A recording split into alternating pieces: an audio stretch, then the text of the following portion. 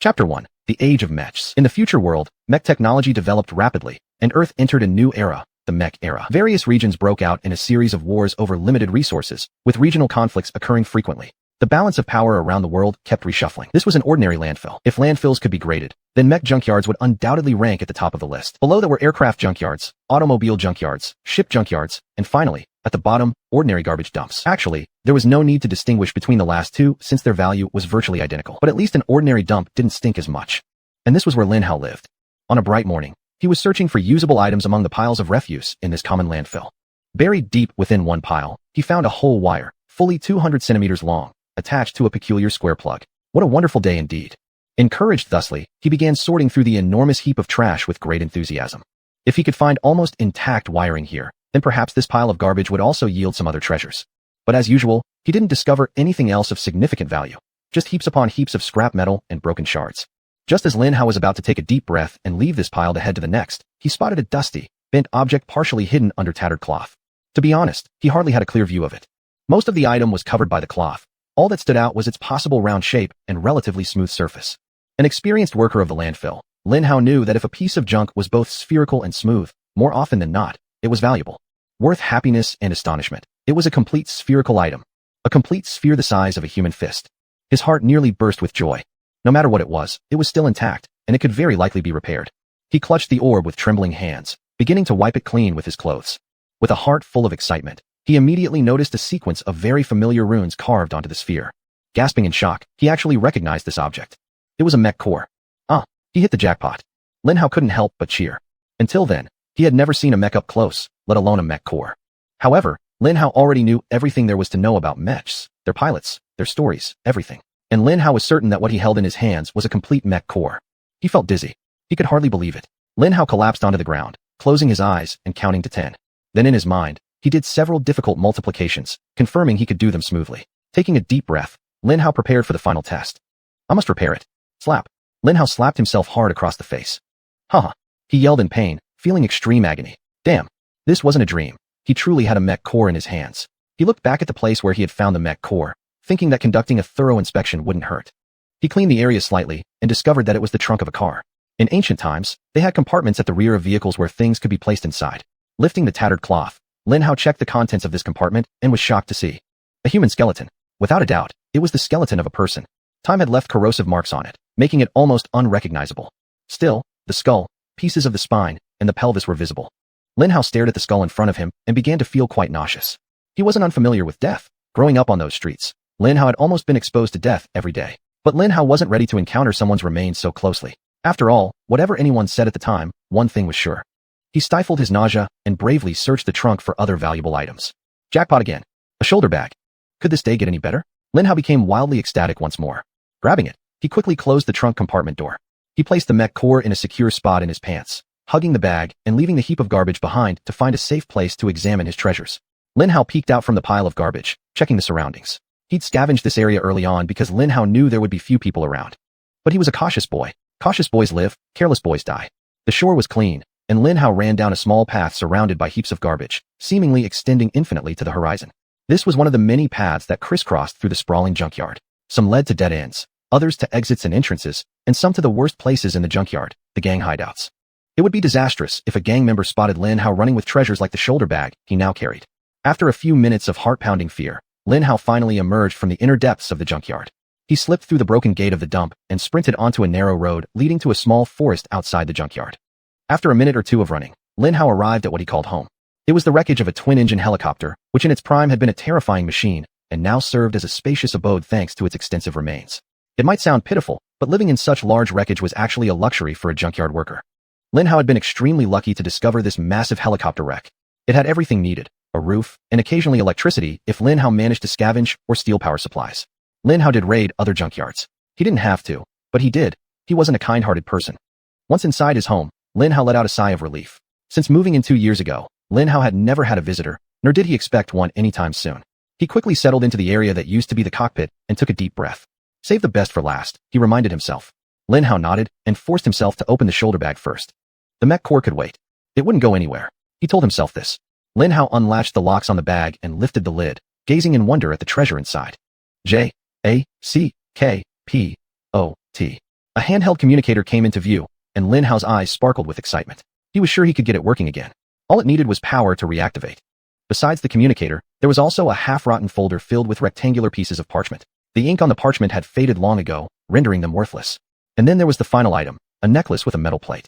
Lin Hao carefully took it out of the bag and traced the engraving with his fingers. Dr. Andrew Kennedy. Mech Engineering. Central Division. Chapter 2. Excited Heart. The skeleton in the car's storage compartment was a mech engineer. Before the car was processed, he must have been murdered, his corpse tossed there. Lin Hao placed the necklace back into his school bag and concealed the cross-body bag in a secret compartment he had found on the helicopter. Afterwards, he took out the gift he had been eagerly waiting for. The mech core. If Lin Hao could properly harness this mech core, it would be the key to a transformation in life, a ticket to a brighter future. He cleaned the mech core with a piece of cloth, studying it very carefully. It was blood-red, semi-transparent. Lin Hao furrowed his brow deeply. He had never seen or heard of a blood-red mech core. The mech core was a practical application of the massive technological breakthrough in energy manipulation at the beginning of the 22nd century. Surprisingly, a scientist from a third-world country made the breakthrough, discovering a compound element and a unique method that allowed electricity-triggered controlled nuclear fission to occur. This was a significant turning point for humanity because energy became a non-issue within just 10 years. With unlimited energy, scientists and engineers around the world almost achieved breakthroughs in every field of research and application. However, the undisputed world superpower, the United States of all Americas, USAA, weaponized this technology. They further developed it, eventually forming palm-sized energy capsules that generated enough energy to power large robots bristling with firepower. The second-ranked global power, the European Empire, quickly followed suit.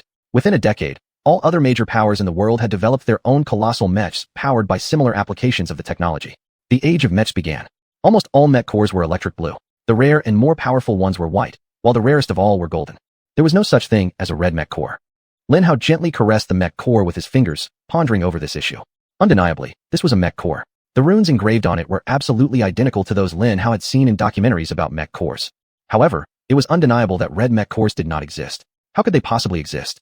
Only 3 composite elements were suitable for use in mechs, and their colors were blue, white, and gold respectively. Could this be the 4th element? But why was it in the landfill with the body of a murdered scientist? Wait, could this be a failed experimental mech core? Ouch! Lin Hao shouted in shock as a wave of excruciating pain shot through his finger, jolting him back from his musings. Lin Hao stared in surprise at his thumb, which had begun bleeding profusely. He hurriedly sucked it to staunch the flow. Before Lin Hao could do anything else, the mech core in his hand cracked and then exploded. Lin Hao watched it in horror as it transformed into a stream of red energy that entered his abdomen. A wave of overwhelming pain struck his senses, and he collapsed into unconsciousness. Lin Hao suddenly awoke from the haze, without a trace of sleepiness remaining. Upon regaining consciousness, his brain resumed full-speed operation, as if it had never ceased. He opened his eyes and noticed the sky had grown bright. It was midday, but at that moment, he paid no heed. Lin Hao remembered the red energy wave that had pierced through his abdomen and instinctively braced himself for the pain. But luckily, no one came. After a second or two, Lin Hao bent down and lifted his shirt to inspect his abdomen. There was no sign of anything having penetrated it. No wounds, no scars, no dried blood, nothing. Lin Hao touched it cautiously once more and again felt no pain. Emboldened slightly, he pressed it lightly. Lin Hao frowned slightly, pressing hard on his abdomen. Still nothing. Everything felt normal. That was good indeed, but the strange parts started troubling Lin Hao. Was it a dream? Lin Hao's gaze turned toward the secret compartment where he'd stowed his school bag. He nimbly jumped up and swiftly opened it. There it was. The school bag was still there. Lin Hao let out a sigh of relief. That was great. It was still strange, but at least the good part remained. It wasn't a dream. The red mech core was real. It was inside Lin Hao's body. Lin Hao was a landfill scraper worker. He had experienced cuts and bleeding before. Some were caused by accidents that made him stronger rather than killing him, and others happened during scrapping at other landfills.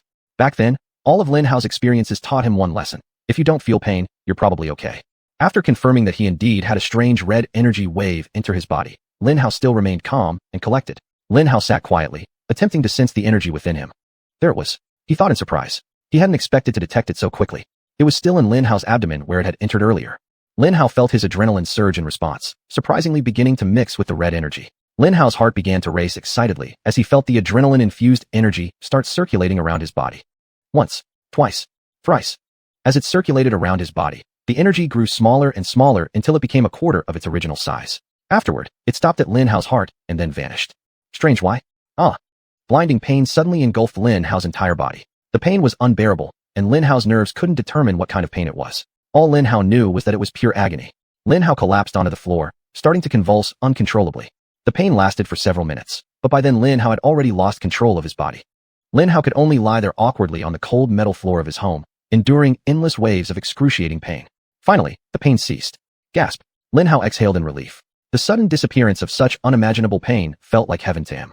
Lin Hao straightened his body and stretched. It felt so good. Even today, Lin Hao still remembered how wonderful that sensation had been. Truly, one can only experience the greatest joy through the greatest pain. Lin Hao wasn't a philosopher, but he knew this statement was true. Lin Hao never went through such pain again, and he was very grateful for that. But because of that, he also never experienced such happiness again. In some ways, Lin Hao felt a little regretful. Lin Hao took a deep breath and examined his body. His body was no longer the same as it used to be. Chapter 3. Sudden Change. Before the excruciating waves of pain, Lin Hao was a scrawny individual, standing at 140 centimeters tall and weighing merely 30 kilograms. After the painful waves, his body had already undergone a transformation. He was undoubtedly at least 180 centimeters tall now. Judging from the muscles on Lin Hao's arms, they seemed as if carved out of marble. He weighed approximately 70 kilograms. Lin Hao was indeed shocked, but only slightly. Lin Hao remained immersed in the relief and happiness of being pain-free, unable to spare much shock for the changes in his body. Moreover, things had already become so strange at that time that Lin Hao finding his body suddenly aging by a few years wasn't a major issue for him. Besides, evidently, this was an enormous growth over 2 years. Good. Lin Hao smiled dreamily, checked the firmness of the muscles with his left hand, then lowered his right arm. He felt extraordinarily full of strength. His cells were brimming with energy, and Lin Hao had the thought of seeking out several gang members to rob once the lingering happiness dissipated. As Lin Hao placed both hands flat on the cold metal floor of the helicopter wreckage, he felt a peculiar resonance. He could clearly see every detail of the helicopter wreckage. Lin Hao sensed a deep connection with it, a kind of physical link. Even more strangely, Lin Hao could feel a curious spiritual resonance coming from the helicopter's control panel. Lin Hao felt he could simply extend his hand and take them? What to do? Snap! A thunderous crack resounded, shocking Lin Hao immensely. Yes, he was truly shocked at that moment. What shocked Lin Hao was that the helicopter wreckage, which had protected him from snow, rain, wind, and sunlight for the past 2 years, suddenly, puff, it burst into gray particles, flowing into his body. A wave of white energy also surged from the direction of the control panel into Lin Hao's brain. Did he absorb the helicopter wreckage? Bang! When the helicopter wreckage completely vanished, Lin Hao's buttocks collided with the ground. The odds and ends he'd collected over these 2 years were scattered around him. Lin Hao absent-mindedly stared at his surroundings, recording everything noteworthy, but his brain failed to fully process the information. It merely passed the data received by his eyes onto itself. The brain rapidly processed the information, patiently waiting in some corner of Lin Hao's mind. Because indeed, the brain's processing speed was off the charts. A torrent of information exploded within Lin Hao's brain, all related to the helicopter wreckage. Detailed blueprints for constructing and modifying it, images of each component, their names and functions, as well as their relationships with other components, suddenly appeared in Lin Hao's mind. Not only that, but the computer program controlling the entire helicopter was also present in his brain. He suddenly knew every line of code needed to write the software controlling the Chinook. Oh yes, he finally understood what model the helicopter was. It was called the Chinook. ZH-47J, the 25th generation Chinook stationed in Japan. How magnificent it was. But Lin Hao realized the true beauty was its computer program. It was known as the Advanced Avionics Architecture System, AAAS. It directly connected to the pilot's neural network, allowing him to fly the helicopter with just a thought. That was extremely cool. This reminded Lin Hao of his younger days when his father was still around. He was the one who taught Lin Hao how to read and write. He instilled in Lin Hao a love for reading and learning until the day his father was betrayed by his closest friend and killed right before Lin Hao's eyes. Reading and studying was all Lin Hao did. Lin Hao's father was a soldier, so their home only had books related to military matters. No fairy tales or adult novels. Literally, every book was of military nature. Tactics, strategy, hardware and software analysis, history, political science, technology, etc. Lin Hao didn't care. He devoured them all hungrily. Therefore, despite Lin Hao being a scrap collector from the junkyard and a successful waste of a person, he was not entirely without the means to succeed in life. Lin Hao had rich knowledge about the military, and he originally intended to fully utilize this knowledge for a glorious purpose. Oh yes, now you understand why Lin Hao did what he did several years ago. The detailed story will be revealed soon. Currently, Lin Hao's thirst for vengeance has been satisfied. Regardless, in intimate and inspiring details, he knew the helicopter inside out. At that moment, Lin Hao felt that if he could obtain the necessary materials, he could even make one. At this thought, Lin Hao felt rather odd. If he had the materials, he could manufacture a Chinook. Lin Hao thought about the Chinook wreckage. It had vanished into a haze of gray particles, entering his body. Could he make a Chinook? Perhaps by sheer force of will? Because Lin Hao just willed, take, the helicopter wreckage, and suddenly, he did take them. Make a Chinook. Lin Hao firmly directed his body while pointing at the ground in front of him. Damn, why? Make a Chinook. Lin Hao directed his body again. Still no use. Damn. Make a Chinook. Make a Chinook. Make a mini Chinook. Make anything with the helicopter blades. Lin Hao shouted loudly in anger, feeling somewhat disappointed. At this moment, Lin Hao's body began to respond. Metal plates grew out of his flesh at an astonishing speed. Within seconds, he was completely enveloped in metal armor from head to toe. A four-blade helicopter rotor sprouted from Lin Hao's back. Lin Hao sucked in a sharp breath as his heart raced wildly once more in shock. Lin Hao had succeeded. It actually worked. I made mech armor out of thin air. Lin Hao screamed joyfully. Well, not exactly out of thin air. Lin Hao tried controlling the rotor. It responded perfectly, reacting instantly to his arm's movements as directed by his thoughts. Lin Hao didn't even need to think much. He just did it. Lin Hao adjusted the rotor so that it hovered above him, supported by small pillars connected to his shoulder armor. He positioned the tail rotor like a shark fin on his back. Then, cautiously, he activated the rotor. Look, it lifted off the ground. Woohoo! Woohoo! What just happened? Lin Hao recalled feeling ecstatic, astonished, confused, scared, and a whole heap of other major human emotions all piled together. Remember your first time?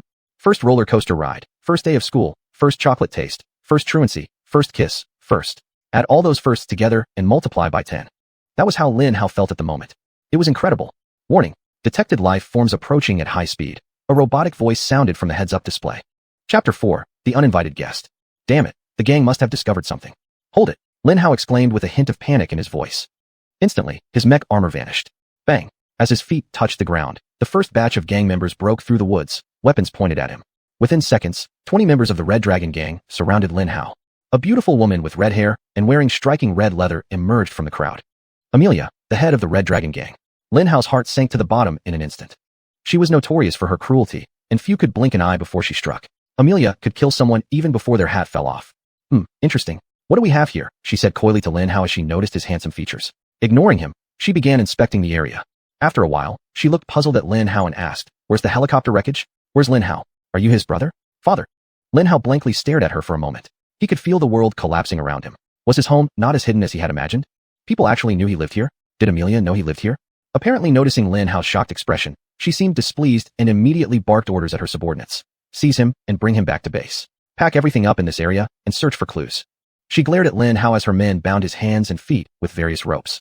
You'd better give me a satisfactory answer about what just happened in this area. Otherwise, your limbs will be amputated and you'll spend the rest of your life as my toy. She turned and stomped her foot. That was that. The first meeting between Lin Hao and Amelia. Lin Hao barely remembered the journey back to the Red Dragon base. Though beaten by gang members, he restrained himself with all his might from indulging in inner joy. Lin Hao couldn't wait to steal all the mechs Amelia possessed. He was handcuffed, gagged, blindfolded, and rudely thrown into some kind of vehicle. Lin Hao could smell others nearby, including the unmistakably pungent tobacco odor he had smelled earlier on those brutal gang members. Lin Hao sat up and lowered his head, trying to make himself as inconspicuous as possible. Smells disgusting, one gang member roared, kicking Lin Hao in the stomach. Oof, Lin Hao groaned in pain, caught off guard by the sudden attack. You've ruined my day off. The man kicked Lin Hao again hard. Enough, a gentle voice commanded. During the remainder of the journey, no one beat Lin Hao again, proving the owner of the voice had considerable influence within this particular squad. Lin Hao took note of the sound, storing it away somewhere in his mind. From then on, Lin Hao spent relatively tranquil minutes in the vehicle. Tranquility, incredibly tranquil. The resonance Lin Hao had felt near the helicopter wreckage returned. He could very clearly feel the number of vehicles in the convoy and other complex machines within. 3 armored transport vehicles, including the one he was riding in. And there was also a highly advanced modified vehicle that could transform into a mech. Lin Hao knew that if he wanted, these 4 vehicles would instantly disintegrate into particles, being completely absorbed by Lin Hao. He could easily transform into a mech, quickly escape, and vanish into the horizon. But Lin Hao didn't, because he was a smart child. Or rather, a greedy boy. Lin Hao knew there would be more machines and mechs at the Red Dragon base, and he certainly wouldn't miss the chance to get closer to those delicious foods. At the moment he entered the Red Dragon base, Lin Hao immediately understood, as he felt an overwhelming resonance that he had never experienced before. It was so intense that it attracted Lin Hao's interest and desire, making him feel like hunger itself. Somewhere beneath Lin Hao's feet lay a powerful mech. It trembled slightly as he saw it in his mind. It was 100 meters tall. If it emerged from its area, it would dwarf everything nearby. But its size wasn't the main reason why it stirred such strong desire in him. The main reason was its mech core. Yes, that mech core. It was a stunning white mech core, so rare, so valuable. Amelia must have robbed a universe-level merchant to gather the funds for a black market purchase, or perhaps looted a fallen white mech pilot who crashed nearby. Another possibility was raiding a military convoy, though while that option was lucrative, the Red Dragon gang was just a junkyard gang. It couldn't possibly contend with a military convoy armed with a white mech. It'd be like an ant trying to rob a Labrador. Under normal circumstances, it was nearly impossible to see a white mech around this part of the world. And yet, here it was. It was simply mind-blowing. It was really hard to articulate just how mind-blowing white mechs were. After USAA's complete transformation of everything through the weaponization of technology, the age of mechs dawned upon humanity. Human-controlled mechs swiftly dominated all engagements in battlefields everywhere. Nothing could match the firepower and flexibility generated by human-coordinated attacks via squads, platoons, companies, or even mech battalions. This was the ultimate weapon platform. Whereas hundreds of people used to be required for maintaining and operating such a weapon platform capable of annihilating battleships and battlecruisers, now it only took one pilot aboard a mech to accomplish that very same feat.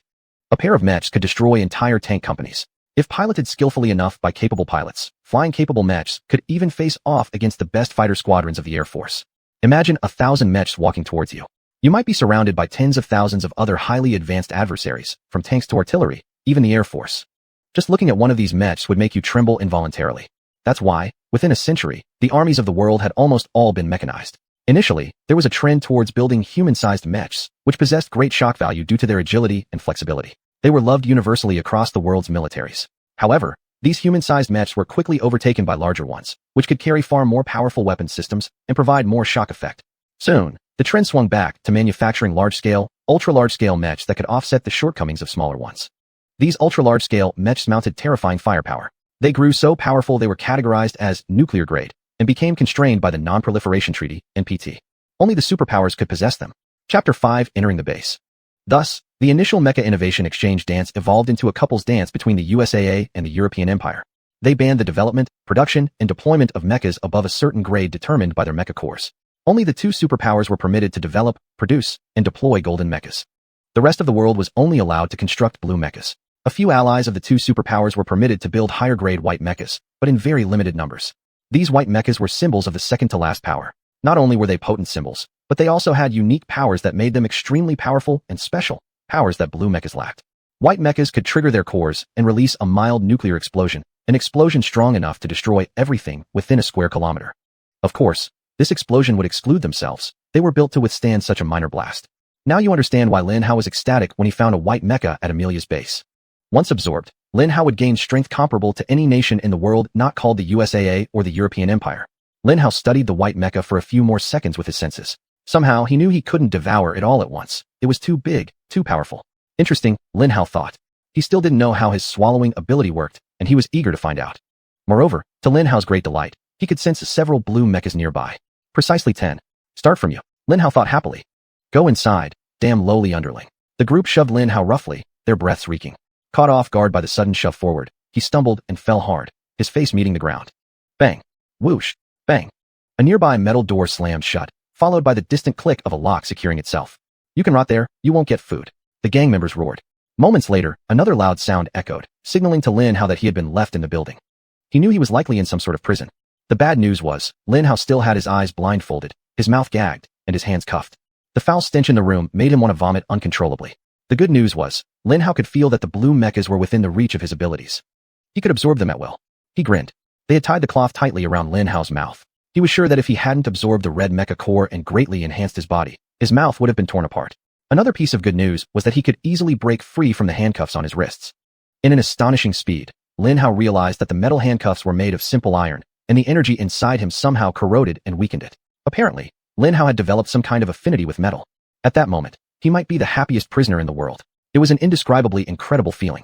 All he needed to do was break free from the bonds, wait until nightfall, and take a quick tour of the Red Dragon base before escaping. Lin Hao hesitated.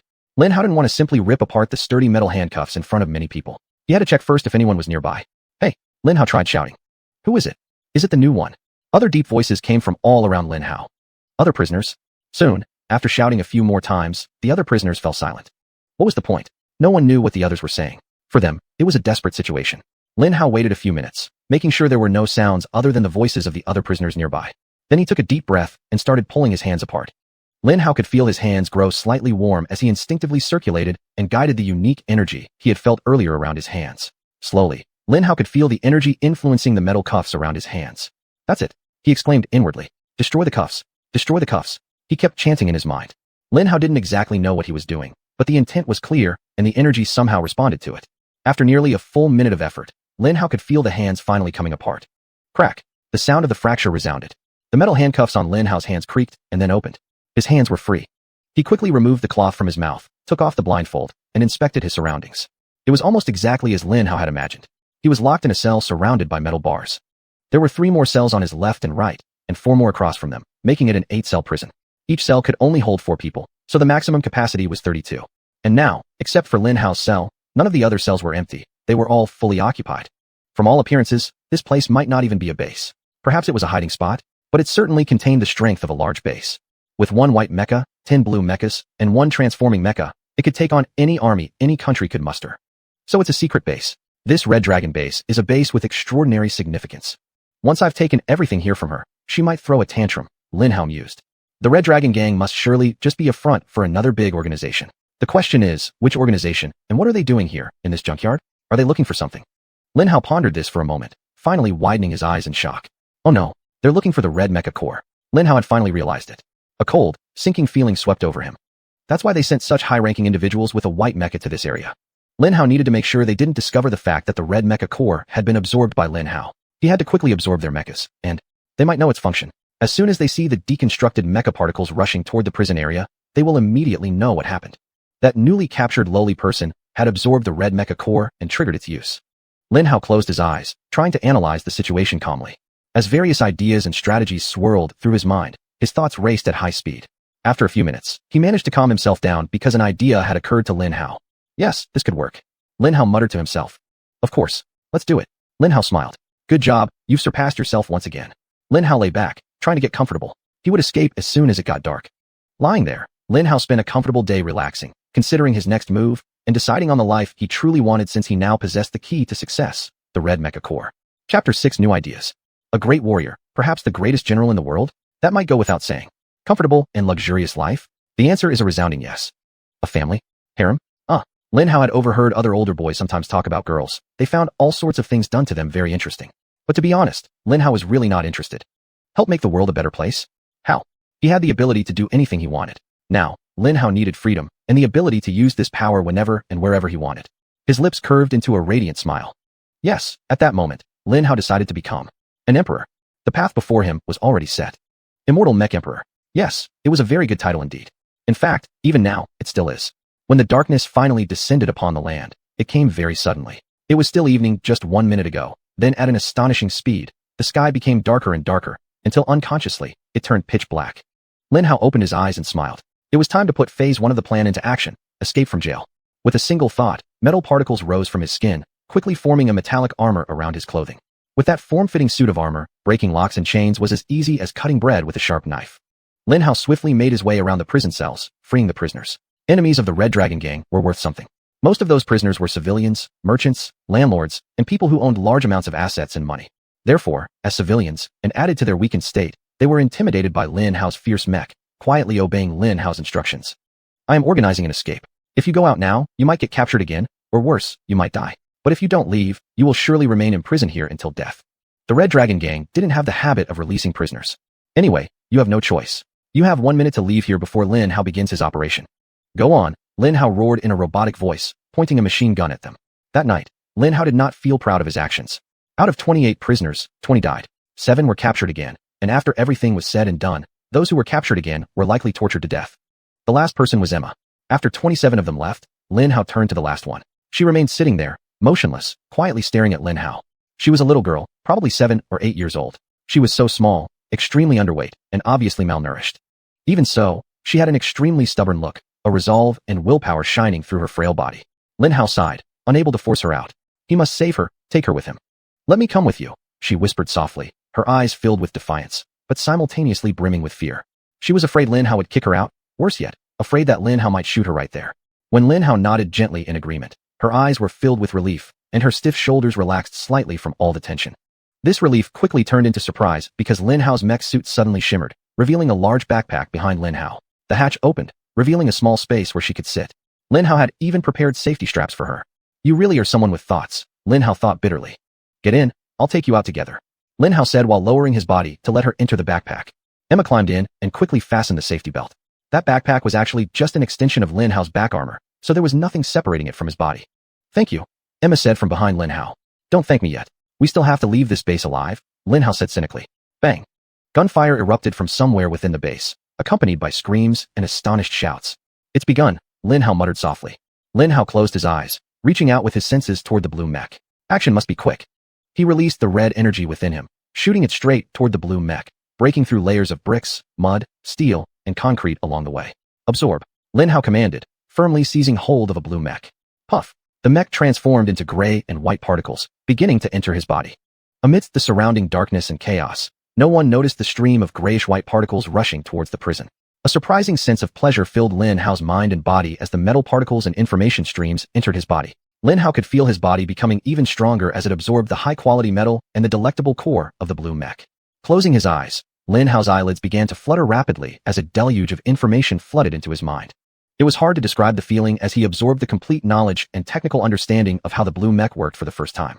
Lin Hao remembered being overwhelmed by an endless stream of information rushing into his mind one after another. The blue mech approached the pinnacle of human technological achievement. Its software, responsible for powering it, was vast and complex. Millions of man-hours were spent designing and programming the software to bring it to its current state. And this enormous block of information took Lin Hao's brain merely 5 minutes to store and process. Every second, Lin Hao gained knowledge equivalent to the theoretical and practical understanding required to build the latest generation of land jets from scratch. Physics, mathematics, ergonomics, engineering. It was an otherworldly experience, and for Lin Hao, it became a spiritual one. For Lin Hao, this was proof of the existence of God. Like the ocean absorbing a swimming pool. Each drop of information simply entered Lin Hao's mind, nestled in some place, and was ready for use whenever needed. 5 minutes later, Lin Hao opened his eyes. At that moment, the jailbreak was in full swing. There were a few warriors among the group, and from the sounds Lin Hao could hear, these warriors had somehow managed to acquire several guns for themselves. Lin Hao could hear the intense sound of gunfire. It was time to execute phase 2 of the plan. He turned around and quietly dug a hole at the back of the prison, knowing that there were no machines in that direction. Lin Hao stealthily left the prison and quickly distanced himself from it. When he was far enough away, Lin Hao took a deep breath and began to release the blue mech. Ah, yes, Lin Hao remembered the first time. It was a wonderful sensation. Lin Hao's excitement was obvious, and so was the tension. Although everything happened very quickly, in no more than 2 seconds, Lin Hao still vividly remembered the feeling, as if it had just occurred that morning. He could clearly feel the potential of a powerful form ready to be unleashed at will. Chapter 7. The Jailbreak. Lin Hao could almost see it. All its tiny parts, its energy paths and weapons were ready for use. Everything was in Lin Hao's mind. He felt their potential infinitely clearly inside his body. When Lin Hao allowed the blue mech to form beside him, his body just reacted. Just like exhaling a breath, with the dematerialization of the helicopter armor, the blue mech materialized around him. The blue mech was humanoid, as tall as 20 meters. Lin Hao found the cockpit where he sat to be very fashionable and minimalist. Just like before, he was able to control the blue mech with his thoughts. But due to being a more advanced machine compared to the Chinook, it was actually harder to control. Even so, for some reason, Lin Hao was still able to accomplish this relatively easily. At the time, Lin Hao didn't truly question the why behind his abilities. Lin Hao was just happy that he could easily control the blue mech. The second phase, absorbing the blue mech, had been completed. It was time to begin the third phase. Lin Hao raised the hand cannon towards the largest, most luxurious building in that base, a 3-story building with various communication towers on top. Boom. A streak of blue energy shot out from Lin Hao's hand cannon, striking the building and forming a huge hole in the middle of the building. Die! Lin Hao shouted happily. His blue mech amplified the sound hundreds of times, making it echo throughout the Red Dragon base. Wail! Wail! Wail! Sirens began to sound, immediately intensifying the chaos. Every member of the Red Dragon gang mobilized, trying to reach their base with great urgency. Lin Hao fired several rockets at the base to increase the chaos. When emergencies happen, they completely reveal a group's capabilities and cohesion. From the fact that there was not absolutely uncontrollable chaos in the Red Dragon base at the time, even with Lin Hao's rocket barrage and collapsed main building, the speculation was confirmed. The Red Dragon gang was not a street gang. They somehow managed to develop and grow. They were absolutely a part of a larger, well-trained crowd. The base was in chaos, almost everyone running around shouting into their communication devices. But there was a great deal of order amidst the chaos. Not a single person was running aimlessly. There was no cry of fear, and as far as Lin Hao knew, there wasn't a single mistake in what appeared to be a standard emergency response to a sudden attack. In no time, the first batch of combatants from the Red Dragon gang broke away from the crowd, attempting to surround Lin Hao. 3 blue mechs and more than a dozen small vehicles. A mech in front is quickly approaching, while 2 other mechs are trying to bypass me from the sides. This was impressive. Lin Hao quickly discovered their strength and position through resonance with their machines. His eyes focused narrowly. His heart began to pound fiercely.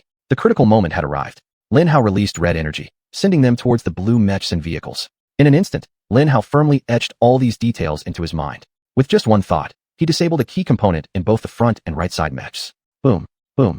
The sounds of 2 heavy objects hitting the ground came almost simultaneously. Lin Hao aimed the grenade launcher at the area in front and fired 3 smoke grenades. Then, he turned quickly and started rushing madly towards the forest outside the base. Behind him, Lin Hao could feel the last blue mech immediately pursuing. The main fleet's vehicles also began to accelerate, but they were bound to fail. No vehicle could match the speed of a blue mech.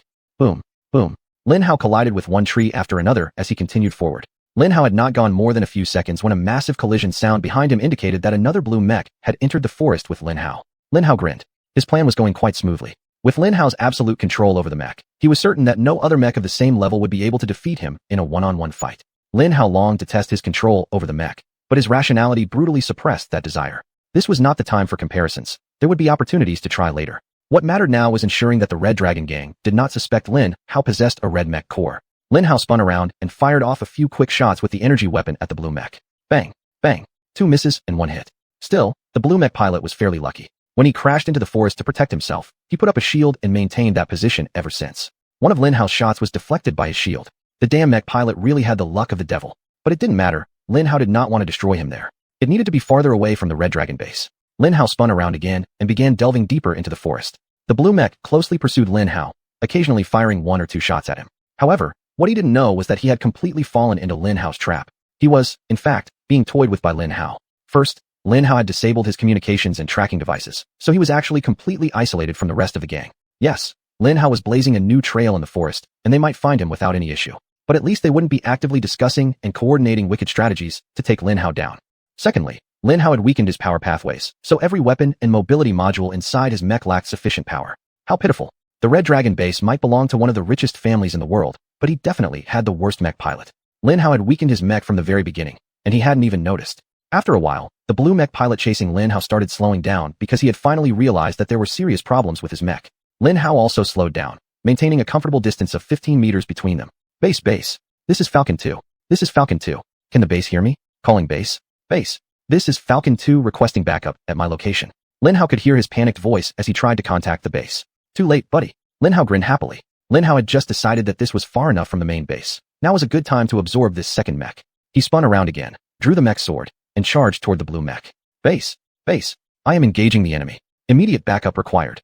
Lin Hao could still hear him screaming into the communicator, even as he prepared to block Lin Hao's attack with his shield. People should truly understand this. The best defense is offense.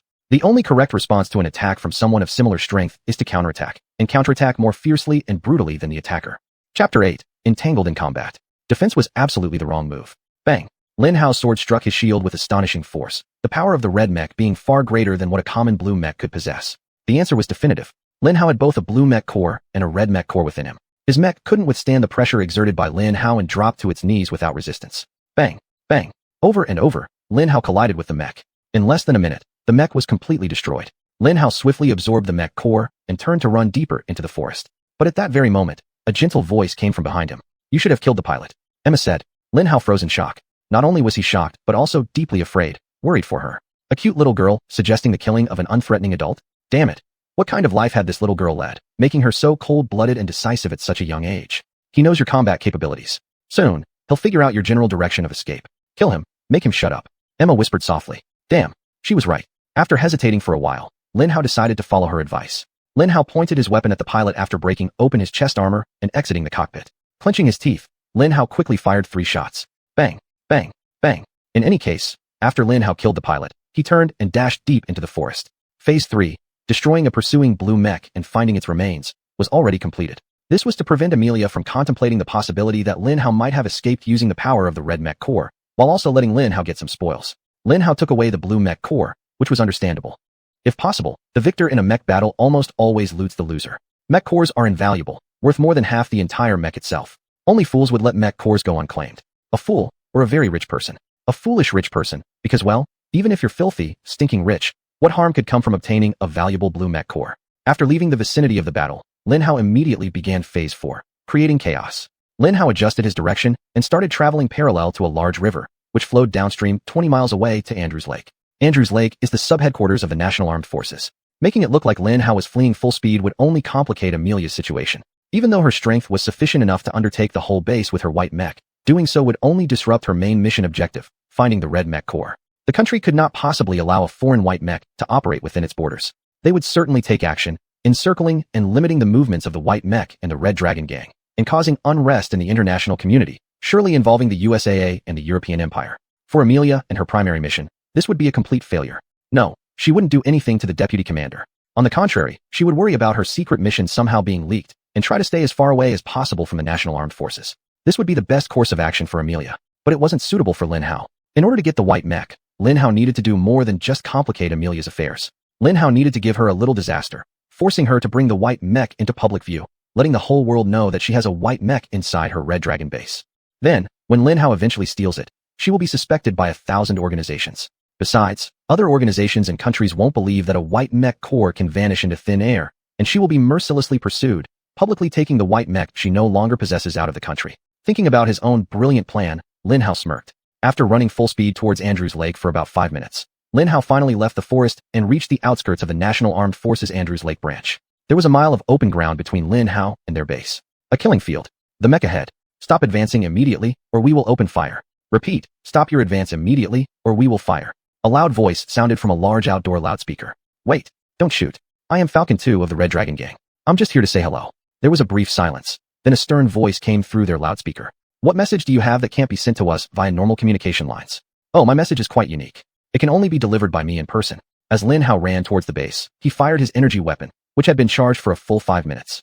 Get out of here. Red Dragon Gang now officially occupies Andrews Lake. Lin Hao shouted, firing a few rockets at the base and then turning to flee. Boom crash. A cobalt blue energy beam shot towards the base, striking their front gate and continuing until it collided with a building that looked sturdy, leaving a huge dent on it. Rumble. Bang. Anti-rocket machine guns immediately destroyed Lin Hao's rockets, producing a fascinating and terrifying explosion, which was Lin Hao's goal. Fire. A stern voice roared. Their own energy weapons, heavy machine gun fire, and old-fashioned cannons began raining down on Lin Hao. But they were too late. After releasing the rockets, Lin Hao had already exploded away and used all his strength to escape, and 1 second's lead was enough. Lin Hao crashed back into the woods, disappearing from their sight, giving them one last taunt to lure them in. Come and catch me, you incompetent morons. Lin Hao yelled loudly. Lin Hao burst through the woods, heading straight for the Red Dragon base. After a few minutes of running, Lin Hao finally found the location he was looking for, a clearing. Lin Hao immediately launched the helicopter blades, flying into the sky. Staying low, just above the tree line, Lin Hao flew south, away from both the army and the Red Dragon Gang. This was Lin Hao's strategy. Indeed, the military would surely track Lin Hao's trail, and when they discovered it was suddenly cut off without a feasible explanation, they would be greatly shocked. Not only did the Red Dragon Gang provoke them, but it also seemed they had some kind of secret. They would prioritize destroying this Red Dragon base as top priority. Epic confrontations were now unavoidable. They must investigate at all costs. If they could not, they would face accountability from other countries. Phase 4, creating chaos. Complete. It was time to move on to Phase 5, absorbing the white mech. For this, Lin Hao needed to first initiate combat. Lin Hao needed to find a place where he could observe the battle while somehow remaining far enough away not to be discovered by either side involved in the small-scale war about to begin. Soon, he spotted the edge of the forest.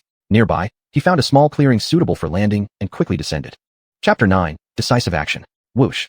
The mecha suit disappeared into Lin Hao's body. Lin Hao turned around and looked at Emma, her face showing an expression of calmness mixed with coldness. Hello, Lin Hao said. Emma stared at Lin Hao for a while before responding with her own welcome. Who are you? Lin Hao asked. Emma by Xuanyuan, she replied. Lin Hao blinked several times, trying to recall where he had heard this surname before. A daughter of a rich merchant? Lin Hao guessed cautiously. Emma shook her head. A famous politician? She shook her head again. A grand general?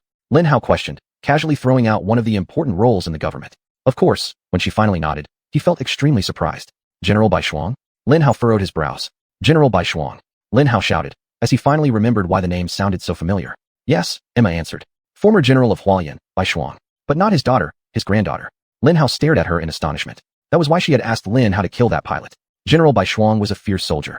He rose from the lowest rank of a common soldier to become the most feared general in the Chinese Federation. In the Third World War at the end of the 22nd century, he led Z country's army through victory after victory in insane battles, overcoming every difficulty to defeat all the forces sent against him, until he was finally captured by the combined forces of USAA and the European Empire. Even so, his capture was only possible because his ammunition ran out.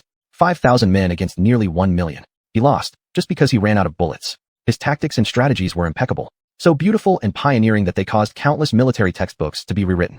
His application of the ancient 36 stratagems of Sun Tzu was absolute artistry, worthy of inclusion in the modern interpretation of that famous military book, as a brilliant example of how creativity and ancient strategy could yield incredible results. He was not only a great strategist, but also a renowned mecha pilot. His white mecha held a record of 1,753 kills. Of course, Lin Hao easily broke this record early in his career. But during the Third World War, 1,753 mechas was a significant number. He was impressive. Very, very impressive. He was the general of that generation. As a scrapyard scraper, Lin Hao was still so impressed by his new life that the memories of his life before his father's death seemed distant. Considering that General by Xuanyuan was Lin Hao's idol, it was unbelievable that Lin Hao had forgotten who he was. Perhaps it was a defense mechanism, Lin Hao's brain instinctively protecting him from the pain of too many memories. Long ago, Lin Hao read countless books about General Bai Shuang in his father's library. He was Lin Hao's only idol, the person Lin Hao wanted to become when he grew up.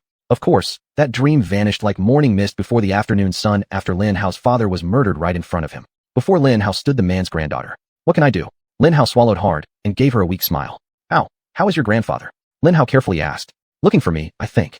Emma shrugged, talking about her grandfather's killing spree as if he was just out shopping. Oh, Lin Hao said stupidly, swallowing again. What's that? Emma curiously pointed to something on Lin Hao's chest. Lin Hao looked down and saw that his chest was glowing red.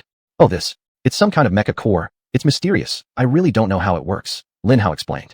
Yeah, you wouldn't.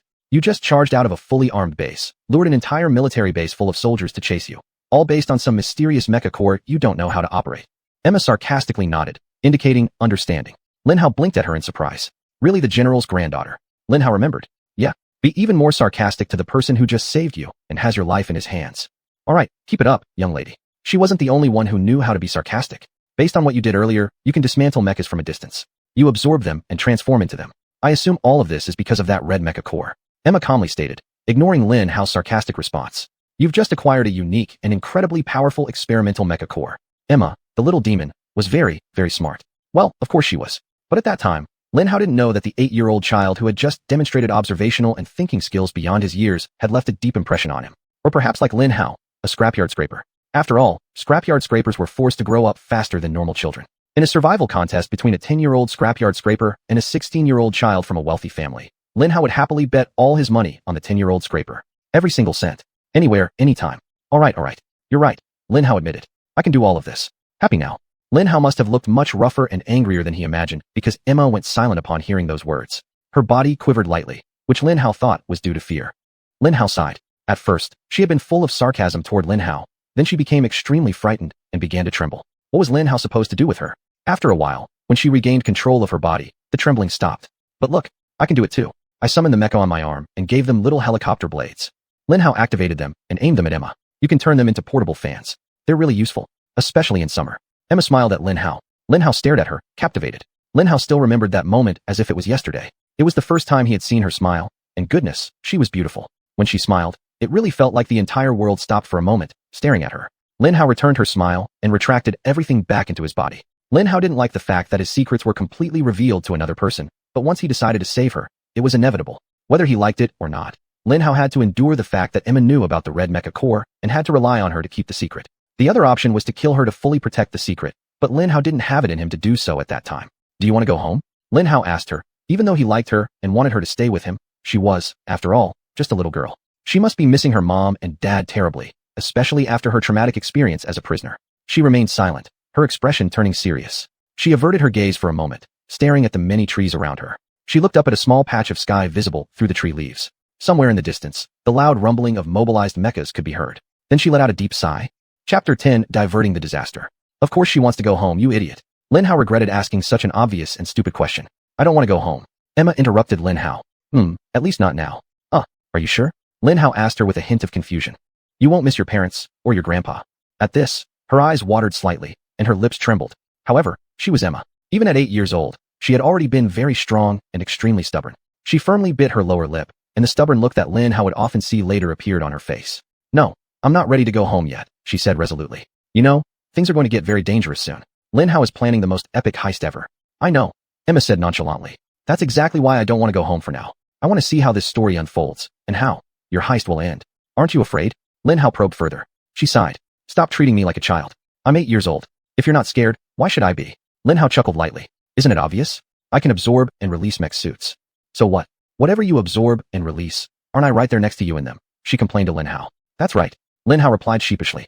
Nonetheless, secretly, he was quite pleased. Lin Hao had never truly had a partner for the things he did. Although she was young and sharp-tongued, having Emma around was really good for Lin Hao. Although Lin Hao hated to admit it, he felt incredibly lonely back then. So yes, Lin Hao happily decided that Emma could stay with him temporarily. Alright, I guess you can stick around. Lin Hao pretended to reluctantly agree with her suggestion. Good, she said with a faint smile. What's our next move? I'll wait until the military attacks the Red Dragon base. And if the situation gets intense and Amelia uses her white mech, I'll steal the white mech after the battle ends. If they're engaged in conversations and all that diplomatic nonsense, then I think I have no choice but to pretend to be Falcon again and attack the military to start the fight. Lin Hao explained his plan in detail to Emma. Emma nodded. That's a pretty solid plan. It's really thoughtful. Yes, isn't it? Lin Hao said happily, sitting on a rock. Emma came over and sat on a nearby boulder. I spent a lot of time coming up with it, and I think this plan is feasible. It might work. You possess a game changer. Emma pointed to Lin Hao's glowing chest. It's a secret weapon they don't know exists. That itself is a powerful factor. Plus, the fact that it's a genuinely powerful weapon. Used properly, you can absolutely achieve greatness. Yes, this really changes everything. Lin Hao said with a laugh. Lin Hao took a deep breath, feeling the power of the red energy inside him. It was within Lin Hao, ready to respond to his will, whether summoning mech suits or absorbing more of them. Lin Hao clenched his fists. The immortal mech emperor. However, there's a very important thing you need to consider, Emma said seriously, interrupting Lin Hao's thoughts. Oh, Lin Hao raised an eyebrow at her. The granddaughter of General Bai Shuang's proposal. This will be epic. Lin Hao smiled, half sarcastically rubbing his hands, half sincerely looking forward to it. Either she didn't notice Lin Hao's sarcasm, or she completely ignored it, but she immediately began commenting. What you're doing combines 3 strategies from Sun Tzu. The golden cicada shedding its shell, borrowing a knife to kill someone, and muddying the waters to catch fish. Lin Hao smiled brightly, a warm feeling of self-satisfaction growing within him. Still, that's not enough? Emma hesitated, continuing. Lin Hao was brought out of his reverie by her next words. Lin Hao's heart, which had begun soaring, plummeted into a deep blue ocean of distress. But indignation quickly flared up within him. Explain, Lin Hao demanded. Simple. There are 2 full bases in front of you. The Red Dragon base and Andrews Lake base. You're already executing 3 complex strategies. Why stop there, content with just 1 white mech? With a few more strategies, you can have the whole cake. All the firepower and manpower from both bases. What? Lin Hao was stunned. This crazy kid actually wanted to take over 2 bases? Absolutely not. Why risk everything I have now just for the sake of gaining something that could cost me everything? Let me at least finish what I'm saying before you open your mouth. Emma said dryly. Hey, who's instigating here? If, and this is a big if, you can come up with a solid plan to pull it off, I'll give it my all. Lin Hao said excitedly, feeling an overwhelming need to defend his masculinity. All right, here's my plan. Emma leaned forward conspiratorially. This is the most absurd plan I've ever heard. Lin Hao shouted. Of course, Lin Hao hadn't really heard many plans about taking over military bases before, but even so, in Emma's defense, it was a pretty absurd plan. Emma's eyes narrowed slightly in anger. Her respect for Lin Hao's fear had long since vanished. In that moment, there was only this confused idiot who somehow lucked into a powerful experimental mech core refusing to acknowledge how important her ideas were. It's not absurd. It'll work, Emma said stubbornly in a high-pitched tone. She crossed her arms and glared at Lin Hao. You're scared. I'm absolutely not scared. Oh wait, yes, definitely. Afraid of being killed by your absurd plan. Lin Hao shouted back at her. Despite his roaring, Lin Hao was actually quite thrilled underneath. Of course, Emma was Emma, and she immediately realized this. So she did what worked best in that moment. She stayed silent, letting Lin Hao's own excitement boil over, leaving him to make the decision on his own. She stared at Lin Hao with her beautiful round eyes, for although she was malnourished, her eyes were truly stunning, and there was no harm in getting a little encouragement from that aspect. She couldn't possibly know in that moment that her perfect, beautiful eyes, filled with wisdom, confidence, and determination, were instead short-circuiting Lin Hao's brain entirely. Lin Hao blinked several times, staring at her as he tried to reboot his mind. Chapter 11. Stay behind. This was a tough struggle, but Lin Hao finally managed to tear his utterly useless gaze away from her. He looked up at the sky and sighed. Damn her. Why did she have to look so perfect? Damn. Huh? Emma asked. Let me think about it some more.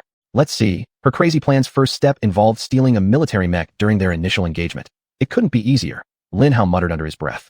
The next step would involve using that military mech along with the red and blue dragon mech I previously took, stealing the white mech, capturing both commanders there, and setting up a negotiation, defeating the enemy by capturing their leaders. This is completely insane, Lin Hao thought. Which sane 10-year-old child would consider not just 1, but 2 adult commanders with hundreds of subordinates as potential captives? Impossible. Emma's face and the image of her beautiful eyes surfaced in Lin Hao's mind. Lin Hao sighed. Back then, Lin Hao was still very young, damn it. Lin Hao suspected he might already be falling in love. Love is blind, right? It doesn't care how old you are. It surely doesn't care how old Lin Hao is. Besides, Lin Hao had a feeling that it could somehow work. So Lin Hao re-examined this idea again in more detail. Really impossible. Getting both of them to negotiate shouldn't be too difficult. Amelia will be crazily curious to know who took her white mech, and the military will go mad trying to find out who Amelia is and where the white mech came from. So, with just a bit of acting, I could probably get them here, Lin Hao pondered. Catching them. By the time that happens, I should have a white mech, so it should be easy enough to catch them. The next step, forcing enemy leaders to withdraw soldiers from 2 bases 1 base at a time, leading them out of the bases. Capture them and force them to surrender. He murmured to himself. Luring them out, capturing them, and forcing them to surrender. Pure madness. Lin Hao shouted aloud to Emma. How exactly am I supposed to make 1,000 fully armed soldiers drop their weapons and listen to everything I say? They might end up escaping and warning every single base from here to the North Pole about the appearance of a white mech. Lin Hao turned his head to look at her. This isn't insanity. She answered quickly. Then how do you plan to control hundreds, or even thousands of adults? Lin Hao demanded. You'll be inside the white mech, don't forget that. If you don't use the white mech, what's the point of having it? She said defiantly. I'm going to use it, Lin Hao countered. I'm definitely going to use it. So what? To run off into some corner and rule over a group of stray rats. She spat venomously. Do you even understand the full power of the white mech? It's not just about its destructive capabilities. It's about what it represents. It stands for the might of the USAA or the European Empire. Once you're inside the white mech, possibly no one will dare to fire at you. If they try, their own commander will stop them, fearing you might be an emissary from some superpower. This is precisely how you control both bases, creating something from nothing. I know, Lin Hao mumbled softly. He did indeed know this. He just hadn't anticipated putting it into practice so soon. Lin Hao hadn't even gotten his hands on the white mech yet. Who could formulate a complete strategy based on how enemies might think based on something you don't even possess? But, of course, Emma had done it. She was an exceedingly rare genius. You know that. What's the problem then? She asked again. All right, even if Lin Hao manages to get them all to listen to me, what then? Besides, I don't need both bases. Lin Hao retorted. Lin Hao expected her to give another harsh reply, but unexpectedly, she didn't. Instead, she grinned brightly and said, that's exactly the root of your problem, isn't it? You may know what you want to achieve in life, but you don't truly know how to achieve it. But I do, and you're lucky. Really? Lin Hao asked, quite confused. Yes. She raised her small hand, beckoning Lin Hao closer. Lin Hao complied. Lin Hao really wanted to know what she would say. She leaned forward, whispering into Lin Hao's ear. If you follow what I say, within 3 months, I'll guide you to become the dominant ruler of this country. At that moment, Lin Hao wasn't sure whether he wanted to laugh or be moved. Boom, boom. Lin Hao heard successive explosions echoing from afar. The military had started its assault. Lin Hao glanced at Emma again and received a reassuring nod from her. Lin Hao sighed. The scope of the explosions had drastically increased, which Lin Hao found hard to adjust to. What started as merely stealing a white mech for his escape had now evolved into fully controlling 2 bases through manipulation alone. Lin Hao was an extremely ambitious person, but he wasn't ready yet. He wasn't prepared to take a huge bite out of the established gang that held secrets and backups along with the national army. At that moment, all Lin Hao wanted was to hide in some unremarkable corner, take a deep breath, and concoct dark plans, slowly building strength. Slow but safe. Yet, Emma, it sounded like a cliché, but she was born ready. At just 8 years old, after only handling the red mech for a few hours, she already had a crazy plan in her mind to take over the country. Or perhaps, just maybe, this plan had existed from the very beginning, planted by her remarkably gifted self, but also perhaps influenced by her equally insane grandfather. Who on earth teaches their grandchildren the art of war so thoroughly that they can put it into practice effortlessly at the age of 8? Of course, if the plan had existed from the start, then Lin Hao must have been her last missing piece. Or perhaps some kind of catalyst that accelerated the execution of her crazily grandiose plan designed by her grandfather. Or maybe, just maybe, she was an extraordinary genius who seized an opportunity of a lifetime right before her eyes and clutched it firmly with both hands. From the ashes of the first plan, Emma formulated another one, which eventually culminated in what was later known as the Andrews Lake debacle. The first and most important ability a general could possess is the capacity to stay calm under fire. The second most crucial skill is the ability to give clear and timely orders, especially when bombs are exploding around and everyone is panicking. In fierce battles, particularly when things go south, all operational plans may be shredded into atomic fragments by your cunning and despicable enemy, causing even the most resolute veterans to lose composure. Chapter 12, A Crazy Plan. At that moment, the general's ability to issue clear and decisive orders was far more important than whether the orders were good or not. As long as the troops could feel the general's calmness and control, they would quickly clear their heads and respond to the general's commands. Perhaps response wasn't the right word. A better one might be adherence. They would cling to the orders like drowning sailors grabbing onto lifelines. The orders were likely their true lifelines. Within less than 15 minutes, Lin Hao was crystal clear. Emma was naturally born to be a general. Lin Hao was driving a modified blue mech through the forest, racing as close as possible to the battlefront. He needed to know if the white mech had been deployed.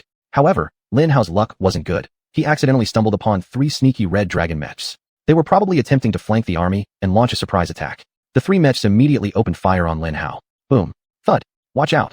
Lin Hao shouted in surprise. He dived down just in time to evade a high-energy beam attack aimed at the blue mech. Just as he was about to turn and flee, Emma's voice sounded coldly from behind him. Attack left. Concentrate your firepower on the left mech. Do it now. At that moment, Lin Hao didn't know why, but he immediately followed her instructions. Lin Hao madly charged to the left, firing 3 homing missiles at the mech on the far left. He also shot several low-energy beams at it. At the same time, he released a bit of red energy, trying desperately to weaken the other 2 mechs without going overboard. If they reported anything back to the base, it would be fatal. Moreover, Lin Hao thought this could be a real-life mech combat practice session, which he desperately needed. The leftmost mech raised its shield to counterattack Lin Hao's missiles and energy beams. The other 2 mechs continued attacking Lin Hao relentlessly. Thud. Boom. An energy beam struck Lin Hao's side. Oof. Lin Hao fell to the ground, but got up again before they could move in for the kill. Engage the left mech in close combat. Emma called out from behind Lin Hao. Clutching his teeth, Lin Hao leaped toward the left mech. Crash. Lin Hao collided with it. Instantly, the other 2 mechs ceased their attacks on Lin Hao. It worked. Lin Hao grinned wildly and began pounding on the fallen mech with his fists. Of course, while doing so, Lin Hao didn't forget to absorb many key components, blue mech cores, communication chips, all included. After 2 quick punches, the mech was basically just an empty shell. Excellent. Lin Hao said to himself contentedly, as he could feel red energy and delicious nutrients from the blue mech flooding into his body. Lin Hao could feel the power swirling within him, ready to be unleashed at any time. With the absorption of most of the 3 blue mechs, Lin Hao clearly understood how to combine them into an enhanced blue mech. Of course, Lin Hao immediately did so. Whoosh. Lin Hao quickly strengthened his arms and legs, making them far harder than before. Additionally, he fully realized that the absorption of the 3 blue mech cores had also allowed him to unleash even more strength. Lin Hao's red energy effectively caused any mech opponent facing him to vanish. That moment, as another mech collapsed, Lin Hao finally had time to think. I should have absorbed the mech right away. Why bother fighting? Lin Hao muttered to himself. No, it's fine. You need combat practice. Emma said indifferently next to Lin Hao. Just make sure you disable their communications first. Lin Hao squinted his eyes into slits and frowned slightly as he looked at Emma. That little woman. She could have reminded Lin Hao to simply absorb the mechs, but she wanted him to fight for the sake of improving his mech skills. Lin Hao sighed, but she was right. Lin Hao completely lacked training and combat skills. He urgently needed practice. Not that it would help much, but every bit was better than nothing. Close-range combat indeed needs practice. Lin Hao thought to himself, feeling extremely encouraged by his first success. Seeing their comrade completely paralyzed and unresponsive in such a short time, the other 2 mechs became cautious around Lin Hao. They spread apart and began attacking him from the sides. Fake an attack to the left, then go right. Emma's voice echoed from behind Lin Hao. No thanks, Lin Hao replied while answering with astonishing force and speed, charging at the left mech while simultaneously activating his red energy to weaken the right foot of the mech on the right. This would slow it down, allowing Lin Hao to quickly disable the left mech. Bang! Lin Hao collided with the left mech, causing both mechs to fall to the ground. In an instant, Lin Hao's red energy worked its magic, absorbing the core and critical parts of another blue mech. Ayah! The mech pilot screamed in terror as he went crazy trying to move his unresponsive mech. All futile struggles. Lin Hao turned around and blocked the downward slash of the 3rd mech with his bare hands. He might have chosen not to use his energy weapon, possibly out of fear of accidentally hitting his comrade. But, very unfortunately for him, he had chosen to engage Lin Hao in close combat instead. Bam! It worked. Lin Hao grinned. Whoosh. The 3rd, and last, blue mech collapsed on the ground, its basic components leaving it. You shouldn't be using your red mech energy. If you keep using that, how do you expect to improve your skills? Besides, you need to completely absorb these mechs and dispose of the pilots' bodies. Emma reminded Lin Hao. I know, Lin Hao grunted. Quit nagging at me. Whoosh. A torrent of nutrients burst out from the mech, entering Lin Hao's body rapidly. Bang, bang, bang. Lin Hao swiftly fired at the pilots, pulverizing them before they could cry and beg Lin Hao to spare their lives. Though Lin Hao was starting to get a little used to killing, he still greatly preferred quick and clean kills. Boom, boom. The distant sounds of battle grew more intense. Apparently, the white mech hadn't shown up yet. We can still execute the plan, Emma began. However, she was quickly interrupted by 3 military mechs charging in from behind. They're here. Lin Hao could hear the lead mech shouting through his communicator. Lin Hao's senses had advanced again. His hearing became exceptionally sharp. Where are the other 3? I thought you said there were 4 mechs sneaking around this area. Another one shouted. Focus. Take out the mech first before asking so many questions, came an angry roar from inside the lead mech. Perfect. More practice. Alright. By that time, Lin Hao had grown so powerful that 3 ordinary mechs would pose absolutely no threat to him. Lin Hao could just stand there, let them attack him with all their might, and still come out unscathed. After all, Lin Hao now possessed the power of 5 mechs within him. But, practice is practice, and Lin Hao couldn't wait to engage them, dodging their attacks while issuing his own. Chapter 13, Ambition. Bang. Lin Hao rushed toward the leading mech. Bang. A powerful energy beam grazed his back. Bang. Lin Hao turned around and fired his own energy beam, taking it down. Bang. Lin Hao raised his arm to block the attack from the last mech. Bang. He blew it into pieces. The fight was over. What the hell was that mech? The lead mech angrily roared. That's right. You forgot to disable their communication system. Military mechs have onboard cameras as standard equipment. They now know there is a much more powerful blue mech in this area. Emma said softly while throwing heavy bombs at Lin Hao. What? Lin Hao exclaimed in surprise. Lin Hao turned around, glanced at the leading mech, and took a quick look. Damn, she's right. There's a camera pointing straight at Lin Hao. They'll dispatch reinforcements to this area soon. We need to clean up quickly, Emma urged. Whoosh. Bang. Bang. Bang. Lin Hao swiftly shut down their communication system, absorbed 3 mechs, and dealt with the 3 mech pilots. After speaking, Lin Hao dashed out of the area, heading towards the Red Dragon base. Where are you going? Emma asked. Change of plan. I'm going to lead reinforcements to the Red Dragon base to drive away the white mech. Then I'll absorb it there. Aren't you going to secretly absorb it and pretend to be the European Empire's white mech? Isn't that our plan? Emma asked Lin Hao in surprise. Let me teach you the first rule of battle my father taught me. Lin Hao grinned at her and continued rushing madly towards the Red Dragon base. What? Know yourself and your enemy. Emma irritably snapped at Lin Hao. No. The first rule of battle is, once the enemy arrives, everything gets chaotic. That's why they're called enemies. Lin Hao smugly stated. So, Emma asked, still angry. There's no reason to absorb the white mech immediately rather than doing it sneakily as we planned. Emma pointed out. Exactly. The military might orchestrate a very powerful attack in our direction. Red Dragon Base knows we're not part of them. As a very obvious threat, they might also focus their firepower on me. There will be two groups trying to kill me with all their strength. I need that white mech to survive. Lin Hao explained. Upon hearing this, Emma fell silent for a moment. Then she said the words that would forever change their fate. If so, then don't bother with manpower. Just absorb everything from the Red Dragon Base and kill everyone there. Go back to the military base and do the same. At the very least, you'll gain the combat power of two bases and the white mech. Emma said. Lin Hao's heart skipped a beat upon hearing her words. Is she really only 8 years old? Lin Hao silently shouted in his mind. Trust me. Emma spoke simply, her tender mannerisms and cute girl voice contrasting sharply with what she was asking Lin Hao to trust her about, wiping out everyone in the two large bases. That seems like too much, doesn't it? Lin Hao frowned slightly as he said. Those people have families. They are sons, fathers, brothers, sisters, daughters, mothers. And, so what? I'm a daughter too. And a granddaughter. They kidnapped me, tortured me, and planned to kill me, no doubt. Emma said coldly. Killing them would be doing the world a favor. Maybe that's true for the Red Dragon Gang, but the military. Lin Hao started to respond. Equally bad. Do you think they don't know the Red Dragon Gang has captives? That those prisoners are innocent civilians? They're being tortured. Emma shouted fiercely. How many times have I comforted myself by thinking the army will come? And her voice cracked slightly at the end, and then she stopped speaking.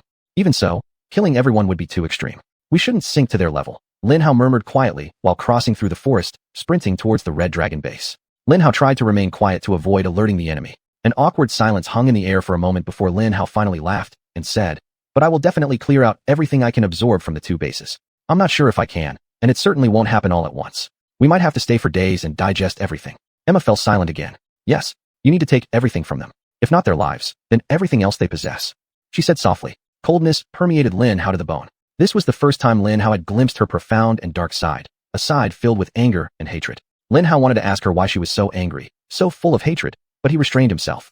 She might feel this way because of the kidnapping and living under the shadow of death for so long. Lin Hao told himself. Stop asking stupid questions. How long were you imprisoned there? Lin Hao turned to ask instead. Emma remained silent for quite a while. However, she eventually answered Lin Hao. 274 days, she finally said. You rescued me on the 275th day.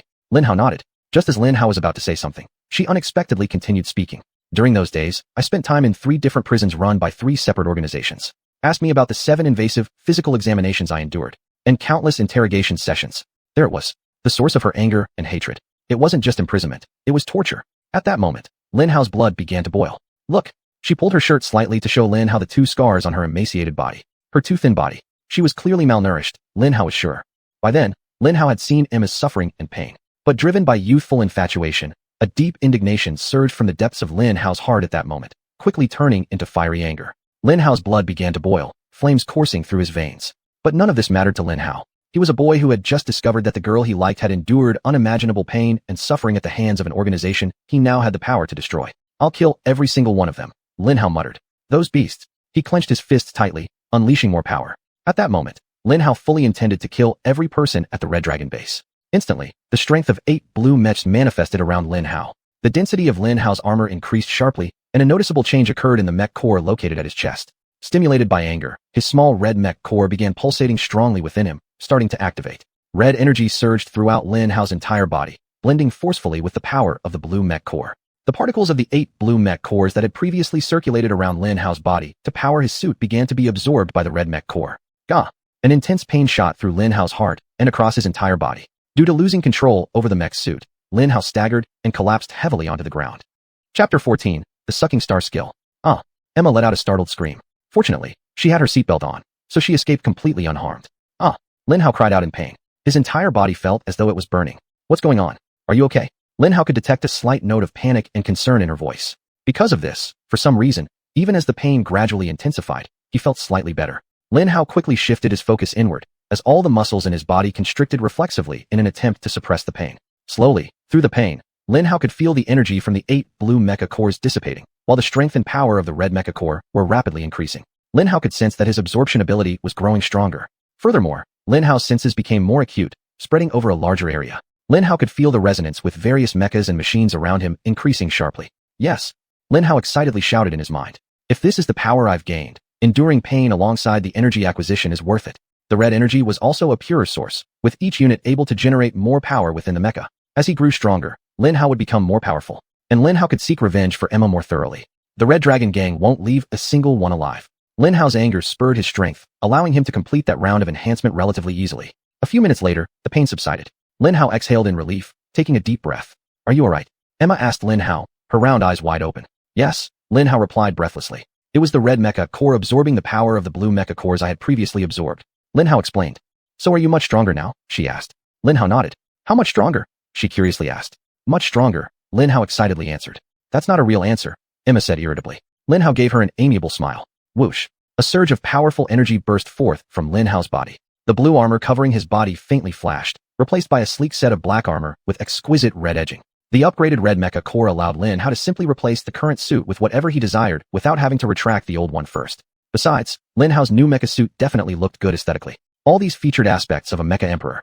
Technically, that moment could be regarded as the birth of the mecha emperor, since the title was achieved through the use of that specific mecha design.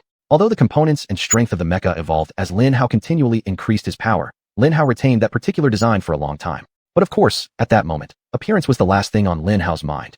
An extremely intense sensation spread throughout Lin Hao's body as he familiarized himself with the new mecha suit. Lin Hao clenched his fists and threw a couple of quick punches. Whoosh, whoosh, boom. Lin Hao moved so fast that many sonic booms occurred. That's amazing, Lin Hao exclaimed. Lin Hao swiftly created energy pathways from his arm down to his hand, generating a handheld cannon capable of firing powerful energy beams like those he'd seen fired by famous cartoon characters he knew before. However, instead of using his hands and feet as propulsion units, Lin Hao decided to have a backpack module. It enabled him to maintain flight stability while using his limbs for various tasks. Lin Hao activated the hand cannon. Hey, you don't intend to shoot, do you? Emma asked in surprise. I was considering a test shot. What's wrong? Lin Hao asked with a tinge of annoyance. You shouldn't. Why announce your presence with meaningless test shots from a hand cannon? We need to remain hidden to assess the situation later. The best strategy is to attack the faction that wins the battle to keep the situation chaotic. A terrible energy beam erupted from Lin Hao's right hand, obliterating all trees and plants in front of Lin Hao. The beam continued to tear through everything in its path with devastating force. You, Emma seethed with anger. You're such a boy. Lin Hao gave her a faint smile. Take that, you control freak. Lin Hao thought. What's wrong with testing my new weapon? I need to know exactly how powerful it is so I can be more effective in battle. Lin Hao laughed. You, Emma began. But before she could say anything else, boom, a tremendous explosion resounded far ahead. Oh, Lin Hao thought. The energy beam must have hit something that could explode. Lin Hao sheepishly told Emma. But that wasn't the end. Emma hadn't had time to respond yet. Boom. 2 more explosions could be heard in quick succession. 3 things. Lin Hao gave Emma a foolish grin. Emma just sighed. All right. No more fooling around. From now on, I'll take this seriously. Lin Hao straightened up and said earnestly. It's too late for that, Emma replied calmly. I think you've drawn a lot of unwanted attention. As usual, she was right. Amelia was a woman who combined bravery with intelligence. Her response to Lin Hao's attack was swift and absolutely ruthless. Of course, the backdrop of swift and ruthless assumed someone without a red mech core capable of devouring anything mechanical as he did. For Lin Hao, her swift and ruthless reaction turned into swift and generous.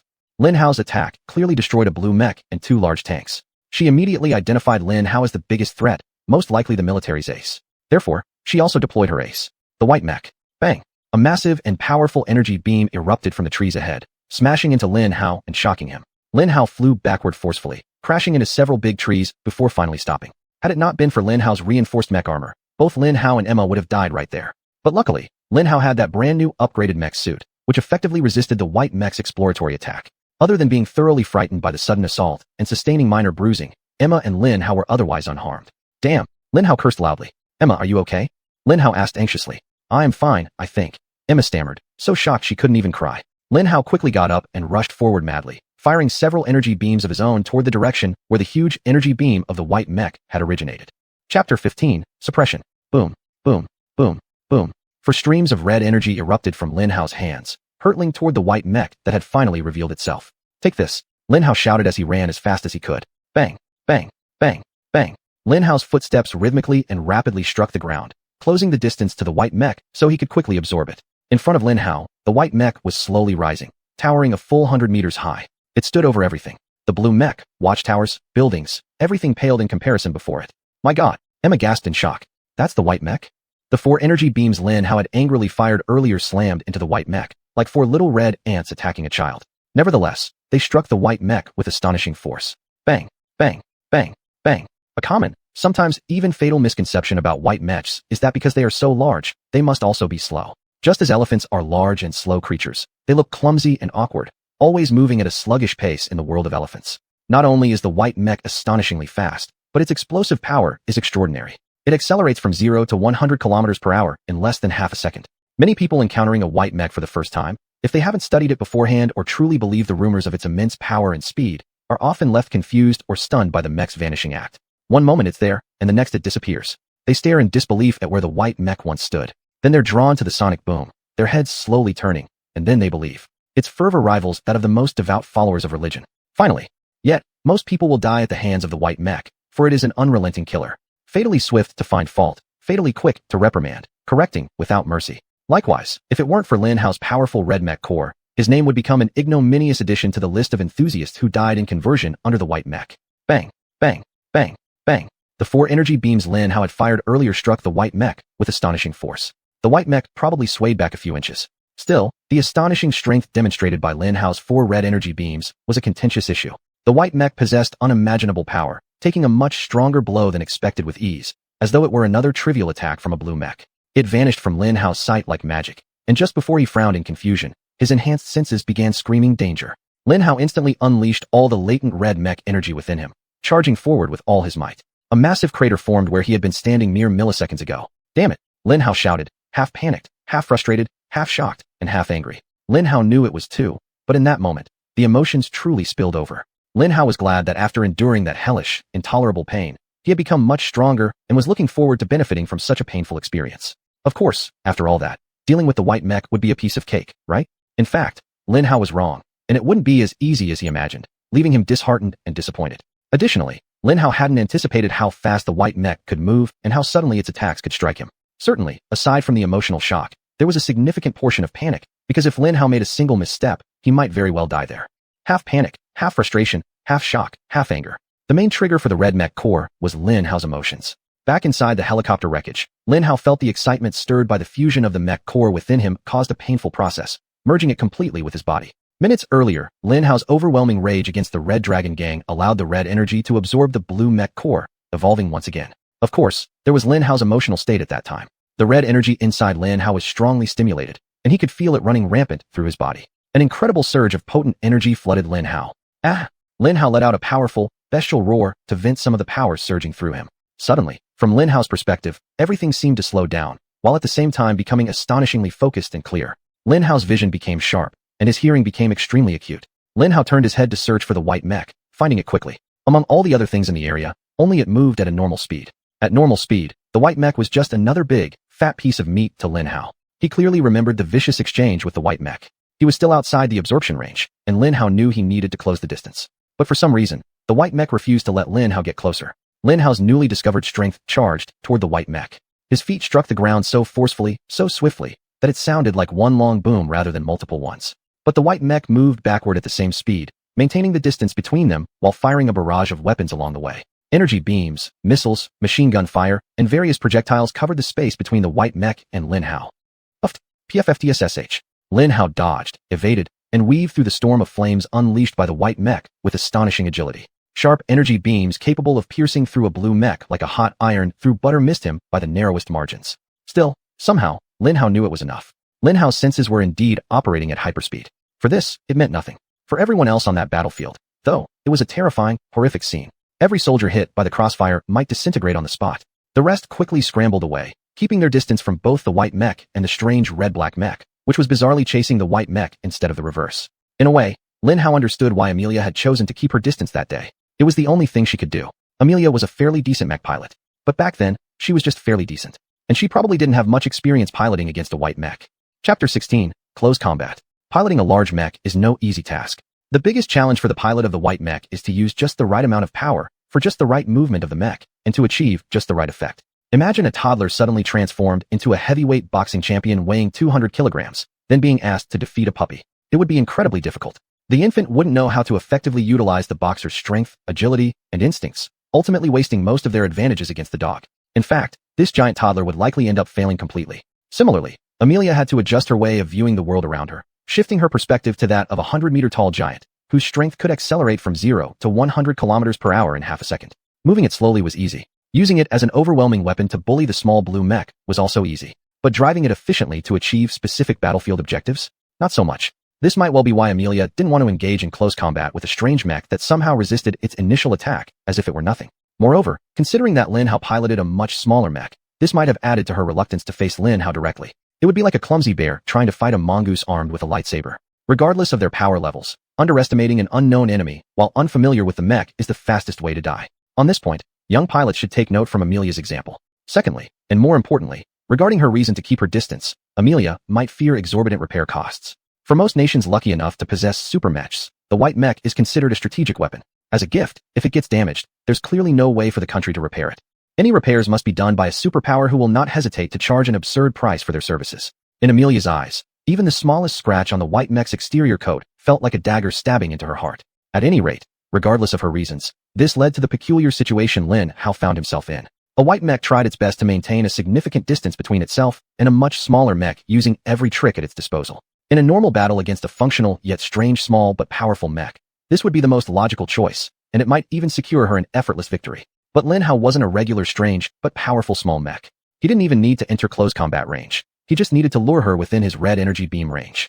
Lin Hao adjusted the firing mode of his hand cannon to rapid fire and unleashed 2 salvos towards her left flank. Bang, bang, bang, boom. Lin Hao's hand cannon might have been in rapid fire mode, but because he somehow became stronger, each explosion of red energy impacting the white mech was significantly more powerful than before. Lin Hao guessed that, at that moment, her danger sensors were probably ringing loudly inside her cockpit. The white mech slightly dodged to the right. Although its armor had shown considerable resilience against Lin Hao's red energy beams, Amelia in the white mech was clearly abnormally cautious during this engagement with a strange mech, putting in extraordinary effort to evade Lin Hao's attacks. Bang, bang, bang, boom. Lin Hao continuously pressed her left flank, forcing her to retreat further back. He knew somewhere within this forest there was a steep ravine, and he was attempting to herd the white mech towards that gorge direction. She must have just started using the white mech. Lin Hao said to Emma, "Look how clumsy she is, and how much she doesn't want to be hit by what seems like harmless energy beams from someone like me. You need to be extremely careful. She may have other ways of maintaining distance. But remember, she is after all a trained soldier, and the mech she pilots is still a white mech. We should doubt why she is so reluctant to make contact with us. She may be leading us into a trap," Emma warned. "Good," Lin Hao replied, advancing forward while wildly firing his hand cannon at the general direction of the white mech's left flank. Bayou, Bayou, Bayou. The white mech retaliated, but her shots completely missed Lin Hao, some even being so far off that he wondered if she had aimed her energy weapons at him at all. "The trouble the white mech gives her must be much more than I estimated," Lin Hao commented. "She seems like she's about to lose control. Be careful," Emma shouted. Boom. Lin Hao barely avoided a cleverly placed bomb, half hidden behind a large tree. Amelia must have hastily slapped it onto the tree during her retreat. However, Emma's warning came right on time as Lin Hao managed to raise his arm and conjure a powerful shield to withstand the explosion. Lin Hao stumbled awkwardly to the right as he disengaged from the explosion. But he did not slow down. Scared to face me in direct combat, Lin Hao cursed while releasing his airborne laser cannon a few more times. Bang, bang, bang, boom. When Lin Hao saw her slowly and unintentionally positioning herself in front of the steep ravine, he smiled lightly. Of course, the white mech crossing over the steep canyon would be no problem, but it would slow her down. Lin Hao was sure Amelia knew exactly what he intended to do and understood that even if she leaped over the ravine, she wouldn't allow Lin Hao to enter close combat range. This was the only reason she let Lin Hao herd her into the ravine. And this, as well as her belief that Lin Hao had made a fatal mistake. As a white mech, jumping over the large ravine before her would be a piece of cake. She could simply activate her boosters and leap over the canyon with ease. But as a much smaller blue mech, it would take Lin Hao longer. This mistake of Lin Hao's would give her enough time to aim and shoot at him with her powerful long-range weapons. Snap! Lin Hao muttered under his breath as he saw the white mech stop to stabilize itself and ignite its rear boosters, preparing for a powerful jump. Boom! Lin Hao activated his powerful booster rockets first, propelling him swiftly towards the white mech, reducing the distance between them considerably even in the first second. Whoosh! The white mech's larger boosters erupted with greater force and power. However, before they began working and lifting the white mech across the canyon, the lever failed. The flames of the white mech's boosters extinguished. Lin Hao had already entered range. With one move, he shut down the core of her white mech. Bang! The white mech lost its balance and plunged headfirst into the steep ravine. Chapter 17, Absorbing the White Mech. Whoosh! Lin Hao wasted no time, putting all his strength into trying to dissolve the white mech core and pulling its energy particles towards himself. However, he didn't expect the white mech core to be incredibly dense. By that point, Lin Hao had already absorbed 8 blue cores with no problem dissolving and absorbing all these blue core particles. Dissolving those blue mech cores was like crushing an eggshell. Just a burst of energy and crack. It was crushed. Pulling the blue core particles also required no effort. Of course, Lin Hao could feel the weight of the particles, but within his ability and capacity, attracting them quickly from afar and absorbing them into his body was easy, just like dragging an empty wheelbarrow on a flat road. In comparison, the white mech core was like a tough ostrich egg covered with a thick layer of sticky substance, resisting Lin Hao's attempts to crush it with all his might. What are you doing? Emma shouted beside Lin Hao. Start absorbing the white mech. Lin Hao gritted his teeth and ignored her. Now was absolutely not the time to shout at her. Lin Hao took a deep breath, emitting more energy to surround the white mech core. Then Lin Hao used everything he had, forcing red energy to shatter the white mech core. Nothing happened. Damn, Lin Hao angrily shouted. What's going on? Emma asked. The white mech core is too difficult to absorb. I can't dissolve it. Lin Hao shouted. Brute force. If brute force doesn't work, try cutting it into pieces or drilling a hole in it. Emma suggested. Emma, you're a genius. Lin Hao's eyes almost popped out as he mentally berated himself for not coming up with such a simple idea earlier. He quickly adjusted the red energy into a sharp rotating drill bit and smashed it hard onto the white mech core. A second later, it began piercing through the sticky surface and entered the white mech core. Yes, it's working, Lin Hao excitedly shouted. Hurry, Emma urged Lin Hao. Complete the absorption before others come. I'm on my way. Lin Hao rushed toward the white mech. Ugh, why won't it power up? What's going on? Bang, bang, bang. Lin Hao could hear Amelia cursing at the white mech and venting her frustration by punching and kicking its cockpit. Don't worry, Amelia. Soon, you won't have to put up with your stupid white mech anymore. Lin Hao coldly smiled as he placed his hand on the giant foot of the white mech. However, the moment Lin Hao touched it, he realized something. Physical contact allowed him to resonate much more strongly with the white mech. Suddenly, Lin Hao felt that the possibility of absorbing the white mech greatly increased. Before, his resonance with the white mech core was quite weak, as if connected to it through several intermediaries. It was like watching it through a camera screen pointing at another camera screen, which pointed at yet another camera screen aimed at the white mech. But through physical contact, it felt like seeing the white mech directly. The resonance Lin Hao felt was very real, very strong. And as the resonance intensified, the power of the red energy seemed to increase sharply. Not only that, the sticky layer around the white mech disappeared. Crack! The red energy drill instantly pierced through the white mech core, splitting it in half. To speed up the absorption process, Lin Hao injected far more red energy than before. Lin Hao swiftly surrounded the white mech core with red energy again. If he could grind it into particles, he would be able to absorb it faster. At that moment, speed was key. Let's go, Lin Hao roared, contracting the red energy surrounding the white mech core with all his might. Boom. Uft. Success. The white mech exploded into a cloud of white particles. Lin Hao immediately tried to pull them toward himself. It's really heavy. Fortunately, since Lin Hao had made physical contact with the white mech, he was able to slowly pull the white mech particles towards himself. That's it. Keep going. Lin Hao gritted his teeth and sent the remaining red energy inside, accelerating the absorption process of the white mech core. When the white mech core finally entered Lin Hao's body, he gasped. He tasted the flavor of power for the first time. Power. True power. Lin Hao arched his head back and took a deep breath. He was the strongest person in the world. That moment was when he ascended to that position. Without mechs, without external technology, only flesh and blood, Lin Hao was the strongest human being in the world. Oh yes, even the biomechas created by the Russians pale in comparison. What do they boast about again? The strength of 1,000 men? The acceleration and top speed of race cars? Uft. Lin Hao had 8 blue mech cores, 1 white mech core, and an experimental red mech core within him. He possessed enough energy inside to power an entire city for many years. Lin Hao could probably shatter 100 of these mechs with a single blow. But that was not all. The red mech core had used all the absorbed energy from the blue mech cores to reinforce and enhance Lin Hao's body, but it had barely touched his brain. At first, Lin Hao thought this was how it operated. It enhanced his physical form and let him generate mech suits at will. But he was wrong. The red mech energy could also enhance Lin Hao's brain.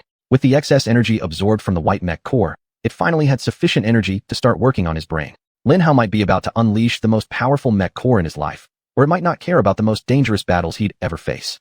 It wouldn't even deign to inform Lin Hao of anything. At any time and place, so long as its needs were met, it would simply work its magic on him. Sometimes, it amplified Lin Hao's strength at the most inconvenient moments, truly the worst times. Lin Hao knew it was fascinating. As expected, the next few minutes were pure, dazzling agony.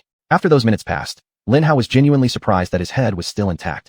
He'd thought that, given the inhumane level of pain he had to endure, his skull should have cracked open in several places if it hadn't exploded completely. Compared to the pain in his head, the rest of Lin Hao's body hurt less. In fact, risking sounding like a masochist, he might consider them mild. Chapter 18, Strengthening the Body. Wake up! Wake up! Emma screamed as she pushed Lin Hao with all her might from the side. It seemed that Lin Hao hadn't suffered enough yet. But Lin Hao understood her panic. He suddenly let out a scream and then remained absolutely silent, motionless for a few minutes. Any sane person would have worried he was dead. Emma might have thought so too. Moreover, they were in the middle of a battle. Admittedly, no one in their right mind would voluntarily join a fight involving white mecha units without having their own white mecha unit. But by then, Lin Hao had been silent for several minutes, and the rash and curious members of both factions must have already acted to investigate or were very eager to do so. In any case, if Lin Hao didn't make some terrible move or gesture soon, someone would soon join the fight. Then, he made a terrifying movement or some kind of gesture. Ga. He opened his eyes and released all the excess energy within him in the form of a sonic/energy explosion. Bang! A wave of pure energy erupted from Lin Hao's body, rushing outward in a powerful shockwave. Entire trees were flattened outward, and rocks crumbled under the pressure of the shockwave he emitted. With the enhancement of both body and mind, Lin Hao could increase the speed of absorbing the white mecha core, so he did it. Lin Hao could hear Amelia scream in sheer frustration and anger. At this point, the white mecha unit had become completely useless. Even its auxiliary power was gone. Amelia was utterly at a loss. Lin Hao grinned and glanced at Emma. She maintained an odd silence after her outburst. "Hey, are you alright?"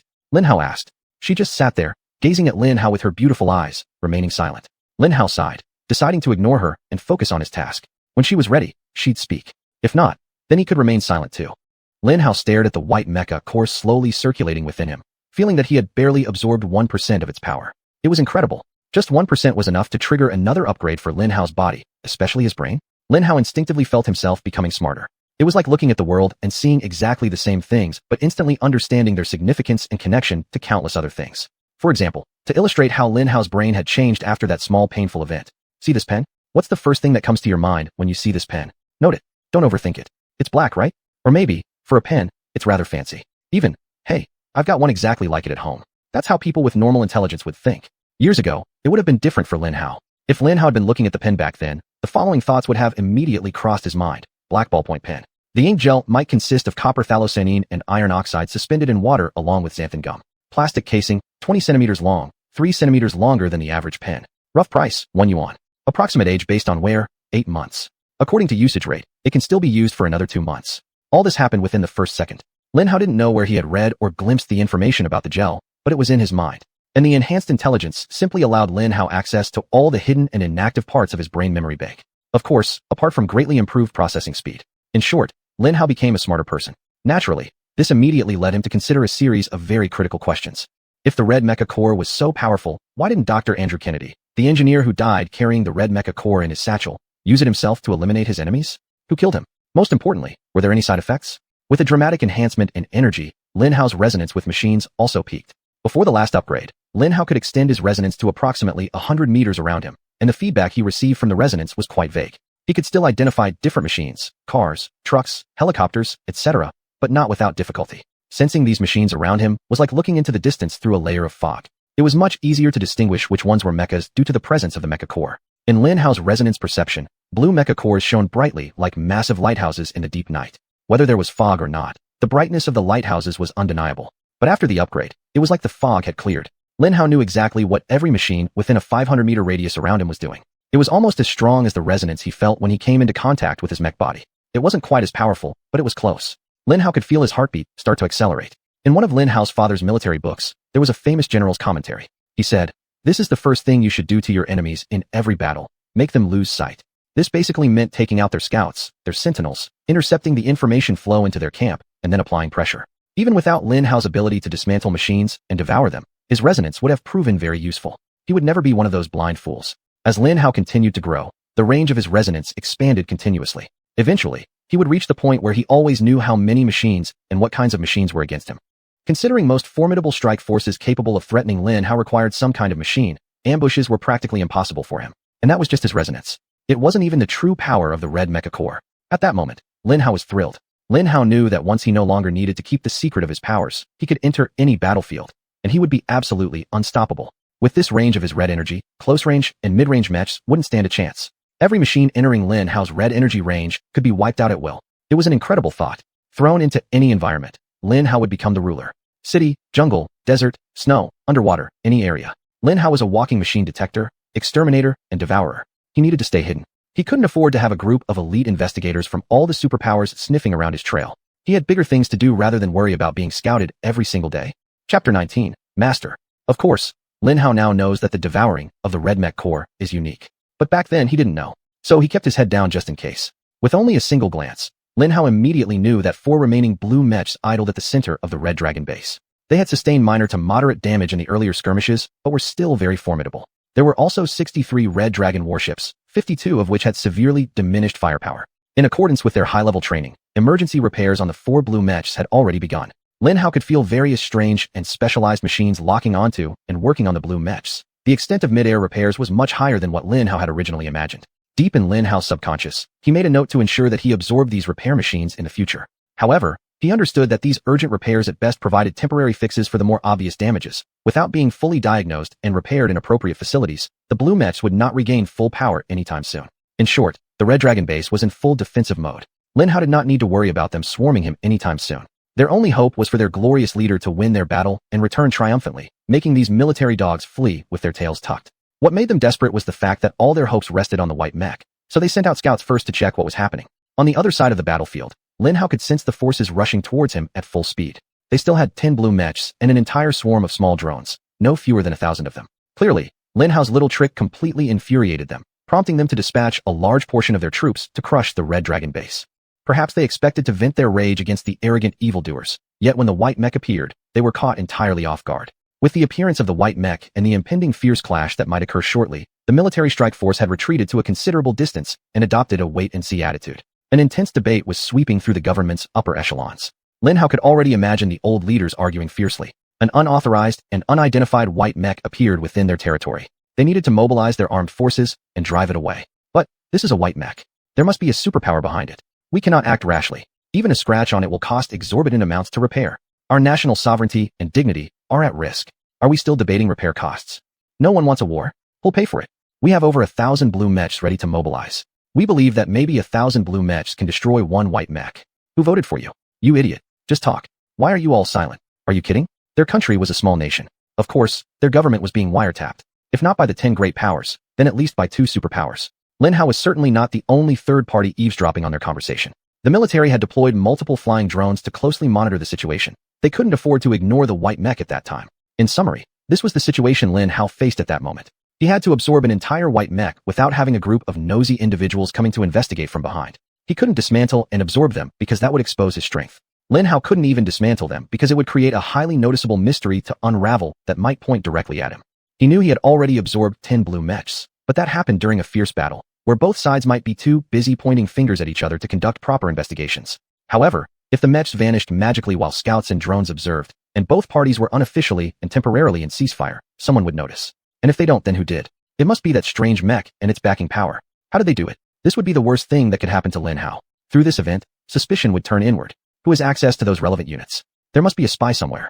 As soon as the thought crossed his mind, strands of red energy shot out from Lin Hao's body. Some entered the drones and removed a minor steering component. With Lin Hao's enhanced resonance, targeting such small parts from such a great distance wasn't a problem. Subsequently, the drones began to hover erratically in flight. The rest of the red energy fragments shot into the outer garments of the scout mechs. Suddenly, the scouts stopped in their tracks as they lost all strength in their legs. Mission accomplished. With the enemy temporarily blinded, Lin Hao immediately went to work. He tightly gripped the white mech, channeling red energy around its core components. Crack. Puffed. The core components disintegrated. Devour. Absorb the core components. Lin Hao grinned. He could feel his body's potential surging once more. Simultaneously, he suddenly realized that he could now manifest a mech much stronger than before, far superior in armor, firepower, and mobility. Excellent. Lin Hao continued breaking down the rest of the white mech section by section. Crack. Puffed. First the head, then the arms and legs. He deliberately left the cockpit for last because Lin Hao wanted to capture Amelia rather than kill her. He needed more information about the organization behind her, just in case they had somehow turned against him despite all his efforts. After all, advanced reconnaissance was always wise. With so many enhancements, Lin Hao's body now had greater capacity, allowing him to absorb the white mech effortlessly. Physically, Lin Hao had no issues. He couldn't wait to unleash the full power of the white mech concentrated within its small compact frame. However, problems arose when Lin Hao absorbed the software of the white mech. The flood of information overwhelming his mind caused immense pain, but at the same time, his brain couldn't help but marvel at its sheer beauty. The software of the white mech was an absolutely incredible feat of engineering, a truly epic masterpiece. Lin Hao couldn't help but be awestruck by its beauty. Yet Lin Hao's enhanced brain wasn't ready to process such massive and complex information. In the past, absorbing the software of blue mechs barely registered in a normal-sized brain. All the information simply nestled somewhere in his mind, ready for use whenever needed. However, the software of the white mech was entirely different. Perfecting a program capable of fully controlling and unleashing all the forces a 100-meter robot could endure was millions of times more complex than that of a standard 10-meter-tall blue mech. Chapter 20. The Argument. Lin Hao's face was grim, his jaw clenched for a whole minute as he forced his active mind to not delve into all the information flooding his brain. Instead, Lin Hao focused on assimilating the white mech and immediately enhancing the mech he was in. Interestingly, as he did this, he was able to greatly reduce the pain in his brain. What do you plan to do with Amelia? Emma asked, her voice laced with strong hatred as she stared at the cockpit of the white mech. The sight was absolutely chilling. Lin Hao sighed deeply. For a little girl, this was definitely too much hatred. A wave of sympathy sprouted from Lin Hao's heart. She must have gone through absolute hell to form such hatred. I intend to capture her, interrogate her, and understand the situation, Lin Hao said plainly. Good. Emma nodded, satisfied. I'll help when the time comes. Lin Hao sighed again, shaking his head without answering her. For Lin Hao himself, it was a dilemma. Lin Hao knew that torturing Amelia for revenge wouldn't make the painful memories disappear. It would only subject her to the torment of those who had hurt her. But, when her revenge is right in front of her, denying her retribution might make her hate Lin Hao. He didn't want that. Lin Hao reached out his right hand, grabbing the cockpit and replacing it with a metal cage, tossing Amelia inside. Why did he do this? He really didn't know. He could have simply picked up the cockpit as it was and run away, but he hadn't. He chose to use a cage instead. However, this allowed her to directly approach Lin Hao and play her last card, which would completely destroy all the plans Lin Hao had set for the future. She had released the mech virus into Lin Hao. Since almost all military forces in the entire world were built on mechs, it was no surprise that some crazy genius scientists would create an ultimate virus capable of shutting down mechs entirely. Such a virus would be worth trillions of dollars, assuming it sold successfully, although Lin Hao couldn't even imagine the terror the seller must go through in this wicked world. In this evil world, lacking enough strength, possessing something invaluable was a crime punishable by death. If it were developed and correctly utilized by a world superpower, a superpower could easily annihilate another superpower, achieving complete global dominance. In fact, second-tier powers might also be able to achieve this, though it would be far more difficult. This was a game-changing virus, one with great significance. With such powerful motivation, combined with human intelligence, the creation of a mech virus or its equivalent was just a matter of time. Evidently, the problem was right before them now. Lin Hao became the first victim of the first functioning prototype of the mech virus. As soon as the green acid-like substance touched Lin Hao's mech hand, it melted and disappeared, like water poured onto dry earth. You bastard, you're dead. Amelia roared viciously. I know you've already begun devouring. Now pass out. Let me tear you apart like a pig, just like what you did to my mech. A deep sense of foreboding swept over Lin Hao's entire being, because all of his attention was focused on where the substance had hit his hand. Lin Hao immediately channeled red energy towards it to prevent anything that had managed to enter his hand from progressing further into his body. But it was too late. The damn keratinous mech virus replicated so fast that by the time Lin Hao's red energy reached his right arm, it had already grown into a formidable force, shattering the red energy. Lin Hao looked in horror as the green virus host climbed up his arm. What Lin Hao did next might have saved his life. It should strongly remind all enemies that he would do everything in his power to survive, and he would do it without hesitation, including cutting off his own arm. A sharp layer of metal cut through Lin Hao's right arm at the shoulder, stopping the green virus from entering his main body. Lin Hao's right arm, along with Amelia still trapped in the cage, fell to the ground. Beside Lin Hao, Emma screamed in shock. But Lin Hao paid them no heed. It was somewhat too late. A small portion of the virus had managed to enter Lin Hao's body. Its size rapidly expanded, a tiny speck instantly growing larger. Fortunately, Lin Hao's red energy was already prepared and fully engaged. Lin Hao gritted his teeth, fighting back the nearly blinding waves of pain as he sent every ounce of red energy to the ever-growing cluster of green viruses. An intense battle immediately erupted, with the green mech virus somehow able to destroy Lin Hao's red energy very easily. But this was a suicidal attack. For every bit of red energy it destroyed, it also lost a bit of itself. Since only a tiny bit had managed to enter Lin Hao's body, he was able to send his red energy at a rate faster than its growth for a suicidal attack. In the crucial few seconds, Lin Hao's life force hung by a thread, and his level of red energy plummeted at a heart-wrenching speed. Lin Hao could feel both his red energy and the green spot rapidly decreasing. Which one would prevail? If the green energy prevailed, Lin Hao might as well be dead. It was hard to express Lin Hao's complex emotions at the time. On one hand, he was dealing with the pain of losing his right arm, while also being deeply shocked by the potency of the virus. A small part of Lin Hao was also very angry with Amelia, but in that moment, she was cast aside from Lin Hao's mind. He squeezed every last bit of red energy from all the muscles in his body, and then used them to eliminate the remaining green virus within him. Fortunately, it turned out that this was already enough. The final bit of red energy successfully exterminated that green virus completely. Lin Hao won, but the cost was terrible. Lin Hao lost his right arm. All the red energy inside him disappeared. After a battle for life and death, Lin Hao felt a great relief, yet passed out due to unimaginable blood loss. Lin Hao hardly remembered anything that happened in the next few hours. When Lin Hao asked her, Emma wouldn't tell him anything about those few hours. His memory contained only fragmented snapshots of what had occurred. Most of what he knew was from reading the news. They called it the Andrews Lake debacle. Such an inaccurate name. Its real name should have been Emma's Revenge, or better yet, Emma's first mech ride. No, Lin Hao vaguely recalled hearing her voice a lot during that time. Initially panicked, but later, it became strangely soothing and highly convincing. Chapter 21. Severing wrist to save oneself. Lin Hao remembered that when he still had a bit of consciousness, in order to respond to her soothing voice, he was trying his best to reply. Can you hear me speaking? Hold on. Let me help you. Do you want me to help? Yes? Then please listen. I need to control your mech. Joystick. Can you make the joystick? Can you? Excellent. You're amazing. You're a very strong person. You go. Bang. Taking you. Boom. Damn it. Die already. Lin Hao, hey, they're catching up. Can you do? Lin Hao? Lin Hao Fei? Look, there's a bird. Would you like to join it in the sky? Lin Hao? Let me control your flight system. Ah, good job. Good job. You can go back to sleep now. Hey, retract your armor and put it all in your heart. Can you do it? Retract your armor. Retract. Yes, just like that. Here, this too. It's your right arm. Then a different voice came. If we want to save his life, we need her blood now. Only Emma's. A long time passed, and when Lin Hao finally woke up, he found himself in a beautiful room with ancient decorations. So, you are the young man who saved my granddaughter? An old but powerful voice rang out from somewhere beside Lin Hao. The thing about first impressions is that, most of the time, they are more powerful than facts. If you persist enough and provide sufficient evidence, he might eventually be convinced. But it's not easy. There will be an obstacle to overcome, an obstacle formed by the strong first impression in Lin Hao's mind. The key is, first impressions are extremely powerful. Human brains thin slice, within the first few seconds, and judge a person based on anything perceivable. It could be a person's appearance, smell, sound, touch, or, in extreme cases, even their taste. No, Lin Hao wouldn't elaborate on how someone could leave a first impression through taste. Anyway, a person gathers input from all 5 senses and immediately compares it with pre-existing associations they have for those inputs. For example, if one likes the scent of roses and then meets a girl who smells like roses, she would score a lot of points in Lin Hao's first impression of her. Also, subconsciously, Lin Hao would find it easier to accept her attempt to establish authority over him. But if he hated the smell of roses, then she would lose points rather than gain them. Lin Hao's first impression of Emma's grandfather, the Minister of National Defense of the Z Country Federation, was extremely powerful. Lin Hao regained consciousness almost simultaneously and fully entered into his psychological abilities. As always, there was absolutely no drowsiness or haze of sleepiness in his mind. One moment he was outside, and the next, Lin Hao was completely aware.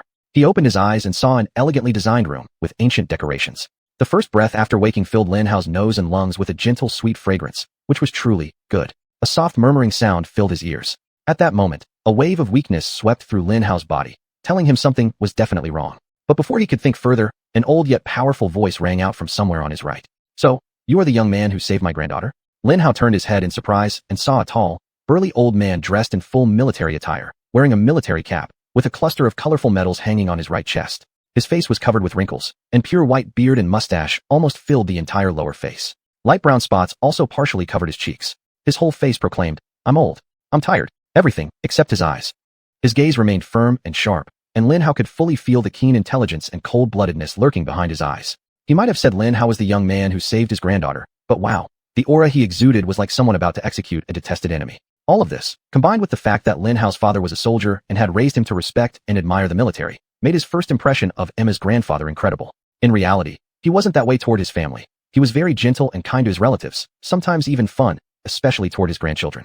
As someone who had spent almost a whole year frantically searching for his beloved granddaughter, Lin Hao was undoubtedly now part of the family, though he didn't know it. Lin Hao only knew that a powerful old soldier, who had really slaughtered thousands upon thousands of enemies, stood before him as a childhood idol. The aged face wore an icy expression, and a cold, bloodthirsty aura rolled off him in waves, almost tangible. What could Lin Hao do? He responded the only way he knew how, his military family deeply rooted within him. Yes, sir, Lin Hao shouted. The old man gave a very serious nod to approve of this answer, and the cold, bloodthirsty aura visibly diminished. He picked up the electronic tag by Lin Hao's bed and took a glance at it. He could swear now that he was completely just pretending to read it. He might have memorized all its contents within the first few seconds of reading it hours ago. How are you feeling? He asked while sitting on the chair beside Lin Hao's bed and engaging him in conversation. I feel good, sir. Lin Hao immediately replied. In that moment, he glanced down at his right arm and sighed. It was gone, but still, Lin Hao was alive, and that was the most important thing. He nodded again and placed the electronic tag back on the bedside table. That's good. When we found you, you'd lost too much blood and were dangerously close to death. I'm glad we were able to save you. We would have regretted it immensely if we hadn't saved Emma's benefactor. He said it earnestly. Thank you, sir. Lin Hao replied once more. Tell me about yourself, he said while settling into the chair. It was a padded chair with hard leather, perfectly suited for an old and weary back. Me? From where should I start? Lin Hao wondered aloud. I'm a junkyard scraper. Lin Hao decided to start there. Ever since then, I've been working as a junkyard scraper for several years. My father was killed. Upon hearing this, he encouragingly nodded at Lin Hao. By then, his cold, bloodthirsty aura had completely dissipated, replaced by a gentle and grandfatherly presence, endlessly comforting Lin Hao. This old man truly was a kind person, all right, at least towards Lin Hao. To his enemies? Perhaps it was entirely the opposite, the cold-blooded killer vibe. I never knew my mother, my father was an orphan, so I don't have any family. Lin Hao continued.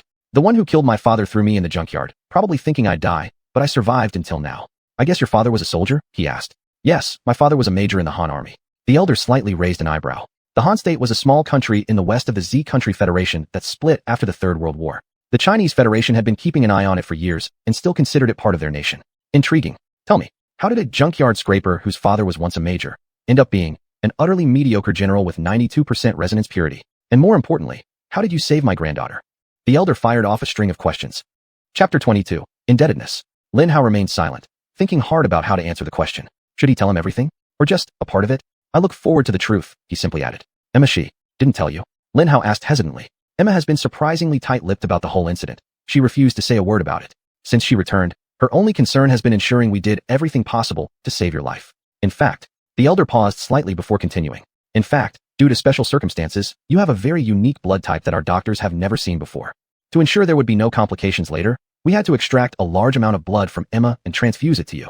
If we had done it in our usual way, we would have risked potential complications rather than taking blood from her. But Emma insisted that we do everything possible to save your life, during which time she refused to speak or eat until we agreed with her. Lin Hao was deeply moved. He felt Emma's sincerity in his heart. Back then, Emma was severely malnourished. She was too thin, almost like a walking skeleton. The moment you were saved, she could have easily handed you over to her family doctor for care and continued her own treatment. Instead, she lingered long enough by your side to discover that her blood worked wonders, after which she insisted on giving more. All that needed to be done has been done, he sighed. Your life has been saved, and Emma is recovering well. I am grateful for everything that has happened in the past 24 hours. Nevertheless, you still have many questions to answer, and many lives must bear responsibility for everything my Emma has gone through. His gaze hardened considerably, and a chilling, bloodthirsty aura surged back. I plan to conduct a thorough review, he said softly. Lin Hao did not mistake his gentle voice for one of aged fatigue. No, this was not the voice of a grandfather. It was the declaration of a mad killer promising bloody massacres against his enemies and their families. At that moment, Lin Hao knew the days ahead would be drenched in blood. Squeak. The door to Lin Hao's room opened, and Emma walked in. Several people stood respectfully outside behind her, likely her personal attendants, but Lin Hao paid them no mind. Lin Hao's eyes were solely on Emma. Grandpa, what are you doing here? Aren't you supposed to be busy with work? Emma asked, a hint of annoyance in her tone. She wore a cute pink dress, her hair neatly tied into a bun. Though she was still quite frail, Lin Hao could sense a vitality in her that he hadn't noticed before. She was clearly recovering well. Actually, very well. To Lin Hao's surprise, the icy, bloodthirsty aura emitted by the damn old man just seconds ago vanished into thin air. What surprised Lin Hao even more was that this damn old man didn't scold Emma for being rude to him, as Lin Hao's father might have done. If a young girl dared to speak to him in such a tone, he merely blushed shyly and smiled. What was going on? Ahahaha. Emma, my dearest, come over and sit on Grandpa's lap. Upon hearing this, Emma blushed furiously and coldly ignored him. Instead, she dragged another chair and sat down gracefully on it. Still, the fact that she placed the chair next to him told Lin Hao that she and her grandfather were very close. That damned old man happily patted Emma's head, his every pore exuding affection. So, Emma demanded, why are you here instead of working on finding, you know? Ahahaha. I just came to talk to our hero. The damn old man grinned at Lin Hao, who stared at his joyful expression in shock. Of course, it's to express my gratitude to him. He has performed an extraordinary service for our family. Truly remarkable. He deserves a reward. I see. Emma's voice softened, and she smiled sweetly at her grandfather. What kind of reward are we discussing? Of course. I will be generous to the savior of my precious Emma. Let me see. 50,000. Emma furrowed her brow deeply. 500,000. Emma blinked once, but kept frowning. 50 million. Emma sighed impatiently and slowly blinked again. 50 million. The old man shouted. A bead of sweat began to form on his wrinkled forehead. Emma nodded lightly in agreement. $50 million for the savior of my dearest granddaughter. He repeated this while wiping his forehead with a dark green military handkerchief. He felt bullied, and he knew it. Lin Hao was restless. Those two were talking about Lin Hao as if Lin Hao wasn't even there. He was glad the subject was about rewarding him and all, but damn it. They hadn't even glanced at Lin Hao once because they were busy haggling. That's a fine first reward, grandfather. Emma said sweetly as she reached out to take the green handkerchief from his hand, gently patting his sweaty forehead. But we're not a low-class merchant family that only knows how to reward our benefactor with money, are we? She asked innocently. Of course not. The old man roared loudly, diving straight into the trap as if it were the sweetest honey in the world. The mad killer completely transformed into a gentle kitten in front of his granddaughter. We're a powerful military family, the pillar of the Z federal state, and an example for other families to emulate.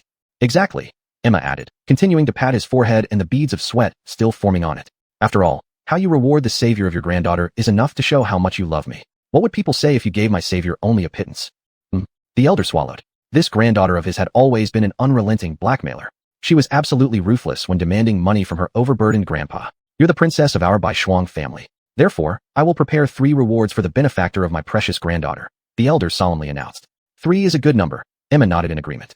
The second reward. I'll give him our family treasure, the gene optimization pill. Bang. The door burst open, and a group of people strode in arrogantly. Father, a beautiful yet cold-looking middle-aged woman dressed in an exquisite red gown called out loudly. Father. An elegant-looking middle-aged man who bore some resemblance to the elder also spoke up. Grandfather. A group of 6 children, ranging in age from 10 to 16, greeted the elder. Children, grandchildren, how do you do? He smiled warmly and nodded. Interestingly, there was no warmth in his voice or smile like what he showed towards Emma. In fact, upon closer inspection, there was even a tinge of coldness in his tone. Chapter 23. Conflict. But they did not have any of this on their minds. They were not there to spend time with him, nor to enjoy his company. They were there to ensure that little fox, Emma, would not deceive and take away the family treasure in their grandfather's eyes.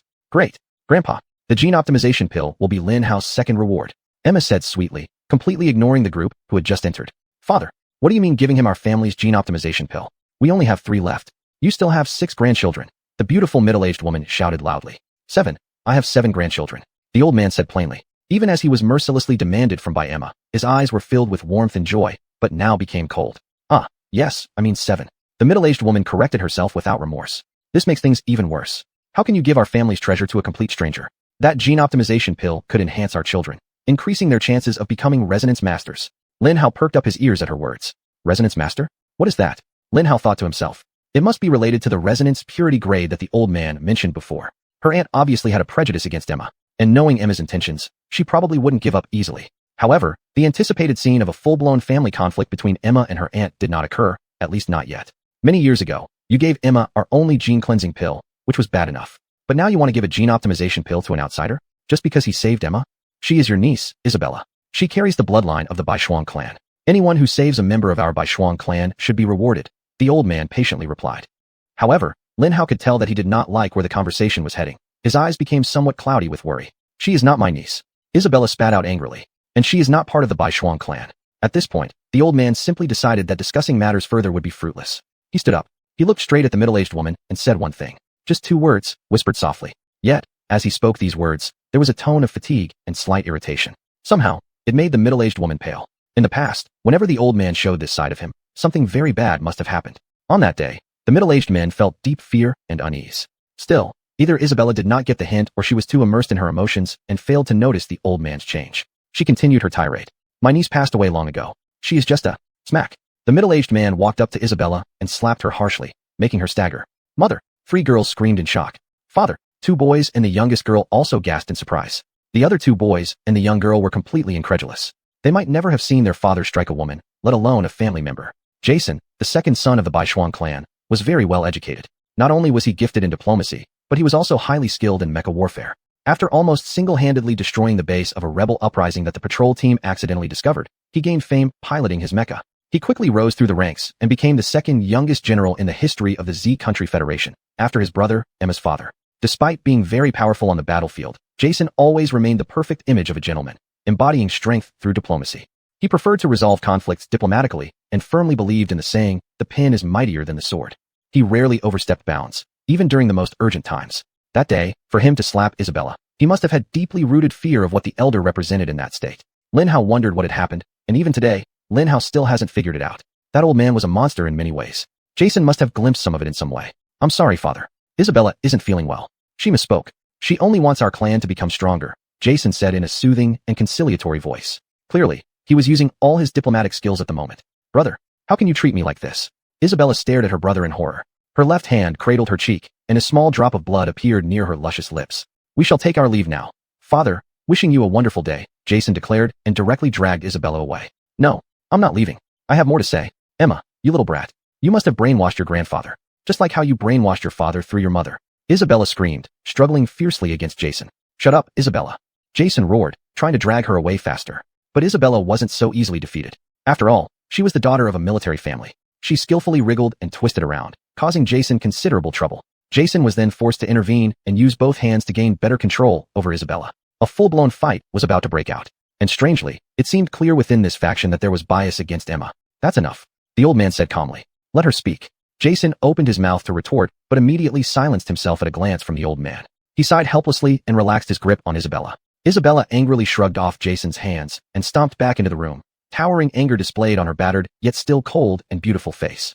Father, that little devil Emma can't be trusted. Isabella spat venomously. The fury from being slapped had evidently loosened her tongue's self-control. She must have orchestrated this kidnapping as a sinister plan to find some way to extort our family. Otherwise, how could she possibly escape from the kidnappers with the help of someone as small-time as him? Isabella pointed an accusatory finger at Lin Hao. This is surely a staged kidnapping. I'm certain of it.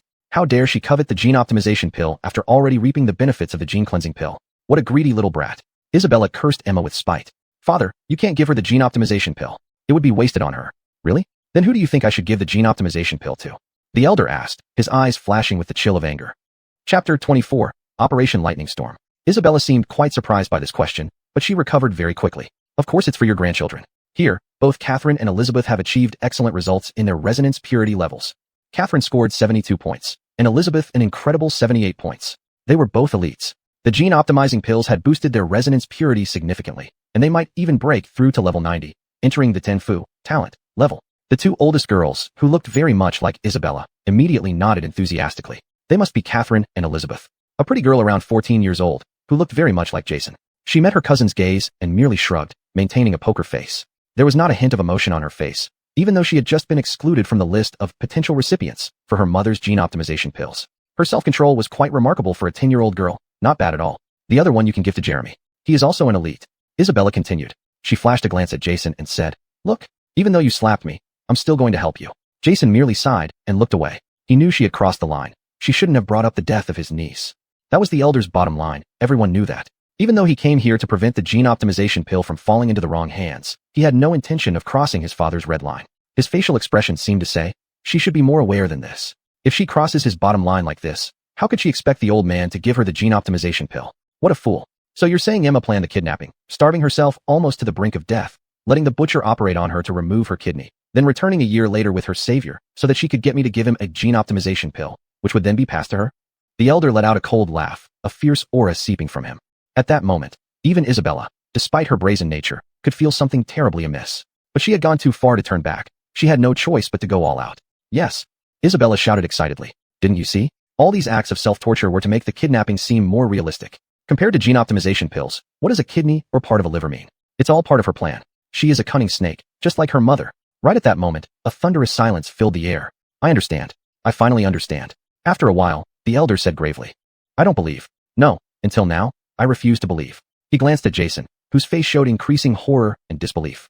The elder sighed. He knew that as a high-ranking officer, Jason couldn't possibly fail to understand the implications. You must believe me, father. I know it's hard to accept, even in the darkest night. The light of truth will forever shine. Isabella's tone softened, and she gently helped her aging yet still strong father sit down. Thank goodness we discovered her plan before it was too late. Isabella shot Emma a hateful glare. Emma simply winked at her with an amusing expression. Lieutenant. The elder called out heavily and firmly, pushing Isabella aside and closing his eyes as if struggling to make a major decision. Isabella furrowed her brow slightly. A growing sense of unease began to well up inside her, but she couldn't figure out why. Immediately, 3 towering men in military uniforms walked into the room and saluted the elder. Execute Operation Lightning Storm. Yes, Minister. One of them saluted and quickly left to relay the elder's orders. The other 2 remained in the room after receiving the elder's signal, standing behind him. The elder turned to Emma, opening his mouth to say something, but Emma shook her head. Later, the elder nodded and gave her a weak smile. Then he turned to Lin Hao. Lin Hao, I apologize in advance for what you are about to witness. However, as Isabella just said, the light of truth will forever shine, even in the darkest night. Lin Hao merely nodded in confusion. The elder didn't mention Emma's liver being removed, but Isabella did. How did she know he hadn't been involved? The note, along with all the evidence his subordinates secretly gathered, was finally enough to confirm that it was her own aunt, Isabella, who had plotted the abduction of Emma. But Lin Hao didn't know what the elder intended to do. The fact that the entire room began to vibrate slightly added a layer of mystery to everything. The elder turned to the 2 adults and 6 children still standing. All of you, sit down and face that screen. Take this moment to reflect on the life lesson about the consequences of treason that you are about to witness. He pointed to the wall opposite Lin Hao, where a large screen immediately appeared. It split into 2 parts, displaying 2 entirely different things. The first was live footage showing an enormous base, with 1,000 heavy mechs slowly ascending from their commander's viewpoint. The commander watched them from behind. That must be Operation Lightning Storm. Lin Hao studied the mechs with interest, thinking to himself. They truly looked impressive. Huge and angular, they carried the largest spears Lin Hao had ever seen, looking like 1,000 embodiments of death and destruction. Their blood-red paint was adorned only slightly with gold, which only served to enhance their displayed ferocity. The entire massive base seemed like an ocean of red monsters. A portion of the mystery unraveled then. The vibrations in the room were caused by thousands of mechs lifting off. The second part of the mystery was, where were they going? Of course, what they were about to do wasn't mysterious. Nobody sent 1,000 heavy mechs out for a joyride. No, blood would soon be spilled, and the only question was whose. The second part of the screen only showed blueprints of buildings, with hundreds of bright red dots and a single scarlet star. Grandpa, aren't those your personal guards? Or have they been deployed? Emma asked in confusion. She quickly counted, then suspiciously questioned further. Did you deploy all of them? That's 1,000 heavy mechs. Is that Uncle's blue commander? What? Oh no, Grandpa, you can't. Emma whispered in distress. They're too strong. I don't care how strong they are, the elder said softly. But the power, anger, and chilling bloodlust contained within his voice left no room for doubt. Right now, I am not the defense minister, and those are not troops. I am your grandfather, Emma, your grandfather. And those soldiers, they are the fury of a grandfather. He turned his head to look at Emma, his eyes soft, but also brimming with a deeply rooted anger he could barely control. If some foolish person thinks they can kidnap and torment my granddaughter without facing any consequences, then he is the most stupid and senseless person in the world. He said sternly. Isabella finally realized the truth. Chapter 25, Enormous War Risks. Lin Hao could see her confusion turning into shock, then disbelief, and finally panic.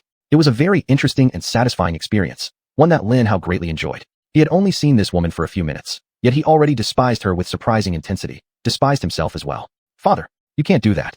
Isabella screamed hysterically, jumping up to grab the old man's arm. William is the senior ambassador of the European Empire. Attacking the embassy of the European Empire is like declaring war on them. Sit down, Isabella, the old man said in a cold voice, turning his head back to the screen. He didn't bother looking at her. The only reason you're not with them is because you're my daughter. Don't jeopardize this relationship by defending your husband. So that's how it is. The mystery has finally been solved. Apparently, Isabella had married the senior ambassador of the European Empire to the Z Federal Union, which explained why the old man had hesitated somewhat in making this decision. It truly was an extremely difficult choice, one that would echo through countless years in the future. A suffocating silence filled the room, broken only by Isabella's heavy, panicked breathing as everyone else stared at the thousands of mechs flying overhead. The thunderous vibrations slowly subsided in the room, and then completely ceased as the mechs flew off into the distance. Father, I beg you, please don't do this. Think about the consequences. Isabella pleaded. The entire country will fall into war. Millions of people will die. Would you sentence millions of soldiers to death just because of a girl? The old man stared at the screen like a statue, of course knowing that his decision carried a high risk of war. But still, war would happen sooner or later, so its earlier outbreak mattered little to him. In fact, he perhaps even looked forward to its early arrival since he'd still be able to lead the Z Federal Union army into battle, rather than a war breaking out after his death. He completely ignored Isabella's desperate pleas. The old man was the kind who could never change his mind once a decision had been made, especially an important one. He would stick to his decisions until his last breath and drop of blood. In many ways, Emma was very much like him, especially in this specific trait. Such extreme rigidity, stubbornness, and frustrating persistence. The White Frost residence and the European Empire Embassy were both located in prime areas of Shanghai, the capital of the Z Federal Union, so their distance wasn't too far. By plane, it took at most a few minutes, and now the embassy building had already appeared on the screen. Father, I admit my mistake. I shouldn't have planned to kidnap Emma, but we lost the gene-optimizing pills. I thought without Emma, our chances with the pills would be better. It's me who's wrong, not William. I forced him to use his connections to kidnap Emma. Please, Dad, please don't do this. Please let William go. Your grandchildren, they can't live without their father. Please, I beg you, Father. Isabella sobbed. An oppressive silence filled the air. Her two daughters fidgeted uneasily, their brows deeply furrowed. Lin Hao could sense they were in a bind, but strangely, they also seemed incredibly tense, like springs tightly coiled, ready to explode at any moment. Very strange. Lin Hao decided to keep a close eye on them, just in case. On the other hand, the third daughter remained unusually calm. Her face also bore a frown, but it was mixed with disappointment and frustration. Lin Hao glanced at Emma, noticing she was studying Isabella's three daughters just as he was. By that time, Lin Hao had already come to his own conclusions. Although tragic, the events unfolding over the next few minutes brought no shock. On the screen, 1,000 heavy mechs hovered above the embassy, taking their positions. Ready, Ajax roared, his voice clear through the speakers. As the leader, the thousands of heavy mechs activated their massive spears, which doubled as laser cannons, firing downward toward the colossal European embassy. The embassy was constructed like a medieval European castle, looking extremely imposing.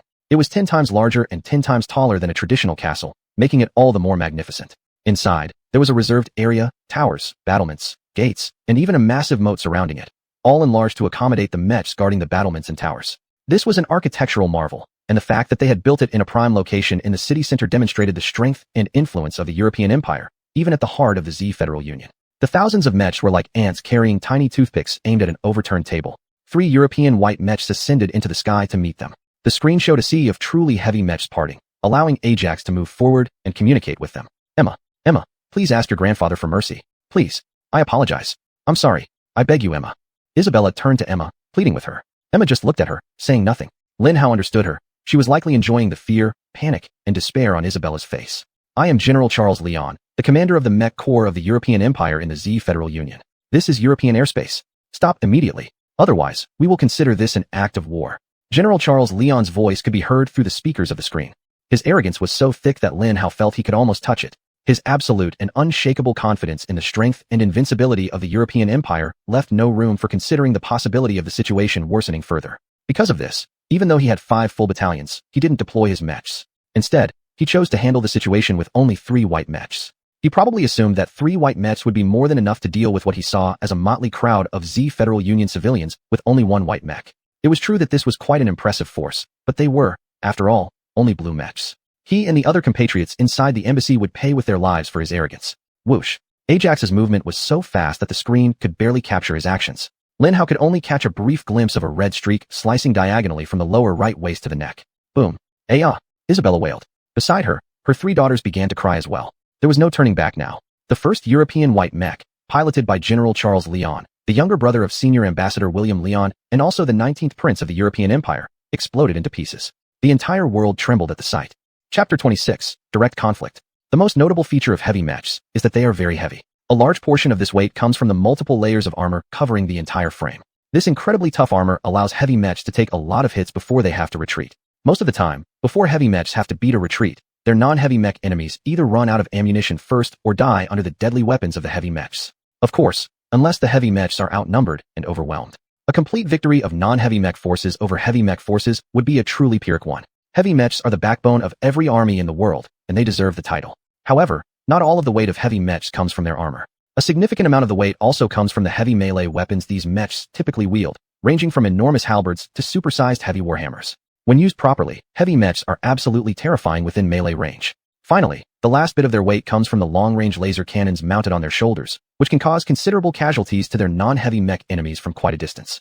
The heavy mechs of Z country, or at least those deployed by the old man as his personal guards, were typical heavy lancers with slight modifications. Embracing the belief that the best defense is a good offense, the old man reduced the armor covering the rear of the mechs, and instead opted to reinforce the front armor. These modified lancers were almost impregnable in frontal defenses and absolutely unstoppable during offensive charges. Moreover, the heavy lancers belonging to the old man were not only absolute monsters in battle, but also quite stunning in appearance. Their mech armor was designed in a way similar to ancient Z country armor, making all of his heavy lancers look like legendary heroes of ancient Z. The black demon mask faces complemented their red and yellow armor beautifully, giving anyone who saw them a deep sense of unease, as if the army of hell had already been deployed, ready to reap the lives of the enemies designated by the devils. Not long after Ajax made his move, thousands of heavy lancers fired their mid-range heavy cannons and shoulder-mounted laser cannons towards the remaining 2 white mechs. Boom, boom, boom. A series of powerful laser beams filled the massive white mechs with wounds of varying sizes. With 500 heavy laser cannons and 1,000 shoulder-mounted laser cannons firing unexpectedly, the 2 white mechs never got a chance to retaliate. They underestimated their opponent's strength. Bang, bang. They exploded a second later than their glorious General Charles. Loyal servants while alive, even in death, they demonstrated their loyalty by following him swiftly into the underworld so he wouldn't be lonely. That said, they didn't really have any choice in the matter. With the crash of the 3 white mechs, the remaining 5 mech battalions seemed lifeless, for they were completely immobilized under the muzzles of various weapons from the local mech army. Of course, there were some smart minds among the European pilots who thought that DayZ country's actions were utterly untimely. Just in case. Unfortunately, these smarter members of the European embassy than General Charles Leon were too few in number and too low in authority to make much impact. They merely added 150 mechs to the 120 active duty mechs already patrolling inside the embassy, bringing the total number of mechs as their combat-ready force to 270. When all defenses finally collapsed, they didn't even have the means to carry out an effective counterattack. Eliminate them. A cold voice from Ajax echoed. No prisoners, take them all out. Upon hearing this, over 1,000 Z country mechs immediately let out a roar full of battle intent and charged toward the European mechs with great momentum. Boom, boom, boom. The Z country mechs fired a series of heavy laser cannons at the European mechs and closed the gap between them at an astonishing speed. Bang, bang, bang. Many Europeans managed to raise their shields to block the synchronized salvo of laser cannons, but not everyone managed to do so. Maintain formation. Ajax roared at his subordinates. Synchronize our attack forward. A few overly eager mechs that had rushed ahead slowed down slightly to stay with their comrades. Yet, some completely ignored Ajax. Maintain formation. Maintain formation. Ajax shouted in anger.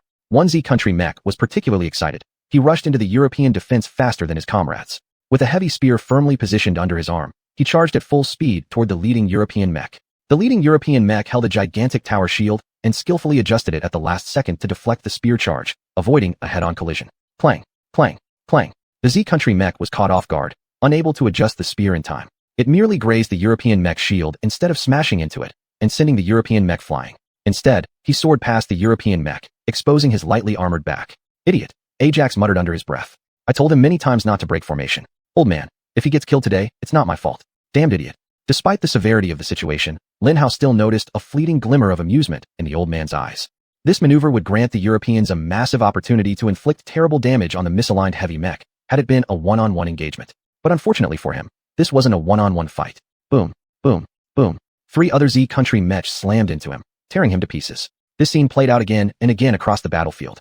With a 4-to-1 numerical advantage, the European defense held impressively against the heavy lancers for several minutes. Many of the soldiers stationed at the European embassy in Shanghai were veterans who had long since learned through relentless study and experience that facing Z country heavy lancers head-on was impossible. Like the first European swordsmen, some among them were able to use their superior skills to deflect the initial spear charge and turn around to attack the vulnerable backs of the Z country mechs. But very few managed to do so. The overwhelming numbers, powerful spears, and nearly indestructible armor rendered the Europeans' superior skills meaningless. In the fierce battle, the Europeans' initial defensive line was quickly broken. However, cowardice was a great disgrace to the Europeans. They were ferocious warriors. As a collective continent, they had once almost ruled the entire world. After the initial defending forces collapsed, more mechs continued to pour out from the fortresses and military camps. Pilots scrambled to power up their mechs and take off as soon as possible to join the fight. Chapter 27. The Angry Secretary. The European mechs entirely lost their positional and numerical advantages in the brief moment they appeared. They were almost knocked down by Z country's mechs as soon as they emerged, dying just as quickly. And so, because of one person's arrogance, instead of mobilizing 5 battalions when there was a chance to do so, 3,000 European mechs, 3 full battalions, met a miserable end, wiped out piecemeal without inflicting any casualties on their attackers. Their only accomplishment was buying time for the remaining 2,000 mechs to act, making their final stand within the fortress. Even so, the last stand of their own mech force against the old man's, though incredibly short, was absolutely glorious and fully demonstrated their courage, skill, and sheer ferocity in battle. After the final European mech collapsed outside the Tenshu walls, both sides prepared for the last battle after a brief ceasefire. 10 wedge formations. Ajax roared. The old man's mechs formed into 10 wedge-shaped formations, each consisting of 100 units arranged around the Tenshu. Their heavy laser cannons pointed at the keep, thrusters on standby. It would take only a single command to bring down the Tenshu. At that moment, Z country's government finally got through to the old man. Ding! Lin Hao, with his heightened auditory senses, heard a soft chime from somewhere behind the old man's ear, a communication device. Whoever was calling must have been an extremely high-ranking individual since he had direct contact with the defense minister. Russell Baishuang. A furious female voice exploded from the old man's earpiece. What are you doing? Premier Wang, how are you today? The old man greeted the caller gently and politely. What are you doing? Europe's leader is speaking with ours, and the media is reporting on the terrifying start of the Fourth World War. I need the whole story. The Europeans are behind Emma's abduction. That's why this happened, the old man replied curtly. A stunned silence followed before the woman's voice spoke again. This time, it was surprisingly calm. Are you sure? The old man merely chuckled lightly. He found the secretary's question amusing. I want details, the woman said. I have Isabella's confession recorded, the old man said coldly. Also, I've gathered all the evidence needed. The woman sighed deeply, falling silent for a while as she tried to process this shocking information. You're going to completely wipe them out. I'll talk to you later. Next time, tell us beforehand about any actions. Don't leave us in the dark while battles rage everywhere. Emma's secret? Lin Hao's brain began spinning at full speed with all its enhanced processing capabilities. There were 4 main clues Lin Hao had collected previously. Emma was extraordinarily intelligent. She consumed the gene-cleaning drug. She had an incredibly strong life force. Isabella didn't consider her to be her niece, claiming her niece was already dead. All of these pointed towards one possibility, enhanced cloning. But enhanced cloning wasn't a unique secret of the Z Country Federation. If the Europeans really wanted the best enhanced clones, they probably should have kidnapped a Russian princess or something else, considering the Russians might be far ahead of the rest of the world in this field. No, there must be a deeper secret, Lin Hao finally realized. Lin Hao glanced at Emma and accidentally caught her looking back at him. She turned red slightly and quickly looked away at the screen. On the screen, Ajax was waiting for the old man's final order. Once they stormed the fortress and killed the high-ranking ambassador of the European Empire, the Fourth World War could likely break out. Ajax, despite being a seasoned warrior with thousands of kills under his belt, still acutely felt the gravity of the action he was about to take. The old man understood his hesitation and issued the attack command. Do it, the old man said gravely. Bring me William Leon's head. Attack, Ajax ordered. 1,000 heavy laser cannons ignited simultaneously, unleashing fist-sized beams of intense light that pierced the walls like a cleaver slicing through tofu. Boom, boom, boom. Explosions sounded from inside the Tenshu Tower. Keep attacking. Ajax yelled another command. The laser beams immediately shifted position, attempting to connect the holes they'd created with those made by their comrades. A massive crack formed across the Tenshu walls as 1,000 laser beams moved chaotically, connecting together. Bang, bang, bang. More explosions rang out, and the erratic movement of the laser beams took many of the gathered defenders by surprise. Ajax was undoubtedly a seasoned veteran in siege warfare. He knew exactly how to utilize the tools and weapons at his disposal for maximum effect. Although he could have easily issued an order to fully charge right away, he chose to soften the enemies first with a laser barrage. This served two purposes. One was to weaken the integrity of the walls guarded by the defenders so that the heavy mechs would find it easier to charge over the walls and subsequently knock them all down later on. The other was to create chaos within the keep. This would disrupt the defensive formations of the defending mechs, lowering their combat effectiveness and making it easier for the heavy mechs to clear out the area. It was a battle of 1,000 heavy mechs against 2,000 medium mechs. Victory was almost certain unless all the pilots of the Z country's mechs suddenly died or the heavy mechs turned into scrap metal. Nevertheless, Ajax still hoped to complete the mission flawlessly without any casualties, aiming to maximize the utilization of his own advantages. After attacking the massive walls for an entire minute, the heavy cannons finally depleted their energy. Despite countless laser cannons piercing through the walls, the keep still stood firm, proving its fortitude. But all of this was in vain. No matter how sturdy, there was no hope now to stop the charge of 1,000 heavy lancers. Advance! Ajax's voice boomed heavily one last time. Whoosh! 1,000 thrusters erupted with extreme power, pushing the wildly heavy mechs to maximum speed within seconds. The wall collapsed like a house of cards under the fierce charge of 1,000 heavy mechs. Bang! Bang! Bang! Intense sounds of battle erupted from the fortress, echoing across the entire region as nearly 2,000 medium mechs fought for their lives. The European mechs were putting up their final resistance. But that day, they didn't fight like ants. They fought like lions, ferociously tearing at the enemy. Though they were defeated, they had given everything they had and managed to delay the inevitable far longer than Ajax had expected, and as time passed, the losses would only grow larger. Ajax remained airborne, giving his subordinates some experience in life and death battles. If he had intended to join the fight, it wouldn't have even been necessary to bring along those 1,000 heavy mechs in the first place. From his vantage point, he could only see the outer edges of the battle, but judging by the speed of the red dots flashing on the secondary screen, the battle was going rather smoothly for the Z country forces. Chapter 28, Crisis Resolved.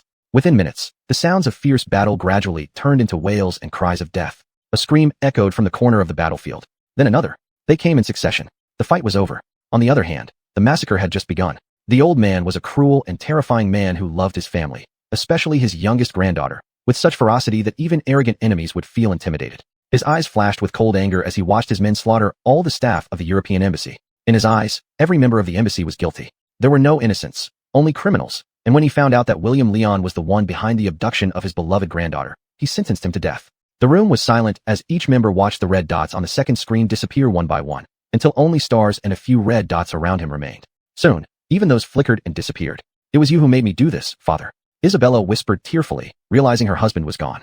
Her intense grief might drive her insane. For an old man, his intuition, reactions, and speed were absolutely top-notch. He immediately understood what was about to happen and acted before Isabella even finished speaking. But it was too late. Cough, cough. Jason groaned, blood seeping from his mouth. Bang. The old man's palm struck Isabella's arm, breaking it instantly and making her release the dagger that had been plunged into Jason's chest. Ah! Isabella screamed in pain. Just a second later, two guards standing behind the old man approached. One went to Jason's side and injected a blue liquid into him. The other went after Isabella and quickly dragged her away from the scene. He immediately gagged her and handcuffed her hands and feet. "Father!" Jeremy shouted in horror. "No!" Beside him, his sister Julie also cried out in shock. Jason's young son James just sat there with his mouth open. "Jason!" The old man grabbed his son's limp body and embraced it. Jason's face froze in shock as more blood continued to flow out of his mouth. "The cryogenics have been successfully administered, sir. I've also requested level 1 emergency medical support," the bodyguard reported. "They should be here within a minute." However, at that very moment, before anyone could react, Catherine and Elizabeth sprang into action. Catherine lunged at Emma, while Elizabeth struck Jeremy, sitting next to her, with a brutal blow to the neck. Still stunned by his father's sudden predicament, Jeremy was completely unprepared, and Elizabeth's strike immediately snapped his neck.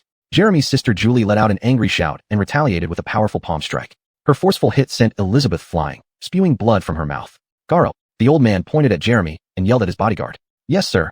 The old man's loyal bodyguard moved again and immediately administered emergency first aid to Jeremy's broken neck. To think, the bodyguard Garo indeed deserved credit that day. Lin Hao hoped he had survived the White Frost disaster. Lin Hao wanted to meet him before leaving to express his gratitude. Regardless, breaking someone's neck doesn't kill them immediately unless the brain is completely severed. Most people simply can't get oxygen, and in such cases, timely emergency medical intervention during the golden moment might save them. Fortunately for Jeremy, Elizabeth was merely a vicious but inexperienced 13-year-old. Her attack on Jeremy's neck didn't kill him instantly. As a result, his life was saved. On the other side of the room, compared to her younger sister Elizabeth, Catherine achieved much less success. Seeing Catherine charge towards Emma, Lin Hao reflexively threw the blanket with all his might to stop her. Although Lin Hao felt weak, his weakness was only relative to his peak strength. Compared to normal people, Lin Hao was still extremely strong. Therefore, for 15-year-old Catherine, the blanket Lin Hao hurled at her felt more like a collision with something hard than a soft blanket. Slap. Catherine violently stepped into the blanket, causing her to fall heavily backward onto the floor. Lin Hao immediately jumped off the bed and sat on her. He pressed his left hand against her neck, pinning her firmly to the ground. Her wild and fang gaze met Lin Hao's cold eyes, and she instantly calmed down. There was no mistaking Lin Hao's intent to kill at this moment. She knew that if she caused even the slightest trouble, he would not hesitate to snap her neck on the spot. There was no doubt that Lin Hao had the ability to do so. She could feel the immense strength of Lin Hao's left hand pressing against her neck. Jeremy. Emma didn't pay attention to the incapacitated Catherine, but rushed toward her cousin, who had already turned slightly cyanotic. She gently grasped his hand and held her breath as Garo skillfully worked to save his life. Fortunately, Garo was highly proficient in emergency first aid. Within seconds, he successfully performed a cricothyrotomy on Jeremy. Using a low-power laser cutter, he made a small incision below the broken vertebrae of Jeremy's neck to establish an airway for him. He'll be fine, Garo reassured Emma with a comforting tone. We have the best medical team in the country at White Frost Manor. Emma could only weakly nod. She was powerless to do anything other than trust his words. At that moment, the door suddenly opened, and emergency medical personnel immediately rushed in. A tall woman wearing glasses quickly assessed the situation and immediately directed her medical staff to attend to Jason, Jeremy, and Elizabeth. They rapidly and professionally scanned all three to determine the proper way to transport them before carefully carrying them away. Your orders, sir? The woman politely asked the old man. Ensure they survive, the old man replied. Yes, sir. She saluted and exited the room with the rest of her entourage. And just like that, the near-fatal emergency concluded in an extremely swift manner. For this little family drama, it was certainly a more exciting conclusion than Lin Hao had imagined. After they left, the atmosphere in the room became unusually heavy. Protect Catherine and Isabella. Ensure they remain alive until my interrogation. Bring James and Julie to their mother. The old man instructed his bodyguards. Chapter 29, Blood-Dropping Recognition. They immediately saluted and continued to carry out his orders. Margaret, the old man began. I know nothing, grandfather. Margaret replied calmly, looking straight into her grandfather's eyes. I see, the old man said with a bitter smile. If you were part of a conspiracy, Jeremy would be dead at the very least. Don't worry. I just want you to come with me and help me figure all this out. Margaret nodded slightly, a flicker of surprise in her eyes. She might have been surprised that her grandfather knew exactly how powerful she was at the time. Margaret was only 11 years old then, but even at that age, she was already a monster. The White Frost clan indeed had an excellent gene pool. They had cultivated so many star talents, especially among Lin Hao's generation. Emma, I need to talk to you further. The elder staggered, unable to articulate his thoughts. Don't worry, Grandpa. I'm fine. After you've sorted everything out, we will have this conversation. She smiled sweetly at the old man. That's good, very good. The elder's face lit up with relief. But we must do something very important today, Emma said earnestly. Certainly. What is it, dear? The old man asked, his expression becoming serious. The third reward. You haven't told us yet what the third reward for him is. Emma pointed at Lin Hao. The elder blinked a few times, finally bursting into laughter. Imagine, what Emma calls very important is the third reward for her savior after all the madness that just happened. And, what a cute girl. I should make sure he gets the best third reward ever. These were surely the thoughts running through the old man's mind at the moment. And because the third reward for Lin Hao from the elder really shocked Lin Hao. That is truly important. The elder smiled broadly after laughing. Yes. Emma responded seriously. Much more important than you think. The elder cleared his throat, straightened his back, and restored his composure and presence. Very well. If that's the case, I'll give you. He looked directly into Lin Hao's eyes, then pulled out a simple but large coin. This. Lin Hao curiously studied the coin. There was only one elaborately designed letter W on it, nothing else. Take it. Emma yelled at Lin Hao. Quick, before he changes his mind. Lin Hao furrowed his brow slightly, hesitating. Family token? Will this bind me to the White Frost clan, forcing me to become one of them? Lin Hao wondered as he glanced at the elder suspiciously. It's the White Frost family's token, the elder chuckled. He deliberately refrained from giving any explanation, simply waiting for Lin Hao to accept it. That damned old man probably enjoyed the fact that Lin Hao was so skeptical about such a precious item. Golden, the White Frost family token, he added, patiently extending his hand towards Lin Hao. What should Lin Hao do? He didn't understand the meaning behind a family token. He hesitated, simply examining the token and the elder's smile. What does it do? Lin Hao finally asked. A lot of things. All very useful. The elder responded vaguely. Lin Hao nodded slightly, edging closer to making a decision. Just as he was about to reach out to grab it, Emma snatched the decision entirely out of Lin Hao's hands. Well, into Lin Hao's hand would be a more accurate description. She grabbed the token and forcefully placed it in Lin Hao's left hand. There. It's yours now. Drop a drop of blood on it. Emma glared at Lin Hao as if scolding him for lacking decisiveness. Yes, the sooner the binding happens, the better. Many people, even members of the White Frost clan, would rob or kill you for an unbound White Frost gold token. Emma, why don't you give Lin Hao a quick introduction to the White Frost clan and the White Frost gold token while I have much to discuss with Margaret? Leave it to me, grandfather, Margaret. I trust you. Emma gave Margaret a smile. Margaret returned Emma's smile appreciatively. Afterward, the elder and Margaret quickly left the room, leaving Lin Hao alone with Emma. Continue the blood drop binding. Emma said, Lin Hao stared at the white frost gold token in his hand, his single available hand, wondering how exactly he was supposed to extract a drop of blood from his body. What? Lin Hao shot her a glare while waving the white frost gold token in front of her face. Oh, very sorry, Emma said shyly. I'll help you with that. Emma walked over to a nearby shelf and took out a sewing kit. Then she picked up a needle, trying to use it to pierce Lin Hao's index finger. What's wrong with your skin? Why is it so hard to puncture? Emma muttered as she skillfully spun the needle like a drill. Must be from me absorbing the mech. Lin Hao shrugged. Finally, she forcefully pierced through the skin, letting a few drops of blood flow out and quickly drip onto the token. The token emitted a bright glow and then returned to its normal state after a second. Wow, that's pretty cool, Lin Hao said. That's nothing compared to its functions and the privileges it grants you. This golden white frost token represents my grandfather. You will be able to access almost everything that requires his authorization. Mechs, resources, all sorts of things are available, of course with limits, but still, its value is very precious to us. Wow, so I'm rich now. Lin Hao looked at the coin, amazed at how his fate had shifted so suddenly. From the bottom of the food chain too. Lin Hao didn't know. Controlling a large chunk of the White Frost clan's wealth could probably place him very securely within the top 1% of the richest individuals in the country. You don't seem very excited, Emma said. I might get more excited once I figure out what I want to spend this money on. Right now, I don't even know what's available or what I actually want. Lin Hao answered with a bitter smile. Right. I'll make sure to bring you to our treasury and shopping areas as soon as possible. Actually, while I'm grateful for you saving my life, I'm still surprised that grandfather actually gave you that family token. In the clan, only 5 people have one. The other 4 were given to extremely talented family members who have made many contributions to the clan. So many that their contributions far exceed whatever money and treasures they can take out of the clan's treasury, Emma continued. That's why they qualify for the tokens.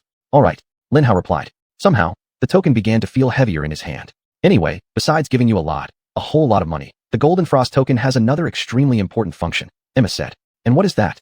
It doubles as your entry token for the triennial mech tournament, Emma explained with shining eyes. The mech tournament? What? Sounds like an interesting event, Lin Hao asked. Chapter 30, Mecha Championship. This isn't just fun. This is a highly prestigious championship with very generous rewards, and it's extremely hard to get in. Emma said seriously. The White Frost clan only assigned 5 participants. Grandfather giving you the token simply means he has great confidence in your skills as a mecha pilot. Lin Hao nodded in understanding. He probably made the decision when he saw my resonance purity rating. Whatever that was. Lin Hao thought.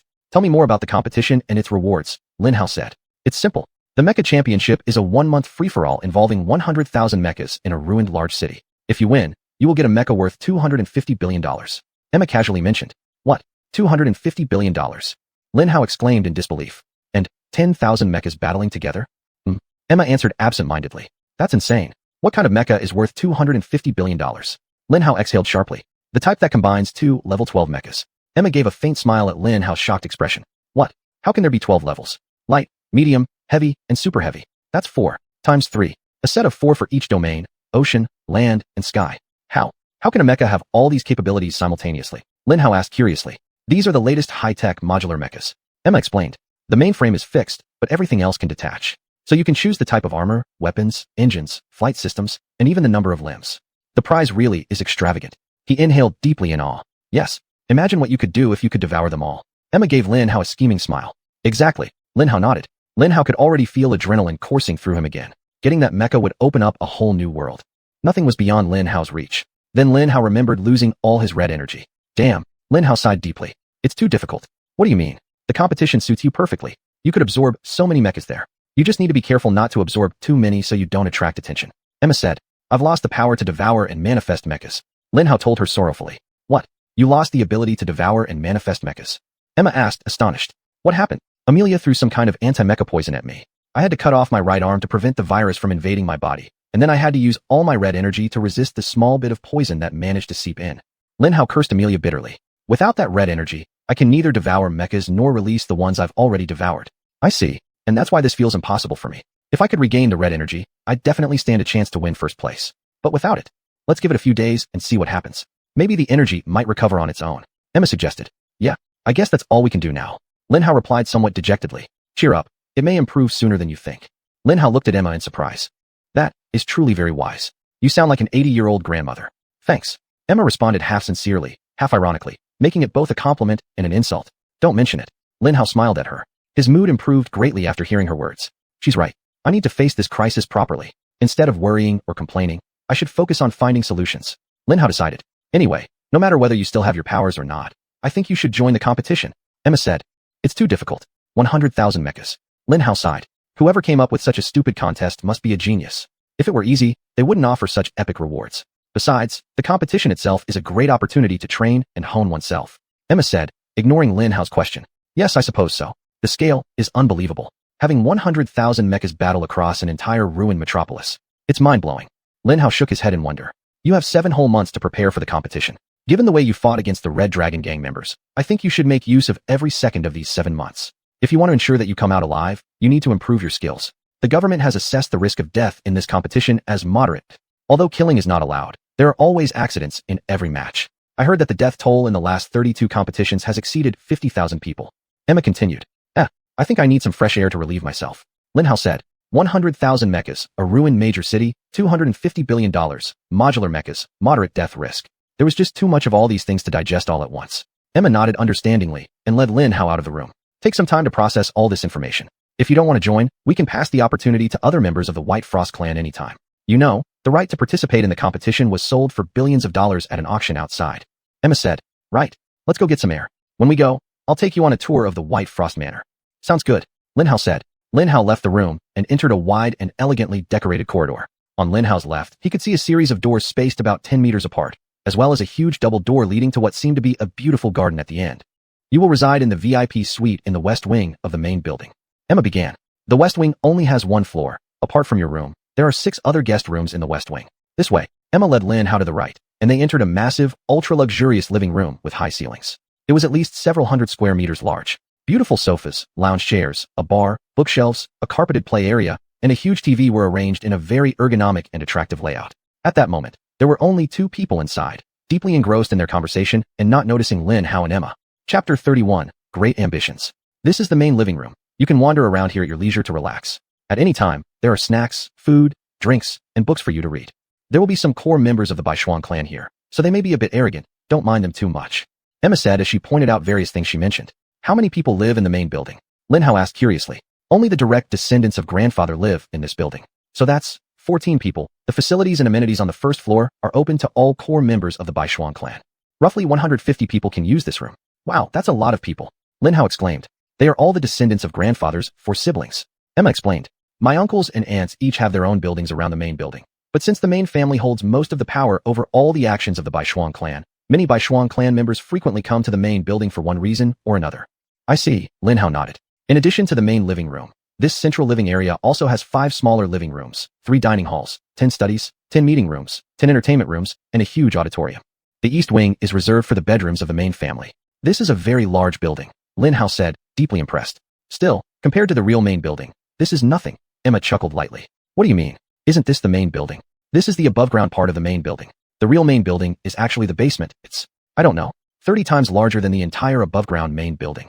Emma said, we call it the training room. Training room? Why do you need such a big training room? What do you do there?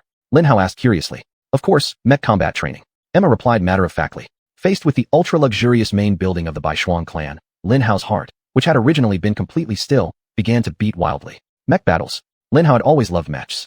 After the Red Mech Corps became a part of him, Lin Hao thought of himself as an official participant in the mech world, the future mech emperor. Lin Hao's eyes shone with excitement. Adrenaline surged through his body. Snap. Ah. Lin Hao let out a soft scream, clutching his chest as a sharp pain radiated from his heart throughout his whole body. Hey, what's wrong? Emma panicked, grabbing Lin Hao by the shoulders. However, the pain soon subsided. I'm fine, Lin Hao gasped for breath. But his heart was still pounding hard, responding to the sudden pain. Are you sure? Emma asked Lin Hao, puzzled. Maybe you should go back to your room and rest. No, I feel fine now. Lin Hao straightened his back, took a deep breath, and slowly exhaled, quickly analyzing what had just happened. My excitement might have triggered the Red Mech Core within me. Lin Hao thought excitedly. That means, even though my internal red energy has been completely depleted, the Red Mech Core is still active inside me. I have a chance to restore my red energy. Now, the best way for me to recover is to experience countless emotions to trigger the Red Mech Core. Lin Hao quickly came to a conclusion. Coincidentally, Lin Hao was about to go to a mech training room. A perfect opportunity to make his heart race and adrenaline surge through his veins. Lin Hao clenched his fists tightly, filled with a strong sense of inevitability. What could possibly stop me with my Red Mech Core and its ability to consume? Emma certainly could, but even then, she would likely still want to be on Lin Hao's side. They were both young. Do you want to check out the training room? Can you handle this excitement? Do you need a wheelchair? Or do you need more rest? Emma asked sarcastically. I can definitely go to the training room, Lin Hao declared, completely ignoring her other questions. He felt incredibly magnanimous. Nothing she said could dampen Lin Hao's spirit. When Lin Hao realized that the red energy was entirely depleted, a deep gloominess began to take root in his heart. Although Lin Hao had suppressed this feeling fiercely, only after releasing it did he realize how profound it truly was. I can regain the strength of the consuming mech. I can. Yes. Lin Hao's heart pounded fiercely. Emma gave Lin Hao a small wink, smiling at him briefly. Then let's go, she said, guiding Lin Hao toward the elevator in the corner of the living room. Hey, Emma, a female voice called out from behind them. Lin Hao and Emma turned around and found two Xuanyuan clan members who had been engaged in a deep discussion in the living room, standing right behind them. Emma's face turned cold. She ignored the girl who was welcoming her. The girl was a beautiful young teenager, yet she looked somewhat aged. Upon understanding Emma's attitude, Lin Hao felt that Emma wasn't friendly towards these two. Haha, what are you doing with a one-armed guy? Are you so lonely that you go out to play with someone like him? Poor unpopular Emma. No one wants to hang out with her.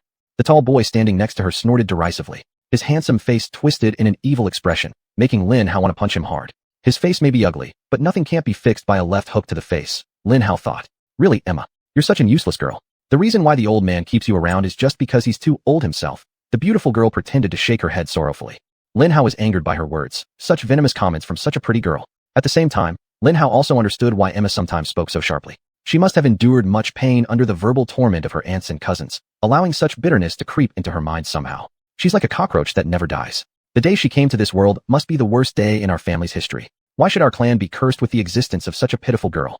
The handsome boy said mournfully. Lin Hao's hand twitched slightly as he struggled to resist the urge to hit him. Calm down, Lin Hao told himself. After all, you're a guest here. You can't start beating up the old man's descendants everywhere. Hey, Jennifer, guess what Grandpa gave him? Emma asked in a bright and excited voice. A gold token. Can you believe it? The last coin everyone hopes to obtain belongs to him. Grandpa is so generous. We're just about to go to the training room. Lin Hao's jaw dropped in astonishment. Chapter 32, The Struggle. Emma, that little imp. Just as Lin Hao was feeling quite sympathetic towards her, she wanted to throw me in to fight the two teenagers. Lin Hao thought incredulously. Lin Hao, show them your gold coin. Emma exclaimed excitedly, winking at Lin Hao. Though her friendship was all fake, he sensed her excitement was genuine. Lin Hao helplessly shook his head and sighed. She probably wanted to use his body, tougher than steel, to teach her cousins a lesson. All right, I'll do it once for you, Lin Hao thought while pulling out the golden token, flashing a pretend look of excitement. Hey, big brother and big sister. Look, Grandpa gave this white frost gold token to Lin Hao. Isn't it beautiful? He says it's extremely valuable. I wonder how much I could get if I sell it at an auction. The two immediately stared at the golden token in Lin Hao's hand with hungry eyes. Lin Hao could hear their heartbeats accelerating. What do you think? Jennifer asked, slightly breathless, her pupils already enlarged with excitement. Lin Hao could feel her muscles tightening and coiling. She was preparing to move. Lin Hao wasn't a fighter, but his years as a scrapyard scraper had taught him how to read a person's state from the situation. In that moment, he knew the attack was imminent. This is exactly what we need. Avarice gleamed in Joseph's eyes. I think no one will mind us finding it on the floor after quarreling with our guest. Perfect, that's exactly what I was thinking. Jennifer grinned. Emma smiled contentedly as both her targets had fallen into the trap. She took a cautious step back to avoid the inevitable action that would happen soon. Jennifer and Joseph exchanged a glance, nodding slightly before acting together. Jennifer threw a powerful right hook at Lin Hao, while Joseph bent low and executed a low reverse spinning kick. Hey, big brother, big sister, what are you doing? Lin Hao skillfully dodged their attacks. Why are you attacking me? What did I do? Whoosh. Jennifer's right straight nearly hit Lin Hao's face. Whoosh. Lin Hao lightly spun aside, evading Joseph's forceful axe kick. This guy knows how to dodge. Jennifer sneered coldly as she sent a series of high-speed jabs toward Lin Hao's face. Lin Hao quickly avoided them. Big sister, why are you attacking me? Is it because you're upset about not getting the golden white frost token?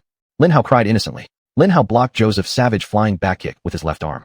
Big brother, you too? Are you really so utterly devastated because you didn't get the golden white frost token? Are you upset? Do you truly feel that way? Lin Hao shouted. When Emma heard Lin Hao using the exact same words she'd said earlier, she let out a loud giggle. Bang!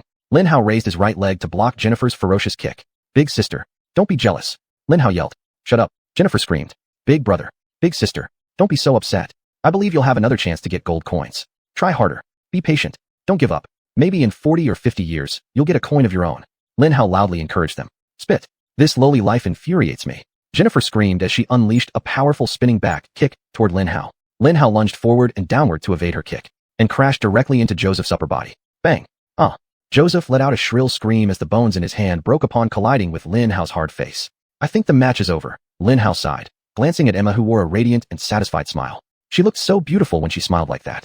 Joseph, Jennifer screamed as she rushed to his side. Lin Hao raised an eyebrow at Emma, as if asking her, happy? Emma gave Lin Hao 2 thumbs up and vigorously shook her head at the pair. Your job isn't done yet, she seemed to say. Lin Hao nodded slightly at her and turned back to the two. How does it feel? Lin Hao smirked, mocking Joseph, who clutched his right wrist with his left hand. His right hand had fractured outright after smashing full force into Lin Hao's hard face. He knelt on the ground, whimpering faintly like a beaten puppy. Tears streamed freely down his face contorted in immense pain. Jennifer stared incredulously at Joseph's hand. What? She muttered in disbelief. I've been trying my best to protect you from harm through dodging and evading. But you insisted on attacking me. Don't blame me. If you want to blame anyone, blame yourself for being too weak. Weakling. Lin Hao laughed hysterically in front of him, and then turned to face Jennifer. You ugly little brat. You're lucky that your reflexes are so good, or your hands or legs would have definitely been broken. No wonder you don't qualify for the gold coin. Maybe next lifetime. Ha ha ha. Lin Hao crushed her completely with his venomous words. Her lips twitched slightly, and in that moment, fear filled her face. She had actually kicked a metal plate. At that moment, if the metal plate fell by accident, there was no way she could escape. Bang! Lin Hao roared as he pretended to attack her. She let out a scream out of sheer terror and accidentally grabbed Joseph's broken hand. Joseph screamed in agony. Emma burst into laughter. Emma, let's go? There's no need to waste more time on them. After all, they're minor characters. Alright, let's go. Emma giggled adorably and led Lin Hao into the elevator. Then they left. Do you think I did well? Pretty good, right? Lin Hao asked Emma smugly. Extremely excellent. Emma nodded in approval. It was so good that I think you can take acting classes. What? Are you saying I should take classes? Lin Hao asked, the sense of impending doom growing stronger in his heart. These White Frost crazies were sending me to school? Ho ho, we really need to start talking about the Golden Frost family token and all its uses. You'll be starting school next month, Emma casually told Lin Hao. Lin Hao's jaw dropped. School? Lin Hao shrieked in horror. I don't want to go to school. Of course, you must go to school. You're terrible at everything. Emma rolled her eyes at Lin Hao. Chapter 33, Mecha Training Ground. I'm not going to school. I'm doing fine right now, thank you. In fact, with the $50 million your grandfather gave me, I don't even need to go to school. Besides, who needs to learn how to write papers and such anyway? Lin Hao said firmly. You're not going to a regular school, dummy. You're going to a mecha pilot school. There, you'll learn all sorts of useful things. Basic combat, teamwork, tactics and strategies for operations at sea, on land, and in the air, all kinds of stuff. Emma said. No. Lin Hao shook his head resolutely. I don't need to learn any of that. In reality, Lin Hao knew he needed to learn all of this, perhaps one day, but not at that moment. I've just gotten $50 million and a game-changing mecha core. Let me enjoy life for a bit at least. I don't want to be trapped in a school. Lin Hao thought to himself. Do you know how bad you are at close combat? Apart from having very thick armor, what other advantages do you have over someone of the same level? Emma said sternly. Besides, if you don't learn all these things, exactly how do you expect to achieve your dream? What was it again? Mecha Emperor? Or maybe a mecha pilot who can't even fight? Lin Hao was about to retort when suddenly the elevator stopped. Ding! The elevator doors opened, revealing an underground dome before Lin Hao, making him instantly feel small. All thoughts and worries about school immediately left Lin Hao's mind as he gawked at the vast space before him. The exhilarating sounds of mecha battles reached his ears like music. It was a glorious place. Imagine the largest stadium. How many could it hold? 100,000? How tall were the walls? 50 meters? Now take that stadium, multiply its size by 16 and its height by 4, and place it underground. That was what Lin Hao saw. So huge. Lin Hao whispered in awe as he stepped out of the elevator and entered the training room.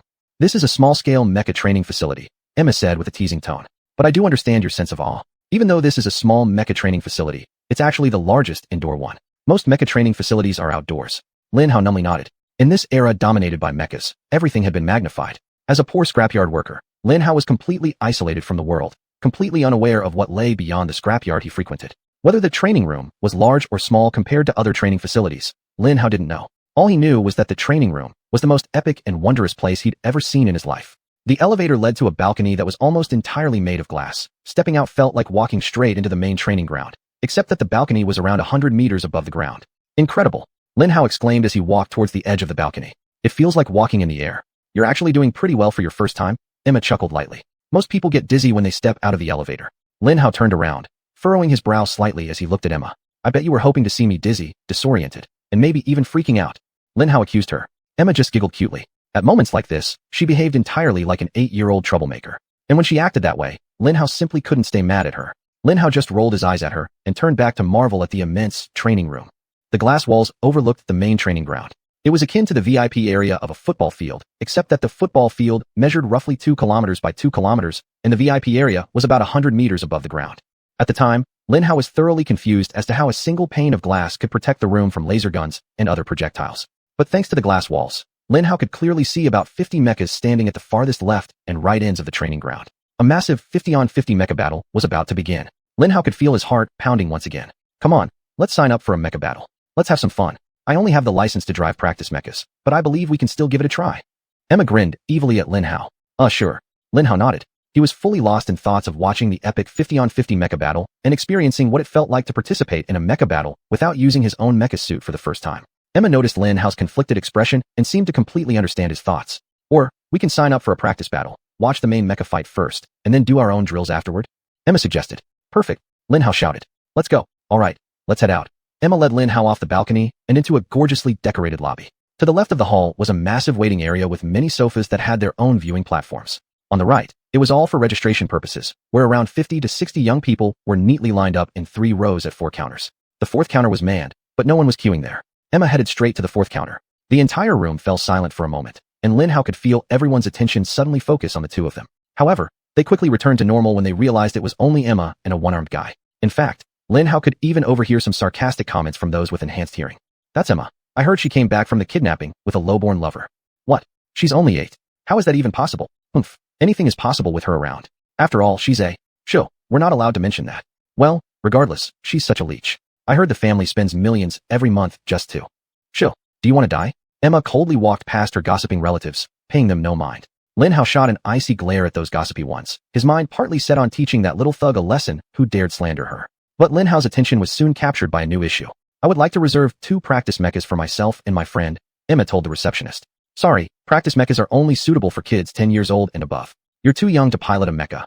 The receptionist shook his head and smiled slightly as he dismissed Emma's request.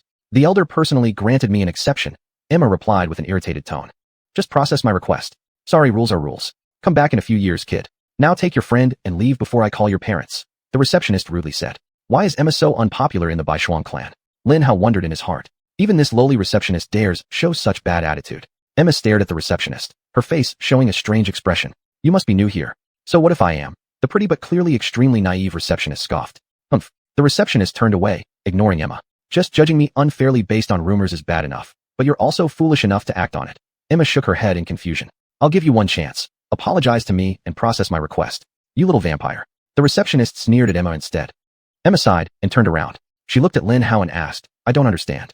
Why do people ruin their own futures just to be cruel to me? Their words don't hurt me much, but they've lost any chance of success within the Xuanyuan clan. It's a poor trade-off for them.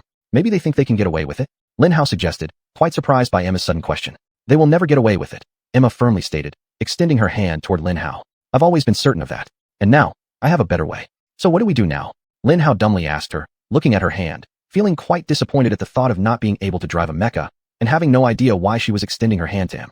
Chapter 34 Slap in the Face. We need to get that annoying person fired, practice mechs ourselves, and hand over your coins, Emma said. Lin Hao narrowed his eyes and cautiously glanced at the 50 or 60 people in the room. Are you crazy? We can't fight 50 people at once. Lin Hao hissed. You won't be fighting anyone. Fighting is strictly prohibited here, so it's perfectly safe. Just give me your token quickly, Emma said impatiently. Oh, if that's the case, then fine. Lin Hao pulled out a token from his left pocket and handed it to her. Emma grabbed it, turned around, and slammed the token on the receptionist's desk. I want to speak with the office manager. She glared fiercely at the receptionist. The receptionist looked at the gold coin and furrowed his brow. What is that? That's the family token of Jin Baishuang. It represents the will of the clan leader. I am Harold, the on-duty office manager. How may I assist you, Mrs. Emma? A tall, handsome middle-aged man walked out from behind the receptionist and bowed deeply to Emma. Clearly, his attention was drawn by the receptionist's less than polite words as he approached the two just as the gold coin was slammed onto the desk. Mr. Harold, thank you for coming out to see me. I need 2 practice mechs for myself and my friend, Emma said as she returned the gold coin to Lin Hao. Of course. He snapped his fingers and summoned an assistant. My assistant will take you to the training mechs. Is there anything else I can do for you? Thank you very much. Emma smiled at him. Also, I wish this foolish receptionist to be dismissed and banned from all businesses owned by the Baishuang family starting today. What? The receptionist turned pale. As you wish, and I sincerely apologize for any discomfort she may have caused you, Harold replied courteously. Then that's settled. Then practice well, Mrs. Emma. Harold bowed respectfully again. Wait. The receptionist screamed, but several guards immediately grabbed her and knocked her unconscious. And with that, she was gone. Come, let's have a match. Emma gave Lin Hao a victorious smile. Yes. Lin Hao clenched his fist in excitement. Lin Hao knew he probably looked like a country bumpkin getting excited over a simple practice game, but he didn't care. He was about to pilot a real mech. However, let's watch the mech battle first. Lin Hao reminded Emma. Right, take us to the VIP viewing lounge. Emma told the assistant. As you wish, Mrs. Emma. The assistant replied respectfully. A few minutes later, Lin Hao and Emma entered a small yet luxurious room that extended like a balcony completely made of glass from one side of the training room wall. This design provided Lin Hao and Emma with a comprehensive and perfect view of the main training area. 5 ultra-luxury sofas were placed in the center of the room, each with several screens that could adjust their size and position freely. Amazing, Lin Hao exclaimed and jumped into one immediately. After fiddling with the screen for a few seconds, Lin Hao realized they could offer various viewing options. From any perspective of participating mechs to numerous overhead views from cameras placed around the training ground. It was perfect. Sitting on one of those sofas to prepare for an epic mech battle felt like heaven itself. Lin Hao was feeling extremely happy. Just when Lin Hao thought life couldn't get any better, the assistant handed him a menu. Heaven. I must be in heaven. Lin Hao thought. Smack. Lin Hao slapped himself hard across the face, shocking both Emma and the assistant. Ow. Alright. This isn't a dream. Lin Hao murmured contentedly to himself. As Lin Hao ordered steak, fries, and many drinks, his face beamed with joy. Do you want anything? Lin Hao turned around and asked Emma, who had a rare, soft, and gentle expression on her face. I'll have what he ordered, Emma hurriedly told the assistant. He bowed and left the room. Ding. A huge countdown hologram appeared in the middle of the training area. 5 o'clock. 4:59. Only 5 minutes remained. Let me explain how mech battles work, Emma offered. Sure, Lin Hao readily agreed. Mech battles mainly come in 3 types. Team battles, which we are about to watch. Battle Royale, where you fight to be the last standing mech, and handicap battles, where a more powerful team intentionally starts with fewer mechs. Battles involving up to 20 mechs are called skirmishes. Medium-sized battles involve up to 100 mechs, and large-scale battles can involve as many as 1,000 mechs. Any battle involving more than 1,000 mechs is referred to as a massive brawl. Lin Hao's eyes shone brightly as she spoke, and he was already extremely interested even though she had just begun. Somehow, watching a training battle was much more exhilarating than watching an old man's private guards assault the European embassy. That match had been stressful for Lin Hao. The prospect of being able to participate in a training battle was even more significant to him, which made it all the more exciting for Lin Hao. He was already imagining himself standing victorious amidst a field of broken and defeated mechs. So we're going to watch a medium team battle then, Lin Hao observed. Yes. Emma nodded. What's interesting about this match is that it's a variant of the handicap battle I mentioned earlier. Typically, it involves stronger teams sending out fewer mechs. However, in this case, the blue team, composed of higher-ranked mech pilots, is sending out the same number of mechs as the red team, but the mech rankings differ. They deploy only light and medium mechs, while the red team can deploy heavy mechs. As one might guess, the ranking disparity is incredibly hard to overcome, far more challenging than the numerical disadvantage. I see. Lin Hao admired and nodded. It's excellent training for the stronger mech pilots. I admire their dedication to improvement. Devotion to improvement? It's more like they don't want their ranking to drop. Emma snorted. Ranking? What ranking? Lin Hao asked. Let me start from the beginning. The Baishuang clan is a powerful clan in the Zihua Federation. We're one of the few major powers allowed to deploy our own armies. We're a second-tier legion, which means we can deploy up to 2,000 mechs, and Grandfather has chosen to divide the 2,000 mechs into 2 groups. His personal guard, called the Red Dragon Battalion, consists of 1,000 heavy lancers, whose operations you witnessed earlier today. Emma pointed out. Yes, they were truly impressive. Lin Hao said. They certainly are skilled, though their maintenance costs are exorbitantly high. Emma huffed. You get what you pay for. Lin Hao teased her. Chapter 35, Mech Resonance. She paid no attention to Lin Hao's words. The other battalion is called the Xuanyuan Battalion, a mixed battalion with various mechs. This battalion has a wide range of uses, just like Xuanyuan having 72 transformations, allowing them to perform all sorts of tasks. It complements the Red Dragon Battalion perfectly. The Red Dragon Battalion consists basically of 1,000 heavy lancers devoted to death and destruction, no technique, just sheer force. This is exactly how my grandfather liked it. Emma said with a faint smile. Like most boys would prefer. Lin Hao corrected her. I like it too. Emma rolled her eyes slightly at Lin Hao. In any case, every year there are pilots who retire or die, or for some reason, can no longer serve as soldiers in the White Frost Battalion. Therefore, we will select their replacements from the reserve personnel pool. At any given time, at least 1,000 reserves are ready for combat, and another 1,000 reserves are under training. These numbers fluctuate. I've been told that during wartime, these numbers might even double or triple. The 1,000 reserves in training are divided into 50 groups, and they're ranked weekly based on the scores they earn within the week. The top-ranked groups will receive the most resources the following week, and the highest-ranking group after graduation will be awarded a fully customized mech for each member of the group to use.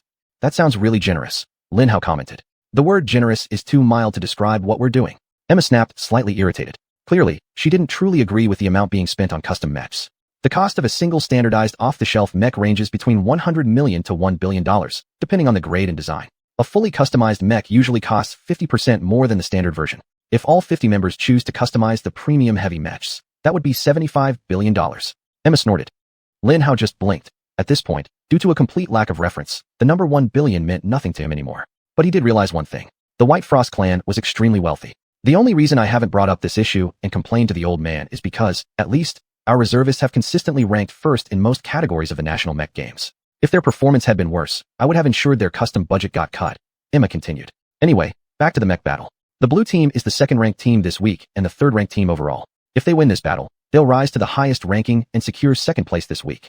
If they lose, they'll drop to third place this week and fifth place overall. This match carries great stakes for the blue team. Emma explained. I get it. A mid-sized mech versus a heavy mech. It feels like the fight at the European embassy all over again. Lin Hao rubbed his hands together happily. Oh no, if my estimate is correct, This battle is nothing like the European embassy fight, Emma disagreed. For starters, it's not a mid-sized mech against a heavy mech. It's a light mech against a heavy mech. What? Is the blue team crazy? Lin Hao shouted. They're definitely not. Emma smiled at Lin Hao. The blue team is called Black Salamander, and they are all elites. Lin Hao gave her an exasperated look. Elites? Must I explain every little thing to you? Emma sighed. Yes, please. Lin Hao tried to bat his eyelashes cutely at her. All right, let me explain everything. Emma took a deep breath and began. Mecha are driven by mech cores, right? Right. The mech core is essentially controlled nuclear fission. Control over such a powerful process is actually granted to us by a unique compound element, which humans call the mech element. Clever, Lin Hao commented. Indeed. Anyway, it was discovered sometime in the early 22nd century and implemented into mech cores. Sometime in the late 22nd century, humans found that more and more people were developing a unique ability, resonance with metal. What? Lin Hao shouted in surprise. Resonance with metal? Yes. Emma replied, also surprised. What's wrong? Nothing. Never mind. Please go on, Lin Hao quickly said. Emma pressed her lips together slightly with annoyance and suspicion, but continued her explanation. Those who gain resonance are either mech pilots or people who spend large amounts of time daily interacting with mechs. When the scientists finally conducted their research, they discovered that the reason all these people were resonating was due to the presence of mech elements within their bodies. We're not sure how it happens, but when humans are exposed to mech elements for long enough periods, their bodies start producing it. The mech element exists in all these people, in varying amounts and purity levels. After years of extensive experiments and quantifying the differing effects of the mech elements, scientists eventually provided a comprehensive measurement and explanation of this phenomenon. What is resonance? Resonance allows pilots to extend their senses into the metal and enhances their control over said metal. Lin Hao was shocked. This was exactly what Lin Hao possessed. Resonance. Damn, Lin Hao muttered to himself. So I'm not as special as I thought. How do we measure resonance? Emma continued. Resonance is influenced by two main factors, the purity level of the mech elements in your body and the amount present. The purity level of the mech element is fixed at birth and measured through resonance purity levels, RPL. The higher the purity, the greater the sensitivity and control limits you can achieve with the metal. For example, if your RPL is 70, then theoretically, the highest level of sensitivity and control achievable with a mech is at 70%. Do you understand the importance of tactile feedback and fine control over mechs? Emma asked Lin Hao. Yes, tactile feedback allows pilots to respond faster and more effectively. For instance, when you parry a sword strike, tactile feedback will tell you how much strength your opponent used and whether you have enough reserves to counter and overpower him. Without tactile feedback, you only know that you've successfully parried, but you wouldn't know the actual force behind your enemy's attack. Emma nodded in agreement. Fine control essentially refers to precise motion control. You can even make the smallest movements with your mech. A great example is close combat. If you can make small moves, you'll be able to maximize dodge efficiency, and most importantly, target tiny weaknesses in your enemy's defense. Chapter 36, Betting Agreement. Excellent, Emma replied. This is resonance purity level for you. The higher, the better. The second factor determining resonance is resonance volume, which refers to the number of mecha elements within your body. The more mecha elements inside you, the closer you'll get to the theoretical maximum set by the RPL, resonance purity level. Resonance volume is quantified as numbers, representing the physical range over which a pilot with 100% RPL can project their resonance. For example, if a pilot has a resonance volume of 10 meters at 100% resonance purity level, then they have a 10-meter range over which they can impose resonance. But if it's 90% RPL and RV is 10 meters, then their range becomes 90% of 10 meters, i.e., 9 meters. An average blue mecha's length is about 10 meters. The average RPL for pilots is 40%. This means that an ordinary pilot must generate 40% resonance for an average-sized mecha, requiring 10 meters corresponds to 40%, so 100% would be 25 meters.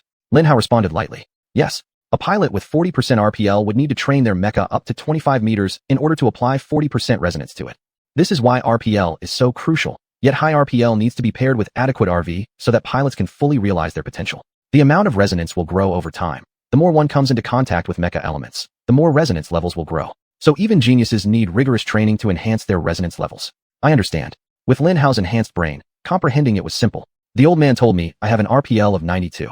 It must be the effect of the red mecha core, Emma said. Pilots with 80% RPL are extremely rare. Cool. After all, you're still quite special. Lin Hao grinned happily to himself. The members of the Black Salamander squad are elites, meaning their RPLs are between 70 to 79. They're facing off against the giant Pegasus squad, which is a lower-tier company, averaging an RPL of 50. Even with heavy mechas, they find it difficult to overcome the Black Salamanders. Really? Lin Hao answered with doubt. I know tactile feedback and fine control are important, but that doesn't change the fact that their armor and firepower are much lower. I don't believe resonance could make such a big difference. Resonance alone cannot guarantee victory, but if two equally skilled teams face each other, the team with a higher average resonance rate typically wins, Emma said. Even with that big a gap in mecha tier. Lin Hao furrowed his brow slightly. I don't think so. Wanna bet? Emma smiled at Lin Hao. Let me think about it. Lin Hao opened the screen and checked the detailed information of team members to gather more facts. Lin Hao was certain the giant Pegasus squad with their heavy mechas would win, but he needed to confirm. He didn't want to lose to Emma. Lin Hao noticed something intriguing on the giant Pegasus squad's information page. Interesting. Alright, Emma, let's place a bet. Great. Let's bet 100. No, how about 1,000 college credits? Emma grinned mischievously, looking at Lin Hao as though he were a delicious piece of crispy fried chicken. What? I don't have any college credits. Lin Hao protested. Don't worry. You'll earn college credits when you attend school later. So, are you up for the bet? If you're so confident, you shouldn't be worried about the stakes. Of course, unless you're just talking big. Emma mocked Lin Hao. Alright, 1,000 college credits. Lin Hao shouted. It doesn't matter since I'm not going to school anyway. Losing 1,000 credits wouldn't hurt. Lin Hao smirked internally. They shook hands, and Lin Hao turned his head to look at the training ground, eagerly awaiting the start of the battle. This was going to be a very thrilling fight, and the bet made it even more exciting. Lin Hao could feel adrenaline coursing through him. Splash, splash, splash. A familiar pain surged in his chest. Okay, let's make this 3 times as exciting. Lin Hao's red mecha core reacted to his excitement. Soon, the final few seconds of the countdown began. 5, 4, 3, 2, fight. As the countdown hit 0, the ground started rumbling slightly, and many gaps appeared in the main training zone. Various semi-ruined buildings started appearing and rising out of these gaps. Rumble, rumble. Within seconds, the flat and open training field transformed into a semi-destroyed city. Wow. Lin Hao inhaled sharply. This is amazing. It's just like a real urban landscape. Each battlefield will be randomly selected by the system. But urban battlefields appear more frequently than all other types combined, which means the Xuanyuan clan is likely preparing a major offensive involving urban combat. Emma said, her eyes glowing with excitement. On the far right, Lin Hao could see the heavy mechas of the giant Pegasus squad divided into 6 groups, each with 7 pilots, lined up until they were about 250 meters apart from each other. Then, the 6 groups began to slowly advance across the ground. The remaining 8 mechas split into 2 groups of 4 and followed behind the 6 groups. Lin Hao nodded in approval at their formation. Their 6 groups almost completely covered the width of the training field, ensuring that enemies would not be able to attack them from the flanks or behind. Each group having 7 members also gave sufficient firepower for the groups to hold off engagements with lighter mecha for several minutes, allowing the other groups to converge on their positions and crush the enemy with overwhelming firepower. The 2 groups of 4 following behind them would serve as powerful emergency backups in case any single group faced all the enemy mechas at once. The only thing Lin Hao lamented was that they didn't have any light mechas acting as scouts. Having eyes, keeping an eye on the enemy was very important in every fight.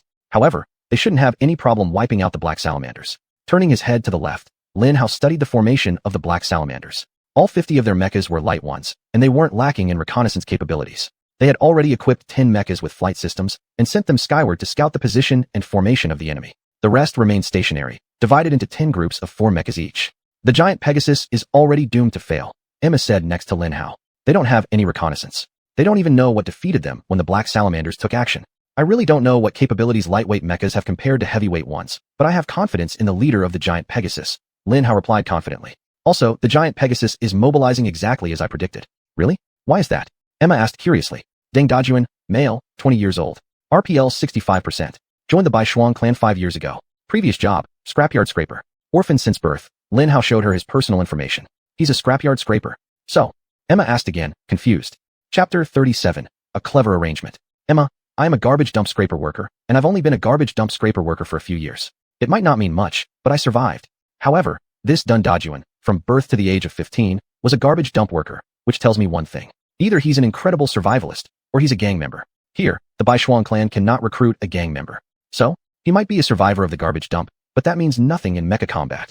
Emma obstinately countered Lin Hao. If he is a new recruit, yes, his survival skills mean nothing, but he has already trained here for 5 years. He will surely have integrated his survivor instincts into his fighting techniques, as a leader, into his deployment tactics, Lin Hao explained. Besides, the fact that he is a less than outstanding team leader tells me he may be smart. I don't see much of this survivor instinct in his deployment strategies, Emma chuckled lightly. It's just textbook heavy mecha deployment tactics, without any scouts. If everything was just what it seems, it would be extremely textbook. Lin Hao grinned at her. Oh, I've lost count of how many times I've worked so hard to make everything look like it does, just to hide a deadly trap. Look at his mecha and the modifications he's made. Lin Hao pointed out the interesting things he had noticed earlier. He has uninstalled most of his heavy armor, then replaced them with a flight system? Emma gasped in disbelief. And he even has a high-powered heavy rifle? Yes, look where he positions himself, Lin Hao said excitedly. Emma turned her head to the screen and quickly marked the army's positions. He's lagging behind the main line in a group of 4. In fact, he's even started to slow down, distinguishing himself from the rest of the team members. Yes, from the moment I saw his background and the modifications to his mecha, I knew it. He's an incredible assassin, Lin Hao announced proudly. Alright, this might cause a small trouble for the Black Salamander's plan, but I doubt if it's enough to make them fail, Emma casually remarked. Yet, a flicker of doubt appeared in her eyes. Look, he's climbed onto the tallest building, and his men are forming a wide half-circle around his position. Perfect, Lin Hao shouted. All they need to do is hold their ground. Let the black salamanders come to them, and Xuanyuan will pick them off one by one. Stop staring at the giant Pegasi. Look at the black salamanders. You won't like what you see. Emma laughed lightly. Lin Hao turned to study the black salamanders. Their scouts were back, and they were. What on earth are they doing? Lin Hao asked incredulously. Weapons combination, Emma answered smugly. It's a special development of the Xuanyuan clan. We can combine weapons to enhance their levels. As you can see, all mechas of the black salamander team sacrifice their armor modules to give more weight allocation to their rifles. Therefore, they carry both their original light rifles and additional medium rifles. What? I didn't know this was possible. You're cheating. Lin Hao accused Emma. Haha. Of course, I'm not cheating. You didn't do enough investigation before placing your bets. You can only blame yourself for losing. Emma gleefully and evilly giggled. Cheater, Lin Hao sniffed. But despite Lin Hao's concern over not knowing that light mechs could combine, there was a gleam in his eyes. This is amazing. They're going to engage in a mech gunfight. Lin Hao eagerly thought. The black salamander's light mechas quickly set up weapon combinations. 2 light rifles can be combined into 1 medium rifle. 2 medium rifles can be combined into a heavy rifle. 2 heavy rifles can be combined into a super heavy rifle. Emma generously explained. Lin Hao noticed this point about Emma. Though she was usually impatient and short-tempered, she was surprisingly patient when teaching. Lin Hao had benefited greatly from her patience during multiple lessons. Combined weapons provide unparalleled flexibility to lower-level mechs, allowing them to fight beyond their level. However, they are not without weaknesses. Compared to regular weapons of the same level, combined weapons are much less durable. The logic behind it was actually quite simple.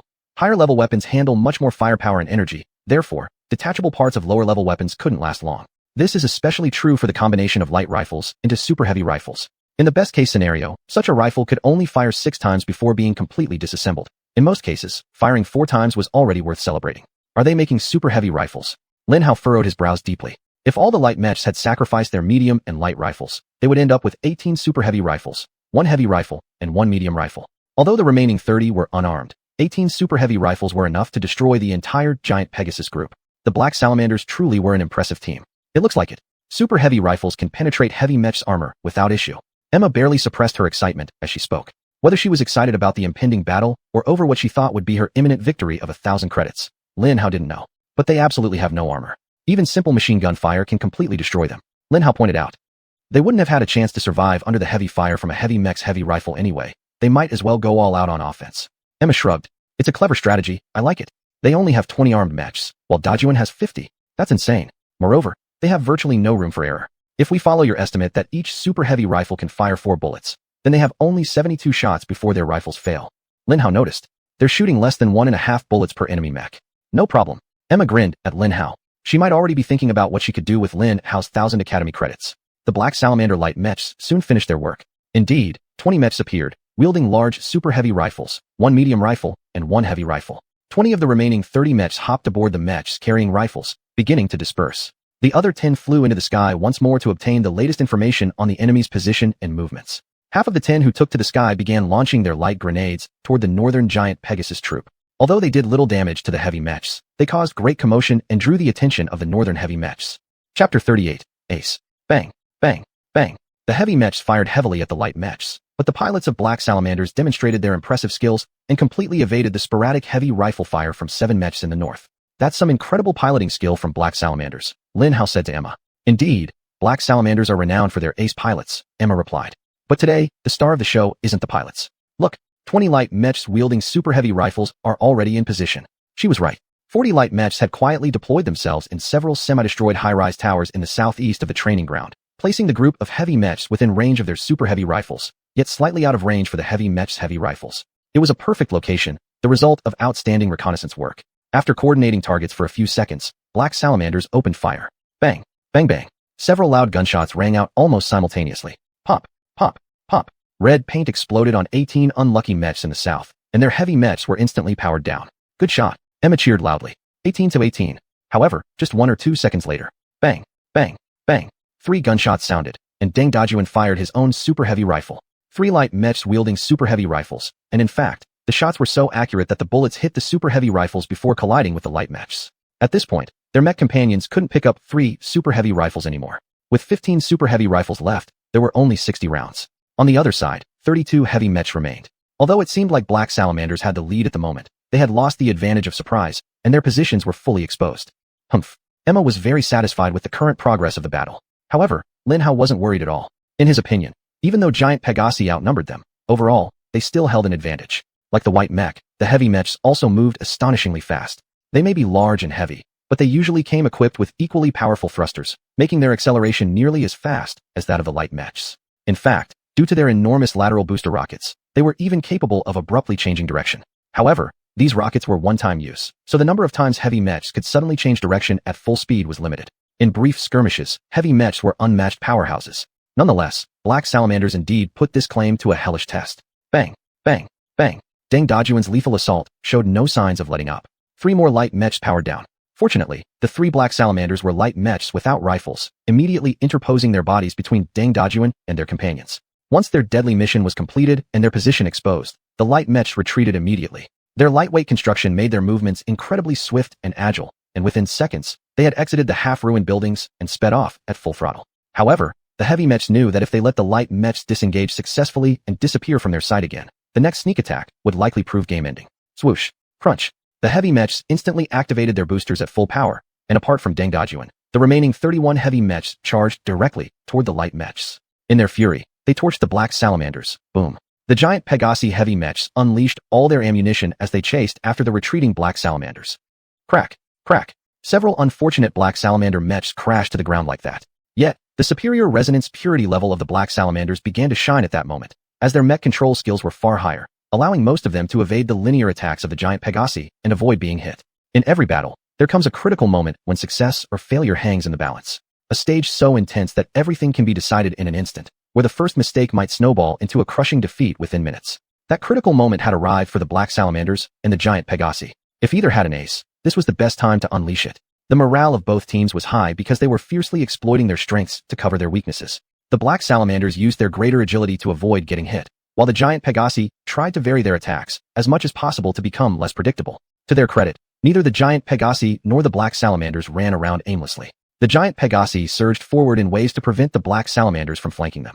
The black salamanders also split into 3 groups, forcing the Pegasi to divide as well, or else they would face pincer attacks from other black salamander groups. At that very moment, the black salamanders decided to reveal their trump card. Clack! All remaining light mechs activated their hidden flight modules and soared into the sky. Good grief. Lin Hao muttered to himself.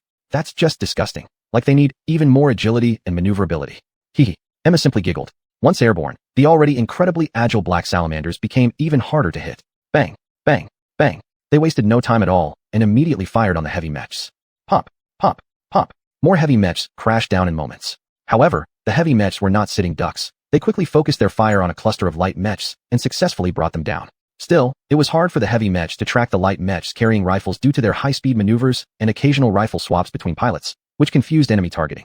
Worse still, at that exact moment, the black salamanders chose to unleash their final ace. All the light mechs without rifles drew short swords and launched themselves at the heavy mechs in wave after wave of suicide attacks. As the heavy mechs tried to shoot down the suicidal light mechs, the other light mechs with rifles seized the opportunity to fire upon the distracted heavies. Pop, pop, pop.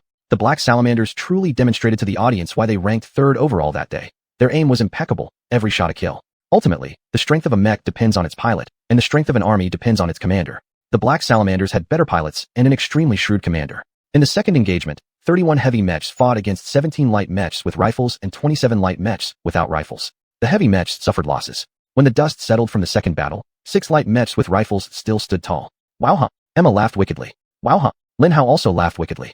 Chapter 39 Winning the Bet. What are you laughing at? Emma furrowed her brows in annoyance. The giant Pegasus only has 1 mech left, while Black Salamander still has 6. 6 better pilots in heavy mechs against 1 weak pilot.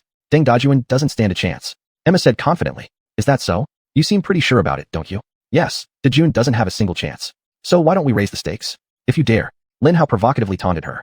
Of course. If you're willing to give me all your future academy credits, I'd be happy to collect them. Emma smiled at Lin Hao. Don't come crying to me when you finally realize your mistake. Then let's raise the bet to 5,000 academy credits. 5,000? Haha. Are you sure? Emma laughed heartily with joy. Oh, I love betting with ignorant fools like you. Bang, bang, bang. Oh look, now it's 3 against 1, ha. Lin Hao laughed joyfully. The remaining 3 light mechs immediately scattered in 3 different directions, firing on Deng Dajuan's heavy mech, which was finally revealed. At some point during or after the engagement, the 3 light mechs inexplicably acquired additional heavy rifles, allowing them to freely fire on Dajuan without worrying about their rifles melting. Deng Dajuan had also split his super heavy rifle into 2 heavy rifles, both of which he pointed at an unlucky light mech. Hee, Dejun's one heavy rifle seems to have a much better rate of fire than the other, Lin Hao commented. Yes, Dejun has invested a lot of resources into his heavy rifle, increasing its power, durability, and rate of fire, Emma replied. I see, so each pilot has their own mech weapons? Lin Hao asked. Not exactly. As I mentioned before, every week, pilots are awarded various resources based on their performance. They are allowed to invest these resources in whatever they choose. For example, if they choose the path of an elite sniper, they can buy long-range sniper rifles and adjust their range, power, durability, rate of fire, and even scope enhancements. They can even adjust how the trigger feels when pulled. If they are particularly successful, they can even save up money to buy a mech and customize it. Emma explained. Of course, if they buy their mech from us, they must sign a lifetime contract with the clan. But most people already plan to stay with us permanently, so this is rarely an issue. That's a great deal, Lin Hao nodded in agreement. It makes soldiers loyal to the clan. In this special battle, are there any customized mechs? Of course. Black Salamander is a group of wealthy individuals, especially their top members. In fact, the remaining 3 light mechs are actually custom mechs. Really? I can't tell the difference at all, Lin Hao exclaimed in surprise. The mark of excellent customization is that it looks no different from the original version. The only difference should be in its performance. Look here, check out the outlines of the remaining light mechs. Hee. Emma chuckled lightly as she sent some information to Lin Hao's screen. These light mechs are practically medium mechs. 50% reinforced armor, 40% speed boost, 80% melee damage enhancement. What a bunch of cheaters. Lin Hao looked away from the screen with disdain. Haha, now you know why I was so confident. Bang. Snap. Hee, now it's 2 against 1. Lin Hao said, extremely pleased with Deng Dajuan's performance. He finally activated the flight system and shot suddenly high into the sky, unpredictably taking out the mech he was targeting. It's fine, the leader and vice captain of the Black Salamander remain as the last 2 warriors. They aren't pushovers. Bang. Snap. Deng Dajuan also completely surprised everyone by taking down the second light mech, accelerating far beyond their expectations. Another devastating barrage hit the second mech, which also powered down. Their leader, Lin Jian, is one of the top-ranked pilots. He should be fine. Bang. Snap. An eerie silence filled the air. Haha, what a crazy bastard. He threw his light mech out of the way. What's his name again? Lin Jian, forcing him to evade the path of his heavy gun's firepower. What an excellent tactic. Pegasus squad wins. 5,000 Academy credits. Here I come. Lin Hao screamed and cheered, jumping around in excitement. Lin Hao had never won anything in his life. Though he didn't know what use 5,000 Academy credits would be, it still felt pretty good, especially when he saw Emma's extremely sour and angry face. 5 minutes later, the two walked out of the VIP room and quickly headed towards the practice area, with Lin Hao frowning deeply. After a while, Lin Hao sighed deeply. I give up, Lin Hao told Emma, who was still pouting, as he returned her mobile communicator with her school handbook inside. I really don't know where to spend 5,000 Academy credits. I'll figure out what I want after school starts. Our turn. When the two entered a large room, Emma irritably snapped at Lin Hao. Get in and choose your mech. It was a very simple room. About 50 meters by 50 meters, there were 4 mechs to choose from, each located in one corner of the room and each with a different color theme. This might be one of their smaller practice rooms for 1-on-1 or 2-on-2 practice matches. Emma quickly moved toward the nearest red mech and climbed aboard. Lin Hao glanced at the mechs and found that his resonance could clearly sense them. It was as if he had another organ for perceiving. This should be an interesting practice match, Lin Hao thought to himself. Pick one and get in. They are all of the same type. Practice mechs have no rank difference. Emma's voice rang through the mech's loudspeaker. Lin Hao climbed into the nearest mech and powered it on. It was black and looked incredibly cool. The perfect first mech for a future emperor, Lin Hao deemed. The mech instantly connected with Lin Hao's brainwaves, and suddenly, Lin Hao felt like he could control the mech with his thoughts. It feels so great to move both arms again. Lin Hao happily swung his arms around and exclaimed aloud. I'll give you 5 minutes to familiarize yourself with the mech, Emma said from one side of the room. Lin Hao quickly jumped up and down, moving left and right, practicing various mech motions this way and that. Chapter 40, Close Combat. Lin Hao's movements must have been far more agile than he imagined, because the next moment, Emma asked Lin Hao suspiciously. Hey, what's your RPL? Hey, let me show you rather than tell you. Lin Hao grinned and gestured for her to come closer. Don't be too arrogant. Your RPL may be high, but if you don't have skill, you're still my punching bag. Here I come, Emma shouted. Emma strode toward Lin Hao loudly, gripping her spear under her arm. Lin Hao chuckled lightly. This kind of grip would give her a powerful strike, but significantly reduce her flexibility and greatly cut down on her range. In one-on-one combat, an extra inch is an extra advantage. Unwilling to lose momentum, Lin Hao also charged at her, his spear held horizontally to the right, prepared to slash widely. Lin Hao believed diagonal slashes were more effective than charging with a spear. Once you missed a spear charge, you completely missed. However, a wide swinging slash would give him a larger attack area, making it harder for Lin Hao to avoid. Lin Hao was wrong. As soon as the two approached each other's striking distance, Lin Hao began swinging his spear, ready to evade her piercing attacks. However, Emma suddenly accelerated, instantly closing the distance between them. She hadn't been running at full speed before. Moreover, she had changed her grip and thrust her spear fiercely towards Lin Hao's head. What a sneaky little girl. Lin Hao yelled in his mind, and quickly tilted his head backward to dodge her attack. Lin Hao's speed wasn't fast enough. Bang! Her spear hit Lin Hao's side of the head, sending him flying back when he failed to dodge her attack. Bang! Half a second later, Lin Hao's own slash hit her, but her attack had greatly diminished Lin Hao's momentum. With her armored arms, Emma easily blocked Lin Hao's wild slashes. Bang! Bang! Bang! Emma unleashed a string of attacks, taking advantage of the fact that her successful attack on Lin Hao's head left him slightly disoriented. Lin Hao tried his best to block her attacks, but her military saber strikes were deceptively clever, managing to bypass Lin Hao's attempts to block. 2 seconds later. Ding! The black mech has taken fatal damage. The red mech wins. A distant voice announced. Damn! Lin Hao angrily shouted. Let's do it again. Emma joyfully agreed, and both returned to opposite sides of the room. Ready! Lin Hao shouted, and rushed at her without waiting for Emma's reply. This time I'll win. I'm ready for her tricks. Lin Hao said to himself. But Lin Hao wasn't ready. She was absolutely correct. His enhanced senses and control didn't benefit him at all since her skills were far superior. Lin Hao advanced toward her, holding the spear in both hands like an ancient warrior. Huh! Lin Hao shouted, and jumped before both entered their maximum range. Bang! Lin Hao's head collided with something incredibly solid when Emma hurled her spear like a javelin, sending him flying back once again. Ah! Lin Hao screamed as he crashed heavily to the ground. Bang! Bang! Bang! Bang! Ding! The black mech has taken fatal damage. The red mech wins. A distant voice announced. Again. Ding! The black mech has taken fatal damage. The red mech wins. A distant voice announced. Again. Ding! The black mech has taken fatal damage. The red mech wins. A distant voice announced. I can't believe I've lost to you 5 rounds in a row. Again. Ding! The black mech has taken fatal damage. The red mech wins. A distant voice announced. By the end of the 5th round, Emma was utterly exhausted. She had just recovered from severe malnutrition and couldn't fight for long periods. Thus, even though Lin Hao desperately wanted to challenge her to more battles, he kept his mouth shut for her sake. Of course, she had no idea Lin Hao was considering her well-being, thinking instead that he had given up. She made sure to stomp hard on Lin Hao as he fell as a form of revenge for losing 5,000 academy credits. Haha, why aren't you challenging me to fight? Emma panted. Are you too scared? Even though she was tired, she still strained herself to insult Lin Hao. She must have been extremely upset over losing her 5,000 academy credits. Haha, look Lin Hao, being overly confident is never a good thing. Humility, a virtue. Emma panted, lecturing Lin Hao quite proudly. Remember, pride goes before a fall. Look at how many times you've fallen. Ha ha. Emma laughed joyfully at Lin Hao. Lin Hao opened the cockpit door and hopped out effortlessly. He was still full of energy and could probably have fought a few hundred more rounds before feeling tired. But Emma needed to rest. All right, you win. The score is 5-zip. We'll continue next time. Lin Hao said, feeling rather magnanimous. People might criticize Lin Hao for being too nice to Emma, but he truly didn't care. Emma also opened her cockpit door, and her beautiful face, obviously exhausted but radiant with happiness, greeted him. It's just good habits. Don't worry, if you train hard, you'll definitely improve. Emma continued lecturing as she slowly stepped out of the mech. Yeah. Lin Hao reached out his hand to help her down from the mech. What do you want to do now? Emma asked Lin Hao.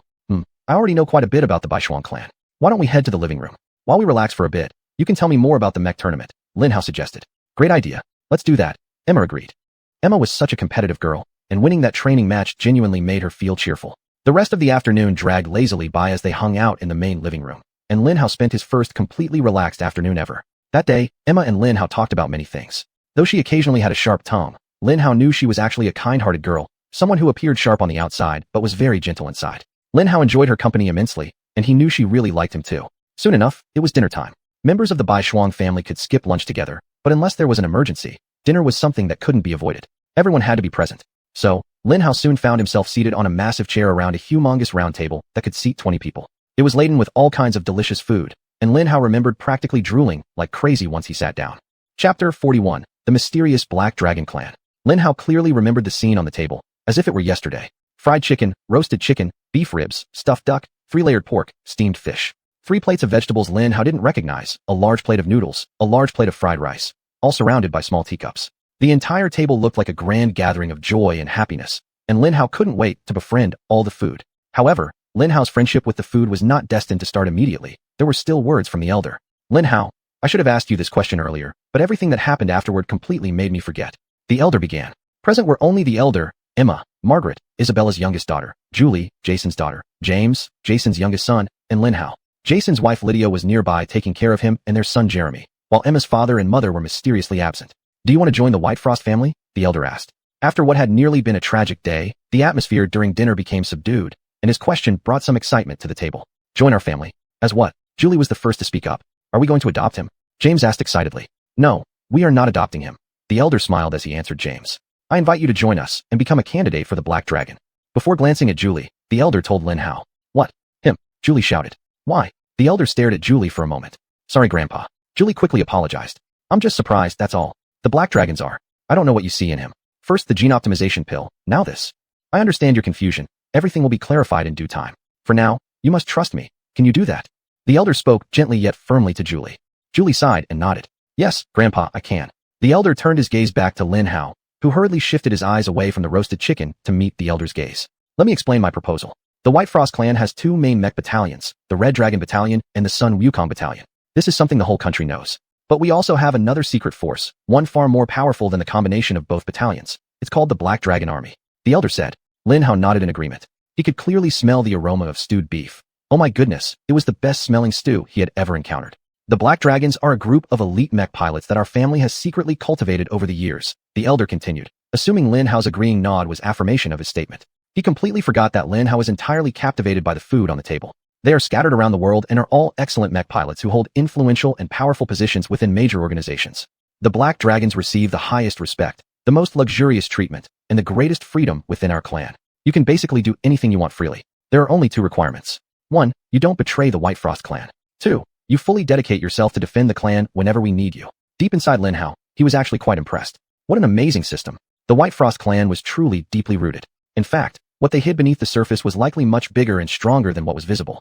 But all Lin Hao could think about at that moment was, what a delicious roasted duck. The chef must be very talented. In fact, what they hid inside the duck was probably much tastier than what was visible. Lin Hao swallowed hard, forcing his mind to focus on the elder's words. There is no harm in becoming a member of the Black Dragons of the White Frost family unless you consider our hidden alliance to be negative. The elder said, what do you think? Is it good? Yes. Lin Hao immediately shouted. Very, very good. Actually, really great. Before today, only God and Lin Hao knew that when Lin Hao said these words, he was actually referring to the 3-layered pork. Wonderful. I admire your decisiveness and passion. So from today onward, you are one of us. Welcome to the White Frost family. The elder gave Lin Hao a warm smile and raised his teacup. Yes. Lin Hao thought. Finally, the meal is starting. Lin Hao quickly raised his teacup, grinning in anticipation. Just a bit too close. Be patient. Be patient. A few more seconds. Once this toast is over. What am I doing again? Lin Hao's brain questioned. Dry the cup. The elder shouted while gulping down his tea. Dry the cup. Lin Hao immediately followed, shouting behind him, eager to push things forward. Lin Hao drank his tea like a man, finishing it in one gulp. Good job. Now let's start eating. The elder smiled at everyone present. I'm here. Lin Hao exclaimed excitedly in his mind. Lin Hao's brain commanded that he was entering a closed-door cultivation session with his new friends, refusing to accept anything other than the input from his sense of taste. Well, except for sight, but that was merely auxiliary. All Lin Hao needed was for them to pile more food onto the plates and ensure that the chopsticks loaded with food found their way into his stomach. Suddenly, all sounds of the world faded into the background, and the others seated around the table seemed to vanish. The only things that existed were Lin Hao's chopsticks, all the food on the table, and Lin Hao's mouth. Oh, Lin Hao took a deep breath, filled with an incredible sense of satisfaction as he finally felt full. Chicken, beef, pork, duck, and fish. Although our friendship was brief, I will never forget you. Lin Hao swore while affectionately rubbing his belly. Lin Hao's hearing and vision returned. Why are you all staring at me? Lin Hao asked. Ha ha ha. He's a growing boy. Eating a lot is good. Good. Very good. The elder chuckled awkwardly. If anyone else is still hungry, go tell the servants and they'll make dinner for you later. Ha ha. All right. I need to attend a meeting. You kids have fun. With that, the elder stood up and quickly left the room. Emma, sitting beside Lin Hao, slightly leaned her body and sneaked a peek at Lin Hao's belly. How big is it? James curiously asked Emma. It hasn't even swelled. Emma replied with a slight frown. That's impossible. He must be sucking in his stomach, Julie insisted firmly. Lin Hao, can you stand up for a moment? Emma asked Lin Hao. Chapter 42. Is the Taotai really in this world? Hee. Of course. Lin Hao stood up and stretched a little. Ugh. That was some really good food. Do you guys eat like this every day? Really flat. Julie whispered incredulously. Where did all the food go? The others also ignored Lin Hao's question, just staring at him as if he were some kind of freak. Lin Hao looked at Emma with a confused expression. What's going on? Emma pointed to the table with empty plates, then to Lin Hao's messy plate. Then she pointed around everywhere else where there was almost no food residue. You practically ate everything on the table, she said. What? Impossible. I don't remember doing that. Lin Hao defended himself. Ha ha ha. James burst out laughing. He thought it absurd for Lin Hao to deny what everyone had just witnessed. Well, maybe I did eat a bit more than usual. Lin Hao admitted as he stared at the mess around his plate. A bit more? More like everything. I barely got a bite. James grumbled resentfully. Why didn't you? Lin Hao frowned and asked him. I was too busy watching you devour everything. He chuckled shyly. So did I. Julie laughed along with James. Margaret stayed silent, but a hint of a smile appeared on her face. Sorry guys. I didn't realize I was clearing the entire table. I completely lost myself in how wonderful this meal was. I've never had such an epic feast in my life. Huh. Lin Hao scratched his head and laughed heartily. Well, it's fine. I think I'll just have dessert. Anyway, I'm not that hungry today, Julie said. What about you guys? James, Margaret, and Emma quickly nodded in agreement, unwilling to be left out. Lin Hao enthusiastically nodded as well. Dessert sounds great. I agree. I need something sweet to cut through the grease. Not you, James shouted. You've already eaten enough. Leave some for us. I need dessert. I'm still a kid at heart. My grandfather says so himself. Lin Hao argued. No, you're not. You just ate everything off the table. No, I didn't. Yes, you did. Cheater. You're the cheater. Ha ha ha. Julie laughed loudly at the absurdity of what was happening. The two boys were arguing over who deserved dessert in the wealthy White Frost clan. The rest of them stared incredulously at James and Lin Hao, then joined Julie in laughing at the two. That night, everyone had a great time just chatting and getting to know each other better. James, Julie, Emma, Margaret, and Lin Hao laughed together for a long while, and the pain from the day gradually faded. This was the first meal they shared together, the first of many laughter-filled moments. It marked the beginning of the group that would eventually come to be known by the world as the Blood Moon Shadows. Lin Hao remembered the test day as if it were yesterday. Get up, you lazy vagrant. Today is your entrance exam. Grandpa wants to meet you before we start school. Emma kicked open the door of Lin Hao's room and walked in as if it were her own, cheerfully pulling the curtains apart. The bright sunlight streamed in, immediately blinding Lin Hao. Ugh, Lin Hao groaned and turned to face the opposite direction. Swoosh. Emma yanked the blanket off Lin Hao, exposing his warm body to the bone-chilling cold of winter. No, Lin Hao curled up like a cat, using his shiny new right arm prosthesis to cover his head. Despite his enhanced body, which could bend steel pipes in half if he wanted, Lin Hao's sensitivity to temperature hadn't been affected at all. Lin Hao still felt the cold like anyone else would, and he should have been outraged by Emma invading his privacy, but he was too tired to care. Come on, breakfast is ready, and James is already eating. All his attention is on the bacon. Lin Hao's eyes shot open, a sense of terror blooming in his mind. My bacon. You should have started with this. Lin Hao roared at her as he jumped out of bed. Emma grinned evilly as she watched Lin Hao rush out of the room straight toward the dining area. Lin Hao, you are up early today. Come sit with me. Breakfast will be served soon. If only my other grandchildren were as punctual as you. They're probably still snoring like pigs. Thank goodness you're here.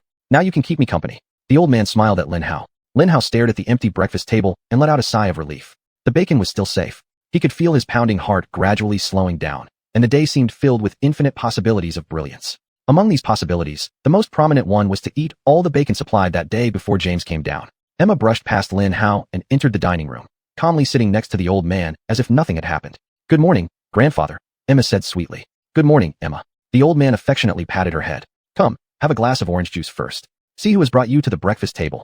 Lin Hao, why are you standing there? Come sit. Lin Hao quickly moved to the table, glaring at Emma while he drank a glass of orange juice. Although her trick had made Lin Hao come down earlier than James, giving him the best position to enjoy all the bacon himself, the fact remained that she had deceived him. She just blinked at Lin Hao and gave him an innocent smile. That beautiful smile once again shook Lin Hao's poor heart, which had just calmed down. Almost as enchanting as her smile, something else appeared simultaneously. Bacon. Here, let me help you, Lin Hao told the servant, relieving her of the burden of carrying the large plate of bacon. Lin Hao placed the plate in front of him and began shamelessly digging in. All thoughts of being angry with Emma disappeared the moment he tasted the bacon. Fried bacon. There was nothing more delicious than fried bacon in this world. A few minutes later, a terrible wail of agony sounded from the entrance to the breakfast table. Arg! James cried as he watched the last bit of bacon disappear into Lin Hao's mouth. Lin Hao chewed slowly, sending a triumphant look to James. Lin Hao could see his eyes focused on the little spots of bacon grease and oil around his chin and lips. After chewing for a few seconds, Lin Hao swallowed the bacon in big gulps, savoring the taste as he licked the residues around his lips. Chapter 43, Family Feuds. Good morning, James. Lin Hao shouted enthusiastically. I'm glad you finally joined us. Here, there's toast, eggs, and bacon. Wait, I just ate all the bacon. Sorry, I guess you'll have to do without bacon again this morning. Ha ha. Lin Hao burst out laughing, while Emma and the old man exchanged glances. Why did you bring a divine beast home? The old man's eyes seemed to ask. Divine beast was the only explanation for Lin Hao's behavior. Emma's gaze seemed to respond. The old man sighed and nodded understandingly. Grandpa, James cried out in anguish. Kick him out of the house. He is evil, cold-blooded, and has no kindness in his heart. He knows how much I love bacon. James walked into the dining room and sat down next to Lin Hao, pouring himself a glass of orange juice. After drinking a few sips, he continued his monologue. For these 5 days, all he has done is eat, sleep, and play in the training room. Train in the training room, Lin Hao corrected him. James ignored Lin Hao and went on. He has consumed the resources of the Baishuang family. Soon, our critical resources will run out. Bacon. You mean critical bacon, Lin Hao corrected him again, which made Emma laugh so hard she almost choked on her orange juice. Resources. We will lose the resources necessary for the growth and success of our own family members, James shouted, glaring at Lin Hao. The elder simply rolled his eyes and continued watching the news on his tablet. He had noticed that James and Lin Hao had become close friends, despite being rarely home during the day. You shamelessly consume all the key resources I need for success today, James accused Lin Hao. And I do. Lin Hao nodded seriously in agreement. Lin Hao was absolutely shameless. Even Emma and the elder didn't get a single piece of bacon. I challenge you to a duel. James slammed the empty glass onto the table after finishing his orange juice in big gulps. I accept, Lin Hao yelled. Lin Hao would not back down from a duel challenge by the shorty of the Baishuang clan. Denied. The elder smirked. Lin Hao needs to take an entrance exam this morning, and he needs to be briefed so he can score the highest possible marks. And I don't want the Bai surname to lag behind the Lin surname like it did last year. The elder glanced briefly at the red-eyed James, then fell silent. He sighed and turned to look seriously at Lin Hao. Lin Hao, since you now represent the Baishuang clan, you must be serious about your public conduct. This includes your performance on the entrance exam and in school. The elder spoke up. Lin Hao nodded in acknowledgement. The Baishuang clan has many rivals, most of whom are weaker than us, but a few are stronger. The Long family and the Wang family are two families that have consistently outperformed us. Losing to them is normal. But other families such as the Lin family and Wei family must never surpass us, the elder said. Although his voice was calm, Lin Hao could see the fire of competition burning in his eyes. This year, the Lin family, the Wang family, and the Long family will also send their heirs and affiliates to take the entrance exam at the National Mecha Master Academy. You can lose to the heir of the Long family, but you cannot lose to the heir of the Lin family. Do you understand? The elder bellowed. Yes, sir. Lin Hao blurted out reflexively.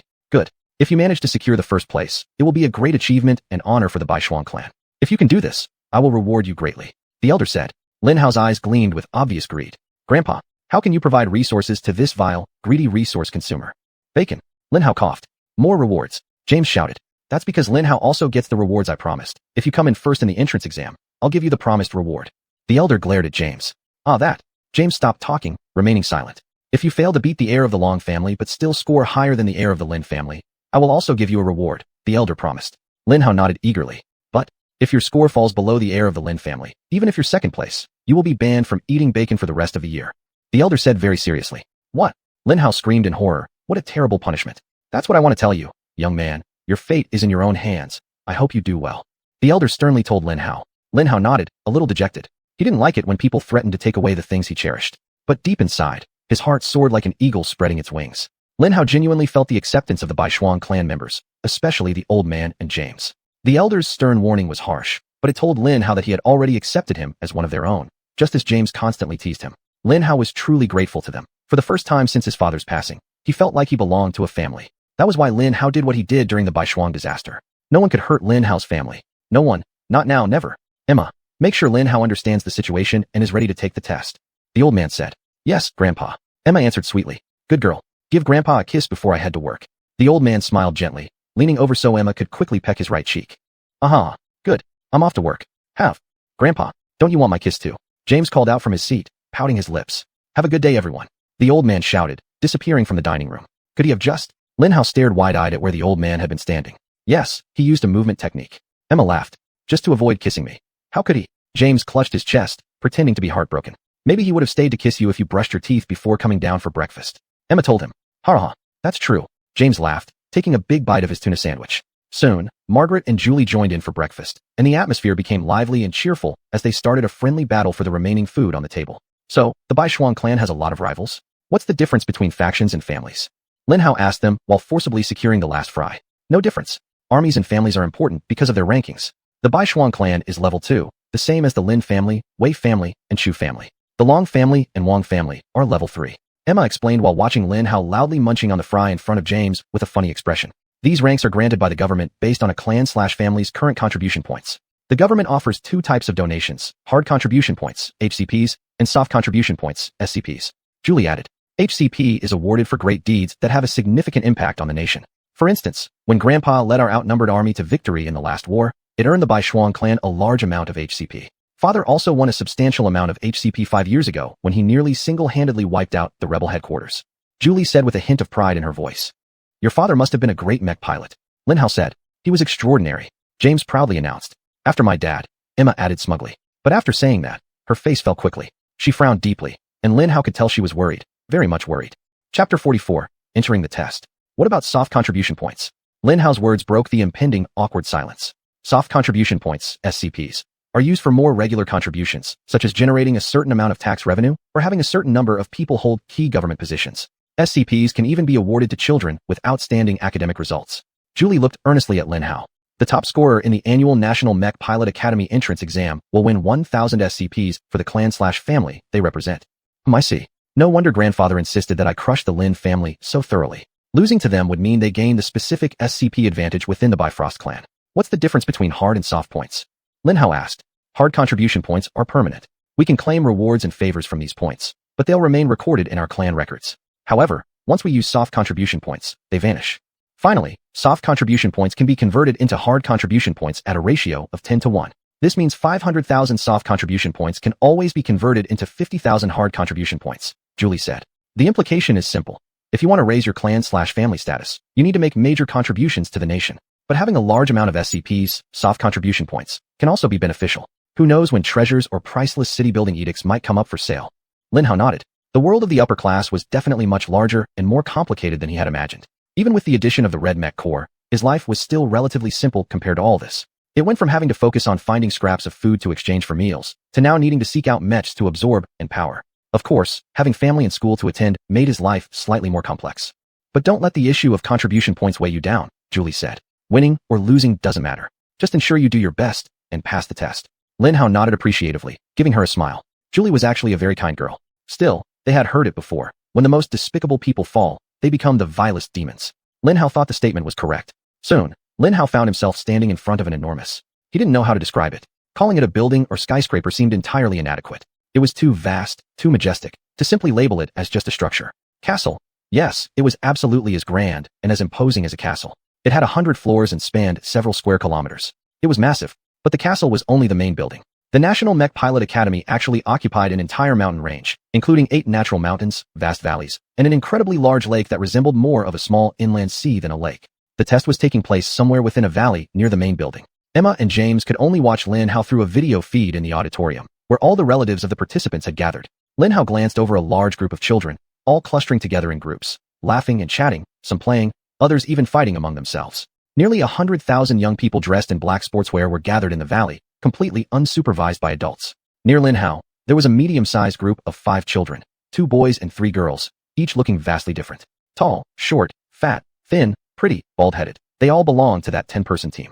The tallest boy, seeing Lin Hao curiously observing them, gave him a friendly smile. Hello, my name's Andrew, from the Great Star Merchant Guild. These are my teammates, he said while pointing to the other members of the group. What's your name? Are you alone? Hee. Lin Hao laughed. I'm Lin Hao, yes, I'm alone. Do you want to join us? Whatever the test is, traveling in a group will be safer, Andrew generously suggested.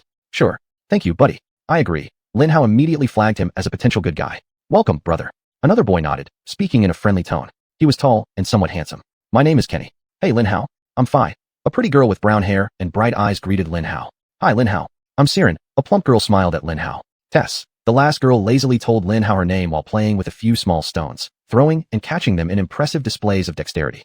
Thanks for inviting me, Lin Hao politely told them. Which organization are you from? Andrew asked. White Tiger Hunters, Lin Hao replied. Emma had advised Lin Hao to avoid using the title of Bifrost clan when interacting with the children during the entrance exam. The Bifrost clan is a rather powerful clan within the nation. We have many enemies. If our enemies find out you're from the clan, they may obstruct you and cause you to fail. We have our own participant teams from many of our affiliate organizations, but you're our secret weapon, so you won't go with them. The White Tiger Hunters are a small hunting organization secretly managed by the Bifrost clan. Just use their name, Emma said. Andrew simply nodded. There were too many organizations within the country, and not having heard of the White Tiger Hunters before was normal. In fact, with so many people participating in the entrance exam, actually encountering someone from a known group would be quite extraordinary.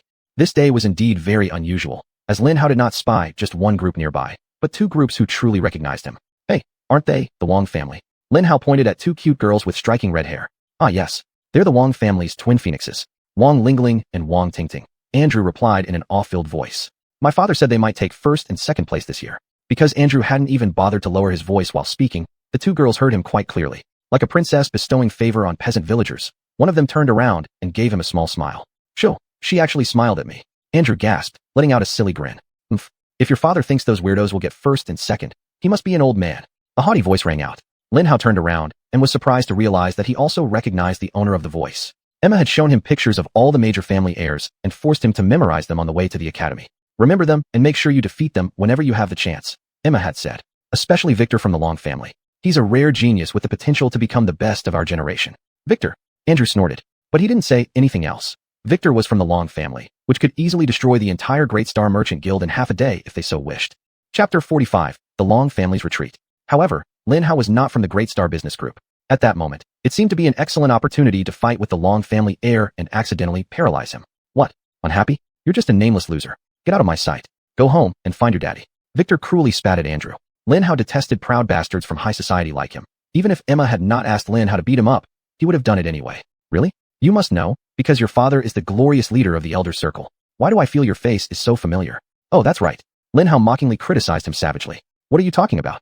Victor roared furiously at Lin Hao. His face turned red with anger, and his eyes almost popped out of their sockets. Giggles and suppressed laughter began to emerge around them. You're looking for death. Victor charged angrily towards Lin Hao. Behind him, more than 30 children representing the Long family team also rushed towards Lin Hao. It was unexpected that every child in the Long family would act so recklessly. Where's the person who should pull these children back to prevent a fight from breaking out? Lin Hao complained loudly in his heart. But it was too late. Well, Lin Hao did not worry too much. Lin Hao knew he wouldn't get hurt by 10-year-old kids. However, being jumped on by more than 30 kids wasn't a good way to start the entrance exam. Bang! Victor's left hook smashed into Lin Hao's face, making him step back half a pace. Crack! Ah! Victor screamed in pain as he fell down, feeling excruciating pain in his knuckles. Bang! A fierce flying kick struck Lin Hao's chest with full force. Crack!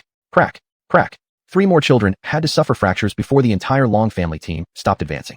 Later, Lin Hao learned that 4 of these 5 individuals were direct heirs of the Long family. At the time, they went to visit the elder to complain about his actions. The elder just listened carefully without saying anything. After the Long family left, he gave Lin Hao many rewards, indicating that Lin Hao had done a good job. Standing before the groaning, moaning, and weeping heirs of the Long family, Lin Hao started crying louder than all of them. Is this how the Long family treats others? Sending 30 people to attack one person? Oh, what a painful experience this has been for me. I'll bear this trauma for the rest of my life. The horror of having to contend with 30, no, 40 of the Long family's finest and bravest. Ah, sadness. Is there anyone to help me? Please. Huh. Brother Lin Hao. Drew patted Lin Hao on the shoulder from behind.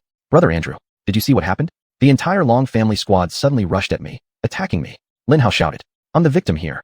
Yeah, I saw it with my own eyes. The Long family special detachment attacked Brother Lin Hao first. Andrew exclaimed in surprise because Lin Hao suddenly made a move to shake him violently. Lin Hao continued shaking him forcefully. Yes, the victim.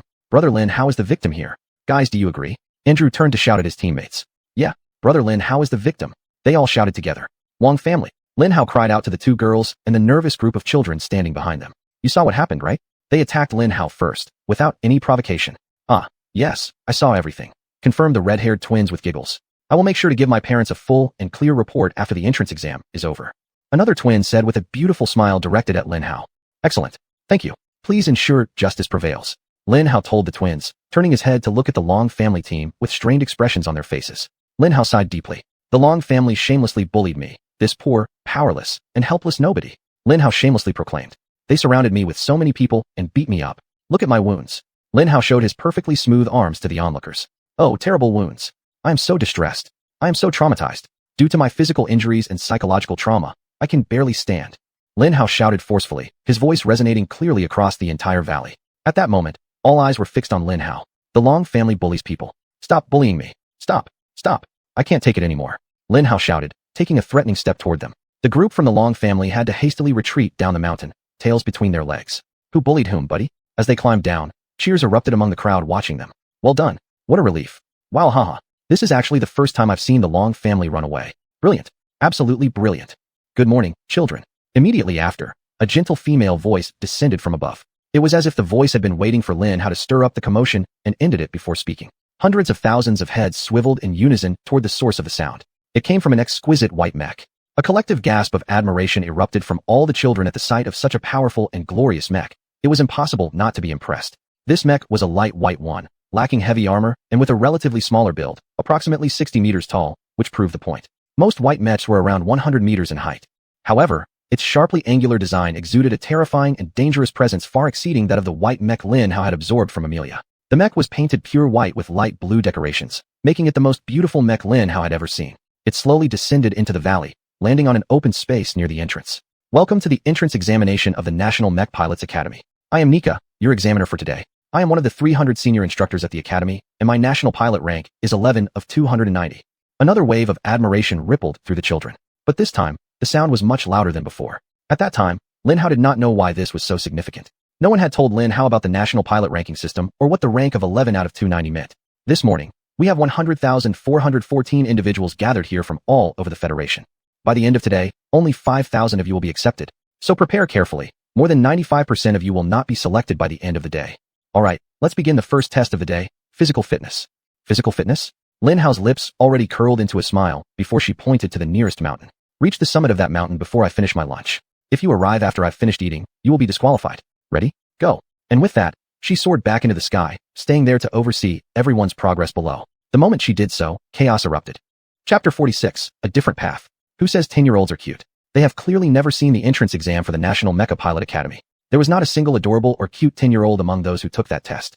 The valley where the participants were located was large, but the valley entrance leading to the mountain Nika had pointed to earlier was quite narrow. It was difficult for so many children to leave quickly. Still, if all the participants had completed the task in a neat and orderly manner, they could have easily left the valley within minutes. But of course, leaving the valley neatly and orderly was the last thing on their minds. Once Nika said go, the 10-year-olds turned into 10-year-old demons. Later, Lin Hao discovered that 57 children had died in their attempts to leave the valley alone. Rushing out of the valley proved fatal. Unfortunately, Lin Hao was deep inside the valley, far from the exit. Stay close to me, Lin Hao told the group and began using his mad strength to part the crowd, shoving them aside forcefully, allowing the 5-person team to follow behind him. The crowd closed in again behind them. By the time Lin Hao made it out of the valley this way, more than half of the children had already rushed up the mountain. Brother Lin Hao, thank goodness you're on our team, Fei exclaimed as she moved closer to Lin Hao. Yes, without you, we would never have gotten out of the valley so quickly, Sayla agreed. No problem, just follow me, Lin Hao told them. This mountain wasn't a very steep one. In fact, Lin Hao found the slope they were on to be rather gentle. Trees grew here, providing firm ground for their feet. Even a 6-year-old wouldn't have trouble with it, let alone 10-year-olds like Lin Hao's group. The only issue was that a gentle slope meant traveling a longer distance to reach the summit. A steeper slope, though harder and more dangerous to climb, would be quicker to traverse. Should Lin Hao take the steep path? If Lin Hao just wanted to pass the exam, he would surely choose the easy way and jog along with the other kids. But Lin Hao needed to beat the heir of the Lin family. Otherwise, Lin Hao wouldn't get to eat bacon for the rest of the year. However, when Lin Hao was alone and didn't know what the exam would be, Andrew still generously invited Lin Hao to join their group. Leaving them now, after knowing he could pass the exam, would be a despicable act. Lin Hao sighed deeply, preparing to say goodbye to Bacon. Lin Hao, go ahead first, Andrew said. What? No, we are a team. We should stick together, Lin Hao said firmly. No, you're destined to do well in this test. Andrew shook his head. If I become an obstacle to being the brightest young talent of our generation, I won't forgive myself. If you value our friendship, you should listen to me and go. Lin Hao furrowed his brow slightly, silently pondering his words. This isn't betraying a brother, Kenny said with a laugh. We suffer no loss because of your departure. In fact, if we don't let you leave and unleash your full potential, then we'd be betraying you. You should go, brother Lin Hao, Fei and Sayla almost said simultaneously. Tess nodded in agreement. Well then, I'll go ahead, Lin Hao said reluctantly, but also increasingly excitedly. Perhaps it's not goodbye after all, dearest Bacon. Lin Hao's heart sang. No problem, brother Lin Hao. You've done enough for us. We'll see you at the top. Andrew immediately replied. We'll meet at the peak, the others said. Lin Hao nodded at them, sharply turned right, and began walking toward the steeper slope. When Lin Hao reached the 60-degree tilted rocky slope, he realized that quite a few 10-year-olds had the same idea as himself. There were at least 10 kids in front of him and 20 behind him. For a bad climber, jogging up a gentle slope would be a better, faster choice. But for an excellent climber, climbing the steep slope would save at least an hour of climbing time. Technically speaking, Lin Hao wasn't a good climber, but he was by far the strongest person on the entire mountain, which made him, by default, the best climber there. Lin Hao went on all fours on the steep 60-degree slope and began climbing upward. Within minutes, his near superhuman physique enabled him to catch up with the first group ahead. Looks like I'm going ahead, Lin Hao shouted in a friendly tone as he overtook them from the side. Don't get cocky. The leading boy of the group cursed at Lin Hao. Lin Hao was startled. What was the reason for this unwarranted hostility? He sighed and ignored them. Envy is an evil poison to the soul, Lin Hao lamented sadly. Soon, the next group appeared in front of Lin Hao. Goodbye, Lin Hao shouted again in a friendly voice and smiled at the leading girl. Shut your dirty mouth, you damned idiot, she cursed Lin Hao fiercely. Lin Hao was startled by her venomous words and quickly left the second envious person behind. It took a full 5 minutes for Lin Hao to finally catch up with another group. They were resting as much as possible on such a steep slope. Fortunately, there were many large rocks around, so they could at least lean against these boulders to rest, panting heavily. It was the Wang family. Hey, what's going on? Lin Hao called out excitedly. Surely the Wang family wouldn't curse him like the other two nameless families? One of the twins glanced at Lin Hao and then smiled beautifully. Hey, it's great to see you here. You must be quite an excellent climber to catch up with us. Haha, not as good as you think. I was just lucky to be born stronger than others. Lin Hao said half humbly and half proudly. You're definitely stronger than you look. The second twin stared at Lin Hao in surprise. Lin Hao, right? I'm Wang Lingling. My twin sister is Wang Tingting. Nice to meet you. Lin Hao greeted them politely. Which organization are you from? Wang Tingting asked curiously, gesturing for Lin Hao to join their group. I'm from Baihu Hunters. Lin Hao answered while stepping closer to her. Aha, I see. Wang Tingting said. But at that moment, Lin Hao sensed the atmosphere around her, and Wang Lingling had cooled down significantly. They know Baihu Hunters belong to the Baishuang clan. Lin Hao realized and stiffened. The two girls stared at Lin Hao, aware that Lin Hao also knew they were aware of this fact. For a moment, The three gazed at each other, sizing each other up, contemplating. Finally, the girls snapped out of their reverie and simply accepted the reality. Chapter 47. Fear. They were powerless against Lin Hao. In fact, the situation was quite the opposite. If Lin Hao wanted to, he could kill them instantly. Wang Lingling sighed deeply with regret. Then let's go. However, Lin Hao remained silent and continued staring at them, contemplating whether he should attack so that they wouldn't threaten his pursuit of being the top in this exam. Lin Hao wondered. Wait a moment. Wang Lingling. Hey, is your mom Wang Jieshi? Lin Hao asked them. The two girls nodded lightly, furrowing their brows. Why would this little idiot ask such an obvious question? Their expressions seemed to suggest. Lin Hao sighed. Their mom was too terrifying. She even dared to shout at the elder, calling out his name.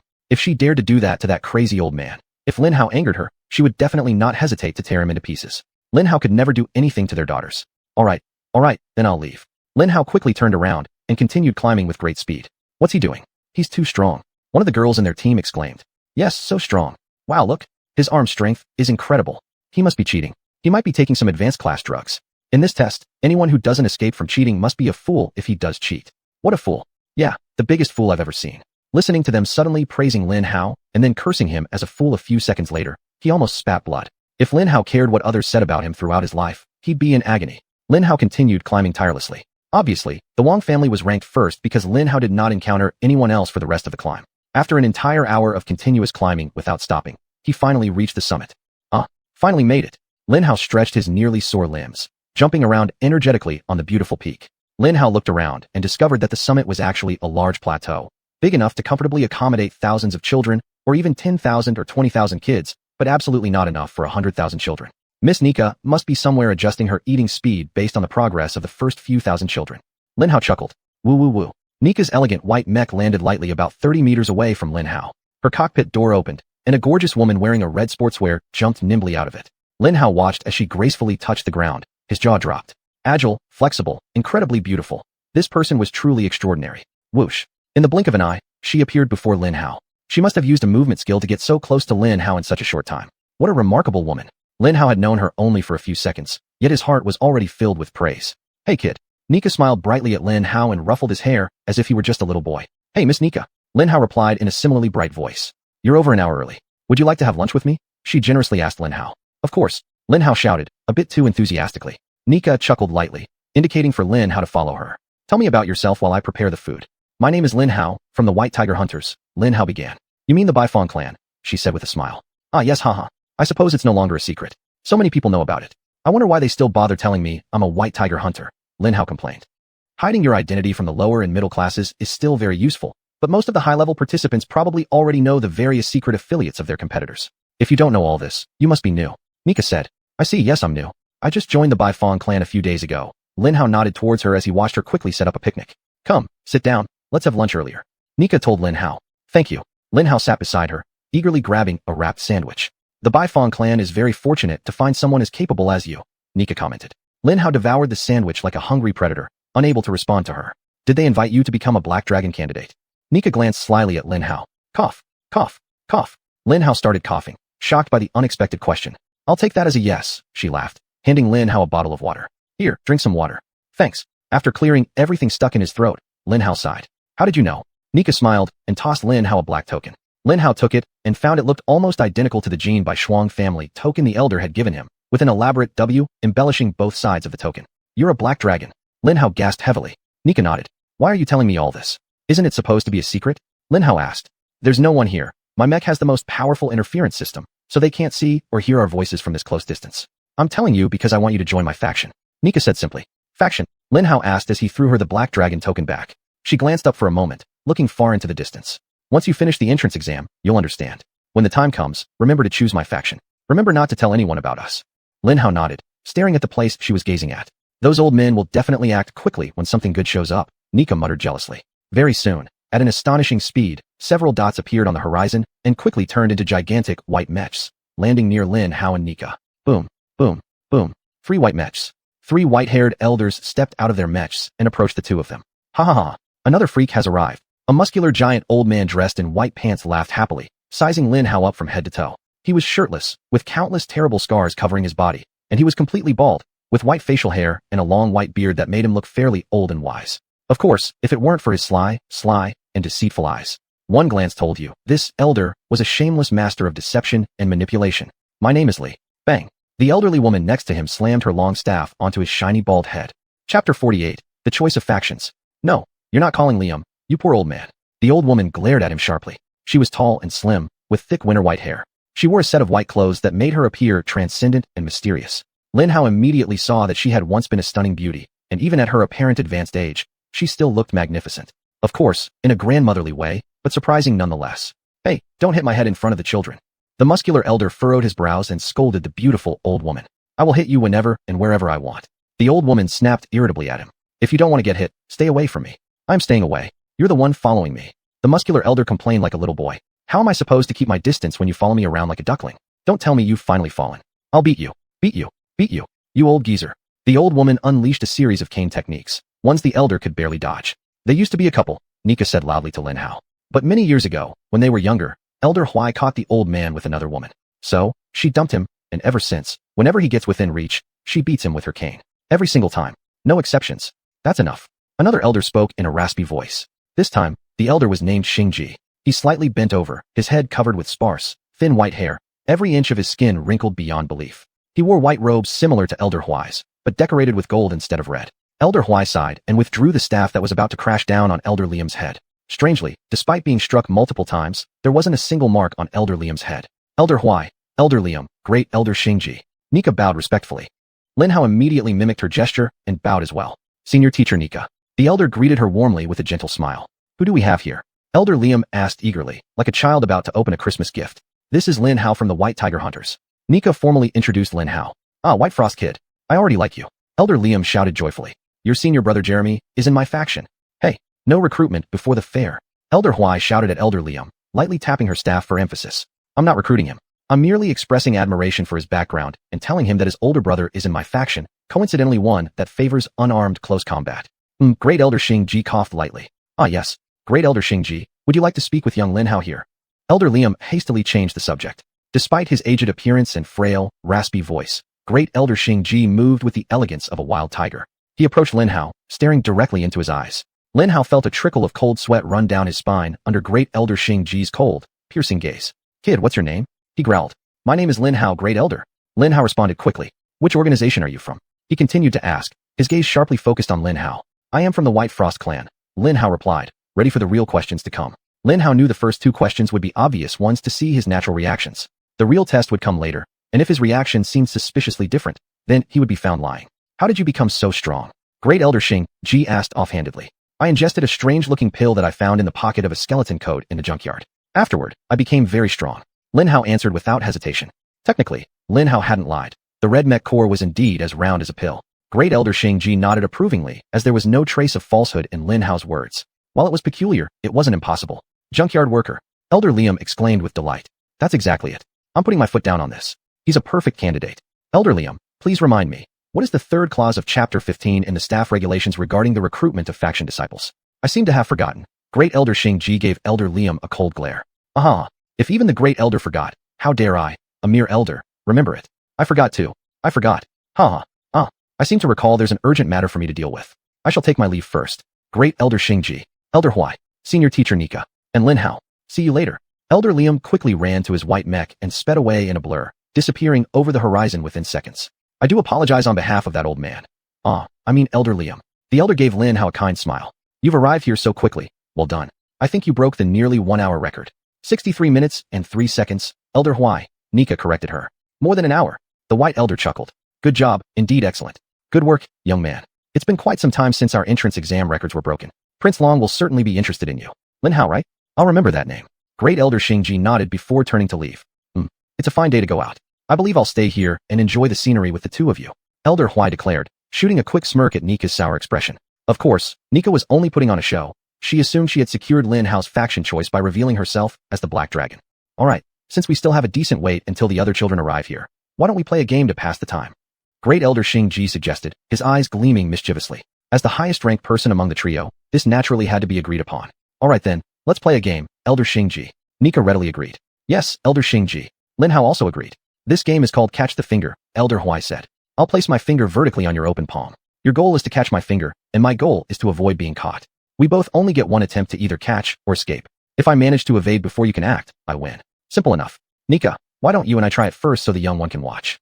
Why not? Nika's eyes flashed eagerly, her competitive spirit starting to ignite. Chapter 49, Strength and Cunning. She stretched out her right palm, Elder Huaichang pointing his right index finger vertically toward the center of Nika's palm. Ready, Elder Huaichang said, focusing his attention on Nika's hand. Whoosh. Nika quickly closed her hand into a tight fist so fast that when her fingers moved, Lin Hao could hear the sound of wind. But Elder Huaichang was too fast for her. She lost. Alright, Lin Hao, it's your turn. Try to grab my finger. If you can catch it, I'll give you a reward. Elder Xing announced. Reward? What could it be? Lin Hao wondered. Lin Hao quickly extended his left hand, and Elder Xing positioned his finger in place. Ready, Elder Huaichang said. He knew that Elder Xing was watching his arm and hand muscles like a hawk, waiting to see when Lin Hao would make his move. Lin Hao slightly tensed his arm muscles, causing Elder Xing's finger to twitch. Lin Hao tensed his muscles again, and once more, Elder Xing's finger twitched. Nika giggled. Lin Hao repeated this 2 more times until finally, when Elder Xing's finger twitched, he made his move. Moreover, as Lin Hao's fingers closed, he also moved his hand upward. I got it, Lin Hao shouted excitedly. Great job, Nika yelled, punching the air and jumping up and down. Yes, that was awesome. Elder Xing stared at his finger, which was undeniably held firmly in Lin Hao's grasp, completely shocked. He had never imagined that a mere 10-year-old child could outwit and defeat him. Good work, he finally said. Did you know that the only way to succeed is to grip tightly like you did before while raising your hand? I sort of did it instinctively, Lin Hao replied. Strong body, cunning of a hunter. He nodded in approval. The Baishuang clan has truly gained a treasure this time. He took a small box from his pocket and tossed it to Lin Hao. This is your reward. You can use it or sell it for academy credits, depending on what you prefer. Thank you, Elder Xing. Lin Hao gratefully said as he caught the little box. My final match before I leave, Elder Xing continued. Dodge my attack. Lin Hao instantly had a very strong feeling that something bad was about to happen. He was right. Whoosh. His staff shot toward Lin Hao's head. Lin Hao quickly dodged, stood back up just in time to block his staff, which was attacking him at a speed even faster than before. Clang. The staff struck Lin Hao's prosthetic right arm. However, that was all Lin Hao could manage because the next 3 strikes came so swiftly and at such strange angles that Lin Hao didn't even have time to react. Just poor combat skills though. Elder Xing sighed deeply. I guess you can't expect everything wrapped up in one package. It was only then that Lin Hao realized Elder Xing had been testing him. Cunning, Lin Hao murmured to himself. Still, Lin Hao felt he had earned a small reward, so he decided there was nothing to complain about. Continue doing your best in the following parts of the entrance exam. I will be watching, so don't disappoint me, Elder Xing said as he departed in his red mech. As his mech disappeared over the horizon, Lin Hao returned to sit beside Nika. What exactly is going on, Miss Nika? Lin Hao looked at Nika with confusion. The 3 elders are from 3 different factions, she explained. They've come to see the record breakers and get early information to report to their faction leaders. I see, what are these factions? Lin Hao curiously asked. You'll get a full explanation later, she said mysteriously as she stood up. For now, we must greet our second-ranked student. This year is truly special. 2 prodigies. Lin Hao turned his head in surprise to look at the newcomer. It was a girl. A short-haired, freckled little girl with beautiful eyes and a lovely smile. Congratulations, congratulations. Nika cheered happily. Welcome to the top ranks. Congratulations on placing 2nd and 3rd. What? There's already someone here? Oh no. The girl groaned. Zyra, it's all your fault. Slow down, slow down, slow down. See, all your nagging made me lose the record. The first girl turned around and began nagging at the other girl, who collapsed beside her after reaching the summit. She was too exhausted to respond to her friend's complaints. Nika appeared before them, handing them a small bottle of water. Here you go, drink up. I shouldn't give anything to any participant, but just for the few of you who have broken previous records by such a large margin, I've made a special exception. Young ladies, what's your name? I'm Lin Xueli, and this is my foolish cousin, Lin Zyra. The first girl snatched the small bottle without a word of thanks and poured its contents onto Zyra's face. Hey, Zyra groaned tiredly. Oh hey, this feels so good, do it again. Watch your head. Xueli threw the empty bottle onto Zyra's face. Thud. Hey, you know, that hurts. Zyra shouted. However, she didn't even bother to take the bottle off her face. She was too exhausted. You know why I did that? Xueli answered smugly. That's punishment for making me lose a record. You're not a nice person, Xueli. Zyra seriously told her older cousin. You need to be nicer, or you won't have any friends, and that's really not a good thing. I don't need friends. Xueli dismissed the idea, but she did stop dumping things on Zyra's face. I'm fine alone. No, you're not fine alone. Zyra responded decisively. If you stay alone all the time, you'll go crazy, and if you go crazy, you might drag me into doing crazy things. Would you girls like some sandwiches? Nika chuckled at their childish conversation. Sandwiches sound good, Zyra said from the ground. No, thank you, Miss Nika, we're fine. Xueli shook her head, declining. Hey, I said sandwiches sound good. Zyra protested. Shush, scrawny little girls like you don't get a say in what they eat after vigorous exercise. Xueli shushed her younger cousin. Ugh. Zyra just moaned helplessly and closed her eyes. She seemed accustomed to yet unwillingly accepting her cousin's bossy attitude. All right, if you change your mind, I still have 5. 2. Lin Hao called out. You only have 2 left, Miss Nika. What? I brought 7. Nika stared at Lin Hao in surprise. Chapter 50, The Lin Family. Aha, I was hungry, so I ate 3 more. Lin Hao scratched his head sheepishly. You? Nika could only sigh helplessly and shake her head. Her plan to bribe the earlier kids had vanished into Lin Hao's stomach. Hee. Who are you? Shirley asked curiously as she looked at Lin Hao. Which organization do you belong to? I am Lin Hao from the White Tiger Hunters. Lin Hao gave her the standard answer. What? We lost to Xuanyuan. Shirley shouted in terror, her eyes wide open, bulging outwards, which was bone-chilling. Ah, this is bad, it's really bad. Silva sat up, furrowing her brows. How Lin of the White Frost clan, ha. Shirley narrowed her eyes and looked Lin Hao over from head to toe. Her eyes finally got smaller. Lin Hao sighed in relief and sighed. That was too bone-chilling. I thought her eyes were going to pop out. You must be someone pretty important for them to invest so many resources to make your body this strong. Shirley continued. Who exactly are you? Uncle Jason's illegitimate son? Oh, you must be the offspring of that crazy old man's secret lover. And you came here to snatch the White Frost inheritance away from Emma and the other White Frost failures. Shirley's eyes glowed as she stared at Lin Hao with her fabricated fairy tale. Stop fabricating stories about others, especially ones as unbelievable as these. Silva exploded in anger at Shirley and her absurd stories. He might just be a secret assassin assigned by the Long family to kill that crazy old man. Nika smiled at the two girls and their overly active imaginations. The White Frost clan and the Lin family still don't get along, right? Do you children know why? Lin Hao shook his head, and so did the girls. The family promised me a modular mech if I defeated all the White Frost children in this entrance test. Enough to make me go all out. Shirley said. Modular mech? Are you talking about that $25 billion mech, the grand prize for the mech tournament? Lin Hao asked in surprise. Ha ha ha. What on earth are you talking about? Do you think the Lin family prints money? Of course not. That's the latest and best modular mech produced by the National Mech Company. The family just promised to give the Lin family its own modular mech. We also produce mechs, you know, unlike your pitiful clan. Shirley sneered at Lin Hao. All right then. Nika had finally had enough of Shirley's arrogance. Going all out is good, but there's absolutely no need to insult others. We are still from the same country. The White Frost clan relies on the Lin family to provide mechs, but the Lin family depends on the White Frost clan to lead our soldiers to victory. We are all brothers and sisters. The Lin family can lead our soldiers as well as the White Frost clan. Shirley grumbled unwillingly, not wanting to agree with Nika's unacceptable attempt to reconcile them. Nika's eyes flickered slightly at her words. Though it was subtle, Lin Hao could sense a hint of competition in her gaze as she looked at the two girls. But that feeling disappeared as soon as it appeared, and the two girls noticed nothing. That's the spirit. Never assume you're the best until you've fought till your last drop of blood. Nika encouraged. Yes, I agree. Silva exclaimed excitedly. I never thought I was the best. Shirley said. But whether it's theory or practice, close combat or marksmanship, as long as it's related to mechs, I'm absolutely among the elite of the elites. We'll find out soon enough. Nika said mysteriously with a smile. The three of them sat near Nika's white mech, waiting for the other children to finish their hike. Surprisingly, the fourth, fifth, and sixth ended less than 15 minutes later. If they were in any other group, they would have broken the previous record and ranked first. But alas, they ran into the top three freaks. That year was definitely a massive gathering of dragons and phoenixes. Their names still resound with unparalleled glory even today. Among all the great warriors cultivated by the National Mech Pilot Academy, Lin Hao regarded them as his siblings, and they were absolutely the people he missed the most. However, on that day, they weren't yet Lin Hao's siblings. Oh no, especially those who placed 4th, 5th, and 6th. Victor, Haley, Raid, congratulations on securing the 4th, 5th, and 6th places. Nika warmly congratulated them. It has to be said that Lin Hao was deeply impressed. They managed to complete their hike so quickly and within near record time, even with Lin Hao being seriously injured. Well, Lin Hao meant that they inflicted harm on themselves.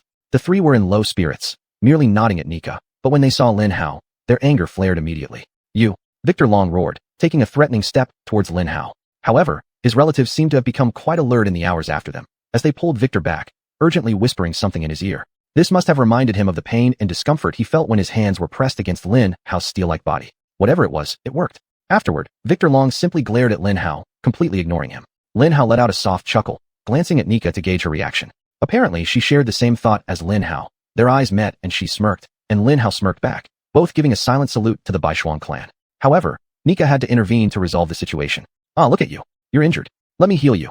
Nika exclaimed overdramatically, swiftly injecting them with fast-acting serum that quickly mended their fractures.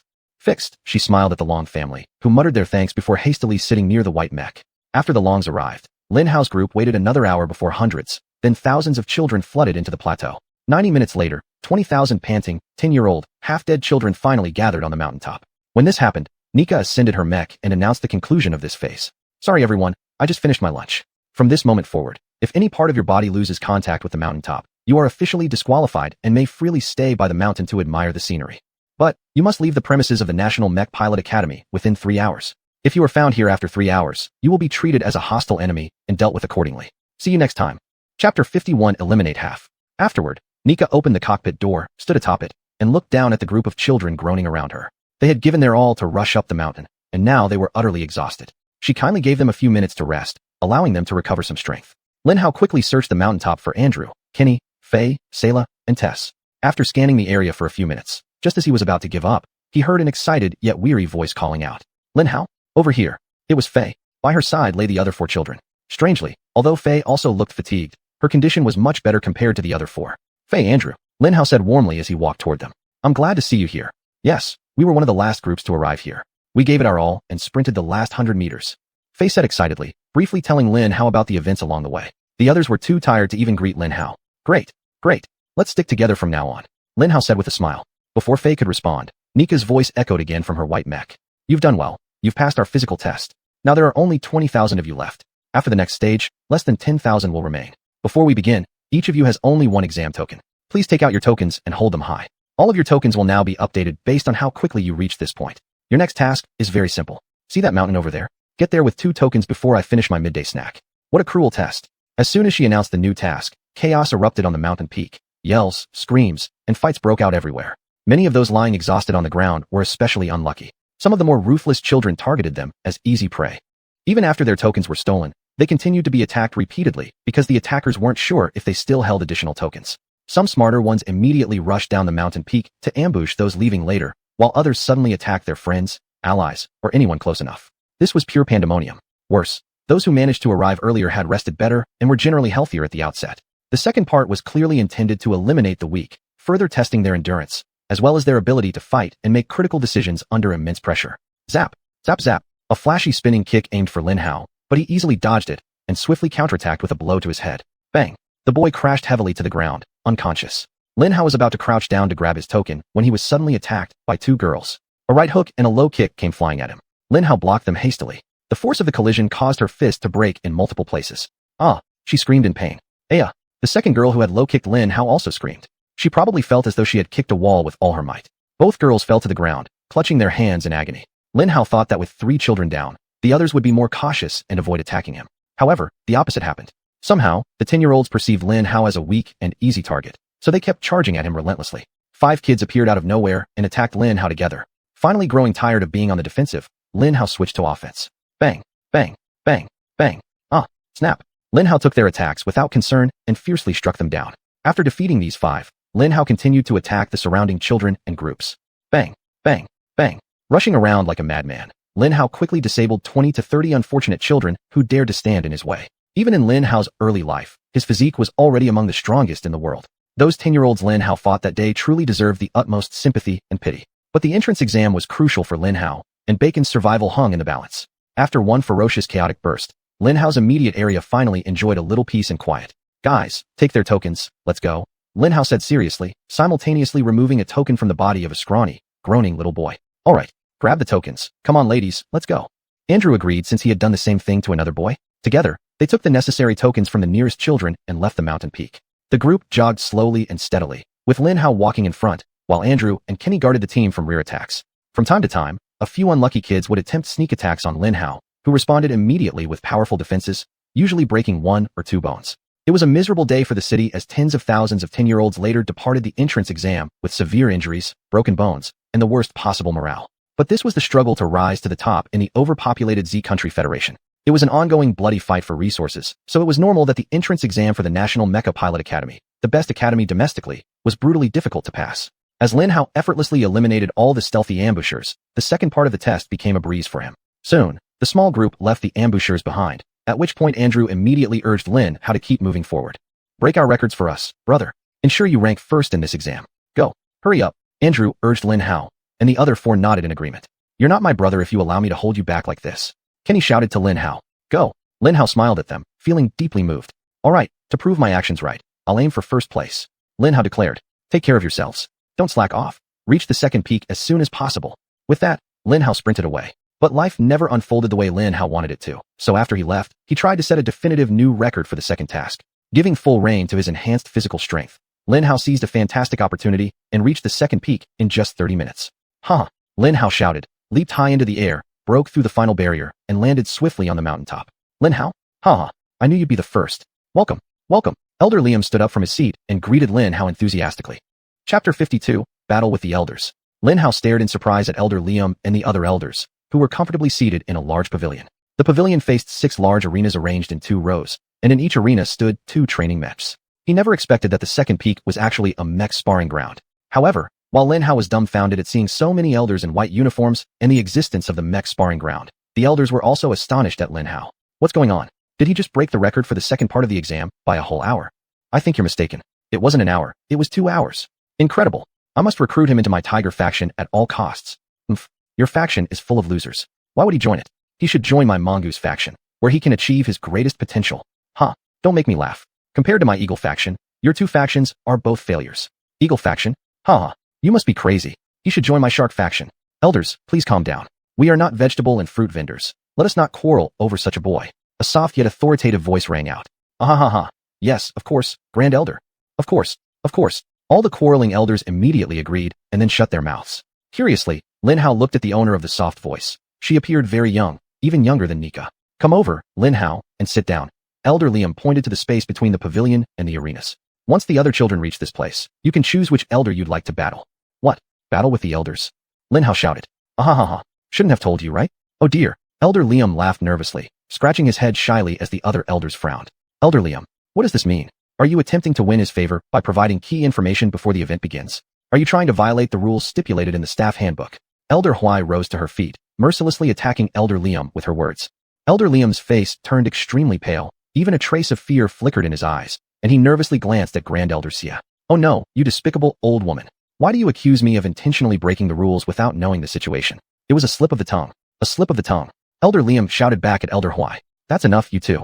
Elder Liam, please refrain from improper conduct, whether intentional or not. If you do it again, I will be forced to take action. Consider this my final warning. Elder Huai, shall we be magnanimous in front of the freshmen today? Of course, Grand Elder Xia. Elder Huai bowed smoothly in response, and then sat down, a satisfied smile appearing on her face. Thank you, Grand Elder Xia. Elder Liam shouted gratefully. Rest assured, something like this won't happen again. He glared fiercely at Elder Huai, then sighed in relief and sat down. Lin Hao observed the entire incident with great interest.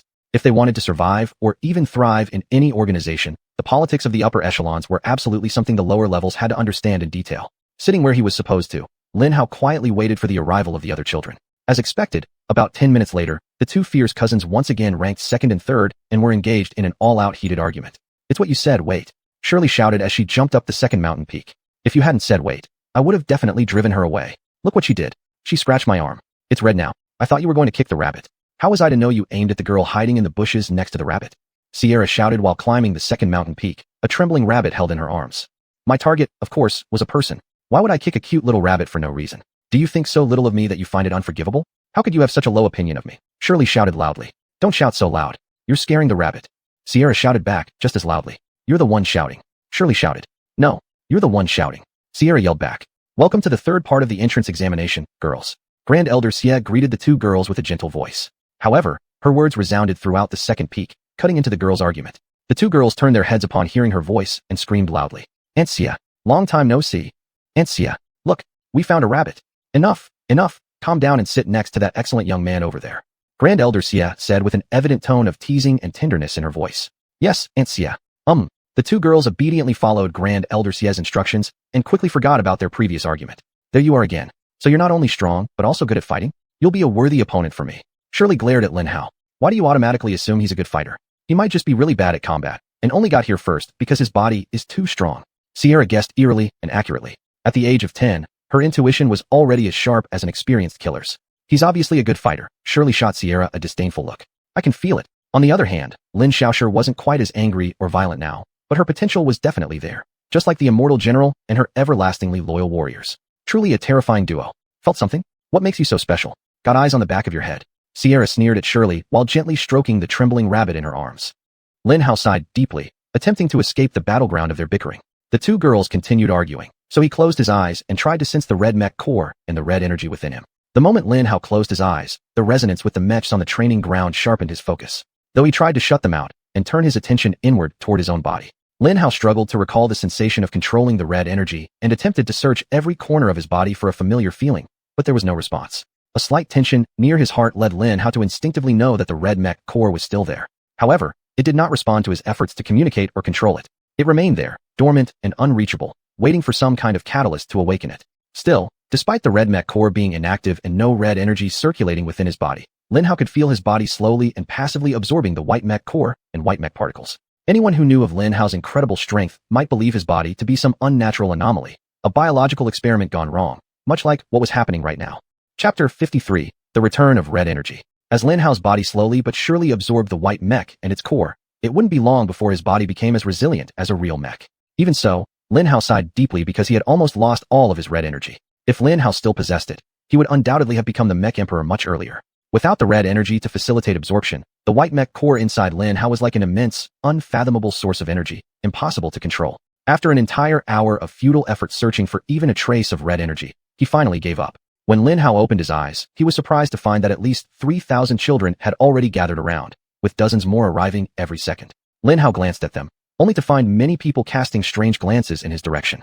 Huh? What are those strange expressions about?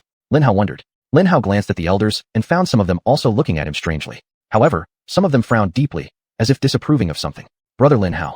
A gentle voice sounded from beside Lin Hao. Lin Hao turned around and was once again surprised to see Tess. Tess, hey, you're here. Where are the others? Lin Hao asked her with a smile. Tess just shook her head and sighed deeply, explaining the reason. Disqualified due to injury. What? What happened? Lin Hao shouted. Tess merely pointed at a group of children beside Lin Hao. Lin Hao's eyes followed her finger and stopped on a small group of 20 grinning children. Long family, did they attack you? Lin Hao said softly, a wave of anger surging within him. Yes, Tess replied, showing Lin Hao her wounds. Her hands were black and blue in many places, and Lin Hao realized that her face was paler than usual, much paler. Hey, White Frost boy, did you sleep well? You useless person, who would have thought you'd ignore your girlfriend being attacked and mocked by the Long family like this? Shirley said to Lin Hao, her voice carrying a hint of anger and dissatisfaction. What are you talking about? Lin Hao asked her, furrowing his brows. You really slept, you useless guy? That girl next to you was chased by Long family boys until she reached the second peak out of sheer exhaustion. And after walking to your side, she was still mocked and humiliated by them. Didn't you hear all the dirty words they used to insult her and her family? She thought you were her friend. You're truly pitiful. Shirley was angry. Lin Hao took a deep breath, controlling his anger, gritted his teeth, and forcibly suppressed the anger rising like a tide in his heart. Swish, swish, swish. A piercing pain surged from Lin Hao's heart. The red mech core responded to Lin Hao's anger. He endured the pain with all his might, showing no expression on his face. It obviously worked because Shirley continued her tirade. You've made every man outside feel embarrassed. You disgust me. Coward. Failure. Shirley raged at Lin Hao. Swish, swish, swish. Another wave of even stronger pain battered Lin Hao's heart. Yes, he exclaimed in his mind. Keep cursing me. Shirley must be clairvoyant because she completely did what Lin Hao mentally told her to do. You're the biggest failure I've ever seen in my life. Believe me, I've seen plenty of failures. Gah. Swish, swish, swish. Pain. Intense pain. Gah. A groan finally escaped Lin Hao's lips, and he collapsed to the ground. Brother Lin Hao. Tess cried in panic, rushing to Lin Hao's side. However, Lin Hao completely ignored her because at that moment, he was shocked to stare at his heart, where the tiniest tendril of red energy appeared outside his rapidly beating heart. It wasn't much, barely more than a strand, but it was red energy. Lin Hao could control it. He immediately thought about creating armor around his ankle to test it. Whoosh. A thin layer of armor appeared around Lin Hao's left ankle. Success. Finally back. The red energy is back. Lin Hao screamed in his heart. Brother Lin Hao, are you alright? Tess asked with concern in her voice. I'm fine, Tess, don't worry. Lin Hao said while sitting up again, giving her a smile. I just got injured earlier. Tess let out a sigh of relief and nodded, sitting back down. Uffed. I thought he'd die after being insulted by you. Hila glared at Shirley. What will you say to Grandpa if you actually kill the White Frost boy by insulting him? Humph. Shirley disdainfully averted her gaze from Lin Hao. Look at his friends. Even though he endured the miserable humiliation of the Long family, she still cared about his safety. Hila just sighed, helplessly shook her head, and turned to leave as well. You've suffered a lot, Lin Hao said gently to Tess, who just shrugged as if it wasn't a big deal. Wait here, I'll get you something, Lin Hao told Tess. And also for Andrew, Kenny, Phi, and Sarah. Lin Hao's joy dissipated completely as his anger returned in full force. Lin Hao looked at the children of the Long family, slowly walked towards them, and gave them a cold smile, with the bloodthirsty gleam in his eyes perfectly complementing it. As they watched Lin Hao slowly close the distance between them, their expressions began to turn increasingly sour. What do you want? A particularly large boy stammered, pointing at Lin Hao. Lin Hao recognized him as one of the unfortunate children who had broken bones when they attacked him that morning. Lin Hao tightened his right hand and began to hit his left hand forcefully, producing abnormally loud punching sounds. Bang, bang, bang. Hey, fighting is not allowed on the second peak. The boy shouted loudly to attract the attention of the elders. Fighting is not allowed on the second peak. Lin Hao ignored him and continued to walk slowly towards them. 100 steps. 70 steps. Hey, what are you going to do? The little boy shouted, the fear evident in his voice. Shut up, Victor roared at him. Stop being such a coward. The rest of you, prepare to defend yourselves. Oh, what naive little boys. 40 steps. 10 steps. When Lin Hao reached them, the squad of 20 had already dispersed into a crescent shape, ready for the impending attack, but Lin Hao had no intention of launching the first strike. "Victor," Lin Hao said with a cold laugh. "What do you want?" He replied with a nervous voice. At this point, all eyes of the second peak were on this group, and almost complete silence enveloped the area as everyone anticipated an eruption of battle. "Victor, your father is a useless man," Lin Hao said loudly. "What?" he shouted in surprise. "I said your whole family are garbage." Lin Hao yelled as he began to warm up. Loud laughter and derisive chuckles started ringing out from all over the peak, even from some of the elders sitting in pavilions. Victor's face grew redder with anger. "Shut up, you fool," he bellowed in fury. But Lin Hao wasn't done yet. "She slept with." Victor finally exploded in rage, charging towards Lin Hao. "Shut your damn mouth," he roared while swinging his arm with a powerful right hook. "Guard!" Lin Hao screamed. Bang! Cracks. Chapter 54, Battle Erupts. "Ah!" Victor screamed in agony, but his fury at that moment was too intense to be diminished just because of a broken bone. No matter what anyone said about Victor, he was absolutely a terrifying warrior. His ability to overcome the pain of his weakest moments would bring him to greatness, a level that was only overshadowed by Lin Hao's radiant success. In fact, he was one of Lin Hao's deputies, a true veteran, and one of the most effective warriors he had ever had the fortune to work with, though that was all another story. Bang! Crack! His left hand slammed into Lin Hao's face, and it broke as well. Victor leapt high, delivering a powerful axe kick toward Lin Hao. If that foot had landed, it surely would have fractured his hip. Fortunately, one of the elders had already arrived at their location at this time and quickly intervened, pulling Victor away. "Enough," he sternly told Victor, who fiercely struggled against the elder, but to no avail, the elder was too strong. "You," Lin Hao continued, pointing at the big boy who had shouted at him earlier. "Enough," the elder roared. What do you mean, enough?" Lin Hao feigned surprise and indignation as he shouted. "How can it be enough? Where is justice? Where is fairness?" Lin Hao turned around, facing the other elders who were intently watching him. "Is this how the best academy in the country treats its students? By favoring larger, more powerful families?" Lin Hao enthusiastically exclaimed. "I've said enough," the elder shouted again, signaling the other children from the Long family to take Victor away from him. "Where were you when Tess was mocked?" Lin Hao shouted at the elder who was advancing menacingly toward him. "Why don't you come over and tell those young boys from the Long family who insulted her that it's enough? Now that your precious Long family is being ridiculed, you insist on intervening, silencing me? Where's the justice in that? Where's the fairness here? Prejudice. Favoritism." Lin Hao screamed at the top of his lungs, pointing at the elder accusingly. Just like Victor, the elder's face flushed red with anger. He raised his right hand threateningly. Lin Hao gave him a malicious smile, urging him to strike the main controller. However, Elder Sierra interjected, softly saying, "Return, Elder Harris, let the children resolve their differences themselves." Elder Harris's face turned extremely ugly. He spat hard onto Lin Hao's foot. "Watch out, you frostbitten bastard," he muttered, then returned to the pavilion. Lin Hao sneered at him, turning his attention to the other boys of the Long family. Lin Hao continued shouting at the big boy, who shrank back dramatically after hearing what Lin Hao said. Lin Hao only yelled 2 words, yet the boy was already breathing heavily with anxiety. "She slept with an old man named Harris." Lin Hao wholeheartedly yelled. Elder Harris stopped in his tracks, and Lin Hao could clearly see his body trembling as he struggled to suppress his emotions. By this point, many children couldn't help but burst out laughing. Even some of the elders were choking back laughter. Lin Hao swore that if the big boy hadn't acted first, Elder Harris would have attacked Lin Hao with all his strength. Lin Hao could see his right foot firmly pressing against the ground as he prepared to turn and charge towards him. Fortunately, the big boy moved first. "Shut up," the boy roared angrily, pouncing on Lin Hao. Bang! He was smart and did not throw his entire weight behind the kick. In fact, his method of kicking was more like a vicious shove. It didn't work. Lin Hao stood firm as a rock. Instead of pushing Lin Hao down, the boy fell heavily backward. And he didn't get up. "Yes, stay down, you pathetic loser who only knows how to bully girls. Get down, stay where you belong. Beneath my feet." Lin Hao growled fiercely. Yes, Lin Hao was not a good person. He showed no mercy when the enemy fell. No one could harm Lin Hao's family and friends and go unpunished. "You truly disgrace the Long family. Look, you're a coward, unwilling to stand up for your mother's honor. For your father's name. Didn't you hear what I said?" For several seconds before closing his eyes in shame, the big boy struggled between his fear of bodily harm and the desire to defend his parents' honor. Fear won, and his soul would forever bear scars due to this decision, informing him that bullying was wrong. Very, very wrong. Lin Hao smiled at him, beginning to insult the next boy from the Long family. After that, Lin Hao's insults lost their diversity and focused only on their parents and a particularly ugly and lustful old man who liked the dirtiest, most inconceivable things. Of course, this old man was named Harris. Lin Hao one by one incited the Long family boys to attack himself, and their bones one by one broke like biscuits when they collided with Lin Hao's steel-hard body. However, after the 5th child, they finally became wise. They grabbed their disabled family members and ran. "That's right. Run, you cowards. Useless, spineless bullies. Live in fear forever." Lin Hao shouted as he watched them disappear. After speaking, Lin Hao turned back to Tess, and when he did so, all the children there burst into thunderous cheers. Who? Many of them were children of merchant groups, families, and clans who had previously suffered bullying from the Long family, and they all harbored unreleased anger. Then Lin Hao came over, issuing extremely delicious insults time and again, embarrassing the people in the Long family group.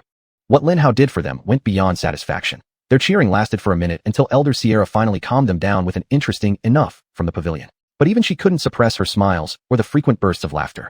The children repeated the story over and over, pointing out every detail, laughing so hard. When Lin Hao returned to Tess, she just hugged Lin Hao tightly for several seconds. A beautiful smile bloomed on her icy face, a rare smile like black diamonds, as beautiful as the loveliest flowers. Thank you, she said simply. Lin Hao nodded at her and grinned. No worries. A group sat down, enjoying a very comfortable silence while waiting for the third part to begin, which was a very brief wait.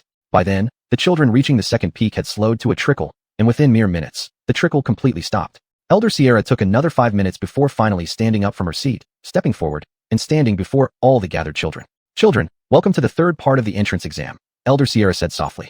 The peaks instantly fell silent.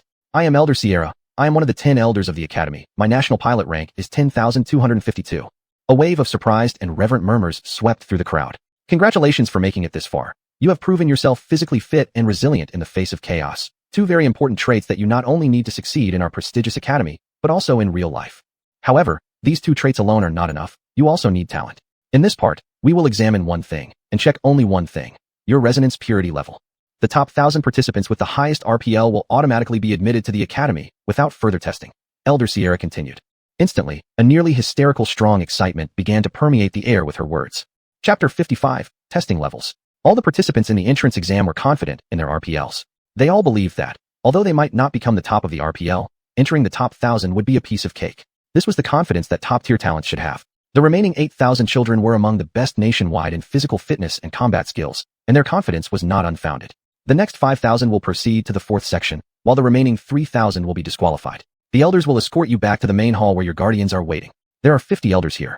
Line up in front of these elders for the RPL test. Your name and rank will appear on this hologram. Grand Elder Sheila pressed something on her wrist, and a large hollow hologram appeared behind the pavilion.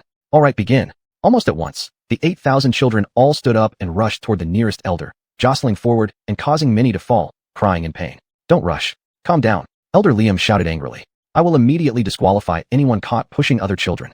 His words worked like magic, and the group of children immediately stopped their frenzied rush, instead walking briskly toward the elders. Of course, there was still some shoving and pushing, but it was much better than the initial chaotic situation. Queues quickly formed in front of each elder. Lin Hao and Tess finally moved into action, lining up at the very end of the queue in front of Elder Huai. Soon, the first child's RPL score appeared on the giant holographic screen. Qiu Lu, 78. A wave of surprised murmurs rippled through the crowd, with cries of astonishment and jealousy heard everywhere. That girl is actually such a high-level elite. I'm so jealous. Completely unexpected. I heard that the average RPL score in previous years was only 67 points. Imagine, this year's first child is already at 78 points. She's crazy. I hope no one else is as crazy as her. However, the muttering in the crowd suddenly escalated into cries of shock and awe as the second child's score appeared. Ing Taro, 81. What? Royal rank. Obtaining royal level this early in the RPL test. Incredible. We already have a royal level this year. Even if no more royals appear later, it's already much better than most years. One of the elders couldn't help but exclaim. As the 3rd, 4th, and 5th names appeared, their shock only increased. Farrell Wu, 77. Terry Goodwash, 78. Austin Jeffries, 80. What's going on? Why are there so many monsters this year? Another royal level. One after another, elites appeared, filling the holographic screen with a long string of 70s. Occasionally, a 60 would appear, but so far, they were few. Yes, it's the mecha element effect. First-generation pilots who resonate with it are not born that way. Due to prolonged exposure to the mecha elements, they develop resonance.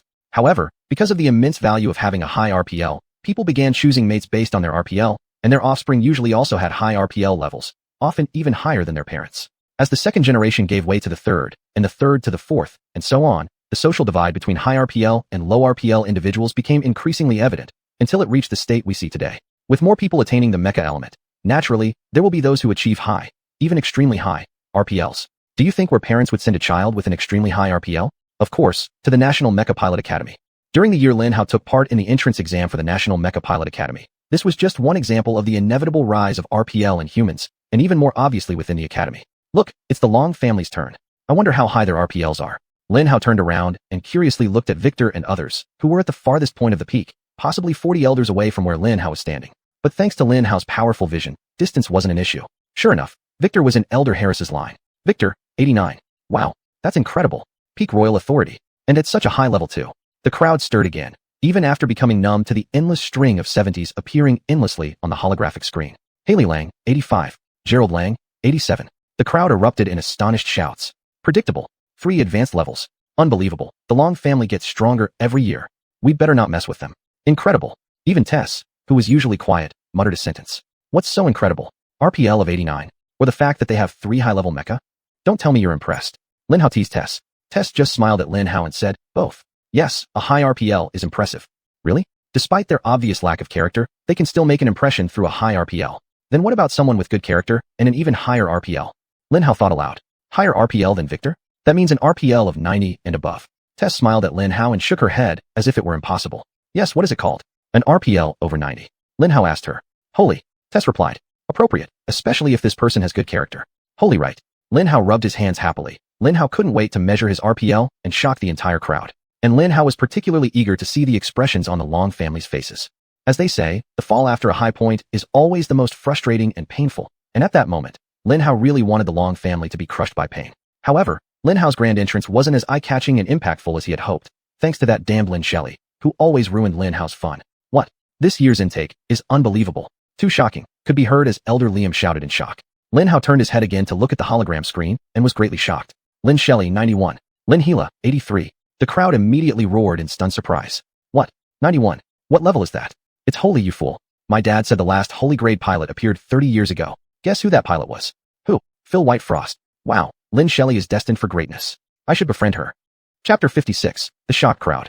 You should definitely be friends with her. But the problem is, she shouldn't be friends with you. Huh. It seemed like everyone was talking and shouting at the same time. Sacred ranks were so rare, so marvelous. Phil. This was the second time Lin Hao had heard this name. The first time was when Shirley asked Lin Hao if he was Uncle Phil's illegitimate son. Lin Hao wondered who he was and why he had never heard of him. Could he be Emma's father? He pondered in his heart. Ha. Now the rise of the Lin family is certain. Even the elder of the Lin family couldn't help but boast proudly about Shirley's achievements. Good job, Lin Shirley. Elder Sela nodded, a smile of approval on her face. As a staunch patriot of the Z Country Federation, Elder Sela cared nothing for family politics. All she cared about was that another monster mech pilot had been born for the Federation. As expected of a future eternal warrior, she was one of the most powerful and absolutely one of the craziest mech pilots in the history of the Federal Army. Shirley's sacred rank score caused such a stir that everyone forgot to be amazed by Gila's still impressive 83-point result.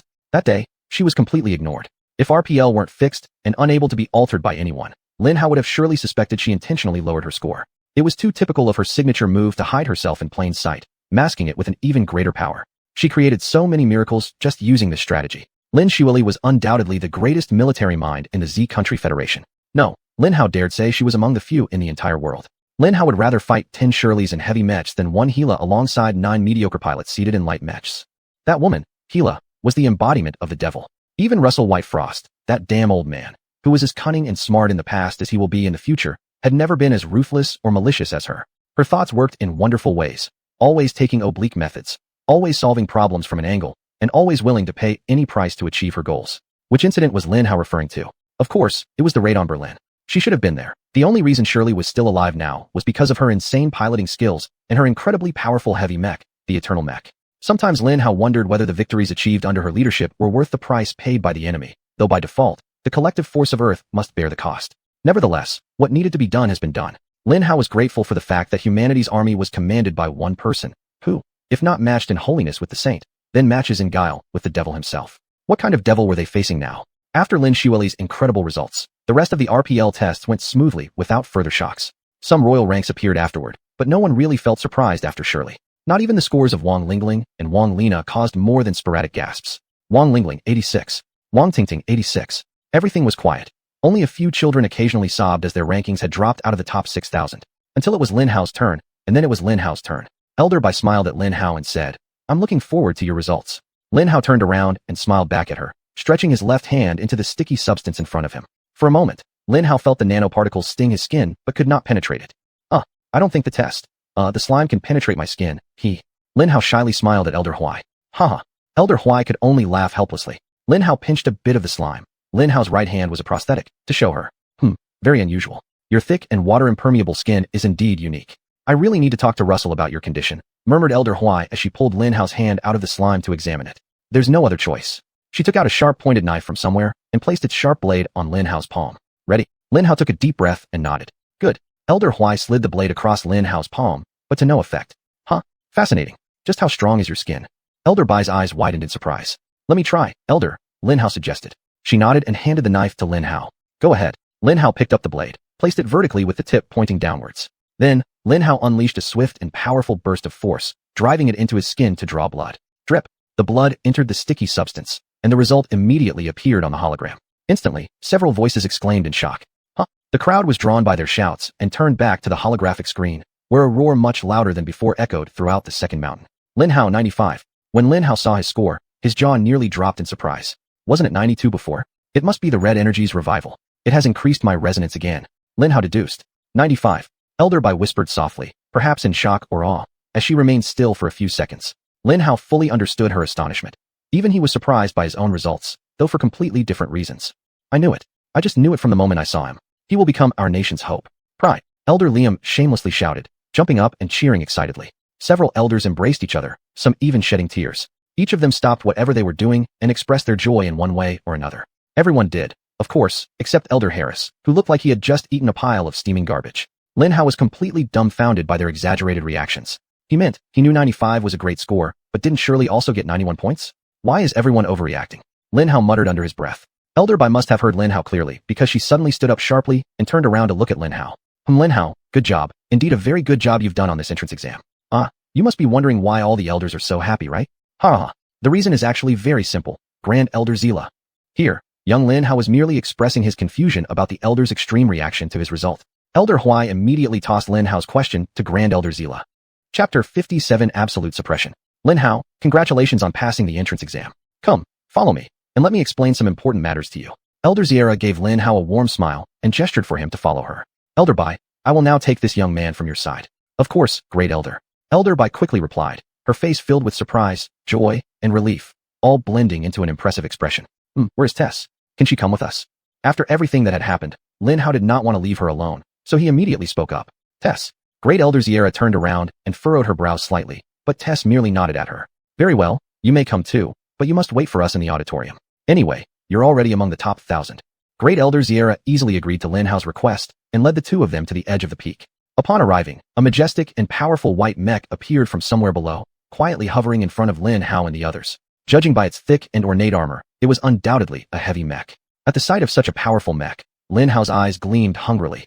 As his red energy slowly recovered, he felt hungry again. The cockpit door opened, and Great Elder Zira led Lin Hao and the others into her white mech as protectively as a mother hen guarding her chicks. Sit down. My white phoenix will soon bring us back to the main building, said Great Elder Zira, gesturing for Lin Hao and the others to take their seats. Is this a transport mech? Lin Hao asked curiously, looking around the small room he was in. Against the walls were 2 long benches, each spacious enough for 3 adults to sit comfortably. Of course not. Great Elder Zira chuckled lightly. This is a full assault mech. This compartment is for our spies and infiltrators to sit in while I transport them invisibly behind enemy lines.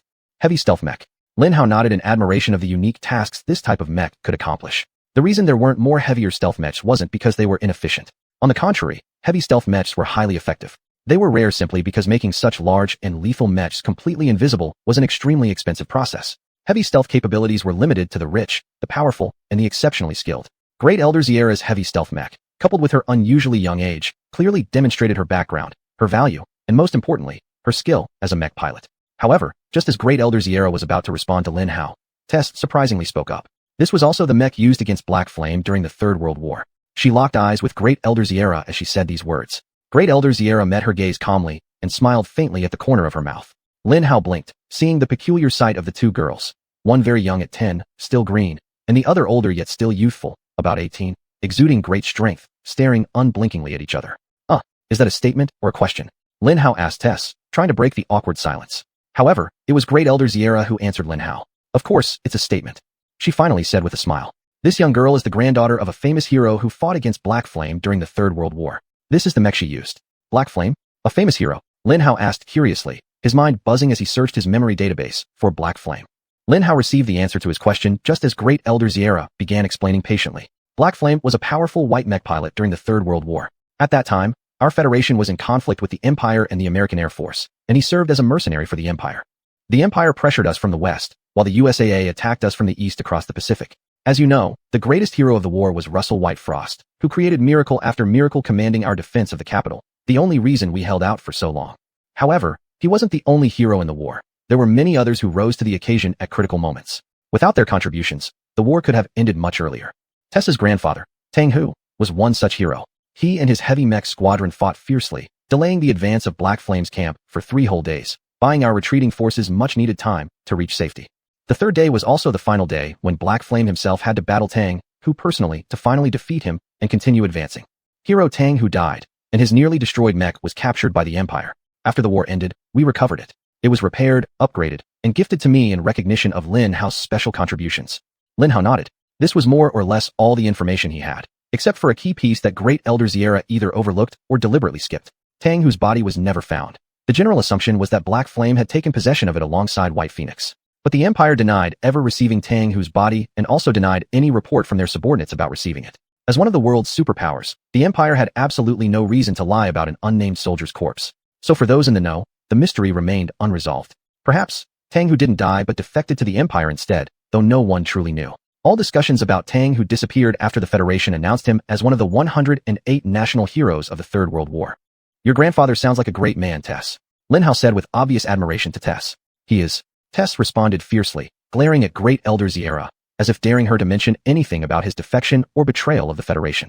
She must have been extremely shocked when she discovered the possibility that her boasting grandfather might have defected. Great Elder Ziera simply smiled, pulling on her long, voluminous sleeve, revealing her delicate and perfect right arm to Tess before slipping it back into place. Before changing her sleeve, Lin Hao caught a glimpse of a beautiful phoenix tattoo or engraving etched into her flesh, though at that time, he did not know the meaning of the tattoo. I forgot to mention, I chose White Phoenix from 100 other white mechs provided by the government and paid for its repairs and upgrades myself. Great Elder Ziera softly told Tess. Tang Hu and his battle with Black Flame left a deep and lasting impression on me. I hope one day I can be worthy of this mech. Chapter 58, Entering a New Realm. Tess stared in shock at Elder Zila, her eyes already forming a severe hero-worshipping look. Elder Zila chuckled lightly and glanced at Lin Hao. This should be our little secret, all right? Of course. Lin Hao quickly agreed. Admit it. Tess also replied. Good, because we are here. Come, I have many things to do today. Elder Zila walked out of the small room and entered a huge hangar with hundreds, even thousands, of mechs. The small compartment where Lin Hao and his group were located had already descended to the ground at some point, allowing them to leave it directly. Lin Hao and Tess quickly followed Elder Zila into a large, luxurious elevator, feeling that it was moving at high speed. If his senses were correct, it wasn't moving vertically upward. A few seconds later, the elevator doors opened, leading to an auditorium that could easily accommodate 10,000 people. You can move around freely here, Tess. Your classmates should arrive soon. There's food, drinks, and the restroom is over there. If you need anything, press the help button on each seat. Goodbye. Elder Zila gently pushed Tess out of the elevator while speaking. The elevator doors started closing even before Elder Zila withdrew her hand. See you later, Tess. Lin Hao managed to shout before the elevator doors closed again, leaving Tess alone and still confused in the auditorium.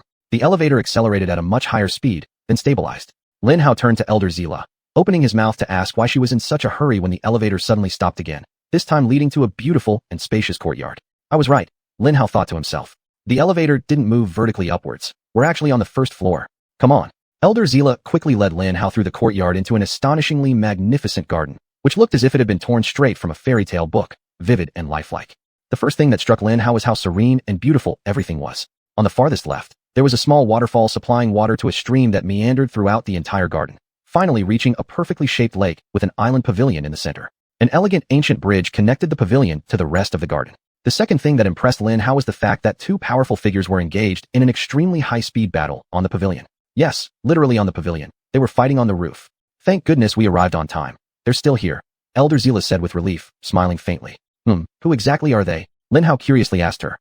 The 2 individuals over there are the principal and vice principal of the National Mech Pilot Academy, Peng Xiaolong and Wen Jinjia, Elder Zila explained calmly, as though afraid to disturb the ongoing fight from afar. One? The family of the current president. Lin Hao whispered in astonishment. Elder Zila simply nodded in response, keeping all her attention focused on the battle. It was a spectacular fight, impressive even to Lin Hao's untrained eyes, missing perhaps 99% of the complexity and significance of their movements. For a moment, both Lin Hao and Elder Zila quietly watched as the fight gradually grew more intense, until, finally, bang! A middle-aged man flew out of the pavilion. Lin Hao's eyes followed him, catching sight of a handsome smile just before he splashed into the lake, then shifting back to the pavilion top, only to find that she was no longer there, but standing in front of Lin Hao. Hello? What do we have here? Zila, nice to see you again. A graceful middle-aged woman in a white clerk's uniform smiled as she deeply bowed to greet Elder Zila. There wasn't a single drop of sweat on her face anywhere that Lin Hao could see, even after her high-speed battle with the principal. Vice Principal 1, your disciple Zila welcomes you. At ease. How's your motion technique training going? Have you mastered the 5th stage?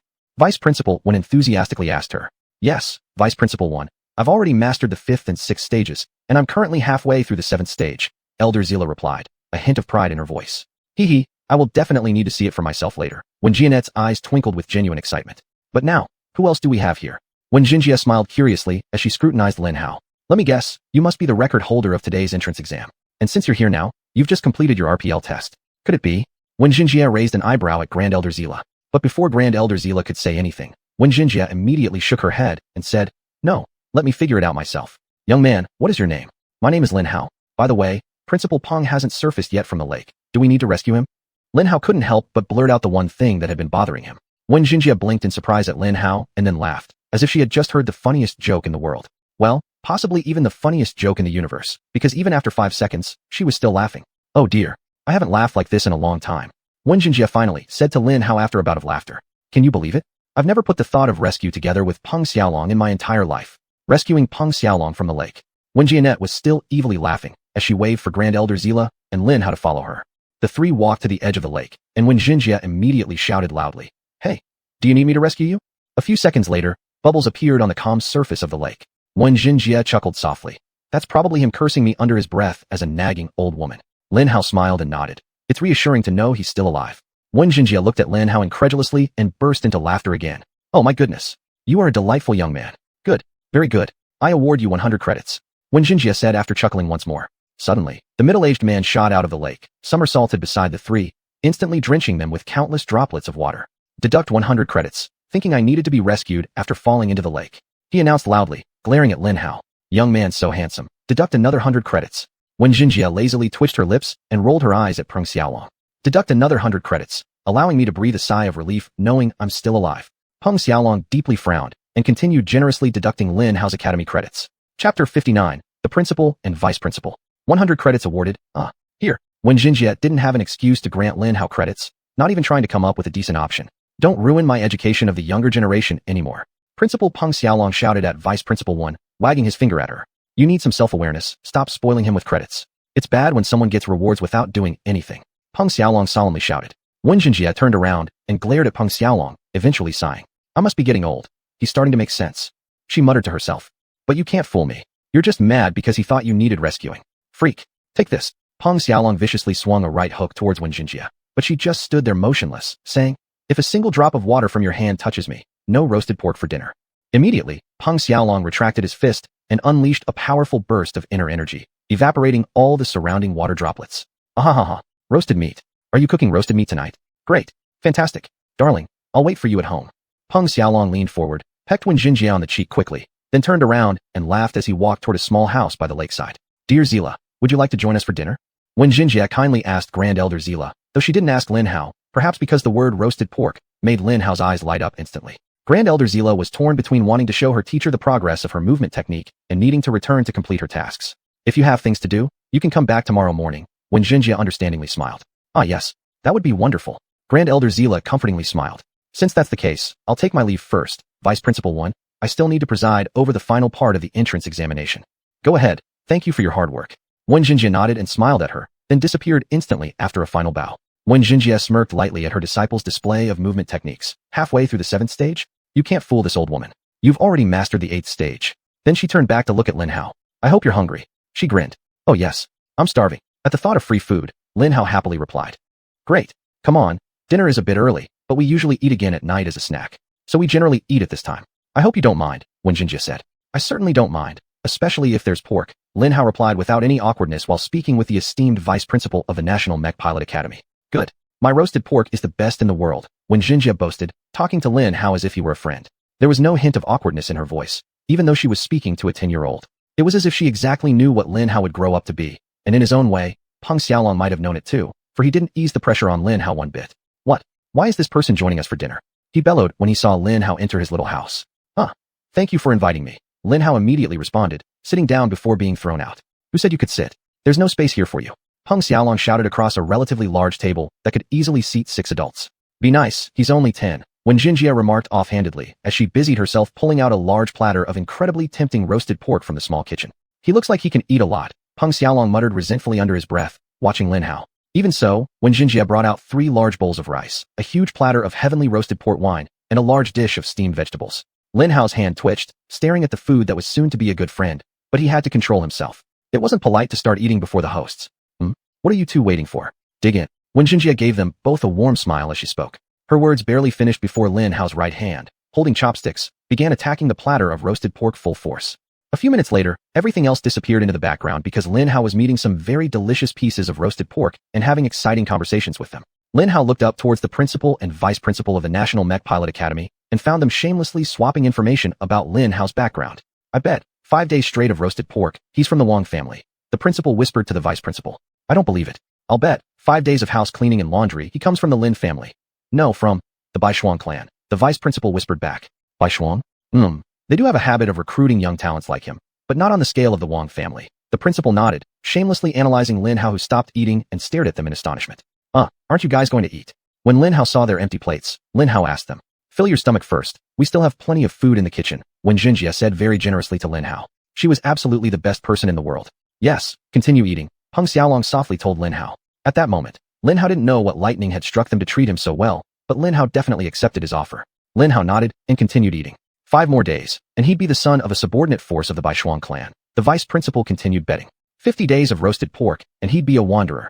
The principal nodded immediately, placing a bet with himself, meeting her gaze calmly. He's right. You know, Lin Hao mumbled with a mouthful of food. I'm a scrapyard knife worker. After a brief silence, when Xuanyuan gave her husband an astonished look, he just looked back at her with a slight smile at the corner of his lips. When Xuanyuan lightly nodded and stood up. You two discuss things properly. I'll go check the entrance exam. Interrupting little Zila, she said, and quickly left the house before Lin Hao could respond. Lin Hao curiously looked at Peng Xiaolong. Their gazes met, slightly awkward. Lin Hao froze mid-air, wondering what had happened exactly, when his hands suddenly moved on their own. He's going for the roasted pork. Lin Hao cried out to himself in panic. Chapter 60. Little brother, receive my respect. Hey, didn't you say let me eat alone? Lin Hao shouted as his hands started to move, shoving the roasted pork into his mouth. I've changed my mind. Peng Xiaolong had no patience to waste time. He shoved a big piece of juicy roasted pork into his mouth and began chewing loudly. While his mouth was busy with the juicy pork, his hands started moving again. I can't let him take it. When Lin Hao saw his greedy eyes locked onto a particularly large and juicy piece of roasted pork, his eyes flashed with unmatched passion. Lin Hao's right hand shot out swiftly, blocking his chopsticks with his own. Smack! Peng Xiaolong stared wide-eyed in surprise at Lin Hao's strength and accuracy. He probably hadn't expected Lin Hao to react so decisively and powerfully. Lin Hao gave him a smug smile, just as he was about to stab the juicy roasted pork with his chopsticks. Suddenly, smack! He launched a powerful side attack with his chopsticks, completely knocking them off their mark. Meanwhile, he had managed to get into a perfect standing position. Damn it, this old man is incredibly skilled. Lin Hao couldn't help but think. But if I allow you to take this juicy, heaven-like roasted pork, I'll be heartbroken. It might be the best piece left on the plate. Lin Hao's chopsticks returned to the battlefield with renewed vitality, smashing against his chopsticks again. I'm back, they seemed to shout triumphantly. Smack! Smack! Smack! Smack! An intense and fierce exchange erupted over the chunk of juicy roasted pork, not unlike the previous quarrel between the principal and vice principal. Sorry, I forgot to bring my hat. When Zini opened the door right when the two men's battle reached its climax, Lin Hao attacked with one chopstick, trying to use the other to poke a hole in the roasted pork, while Peng Xiaolong blocked Lin Hao's chopstick with one of his and aimed for the top of Lin Hao's other chopstick. It was a chaotic battle, and Lin Hao finally couldn't take it anymore. Lin Hao released his chopsticks, grabbed his hand with his right hand, while his left hand snaked in, directly stealing the roasted pork right under his nose. But it wouldn't work. His own left hand also moved forward, blocking Lin Hao's. Lin Hao quickly dodged his hand, attempting to grab the meat from another angle, but he blocked it too. Lin Hao met his match, and a new respect for his opponent appeared in his eyes. Clearly, Peng Xiaolong was also impressed with Lin Hao, nodding approvingly. As if agreed upon beforehand, Lin Hao suddenly disengaged from contact with him, sharing a mutual smile. Fantastic! Fantastic! Peng Xiaolong excitedly applauded. You're a real warrior. From today onwards, you're my little brother. You're not bad yourself. Lin Hao shouted in awe. Truly worthy of being my big brother. Big brother, please accept my respect.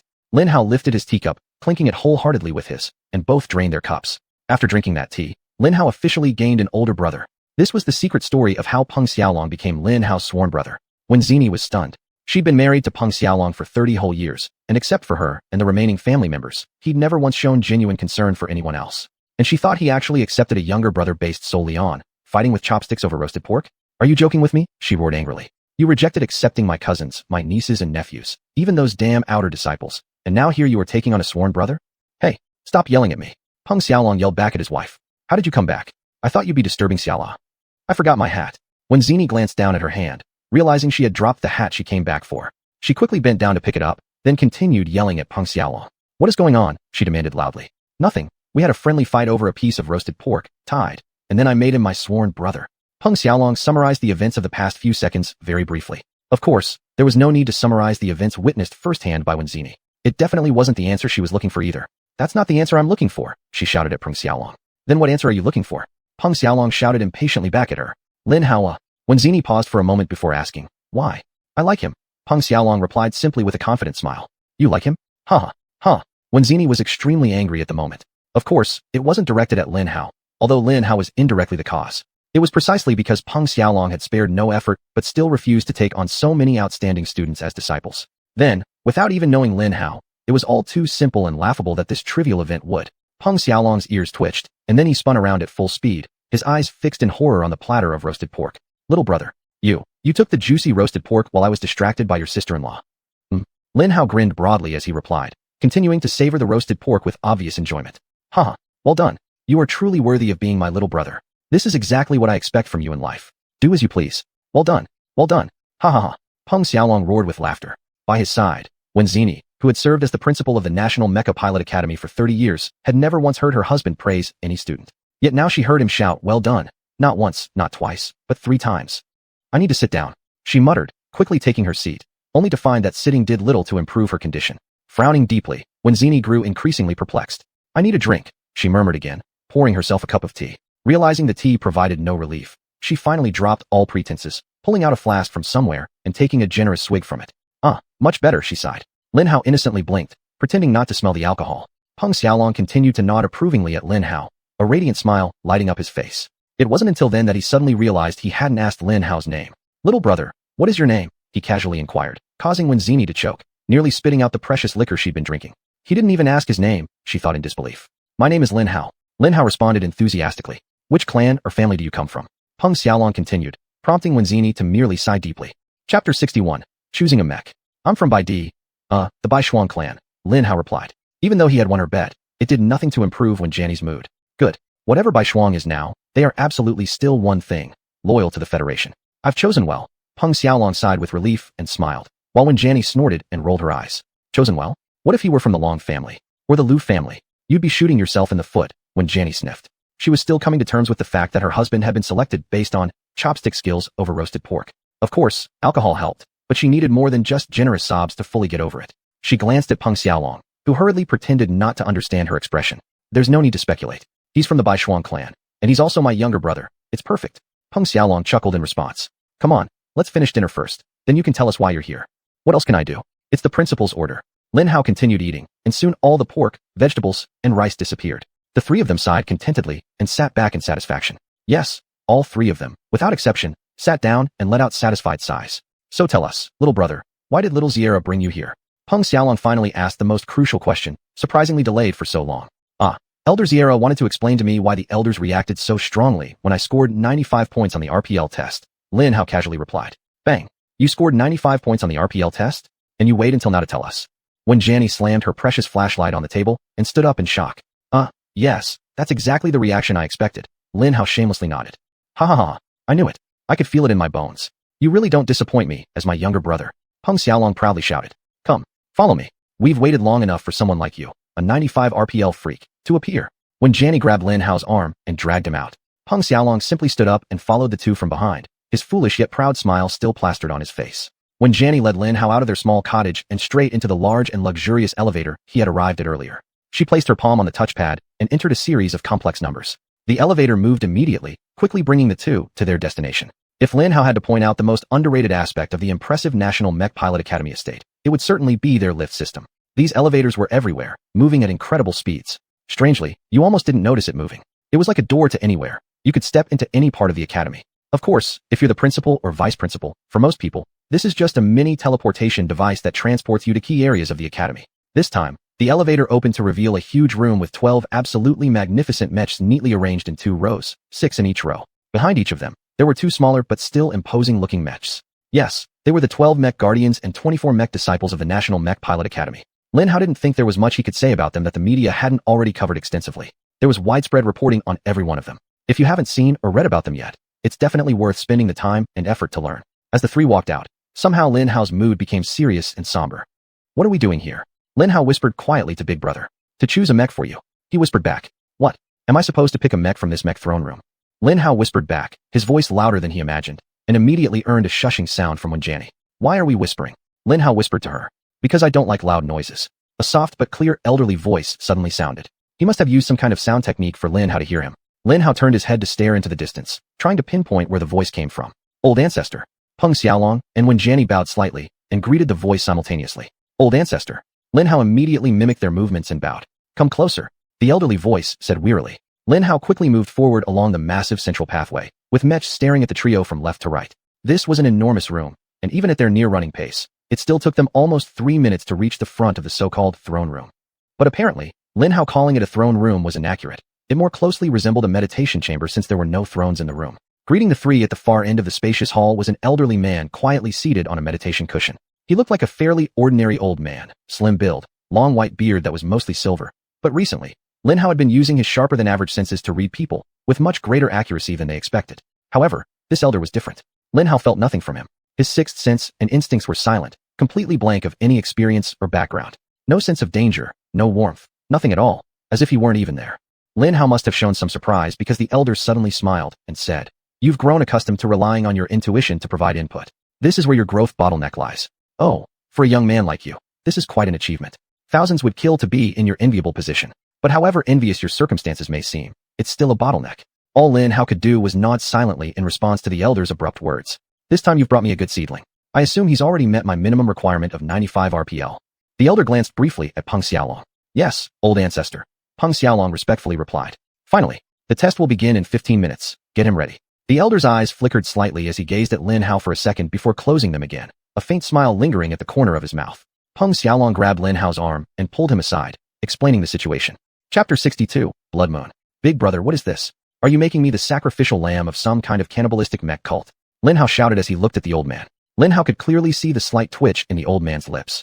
Haha, things are always surprisingly similar. Many years ago, when I was brought here, I also thought about the same thing. Peng Xiaolong couldn't help but laugh. Great minds think alike. Yes, but fools rarely differ. When Xuanyuan humphed. I wonder which category you two belong to. This is not a cult, young brother. This is a group of highly reputable, outstanding individuals who are given great power to accomplish great and mysterious missions. Peng Xiaolong explained, yet clarified nothing. That sounds exactly like what a cult recruiter would tell his new members. Lin Hao muttered under his breath. Hee, now that you mention it, it does indeed sound like a recruitment speech from a low-level cult.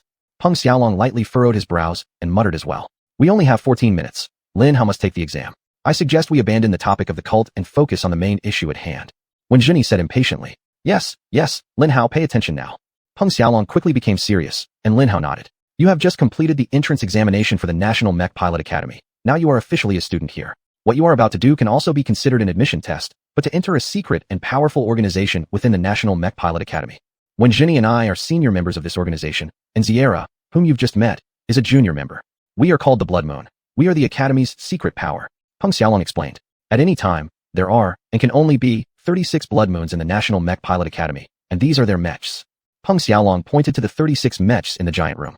However, after the last war, many of our seniors and juniors were killed in battle, and the elders here decided to raise the standard for recruiting Blood Moons. For many years, our numbers have remained stagnant at 10 seniors and 17 juniors. If you pass today's test, you will become our 18th junior and gain one of the remaining 8 mech apprenticeships. Lin Hao was completely confused. But if this is a secret organization, why are all the elders so ecstatic? Do they all know? Oh, that. Coincidentally, our team for the Triennial Mech Championship is short one member. I told them we wouldn't participate unless we found a student with a 95 RPL score. And because they've successfully brought a lot of bonuses to our academy through the Triennial Mech Championship over the past few years, they've been frantically searching for people like you for the last 2 years. This might be why they are so ecstatic. Of course, there may be a few who sincerely feel elated for the nation and the academy since we've found another strong ace pilot candidate. But for most of them, they might just be happy for their wallets. Peng Xiaolong laughed heartily. But I've already participated in the Triennial Mech Championship with the Baishuang clan, and I won't abandon them for the academy. Lin Hao said firmly. I expected that too. Peng Xiaolong nodded without worry. No problem, there are plenty of competitions. I'm only concerned about the inter-school championship. You can represent the Baishuang clan in all other championships and represent our academy in the inter-school championship. To be honest, even without you, I am very confident that our academy will still secure first place. Leaving the last spot for the 95 RPL student was just my strategy to encourage all staff to give their best effort during the search. After all, the old ancestor will not accept anyone below 95 RPL, and finding someone with such a high RPL is incredibly difficult. Even if we find such a person, that individual still needs to pass the character test, which is truly a daunting task. Character test? Lin Hao arched an eyebrow and asked. I don't remember taking any formal character tests. Your character hasn't been formally tested, but this is the first and most intensive test each student undergoes today. Peng Xiaolong cunningly looked at Lin Hao and said, Do you think your behavior throughout the entire admission exam went unnoticed? You might have done something good to catch the elder's attention. Otherwise, little Ziero wouldn't have brought you here. I understand. Lin Hao nodded in comprehension. However, what exactly did you do? Peng Xiaolong asked curiously.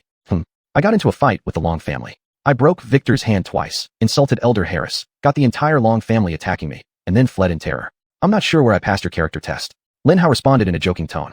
Ha ha ha. A fight with the Long family, not once but twice? You must be a great defender of the weak. And if even bad-tempered Elder Harris got involved, you must have really hurt Victor. Peng Xiaolong chuckled lightly. He instantly deduced the truth from between the lines, making an accurate judgment of the situation. But regardless of what happened, you're here now. If you can pass Old Ancestor's test, we'll finally take a new step toward achieving full strength. Make sure to give it your all during the exam, no matter what it takes. Peng Xiaolong advised Lin Hao. What kind of test is it? Lin Hao couldn't help but ask. It's different for everyone, but it will uncover and reveal the deepest and darkest parts of your soul. Peng Xiaolong's eyes widened slightly as he recalled his own test, still feeling chills at the memory. It will be up to you to face and deal with it. Lin Hao stared at him silently, unable to make a judgment. At that time, Lin Hao barely knew Peng Xiaolong, but based on the information Lin Hao had gathered about him, he was a strong-willed individual. If even Peng Xiaolong still bore scars from the test he took so many years ago, then this test must be quite terrifying. Lin Hao glanced at Xuanyuan and saw her expression become serious when the mention of Old Ancestor's test came up. This test is a true mental and emotional challenge. The risk of trauma is extremely high. In fact, it's almost certain that you will bear lifelong scars after the test. I am being very serious here. You will leave this test with scars and some form of emotional wounds. I will only ask once. Think carefully before you answer. Do you want to take the test to join Blood Moon? Peng Xiaolong seriously asked Lin Hao. Lin Hao was 10 years old at the time, full of confidence in himself. Emotional scars? Physical wounds?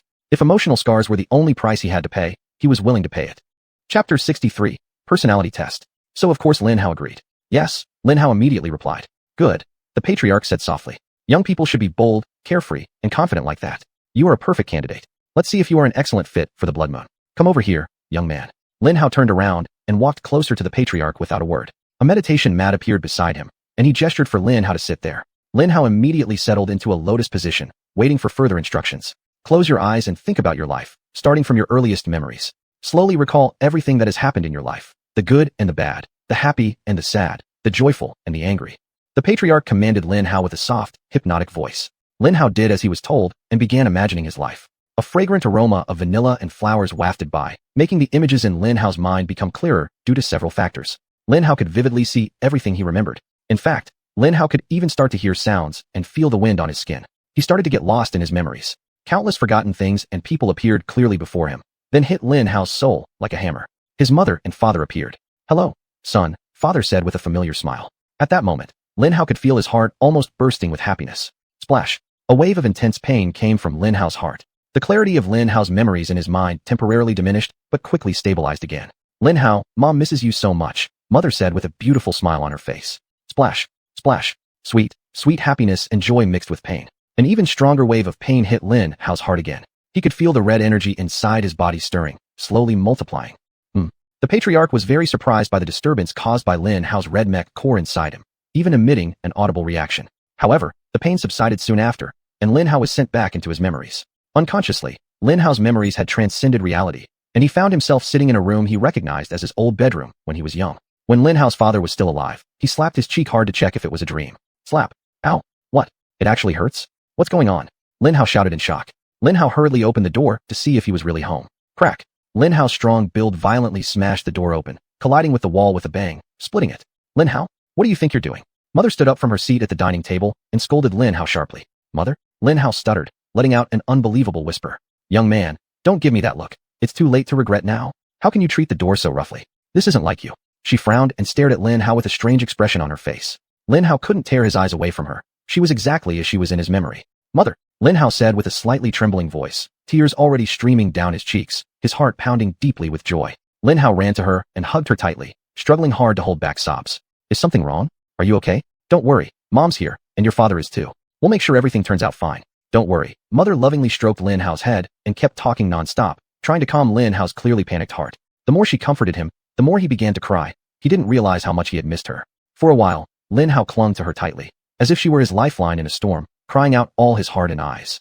After Lin Hao's sobbing finally calmed down, His father finally stood up from his seat at the dining table and approached him. Son, it's good that you cried. Don't suppress your emotions like that. It's not healthy for you. Occasionally shedding tears during deep sorrow is acceptable, just don't do it often like mom does.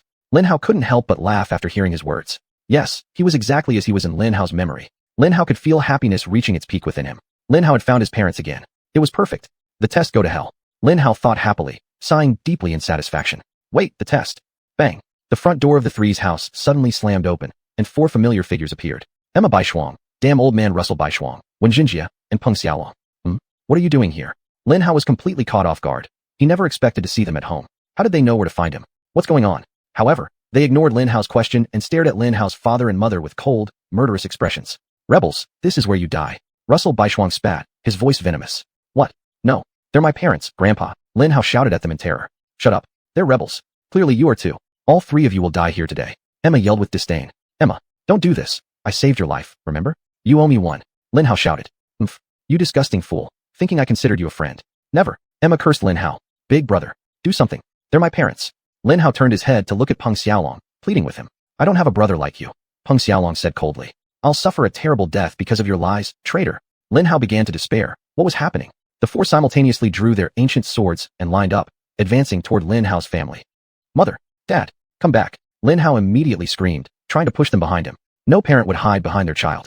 Father bravely said as he grabbed a wine bottle from the table and smashed it. We'll delay them, Lin Hao. Run, survive, don't die here with us. Mom whispered to Lin Hao before grabbing a steak knife from the table and standing resolutely in front of Lin Hao. Run, now. Mom screamed as she shoved Lin Hao away. Emma and Russell immediately charged toward Lin Hao's father, while Wen Jinjia and Peng Xiaolong rushed at Lin Hao's mother. Lin Hao tried to leap forward to intercept their attacks, but to his absolute horror, he realized that he couldn't move. All Lin Hao could do was watch in utter despair as everyone he loved and had gradually come to respect engaged in a bloody and hopeless fight. Clang. Bloody wounds quickly appeared on Lin Hao's parents as they strained every effort to buy time. Chapter 64, Deep Memories. Lin Hao, run. Don't just stand there. Lin Hao's mother screamed. No, stop. Lin Hao screamed at them in a fit of hysteria, but they completely ignored Lin Hao. His mother was the first to fall. Peng Xiaolong's sword skillfully changed direction, avoiding her defense, and struck her neck, viciously severing it with one stroke. Weiwa. Lin Hao let out a blood-curdling scream. It felt as though the sky had collapsed. He watched her head fall from her body, blood spurting out in torrents. Lin Hao's father also fell, having been nearly bisected vertically by Luo Su's savage slashing. Wah-ah-wah. Why? Why? As Lin Hao witnessed his parents being brutally killed by those he once considered close, his heart felt constricted beyond measure. For the glory of the Federation, Emma said quietly while wiping her sword, stained with Lin Hao's father's blood, on the hem of her white dress. For the glory of the Federation, the other 3 repeated solemnly. The Federation can go to hell. Lin Hao roared furiously. The Federation and all its citizens will burn for what you did to my parents. Swish swish. Swish swish. Lin Hao's heart began pounding with immense force, and his red energy multiplied and doubled again and again. Aya! With a mighty roar, Lin Hao broke free from the weight pinning him down and leapt up to attack the 4 of them. First, Lin Hao approached Emma, grabbing her by the neck. I saved your life. This is how you repay me. Lin Hao whispered, not feeling sadness or pain over her betrayal, but burning with absolute anger. She struggled weakly, her eyes bulging in terror, unable to believe the sheer strength of Lin Hao. Swords slashed toward Lin Hao from all directions, but they were powerless against him. Ignoring their attacks, Lin Hao stared deeply into Emma's eyes. He wanted to see the light fade from her life. Crack. Lin Hao squeezed her neck, completely shattering her spine. Her protruding eyes were filled with fear and shock, gradually turning hollow as she died in Lin Hao's hands. With nonchalance, Lin Hao tossed her lifeless body aside and moved on to the next person. Luo Su Baishuang bellowed furiously at Lin Hao's actions, but Lin Hao couldn't hear him. In fact, Lin Hao couldn't hear anything. Using his left hand, Lin Hao deflected Luo Su's wild sword strikes, then grabbed his head with his right. Die, old man. Lin Hao said coldly while crushing his head. Crack. Snap. His head burst like a watermelon. Lin Hao casually tossed his lifeless body to the side and advanced towards the remaining 2 who were staring at him with determined expressions. They planned to stay and fight to the last person? Fine. Crack. His head spun 180 degrees vertically, falling to crouch before Lin Hao. Lin Hao turned his gaze to Peng Xiaolong, who merely roared and swung his fierce sword toward Lin Hao's eyes in an aggressive thrust. Lin Hao slightly moved his head to the right to dodge it, then plunged forward. Snap. His hand pierced through Peng Xiaolong's stomach, seizing his spinal cord. Crack. The powerful Peng Xiaolong met his end, and Lin Hao cast his dead body aside again. Lost in thought, Lin Hao stared at the 4 dead killers who had slaughtered his parents, his rage wandering aimlessly in search of another target to devour. But there were no more targets, at least not inside the house. Lin Hao looked down at the bodies of his parents, feeling his anger swiftly drain away. Pure sorrow and grief took its place, and Lin Hao began to scream. Lin Hao continued screaming. After a long time, Lin Hao finally stopped, not because he wanted to, but because his vocal cords ached. Lin Hao was in agony, intense and unbearable anguish. The heartbreak Lin Hao felt at that moment was something he had never experienced before. Lin Hao dug a grave for his parents with bare hands at the entrance of the house and buried them there. He spent the entire night beside their graves mourning them, slowly transforming his sorrow into anger. When dawn finally broke, Lin Hao stood up, his eyes blazing with the desire for revenge. Lin Hao had screamed enough. Now it was Z Country Federation's turn to scream. A cold fury burned relentlessly within Lin Hao, constantly multiplying his red energy many times over. In the following days, in scenes of bloodshed, killing, and countless screams, everything became hazy. Lin Hao attacked and killed every citizen of the Z Country Federation he encountered. Towns, cities, men, women, children, all were massacred by Lin Hao. Hundreds, then thousands, then tens of thousands perished.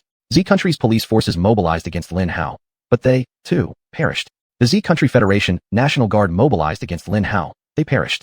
The Z Country Federation Armed Forces mobilized against Lin Hao. They too perished. After an entire week of merciless and mindless slaughter, a soft, aged voice finally echoed in Lin Hao's mind. Enough. Crack. Lin Hao's reality suddenly spun and collapsed as he gasped loudly, opening his eyes. Lin Hao was back in the mech throne, entirely covered by the white full-body mech suit that was man-sized. The fact that his red energy had been sufficient to summon the full-body mech suit had vanished completely at that moment. However, upon regaining consciousness, the suit did indeed immediately retreat. Wow, what just happened? Was all of this just my imagination? Lin Hao asked with a thunderous voice. Lin Hao could still feel the icy rage brewing within his soul. The detachment of the emotion that had driven his hands to endless killings remained firmly in place. The setting was false. Old Ancestor responded softly. But your reactions were all genuine. You can fully control your emotions, thoughts, and decisions. Lin Hao turned his head and stared coldly at him, his mind processing the information. For a moment, the two just looked at each other. As Lin Hao stared at him, there was something new in his eyes. Fear.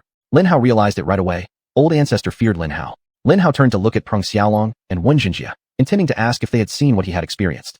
He then gave a bitter laugh. The extreme fear on their faces accurately told Lin Hao everything he needed to know. Lin Hao also realized that looking at Peng Xiaolong filled him with deep unease. The anger towards him, and the pleasure of killing him, had felt too real, too fresh in Lin Hao's heart. Thankfully, Wen Jinjie was there. She knew exactly what Lin Hao needed at that moment, something that could soothe his highly traumatized soul. Oh, you poor thing. She cried as she embraced Lin Hao, sobbing for the terror and pain he had endured. Chapter 65, A Difficult Choice. Her sympathetic embrace and empathetic sobs were like water being poured onto a heart scorched by pain and anger, calming Lin Hao down. It had saved him from certain life-altering trauma that would surely have changed Lin Hao's relationship with all four individuals involved in the murder of his parents. Even so, Lin Hao still found it difficult to talk to them for a bit. Wen Jinjie gently led Lin Hao away from these two people so they could speak freely, giving Lin Hao some separation as he dealt with the consequences of the test. The ancestral trial was indeed a cruel emotion, tearing open any unhealed major wounds these people might possess. It also placed them in an incredible state of anguish, squeezing out their most heartfelt reactions. Cowards would flee and beg for their lives. Thieves would sneakily escape from the predicament. Killers would murder, and psychopaths like Lin Hao would massacre. The old patriarch looked at Peng Xiaolong, giving him a very solemn, yet slightly worried glance. The test results were clear. Lin Hao was someone capable of performing indescribable and unimaginable acts. Yes, this was retribution for an indescribable act done to Lin Hao, but many would stop after killing the four murderers. Lin Hao didn't. He sentenced the entire Xuanyuan Federation to death simply because the perpetrators spoke patriotic nonsense about glory to the Federation. He was a merciless, heartless, bloodthirsty psychopath who was more than willing to commit genocide and attempted to exterminate an entire nation just to seek revenge. With Lin Hao's incredibly high RPL score and the strange powers he accidentally showcased, the ancestors and Peng Xiaolong immediately placed Lin Hao into a very unique category of individuals in their minds.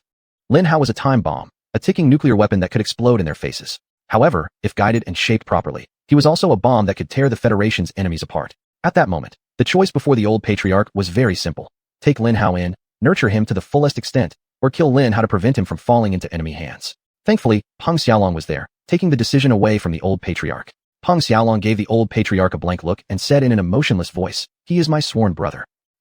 The old patriarch's eyes shot open, surprised and bulging. Then he gave Peng Xiaolong a warm smile. Good, very good. Time truly is the best medicine. I remember, your own test wasn't easier than his. Indeed, I am here, faithfully serving the Federation.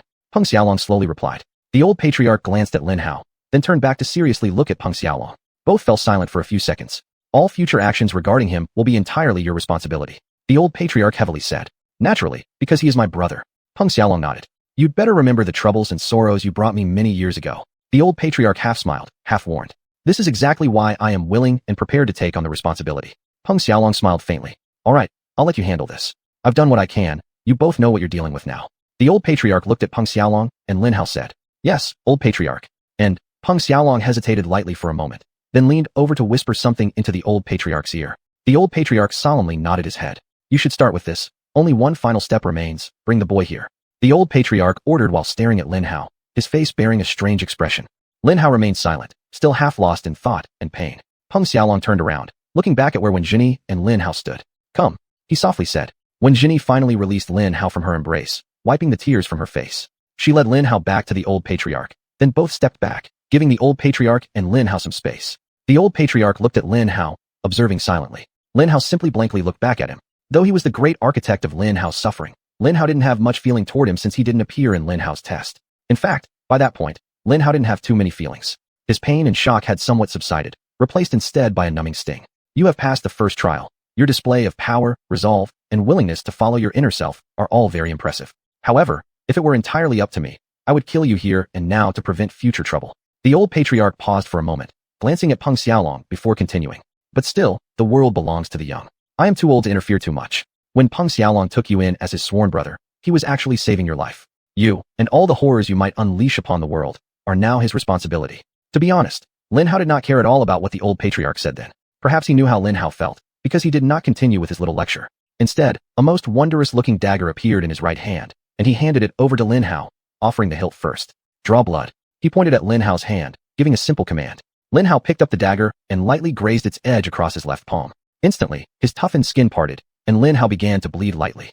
What a wondrous dagger. Lin Hao returned the dagger to the old patriarch, who immediately did the same thing to his own right palm, then beckoned for Lin Hao to place his bleeding palm on top of his. Lin Hao complied, curiosity beginning to stir within him. For a few seconds, nothing happened, and they remained silently in that position. The old patriarch then closed his eyes and furrowed his brow slightly. Suddenly, the entire massive room began to rumble and shake for several seconds, followed by a deep, powerful scraping sound, as if something extremely heavy was being dragged. "You were right, Peng Xiaolong." The old patriarch opened his eyes and spoke in a soft yet resonant voice that echoed throughout the room. "He is the second dragon we've been waiting for. This is fate." The old patriarch sighed deeply and released Lin Hao's hand. "When I realized the depth of your anger and will to kill, I should have known." For some reason, though Lin Hao was curious, somehow he could not be bothered to ask for an explanation, knowing they would eventually get to it. Chapter 66, The Black Dragon and the White Dragon. Behind Lin Hao, he could hear Peng Xiaolong and Wen Jinji approaching. "You've done well, turning him into your sworn brother so quickly." The old patriarch praised Peng Xiaolong with a nod. "You've saved us from a lot of speculation and pain." "Thank you, old patriarch." Peng Xiaolong bowed deeply. "I think you need to know the whole story." The old patriarch looked at Lin Hao and sighed deeply again.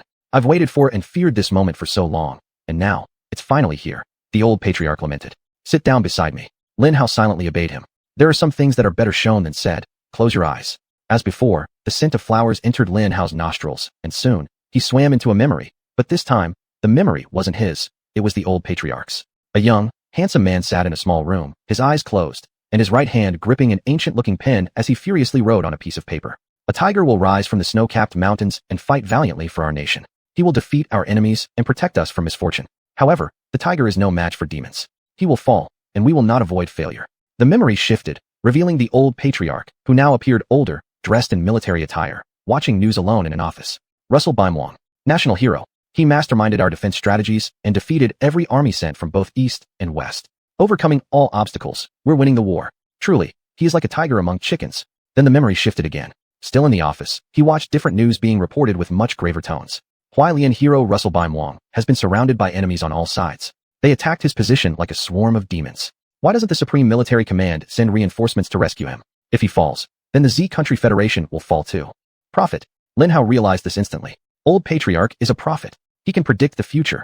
The memory shifted again. In the throne room, the old patriarch observed a younger-looking Peng Xiaolong undergoing the Blood Moon Gateway test. However, the most shocking scene was Peng Xiaolong sweating profusely. His head and body were covered with tiny droplets of blood that grew larger gradually. The old patriarch's expression turned extremely grave. When the younger Peng Xiaolong eventually woke up, he was drenched in his own blood. The ancestor held him, embracing him silently for several seconds. Then, a look of absolute astonishment came over his face, and he opened his mouth to whisper quietly. "The wings of the dual dragons will lift the Federation high into the clouds of glory.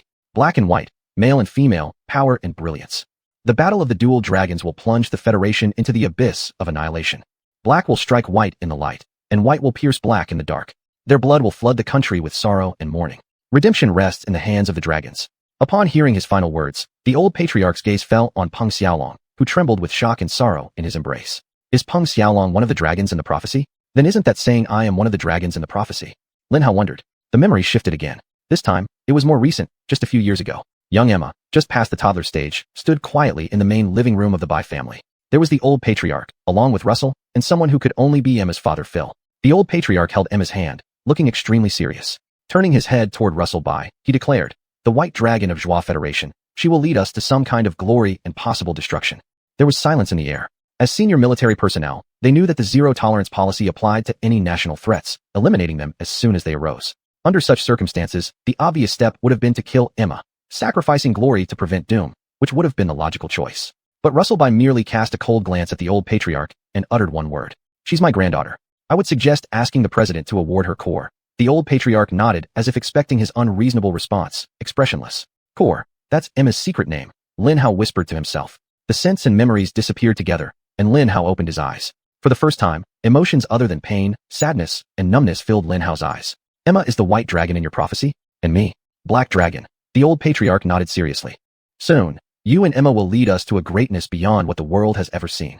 Lin Hao looked at him incredulously. "Then, the two of you will battle and destroy this nation." The old patriarch continued. "At that point, you, Peng Xiaolong, will be our only hope." Peng Xiaolong, Wen Jinjie, and Lin Hao just stared at him, each lost in their own thoughts and emotions. If I've learned one thing during my years as a prophet, it's that while prophecies definitely come true, they often manifest in the strangest and most unexpected ways. Don't worry too much.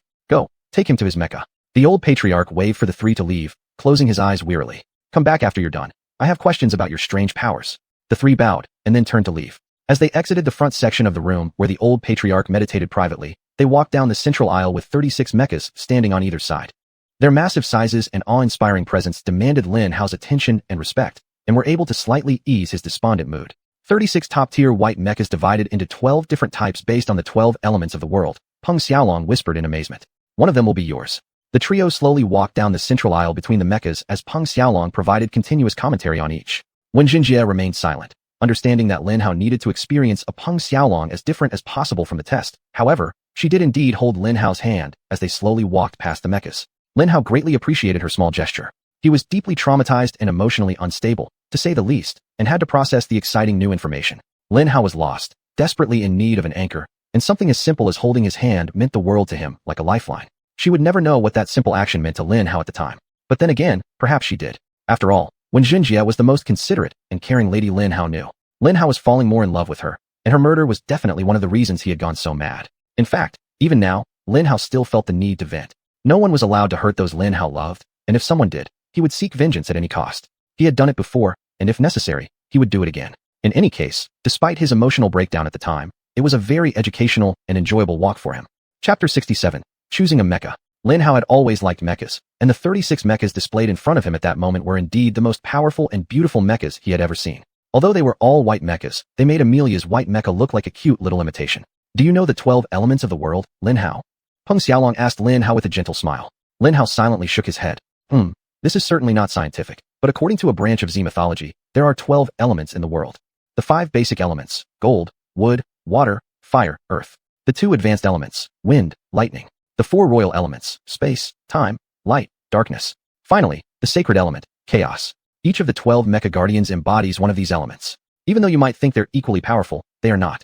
Of course, under very specific conditions, each of them can be more powerful and effective than the others. However, overall, the original Chaos Emperor embodying the Chaos element is more powerful than the Flamestorm embodying the Fire element. Lin Hao nodded in understanding as he stared at the towering white mecha above his head. They all looked astonishing. "This is my mecha." Peng Xiaolong pointed to the nearest 100-meter-tall white mecha. Lin Hao looked at the mecha, his eyes wide with surprise. It looked incredible, but for some reason, Lin Hao turned his head to look at Peng Xiaolong. Wen Jinjie immediately let out a soft laugh. "You feel it too, don't you?" "Yes, I feel like the mecha is." Lin Hao paused, struggling for the word. "Haha, just say it. The mecha is too." Wen Jinjie tried to help Lin Hao along his line of thought. "Too." Lin Hao struggled to find the word. Too cool for him. Unable to hold back any longer, Wen Jinjie blurted out what Lin Hao's brain was trying to express with words. Lin Hao's eyes lit up in agreement. Haha, Wen Jinjie laughed heartily. But it was true. Peng Xiaolong was tall, strong, and moved like a bull. He looked solid and stable, like a rock you could rely on even in the wildest storms. His mecha, which embodied the time element, was its opposite. It was sleek, angular, and very modern. It looked incredibly bloodthirsty, and its bronze-black base with red decorations only increased its intensity. Its main weapons were three powerful swords, perfectly suited to its expertise, time stroll. The double swords for close combat, and a massive sword almost as large as its frame clearly hung on its back alongside a powerful energy cannon. This was the coolest mecha Lin Hao had ever seen. Just as when Jinjie said, it was too cool for Peng Xiaolong. After the exam ended, Lin Hao smiled for the first time. Would you like to go for a ride? Peng Xiaolong asked Lin Hao. Just as Lin Hao was about to agree immediately, when Jinjie answered for him. Of course not. We need to choose a mecha for him first. We're running out of time, Peng Xiaolong. When Jinjie firmly reminded her husband. Yeah, maybe next time? Peng Xiaolong hastily replied, smiling at Lin Hao. Lin Hao nodded. Behind my mecha are two others similar in style and power. One has already been taken. If you are compatible with the other, it may be yours, Peng Xiaolong said. After we complete our short trip, you will take a compatibility test, Wen Jinjie said. Compatibility test? Lin Hao frowned slightly while saying it. Lin Hao had enough tests to last an entire year. Don't worry, it's nothing like the entrance exam. A compatibility test is similar to an RPL test. We'll place you in a deep scanning device, and we'll discover your affinity with the 12 elements, Wen Jinjie explained gently. That sounds doable. Lin Hao nodded. Once we determine your strongest affinity, you can drive all 7 mechas. Then, each mecha will respond to your driving and express their compatibility with you through a number from 1 to 100. Normally, the mecha representing your strongest affinity will give you the highest score, making it the most compatible with you. However, this isn't always the case. Peng Xiaolong here has the highest affinity with the earth element. Yet, somehow, his compatibility with the overtime warrior mecha is off the charts, so he chose it, when Jinjie explained briefly. So I'm only allowed to choose the mecha that matches my highest compatibility? Lin Hao sought confirmation. The mecha with the highest compatibility to you will allow you to unleash your maximum combat potential. Thus, we always encourage our members to pursue this path. However, if you have compelling reasons to choose a different mecha, we can consider it, Peng Xiaolong replied. All the mechas here are incredibly powerful and very difficult to pilot. You will require extensive training to unlock high levels of combat efficiency. In fact, even after piloting my mecha for nearly 15 years, I've only managed to bring it up to 83% of its maximum combat efficiency. Even with an RPL of 92, Peng Xiaolong added. So choosing the mecha that has the highest compatibility with you could likely determine the upper limit of your combat efficiency, Wen Jinjie said. Don't worry too much. Before you decide on which mecha you want, you'll have the opportunity for extensive trial runs with each of them. If you're willing, you can even participate in our internal Blood Moon Time Attack Challenge mode. You can take the mechas through a series of obstacles and let their skills be executed under the fully automatic pilot mode. Fully automatic pilot mode? Lin Hao raised an eyebrow, looking at Wen Jinjie for clarification. It basically assists you in piloting the mecha while you give it the most basic commands, like charging forward, slashing attacks, or executing skills, Wen Jinjie explained. It can even allow a layman to control a mecha with ease for very fundamental actions. Of course, using the fully automatic pilot mode, you wouldn't even harness 10% of the mecha's total combat power. For us, it's useful to confirm which elements newcomers like you, with high potential, are compatible with. Hold on, I thought Blood Moon was a secret organization? Why do we need to determine which elements the freshmen are compatible with? Lin Hao asked with slight confusion. The mechas at the National Mecha Pilot Academy are divided into these 12 elements, Wen Jinjie patiently explained. And each of these 12 elements has a faction representing them. Factions. Lin Hao nodded in understanding. Finally, I've been wondering what they actually are. Chapter 68, Death Scythe. But you'll have all the time in the world to learn about factions and academies. I suggest you don't delve too deeply into politics. Just focus on improving your strength and honing your skills. However, once you start your school life, it's entirely up to you. However, right now, it's time for you to choose your mech. Excitement flashed in Wen Jinnie's eyes. Lin Hao wanted to stay in that throne room all night, slowly savoring each mech, learning their unique skills, and if possible, testing them all out. But time seemed crucial, so Lin Hao was only taken to the first of 7 available mechs. The first mech on your list is my old mech, Time Warrior. Peng Xiaolong looked at the huge, towering mech behind his own mech and said, it embodies the royal element of time. The Time Warrior looked very similar to Peng Xiaolong's mech, Cronus. The only difference was that the Time Warrior had a single medium-sized broadsword hanging from its left hip instead of 3 deadly swords. A massive round shield covered its entire left arm. Even though it stood high into the clouds, nearly 100 meters tall, it was still 50 meters shorter than Cronus. Nevertheless, it was an incredible mech, but next to Cronus, it appeared like a small brother. Outside its master's shadow, it was itself a dominant presence. The next mech on your list is also one of the more powerful ones. It's called Death Scythe, which comes from the dark element, also a royal element. Peng Xiaolong pointed at another mech that looked pretty cool. In fact, its sibling, Dark Scythe, is the next one on your list. Both these dark element mechs are currently unclaimed.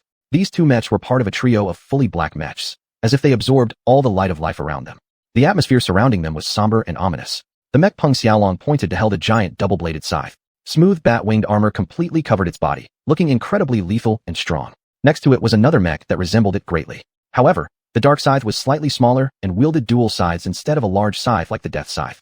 As Lin Hao saw the Death Scythe and the Dark Scythe, he could feel a prickling sensation in his senses. Yet, what drew most of Lin Hao's attention was the Dark Elemental Mech Guardian. Standing at 160 meters tall, it was almost the tallest among the 12 mech guardians. Just like its disciple, its color was jet black. Unlike its disciple, its eyes emitted red glows, giving it an extremely fierce and merciless expression. When Lin Hao first saw its grandeur, his heart even skipped a beat. Its bat-winged armor was much smoother compared to the other mechs, but somehow less detailed, making it appear deadlier than its two smaller counterparts. Its hands held a battle scythe with dual blades on either side that caused Lin Hao's heart to race. It looked outrageously cool. Like a toy, Lin Hao simply couldn't believe it was a real weapon. Mech Guardian Reaper. When Jenny noticed Lin Hao's eyes were fixed on the mech and spoke. Unclaimed, Peng Xiaolong added. When Jenny turned her head and raised an eyebrow at him, and Peng Xiaolong just shrugged. Unclaimed, Lin Hao repeated, swallowing his saliva. Lin Hao wanted it badly, and it was obvious to both of them. Lin Hao extended his left hand, feeling the resonance between himself and the Reaper Mech Guardian humming inside him. He could feel it very clearly. With just a mental command, he could absorb the Reaper Mech Guardian. Well, not quite, since Lin Hao was still very full from Amelia's white mech. But Lin Hao could absolutely accept its key components and design. No, I shouldn't, Lin Hao told himself. At least not today. Lin Hao closed his eyes and let his resonance spread throughout the enormous room. Scythes are impractical weapons. When Jenny commented casually to Peng Xiaolong, I haven't really seen any of the Dark Trio in actual combat. I can't imagine how they can do so much killing with such strange weapons. Peng Xiaolong chuckled at her words. The scythe deals damage by getting ahead of the enemy and pulling them back toward the wielder.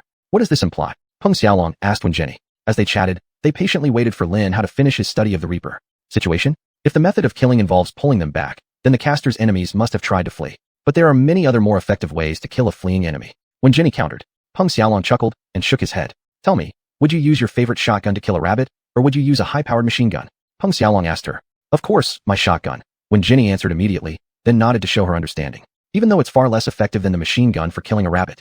Are you saying the Reaper always finds room to choose its favorite weapon for killing over a more effective one? Peng Xiaolong looked at his wife seriously for a moment, then nodded. Yes. That's strong. I really want to see its actual effect. In fact, I want to see any of the Dark Trio in action. I wonder why there are no videos or footage of them fighting. They must have seen some action during the Third World War. When Jenny exclaimed aloud, if there were footage of their actions, they would become extremely sorrowful assassins. Peng Xiaolong laughed. Oh, I didn't know they were assassins. Judging by their heavy armor, I thought they'd be frontline attackers. When Jenny said, genuinely surprised, the heavy armor of the Dark Trio is part of what makes them unique. The armor actually just has their wings folded forward and inward. It gives them extreme maneuverability while flying and provides extreme protection during combat. Their unique ability, Perfect Darkness, allows them to absorb all light in a short term, making them almost impossible to detect visually during the night, Peng Xiaolong explained. How do you know these things? I'm the vice principal, and I have access to all restricted files just like you, but I've never seen any of this before. When Jenny asked Peng Xiaolong with a hint of indignation, you and I have exactly the same access level, which is absolutely true. However, what's the point of access if you don't use it? You read half as much as I do, which is also absolutely true. Hence, it's expected that I know twice as much as you do. Peng Xiaolong smiled as they bantered back and forth. By their side, Lin Hao let his powerful resonance drift outward, studying every mech he could reach. He realized none of them had attracted him and tugged at him the way the Dark Element mechs did. Even Death Scythe had an incredibly strong attraction to him. Lin Hao opened his eyes and stared at the last three mechs, which were beyond his resonance range, and thus couldn't be studied clearly. Chapter 69, Primal Chaos Emperor. What are these elements? Lin Hao pointed and asked. The three at the farthest edge are the chaotic divine origin mechas. Why? Are you interested? When Jenny asked. Yes, let me take a look at them. I think I'm about to make my decision. Lin Hao told her. Really? We haven't even seen the other mechas yet. When Jenny slightly opposed. I don't need to. Lin Hao replied. I know exactly what I want, but indeed, I do want to confirm the last three mechas. If that's what you want. When Jenny shrugged and led the three of them into the final three mechas. Once again, Lin Hao was amazed by the power of the chaotic divine origin element mecha. They were the largest mechas among the 36 mechas so far, and also looked the most majestic so far. The Primal Chaos Emperor stood 175 meters tall, while his two submechas were 145 meters tall, not much shorter. Even the Chaos Element Mech brothers were almost as tall as the other mech guardians. The style of these three masterpieces was very similar, a terrifying combination of gold, white, and red. Their thick armor looked extremely sturdy, invincible. All three wielded Wicked Emperor long spears longer than their own heights. The Primal Chaos Emperor, along with his two brothers, Light Primordial and Dark Chaos, they three remain unclaimed at present. Peng Xiaolong whispered softly. Why are they still unclaimed? If the elements aren't equal as you said, then surely the sacred element is the strongest one. Lin Hao asked. The strongest, also the one with the highest requirements. After the death of its previous owner, no one has managed to score more than single digits in compatibility with it. Even the two best mech pilots from the past two generations, Russell by Xuan and Phil by Xuan, failed to successfully tame the trio of chaos.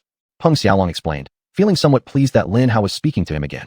Lin Hao walked up to the immense primal chaos emperor, placing his hand on it. Instantly, an unprecedented resonance and connection surged throughout Lin Hao's body. Humph. The primal chaos emperor suddenly made a move. Whoosh. The elder suddenly appeared like a phantom in front of Lin Hao. Elder, Peng Xiaolong, and Wen Jinni exclaimed in surprise. The elder ignored them and stared at Lin Hao, who took a few steps back, staring wide-eyed at the activated primal chaos emperor.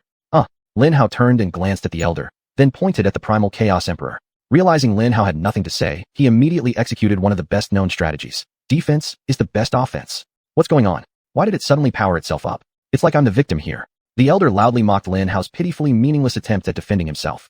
After all, there was only one strange variable in the entire room, and that was Lin Hao and his strange power. As he studied the primal chaos emperor, upon realizing there was no issue with it, he nodded. Do you want to tell me everything you know now, or would you prefer I'll tell you everything. Lin Hao hurriedly answered. Lin Hao didn't want to oppose the elder. There wasn't enough gain to be had for him. The blood moon already provided Lin Hao with many advantages. These disadvantages didn't align well with him. I was just about to say I'd buy your information with this treasure, but since you're willing to tell me everything voluntarily, that's good. The elder cast a cunning glance at Lin Hao and pulled out a peculiar-looking small bottle. It was a magic potion. Tell me what, why don't you try attacking me instead? If you can grab it from me, Lin Hao's hand shot out swiftly, attempting to snatch the potion bottle from the elder before he finished speaking. The elder easily dodged Lin Hao's attempt. Peng Xiaolong and Wen Jinni could only watch in shock, as Lin Hao obviously disregarded respect. What a sneaky guy! Truly worthy to be my brother. Peng Xiaolong excitedly shouted. What a sneaky guy! Truly worthy of being a disciple of Blood Moon. Wen Jinni loudly agreed. The elder might be about to spit blood. His Blood Moon guard was actually clapping for Lin Hao's sneak attack on him. Lin Hao thought with a slight smile. Nevertheless, the ancestor merely smiled at Lin Hao, mocking him, and gestured for Lin Hao to continue with his other hand. Alright, if you have enough courage to willingly stir up a hornet's nest, then don't complain when all the hornets come out to play. Lin Hao greedily smiled at him. Discarding all rational thoughts, Lin Hao began earnestly attacking the elder with everything he had. Whoosh. Lin Hao sent a powerful straight line to the right. The elder dodged, taking a quick step back, looking bored on his face. Lin Hao grinned and transformed into a mecha arm, successfully grabbing the elder's long robe. The elder's eyes narrowed slightly as he realized he had been caught. However, when Lin Hao pulled on his robe, the surprise was mainly Lin Hao's, only to discover that he was gone. You've got quite an interesting power, his old and weary voice sounded from behind Lin Hao. Since Lin Hao was going to tell him everything anyway, he might as well give a little demonstration in the process, earning himself some rewards. Lin Hao didn't know what was inside the small bottle, but it had to be good. With his right foot, Lin Hao initiated a merciless back kick toward the sound. Lin Hao's right foot slammed heavily onto the ground. Then he followed up with another kick using his left foot, and missed again. The elder kept moving backward, making simple moves to dodge Lin Hao's violent attacks. Underneath his plain long robe lay a muscular body covered with terrible scars. Lin Hao charged forward to close the distance between them, initiating yet another vicious straight punch. The elder leaned to the right, effortlessly dodging Lin Hao's blow. Snap! Lin Hao grinned once more, swinging his left fist upward for a powerful uppercut aimed at his face. As the elder was about to lean back to evade it, bang! Lin Hao suddenly twisted his left arm, changing the uppercut to a left turn. And not just any direct left, he also manifested a massive mecha arm, extending his reach by an incredible 1 meter. There was no way for the elder to avoid Lin Hao's sudden attack. No matter how much the elder dodged, he would still take Lin Hao's strike. Oof! The elder let out a heavy grunt as Lin Hao's mecha arm connected, sending him flying away. Brother Lin, Peng Xiaolong exclaimed in astonishment. You actually made a move on the elder? Wow, good job. How does it feel? Wow, I've always dreamed of the day I could hit him like that. Do you think someone like you, without skills or training as a newcomer, can accomplish what many skilled warriors cannot? It's amazing. Wen Jinni almost babbled cheerfully. Chapter 70, Gene Optimization Serum. Great job. Really great job. But I still can't help but wonder, has the old man finally let his age catch up with him? Has he gone soft on us? Peng Xiaolong muttered loudly to Wen Jinni. Maybe. Hey, do you think we should challenge him to a fight now? I think. Why not? The old ancestor roared as he suddenly appeared in front of the three in the blink of an eye. Gulp. I think this is exactly what a foolish and crazy brain would say. Ha ha ha. Wen Jinni laughed impolitely and took a few steps back. Although it seemed like the old ancestor was teleporting to Lin Hao's side, in reality, he was using a powerful movement technique. This terrifying complex skill did not escape the attention of Peng Xiaolong and Wen Jinni. With such a formidable movement technique, he could take out Peng Xiaolong and Wen Jinni at any time. Of course, in the battle with Lin Hao, he was just relaxing Lin Hao, dodging Lin Hao's painful novice attacks with minimal effort to avoid being hit. The only reason Lin Hao managed to attack him was because he did something that his brain couldn't consider and thus avoid. But for whatever reason, Lin Hao hit him. Now drink it. He tossed the vial to Lin Hao. You should be strong enough to withstand the pain. Lin Hao caught it with his left hand and studied it carefully. What does it do? Lin Hao asked him. It's a gene optimization serum. He said it as if that was all the explanation he needed to give. Oh, that damn old man. Wasn't Russell by Xuanyuan supposed to give Lin Hao a gene optimization pill? Can I drink this and take that pill as well? Lin Hao asked in surprise. Gene optimization pill? Compared to pills, the gene optimization serum is more powerful and effective. This essence will repair all the errors and weaknesses in your genes and restore you to peak condition. In the process, the serum will also burn off a large amount of impurities found within your body. Of course, an essence like this isn't sufficient to optimize everything, but it will be a good start. I see. Thank you very much for your gift, old ancestor. Lin Hao bowed in gratitude. Lin Hao knew that if the ancestor didn't intend for him to have it, Lin Hao could attack him for a lifetime, but Lin Hao would still never obtain the serum. Good, at least you still have the sense to be grateful. The old ancestor nodded in agreement. The serum is more effective than the pill, but such pills are still epic rare items. It was a great help that the Baishuang clan promised you the elixir. I understand. Lin Hao nodded in response. If they gave such valuable resources to a random kid like you, they must be making quite a profit. Unless Russell knows about your strength. No. Lin Hao shook his head. Emma knows. She might have already told her grandfather, but Lin Hao's intuition tells Lin Hao that the old man still doesn't know. He promised to give me the gene optimization pill as a reward for rescuing Emma from kidnappers. Lin Hao explained. Upon hearing Lin Hao's words, the old ancestor roared in anger. Are the kidnappers dead? He squinted his eyes and asked. No. Lin Hao shook his head. They should be soon. Unless that Baishuang boy has gone soft. The old ancestor glanced at Peng Xiaolong to learn more. Not at all. Peng Xiaolong chuckled lightly. That crazy bastard leveled the Imperial Embassy and killed Charles and William Leon in the process. I don't think someone who goes soft would do that. Good. The old ancestor roared. I quite like that poor little girl. I intended to personally visit the Leon family to avenge her. What Russell did saves me a lot of trouble. Just like that damned old man. The old ancestor planned to attack the European Empire's embassy without hesitation to avenge Emma. Such behavior could lead to World War IV. What happened to Emma? Lin Hao couldn't help but blurt out. All her family, except for her grandfather, seemed to hate her. The Empire seems very interested in her. You even let the president hand over the core to her as a tribute to you. Is she a clone or something? The old ancestor was enraged by Lin Hao's words, but quickly controlled his emotions. This is not a secret I am willing to share. You are a member of the Baishuang clan. You should ask them. The old ancestor said. Just like how I'm asking you about your power rather than someone else. Lin Hao understood and nodded, deciding not to talk about Emma anymore. He made up his mind to personally ask her the moment he got the chance. Drink the serum. When you get it, you can also take other enhancement drugs. The more the better. Now start, finish it. The old ancestor urged Lin Hao. Hearing his words, Lin Hao immediately poured the bottle into his mouth. Peng Xiaolong and Wenzini just looked at him with expressions of relief. At that moment, Lin Hao felt a warm sensation rise in his heart, a feeling he truly cherished. However, this feeling did not last long. It was quickly replaced by sharp and immeasurable pain originating deep within Lin Hao's bones. It was almost as painful as when Lin Hao had first ingested the red mech core. He immediately collapsed onto the floor, curling up as he tried to resist and endure the agony. Lin Hao could feel the deepest parts of his body, which had remained absolutely still since the moment he was conceived in his mother's womb, start to stir ever so slightly. Small changes were happening inside, changes that would have profound effects on Lin Hao's body. Lin Hao was strong. Unbelievably so. The mech particles he had absorbed made his body almost indestructible. But Lin Hao was like the largest and strongest building built on an ordinary foundation. There was a limit to how high it could reach before the core within him collapsed under the strain of reaching its peak power. The gene optimization serum could cleanse Lin Hao's blood of errors and defects, raising the limits of his physical strength and power. But it was a painful process, especially for Lin Hao. The stronger and larger the building, the harder it is to alter its foundation. A small change in the foundation could cause great tremors in the higher levels. The higher the level, the greater the vibration. For Lin Hao, a small change in his genes caused incredible motion and transformation in other parts of his body, resulting in painful transformations. Strange, I didn't expect it to hurt that much, Peng Xiaolong muttered to himself, watching Lin Hao's writhing body with concern. Back then, I was already quite a strong kid. When I took the serum, I might not have even felt half the pain he's experiencing. You weren't nearly as strong as he is now, Wenzini replied. I know, but he's suffering far more than I imagined. Peng Xiaolong said. The more pain, the more work the serum is doing. It's for his own good, the old ancestor said calmly. Chapter 71, Taking the Serum. Lin Hao spat out black blood. Good. The old patriarch merely nodded in agreement. Lin Hao spat out more black blood. The old patriarch nodded again. Oof. Lin Hao spat out even more black blood. The third time, there was only silence. Oof. Lin Hao spat out blood that was a bright purple color. Purple blood. Peng Xiaolong cried out in horror. What on earth is happening? The old patriarch immediately knelt down beside Lin Hao, bending over to sniff the purple blood he had just spat out. He furrowed his brow slightly and touched it with his finger. Imperfections, he declared. Very strange imperfections, but imperfections nonetheless. Fortunately, he's managed to expel them. In fact, this reminds me of. The old patriarch sniffed the fresh spatter of purple blood that Lin Hao coughed up once more, and his brow furrowed slightly. What's wrong with his body? How could such unsettling impurities be produced? Wen Jinjie asked faintly, trembling slightly. As the three looked at Lin Hao with expressions of worry and care, Lin Hao, amidst extreme pain, found himself rejoicing. Lin Hao could feel both his body and the red energy within him undergoing a significant transformation in strength. Oh yes, I don't know what a gene optimization serum is or how they made it. All I know is that a few minutes after it entered my body and the red mech corresponded. Lin Hao's body slowly burned away the impurities inside, pushing the remnants into the black blood he expelled. But what was even more exhilarating was that Lin Hao's now noticeably restored red energy also reacted to the gene optimization serum. The red energy within Lin Hao started rapidly and excitedly circulating around his body. The faster it circulated, the more it began vibrating. And as it vibrated, it began emitting a purple mist. Then Lin Hao's body squeezed out drops of bright purple blood. Swish, swish, swish. Swish, swish, swish. Swish, swish, swish. Swish, swish, swish. Swish, swish, swish.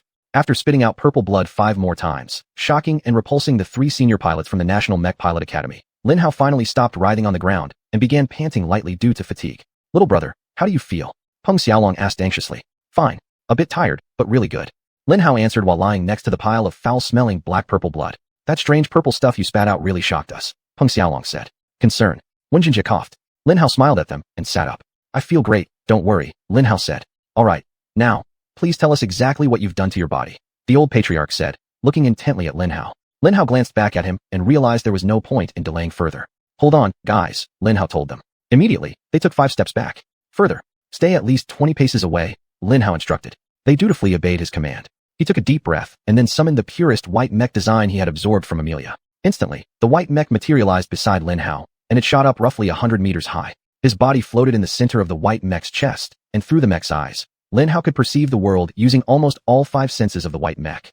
The design Lin Hao chose to use was a standard black mech adorned with red ornamentation. It was this very design that led to all the defeats over the following weeks. It was an extremely cool-looking mech, comparable in its coolness factor to the original Chaos Emperor mech, although it lagged far behind in power. Wow! Peng Xiaolong shouted in astonishment. Lin Hao extended his right hand, and instantly, a powerful rifle appeared. Lin Hao gripped it gently, and then swung it slowly, transforming it into a sharp broadsword. Then, with a sudden thrust, Lin Hao pushed the sword forward, converting it into a ridiculously long spear. Lin Hao pulled the spear back, swapped it for a shield, and then with a flourish that would put any performer to shame, he dematerialized the mech, landing gracefully in front of them. If he hadn't accidentally landed on Lin Hao's pile of black blood vomit, it would have been an incredibly cool and awe-inspiring sight. TSK tisk. Lin Hao yelled as he leaped out of the black blood, but it was too late. Black blood already stained Lin Hao's shoes and pants.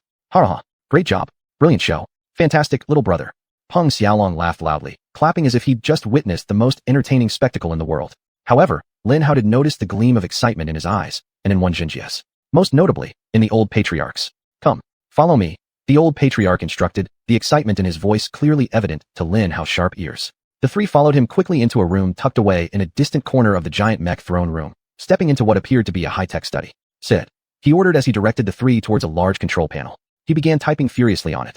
After several seconds of intense typing and verification using his palm, voice, eyes, and even a drop of blood, a screen finally materialized on the wall opposite Lin Hao and the others. Lin Hao looked at the screen expectantly.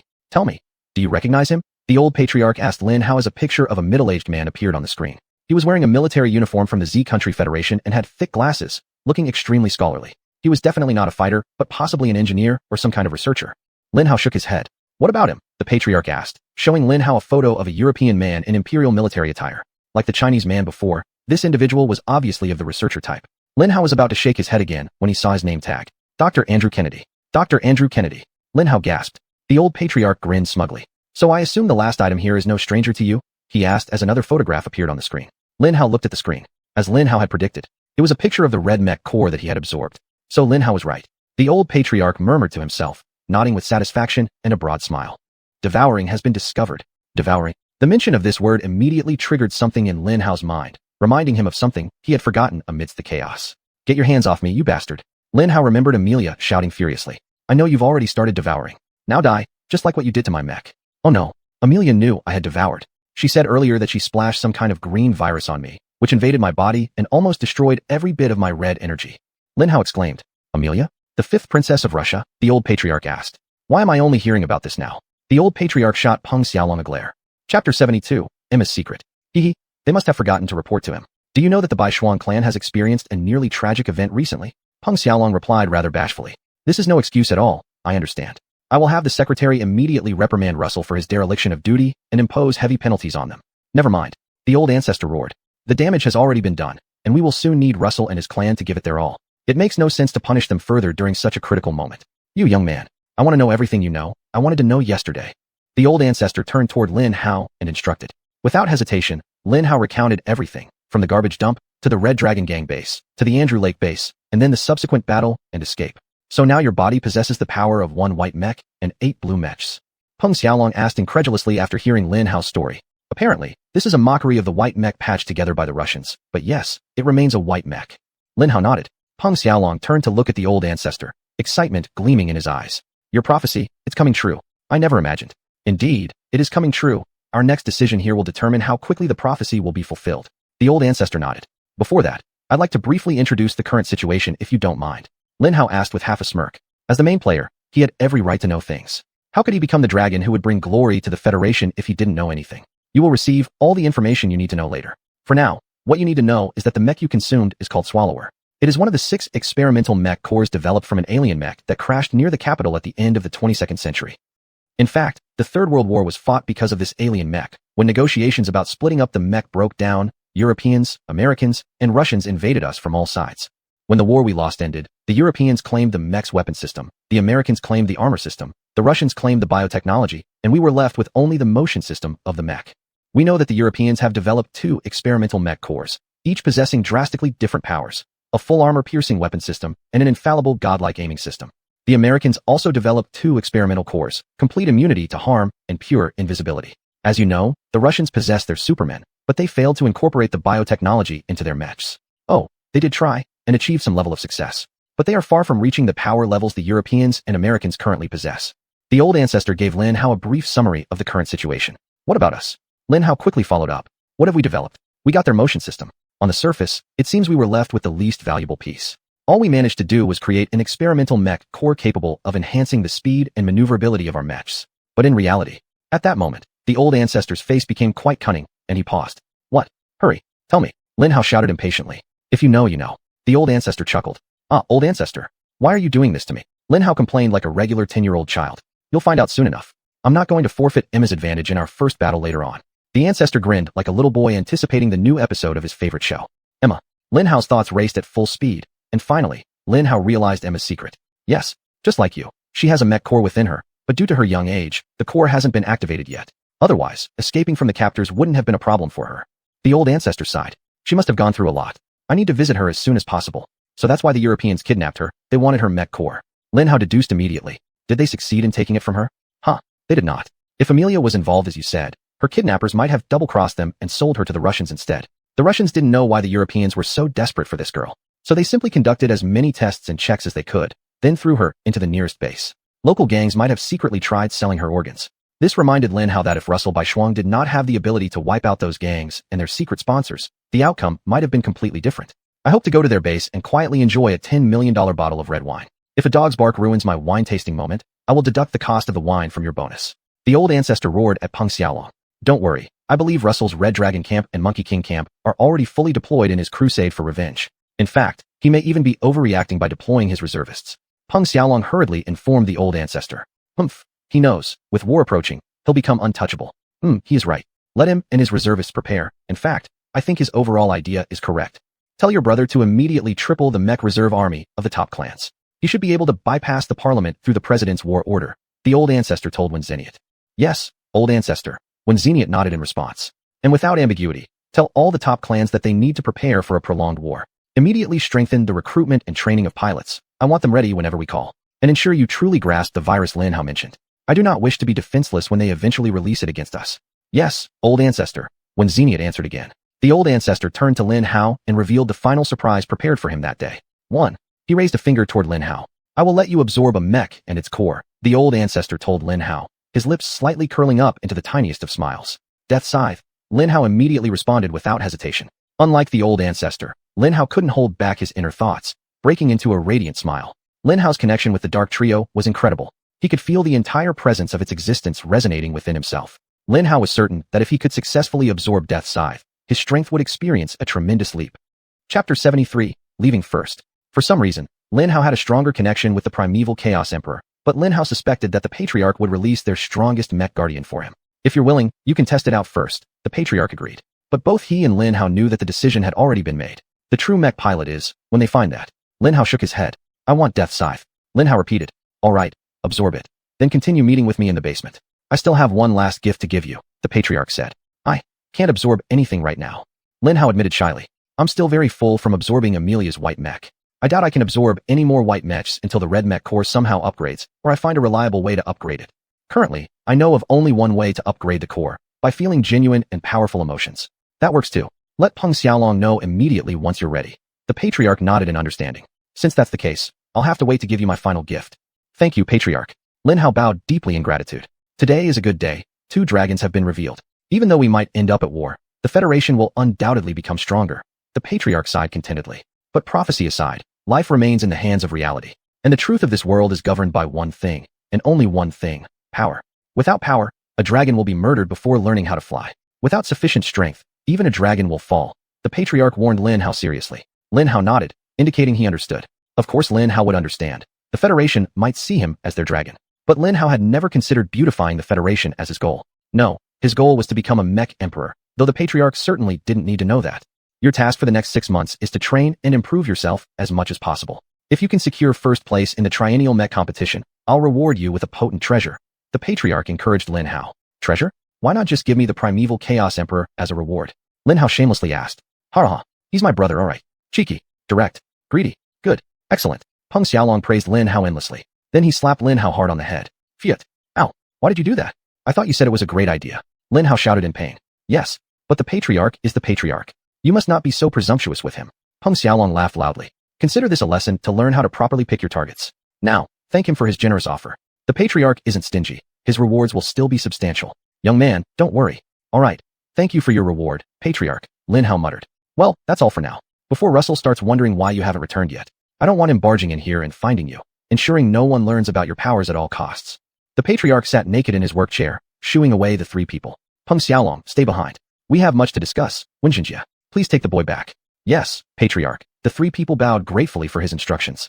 Patriarch, we shall leave now, Wenjinjie said, then quickly led Lin Hao out of the room and back to the main hall. The main hall was already empty. All the children had gone home. They sat near the exit of the hall. When Lin Hao entered through a nearby door, all 3 were happily sucking on lollipops. How long did you take? James shouted as soon as Lin Hao appeared. Hey guys, you're still here.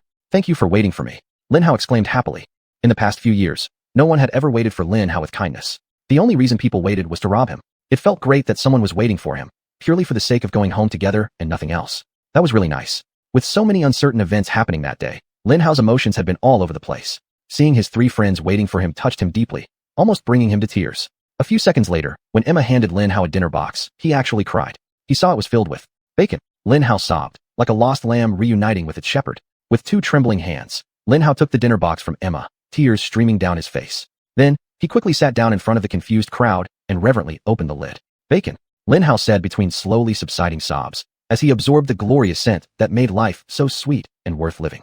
Bacon, Lin Hao repeated the word again, as if to reassure himself that he was indeed holding the treasure of treasures. Then Lin Hao began to dig in. Vice Principal, what did you do to him? After watching Lin Hao's sorrowful monologue and excessive reaction with absolute shock, James quite resentfully demanded of Wenjinjie. Did you break him or something? Having prepared himself fully and even expected to have school credits deducted for his improper words and behavior towards school staff, Wenjinjie's response stunned him. I'm sorry. He might be a bit high-strung and emotional for the next few days. Please take good care of him, Wenjinjie gently told James and wide-eyed Emma. Emma, upon hearing Wenjinjie's response, might have been formulating a nasty string of criticisms and comments to throw at Lin Hao. Her thoughts were disrupted when her lollipop fell out of her gaping mouth. Huh? What do you mean? He's not really broken down, is he? Emma asked anxiously. Of course not. Wenjinjie replied with a smile. He just went through an emotional phase where he discovered a lot about his true self. He'll be fine after a day or 2. Just treat him like usual.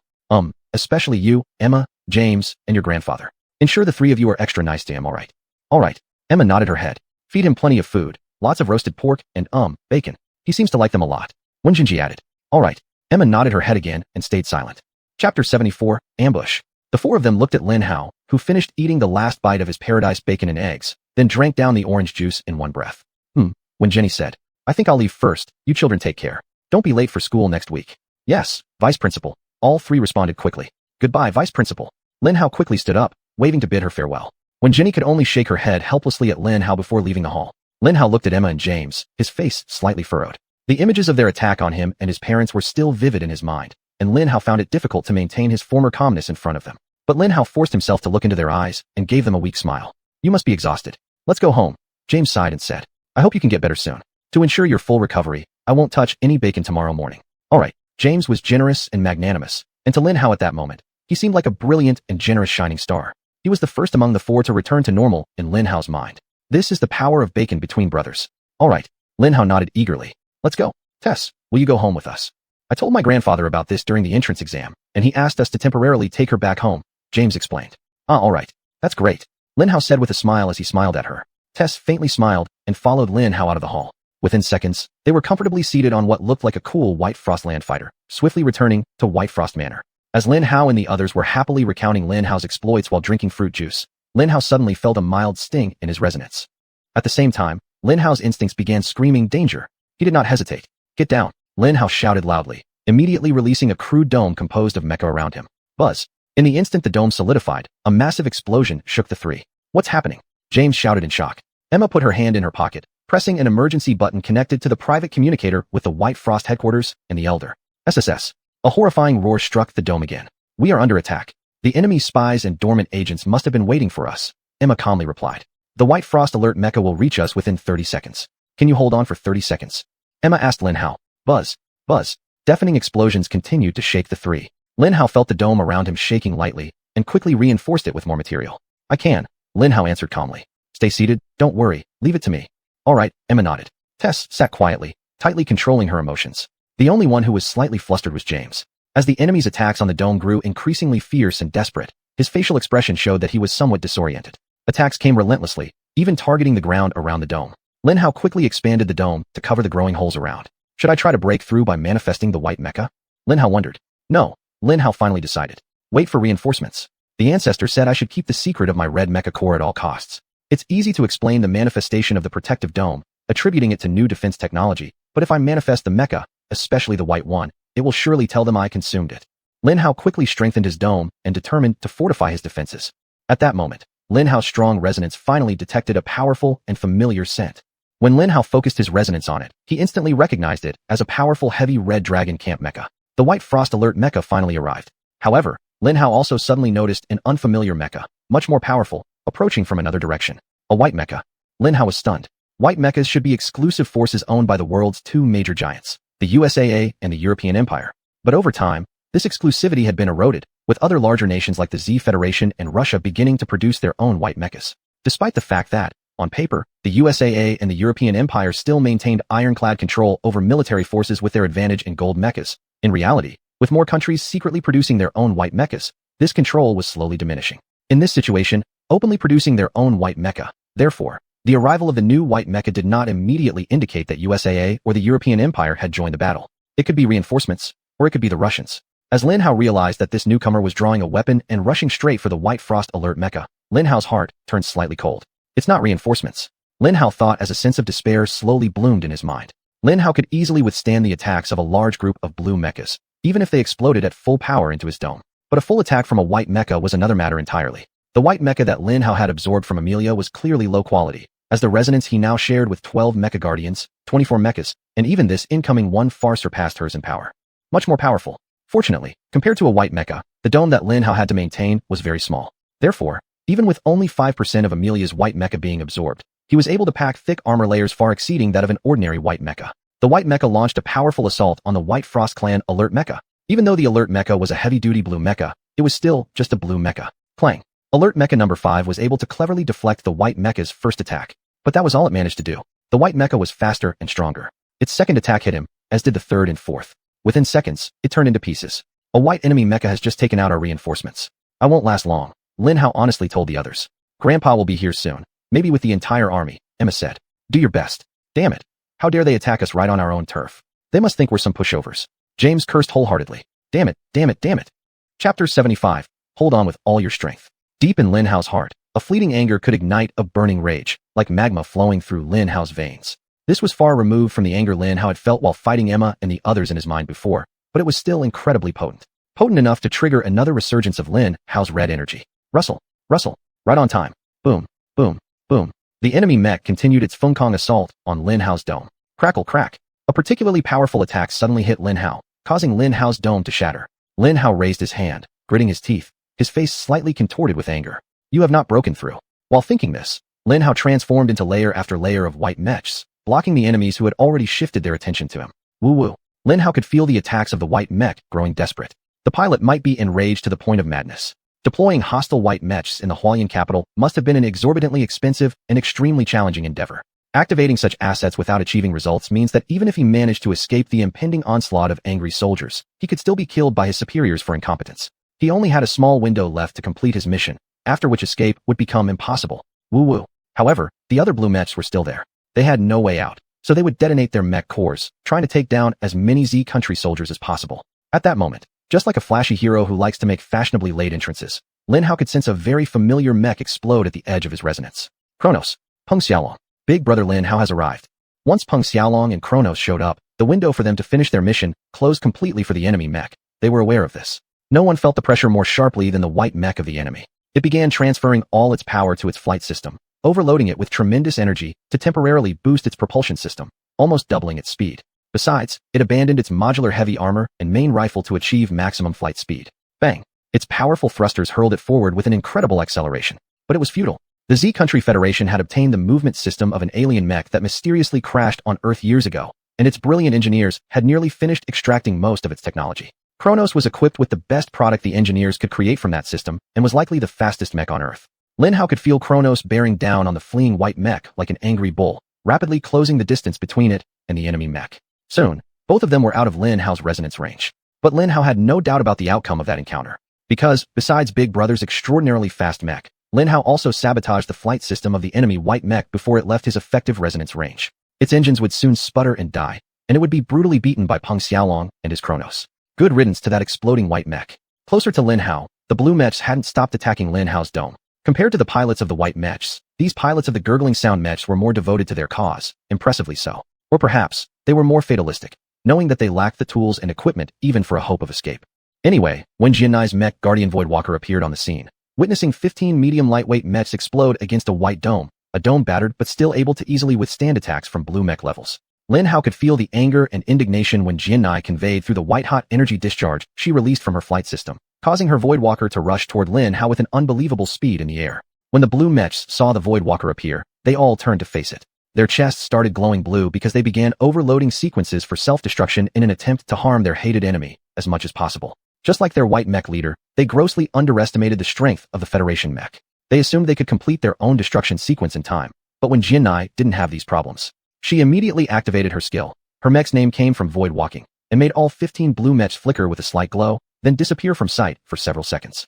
Perfect timing, Lin Hao thought as he sensed the powerful void energy enveloping the 15 blue mechs. Puff! Just before they disappeared from sight, Lin Hao crushed all their mech cores with a single thought. Thank you, Lin Hao thought contentedly, pulling the delicious blue mech core particles to the ground, and then sucking them all into his body. When the spy satellites sent the video and images of the battle to various forces, they would only see when Jiannai's Voidwalker skill activating on the 15 blue mechs. They would also attribute the result to her skill, and Lin Hao would be completely out of trouble. Bang! The 15 deactivated mechs reappeared as when Jiannai's Voidwalking skill expired. A puzzled voice from Wen Jiannai could be heard because the 15 blue mechs were intact instead of being shattered as she had expected. Their combined self-destruction would have been extremely powerful, causing terrible damage and casualties if allowed to detonate in the middle of the capital. It's me. Lin Hao sent her a message. I absorbed their cores before they disappeared. They are now completely shut down. I see. That was indeed a very useful skill. You timed it perfectly. Continue to stay low inside your defensive dome while we clean up this mess, Wen Jiannai ordered. Understood, Lin Hao replied. What a chaotic situation. Unlike the Voidwalker, Kronos didn't have a locking skill to reduce the damage caused by the enemy's white mechs to the surrounding environment. In the brief few seconds of their fight, 2 white mechs destroyed the entire area, killing nearly 5,000 innocents. What did they call that incident? The massacre of the transition zone. 10 seconds, maybe even less. That was all the time it took for the massacre to finish its deadly work. Though he didn't show it, Lin Hao knew that those 5,000 lives he failed to save weighed heavily on his big brother's mind. Lin Hao could see the ferocity and ruthlessness in his actions over the next few days as the Federation implemented martial law across the country and began its bloody task of eliminating enemy spies, agents, and any families they could bribe. Yes, families. The media had always wondered what happened to the Liu family, Ling family, Huang family, and Shi family, hadn't they? Chapter 76, Void Walker. You've concocted so many conspiracy theories, so many grandiose stories, but you still haven't gathered enough evidence to level the ultimate and most logical accusation against them. They betrayed the Federation and were eradicated at their roots. Not a single direct descendant remained. All family branches were placed under strict surveillance, their properties confiscated. The Federation was ruthless with its traitors and had its best soldiers to carry out orders. Kronos was always at the forefront of every raid on the family estate. Its gun was the first to fire, its blade the first to reap the lives of the traitors. Behind it was Lin Hao, loitering among Wen Zhenyi's void walkers, absorbing all manner of mechs and machines that belonged to the traitors during this time. In the following days, another 1,000 deaths occurred before the capital regained some semblance of calm. Lin Hao believed it was the Federation's heavy-handed approach and the execution of all spies, agents, and traitors that had prolonged the war. That special operation may have blinded the enemy for an extended period, allowing the Federation to finally publicly oppose all its suspects. A generous estimate might put the number of people directly involved at about 50. The other 950 victims were mostly family members and suspects listed on the Federation's watch list. After eliminating the spies and agents within the government, the Federation imposed a strict lockdown on key information. All the plans and heavy work for the subsequent impressive war were completed during that time by Lin Hao. But Lin Hao was not part of that operation. Not at all. 2 days after carrying out the cleaning operation with Wenjin's Voidwalkers, Lin Hao's life had turned very clearly in a more academic direction. He was about to start school. How long do I still have to stay in school? Lin Hao asked anxiously as Emma helped him pack his things. She was packing some of Jeremy's old clothes that still fit him, along with a pile of other items he needed to survive in the dormitory. 3 years of basic training. 2 years of intermediate training. If you're still alive then, 1 final year of advanced training. Emma replied while throwing another jacket into the large, messy suitcase she prepared for Lin Hao. She looked satisfactorily at her handiwork, which was quite chaotic. I think we've got everything you need. I'll go tell Grandpa that you're ready for school. Emma declared. What? Wait, you're just going to leave me like this with your mess? Lin Hao asked incredulously. What mess? I've carefully selected all the items you'll need for school and conveniently packed them into the suitcase so you won't have to walk around the room grabbing them one by one. Emma frowned. And I haven't even gotten a single thank you from you. What are the two of you arguing about so early in the morning? James yawned widely as he walked into Lin Hao's room. Buddy, what's with your luggage being in such disarray? James frowned disapprovingly as he glanced at Lin Hao's luggage, then back at Lin Hao, shaking his head. Exactly, Emma chimed in. You should start properly packing your luggage. We're leaving after breakfast, so you'd better be ready by then. At the mention of breakfast, Lin Hao's mood brightened considerably. The chef said he's making something unique today, using bacon creatively for breakfast. Lin Hao said excitedly. I can't wait to eat breakfast. James helplessly smiled at Lin Hao. You know, 99.99% of people in the world, if they were in your situation, would be more focused on the reward Grandpa promised you this morning rather than bacon. Did you know that, with the money you have now, you could buy an entire pig farm to produce unlimited bacon for you every day? James said. If there's no bacon on my breakfast plate, what good is the whole pig farm? And if there is bacon on my breakfast plate, who cares where it comes from? Lin Hao spoke one of the wisest statements of his life, with fervor. Haha, words of wisdom. You're no match for my love of bacon. James laughed heartily as Emma rolled her eyes at Lin Hao. Your obsession with bacon will make you overweight and obese one day. Emma prophesied. By then, you won't be able to fit into a mech cockpit. Absolutely not. Bacon is mostly protein with just a bit of fat. Protein is healthy, and a little fat never hurts anyone. Besides, I don't really need to fit into a mech cockpit anyway. Lin Hao smugly countered her. Heard it. James wholeheartedly agreed with Lin Hao's point while patting his slightly protruding belly. Whatever, I'm about to head out. You'd better hurry and finish packing your luggage before James eats all the special bacon the chef promised you during breakfast, Emma said as she left Lin Hao's room. She seems excited about school, Lin Hao remarked while staring at the pile of clothes and other items inside the suitcase. School treats her a lot better than some people in our family, James sighed softly. The true mark of brotherhood is when he instinctively starts helping you without a second thought. James sat next to Lin Hao's messy luggage and began absent-mindedly organizing it neatly. Of course, Lin Hao helped too. After all, it was his luggage. Why? Lin Hao asked curiously. I asked her about this yesterday, but she just shrugged and changed the subject. It's a big family secret, James began. I already know most of it. She got an inactive experimental mech core, right? Lin Hao urged him to elaborate. So you already knew? James said with slight surprise. Just that part. I don't understand why your family treats her so poorly. I think I shouldn't tell you the reason. It's her story to share, James sighed and said. It's fine, James, you can tell him, Emma said from the doorway. Lin Hao and James turned toward the door in surprise, noticing Emma and the old man standing there. What are you doing here? James asked. Grandpa, Lin Hao stammered awkwardly upon being caught prying into information about Emma. Good morning. I just came by to check on you boys. I hope you're really. The elder paused when he saw the mountain of clothes and items scattered across Lin Hao's open luggage. It looks like you're almost ready. James, help him pack more efficiently. Less talking, more packing. Chapter 77, Mecha Practice Match. Yes, I'm just curious. Emma, why does the family and her assistants dislike her so much? James looked at Emma with confusion, confirming if she could indeed tell Lin Hao everything. Well, he's going to find out sooner or later. It's better if he hears the truth from us, rather than some trashy rumors from those foolish people who now seem to fill the clan. Emma sighed. James nodded lightly, then turned around to face Lin Hao. What Emma is here actually an A?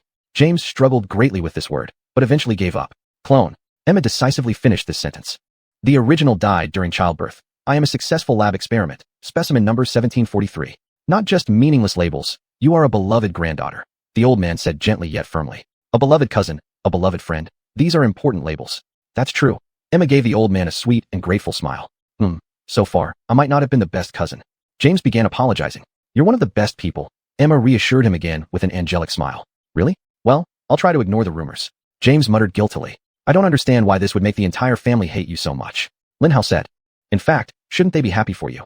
Larger clans like the Baishuang clan are full of family politics and jealousy, the old man sighed. Many clan members envy Emma and all that the clan has done to ensure her life and well-being. Due to some errors. Errors, Emma interjected.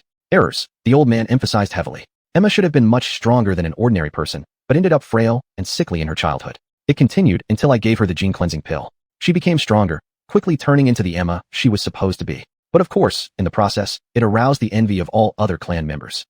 This, plus the clan spending large amounts of money every year buying the drugs I needed to take daily until my adolescence, made the entire clan unhappy with me. After all, resources that should belong to them ended up being mine. Salaries dropped, bonuses were cancelled, budgets for all departments were cut, and financially, the clan has been declining for 8 years. Many clans that were once weaker than us, as their descendants grew up with various pills and serums they could afford, have begun to leave us in the dust while we can no longer afford them. I see. No wonder Aunt Isabella was so excited about the gene optimization pills you planned to give me. Lin Hao understood and nodded. Oh, she might mainly be troubled because she couldn't kill me. Emma chuckled dryly. Speaking of Aunt Isabella, how is the situation within the Empire? Are we really going to war? James asked the old man seriously. This old man was not known for spoiling his children, and he did not do so at that moment either. The possibility of war is very real, the old man answered seriously. We are throwing all evidence we have regarding William Leon's involvement in Emma's kidnapping in front of them, causing a big fuss from the Secretary of State. But whether this will prevent the war remains to be seen. With the purge we just carried out, the Empire currently doesn't have most of its assets within our borders, while our assets are still within theirs. Starting a war now would be foolish, so I estimate they will declare war earliest in a year. After saying that, he looked seriously at Lin Hao. You have 1 year to prepare yourself, and after that, we will need your strength to help us resist their fierce attacks. Grandfather, he's only 10. Lin Hao is 11. Emma is only 8. James protested indignantly. He still has 6 more years of school before he can be ready for battle. I will do my best to give all of you 6 years to grow, the old man said. But always prepare for the worst-case scenario. Whatever you do this year, put your best effort into it, as if you will be fighting on the front lines of the war in a year. Don't slack off, understood? The old man glared sternly at James. Why are you glaring at me? James sulked and asked. Emma slacks off just as much as I do. Probably even more. I joined the accelerated program. We won't slack off in that program. Emma rolled her eyes at James. In fact, I may now be a much better pilot than you. Is that so? Care to put some credits where your mouth is? James shot back sarcastically at Emma. Emma was about to agree when she suddenly remembered a few days ago, when she lost 5,000 credits to Lin Hao in the Black Salamander versus Giant Pegasus match. I'll take it. Lin Hao grinned. I bet 1,000 credits on Emma winning. What? 1,000? James exclaimed in shock. How do you even have this many credits? Secret. So are you in? Lin Hao replied. With Lin Hao around, free credits, why not? James smiled at both Emma and Lin Hao. Let's go? A practice session before breakfast suits me just fine. Lin Hao glanced at the old man, noticing his eyes were also gleaming with excitement. It's on. Lead the way. Emma said. I want half of the prize, she added to Lin Hao. Noted. Let's hurry. Lin Hao answered. Don't talk like you're gonna lose. James roared angrily. As it turned out, this match would be far more intense than Lin Hao had imagined. To be honest, after so many defeats under Emma's hands, Lin Hao figured she must be a genius. Apparently, though, James was just as skilled. Crash. James's black training mech smashed a blunt spear into Emma's arm, aiming perfectly for her arm's position to stop the attack from reaching her head. Boom.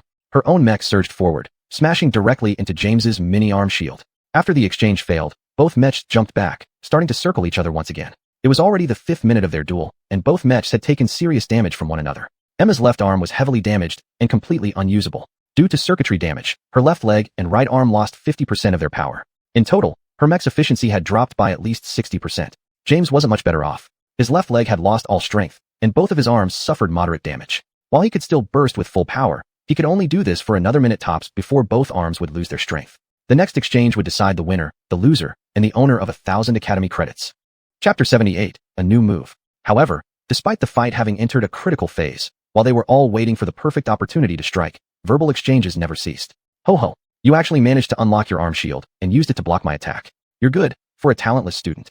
Emma's laugh resonated loud and clear through the mech speakers. Humph. If you were a talented student, I'd beat you so badly that even stingy grandpa would have no choice but to recycle your mech. Take this. Russell was somewhat surprised by the sudden mention of his name, thoughtfully stroking his beard as he pondered James' words. However, Lin Hao did not miss the mischievous yet determined gleam in his eyes. Poor James, concerning whether Emma wins or loses, he has already lost to grandpa because of that simple statement. Lin Hao chuckled softly to himself. This was the new technique that Lin Hao dreamed about a few nights ago. James shouted loudly as he swung his shield spear, tracing a wide arc low to the ground. Emma leapt up, easily dodging it. Huh, you fell for it. James declared triumphantly. You just jumped over my bacon. Uff, bang. Ho ho. Emma fiercely kicked James. It turned out that Emma wasn't just jumping to avoid James' attack. She had leapt upward to initiate a jump attack. Ding. To the nearest whole number, the black mech sustained fatal damage. The red mech wins. An ethereal voice announced. Wah. What? How could you so easily spot the weakness in my ultimate ace? I didn't even get to release the second part of Bacon Jump Buddha. James wailed in agony. He gloomily hopped off the training mech and gave Emma, who had also exited her mech, a dirty look. Thanks for the credits, giggles. I'm very grateful. Emma flicked her hair at James and flashed an innocent smile at the elder. How was my performance? All right. Great. Really, really great. You showed excellent judgment. Your decision in the heat of battle was correct. And James, you're not too bad either. Actually, I'm quite amazed by your progress. The elder lavishly praised both of them. James' face lit up under the rare praise from the elder. So, since that's the case, do you plan on rewarding us? Perhaps $10,000 each? Or a rare component for my righteous reborn mech? James asked eagerly. However, you should be more aware than basing mech combat moves on dreams. Especially children's dreams which might be filled with entirely inappropriate things. The elder frowned as he continued. Hey, before you say that, you need to see the whole technique. It's really incredibly powerful. Bacon Jump Buddha will completely change how spears are used in mech warfare. James insisted. Since that's the case, here's the repair fee for your black mech. That last hit you took was entirely avoidable if you hadn't used such a ridiculous move. The elder announced gleefully. What? Wah? Why? What happened? Isn't this just what the stingy grandpa usually does? The elder innocently blinked at his beloved grandson. No, Arg, I didn't mean it. It was just a careless comment. How can you take it seriously? James shouted. Regardless of your excuses, you're too reckless. The elder said sternly. I'll be very generous with you. Either you perform well this year and make it into the talent program, or starting next year, I'll cut your allowance by 50%. Talent program? What? Wow. Grandpa, you actually hold such high regard for James? Is it because you saw his potential during the fight just now? Hal exclaimed aloud. I mean, how did you know this is exactly what I want to achieve this year? James changed mid-proclamation after hearing Lin Hao's words. Yes, I will enter the talent program this year. Good, you better. Now, go find a new training mech and let me see how you fare against Lin Hao. Against James? I'm ready, Lin Hao said very confidently. You're asking for death. I don't want you to start school with a failure on the first day, but you leave me no choice. Let's go, James shouted. He looked extremely eager to win. Bacon Jump Buddha, James excitedly shouted, unleashing the dream-inspired killing move against Lin Hao. But Lin Hao had seen it once before and knew exactly how to counter it. Hao swung his blunt spear down on James, forcing his lance to the ground. Bacon sweep, Hao exclaimed excitedly. Huh, what do you think of my ultimate kill move counter, specially made for you? Just so you know, you are bacon. Angry Buddha eats bacon, James shouted, yanking his lance back with great strength as he rushed toward Hao, smoothly following up with a powerful kick. I am the Buddha. Buddha doesn't eat bacon, idiot. Hao laughed at him while lightly jumping back to reduce the impact of his kick. Bang. My stomach full of bacon, Hao yelled, grabbing his foot and pulling forward hard to knock him off balance. Buddha skewers bacon, James shouted, using the force from Hao's pull to lunge forward with all his might. Bang. Both Lin Hao and James tumbled to the ground in a messy heap. Bacon pummeling technique. Hao began striking him with a series of punches. Buddha's wrath fist. James retaliated with all his strength against Hao. Bang, bang, bang, bang. After a whole minute of fierce clashes. Ding. To the nearest whole number, the red mech sustained fatal damage. The black mech wins. A distant voice announced. Yes, Buddha wins. James cheered exuberantly. Hee. Did you see that? Hey, Grandpa, Emma, where are you? They must have been so repelled by the two lacking any form of technique, naming every single basic action after food unimaginatively. They couldn't take it anymore. That day, James won against Lin Hao in their match. Of course he did.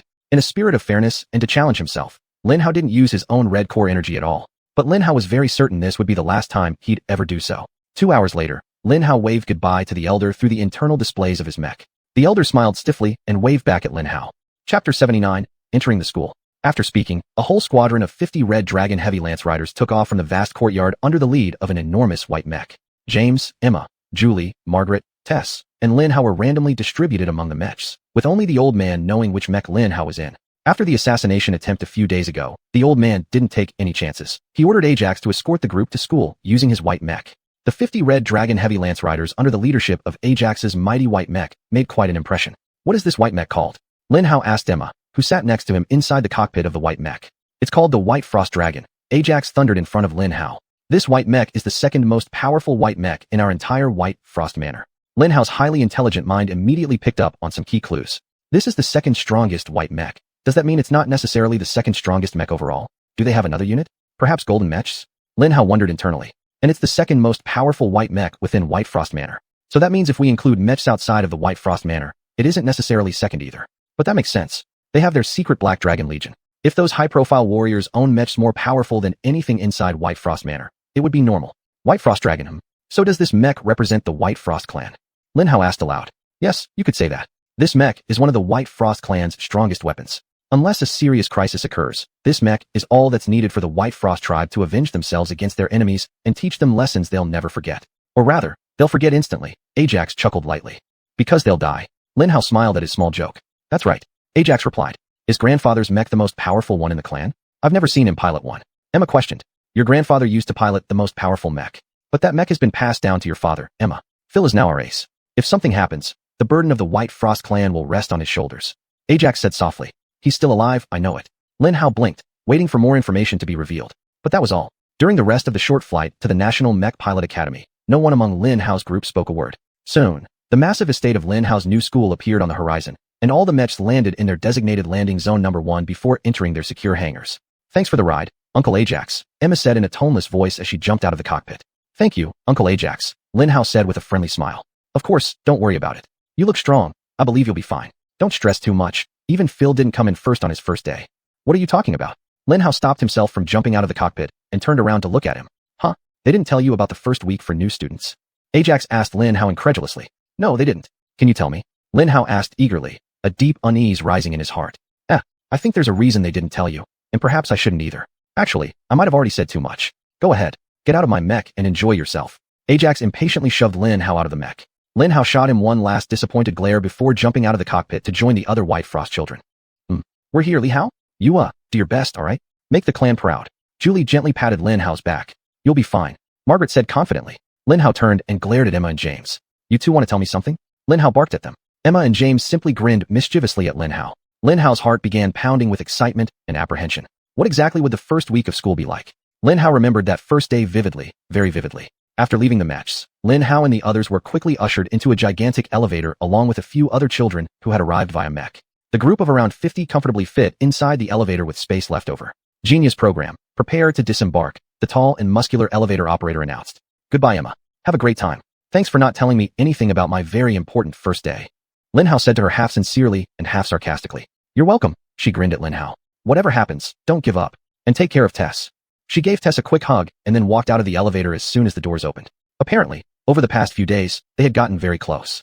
Lin Hao didn't know what had happened. These days were all about absorbing mech cores and trying to ingest them as fast as possible. After so many hours of ingestion of all the mech cores and blue mechs that his older brother, and when Xinjie generously left for Lin Hao during the cleaning period, the red energy inside him became much more powerful than before. At the time, Lin Hao was unsure, but he also suspected that his RPL had increased again. The real good news was that Lin Hao had successfully absorbed 50% of Amelia's gift of the white mech. He would be able to use the full power of the 33 enhanced blue mechs with the white mech in just 1 month. In a month, if it comes down to it and assassins come again, I could devour them all, Lin Hao thought seriously. While Lin Hao had no combat techniques to speak of, the sheer power his mech set granted him allowed him to completely ignore the obvious absence of skill. A large hammer doesn't need technique to smash its target. Lin Hao was absolutely brimming with strength. After Emma exited the elevator, it was the other White Frost children's turn.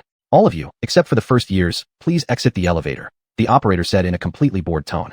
Goodbye, guys, thanks for keeping me in the dark, Lin Hao said sarcastically once again. Remember, make us proud, Julie said as she stepped off the elevator. Lin Hao rolled his eyes at her as the elevator doors closed. Care to guess what we'll be going through soon? Lin Hao asked Tess. Guess? I don't need to guess. My parents told me yesterday, Tess shrugged. What? You knew? And you didn't tell me? Lin Hao shouted at her half-heartedly. You really don't know? The elevator operator looked at Lin Hao slightly astonished. Where have you been the past few years of your life? This is common knowledge. Chapter 80, The Great Woohoo Melee. I am overseas. Lin Hao quickly found an excuse. What is this? Can you tell me? You'll know in a few seconds, so I might as well let you see for yourself. Very few people really don't know about the Academy's Welcome Week, and I won't spoil your surprise, haha. The elevator operator emitted a satisfied laugh. You, Tess, can you tell me? Please. Lin Hao turned to Tess, imploring her. Emma said you should find out at the start of the event, so that's what I'll do. Tess chuckled softly. Around them, other first-year students looked at Lin Hao with playful smiles and pitying eyes. However, before Lin Hao could vent his growing anger, they reached their destination. Ding. All right, first years, keep moving. Everything will be fine, especially for you, buddy. The elevator operator smiled as he ushered Lin Hao and his group out of the elevator. Lin Hao rolled his eyes at him.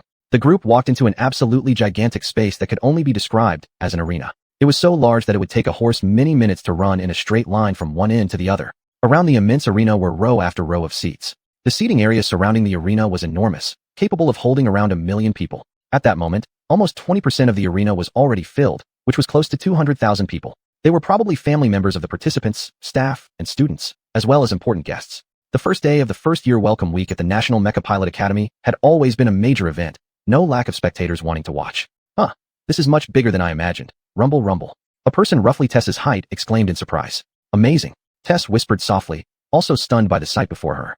Within the range visible to normal human eyes, massive blue mechas were neatly lined up in a row. Inside the huge arena, there were all sorts of mechas equipped with various kinds of gear. Light, medium, and heavy mechas were all on display there. Some had flight modules, others carried melee weapons, some carried rifles, and even some had no arms at all. Intriguing. Looking at that awe-inspiring sight, Lin Hao immediately exclaimed in his heart. However, as he quickly calculated, he soon squinted his eyes. 50 times 100, that's exactly 5,000 mechas. Lin Hao muttered to himself. Tess, don't tell me we're going to have a large-scale melee as our opening activity? 5,000 mechas free-for-all. Lin Hao turned around and looked at her seriously. Tess just smiled at Lin Hao and nodded. He finally realizes what situation he's in. That bookworm. The obviously chatty boy laughed aloud. Don't wet your pants. Don't worry, the mecha seat is made of leather, so you can pee all you want, huh? A tall girl dressed comfortably in sportswear teased Lin Hao along with him. Lin Hao ignored them because he was concentrating on analyzing the battlefield environment. What kind of school throws its first years directly into a 5,000 mecha grand melee? The first day, Lin Hao thought shocked. However, when Lin Hao answered his own question, his heart began to beat excitedly. The best type of school. Lin Hao shouted to himself. Ah, the good old days. The National Mecha Pilot Academy ranked first throughout the entire Xuanyuan Federation. Although Lin Hao had heard it many times in the past few days, he had never truly understood the scale and severity of being the best school in a vast country like the ZG Federation. They truly used the most unconventional and direct methods to train generation after generation of exceptionally talented mecha pilots. Their first-year welcome week was definitely one of the highlights of the year. Day 1, Grand Melee. In just a few short minutes, all the head figures of the last few years finally gathered together. Who do you think will win? I heard we broke all the RPL score records this time. Yeah, Lin surely got 91 points. She's a real demon. I think she'll win. Her support is pretty solid, and it's rumored that her piloting skills are top-notch. It's no problem for her to lead her team to dominate the Grand Melee. Come on, get serious. Why are we having this conversation? Of course, Dragon Team will once again dominate as usual. The number of participants under their banner is ridiculous. I agree, Shirley's RPL and skills may be godlike, but the top warriors of Dragon Team aren't far behind either. And since the top fighters are almost evenly matched, it all comes down to numbers. A large group of 10-year-olds began whispering to each other, and Lin Hao's enhanced hearing easily picked up everything they said. The general consensus among participants seems to favor the victory of the long-term families, making it their 4th or 5th consecutive win. Lin Hao will break their winning streak and show them who's the boss. Lin Hao said confidently to himself. Of course, Lin Hao was confident. Even without outstanding piloting skills, he could easily enhance his own mecha and weaken the enemies. This way, no matter how many people came at him, they would fall like dominoes. When I have such a powerful secret weapon, who needs skills? Lin Hao mused, smirking to himself. The champion of this event is definitely going to be me. Rumble. The crowd suddenly stopped talking and turned around to face the incoming sound of approaching mechas. It was the White Phoenix. Sheila, the Grand Elder's White Phoenix appeared on the horizon and then landed in front of Lin Hao with astonishing speed. In the first few years, seeing the awe-inspiring White Phoenix, wow, that was truly a stunning white mecha. Good morning. I am Grand Elder Sheila, your overall supervisor for the welcome week. My national pilot ranking is 10,137. Welcome to the National Mecha Pilot Academy. Congratulations on making it here. Please give yourselves a round of applause. Grand Elder Sheila began speaking. The crowd immediately responded with enthusiastic applause. Lin Hao joined in the clapping, but his mind was racing. Rank 10,137? Just a few days ago, she was at 10,252. Lin Hao thought, deeply impressed by her incredible progress in such a short time. Alright, now that the feel-good part is over, let's get down to business. Many of you may already know that our welcome week kicks off with a massive free-for-all melee. I will now introduce the description, rules, and regulations for this event. First, there are 5,000 people and 5,000 various types of mechas in this arena. Your first task is to get into one of these mechas within 30 minutes. After 30 minutes, if you're not inside a mecha, you will be disqualified. Chapter 81, Melee Rules. Second, once the arena clears all disqualified students, the remaining students will be allowed to enhance their mechas by inserting the student token into the ignition slot located at the center of the cockpit, which will later be distributed. It's large, marked in red, you won't miss it. Once your mecha suffers over 75% damage, the ignition slot will destroy your token, and you'll power down. Losing your token means disqualification. All of your actions, all, will be recorded by advanced cameras inside the mecha as well as thousands of drones in the sky. They will be used to analyze your decisions and actions and subsequently serve as your instructional materials. At this point, Elder Ziera paused for a moment, her face flickering with a thoughtful expression. You may use any skills that you have mastered during this event, she added finally. To the other participants, the last statement seemed absolutely unnecessary. Of course, they would use all the skills they had mastered. Who wouldn't go all out in such a prestigious event? But for Lin Hao, the attitude of the school's senior management was crystal clear. They were telling Lin Hao, show us what you can do. Of course, Lin Hao thought with a smile. Third, Elder Ziera continued. Every action you take will be scored. Whether scoring points, dodging attacks, accepting hits, advancing foolishly/bravely/resolutely, or fleeing in fear, everything will count towards your score. That said, don't worry too much about your score. Just try your best to remain standing by the end of the activity. Fourth, your score at the end of the activity will determine your initial first-year ranking and your overall school ranking. Fifth, you can choose to forfeit by pressing the red button inside your mecha marked forfeit. Your mecha will immediately power down. Its armor will harden 2 levels instantly, and you will be completely removed from the other peers still fighting. Sixth, the melee will end when 30 or fewer participants remain. Lastly, seventh, she paused briefly. This is a new rule we're implementing this year to balance the field and make it more interesting. The top 1,000 students from the entrance exam will receive double points. Triple points for the top 100, quintuple for the top 3, and 10 times the points for top scholars, whose mechas will emit blue, green, yellow, and red light respectively upon powering up. Elder Xiera said with a peculiar smile on her face. The 5,000 students burst into excitement. What's going on? Are you joking with me? Lin Hao shouted loudly. However, Lin Hao's voice was completely drowned out by the ecstatic roars of the other students. No wonder they allowed me to use my special skill. They want to bury me under the attack of 1,000 mechas. Evil. Brother, how could you do this to Lin Hao? Lin Hao groaned, feeling somewhat betrayed. Deep down, however, an unwavering confidence slowly began to rise within Lin Hao. He knew he was extremely strong. Still, setting the entire melee specifically to target and bring down Lin Hao was a strong acknowledgement of his abilities by the academy. Lin Hao was a special individual who required special treatment. Lin Hao, please be careful, alright?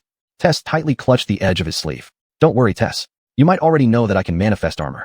Not just 5,000, even 50,000 practice mechas would be powerless against Lin Hao. Lin Hao assured her confidently. Pride comes before a fall. Don't be careless. Tess shot Lin Hao a stern look. Lin Hao smiled at her and merely nodded. Elder Xiera raised by Feng Huang's hand, asking everyone to quiet down. You will be divided into 5 groups, each consisting of 1,000 students, stationed at the 4 corners of the arena and the center of the arena. Proceed according to the elder's instructions. The 30 minutes will only start after all of you are in position and following my command. Now, go to your starting positions. The 10 elders immediately stepped forward, dividing Lin Hao and the others into 5 groups. Lin Hao and Tess were members of the group heading to the center of the arena. Naturally, Lin Hao would be at the center, otherwise, how could he be buried by the other students? Several massive land jets flew in, transporting them to the designated starting points. Do not leave the circle marking until the Grand Elder's signal. If you step out of it before then, I will immediately disqualify you. Understood. Tens of thousands replied in unison. 1 minute until it begins. You need to be ready. Elder Xiera shouted. Lin Hao glanced around and saw 1,000 nervous faces, many of whom were staring at the mechas ahead, ready to rush out and protect their own machines as soon as possible. The others in his group had already gathered together, preparing to weave through the crowd to reach the heavy and medium mechas nearby. Few, like Lin Hao, looked around and studied this group. Their eyes briefly met, passing a silent understanding among them. There were plenty of targets, and they would each go their separate ways for now. Austin, Kagetaro. Lin Hao continued scanning, noting those who were among the top 1,000. The Lin family, Wang family, and Long family weren't in his group, which was probably deliberate to keep the strongest apart until the very end. It's no big deal. As long as they show up, I'll mow them down like cutting wheat. Lin Hao thought. Tess, when the signal starts, follow my lead and attack the other students. Lin Hao whispered to her. Huh? Attack the other students? What? Tess whispered back in surprise. But less than a second later, her mouth formed an O as she understood Lin Hao's intentions. Oh, I get it, she whispered back. That's right. Why let them enter their mechas and become dangerous opponents when we can disable them while they're still vulnerable? So grab their tokens and take them out. Keep your tokens safe during the first phase. Lin Hao whispered in her ear. Tess giggled uncharacteristically, his breath tickling her ear. All right, let's do it. Tess agreed. Now observe them and note where they place their tokens. If possible, target them before they enter their mechas. We need to weaken them as much as possible before they have the chance, Lin Hao said to her as he began picking out targets. 30 seconds. Xiera's calm voice came from afar. Some of the kids started getting so tense that they actually threw up, annoying the children around them who immediately stepped back. 10, 9, 8, 7, 6, 5, 4, 3, 2, 1, go. In an instant, everyone sprang into action. Excited roars grew louder, and both many of the children and the 200,000 spectators screamed in excitement. Chapter 82, Striving for First Place. Lin Hao and Tess rushed out together, beginning to attack their designated targets. Lin Hao tugged at the shirt of a frail boy wearing glasses, snatching the token from his hands, and immediately sending him off to chase Lin Hao's next target. My token, he wailed. Crack. Lin Hao crushed it and threw it away, reaching out to grab the shirt of a chubby boy in front of him. Hey, look at me, my token. The boy looked in horror at the token already in Lin Hao's hand. Crack. 2. Lin Hao thought to himself as he shoved him aside and glanced up at the drone. Lin Hao quickly flashed them a smile, knowing that the big brother would be watching him. Did you see this, brother? I'm going to be the champion. Lin Hao shouted loudly, punching a tall boy who ran past him. Bang. He fell heavily to the ground, dazed. Crack. The token was gone. Big brother. His 3 companions screamed in shock. One charged at Lin Hao to avenge their fallen comrade. The first released a powerful right hook towards Lin Hao. The second slid down to grab Lin Hao's legs. The third was more dramatic, leaping up to deliver a flying spinning kick to Lin Hao. Ho ho, these four are all pretty skilled, good prey. Lin Hao thought happily, easily dodging the right hook, stepping on the leg of the person grabbing him, and catching the spinning kick with his right hand. Bang, bang, bang. A few seconds later, crack, crack, crack. No, they screamed in terror, agony, and disbelief. Lin Hao paid no attention to them and continued hunting. One of the advantages of the initial phase of the big melee is that students entering the mecha forest can only start after 30 minutes. Of course, this is done to ensure students ultimately don't trample over each other, which is the only way the academy can implement such a large-scale battle on the first day of freshman year. However, a side effect of this arrangement is that many elites whose clans send members to the academy every year are fully aware of what will happen and have formulated counter-strategies. Coincidentally, Lin Hao accidentally stumbled upon his own strategy. Bang! Lin Hao carelessly delivered a punch to a little boy's shoulder, stepping on his token as it fell from his hand when he tumbled down. Bang! It shattered. Bang! Shattered. Bang bang bang. Lin Hao showed no mercy, leaving behind a trail of crying children as he entered the mecha forest, one token after another being crushed under his feet. Many children had already boarded their mechas, but there were still quite a few running around. If Lin Hao sprinted at full speed, he might eliminate about 30 more before they could enter their mechas. When Lin Hao turned to chase the other kids heading in another direction, they were already too far away. Lin Hao! A painful cry sounded from somewhere behind Lin Hao. Snap! Lin Hao exclaimed in shock. Lin Hao immediately turned and rushed towards her voice. She's hurt. She must have been attacked by a group. Lin Hao thought. She couldn't lose in a one-on-one fight with anyone. Sure enough, Lin Hao instantly found her lying on the ground, wrestling with a 10-year-old fat child, who was surprisingly good at fighting. There were also 3 other boys around them. One stood ready to support the fat boy if needed, while the other 2 faced outward to discourage others from joining the fray. Trained children, they must be from a great clan. Excellent, just the ones I need to eliminate first. Lin Hao reached them within seconds and delivered a stunning blow to the stomach of the first child. Bang! He groaned, immediately vomiting. The second could only stare at Lin Hao in terror until her foot kicked into his abdominal area, causing him to double over and throw up his breakfast as well. Lin Hao temporarily ignored their tokens, quickly knocking down the third child, then grabbed the neck of the fat boy and pulled him back forcefully. Hey! He shouted angrily. Let me go! Let her go, or you'll be the first one dead here. Lin Hao threatened menacingly, tightening his grip. Well, all the fight left him as he felt Lin Hao's strong hand clamping down on his fat neck.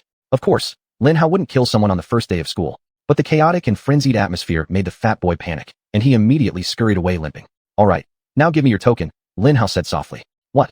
No, I can't. He whimpered pitifully. Then die. Lin Hao raised his voice slightly. Wait. Here. Take it. Please don't kill me. The fat boy wailed like a baby and grabbed his token from the inner pocket of his jacket, throwing it on the ground. Tess immediately got up from the ground and stomped on the token. Crack. Good. Let's go. If we hurry, we can grab a few more. Lin Hao said as he threw the crying fat boy aside, without mercy. Tessa's face was pale, but her expression was firm and determined. She took a deep breath and nodded. Thank you, she said calmly. Thank me after we win the entire tournament. Lin Hao smiled at her. Let's go. Lin Hao swiftly crushed the tokens of the other 3 children before continuing their hunt. Another 20 children abandoned their tokens to Lin Hao, then ran as far away from him as possible. After realizing no more kids were chasing them from the front, Lin Hao and Tess turned around to assess the situation. What greeted Lin Hao was truly a heartbreaking sight. At least 1,000 kids sat on the ground, staring blankly. Less than 10 minutes into the first phase of the Great Melee, 20% of participants had already been disqualified. Beside Lin Hao, Tess swallowed hard, perhaps feeling a bit guilty. After all, she had contributed significantly to making some children cry. Don't mind the crying ones. Pitying enemies is cruel not only to us, but also to our allies, Lin Hao whispered to her. Tess replied immediately. Look for those who are still alert like us. They might be predators. If possible, we need to eliminate some of them. Once the mech battle begins, they'll be our strongest opponents, Lin Hao said while scanning the surroundings. There, Tess pointed to the right. Lin Hao looked in the direction she was pointing, and sure enough, 8 kids stood there with at least 10 others surrounding them, all lying on the ground crying or moaning. Great eye for detail. Lin Hao praised her with a smile. Can you watch my back? Let's deal with them. Chapter 83, The Melee Begins.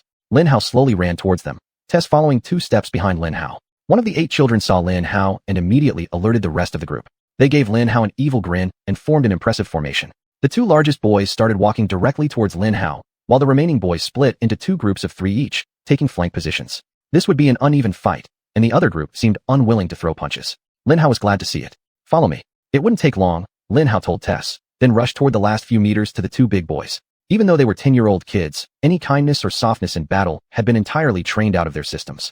They worked together with a clear purpose, to quickly knock Lin Hao down. Too bad for them. Lin Hao grew up around the junkyard, surrounded by gangs and other desperate scrap hunters who wouldn't hesitate to stab you in the back just to check your pockets. Lin Hao's kindness wasn't just beaten out. His soul carried a streak of cold-bloodedness. The 2 unleashed vicious hooks at Lin Hao, but Lin Hao didn't even bother dodging. Lin Hao took their attacks and swiftly released his own 2 moves. Bang, bang, bang, bang. The 2 boys lay on the ground, motionless. Of course, they were still alive, but the 6 remaining members of their group didn't know that, staring in horror at the 2 massive still bodies before them. Taking advantage of their stunned expressions, Lin Hao jumped to his left, closing the distance with the left group. Bang. Lin Hao quickly used handcuffs to strike one person's neck, causing the other 2 to start screaming in fear. Bang, bang. Their screams were cut short as Tess suddenly sprang into action, effectively knocking the wind out of them by releasing 2 powerful uppercuts to their stomachs. Good. Lin Hao praised her, turning to face the remaining 3 boys. Unfortunately, they had already fled at full speed, weaving through the mech forest in 3 separate directions. Shit. Lin Hao cursed lightly, starting to sprint after them. Tess, take the one on the right. I'll deal with the other 2. Lin Hao shouted. Leave it to me. Tess replied loudly. It was troublesome, but the 2 managed to catch up to them and confiscated their tokens. Crack, crack, crack. With this, the first stage officially concluded. Count. 65 tokens were crushed, 48 by Lin Hao and 17 by Tess. Lin Hao and Tess had taken away 6.5% of the children in the group. We have 10 minutes left. Let's pick our mechs.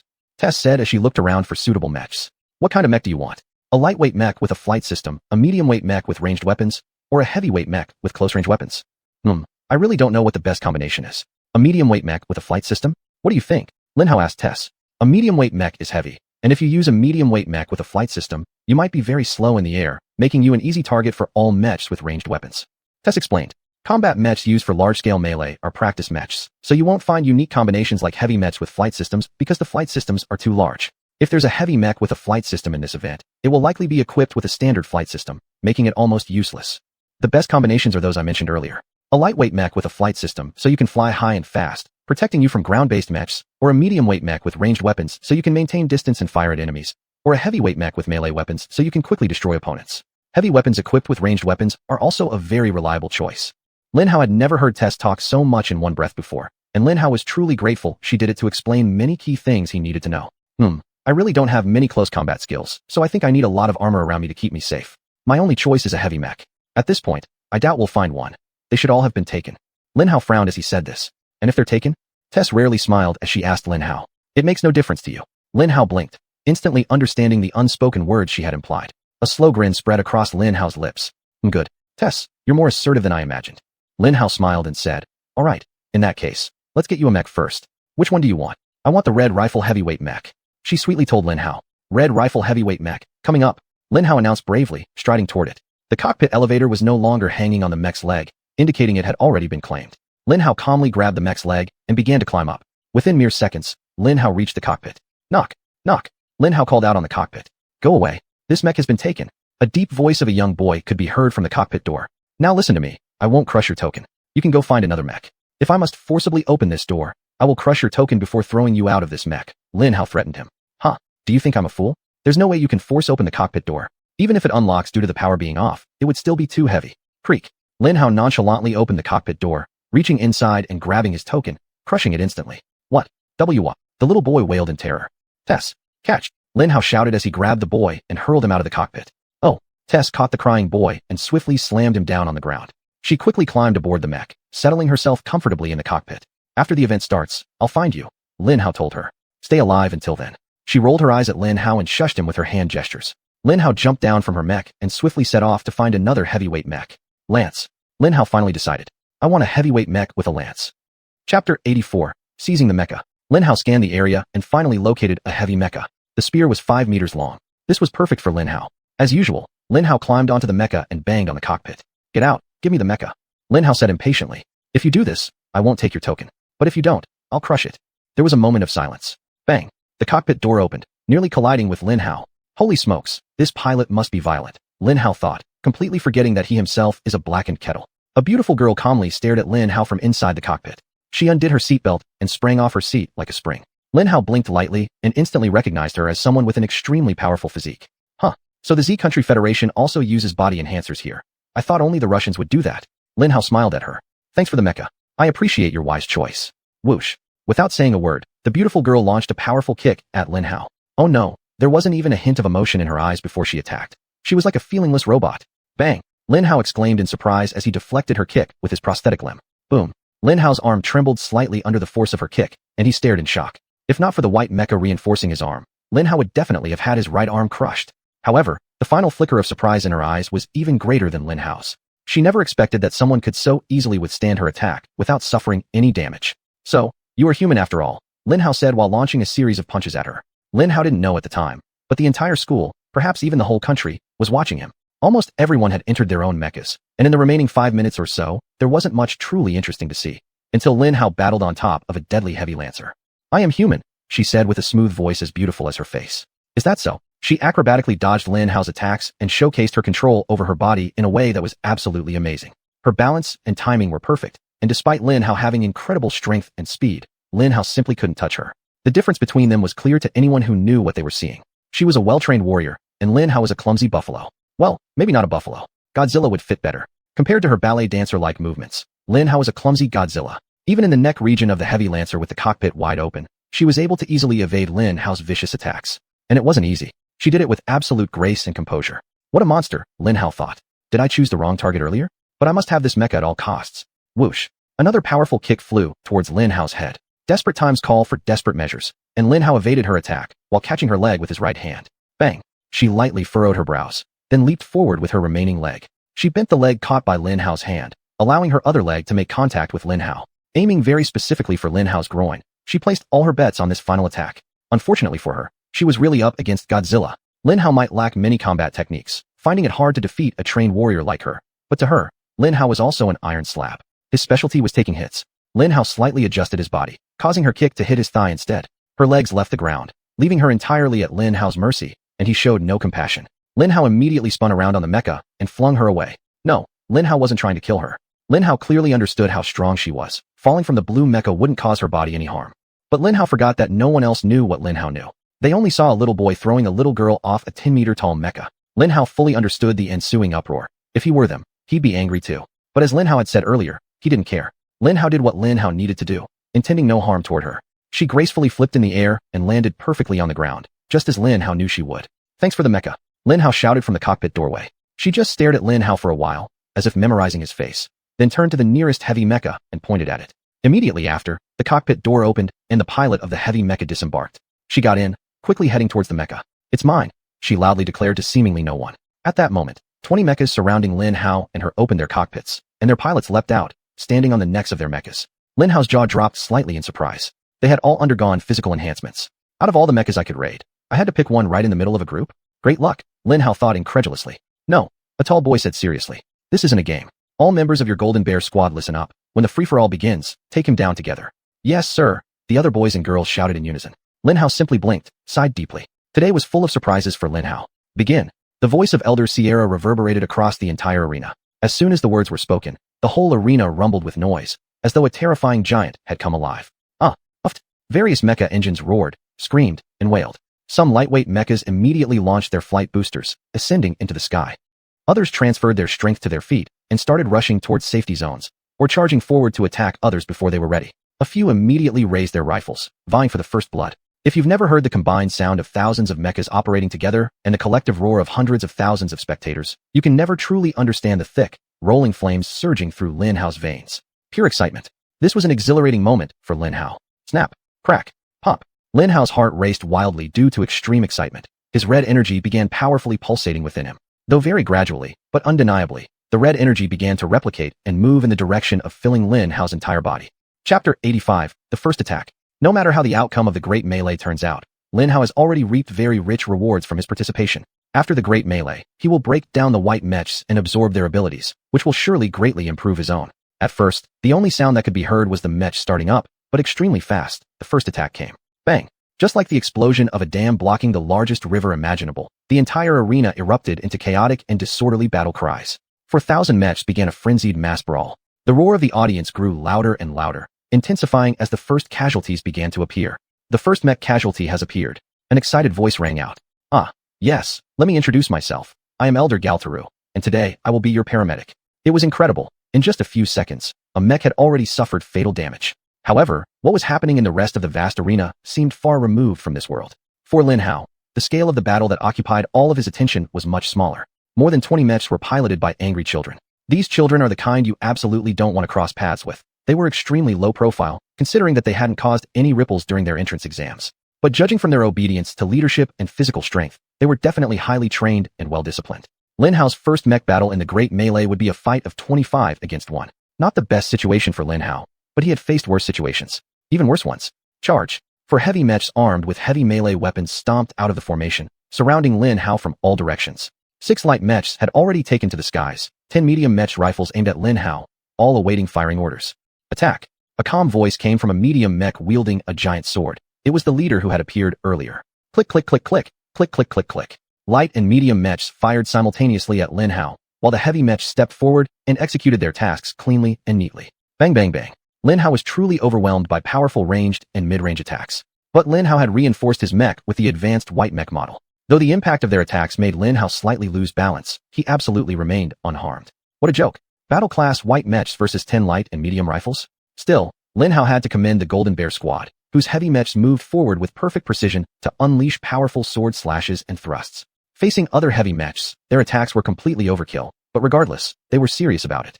For trained soldiers, it's never about what their orders are, but about how they obey those orders. These children demonstrated incredible training, which was impressive. Who are these kids? Lin Hao thought, feeling deeply impressed. Lin Hao ignored the heavy blows coming from the sides and back, moving forward to attack the first heavy mech that appeared before him. His giant sword rose high, swinging grandly above his head. Had he landed the blow successfully, it would surely have caused devastating injuries. Against Lin Hao, the attacks on him would almost do no harm. But if Lin Hao simply bullied him the way he did in the melee, it wouldn't help his own training. So Lin Hao avoided the powerful slash and quickly thrust forward with his spear, striking its head. Crash. Lin Hao's powerful spear thrust utterly shattered its head, causing the heavy mech to instantly stop. The mech turned black because its reactive armor had activated to protect the cockpit and pilot. Lin Hao reversed his spear, letting its rounded rear smash into the head of another mech trying to attack him from behind. Crash. It turned black and immediately powered down. Lin Hao retracted his spear and swung it toward the third heavy mech. Bang. Lin Hao's spear struck its shield, sending it flying several meters. Lin Hao infused his mech's engine with a little bit of energy from the white mech core, tripling the power output. As a result, there was the absurd scene of a heavy mech being sent flying just by Lin Hao's spear swing. Waterfall formation. The leader's voice rang out clearly and calmly. The mechs reacted instantly, beginning to regroup. The remaining heavy mechs started retreating towards their companions. If I let you join your companions, I'd be damned. Lin Hao laughed, charging towards him. I am your enemy. A girl's voice rang out behind Lin Hao, and his instincts began to tingle lightly. Lin Hao turned around, reflexively raising an arm to block what he imagined would be a flank head swing like the one from the mech before. But Lin Hao had greatly underestimated his opponent. She had no intention of attacking Lin Hao in the way he anticipated. Bang! Her giant mech collided directly with Lin Hao, sending both of them crashing to the ground. Activate waterfall formation. The leader's voice rang out once more. What a merciless strategy. The waterfall tactic was simple. A powerful enemy keeps their feet firmly on the ground, while water rains down like a waterfall, relentless and unyielding. It must be said, though, that their vicious attacks felt like nothing more than tickles. Several mechs piled onto the girl's heavy mech, forming a very strange yet effective formation, immobilizing Lin Hao, but simultaneously leaving plenty of key areas open for their allies to strike. And just like that, they completely halted Lin Hao in his tracks. Powerful sword slashes and rifle beam blasts hammered relentlessly into Lin Hao's mech body without pause for several seconds. Very, very well-trained and utterly ruthless children. Lin Hao quickly concluded as he silently endured their barrage. By that point, they were likely attacking on semi-autopilot because they handled shocks that barely managed to affect them at all. What is going on? What's wrong with this heavy mech? Why is it so powerful? Did the organizers accidentally give us a battle-class mech? Damn, it should have been ours. What's happening? Is my mech broken? Why haven't I caused any damage at all? Lin Hao could already picture the chaos swirling through their minds. These bastards. If I weren't as strong as I am now, my mech would definitely be severely damaged. In fact, if they hit a critical component, I might even die. But if they didn't know about Lin Hao's strength, perhaps they wouldn't have been so vicious. Lin Hao cursed them slightly, then later eased up a little to let them relax somewhat. Chapter 86. Waterfall Strategy. Enough. Lin Hao finally decided to end this game. Squeak. Slowly but mercilessly, Lin Hao began pushing off the heavy mech piled on top of him and assumed a sitting position. With a surge of powerful energy, he flung his arms, sending 3 mechs crashing in 3 different directions. Bursts of attacks continued to rain down on him like hailstones as he slowly stood up, resembling an invincible god of mechs. Or more accurately, an unbeatable mech emperor. Lin Hao tightened his grip on the spear lightly, beginning his own slaughter. With Lin Hao's astronomically high RPL, he could control the training mech as if it were his own body. Lin Hao immediately charged toward the nearest group of medium mechs, quickly destroying them. Boom, boom, boom, boom. Ah, demon, mech demon. Finally, one of them panicked. When one person panics, it opens the floodgates for fear, something they were each trying hard to suppress. Hiss. An unstoppable wave of terror and desolation finally enveloped these children. They say the higher you fly, the harder you fall. Lin Hao thought this was true for mech pilots too. These kids were so disciplined, so proud of their strength, that when they finally encountered a force that rendered them completely ineffective, They immediately thought they'd encountered an absurd anomaly that likely meant the end of their lives. This is courage training. Lin Hao could already imagine what one of them might be thinking. Anything that can survive our waterfall strategy isn't normal. If we stay, we'll end up as his victims. Run. A truly well-trained army wouldn't think this way. But let's not forget, these are 10-year-old children. Being able to execute the waterfall strategy so perfectly was already a remarkable achievement. Expecting their maturity and mental strength to be high enough to handle the oppressive sense of helplessness they were feeling at that moment would be unfair. Lin Hao continued knocking over the mechs within his range while the other members of their team started dispersing. Scatter. Regroup at assembly point 2. The leader had no choice but to command. Any other instruction would certainly have been ignored. Once morale is shattered, it takes a greater warrior and heroic action to restore their courage. And that young boy absolutely didn't have the ability to do that. Therefore, it was the right decision. Whatever semblance of obedience remained among the children, forcing them to obey direct orders to retreat and regroup spared them from being thoroughly crushed by Lin Hao. Of course, except for that girl. After the team scattered into the chaos of the big melee, all that remained was Lin Hao staring at the girl's heavy mech. Even the leader had decisively withdrawn. Still here? Could it be you've given up? Lin Hao sneered mockingly, taking a threatening step toward her. She raised her great sword, pointing it at Lin Hao. I never give up, especially against cheaters like you. I challenge you to a fair duel. Remove any wards or unfair advantages you've placed on yourself and fight me. Lin Hao ridiculed her naivety. I can remove my unfair advantage over the mech. But can you do the same? Don't be a hypocrite, forcing me to do what you cannot. Lin Hao scoffed at her. I don't have any unfair advantage, she said coldly, taking a step towards Lin Hao. Yes, you do. You've had 10 years of training and physical enhancement. You've eaten countless expensive pills, serums, and other performance-enhancing foods, and I haven't. What else could those be if not unfair advantages? All you damn nobles do is bully us commoners, then make excuses to bring us down so you can beat us when the odds are in your favor. If you want a fair fight, then fight Lin Hao now with everything you have. In love and war, all is fair. Lin Hao gave her a mocking laugh. Lin Hao thought she would curse him and continue her rant. What Lin Hao didn't expect was for her to raise her greatsword high and charge straight at him. I am no hypocrite. Her voice came out icy just moments before her attack landed. Clang. Her greatsword struck Lin Hao's left arm without consequence. Yet she showed no fear for the ineffectiveness of her rage-filled attack. She used the recoil of the attack to swing into another one, striking Lin Hao with even greater force. Bang! Her greatsword hit Lin Hao's mech's vulnerable armpit. It was indeed an impressive attack.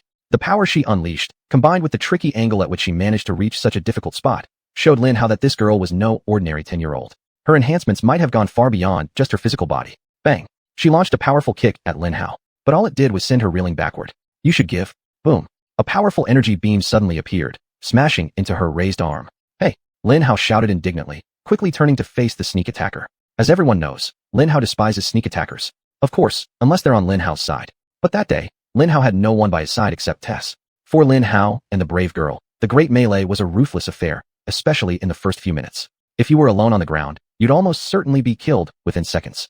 And if you were alone on the ground, next to a mech glowing with immense red energy reaching 10 times the value of an average mech skyward, well, you were already as good as dead the moment you hit the ground. Bang, bang, bang, bang. Lin Hao turned around only to face over 100 merciless rifle beams raining down on the two of them. Most landed on Lin Hao, but not few found their mark on the poor girl. She was doing wonderfully, dodging left, dodging right, blocking those unavoidable shots with her arms and legs. But she was only prolonging the inevitable. If nothing happened, she would be dead within seconds. What else could Lin Hao do? She was a brave girl being mercilessly beaten by the enemy, and it was all because of him. Lin Hao knew it, and for some strange reason, he was absolutely compelled to act at that moment. Lin Hao jumped in front of her, shielding her with his nigh-invincible body. Well, not truly invincible, but against all these training mechs, it might as well have been. Get up quick. If you stay any longer, you'll be dead. Grab onto the shield. Lin Hao shouted at her. I can't, she said simply. My arms and legs are shattered into pieces. Chapter 87. Protect her. Back then, Lin Hao really, truly had no idea why he was about to do what he was about to do. Many people asked Lin Hao why, and Lin Hao's answer was honest. I don't know. Of course, at the time, no one believed Lin Hao, and Lin Hao didn't care about their opinions. It wasn't until months later that Lin Hao realized why he did it. By then, she had already become an indispensable part of Lin Hao's team. Part of the reason for Lin Hao's actions was clearly guilt. Lin Hao had stolen her mech and scattered the 20 teammates around her. She was about to die because of Lin Hao. However, the main reason was admiration. She knew Lin Hao's strength very well, but still chose to fight with him. And all this was for what? Just to prove that she was not a hypocrite. Damn, she was really cool at that time. It was as if she stood on the railway tracks facing an incoming freight train, her sword raised high, unafraid and ready to swing it, even if it meant death for her.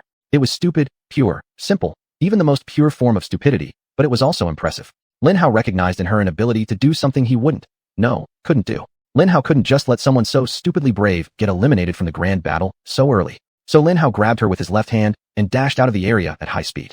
Let me go, the girl shouted in surprise. Calm down, I'll make sure you don't die, Lin Hao shouted while skillfully maneuvering his mech to dodge most of the rifle fire. With Lin Hao's extremely high RPL, which might have been over 95 at the time, he could control the mech as if it were his own body. Sudden changes in direction, speed, and acceleration were no problem for him. Lin Hao approached the largest group of mechs firing at him in a zigzag pattern, and the relentless firepower from all other mechs surrounding him continued even after he reached them.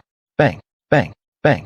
The rifle fire from faraway mechs behind Lin Hao began to kill other nearby mechs. Damn it, I'm out. Lin Hao could hear a child screaming. No, you're not. Lin Hao roared and charged towards him. Ah, save me, save. Bang. Lin Hao's spear crushed his head into fragments, and he immediately lost power. Lin Hao glared at the other mechs scrambling to leave his range, and the ranges of other mechs firing at them. It's hard to chase them with melee weapons. Lin Hao realized. Boom, boom, boom. Rifle fire from all directions continued to rain down on Lin Hao. I won't last long, the girl said calmly. Lin Hao couldn't dodge all the attacks, and quite a few rifle beams had successfully hit her. Damn, Lin Hao cursed loudly. You can't die, not under my watch. You can't stop it unless you can disable 100 mechs all at once. Lin Hao took a deep sigh. Then Lin Hao said, I can. Of course, Lin Hao wasn't that foolish. He couldn't possibly risk exposing his strength so blatantly and make 100 surrounding mechs poof into particles. But damaging them wouldn't hurt. More specifically, their rifles, their targeting systems.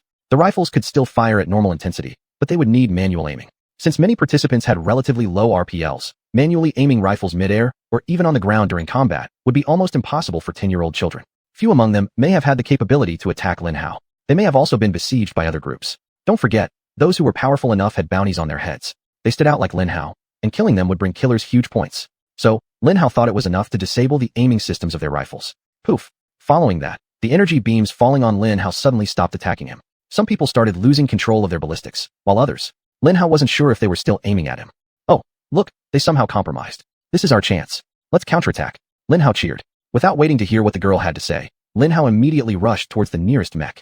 Whoosh. Lin Hao swung his spear like a hammer, smashing it onto the medium-sized mech. It immediately collapsed and powered off. Boom, boom, boom, boom. Lin Hao thundered towards the next mech who courageously but incredibly foolishly decided to attack Lin Hao with his warhammer. Bang. Lin Hao blocked his slash with the exposed left arm of the girl's mech still hanging in his left hand and smashed his spear onto the guy's head. Boom. The mech's power cut off. Lin Hao flung it aside and started rushing towards the next mech, and just like that, Lin Hao began to rampage through the arena. When Lin Hao thought about those few minutes, one thing came up very, very clearly in his mind. It was the fact that 10-year-old children from the Z Country Federation participated in that special grand melee. They were all absurdly brave. Although a number of them fled and refused to fight Lin Hao, quite a few actually stayed behind to fight Lin Hao. They charged towards Lin Hao without fear, even though they knew they could not harm him, as if the idea of fleeing was taboo in their minds. They would rather face death than run away. That was indeed impressive, and for Lin Hao, whose primary goal in life was to survive, that experience was unforgettable. It was the first time Lin Hao realized that there existed something so important in any situation that it outweighed gaining the most benefits, and existed so strongly that even 10-year-olds understood it and lived by it. Pride, honor, patriotism. Regardless of what caused those 10-year-olds to fight Lin Hao after witnessing so many of their peers being utterly destroyed, it was a new concept to Lin Hao. What an interesting concept, Lin Hao remembered thinking. Will I ever have something like that? Maybe one day, but absolutely not now. Lin Hao was not someone who indulged in deep philosophical thoughts during battle. Those kids all swarmed in. The red glow meant 10 times the points, and Lin Hao might personally take out at least half of the mechs in the arena. Lin Hao doubled his efforts and speed, demolishing enemy mechs with ease. Bang, bang, crumble, collapse. Lin Hao's spear swung accurately and powerfully. Driven by the power of a combat-grade mech, Lin Hao's unrestrained attacks met no resistance whatsoever. Think about it. He was like a wild wolf let loose in a chicken coop. Behind Lin Hao lay a trail of mechs with their power cut off, as he annihilated one after another. Even so, they kept coming. Bravery and foolishness were two opposite sides of the same coin. Chapter 88. Sneak Attack. Bang. A high-powered rifle beam suddenly struck the girl's mech behind Lin Hao. It cleanly pierced through the girl's neck, severing her head and causing her to collapse to the ground. Ah! The girl exclaimed in surprise. She certainly hadn't expected to be taken out like this. Damn it. Who did that? Lin Hao roared in anger as he turned toward the direction from which the rifle beam had come. But all Lin Hao could see was an ocean of mechs, brutally battling each other, knocking one another down. Lin Hao narrowed his strong eyes, trying to spot a mech holding a rifle aimed in his direction. But despite all his efforts, he saw nothing. Bang! A brave but absolutely infuriating heavy mech rushed toward Lin Hao, attacking him with its massive sword. Lin Hao furrowed his brow and swung his spear, targeting its head, too lazy even to move his feet. Bang! The heavy mech fell beside the girl's mech, powered down and collapsed on the ground.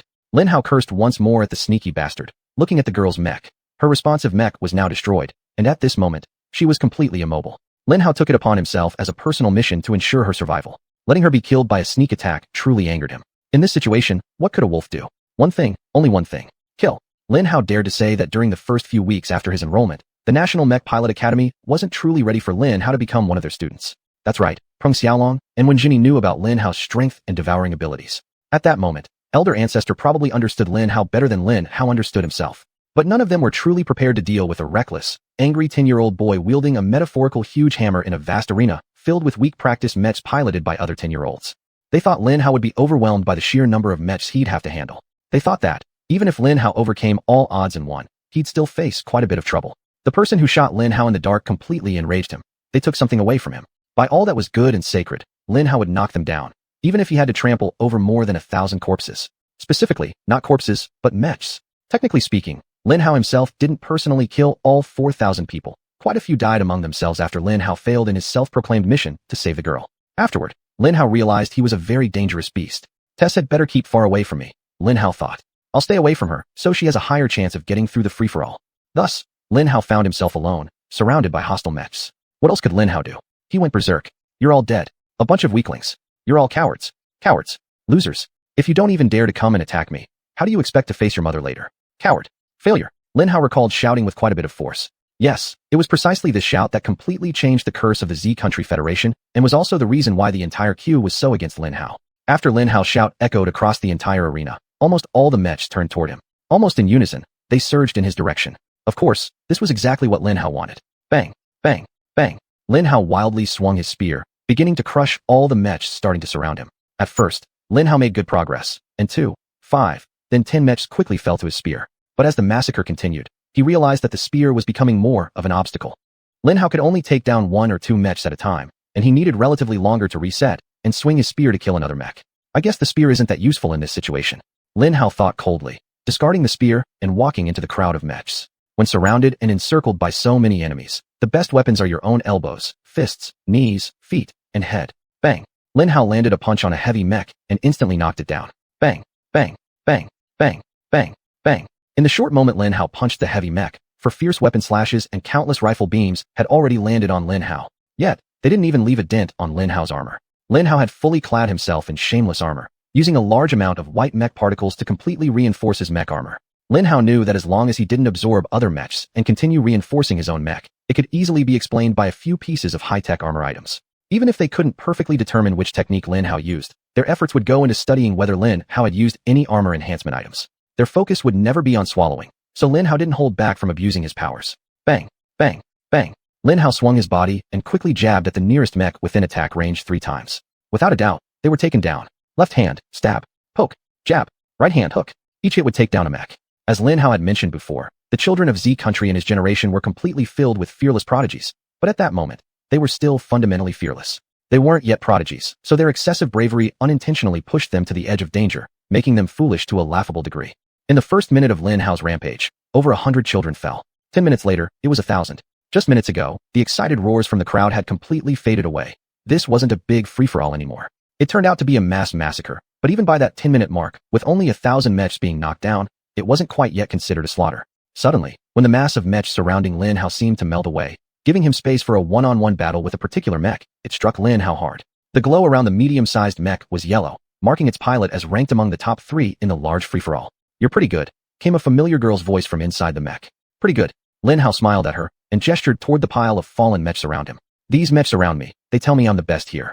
Words from the weak mean nothing, she replied, casually walking towards Lin Hao with twin swords held loosely in both hands. She clearly wasn't affected by Lin Hao's impressive display of power. The confidence swirling within her heart radiated like a strong presence, making her appear alluring despite piloting a completely ordinary mech. Chapter 89, Outpouring of Wrath. Lin Xueli. One day, this name will strike fear worldwide. Her moment to step onto the stage in a one-on-one debut with Lin Hao, the future mech emperor. Oh, you must come from a big clan. Such arrogance can't be found anywhere else. Lin Hao smiled at her. Those who seek to wear a crown must first learn to bear its weight. She said coldly. Lin Hao. I, Lin Xueli, will teach you that the crown of the strongest pilot this year is not one you are qualified to wear. Lin Xueli? Who's that? Lin Hao asked in the most irritating tone, thinking about how he might manage to enrage her and break her composure. As Lin Hao had expected, it was indeed effective, causing her to explode forward at an astonishing speed due to his question. Although Lin Hao disrupted her composure, doing so did not make her weak as he had hoped. Most warriors, especially children, tend to forget all their training once they get angry. Oof. Wah. They scream furiously, charging headlong at the enemy at full speed for attacks that are easy to counter. But Xuanyuan, that devilish girl, was a true genius. Her anger only pushed her combat strength to even greater heights. Her movements were without surplus, without flaw, without error. The medium-sized mech armed with dual swords rushing toward Lin Hao was like a goddess of death. He had awakened a ferocious, slumbering tiger. Yet, Lin Hao was no weaker himself. If Lin Xuanyuan were a fierce tiger, with extraordinary grace and highly efficient battle skills, then Lin Hao was a huge, fat, 1,000-ton mammoth. Lin Hao didn't need to fear, nor did he require combat techniques. He simply needed a way to hit her as he moved forward. A tiger could trip over itself or lose control of the mammoth's incredible strength against itself. But what the tiger couldn't do to the mammoth, Lin Xuanyuan accomplished with Lin Hao. Upon closing the distance between them, she feigned a rightward attack, making Lin Hao dodge violently to the left so that he could direct his punch towards her body. But when she noticed the irreversible shift of Lin Hao's mech's weight to the left, she immediately recovered from her feint and leaped to the left. At the same time, she struck Lin Hao's right leg with her mighty sword, causing him to completely lose balance. Lin Hao stumbled, his hands reflexively shooting forward to catch himself before colliding with the ground. But even before Lin Hao's hands could find a grip, a powerful force struck the back of his neck, propelling him forward. Bang! Lin Hao's head smashed into the ground. Bang! Bang! Bang! Bang! Bang! Bang! Lin Xuanyuan showed no mercy whatsoever. Swinging her dual swords like sticks, she mercilessly hammered on Lin Hao's mech's weak points until they broke with just 3 strikes. Hammer! Lin Xuanyuan's icy voice rang out. Instantly, the sound of a massive warhammer could be heard roaring through the air. Whoosh! Lin Xuanyuan skillfully caught it, using its momentum to launch a formidable attack against Lin Hao's back. Crack! What a merciless woman! Lin Hao exclaimed inwardly, attempting to lift himself off the ground. However, Lin Xuanyuan was far too cunning, too adept. She did not intend to let Lin Hao rise again, kicking his hands out from beneath him, sending him sprawling once more. Ugh! Stop! Let me get up at least! Lin Hao unreasonably shouted. But really, who in their right mind would allow their enemy to regain their footing after being knocked down? Lin Xuanyuan paid no heed to Lin Hao. Each time Lin Hao attempted to place his weight on one limb to push himself up, Lin Xuanyuan either kicked or stomped on him, forcing him down again. Each time Lin Hao twisted his body to escape her range, she was already there, kicking him and thwarting his attempt to stand. I want to get up. I just want to get up. Lin Hao cried in his heart, while her new hammer continuously struck down upon him. This was a demonstration of incomprehensible dominance, Lin Hao's fighting technique appearing non-existent. Hers so sublime, it seemed like a skilled demonstration on an immobilized, unmanned mech. Lin Hao couldn't help but sigh regretfully. Though he shamelessly bullied other mechs with that super strong defense and massacres, there was a degree of decency and silliness in that kind of shaming. RPL 5% was a line for Lin Hao the moment he was about to cross that red line. Lin Hao increased the white mech concentration to 10%, holding it for just 2 seconds long enough to deflect her vicious kick with his arm. Bang! She delivered a powerful kick to Lin Hao, but instead her right foot was shattered into pieces. Simultaneously, he finally managed to pull himself together. I've finally stood up. Lin Hao sighed with relief. Lin Xuanyuan still didn't let go, putting all her strength into smashing the hammer onto Lin Hao's mech. Bang! He barely managed to block it with his right arm, while his left hand shot out, grabbing her mech. If Lin Hao could land a single blow, the battle would be over. However, Lin Xuanyuan was too skilled. She wouldn't allow him to do so. She knew that once Lin Hao either caught her or landed a heavy blow on her, the battle would be finished. Thus she used every bit of her expertise to evade each attempt by Lin Hao to grab her. She slapped his hand away, dodged his kick, and wielded her hammer so deftly and in such a cunning manner that the whole country was utterly captivated by her display. And through all this, her right foot had been shattered. After fruitlessly attacking her for a few minutes, Lin Hao stopped. We're wasting time. Let's declare a temporary truce. Once we clear out the rest of the mechs, we can resume fighting, Lin Hao said. Agreed. Lin Xuanyuan immediately shouted from somewhere behind Lin Xuanyuan. Declined. Lin Xuanyuan responded resolutely. You are going to fail, boy of the Baishuang clan. Lin Hao thought one of the reasons she made such an impression that day was because of the ferocity in her combat and her complete lack of combat techniques. Lin Hao's ferocity and the massacre he had just carried out made him appear far more powerful than he actually was. People did not think of Lin Hao as a powerful warrior. They saw him as a student who was supposed to be defeated, and the red lights around him only made him look even worse. The top student in the entrance exam. He's so strong. Look at how many mechs have fallen under his fists. Strong. So strong. And it's not just strength. He seems completely filled with bloodlust. Just look how quickly he's cutting down the other students. The crowd was completely mesmerized by the number of kills Lin Hao was making. They failed to realize he possessed no combat skills. Chapter 90, Mammoth vs. Elephant. A few minutes later, when Lin Xuanyuan had so skillfully locked Lin Hao down, she actually managed to position herself higher in the minds of the crowd. So that day, the crowd took all of Lin Hao's achievements, set him as a very high standard, and then conveniently placed Xuanyuan above all of it. She is skilled but humble. She could have started her own massacre, but she didn't. What a perfect warrior. I agree. She is so strong, yet she doesn't show off. Only when this foolish beast messed up the great melee did she appear to stop his funny actions. She truly is an amazing person. Strong, and humble too. She's worthy of being this year's top student. If Lin Xuanyuan could slaughter kids like Lin Hao does, she would have done it already. Lin Xueli isn't a saint. She is the strongest warrior Lin Hao knows, and one of the reasons she is so powerful is because she completely lacks emotion during battle. Lin Hao suspected she was born this way. Actually, she had been like this since she was 10. The reason she didn't start her own massacre wasn't because she was humble, it's because she couldn't. Why couldn't she? Because Lin Xueli said so. The undying general, at the age of 10, was like a fish in water in the National Mecha Pilot Academy's Grand Melee. The winner of the Grand Melee was the last standing mecha, with every move meticulously recorded. But if the winner of the Grand Melee was the last standing mecha, then sometimes, doing nothing isn't just as valuable as action, perhaps even more valuable. After all, if stopping Lin Hao can give a higher chance of reaching the destination, isn't that just as valuable as taking down enemies? Maybe even more so. So she immediately implemented the strategy of killing a chicken to scare the monkeys, quickly taking out dozens of mechas, scattering them chaotically around them.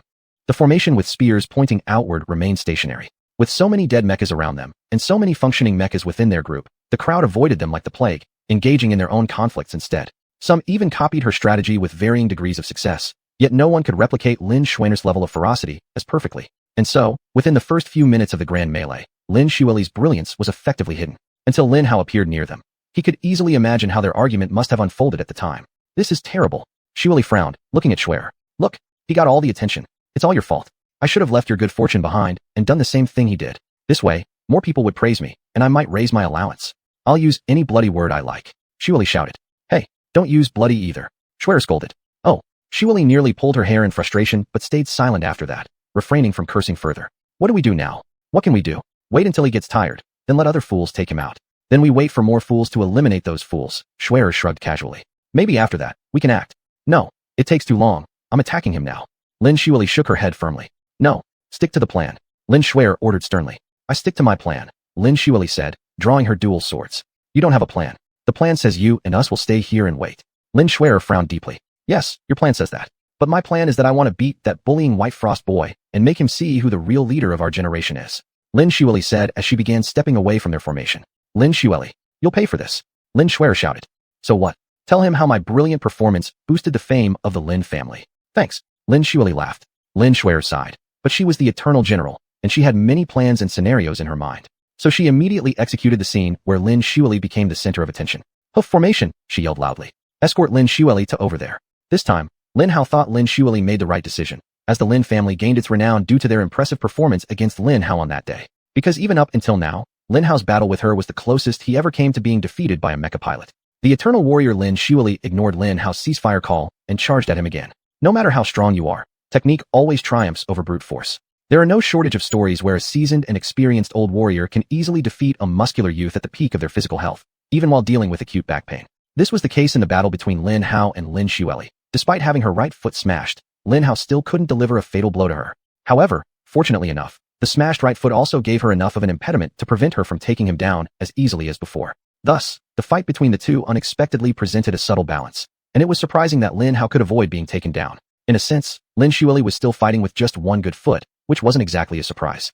Her skills at that moment were beyond divine. Hey, I mean it, you're wasting time and energy. Let's call a truce for a while and go our separate ways. Lin Hao shouted at her, while simultaneously swinging his right arm in a hook. If it hit her, she would have flown several hundred meters. Lin Xueli completely ignored Lin Hao, dodging his right hook with a super cool move that made Lin Hao sigh with envy, and then she launched an ineffective counterattack, slamming her hammer onto Lin Hao's head. Crack! The moment Lin Hao realized his attack had missed, he leaped backward, and this backward momentum helped reduce the impact of her hammer on his head. It didn't matter, for even if Lin Hao stood there and beat her like a piece of wood, she wouldn't have been harmed.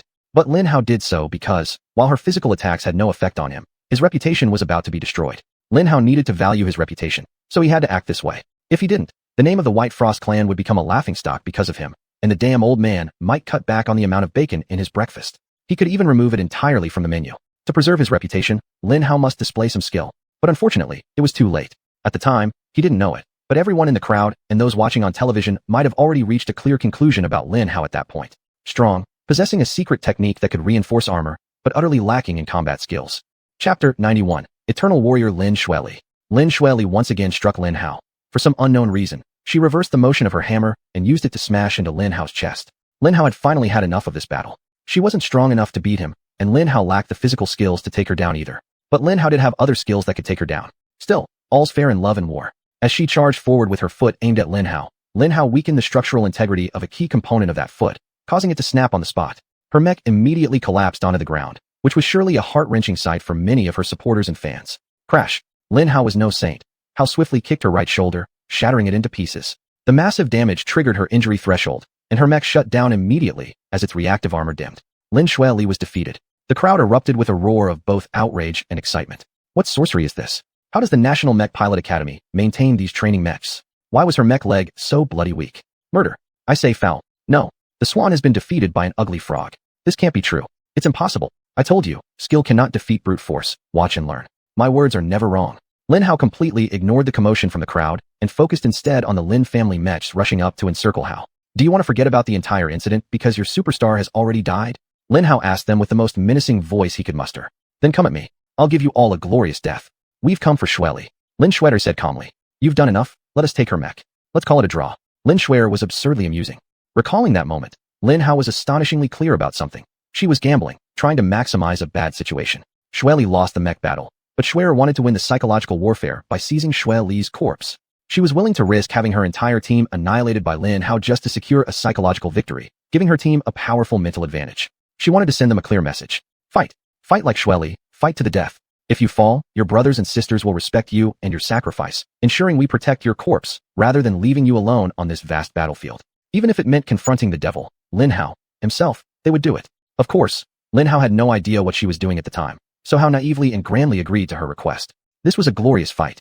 Take her body away, stay far from me, and next time I see you, I'll exterminate all of you. Lin Hao declared magnanimously, then rushed off. Lin Hao was completely unaware that in the eyes of the audience and spectators, Lin Hao seemed to be fleeing from the brave group of Lin family children who were charging towards Hao to protect their fallen comrade. Ignorantly, Lin Hao continued slaughtering many mechs surrounding Hao. Soon, the sound Lin Hao had been waiting to hear finally echoed in Hao's ears. So, best shooter, let me see how good you are inside a mech.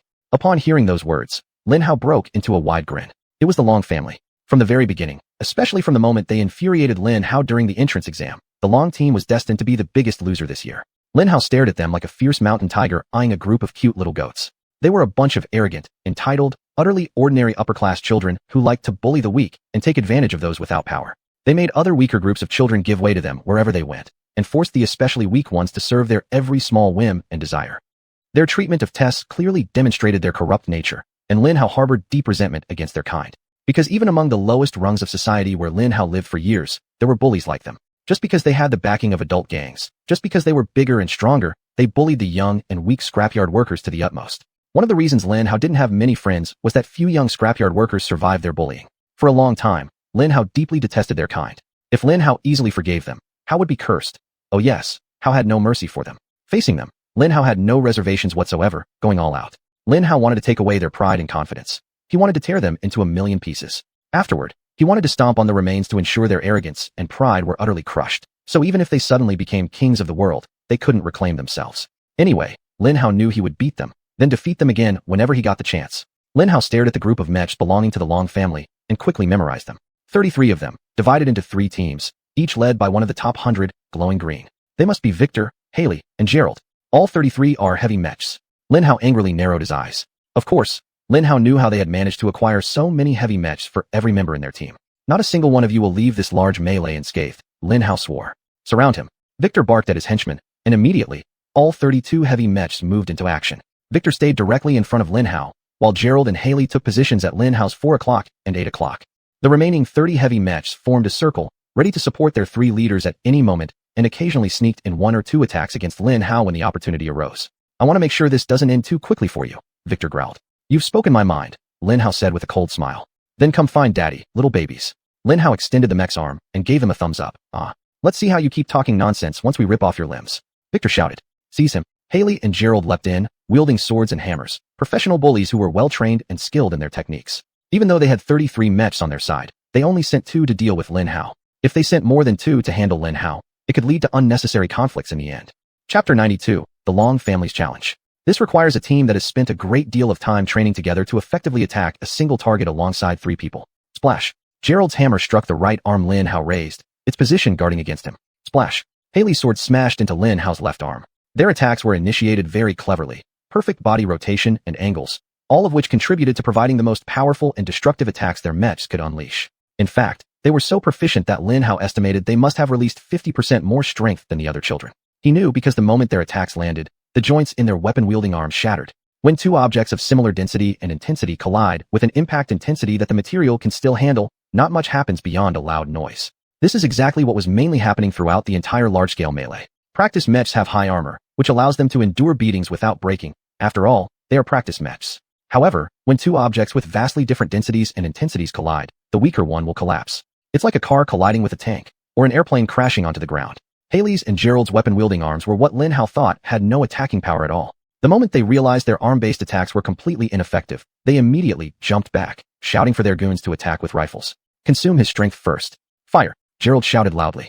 Ha! Do you think I'd let you go just because you've delivered yourself to me? Stay here and be my meat shield. Lin Hao yelled as he rushed forward at an incredible speed.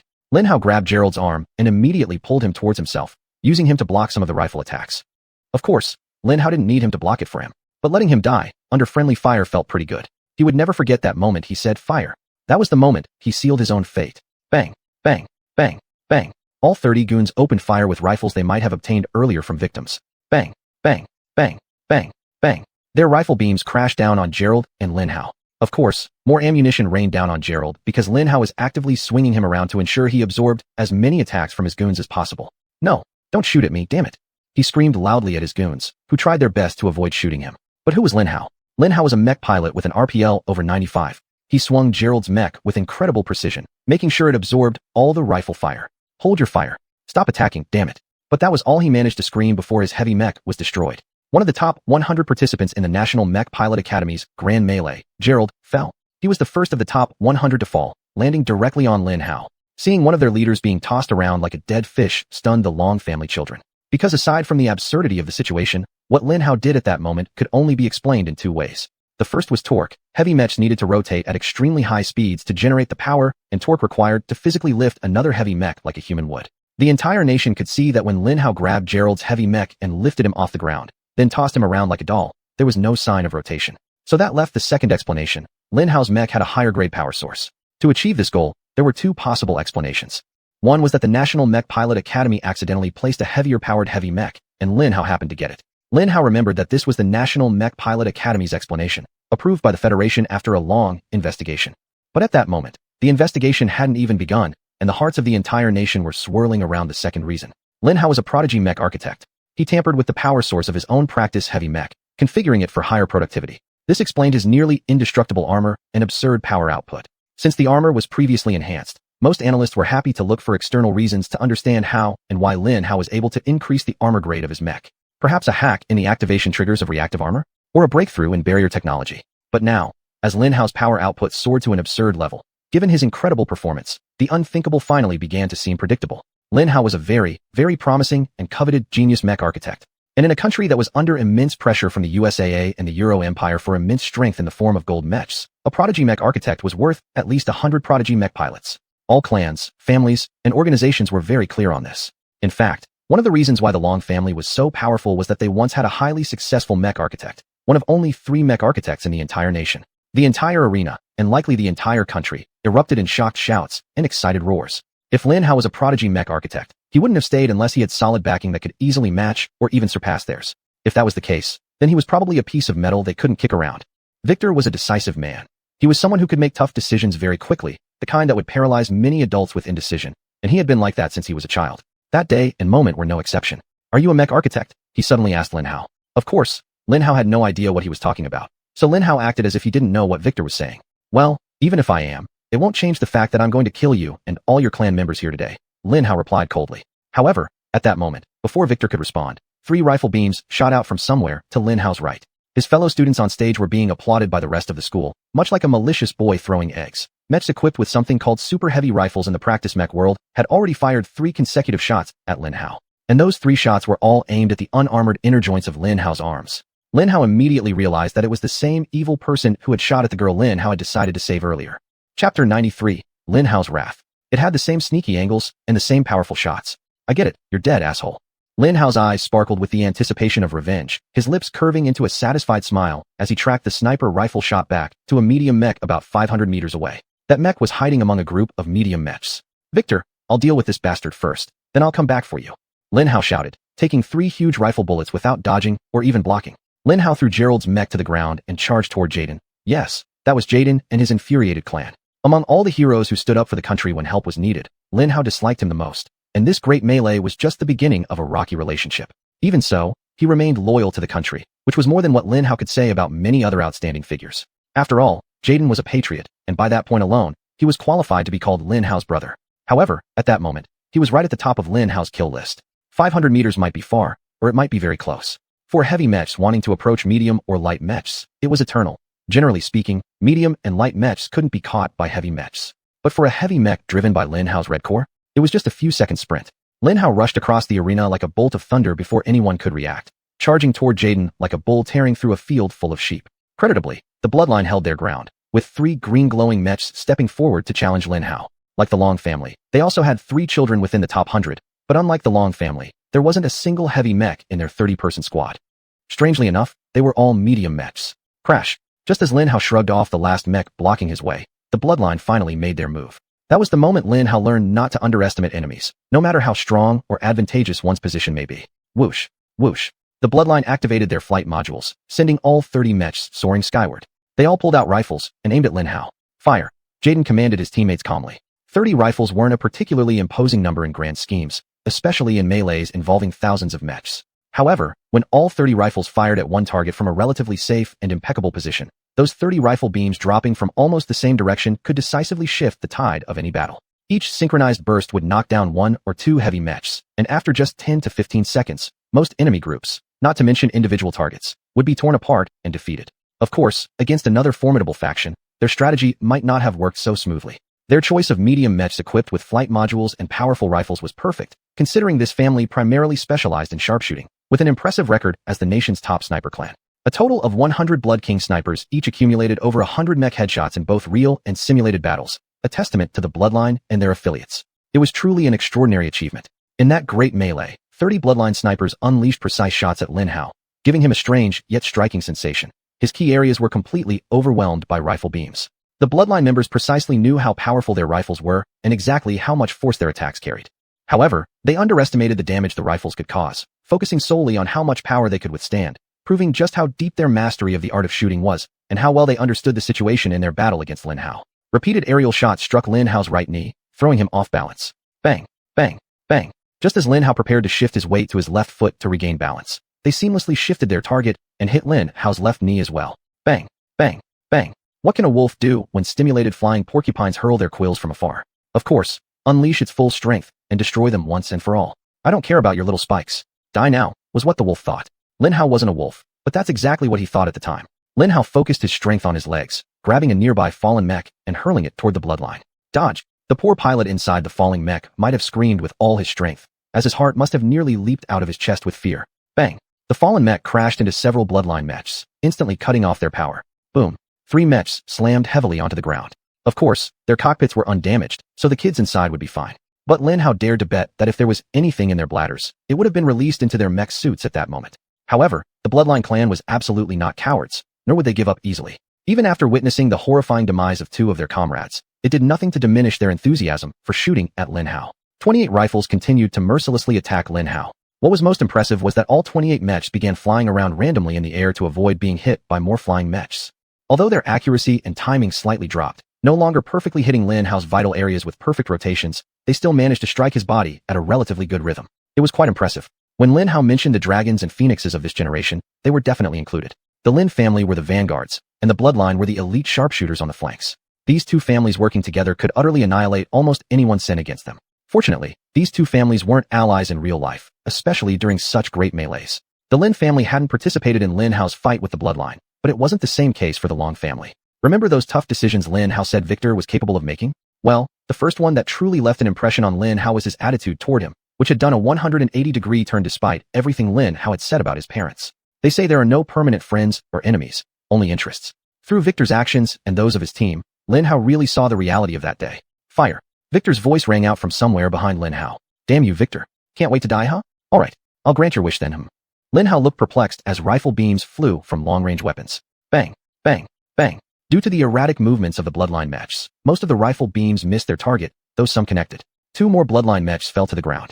Chapter 94, The Long Family's Overtures. Lin Hao felt utterly shocked. Was the Long family helping me? Before the bloodline clan members could react, the Long family troops managed to launch 2 full airborne strikes.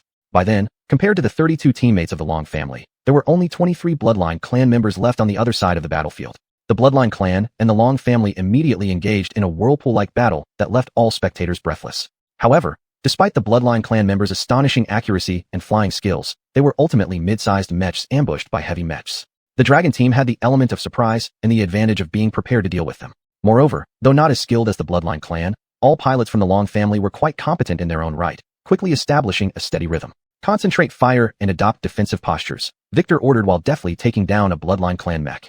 His group immediately reacted, squatting to aim at pre-selected targets in groups of 3. It was a devastating strategy, and the Bloodline clan had no countermeasures. Within seconds, 10 more Bloodline clan mechs fell, while only 3 of the Long family's mechs were destroyed.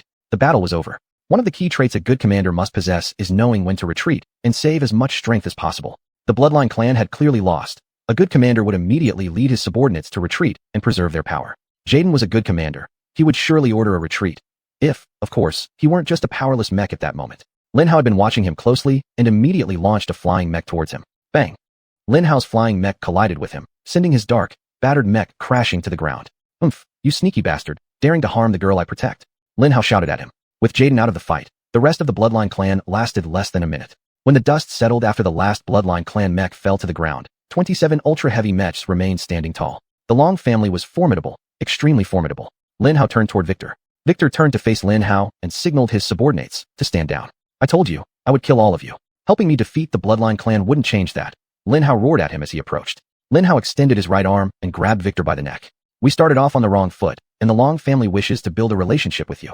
Whatever you do, we will not retaliate. And we consider this merely a small part of our attempt to make amends," Victor said calmly. Lin Hao gripped his neck, crushing the prodigy who had the best chance of winning the entire melee with a mere squeeze of his fingers. "Amends?" Lin Hao scoffed loudly. "Even if you hadn't stood there motionless, you'd still be dead." Lin Hao threw his mech aside and continued walking towards the remaining members of the Long family. "You won't retaliate? Really? Let me test those words."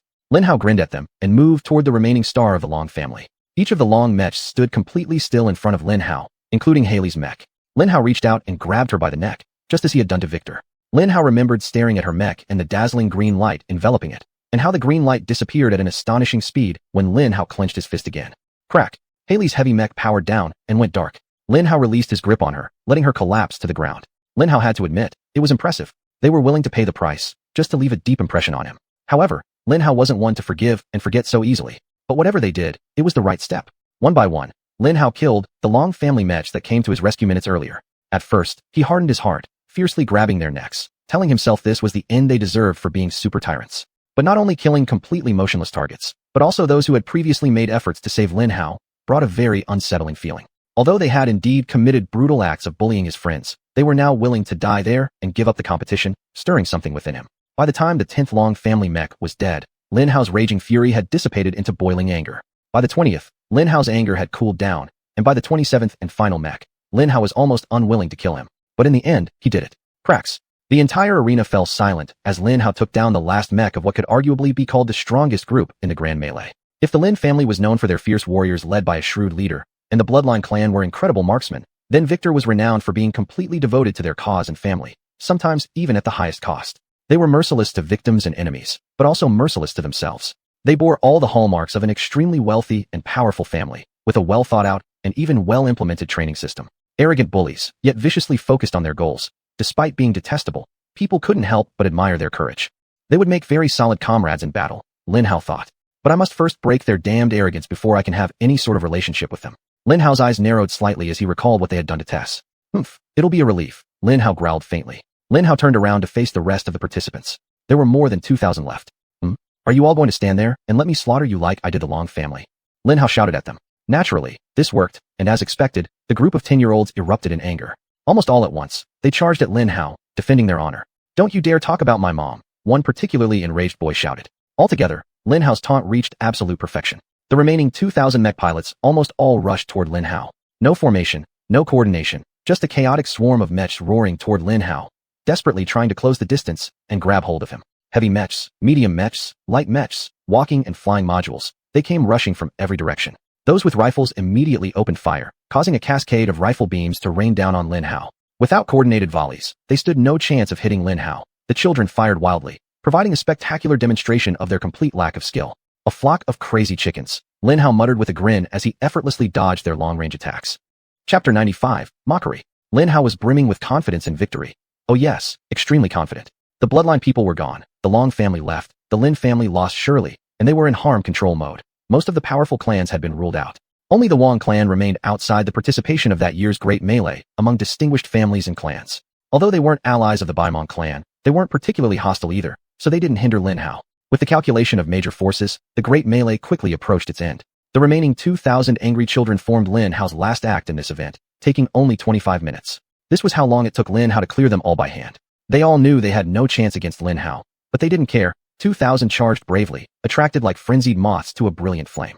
At that moment, lyrics from a poem young Lin Hao once cherished appeared in his mind. Their actions screamed nobility and were entirely worth remembering. However, on that day there was no glory for the children, no aristocracy, nothing worth remembering. If possible, they would definitely wish to surgically remove the painful memories of that day from their minds. For the children at the National Mech Pilot Academy under Lin Hao, it was a day of sorrow. Lin Hao planned a glorious climax to victory by dealing with the remaining 2,000 people, intending to focus the entire spotlight on himself and secure opportunities for bacon and roasted pork. But the ending of the great melee was absolutely not what he imagined.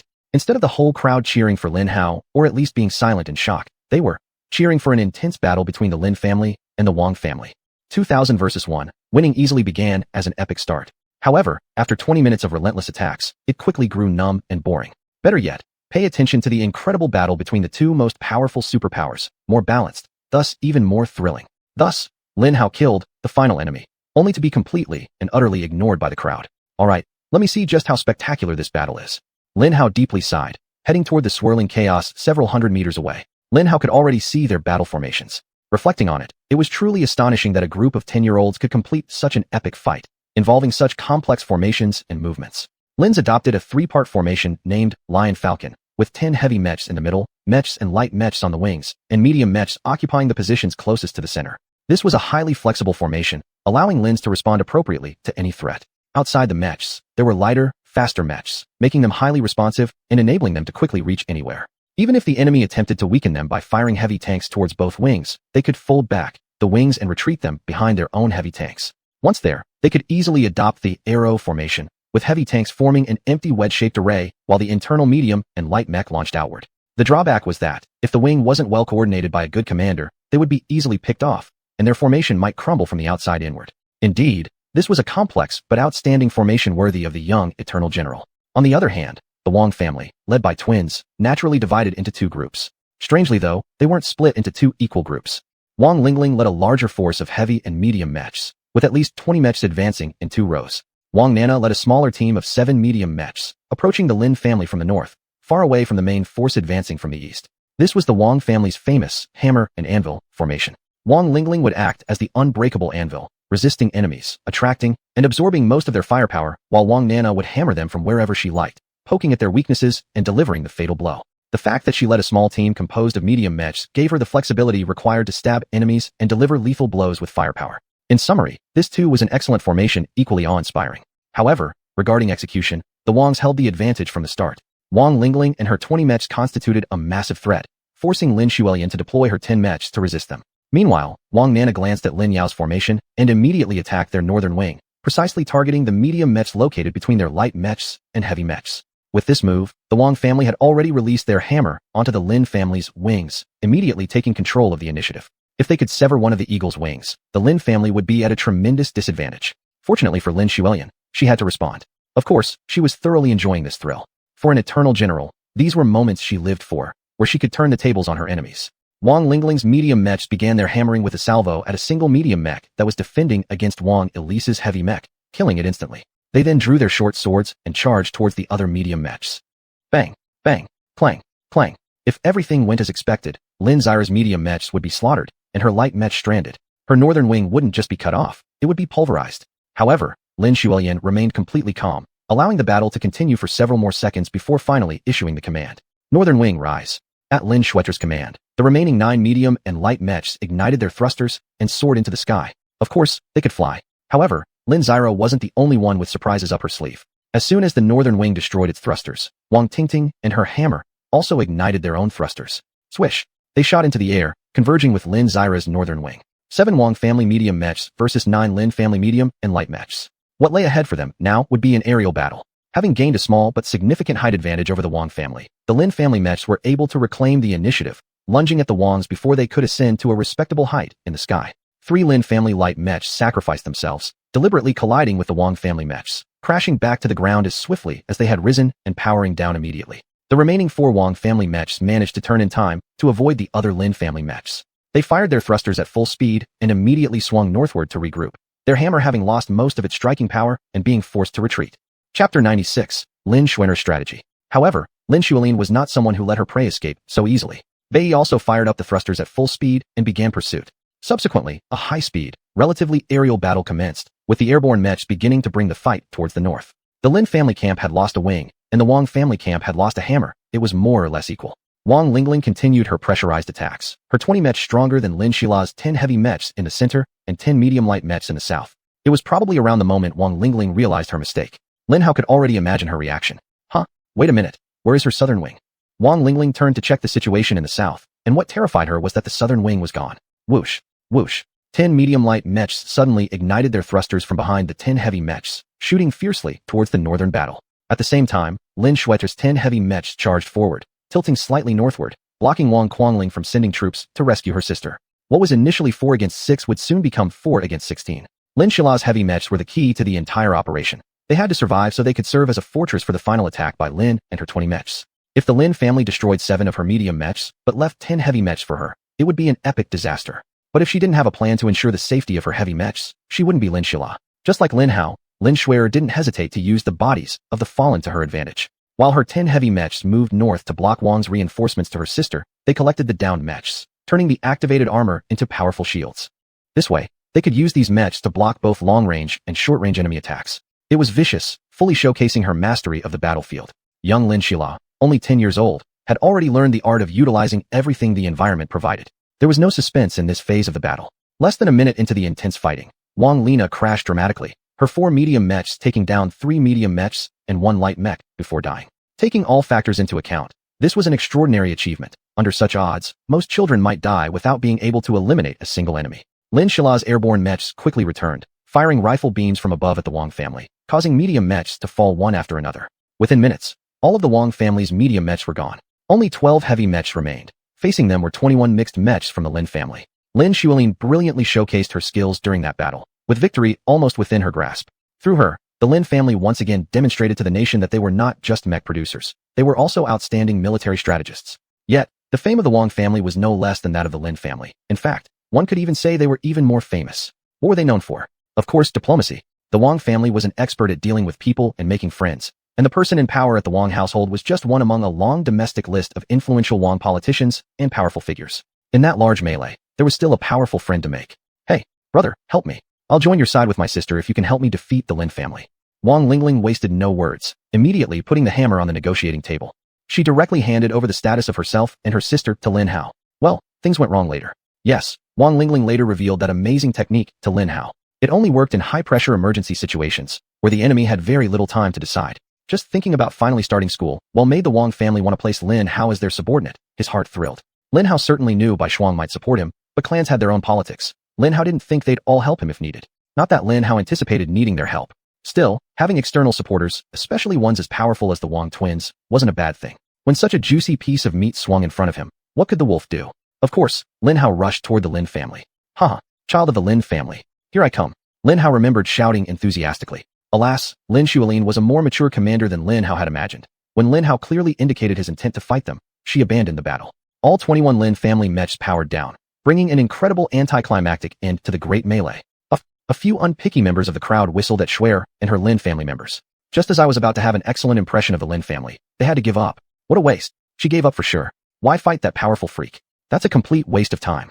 It may be a waste of time, but she should have done it anyway. Never give up. Never surrender. That's spirit. Huh. Easy for you to say. You're a 30-year-old soldier with countless training and experience. But they're just kids. 10 years old. Yes. I should cut them some slack. Their performance was so outstanding that there was a moment when I forgot they were only 10. What a remarkable battle. The Lin family is surely on the rise now. While the crowd was slightly disappointed by Xuanyuan's decision to surrender, every high-level social figure, especially the generals and other senior officers, likely began to covet Lin Xuanyuan greatly. Never giving up and never surrendering are qualities that soldiers must possess.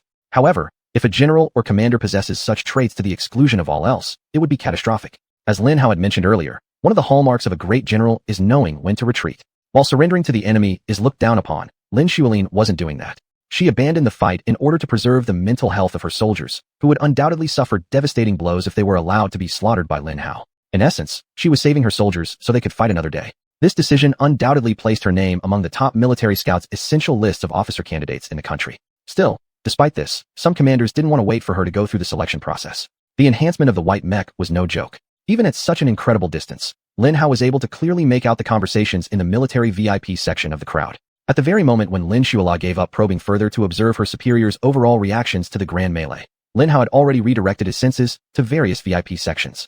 Lin Hao wasn't surprised to discover that the competition for Lin Xuanyuan had already begun. Chapter 97. The General's Conversation.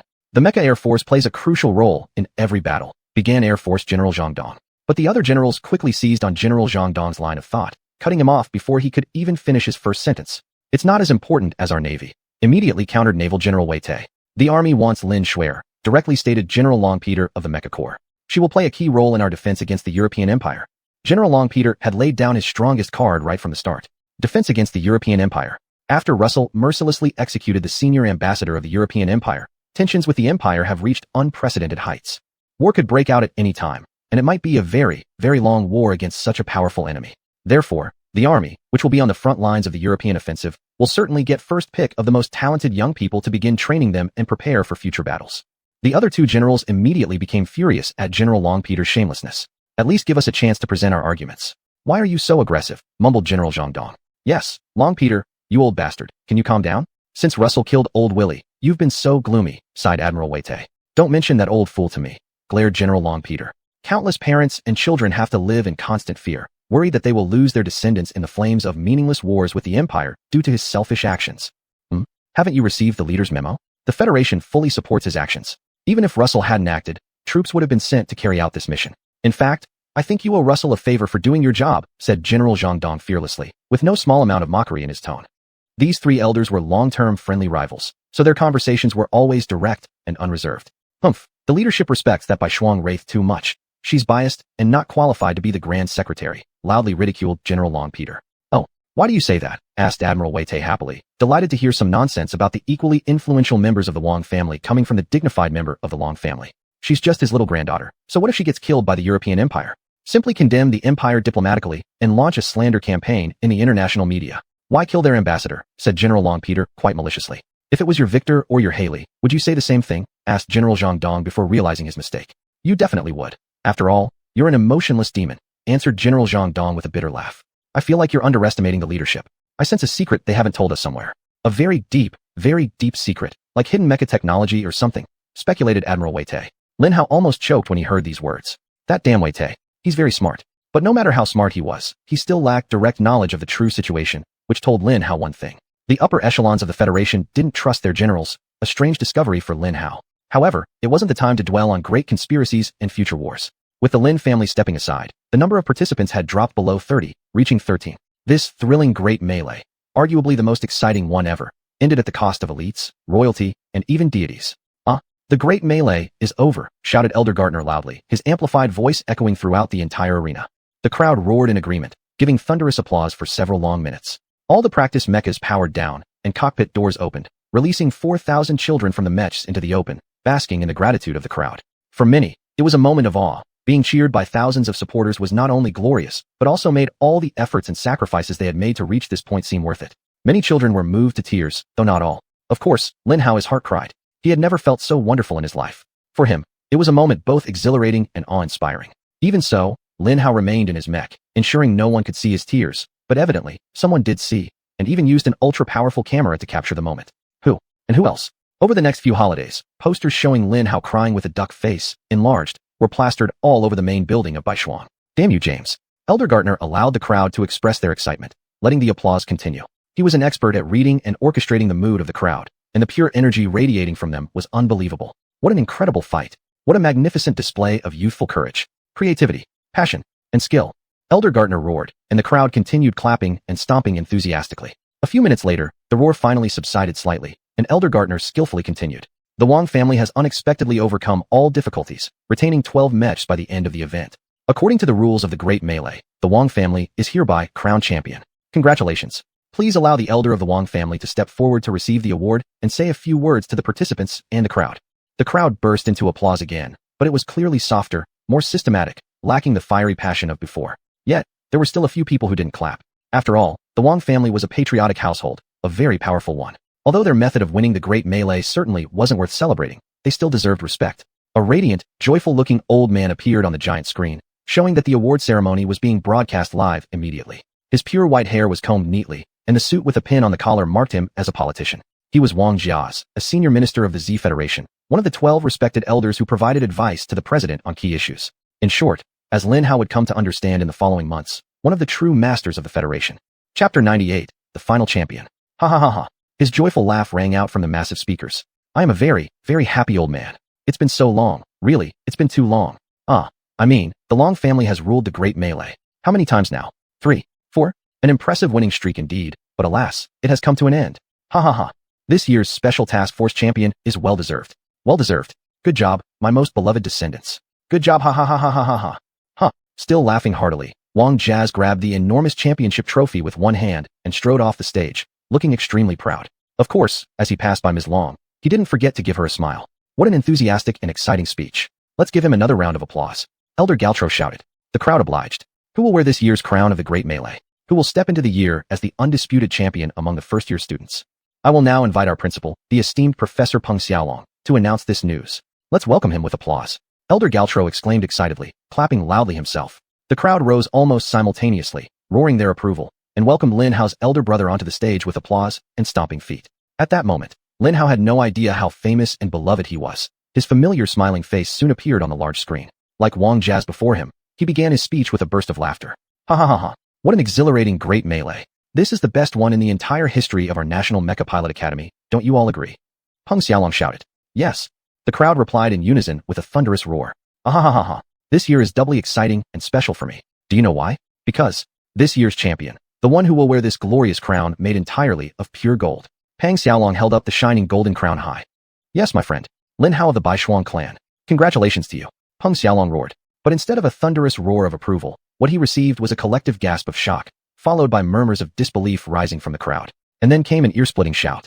I'm scared. When did you have a brother? Just like opening the gates of a dam, that piercing shout triggered a wave of astonished cries throughout the arena. Peng Xiaolong, one of the top mecha pilots, one of the 8 mecha gods of the Federation, actually has a brother? And Baishuang? Could it be? When did the Peng family and the Baishuang clan become so closely related? The Peng family and the Baishuang clan have formed an alliance? Impossible. That would completely disrupt the balance of power. The old man, so you actually managed to secretly establish such a shocking powerful alliance, the highest diplomat of the Federation, and they shouldn't even deserve this title. You sneaky bastard. Wang leader looked at Russell White Frost and rolled her eyes. Oh, the Pengs and our Baishuang clan are allies? Ha ha ha. Now you see the true power of my diplomatic skills. Wow ha. Russell White shamelessly took credit for Lin Hao's accidental groundbreaking move. Of course, that only made the astute Wang leader realize the truth. She could read Russell White like an open book, a straightforward warrior. Even you don't know what happened? So what exactly went down? Wang leader frowned deeply. Ha ha ha ha. Stunned. Surprised? Don't be. My brother will be the top student among the freshmen. I guarantee it. He'll rank within the top 10,000 nationwide among pilots. In Xuanyuan, Peng Xiaolong laughed evilly and shouted, loud enough for not just the freshmen, but also everyone else in the academy and the rest of the young generation across the Federation to hear. If Lin Hao hadn't possessed a freakishly talented gift for making friends, damn Peng Xiaolong's announcement would have plunged Lin Hao into pure hell in the academy. He didn't just reveal their brotherhood but bragged with such pompous praise. And all this contradicted his notorious reputation as a stingy praise principal. Thousands of young people worked day and night, laboring diligently day after day, longing to catch his eye and earn just a single word of praise. Looking at Lin Hao, they saw what had to be the greatest thief in history. They couldn't wait to defeat Lin Hao and show Peng Xiaolong that they were far more deserving of being his brother. With just a few words, Peng Xiaolong had laid the groundwork for Lin Hao's grand debut under the Federation spotlight. The unspoken words he said to Lin Hao that day were just, I send the strongest and most outstanding people in the entire Federation to fight you, and then you defeat all of them. Once you're done, climb the national pilot ranks, and then defeat them. Damn it, big brother, I get what you're trying to do. Go to hell. Exert yourself to the fullest. I present to you the crown of this year's Grand Melee Champion. Peng Xiaolong roared as he jumped off the stage, appearing beside Lin Hao, who was still stunned, just seconds later. Massive spotlights hurriedly rotated behind him, illuminating both figures. Their faces appeared on every news channel in the country, and every international news channel that was broadcasting this event. Of course, it was his masterstroke. They wanted Lin Hao to become popular while hiding the devouring right under everyone's nose. No one but the crazy Peng Xiaolong would dream of exposing such an important person to so much public scrutiny. Congratulations, you did a great job, Peng Xiaolong said with pride. Despite knowing that this would condemn Lin Hao to years of conflict with every school-age child, Lin Hao couldn't help but be moved by his sincere pride. This was someone who truly cared for him and wanted him to succeed. Someone who viewed Lin Hao's victory as their own victory. He might be as gentle as an angry bull, but damn, it felt good to make him this proud. So Lin Hao gave him a smile in return. He placed the crown on Lin Hao's head, and just as he did so, a majestic mech appeared in the sky, quickly landing behind Lin Hao. It was covered in thick cream-colored armor, wielding a massive broadsword and an equally large round shield. It looked savage, brutal, and more than willing to engage in melee combat.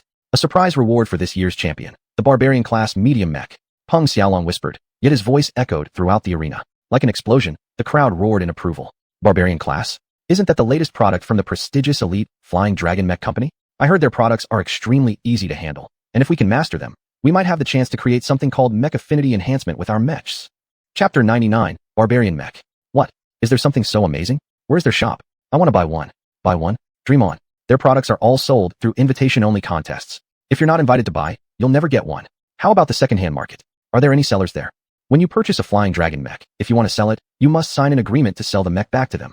There's absolutely no second-hand Flying Dragon mech available. I've heard that a wealthy young master from an obscure family has a long-term offer to buy one at 100 times their purchase price. Anyone. But there have been no takers. Incredible. Damn liar, he's too lucky. Just by listening to the commotion in the crowd, Lin Hao quickly understood how precious the reward of those years was. This mech will accompany you for the rest of your journey in this academy, Peng Xiaolong continued. Take good care of it and make us proud. The crowd kept clamoring with their approval and envy. Of course, Lin Hao could also feel 4,000 pairs of envious eyes staring at him from all directions.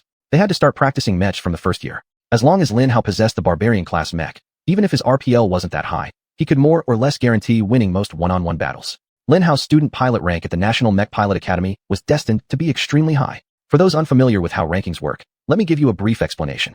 Most rankings in the Z Federal Republic are historically accurate. This means, without time limits. In other words, once you're ranked, then your name will forever be listed in that ranking system. If Lin Hao ranks first in any category, such as the national ranking, then he will always be first, including all those who have passed away.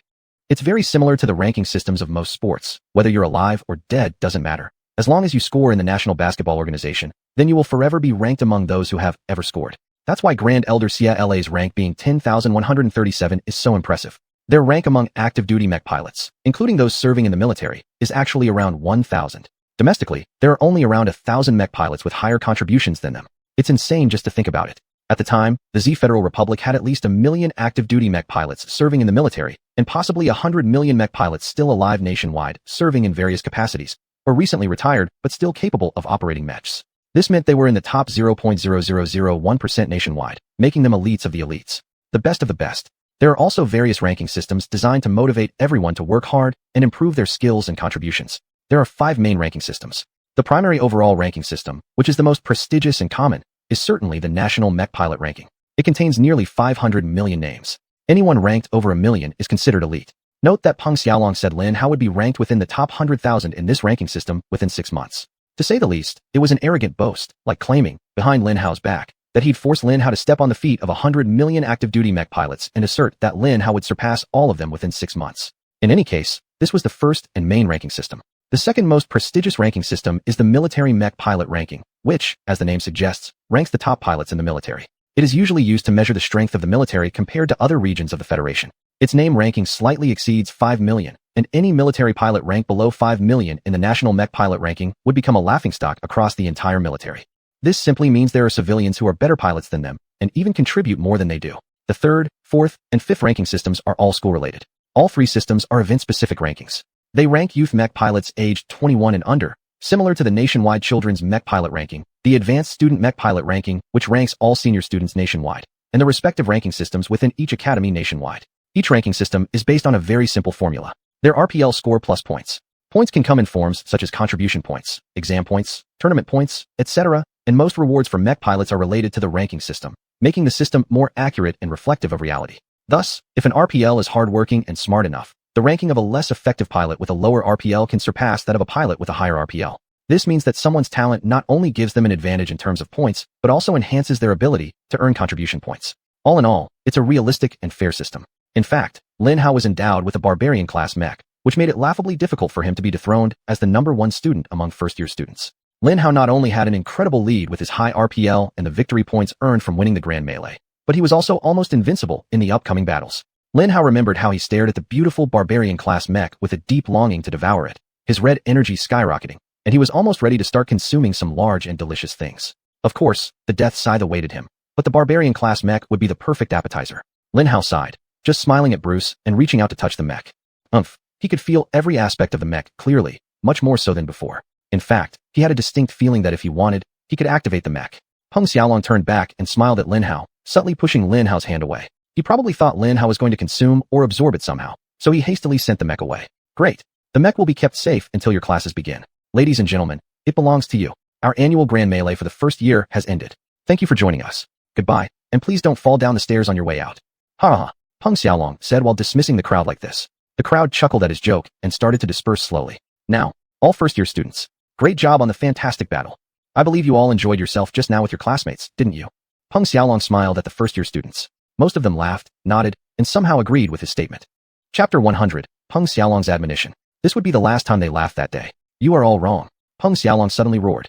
He raised his hand, and in an instant, Kronos appeared in the sky with a stunning thunderous sound, landing behind him. Peng Xiaolong jumped into the cockpit as if nothing happened, then turned back to face everyone after moving 100 meters. If you want to team up against anyone, make sure you win this bloody fight. Why? Because you're wasting valuable mechs, while your enemies are just wasting one. The first lesson of the year. Everything damn thing comes with a cost. Getting your damn mechs. I'll be your teacher today. Everyone cheered. 4,000 children climbed back into their mechs, reactivated them, and 4,000 mechs rumbled back to life as the damage threshold was turned off, allowing all mechs still physically mobile to move again. Line up. Peng Xiaolong pointed in a random direction and bellowed. Many of them were damaged, mostly by Lin Hao. At that moment, a group of mechs began to try to line up as best they could. The Wang family, Lin family, and Lin Hao, who were completely undamaged, formed the first line. Lin Xueli was among them, and Lin Hao gave her a friendly wave, only to receive a loud HMPH in return. Lin Hao guessed she was still sour about her staggering losses and her head being stripped of its crown. Those who had only lost an arm were the luckiest. They quickly formed ranks near Lin Hao. Those without legs weren't so lucky, but weren't completely out of luck either. They managed to crawl with their arms into formation.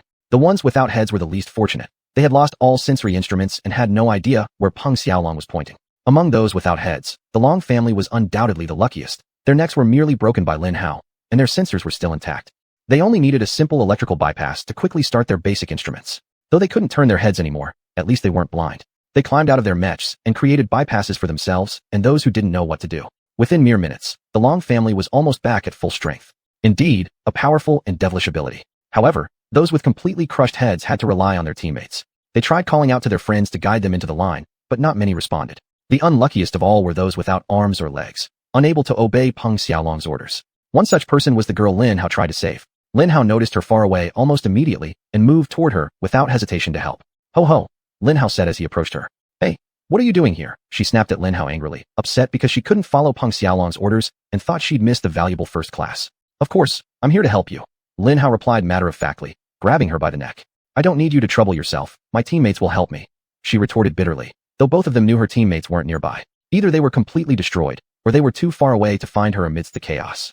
Sure they will, Lin Hao responded cheerfully, looking around for Tess while wondering what had happened to her. The girl sighed silently, staying quiet even though she wanted no help. She had no control over her unresponsive arms and legs.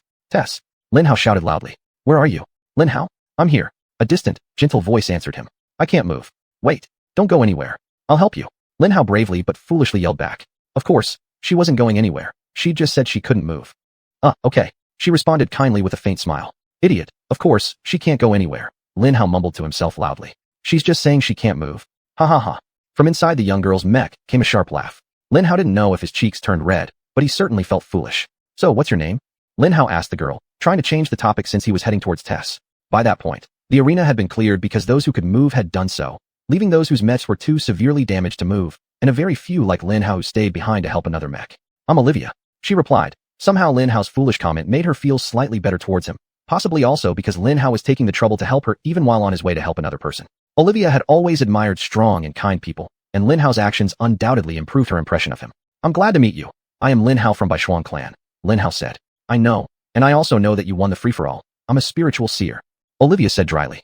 Ha ha, wow, a seer. Tell me quickly, what color underwear am I wearing? Lin Hao laughed heartily and said another silly thing. Olivia didn't say another word for the next 5 minutes. However, the same couldn't be said for Lin Hao. What?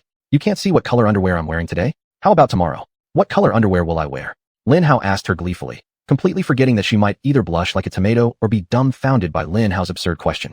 Getting to know her, it was probably both. She blushed, perhaps racking her brain over how an idiot like Lin Hao could win the free-for-all. Lin Hao gleefully played around, bombarding her with a series of questions that would be easy for a real spiritual seer to answer. Will it rain tomorrow? What color is Peng Xiaolong's underwear?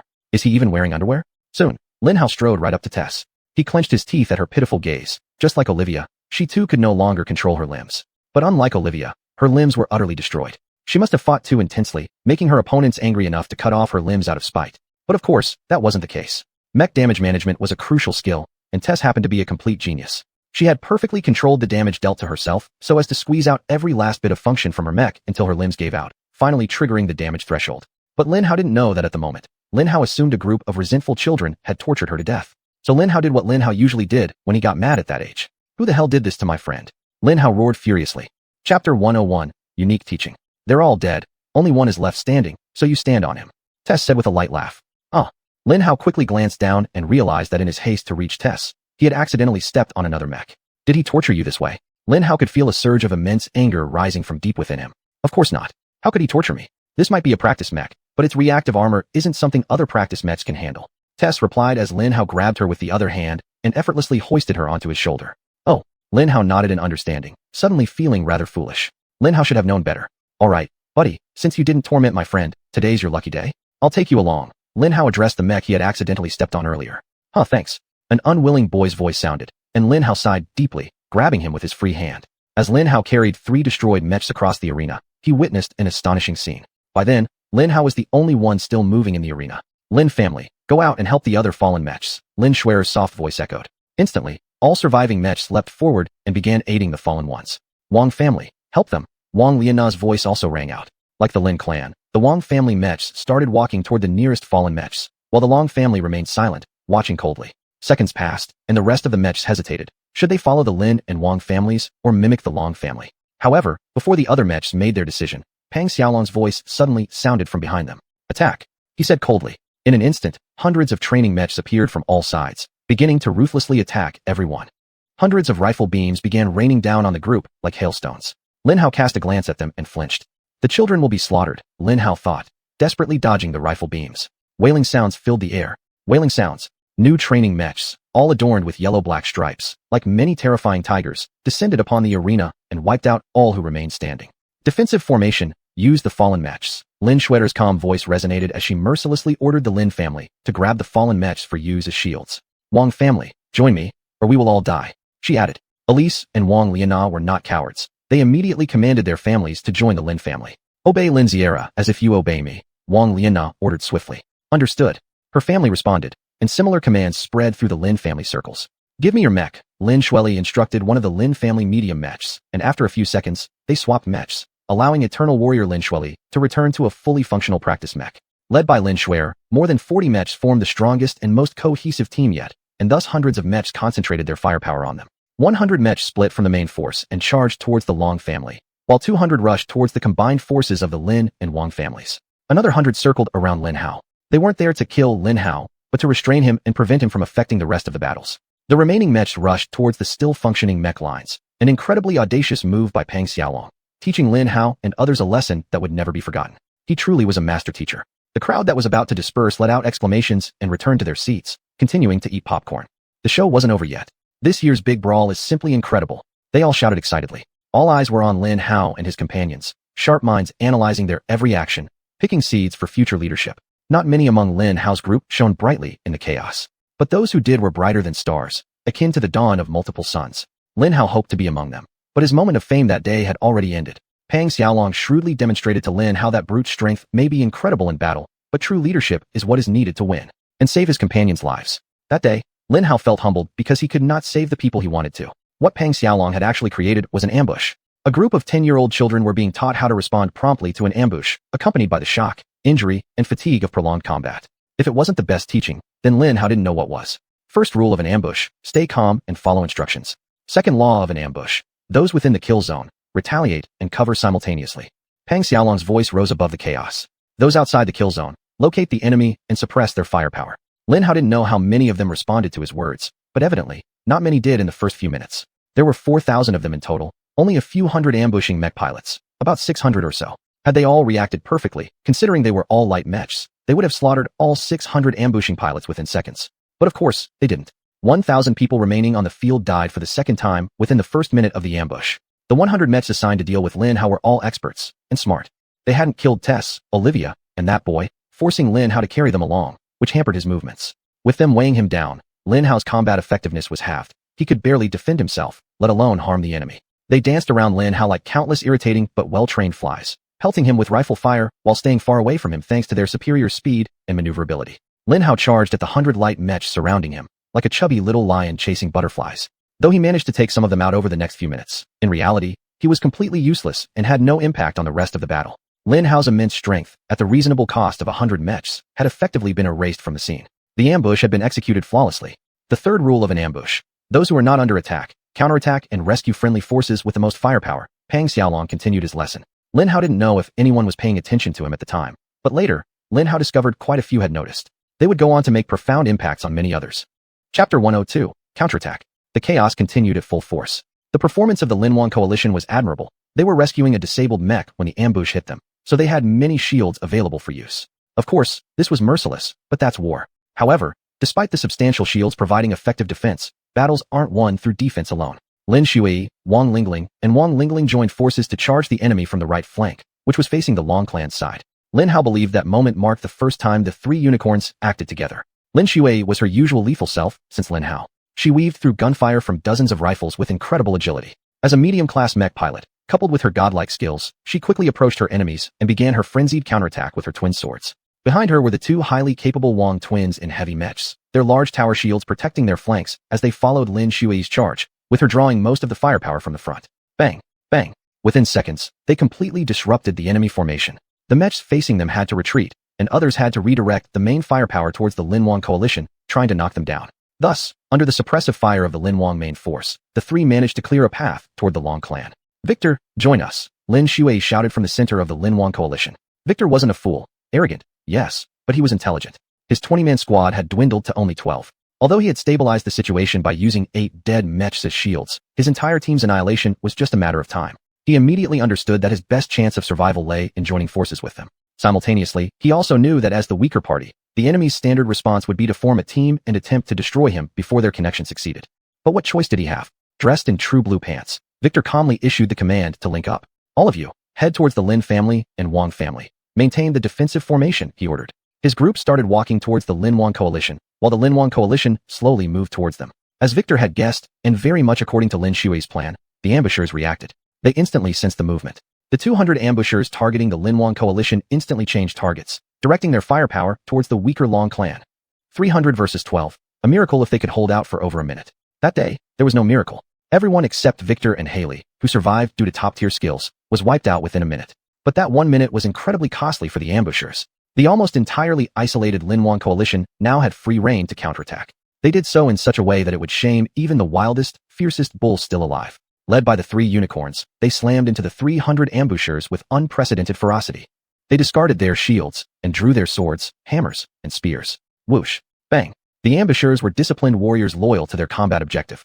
None wavered in maintaining intense firepower on the Long clan, except those directly attacked by the Linhuan coalition, who only then acted to defend themselves. But they were light mechs fighting against medium and heavy ones. They stood no chance. The despair of the coalition was so great that they managed to eliminate 100 ambushers within the minute bought for them by the Long clan. For the ambushers, it was a catastrophic exchange, losing 100 mechs for only 10 Long family mechs.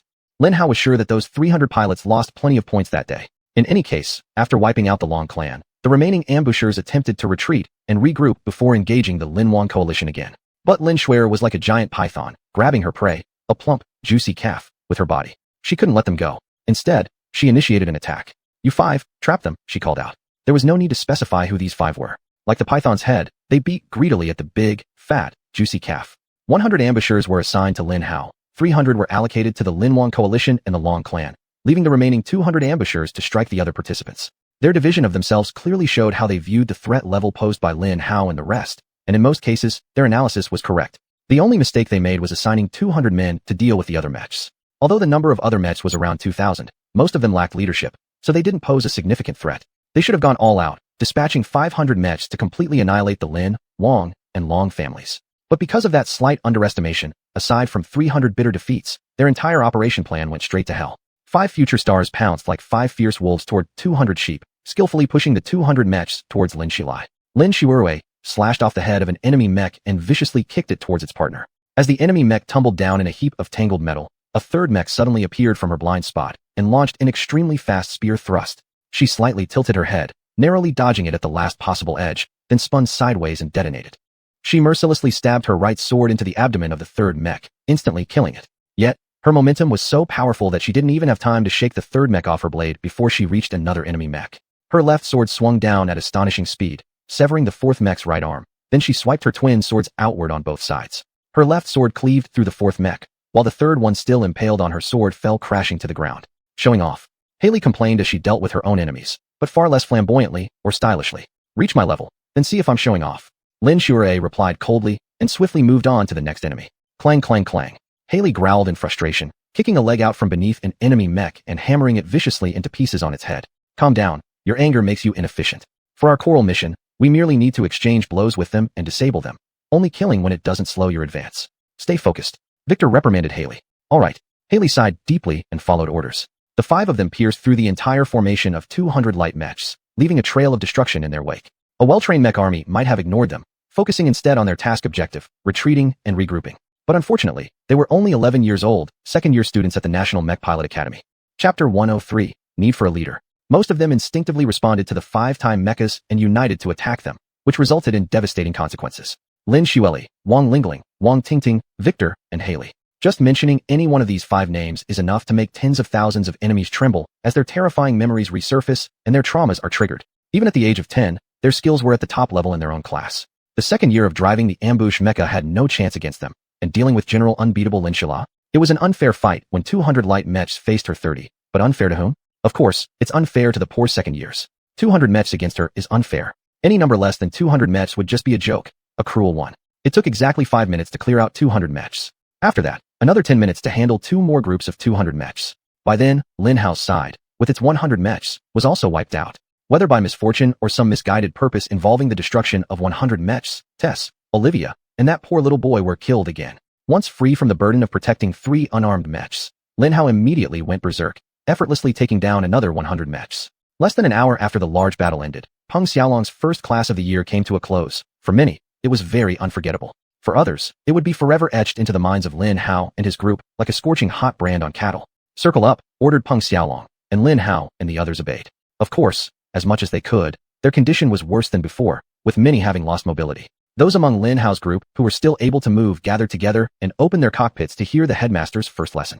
You first years, listen carefully, perhaps I should say, due to the failures of a few individuals, you managed to defeat the ambush but lost this battle, Peng Xiaolong said while teaching his lesson. Lin Hao quickly glanced at Lin Shuer and Lin Shueli.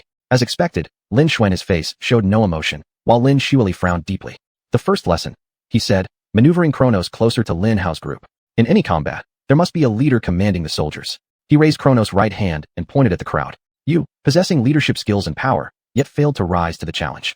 All of you elites, royals, and sacred pilots as leaders have failed. The entire arena fell silent at his words.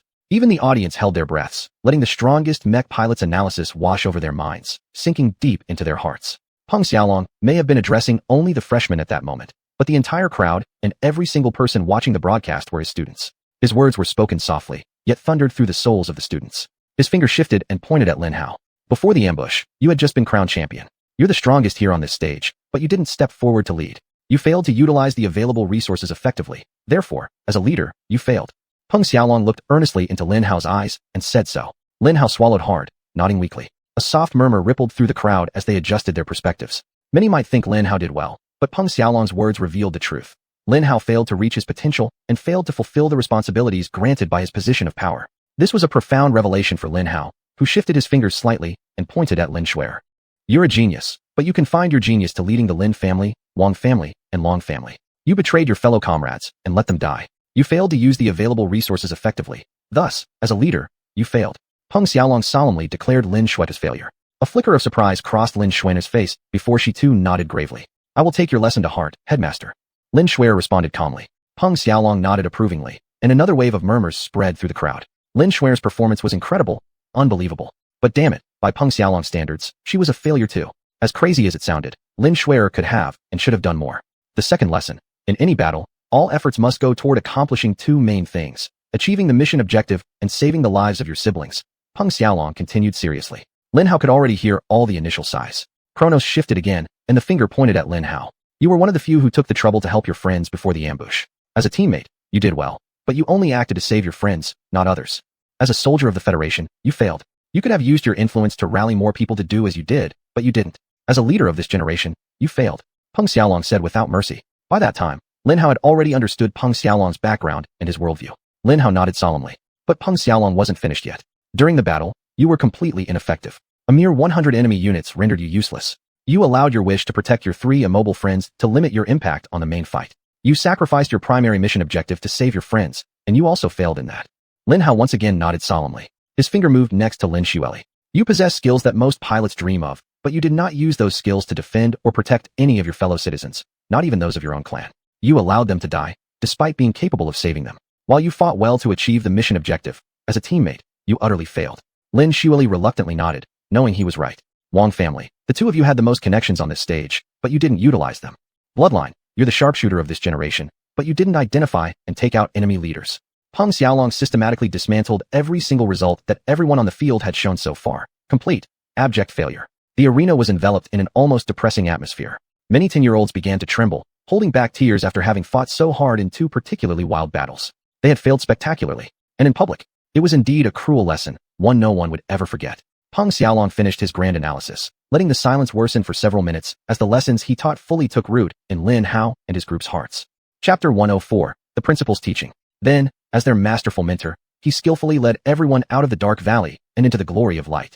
This is my final analysis, Peng Xiaolong said calmly. You are all the biggest failures this academy has ever seen. Sobs and whimpers could be heard, breaking the silence of the crowd, which was accompanied by ominous murmurs. But all of you are also the best and strongest generation I have ever seen in my life. I didn't intentionally let you all win the ambush, but you did. You not only won the ambush, but also ensured that thousands of people are still alive. If you can learn from your mistakes, you will grow to become strong pillars, bearing the responsibility to defend our country and eliminate those who seek to harm us.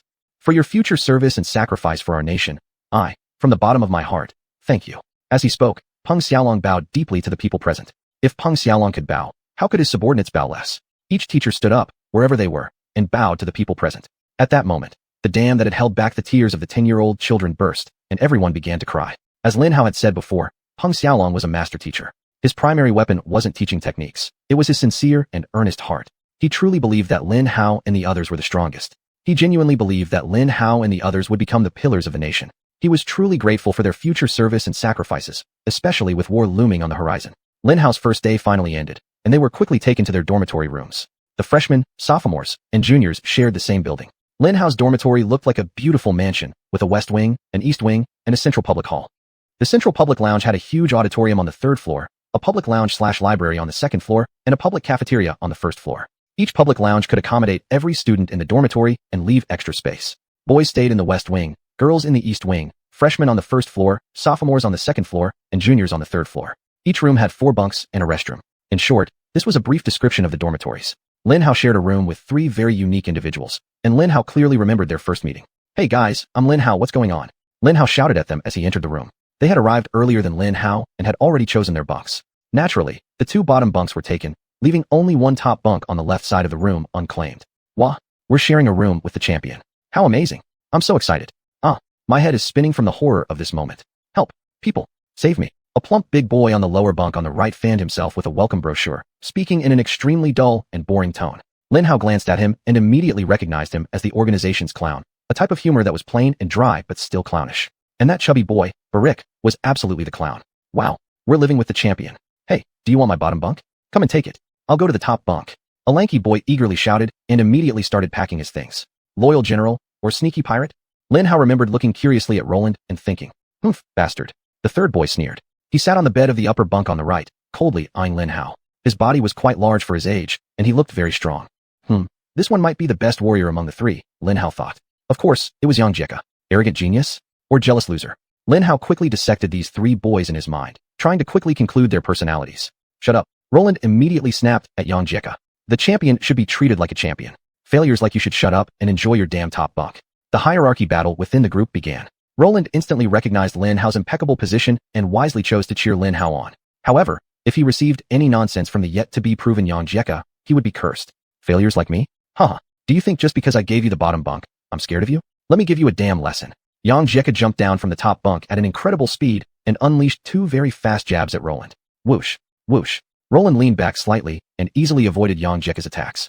As Yang Jieka was unleashing his jabs, Roland launched his own counterattack, firing off a ferocious right hook aimed directly at Jieka's face. Jieka skillfully deflected Roland's right hook with his left arm from the inside, causing Roland to lose his balance. Then, without any flair, he viciously landed a perfect uppercut squarely on Roland's chin.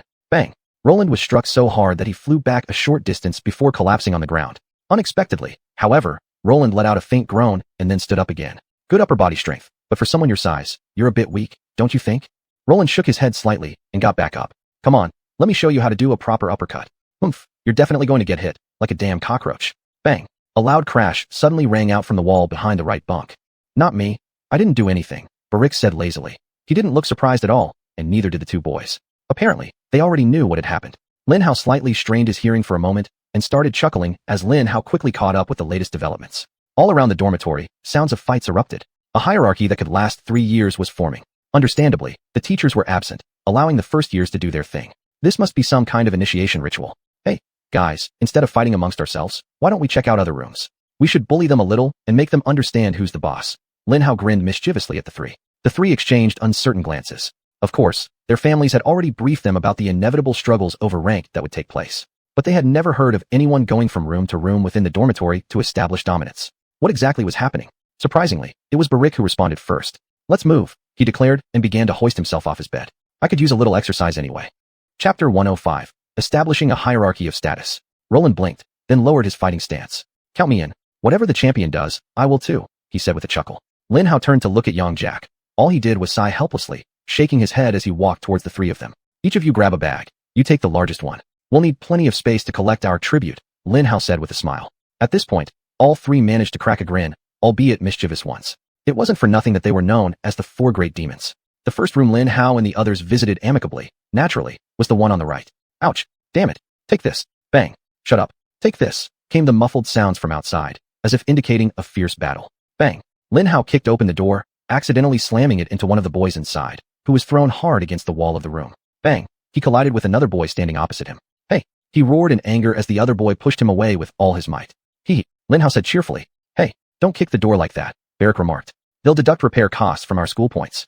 Oh, damn it, I didn't know. Lin Hao cursed loudly. He hadn't even started any extortion yet, but his earnings were already in the negatives. What exactly are you guys doing in here? The biggest boy in the room, assuming the role of leader, shouted at Lin Hao in the group. He must have been paying close attention to Peng Xiaolong's lessons. There needed to be a leader in each group. Lin Hao nodded approvingly. Hey, guys, of course, we're here for a friendly visit. Roland immediately stepped forward with a friendly smile. Friendship visit. Get out of our room, or I'll make you leave, the big boy threatened. Can you hear it? The sound of so many fierce, angry boys fighting. Roland ignored him, tilting his ears. Sure enough, with the door wide open, there were sounds of fighting everywhere, very clear. So what? The big boy asked, slightly confused. We're here providing you with our service. For just a small fee, we'll ensure no harm comes your way. Haven't you heard what our glorious principal said earlier? We must protect our brothers and sisters. As your neighbors, we're here to protect you. Roland exclaimed in a voice sounding quite righteous. You're extorting us? The big boy was no fool. He caught on immediately, calling it by its name. It wasn't as though Lin Hao's group would deny this outright. Goodness. Extortion? Protecting the world. How could you think we're extorting you? Brother, he must be feeling dizzy. Please help him recover. Roland said in a very concerned tone to Lin Hao. Lin Hao stood there, letting out a deep sigh. His sharp eyes immediately examined the room and its contents, drawing a conclusion. These boys were absolutely not wealthy young masters. Their personal belongings looked rather old, frankly speaking, much worse off than Lin Hao's own.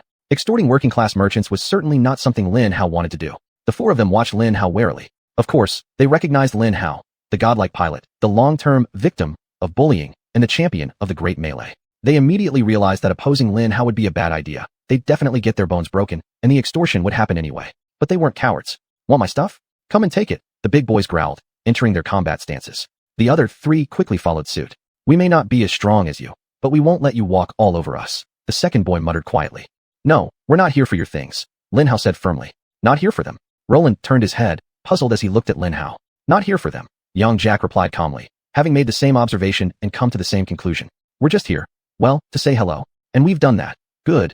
Goodbye, Lin Hao said, then turned to leave the room. Lin Hao's 3 loyal followers quickly followed him out. All 4 boys were completely confused. Nevertheless, the hierarchy struggle among them was underway. After showing a united front against a common enemy, however, Lin Hao would bet that their hierarchy dispute would be resolved soon. There was no need to argue about who should be the leader among the brothers. So, Lin Hao and the group moved to the neighboring room. As Lin Hao was about to use his hand to open the door, Roland called out to stop him this time. "Hold on, please tell me what's going on. Did we secure any tribute?" he asked, with a hint of irritation in his voice. "Our tribute can only come from the rich," Yang Jack replied for Lin Hao. "Still bullying people," Lin Hao added. "Oh, like Robin Hood." Roland, who finally realized what was happening. "Yes, just like Robin Hood, except we won't give our spoils to the poor." Lin Hao grinned at him. "All right, keep me posted. Give us a signal if we're to continue with our protection plan," Roland said. "Of course," Lin Hao replied and moved to open the second door. Unlike other rooms, this particular one was unusually quiet. The 4 boys were all sitting on their beds. 3 of them had bruises on their faces while the 4th sat unhurt on the upper bunk on the right. The struggle to resolve the hierarchy had already ended, leaving only 2 tiers, the 4th boy on top and the other 3 at the bottom.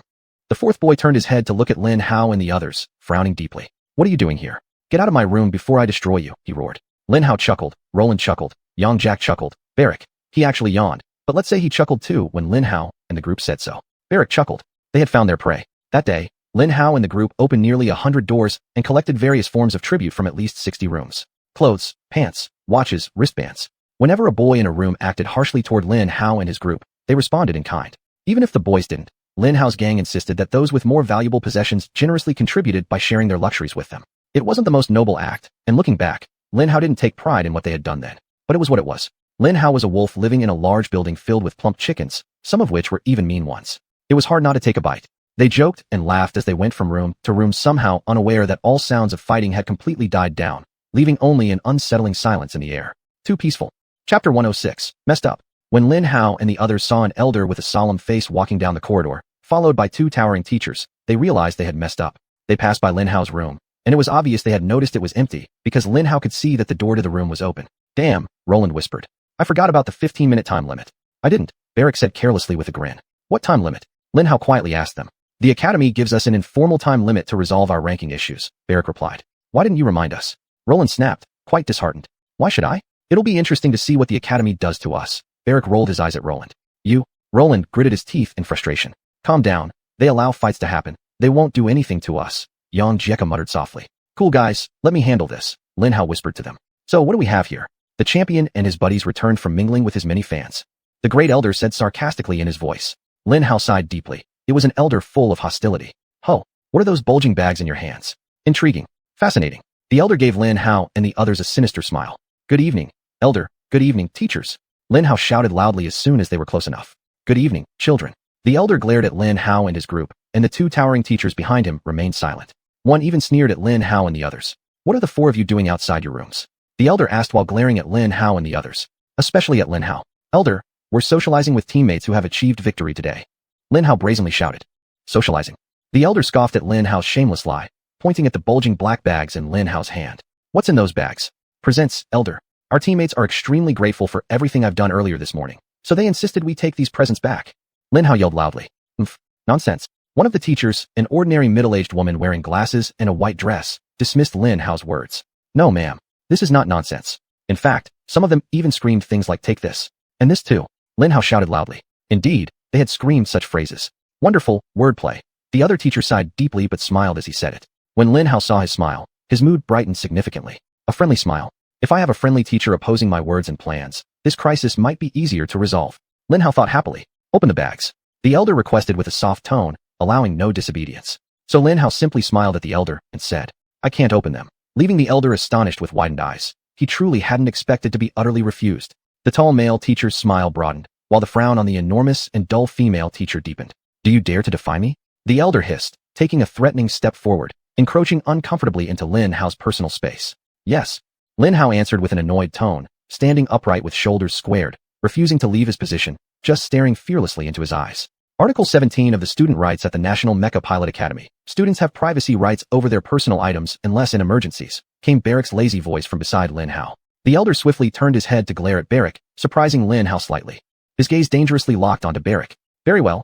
I hope you also remember that all individuals found violating the aforementioned clause will receive disciplinary actions ranging from minor to severe, depending on the gravity of the offense, to be enforced by any higher-ranking member after corroboration from a second person." The elder smirked coldly at Barrick, who merely shrugged as if he cared not one bit about the world around him. Lin Hao chuckled softly. For the second time that day, the door next to where Lin Hao and the others stood burst open with a bang. Bang. It would make for an interesting case if the elder forcefully slammed the door and accidentally injured a student. Who? Oh, good evening, Elder Pujian. The big boy was ready to curse fiercely but stopped abruptly upon seeing the elder. You boys, answer me truthfully. Did these four troublemakers take anything from you? Elder Pujian asked. No, Elder, they did not. The four boys shouted in unison. Good, just like you. With that, Elder Pujian shoved Lin Hao and the others out and closed the door, or attempted to close it. But because Lin Hao had previously broken it, it didn't shut properly. Elder, you shouldn't slam the door so hard. Look, you broke it. Poor boys might not sleep well tonight because of this reason, Lin Hao loudly said, shamelessly shifting the blame onto the cursed elder. What? I did not break anything. The room's door was all ready. Elder Pujian began. However, Lin Hao sighed deeply on cue, and immediately after, Roland loudly whispered to Yang Jieka. I found it broken already. It's exactly what my 5-year-old brother said last week when he broke my father's vase. Imagine, an elder at this prestigious academy behaving like a 5-year-old child. Roland muttered lowly but loud enough for the boys in the room to hear. You. Elder Pujian glared furiously at Roland, who simply stared back innocently, blinking like an innocent 10-year-old boy. He was indeed a 10-year-old boy, but he was absolutely not innocent. Fine. I'll cover the entire cost of repairing this room's door, he roared. Let's go to the next room. Learning his lesson like Lin Hao, Elder Pujian carefully opened the door to the next room with his hands this time. You little rascals. Did these four troublemakers take anything from you? Elder Pujian shouted loudly. Upon hearing this, the fourth boy, a wealthy and influential young master, jumped down from the bed. Yes, they beat me up and stole my most expensive shirt and pants. Elder, you must give me justice today, he yelled, desperately grabbing the elder's hand. All right then, what do we have here? The elder's angry expression softened instantly, becoming as gentle as an angel. Don't worry, my dear child, I will ensure justice is served today. So, tell me, they beat you and took your shirt and pants. Chapter 107. He truly deserves it. Yes, they did it. Look at my wounds. The fourth boy angrily shouted, showing Elder Pujian the bruises on his arms, legs, and feet. Lin Hao's group had done a thorough job with that spoiled bully. He was truly a sorry sight. So, it was assault and robbery. Elder Walama's eyes flashed with a dangerous light as he turned to look at Lin Hao and the other three. Lin Hao could hear Luo Lan nervously swallowing in fear, his heart pounding rapidly. However, very strangely, Yang Jie and Barrick remained calm, with steady heartbeats. They were not afraid of what was about to happen. Teacher Judy and Teacher Tom, you two are my witnesses. What are the consequences of assault and robbery within our prestigious academy? Elder Pujian asked in his smooth voice. Assault results in a deduction of 10 points, a first written warning, and 5 lashings with a cane. Teacher Judy immediately answered, laughing openly without any pretense. Wonderful, I hereby execute the disciplinary action for attacking a student. Elder Pujian turned his head toward the fourth boy. Danny, he responded eagerly. Danny, deduct 10 points from those 4. Written warning, Teacher Judy, send warnings to their families immediately. Plus, 5 public lashings. Elder Pujian gave Lin Hao's group a faint smile, and suddenly, a thick but evidently flexible cane appeared in his hand. You can't do this. As Luo Lan was about to protest in horror, Barrick suddenly grabbed him and closed his mouth with his hand. Stay quiet, Barrick whispered seriously. Barrick was not one who accepted failure. He would fight back and allow no one to trample over him like this. Neither would Lin Hao. At that moment, the two of them were like wolves letting themselves be captured by an evil hunter. They advanced while retreating. Somehow, they completely understood each other. Though Yang Jie wasn't as cunning as these two, he was an excellent reader of character. He had already realized that Lin Hao and Barrick were never ones to be underestimated, especially under such circumstances where they suffered heavy losses. So he interpreted their silence as a part of reality, a segment of a much larger plan. Knowing your place is good. Fatso, 5 lashes. Let's start with you. Elder Pujian lifted the cane and struck it forcefully across Barrick's left arm. Even through his shirt, blood seeped out instantly as his skin tore and began bleeding. Barrick blinked hard, releasing his grip on Luo Lan, trying to cope with the enormous pain rushing into his arm. He almost couldn't take a deep breath, trembling. Elder Pujian's cane slammed down again viciously. This was downright cruel, and Lin Hao's eyes narrowed to slits. His heart burned with anger. Slap, slap. The red mechanical core within Lin Hao started reacting to his tremendous anger. But at that moment, Lin Hao was too enraged to care. 3 more vicious lashes hammered down with savage strength onto Barrick, and by the end, Barrick had fallen to the ground helplessly due to the excruciating pain. He truly deserves it. Lin Hao watched as a satisfied smile spread across Elder Pujian's face and swore in his heart. Next, you, little coward. Elder Pujian smiled wickedly at Luo Lan. By then, despite his fear, Luo Lan finally realized something was off, and punishment was a necessary step in this process. So he gritted his teeth, determined to face whatever was coming next. Like Barrick, he collapsed on the ground with heavily bleeding arms, but unlike Barrick, his face was twisted with agony, anger, and profound anticipation. Luo Lan sobbed and cried. It was miraculous that he hadn't fainted. Thankfully, the robust male teacher carried some advanced medication, and he promptly moved to help Luo Lan. Clearly, he came prepared. This wasn't Elder Pu Jian's first rodeo-style performance. You should let them suffer a bit longer, Teacher Tom. Elder Pu Jian said disapprovingly. However, Teacher Tom ignored him and immediately administered potent medicine to relieve Luo Lan's pain and healed his arm. Afterward, he proceeded to do the same for Barrick. Humph, a teacher yet so unworthy of instruction, Elder Pu Jian spat. Come here you. Yang Jie acknowledged and stepped closer to Elder Pu Jian, entering his range. Knowing that Teacher Tom would act immediately to heal him anyway, the venomous Elder Pu Jian used all his strength to beat Yang Jie. In fact, his attacks were so barbaric that by the fifth strike, Yang Jie's arm actually snapped into two pieces. Yang Jie finally cried out in pain when this happened.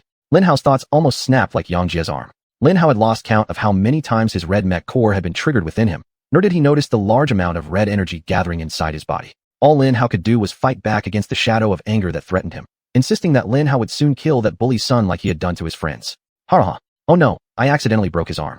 Teacher Tom, you have medicine for him, right? Elder Walama looked gleefully as Teacher Tom scrambled to help Yang Jie. A few seconds later, he turned toward Lin Hao. Now it's for the championship. What a pity such power comes with such a despicable character. I should teach you an appropriate lesson so you can repent for your sins. I know your body is exceptionally strong, so, in the name of fairness, for you to also feel the purifying pain your friends endured, I will carry out your punishment with this special tremor cane. What exactly is the tremor cane? Medguild. You'll find out once I make you taste it yourself. Elder Pu Jian snarled wickedly. But upon hearing his words, Teacher Judy gasped and widened her eyes in shock. Elder, the tremor cane is a B-class penal tool, Teacher Judy said urgently. Shut your mouth, Teacher Judy. Elder Pu Jian hissed softly at her, scaring her pale and making her immediately shut her mouth per his order. However, Teacher Tom stood up and sternly glared at Elder Walama. No, I won't let you use the tremor cane on a 10-year-old boy, he said calmly.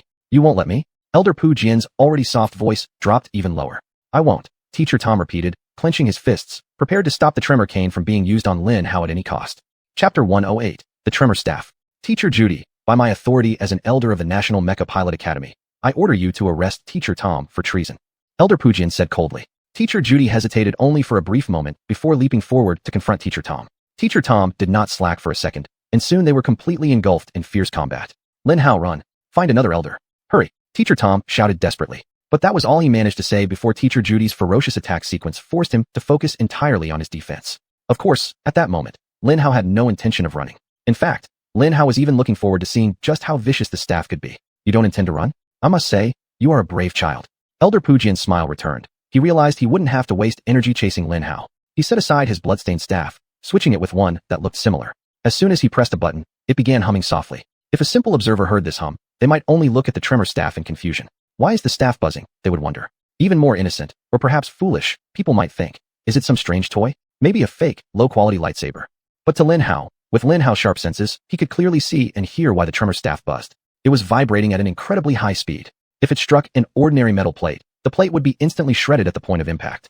This was no toy. This was a vicious weapon designed to inflict incredible damage on armored objects or inhuman pain on unarmored living beings. And because it was used against a 10-year-old first-year student. All right, very good, Lin Hao thought, a chilling anger rising within him. Let's see if my white mecha armor breaks first, or your damned hand holding the tremor staff. Good boy, stand still now while I begin to whip you. Elder Pu Jian roared, gripping the tremor staff high with both hands in a warrior-like stance. Humph, boom, bang bang. The tremor staff slammed into Lin Hao's left arm with unimaginable force. The tremor staff was a meticulously designed weapon equipped with a powerful shock absorption system, allowing the wielder to fully avoid experiencing the staff's tremor, but only to a certain extent. Against most objects humans can wield manually, such as shields and swords, the tremor staff would surely blast through them like hot steel through butter. Or a more fitting example, like a hammer smashing through butter. That was why it was classified as a B-grade weapon, extremely dangerous at close range. However, facing heavy mecha armor, or even well-built tanks, the tremor staff was utterly useless. In fact, not only was it useless, but swinging it and striking it against armor beyond its destructive capacity would force the staff's destructive vibrations to travel along the wielder's hand instead of reaching the target. It would be as though the wielder used the tremor staff on their own hand. In short, that was exactly what happened at that moment. With all of the elder's strength, the formidable tremor staff slammed into Lin Hao's fully armored left arm. The powerful downward motion of the tremor staff was forcibly halted by Lin Hao's white mecha armor, shattering its shock absorption system entirely. Then every ounce of destructive power released by the tremor staff flowed into the elder's hand. Blood, flesh, bone fragments, severed fingers. A storm of blood that once constituted the elder's hand erupted around Lin Hao. Completely caught off guard and unable to bear the pain, the elder's self-defense mechanism kicked in, causing him to faint where he stood. Bang! His body slumped onto the floor, the tremor staff leaving his hand. It immediately detected it wasn't being used and turned itself off. Elder Pu Jian. Teacher Judy screamed in horror, her chest heaving as she vomited her half-eaten lunch. Teacher Tom immediately grabbed a communicator and smashed the emergency button. By then, Lin Hao had already removed his armor and was looking coldly at Elder Pujian. A pool of blood quickly formed around the severely damaged stump of the elder's shoulder. Without any measures taken, he would die within a minute. Lin Hao certainly didn't want him to die there. It would be too merciful. So Lin Hao performed what the whole world misunderstood as a noble act. Teacher Tom, stop the bleeding. Quickly, Lin Hao shouted desperately. I won't let you die so easily, Lin Hao thought. Of course, Lin Hao was the only one who knew this thought, and everyone else assumed Lin Hao was concerned about Elder Pujian's safety. With the elder's collapse, the dramatic scene came to an abrupt end. The emergency rapid response team arrived at the scene within 2 minutes. Peng Xiaolong and Wen Jinyi arrived within 3, and by the 4-minute mark, the other teachers, elders, and grand elders were all surrounding Lin Hao. Who is Peng Xiaolong? He is one of the 8 great mecha gods of the Federation and also the principal of the National Mecha Pilot Academy. He could read battle trajectories as easily as reading a book, and the situation at hand was just as simple for him as a children's storybook. His eyes angrily narrowed in fury over the catastrophic security failure in the dormitory and the danger his brother had faced. That's right, Lin Hao bore no injuries at all. This was only due to his own incredible strength. A truly perilous situation, one that could have easily killed any other child, had unfolded around Lin Hao, and it was completely unacceptable to him that such a scenario developed. How are the 3 kids?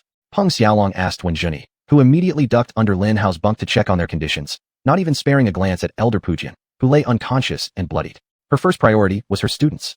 In fact, she didn't even give Lin Hao more than a fleeting glance, a testament to the immense trust she placed in him. They're fine. Wen Jinyi let out a relieved sigh. Teacher Tom, you did well to get them sedated so quickly. I failed to prevent the final disaster. I've let you down, Vice Principal 1. Teacher Tom replied softly, but firmly. We'll discuss this after a full investigation. Wen Jinyi stated as she stood up, finally taking a proper look at Lin Hao. Of all those involved in the incident, Lin Hao was the only one who emerged completely unscathed. Not a single hair out of place, not a single blemish on his perfect skin. Any outsider seeing this situation would undoubtedly assume that Lin Hao was the culprit rather than the victim. But there were no outsiders here, only factions. The politics began almost immediately after Wen Jinyi confirmed the safety of Lin Hao's bunkmates. Attacking an elder, Tremor, a clearly young male teacher who opposed either Lin Hao or the Bai Fong clan, started to say. Chapter 109, Peng Xiaolong's Wrath. But that was all he could do. Peng Xiaolong spun around and slapped him hard with the back of his hand, so forcefully that the young male teacher was sent flying. He slammed heavily into the side wall and passed out. Because you failed to notice the obvious and due to sheer stupidity, you're fired, Peng Xiaolong muttered softly to the unconscious figure of the teacher. Oh, he was angry. In fact, more than just angry. The pile of bodies over the next few days would confirm this, no doubt about it. All of his staff kept silent and still. None wished to be the recipient of Peng Xiaolong's wrath. Take him away. Wen Jinji sighed and told the teacher beside her. And make sure he can function normally. Yes, Vice Principal 1. 2 male teachers immediately responded and took him away. Elder in charge, secure the scene, obtain statements from all relevant individuals, and have the elder of the dragon family come to my office to see me. Peng Xiaolong said expressionlessly to the emergency team composed of 1 elder in charge, 2 elders, and 5 teachers. The dragon family is in trouble. Everyone present easily glimpsed into the future. Yes, Principal. The elder bowed gratefully. Ensure this imbecile stays alive to pay for his actions, idiot. Peng Xiaolong added, knowing fully well that Elder Pujian was not an idiot. No teacher would be foolish enough to use a B-class weapon on first-year students. But whatever the motivation behind his action, his fate was already entirely sealed. An enraged Peng Xiaolong is someone to avoid at all costs, even if you had to tear off your arm to cleanly escape. Return to your room after finishing speaking. Peng Xiaolong said gently to the 4 people, including Lin Hao. I will give you and your family an explanation. Yes, Principal Peng. The 4 responded calmly. After Lin Hao and the others made their statement, they quickly entered the room with their loot and settled down on their beds. Lin Hao sighed deeply as he lay down. He wasn't ready to let Elder Pujian off the hook yet. He still needed to release his emotion of wanting to watch him suffer. But Lin Hao knew from the very beginning that even if Lin Hao managed to turn the situation around, it would be a long road. So Lin Hao reluctantly abandoned the matter. After all, he had already passed out, and Peng Xiaolong was already involved. Even if the president intervened personally, there was no way for him to escape. Besides, it had been an incredibly long day for Lin Hao, and actually an emotional roller coaster. Lin Hao's gains in red energy were incredibly bountiful, and he couldn't wait to check his spoils. What exactly was that? Roland spoke first. Understandably, he was shaken. He needed a reason to explain the immense pain he had endured before. Yes, what are the 2 of you planning? Young Jack asked curiously. Unlike Roland, Jack was calmer. He was simply curious about Lin Hao's plan. Lin Hao glanced at Barrick, who had a faint smile on his face, signaling for him to explain. Well, basically, Elder Pujian punishing us was a mistake. You see, while the charge of our attack on him was actually true, this is absolutely something the Academy doesn't want to deal with. Because if we are handled as attackers, then the entire freshman year must also be dealt with for mutual killings. It would be an unimaginable chaos. Roland instantly widened his eyes in realization.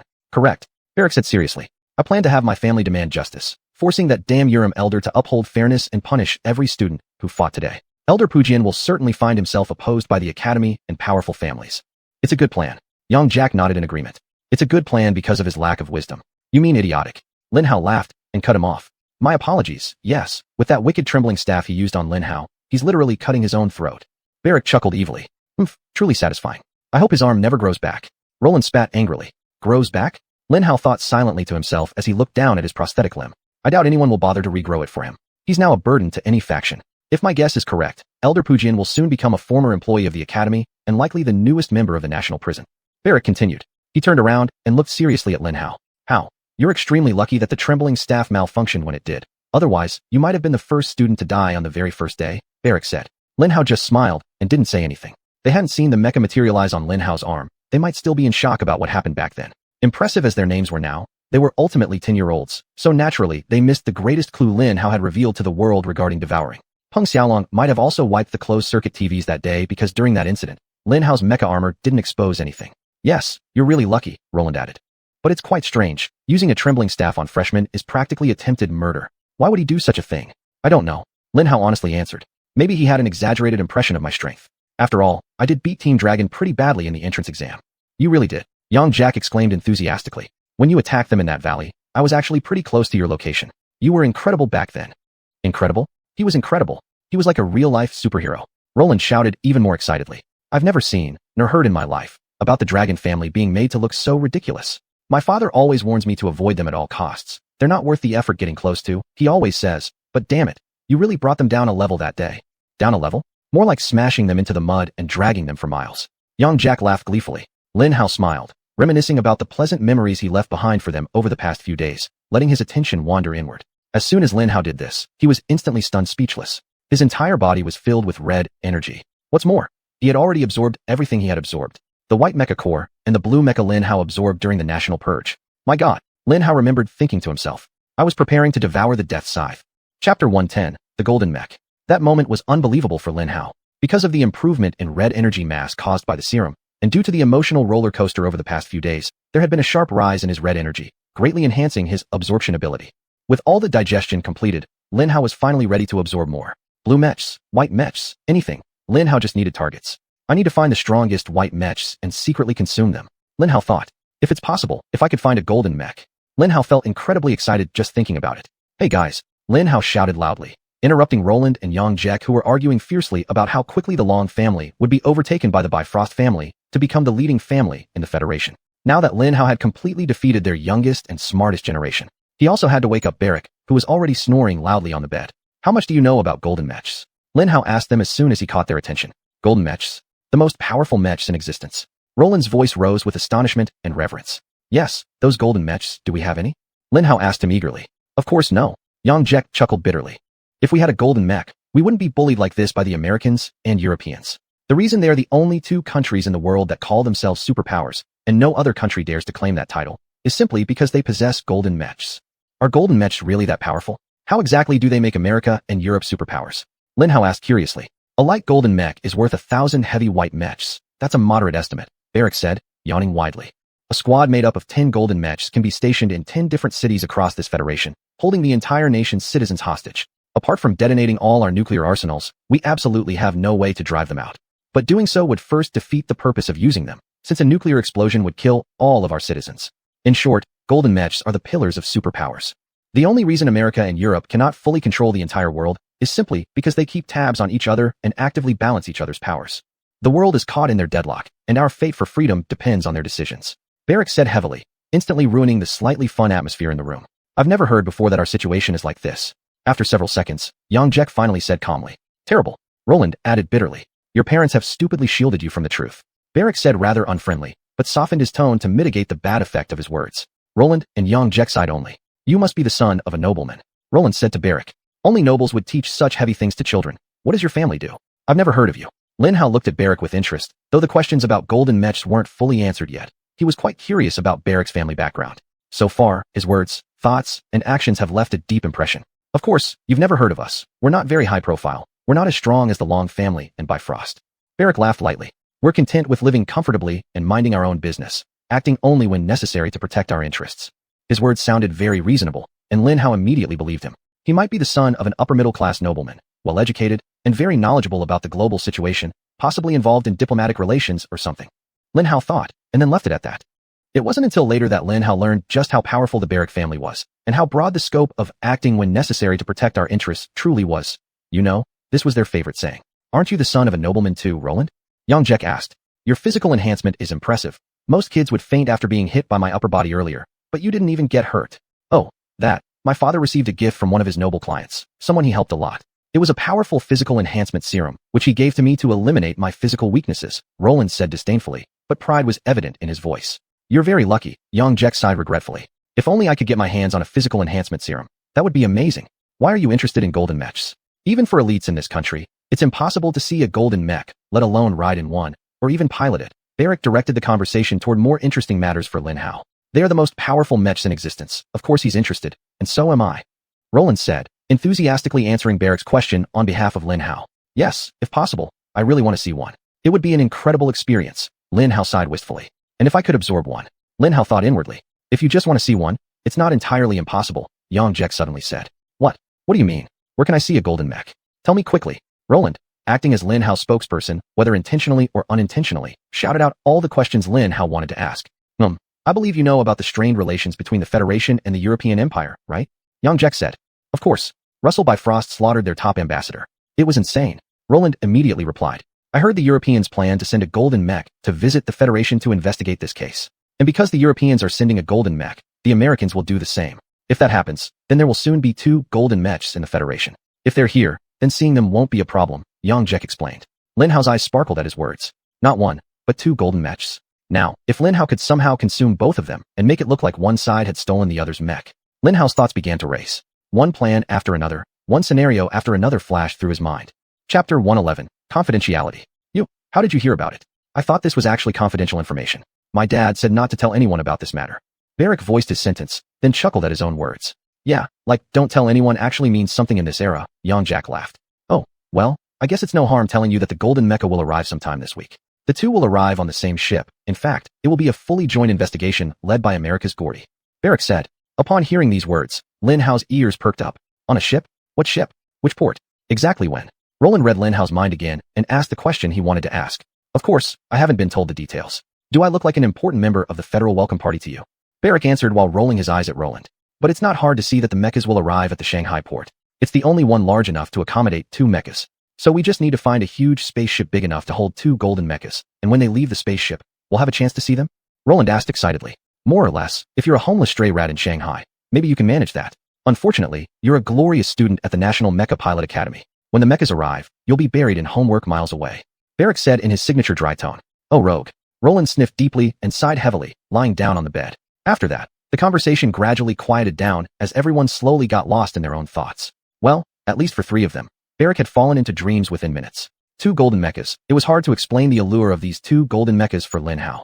They were the definition of power. Lin Hao had the ability to accept them and make them a part of himself. It was like watching a video of a high-skilled martial artist, knowing that if you could get close to them, you could absorb all their strength. Something like that, but amplified 10 billion times. Or, it was like a master thief seeing the news about the most expensive jewelry ever, filled with fist-sized diamonds, emeralds, and rubies embedded in pure, flawless gold, and knowing that if he could locate the jewelry, he would certainly steal it, one way or another. Lin Hao yearned for the golden mechas. He spent the entire night planning and scheming about how to obtain the golden mechas. By dawn the next day, Lin Hao had turned into a grumpy, mentally exhausted child, without a wink of sleep after an exciting and exhausting first day of school. That's right. Physically, Lin Hao was actually in great shape. He was brimming with red energy, and many blue and white mecha cores spun in dormancy within him, ready to respond instantly to his will. But Lin Hao's heart was very tired, and because of that, he was extremely irritable. However, he wasn't making excuses for what happened that day. Lin Hao was simply stating the facts about his mental condition. Straightforward facts, without flaw. Good morning, everyone. As soon as the central alarm went off, Roland shouted loudly. This is our 2nd day of school, and the 1st day of formal classes. Let's not be late. Call. Central alarm. If I had known there was a central alarm system here, I wouldn't have agreed to come. Barrack cursed harshly, burying his head under the pillow. I heard breakfast is served on a first-come, first-served basis. I think we should. Before Yang finished speaking, Lin Hao and Barrack somehow made their way to the door, burst it open, and rushed towards the communal cafeteria. Damn it. Why is our room so far from the central commons? Barrack shouted as Lin Hao pushed ahead, neck and neck, toward the dining hall. Damn it. Look, at least 5 room doors are already open. We need to hurry before all the good stuff is taken. Lin Hao cried out, nearly panicking. You're right. Faster. Hurry, Barrick shouted, his eyes flashing with frenzied light, accelerating his run until he incredibly began rushing ahead of Lin Hao. Lin Hao weighed 60 kilograms, his body enhanced by a bunch of mecha cores. Without enhancement, he weighed 120 kilograms. That damn fatty must be starving. As it turned out, Lin Hao's worries were baseless. The public cafeteria was ridiculously large. It was large enough to comfortably fit 15,000 children and feed them until their stomachs burst. No matter how much the first 1,000 children ate, they could not deplete the supply of good stuff. For there was infinite food. For food lovers like Lin Hao, it was nothing short of heaven on earth. Lin Hao and the others charged at full speed toward the cafeteria's glaringly bright light, strutting confidently down the corridor. The 4-meter-high ceiling of the corridor suddenly opened up into a full 10-meter expanse, revealing rows upon rows of tables and benches neatly arranged before Lin Hao and his group, almost filling up the gigantic room. Of course, because the central alarm had just sounded, fewer than 1,000 students were there. Lin Hao quickly realized they hadn't lost out on anything. Everything was intact. All the good stuff was still safe. Lin Hao cleared his throat, trying to keep a low profile as he instantly transitioned from an all-out sprint to a casual stroll. However, Barrick, with his 120-kilogram frame, was still running faster than Lin Hao, and their frantic dash did not end in an equally impressive manner. Lin Hao was able to slow down immediately and casually stroll, but Barrick wasn't so fortunate. He tried to stop, but alas, he was too large, moving too fast, and too close to the tables that had been concealed behind the cafeteria's dazzling lights. Bang! Crash! Bang! Boom! He collided head-on with the nearest table, sending it crashing into the bench and the next table at an angle, which then caused a chain reaction that sent each subsequent table careening into the one after it. It was a spectacular spectacle. Unfortunately, or more precisely, amusingly, only one person was caught in the explosion of tables and benches. Strangely enough, for Lin Hao, it was none other than Elder Harris. Barrick, are you okay? Goodness gracious, you look terrible. Who in the world placed a table so close to the entrance of the corridor? Lin Hao fumed angrily. Is there anyone who can help? My friend Barrick hit a very poorly placed table near the corridor. Lin Hao shouted. The nearest teacher immediately stood up, rushing over to Lin Hao and the others, pulling Barrick out from beneath the poorly placed table. Chapter 112, The Huge Dining Hall. Barrick slammed onto the first table, his arms crossed to protect his stomach. As a result of the massive impact caused by his speed and weight, his arms were broken. Aya! Barrick lay on the ground, moaning in pain. The teacher immediately took out an advanced healing essence and injected it into Barrick's broken arms. Within seconds, his arms were as good as new. Hey, little boy, you're fine now, the teacher said gently, sighing with relief as everything else about Barrick seemed okay. Thank goodness. If something serious had happened to another child, like that terrible accident last night, it would have been a disaster, she murmured softly to herself. The teacher was a beautiful young woman in her early 20s, naturally talented, with a near-perfect figure. In Lin Hao's opinion, she was just too perfect. Her red hair was neatly tied up in a bun atop her head, revealing a beautiful neck and flawless skin, which could make beauty pageant contestants worldwide jealous. Her white teaching gown and black-rimmed glasses made her the most beautiful teacher Lin Hao had ever seen. From Barrick's perspective, she was the most beautiful angel sent by God to bring light to his dark world. Oh my God, I can't believe I died from a stupid collision with that table, Barrick muttered, staring dumbly at the beautiful teacher. Fool, you're not dead. The teacher giggled at Barrick's adorable expression and words. I'm not. How can an angel lie? My pain disappeared instantly when you appeared before me. If this isn't heaven, where else could it be? Barrick asked quite foolishly. His brain must still have been in shock or something. Cafeteria? Huh. The teacher laughed. Come on, get up now, you're fine. I need to clean up this mess before the other kids arrive.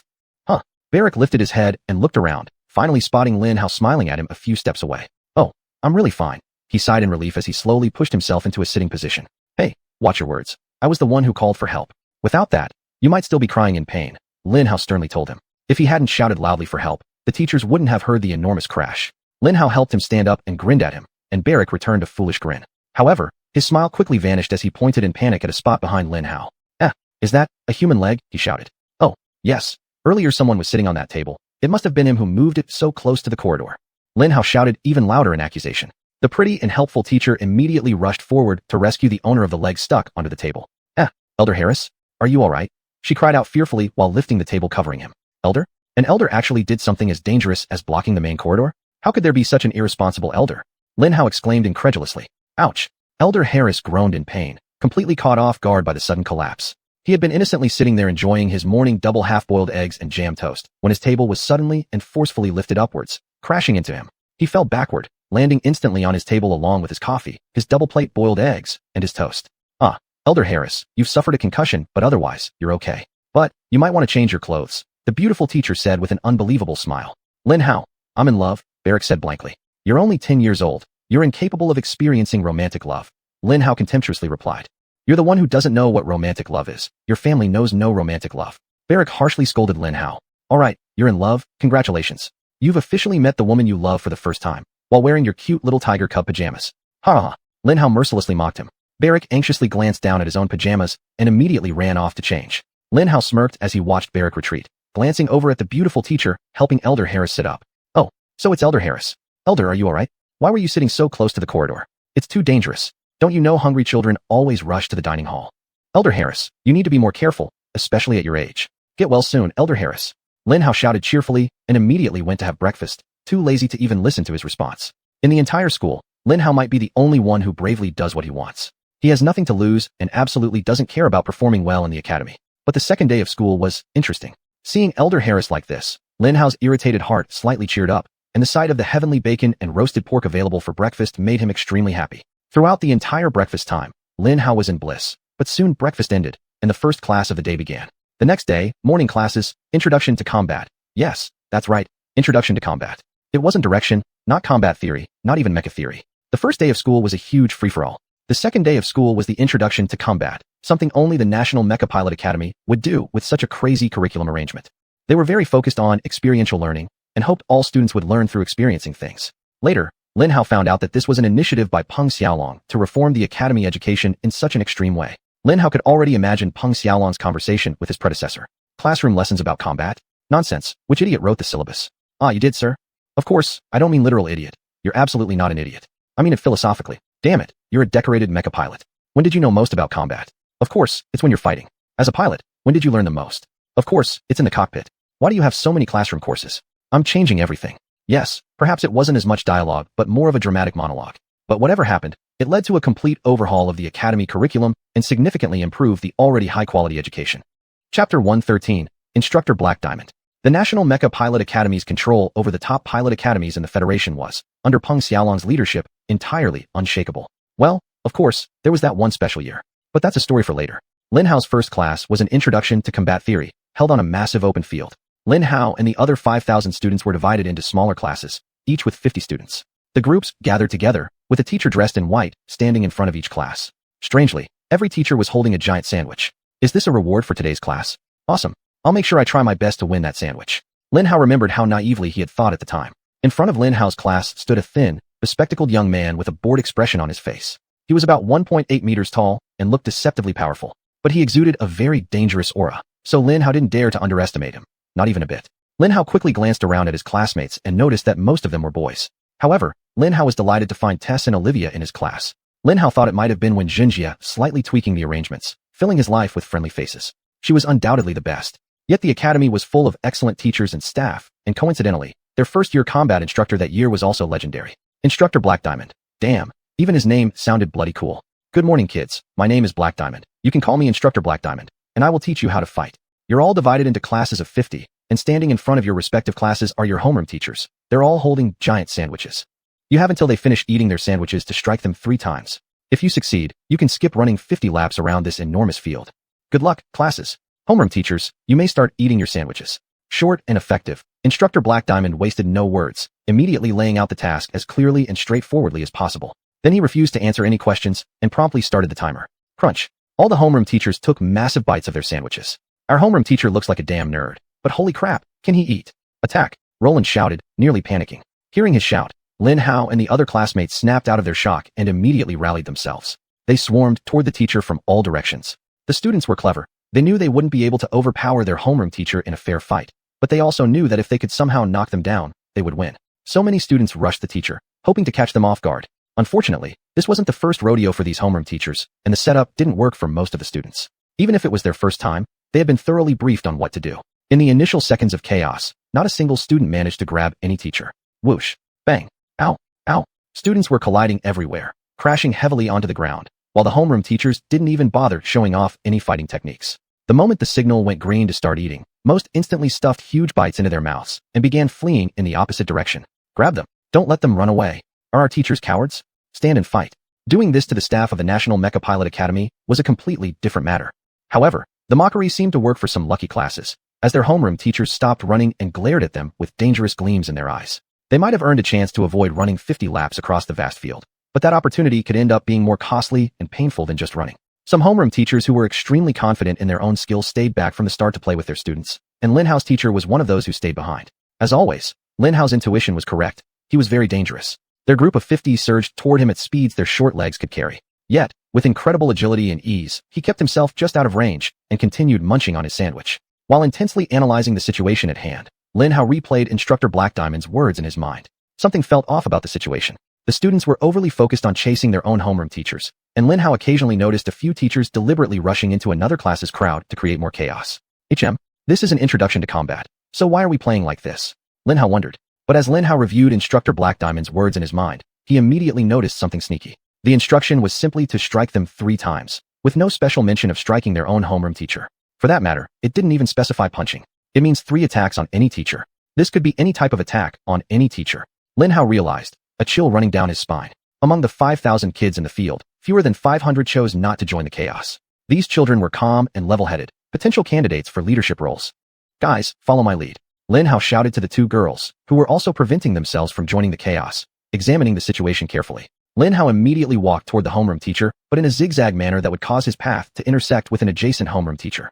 We will attack another homeroom teacher, Lin Hao whispered softly.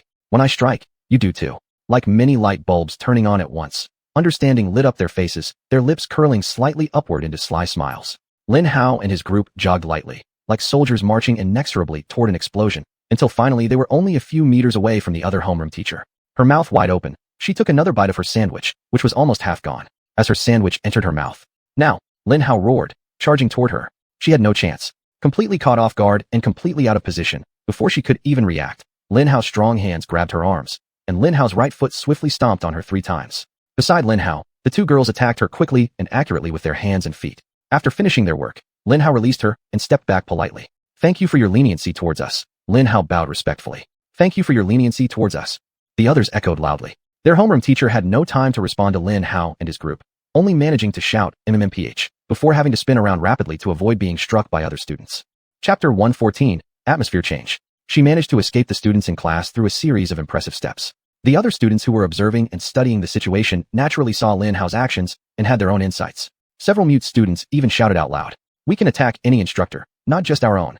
A chubby boy exclaimed excitedly. Instantly, the atmosphere on the entire field changed. Several head teachers surrounded by students in extremely adverse conditions immediately took action, attempting to enter an open space. But alas, 10-year-olds admitted to the National Mecha Pilot Academy are not lazy. They are all special children. There was no way they would let a fish already in the net escape. Swish, swish, bang. Hundreds of overly enthusiastic students launched full-force attacks on those unfortunate head teachers. Damn you little hooligans, roared a tall, robust, but especially unlucky head teacher as nearly 100 children jumped on him, pinning him to the ground with sheer numbers. Of course, he was head teacher John, one of the few faculty members in the academy. The savage John, big and savage, would be a fighting machine in a street brawl, delivering dozens of terrible disabling attacks per minute. Elbows, knees, knuckles, headbutts, anything would be used to inflict harm. But facing 10-year-old children, he was merely a large and fat cushion. He couldn't possibly retaliate for fear of injuring them. Head teacher, you really aren't skilled at fighting. Haha. A little girl cheered joyfully as she delivered powerful punches and kicks to his stomach. He's like a soft teddy bear. I have one just like him at home, another boy shouted loudly. Teddy bear? More like a support board. Whoosh. Bang. Bang. Physical and emotional damage continued to accumulate on head teacher John. Finally, the inevitable happened. Savage John forced himself to stand up, and in the process, at least 10 children who had been punching and kicking him were flung off from his sides. Damn you little hooligans. Who called me a support board? Do I look like a camel hump? He roared angrily. He glared at the children scattered around him, pointing to one randomly. It's you, isn't it? Savage John bellowed like a mad bull. No, of course not. The child, frightened by Savage John's towering presence, quickly bounced around looking for a much easier target. However, his outburst caused an unexpected issue. Dry humps. What's that? The children who had successfully hit the head teacher 3 times curiously asked each other. A camel hump is a camel's hump, and a dry hump might turn the cushion into a shape resembling a camel hump. A little boy said wisely. You idiot, what's the point of that? Dry hump is using the cushion to wipe your nose when it runs so you don't waste thin paper. That's why he's angry. A little girl mocked the saint-like little boy. Dry hump or dry snot? That sounds fun. My dad currently has the flu. I'll buy him a dry hump cushion so he can get better quickly. Another little girl said. I have a spare support cushion too. I'll give him a dry hump as well. Her best friend generously offered. He wants as much support from the hump as possible. Thank you, Emily. The little girl happily said. Dry hump is great. A nearby female head teacher nearly choked upon hearing the children discuss what a dry hump was. She quickly took action to disperse the children before they came up with even stranger and more exaggerated theories about camel humps, but the damage was already done. Apart from Savage John and his dry snort outburst, the first class almost went according to Black Diamond instructor's intentions. Under such tremendous pressure, the head teachers finished their sandwiches in record time, and at least 4,000 children had to run several laps as a result. Despite more children hitting their head teachers 3 times due to Lin Hao's idea and the subsequent loud exclamation from the chubby boy, most of them still didn't manage to do the same to their staggering head teachers. Hours later, Black Diamond instructor reiterated to the group of chubby-headed students as they entered that morning's lesson. The first lesson in combat. Black Diamond instructor coldly stated, addressing 4,000 panting children and 1,000 children with smug smiles and laughter on their faces. Understand your task parameters. I never said you had only one target. You didn't bother to clarify that with me. You could only aim at your own head teachers. Idiots. You stupid idiots have been attacking your own homeroom teachers. They took more than half the time eating their sandwiches. During that time, you ignored many other teachers running around near you. The Black Diamond instructor bellowed at Lin Hao and the others. The kids knew he was coming to this, so they just glared sullenly at him. Always clarify your objectives. Many of you could have avoided those laps if you had a clear understanding of what you needed to do, said the Black Diamond instructor. Today, you ran those laps because you're completely moronic. In a real mission, you'll die. Remember that. He let the silence stretch for a full minute, allowing his words to sink into Lin Hao and the others' heads. For the 4,000 children, these words were branded directly into their flesh, powered by their sore muscles and a few swollen ankles. Second lesson. Why on earth did you start with attacks against the teachers? What kind of nonsense is this? The Black Diamond instructor stomped his foot, making some small stones jump up. Instantly, the smug smiles faded from the faces of the other 1,000 kids. Their sense of superiority and satisfaction from achieving what most of their peers couldn't evaporated into thin air under the wilting heat of the desert sun, just like a shallow layer of water. Stones, damn it. One student muttered under his breath. Always use the environment to help achieve your mission objective. The Black Diamond instructor picked up a stone and deftly hurled it at one of the homeroom teachers as he spoke. Bang. Ow. Black Diamond. What the hell? Savage John shouted as the stone precisely hit his arm. The Black Diamond instructor merely gave him a cold glare, saying nothing. But the brunt of his fury wasn't aimed at Savage John. It was directed at Lin Hao and the rest. Remote capability, multiple targets. Today's lesson casualties should not have exceeded half of you. Peng Xiaolong says you're the best he's ever seen. I say bullcrap, you're morons. The roar of the Black Diamond instructor thundered across the entire field. Chapter 115, Unity and Collaboration. Almost all 5,000 children were startled by his words. The third lesson. At this point, his voice dropped. You are 5,000 versus 100. Coach He Jingang said quietly. None of you bothered to coordinate with other classes. All of you fought for yourselves, and as a result, almost all of you died. Did what our principal said yesterday mean nothing to you? What does it take for the lesson on unity and collaboration to sink into your heads? The death of your teammates? Because let me assure you, without proper teamwork, all your friends will die. He paused again, letting his words sink in once more. The 5,000 of them under Lin Hao kept silent, beginning to engrave his teachings in their hearts. Combat Overview is not a course about combat techniques or fighting skills. It's a course about the philosophy of combat. A few minutes later, he continued. The lesson you must learn today is very simple. 1. Listen carefully to instructions. 2. Utilize the environment. 3. Always work as a team. For those who failed to hit the class coach 3 times, I expect to see more than 50 laps. As for the rest of you, you might be expelled. With that, Coach He Jingang and the other homeroom teachers turned and left the field. Lin Hao and the other 5,000 10-year-old kids were shocked by the severity and imbalance of the punishment. 100 laps around the huge field just because they failed at the first lesson of the day? Madness. Out of 1,000 children, only a few successfully hit their homeroom teacher. They stood up and began to leave the field. It was just past 12 noon, and the sun beat down on them like an angry old man wielding a stick. All they wanted was to go back to their rooms, take a cold shower, and enjoy a hearty lunch with a few iced drinks. However, Wang Tingting immediately stood up and shouted at them. Do you really think class is over? She said loudly. What do you mean? Coach He Jingang said it was over, and he even left with the homeroom teachers. What, do you think he put you in charge? Oh, powerful princess of the Wang family, are you going to teach us now? One child ready to leave sneered at her. Hee, 4,000 guys here still need to run 50 laps, Lin Hao commented. Lin Hao was too lazy to explain the exact situation to him. If he was still too stupid to learn the lesson, then perhaps he was too dumb to become a member of the academy. Coach He Jingang never said class was over. In fact, he had just given 4,000 children an almost impossible task. He told Lin Hao's group that they needed to carefully follow instructions, that they needed teamwork. He also did not send off the 1,000 from Lin Hao's group who succeeded in hitting their homeroom teacher. He merely said they might get expelled. For those who took his lessons to heart, one thing was clear. For the 4,000 half-dead students who had already run 50 laps, running 50 more laps around the huge field would definitely be their final task goal. Is that so? Then let them run their 50 laps. It's none of my business. I'm taking a bath and having a hearty lunch before the next class. See ya, fools. He laughed loudly and walked away. So this is how you treat your teammates? Next time you're in trouble, don't expect anyone to help you. Lin Shuer shouted angrily. He just shrugged at Lin Shuer and continued walking away. However, most of the kids who left with him soon returned to the main group. In total, Lin Hao's group only lost 100 who left. Alright, let the losers go. Now, let's review his instructions. First lesson, listen carefully to instructions. The real parameters of this final task must be hidden in his words. Former diplomat Wang Tingting immediately stood up, trying to lead the whole class. He wants to see 50 more laps, but he's not here. How will he verify the completion of 50 laps? Haley spoke up from the crowd. Geolocation tags, Victor said immediately. That's right. As long as the geolocation tags on the 4,000 complete 50 laps, we're doomed. Lin Shuer exclaimed excitedly. Where are the geolocation tags? I don't remember receiving one when I was here. The geolocation tag is embedded in our wristwatch devices, idiot, Lin Shueya sighed, scolding her cousin. The mandatory watches we must wear contain all the textbooks and video projections we need for our first year. Oh, you didn't know there were geolocation tags inside them? You're the idiot. Lin Shuer shouted at her cousin. All right, that's settled then. Lin Hao ignored the two bickering Lin girls. You 4,000 people, hand over your devices to us. We will wear them and run 50 laps for you. We have 900 people and you have 4,000, which means each of us will be wearing about 5 devices while running. Wang Tingting added. No, I suggest that the 100 from Lin Hao's group carry 40 each, sprint 6 laps, and then we'll switch and continue until we reach 50 laps. Victor shook his head and said, that's actually a better idea. Good, let's do it. Ariana stood up and immediately arranged for her team to collect 40 watches each and started running. The others did the same. The 4,000 children gratefully handed over their watches to the first 100, watching them sprint across the vast field with touched expressions. For Lin Hao's group, this was a solid moment of team building, perfectly in line with the coach's intention. Of course, the 100 who left earlier missed all of it, but their time would come. 9 groups sprinted 6 laps each, completing 50 laps in record time. Lin Hao and the others returned to the dormitory exhausted but in high spirits. Unfortunately, it didn't last long. Haha, the losers completed 50 laps. That was way too fast. Did you guys carry each other or something? The ones who had left earlier yelled loudly as they saw Lin Hao's group entering the dormitory through the main gate. He and the other 100 children had already finished lunch and were on their way to the next class. That punk has no guts at all. Roland roared angrily. What punk? Lin Hao asked aloud with a tone of confusion. Those punks over there. Roland wildly pointed towards the crowd ahead and shouted. I don't see anyone there. Hey, Barik, do you see anyone there?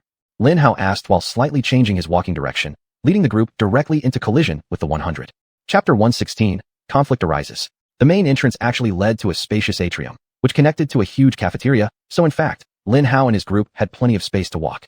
But Lin Hao was not about to leave those little brats meekly. Moreover, seeing them so neat and clearly full after a bountiful lunch, this made Lin Hao's mood turn bad again. Thus, Lin Hao stomped toward them like a little boy, preparing to fiercely charge into their ranks. No, I didn't see anyone. Roland, you must have been hallucinating after your wild sprint through the fields. You need to drink more water. Let's go to the cafeteria and have some drinks right now. Barik said with an evil smile on his face, gently scolding Roland. Most of the children were exhausted and did not want to provoke a fight, so they did not join Lin Hao. However, the Wang family had sworn allegiance to Lin Hao, and the Long family wanted to ingratiate themselves with Lin Hao. Thus, their group of 60 or so turned around and gathered behind Lin Hao. What? No way. Want to fight? Don't think we're afraid of you. The leading boy shouted in a somewhat panicked voice. Lin Hao's group was less than 50 meters away from them, and a collision was imminent. Lin Hao simply sneered at him and continued straight toward him. Dean Harris is in the cafeteria. Tess suddenly whispered softly, staying closely behind Lin Hao. He looks like this. Boy, he looks really angry. He must still be upset about this morning's incident. Barik chuckled lightly. What have you done to Dean Harris this time? Victor sighed and asked. Nothing, we just accidentally dropped the table on him. But this is entirely his fault, Barik replied. If we fight here, he'll become a witness, and he might confront us on the spot, Wang Tingting said calmly, yet her steps did not waver as she continued to loyally follow Lin Hao. Let him go, Lin Hao said offhandedly, continuing towards the boy. Lin Hao would enter the vicinity of this young punk, and then take something as it unfolded from there. All of you, do not initiate any attacks, just deflect and defend, cleanly. Wang Lina whispered sharply. Understood. 10 meters. Huh, what are you doing? The boy widened his eyes and said. Behind him, his companions had already straightened their shoulders, ready to stand firm. A battle was impending. There was not much suspense when Lin Hao's group collided with them. Lin Hao was like the diamond tip of an industrial drill bit. The 10-year-old boys had no chance to stand against Lin Hao. I'll push. His hands instinctively stretched out in front of him, trying to push Lin Hao back. Bang. Lin Hao stood tall, charging into that young punk. He fell heavily onto the ground, emitting a miserable cry of pain. Ah! He screamed. His cries of pain were like the fuse for a massive cafeteria battle involving nearly 200 children. Whoosh! Bang! Kick! Push! Screams of pain and shouts of anger began to spread through the air. Stop this fight immediately. Dean Harris roared from the cafeteria. But none of Lin Hao's group listened. Whoosh! Lin Hao blocked a furious little boy's vicious right hook with his arm and immediately broke his knuckles. Ah! He screamed in pain. It was only the second day of school, and the kids hadn't yet realized Lin Hao was immune to physical harm. Thus, Lin Hao showed no mercy, blocking all their attacks and breaking all their bones. It wasn't a long fight. From the start, it was unfair for the Wang family and the Long family to oppose anyone. All coming from elite clans, their children were highly trained. A few minutes after the first punch was thrown, the fight ended. In fact, if the Wang family and the Long family hadn't limited themselves to defense and deflection, things would have concluded even earlier. The 60 victorious people of Lin Hao's group stood triumphantly over more than 100 fallen children, many of whom were crying in pain. You little brats are all suspended. Suspended. Dean Harris pointed angrily at Lin Hao's group and screamed. Fighting on the second day of school. Unacceptable. Outrageous. Fighting? You're lying, Dean Harris. We didn't even fight. Lin Hao shouted. Dare you accuse me of lying? Let's see if you can say that in our disciplinary tribunal. All of you, go to the detention center immediately. Dean Harris roared furiously. He was extremely angry, caring not that some of his precious faction members were among the group he sent to detention. Lin Hao just shrugged and started walking towards the detention center. Call the medical team over. Treat these hooligans and send them to the detention center too. Dean Harris yelled at his assistants. This really was the second day of school. Peng Xiaolong later told Lin Hao that their group was the most troublesome batch he'd encountered in all his years as principal. Of course, you couldn't expect a bunch of dragons and phoenixes to act like house lizards and farmyard hens, could you? Anyway, Lin Hao's group soon arrived at the detention center, located in a separate building not far from the dormitories. It was designed to look like a giant prison, with bars instead of walls, and an entrance resembling a prison gate. Its purpose was to intimidate wrongdoers and leave psychological scars, so they would do everything possible to avoid being sent back there again. However, for Lin Hao's 60-some-odd group, its intimidation effect was mostly useless. Doing things together, especially dangerous and outrageous things, bonded people together. As Lin Hao's group walked into the detention room, sat down, and grinned at each other, it comforted them to know that whatever came next, they would face it together. This reassured them. Even though Lin Hao still harbored negative feelings towards the Long family, some positive emotions were also forming. They had followed Lin Hao in making a rash decision, stirred up trouble without uttering a single protest, and were now about to be punished alongside him. Impressive indeed. What's going to happen next? Olivia asked Wang Lina softly, as she had quickly left her own group when Lin Hao strode toward the 100 children and stood beside him. Olivia knew Lin Hao was in trouble and didn't hesitate to throw her fate in with his. She was a righteous person, but more importantly, she was loyal, which was why she was there. We'll wait here for the disciplinary tribunal to convene and review the CCTV footage. Once they see the evidence, we will be summoned to the court to give our statements. Then the court will render a verdict, Wang Tingting explained. We didn't attack any of them, so we should be fine. Wang Tingting said lightly. There is no punishment for self-defense. Chapter 117, Judgment. But Lin Hao indeed took the first step, deliberately walking towards them, and they might have seen that as an aggressive move. Our participation made us accomplices. Haley said thoughtfully. That punk called us failures, and Lin Hao simply went over to tell him that talking about us in such a way wasn't friendly. For the greater good of our class, we need positivity and support instead of being so confrontational with our words.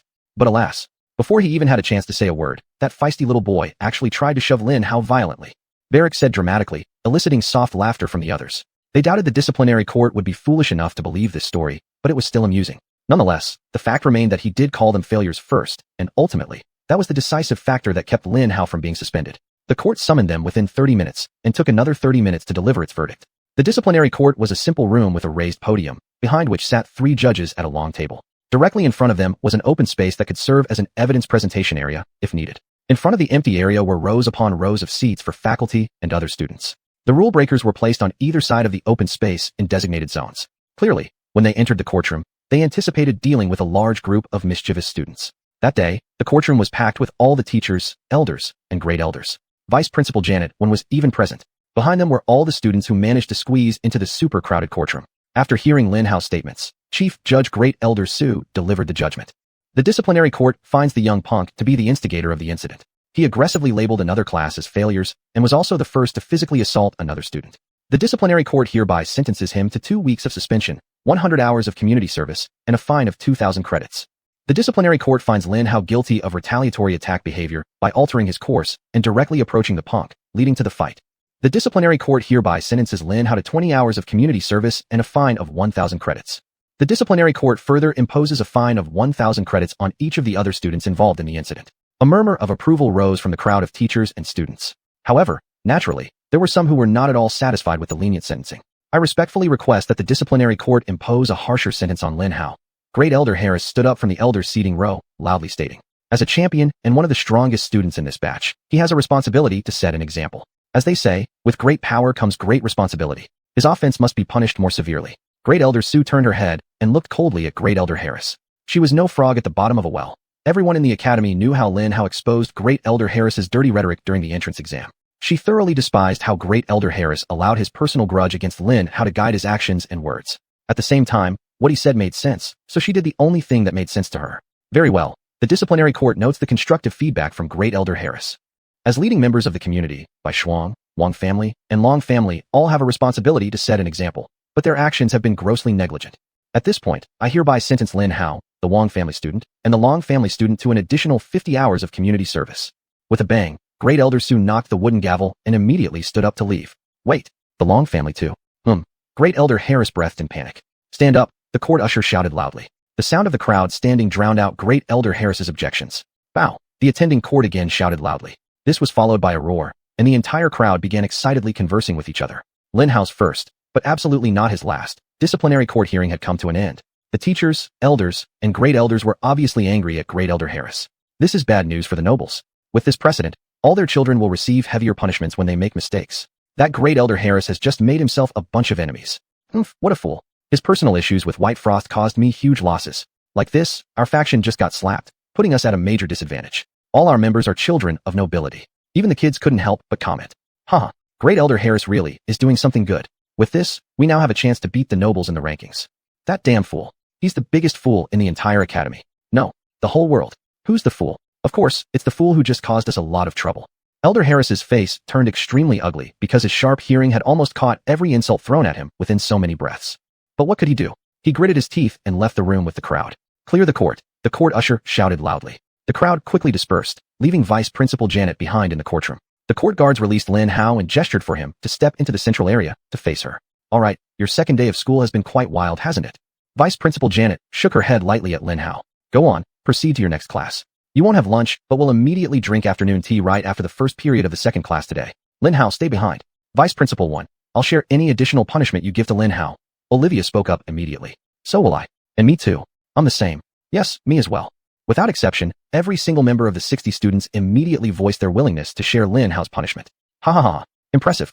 I admire your deep friendship, and all this on only the second day of school. It reminds me of the good old days when I was still a student. The vice principal sighed wistfully.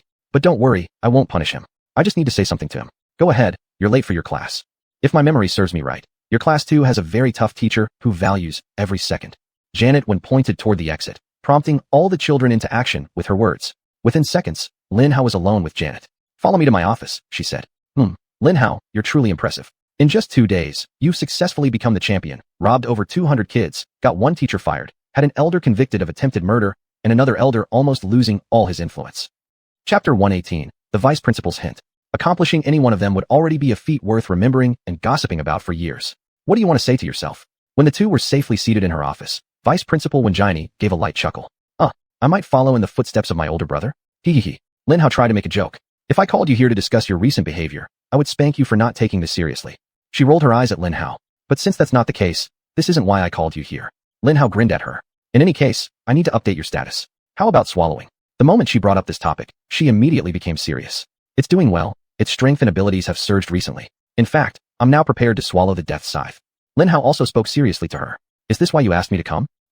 Very good. She nodded approvingly. No, I didn't call you here for the death scythe. Although of course if you want it, it's yours. But right now, I have an even tastier target for you. Tell me, do you know what golden mech suits are? Lin Hao's jaw dropped. Lin Hao slowly nodded, staring at Vice Principal Wen's beautiful and elegant face, not fully believing what her words implied. Did she just put delicious and golden mech in the same sentence? Lin Hao thought incredulously. She wants me to swallow a golden mech?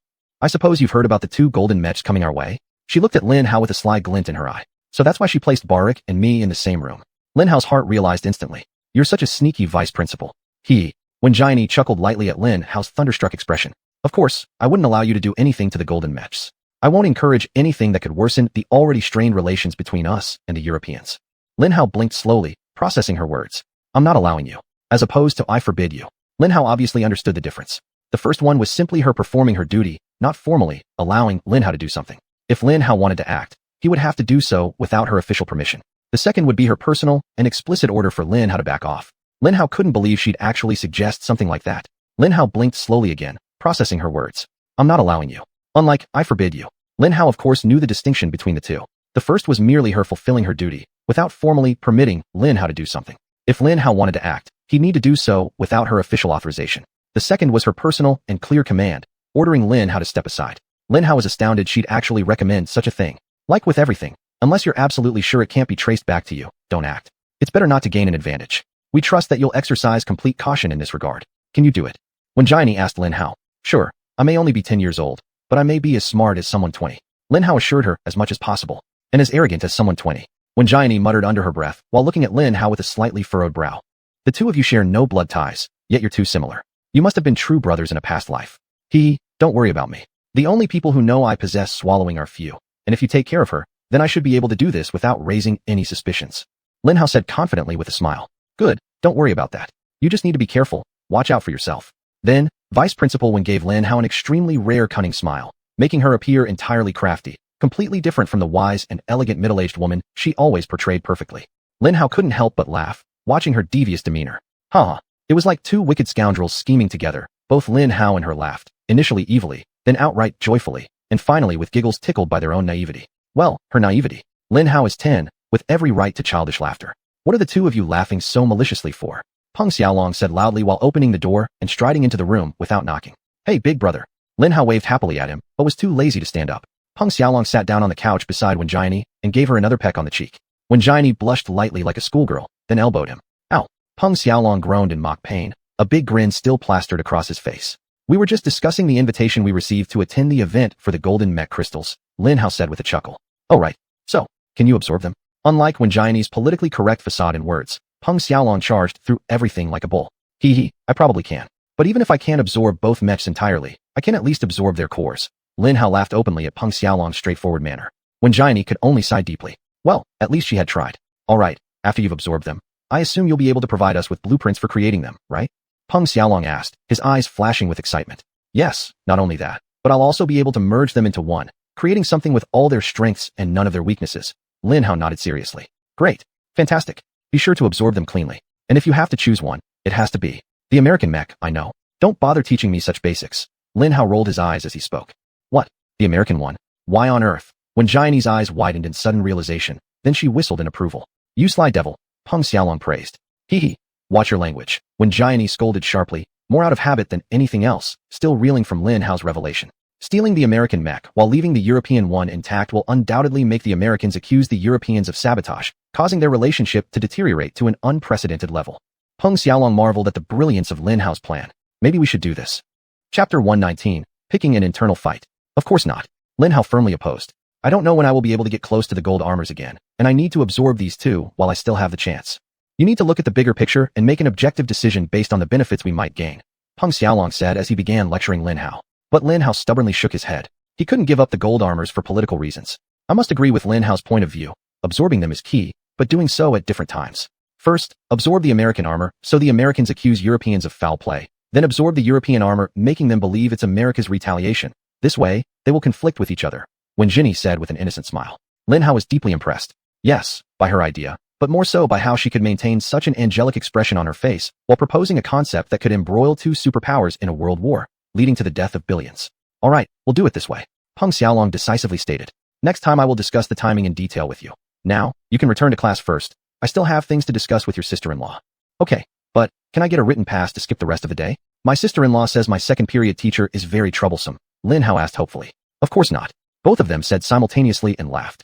What an evil couple. They knew exactly what awaited Lin Hao, yet they let him face it so ruthlessly. 5 minutes later. What an evil couple. What an evil coach. What an evil school. Lin Hao shouted emotionally in his mind. The afternoon session was physical training, led by coach by Famo Gue, white-haired devil. Her class took place on the same field where Lin Hao had attended the combat introduction course. When Lin Hao arrived there, nearly 5,000 children were scattered across the field groaning in pain. Their groans produced a bone-chilling sound, but to the white-haired devil, this was probably music. Those who attended the disciplinary court hearing were still campaigning. Good afternoon, coach. I was called by the vice principal. Lin Hao tried to use the name of the vice principal to make his tardiness more acceptable. Unfortunately, the white-haired devil wouldn't fall for that. I wasn't informed. You are 2 hours and 7 minutes late. You owe me 127 laps around the field. Additionally, I know your body has A-level physical enhancement. Therefore, hands behind your head and do deep squats while running 127 laps around the field. Go ahead. Now you understand why Lin Hao calls them evil. Even at an extremely fast pace of 5 minutes per lap around the vast field, Lin Hao would need over 10 hours to complete 127 laps. Too crazy. But if she weren't insane, would she still be the white-haired devil? In the following few hours, a group of kids ran all out across the vast field, while one particularly pitiable child squatted and jumped on the same field. Fortunately, the white-haired devil failed to accurately assess Lin Hao's physical enhancement level. Of course, Lin Hao didn't just have A-level enhancement. His body was even stronger than triple or quadruple S-level enhancements. So aside from having to run awkwardly around the field, Lin Hao was relatively okay. Soon, all classmates dispersed, leaving only the white-haired devil standing there supervising Lin Hao's punishment. About 3 hours later, the first member of the Wang family finished her punishment. It was Wang Lingling. She collapsed next to the white-haired devil, rested for a minute, then stood up. I request permission to share Lin Hao's punishment. She panted heavily. Of course, the white-haired devil smiled faintly. Subsequently, she began doing squat jumps across the field. Lin Hao was deeply moved. After Wang Lingling, several others did the same for Lin Hao. With so many helpers, the punishment that Lin Hao originally needed over 10 hours to complete only took 5 hours. Good. You're done for today. Make sure you come to my class on time. The coach looked at the Lin Haos lying on the ground and showed a rare smile with a strange sense of satisfaction on her face. Saying this, she turned around and left the Lin Haos under the increasingly dim sky. Lying there that night, Lin Hao's heart was jubilant. Lin Hao knew he had found a group of people he would proudly call friends for the rest of his life. What a slut. Roland hissed. The biggest. Victor hissed in agreement. She's not a slut, she's a demonic slut. Wang highly screamed loudly. He agreed. Wang Lianna croaked. Why are you croaking like frogs? Let's go back for dinner. I'm hungry. Lin Hao jumped up forcefully and pointed at the cafeteria. They all looked at Lin Hao in disbelief. That bug still has so much energy? Then why the hell did I help him? We croak like half-dead frogs. Whose fault is that? These words were etched very clearly on their faces at that moment. Asshole, Wang Lingling hissed. The biggest asshole, Wang Lianna muttered in agreement. That night, Lin Hao slept well. Okay, maybe not sleeping. A more accurate verb would be blacked out. Lin Hao remembered closing his eyes, then opening them again, hearing the central alarm blare, feeling as though only a second had passed in between. Damn central alarms and their evil designer. Lin Hao cursed loudly. God, if you exist, if you can hear me, let the evil designer of the central clock wake up early, every day, and never allow him to sleep in. Roland shouted despairingly. But that was all Lin Haos could do. Curse, complain, and then curse some more. The Lin Haos quickly got up, took a shower, ate their usual hearty breakfast, and headed to their usual practice field. It was the third day since school started. It was a bright day with not a single cloud in the sky. The deep blue above was dazzling, and the air was fresh, carrying the freshness of the upcoming spring. That day, 500 large training mechs filled the vast grounds. This is a perfect day for training. I wonder if they will run all day long until the night falls again. A boy who looked particularly vicious sneered loudly when he saw Lin Hao and Lin Hao's bunk appear. Shut up, weakling. Young Jack snapped sharply. You should shut your mouth. The boy's face turned red, and he quickly stomped away with his friends. The Lin Hao sat down on the vast field with brilliant smiles. It was going to be a great day. The first class of the third day was Mecha Introduction. Before Lin Haos began using mechas for training, they would carefully study them from the outside in to start their journey. Chapter 120, Dismantling the Mech. Of course, most students already knew the basic knowledge, but it didn't hurt to review and make sure everyone in Lin Hao's group understood all the parts that made up a mech, their names, and what were the main things Lin Hao's team needed to pay attention to. 10 of Lin Hao's team were assigned to one mech. Following the usual national mech pilot method, they immediately plunged into experiential learning.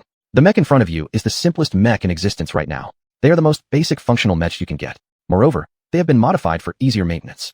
Your task today is to study the mech manual in your hands and dismantle the mech within 5 hours. Coach Blake shouted excitedly.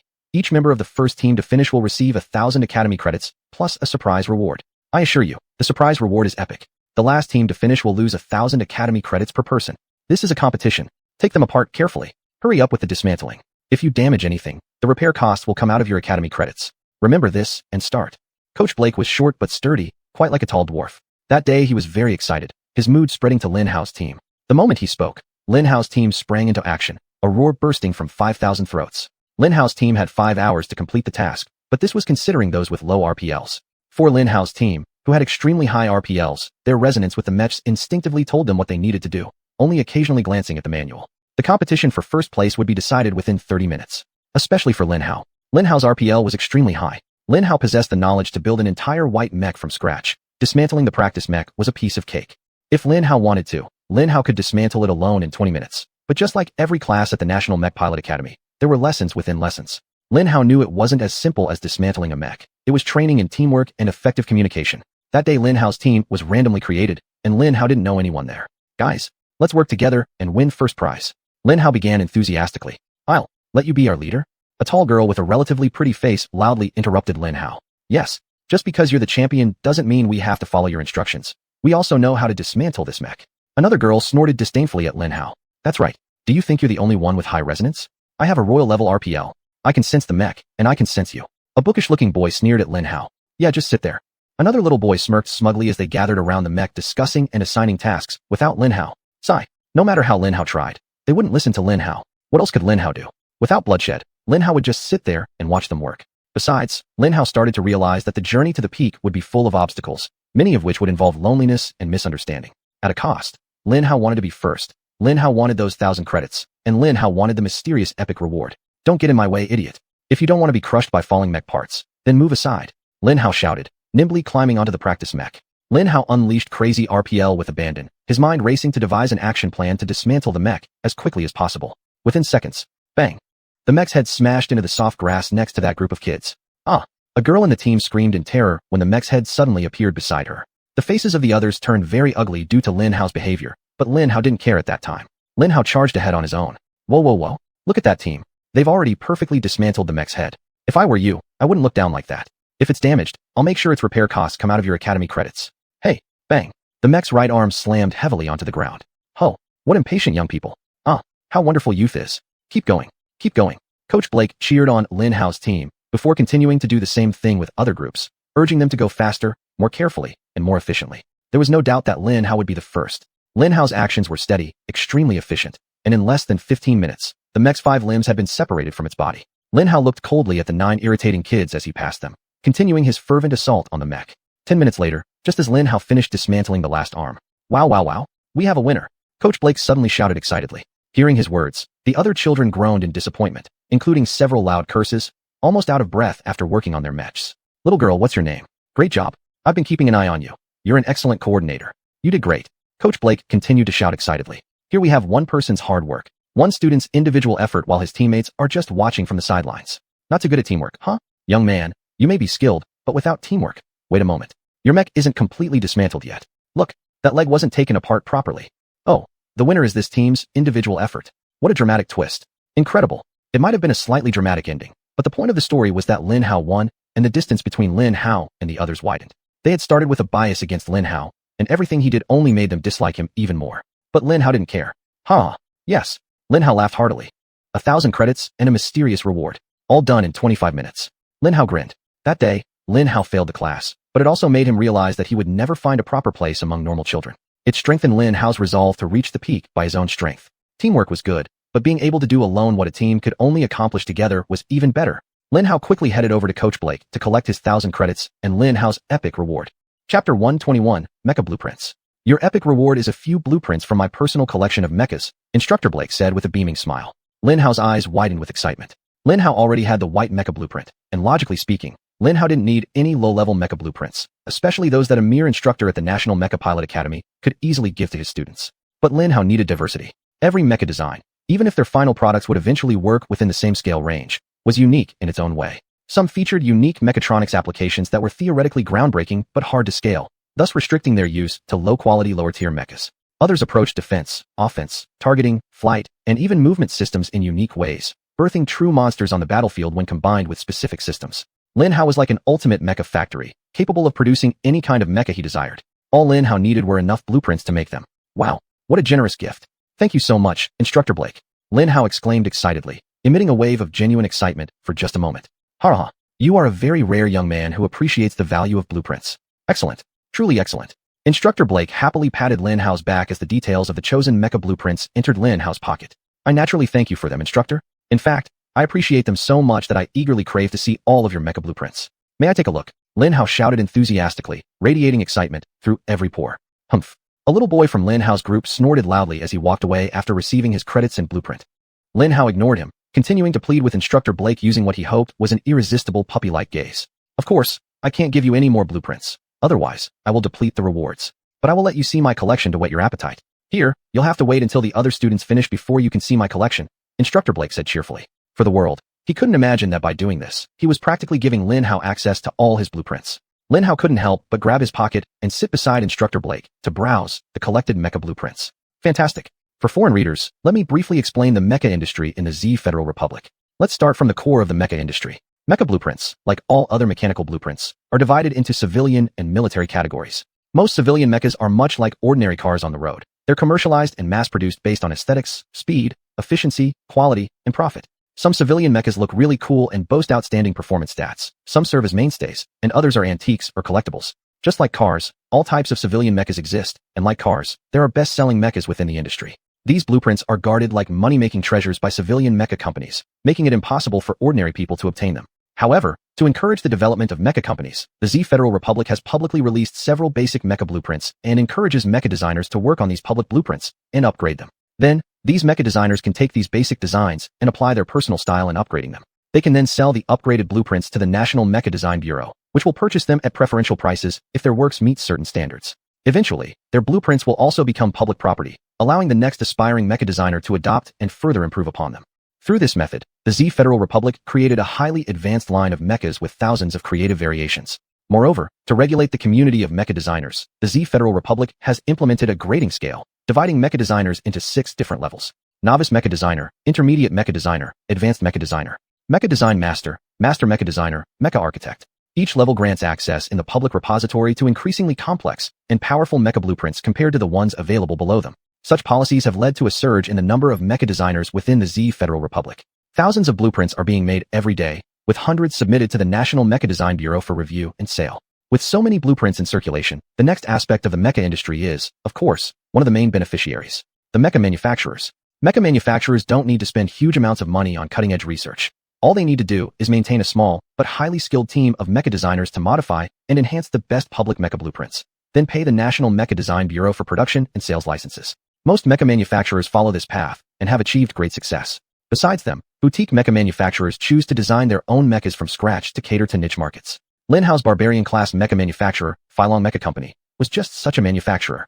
With such vibrant mecha products provided by the manufacturers, the mecha market thrived as well. Mechas quickly became highly specialized in functionality to meet society's unique needs. Machinas of various specifications were produced, requiring very special materials to construct.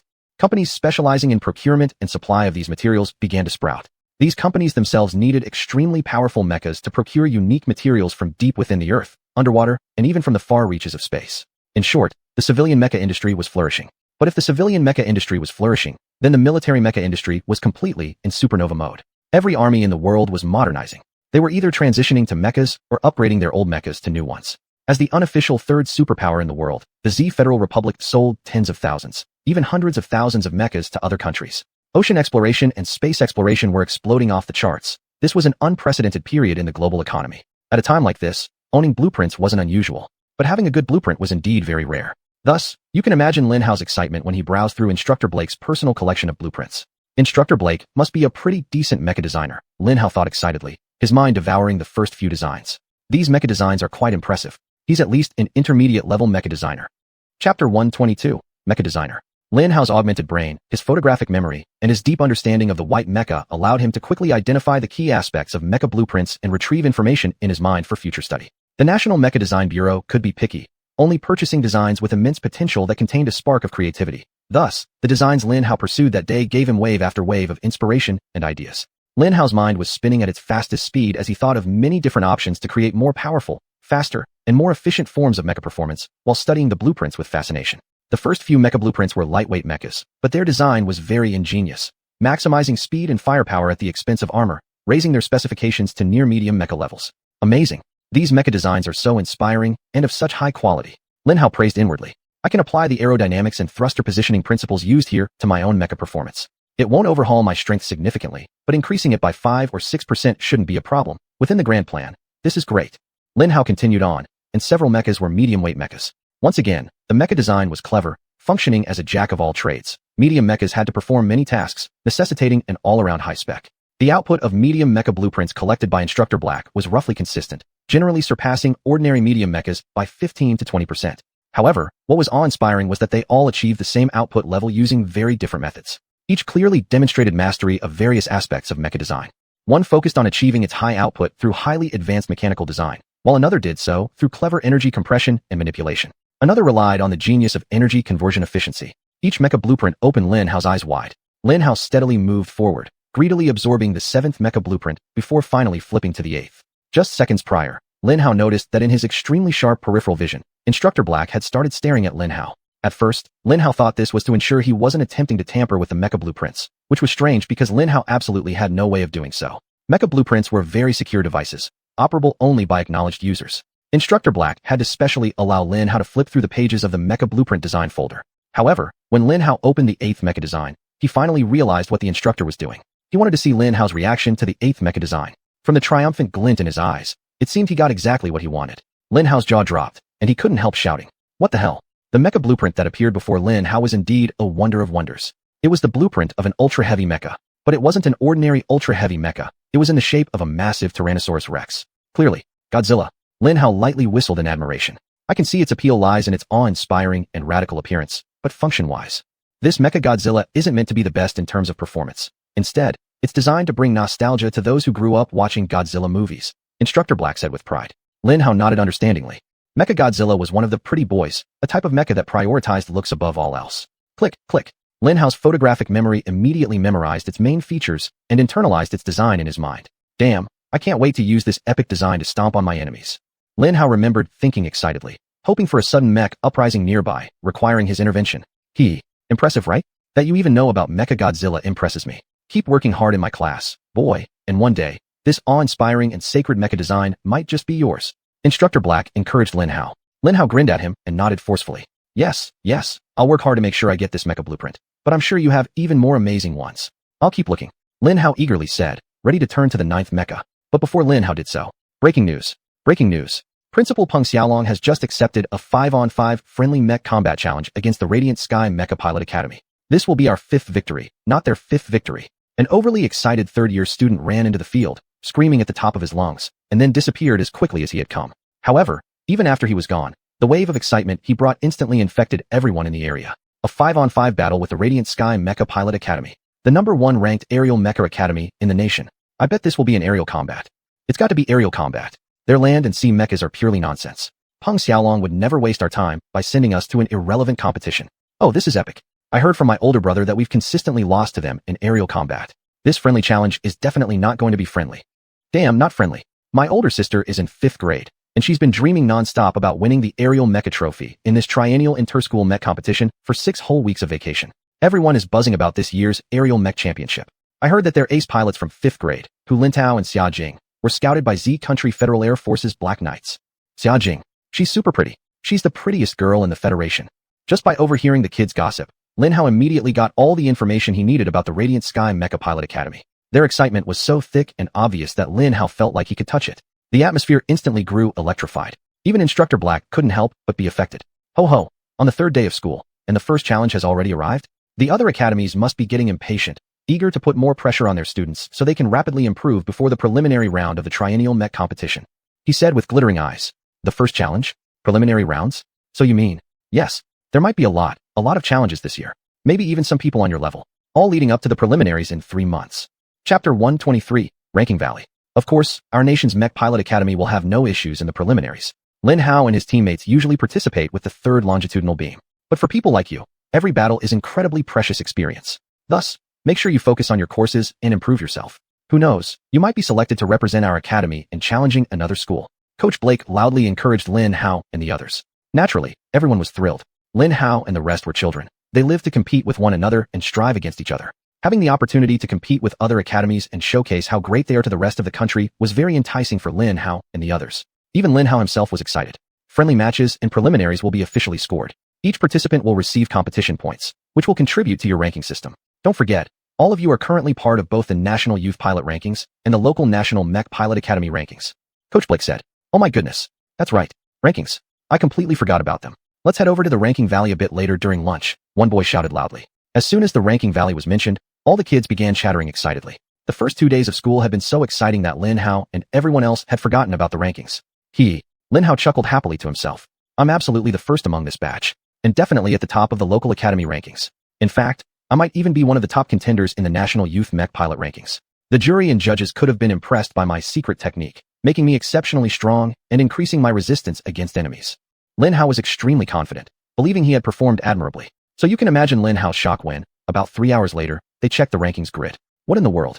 I'm ranked 28,347th in the academy? Impossible. Lin Hao yelled, his eyes bulging out in complete disbelief and with more than a little frustration. Lin Hao had eagerly anticipated seeing his name at the top of the list, only to have his hopes shattered in the worst possible way. Not only did Lin Hao not rank first, but his ranking was so low that it took him an entire minute to find his name near the bottom of the list. This is absurd. My ranking can't possibly be this low. This ranking board must be broken. Let's find a teacher to report this. Roland exclaimed loudly. Broken? The ranking board is a marvel of technology. It's linked to all teaching networks of the faculty and updates in real time. It connects to 3 separate backups on 3 entirely different servers across 3 independent networks. If there's any discrepancy in information, full-time technicians working around the clock will immediately resolve the issue. It's impossible for all 4 systems to simultaneously fail for the same student. A skinny and haggard-looking member of the bloodline race called out to Lin Hao and Roland cheerfully. Face the facts. Your rank is so low. Your championship title is likely being revoked now, replaced with the label of a cheater. Ha ha. His ugly and equally bewildered-looking friend also mocked Lin Hao.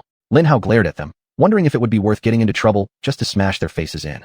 But just then, a drowsy elder emerged from a nearby small maintenance building, walking towards Lin Hao and the others. Ranking Valley was a very important place, respected by all students. There was almost a sacred atmosphere within it.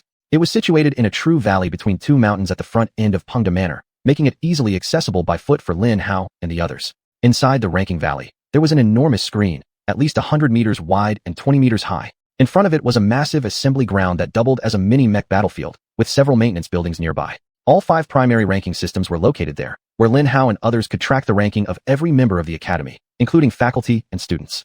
Unlike the initial rankings, this was an extremely active ranking system that excluded all retired and historical figures. However, numbers attached to the rankings included historical values, to avoid confusing Lin Hao and his peers. The National Mech Pilot Academy ranking system was located on the edge of the screen and was where Lin Hao and the group had gathered at the moment. The sleepy elder who came out of the maintenance room wore a rich black elder uniform. Despite looking tired, he still gave Lin Hao a slight sensory prick. A faint sense of bloodlust emanated from him, something Lin Hao could feel very clearly. Lin Hao had no doubt that the person before him could massacre nearly 5,000 individuals like Lin Hao without missing a beat. He glanced at Lin Hao's excited face, guessing that they were freshmen. What a cute little freshman. I was wondering when you all would show up. It took you 3 days to reach this place. That set a brand new record. In the 15 years I've served as the Elder of Ranking Valley, your group has taken the longest time to get here. Elder. Wow. Are you the renowned Elder Xuanyuan, who personally killed hundreds of rebel mechs during the Dark River Uprising over 2 decades ago? Barrick exclaimed with rare excitement. Wow. What do we have here? A well-read student. Elder Xuanyuan greeted Barrick with a drowsy smile, flashing him a brilliant grin. Elder Xuanyuan, your feats are legendary. Of course I know you. I've already studied all the satellite footage of your final battle, but I just can't get enough. Can I arrange an interview with you?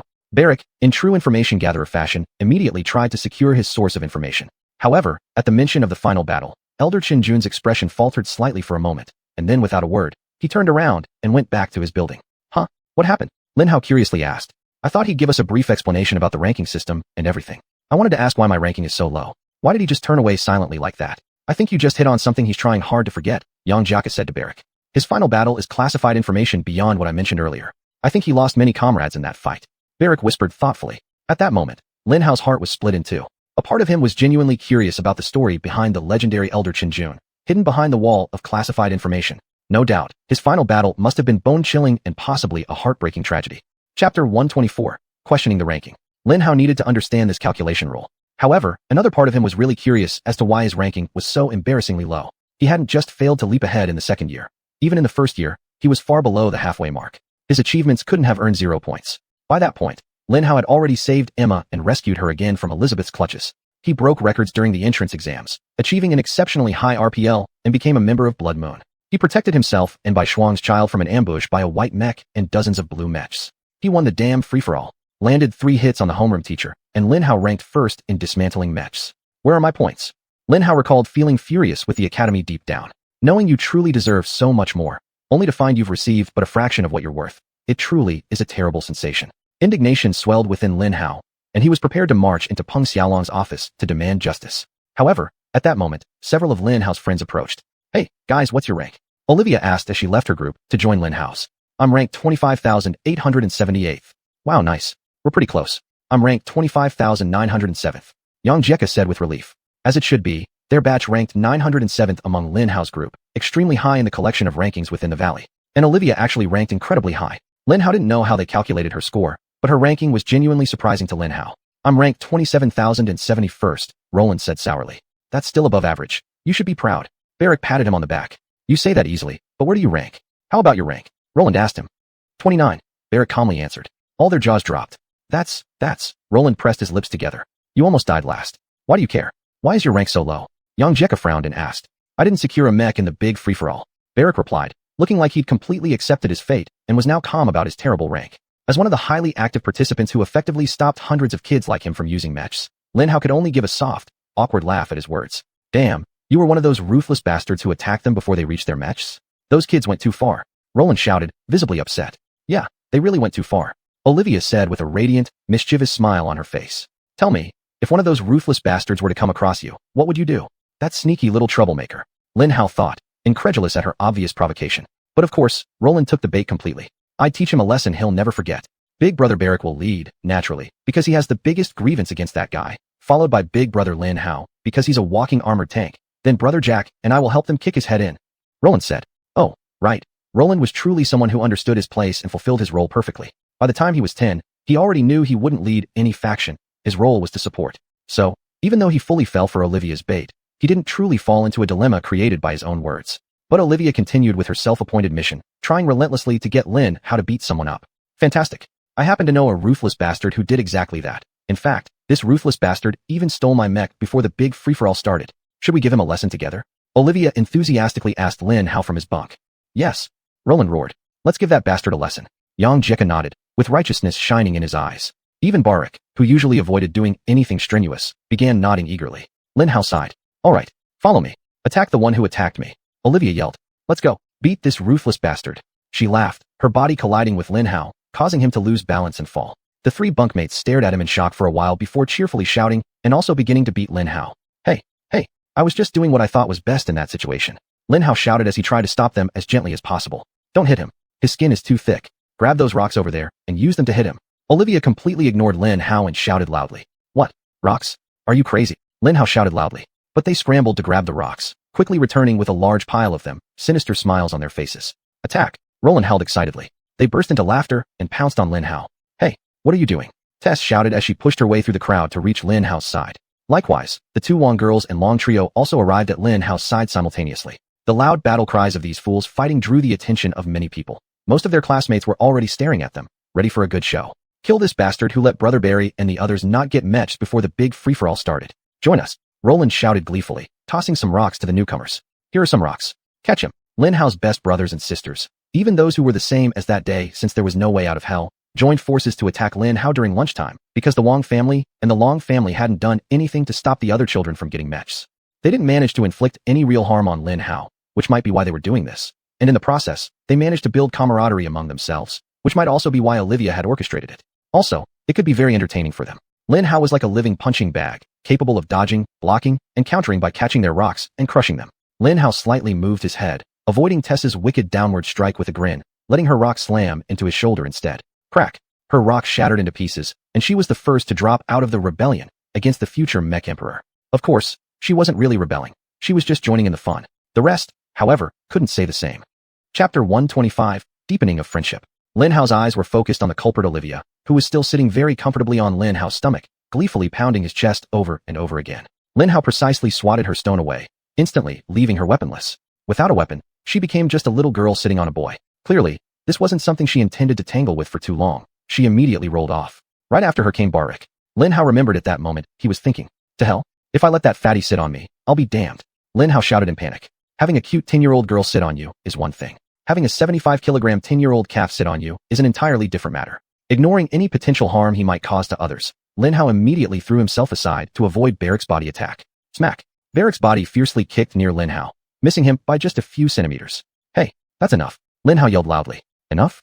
If I said enough, when you were robbing me, would you have stopped? Olivia shouted even louder from the side as she picked up another stone. Hearing her words, it was as if something clicked in the minds of the others, and they doubled their efforts in attacking Lin Hao. They had been laughing mischievously while attacking Lin Hao before, confident that their attacks wouldn't hurt him. At that moment, they were still laughing, really. But their laughter carried a rather savage edge, as if they truly desired to draw some kind of blood from Lin Hao. Lin Hao sighed.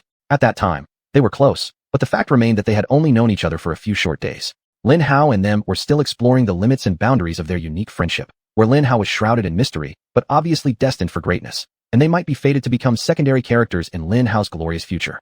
Unwilling to accept it, but also unwilling to oppose it. So there they were, celebrating their friendship. Besides, they were still curious about how strong Lin Hao's body truly was. Was Lin Hao's body strong enough to withstand a full-force assault by rocks? It's time to find out, they might have thought. The next few minutes were complete chaos, as Lin Hao's best friends launched their strongest attacks on Lin Hao. Lin Hao didn't want to hurt them, so he simply dodged and disarmed them, breaking their stones apart. The trio from the Long family had extensive experience dealing with Lin Hao's indestructible body, maintaining a particularly cautious order of attacks on Lin Hao. Bang! Whiz! With stones tightly in hand, they attacked Lin Hao again and again from around him. They pushed Lin Hao, trying to trip him, threw stones at his face, and did every dirty trick their 10-year-old minds could come up with.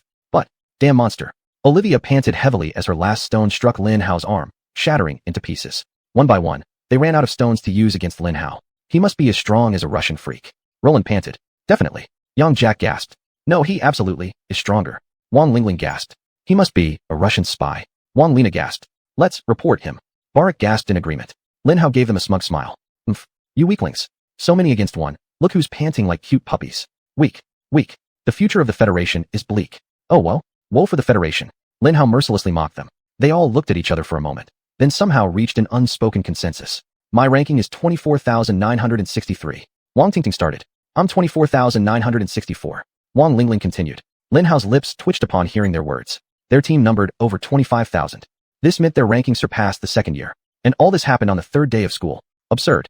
Not only that, at least I should be ranked 24,000. Lin Hao seethed inwardly. 25. 25. Haley laughed. 25,120. Tess murmured softly, looking at her in shock. But what they were trying to do was crystal clear. What's your rank? Wang Tingting loudly asked Lin Hao. My rank is currently under maintenance. Lin Hao shouted back at her. Under maintenance? Uff. Olivia burst into loud giggles. His rank is extremely low, way above 28k. Roland grinned at the girls. Right. After winning the Great Melee, there's no way my rank could be so low. My level must definitely be wrong. Therefore, it is officially under maintenance until further notice.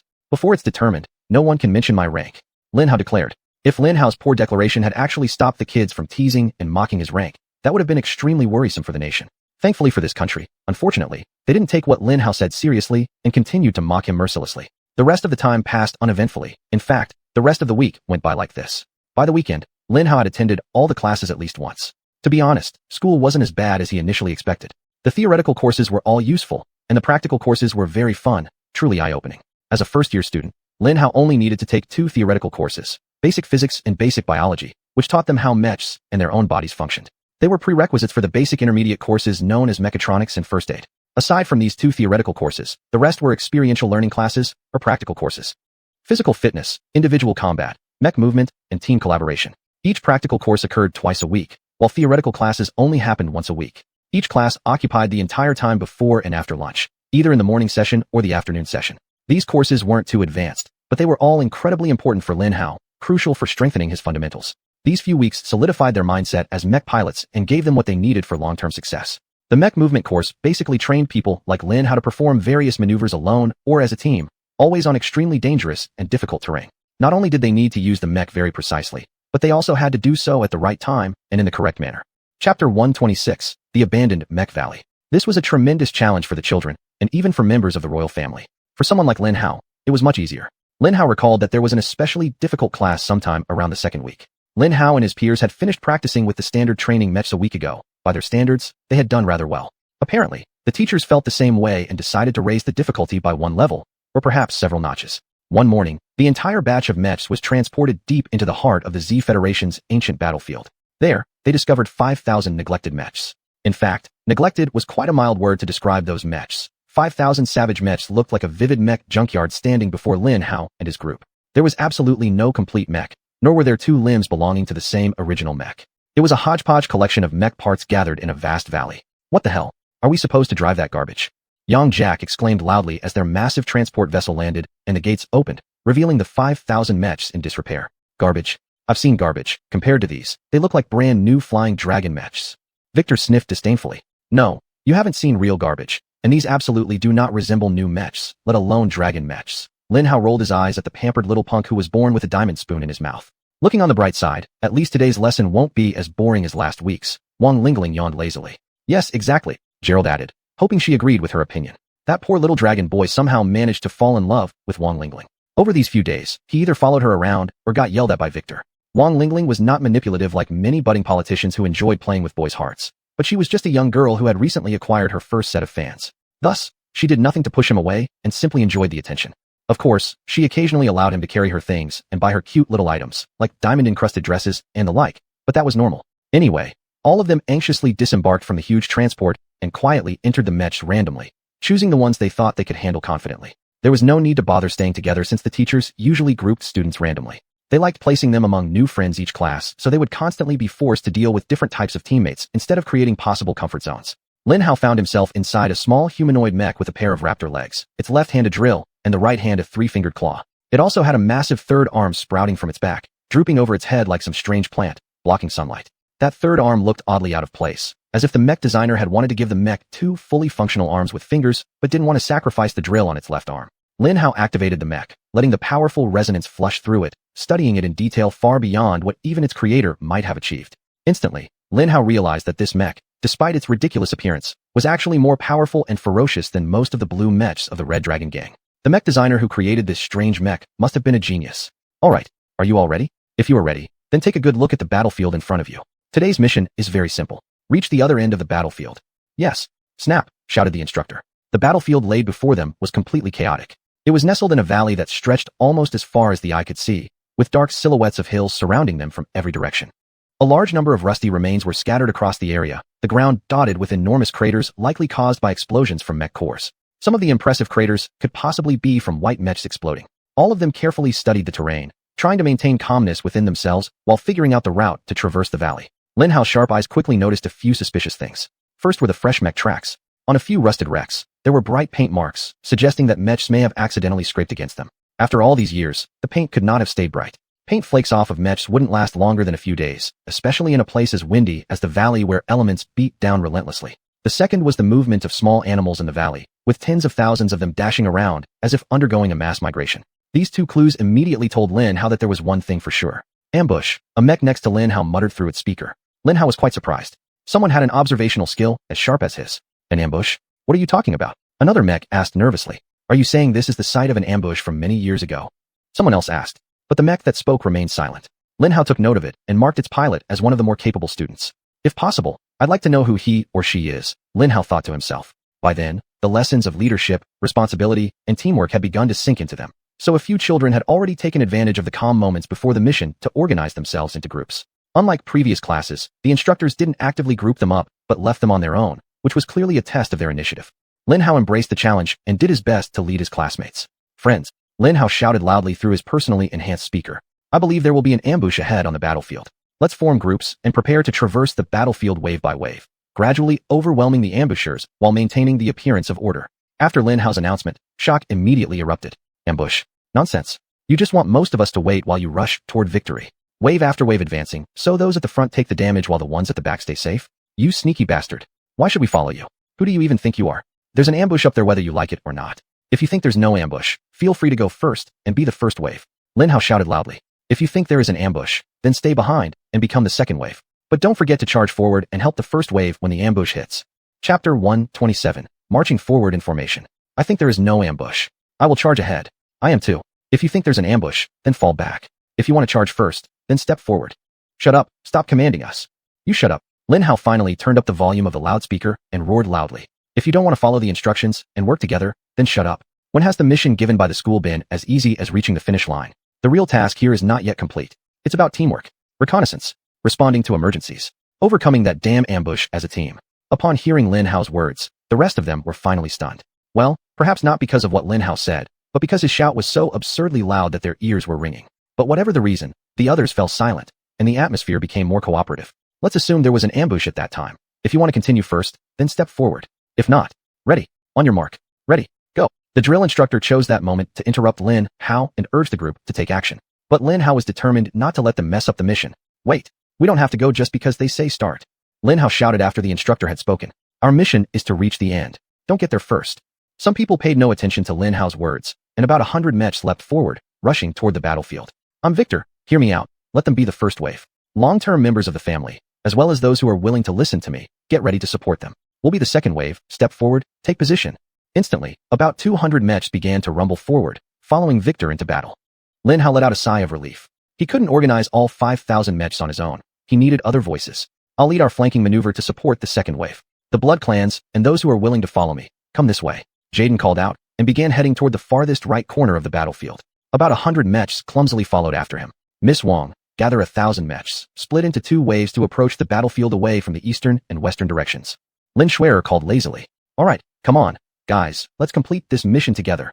Wang Lingling agreed, knowing that Lin Xuanyuan was a genius and immediately acted according to her instructions. I need 1,000 too. Wang Lina shouted. Minutes later, the mechs had sorted themselves out, with a little confusion, but they quickly got into their positions. The motley group of mechs looked incredibly broken, but in reality, they were quite solid. I need to form 10 teams of 100 mechs each. You will be the suicide squad responsible for charging forward and locking down any ambushers that appear. Trust me, your contributions won't be forgotten. The Academy's instructors record everything, Lin Xuanyuan shouted. I want to lead the first squad. Lin Hao called out eagerly. If you want to join my hammer squad, follow me. Tess immediately jumped up to chase after Lin Hao. I will lead the second hammer squad. Someone shouted resolutely. Golden Bear Squad, form ranks. A familiar voice rang out. It was the captain of the Golden Bear Squad. One after another, volunteers began to appear, preformed squads and brave souls jumping up, calling out for their companions and friends to join them. Come on, let's give those damn ambushers a taste of their own medicine. Revenge them for everything they did to us in the melee. It's probably those idiots. There's no greater love than those who laid down their lives for their friends. Brave souls, join me. Quickly join my 7th Hammer Squad. We will single-handedly wipe out those ambushers and secure the greatest glory for today's mission. So many passionate kids jumped forward, igniting the fire in the hearts of all the children. Hundreds responded. Soon, the 10 Hammer Squads were all filled. Surprisingly, how things had shifted from open hostility to initially collecting them to filling up 1,000 suicide spots within minutes. Once I say so, the rest of you move forward. Your mission is to take down any remaining ambushers and carry your fallen comrades. Remember, leave no one behind. Lin Xuanyuan's voice rang out with righteous fervor. Yes. The rest of the children shouted excitedly. At that moment, the first batch of mechs finally triggered the first ambush. 50 standard cultivation mechs suddenly emerged from a pile of debris, swarming forward, a small group of 5 mechs passing by them. Bang, bang, bang. The 5 mechs didn't stand a chance, and they were quickly taken down. Charge. Bring the others over. The leader of the 50 ambushers roared as he charged toward the next batch of mechs. Bang. Upon seeing the 50 ambushers, the other mechs finally realized their mistake. Damn it. There really are ambushers. As if speeding through this hellhole wasn't difficult enough. One of them cursed and immediately tried to avoid the incoming ambushers. However, the design of the ambushers had speed in mind. They quickly closed the gap between themselves and the next batch of mechs. They were destined to fail. Charge! Victor shouted. The united members of the Long family and their steadfast followers rushed forward with their mechs. Terrifying raptors, humanoid monsters, beast-shaped mechs, and all sorts of mischievous machines roared as they charged at the 50 ambushers. Mechs weighing over 15 tons, take the flanks, Victor calmly ordered. Wedge formation. The mechs changed their formation while charging, lining up behind Victor. Like the first wave, the second was likely doomed to fail. It was impossible for there to only be 50 ambushers. They too might encounter an ambush. But it was crucial that they charge ahead, luring more ambushers so the others could deal with them. Victor was a brave child, but more importantly, he was competent and confident. Despite knowing he was destined to fail, he also knew his steadfast performance was crucial. If he could resolutely resist his own ambushers and force them to send more mechs against him, he would disrupt the ambushers' plan and create chaos in their ranks. When this happened, their chances of victory would increase dramatically, and his actions would leave a deep impression. As expected, 300 training mechs surged out from the scattered debris around Victor's group. They surrounded Victor tightly, like a clenched fist. Keep chasing after me, Victor shouted, and his mech immediately burst through the 50-plus mechs blocking them from ahead, continuing to madly rush toward the 50 ambushers. Chapter 128 United Efforts. Lin Hao, keep advancing, reinforce Victor, and after that, stay on the battlefield until the very end. Lin Xuanyuan said calmly. In reality, she had just sentenced Lin Hao and Lin Hao's team to death, even if they successfully completed the first mission objective of rescuing Victor's team. She might have done it without batting an eyelid. General Eternal knew Lin Hao's strength and hoped to completely drain him on the battlefield. This was the first time she treated Lin Hao this way, but it would definitely be the last. All right, so be it, Lin Hao answered with a calm voice. Brothers, to die in battle with all of you is my greatest honor. Charge. Lin Hao thought these words sounded dignified and grand, but unfortunately, they didn't achieve what Lin Hao intended at all. Lin Hao failed to inspire his subordinates with fervent and loud roars. Instead, he only received sarcastic remarks as a response.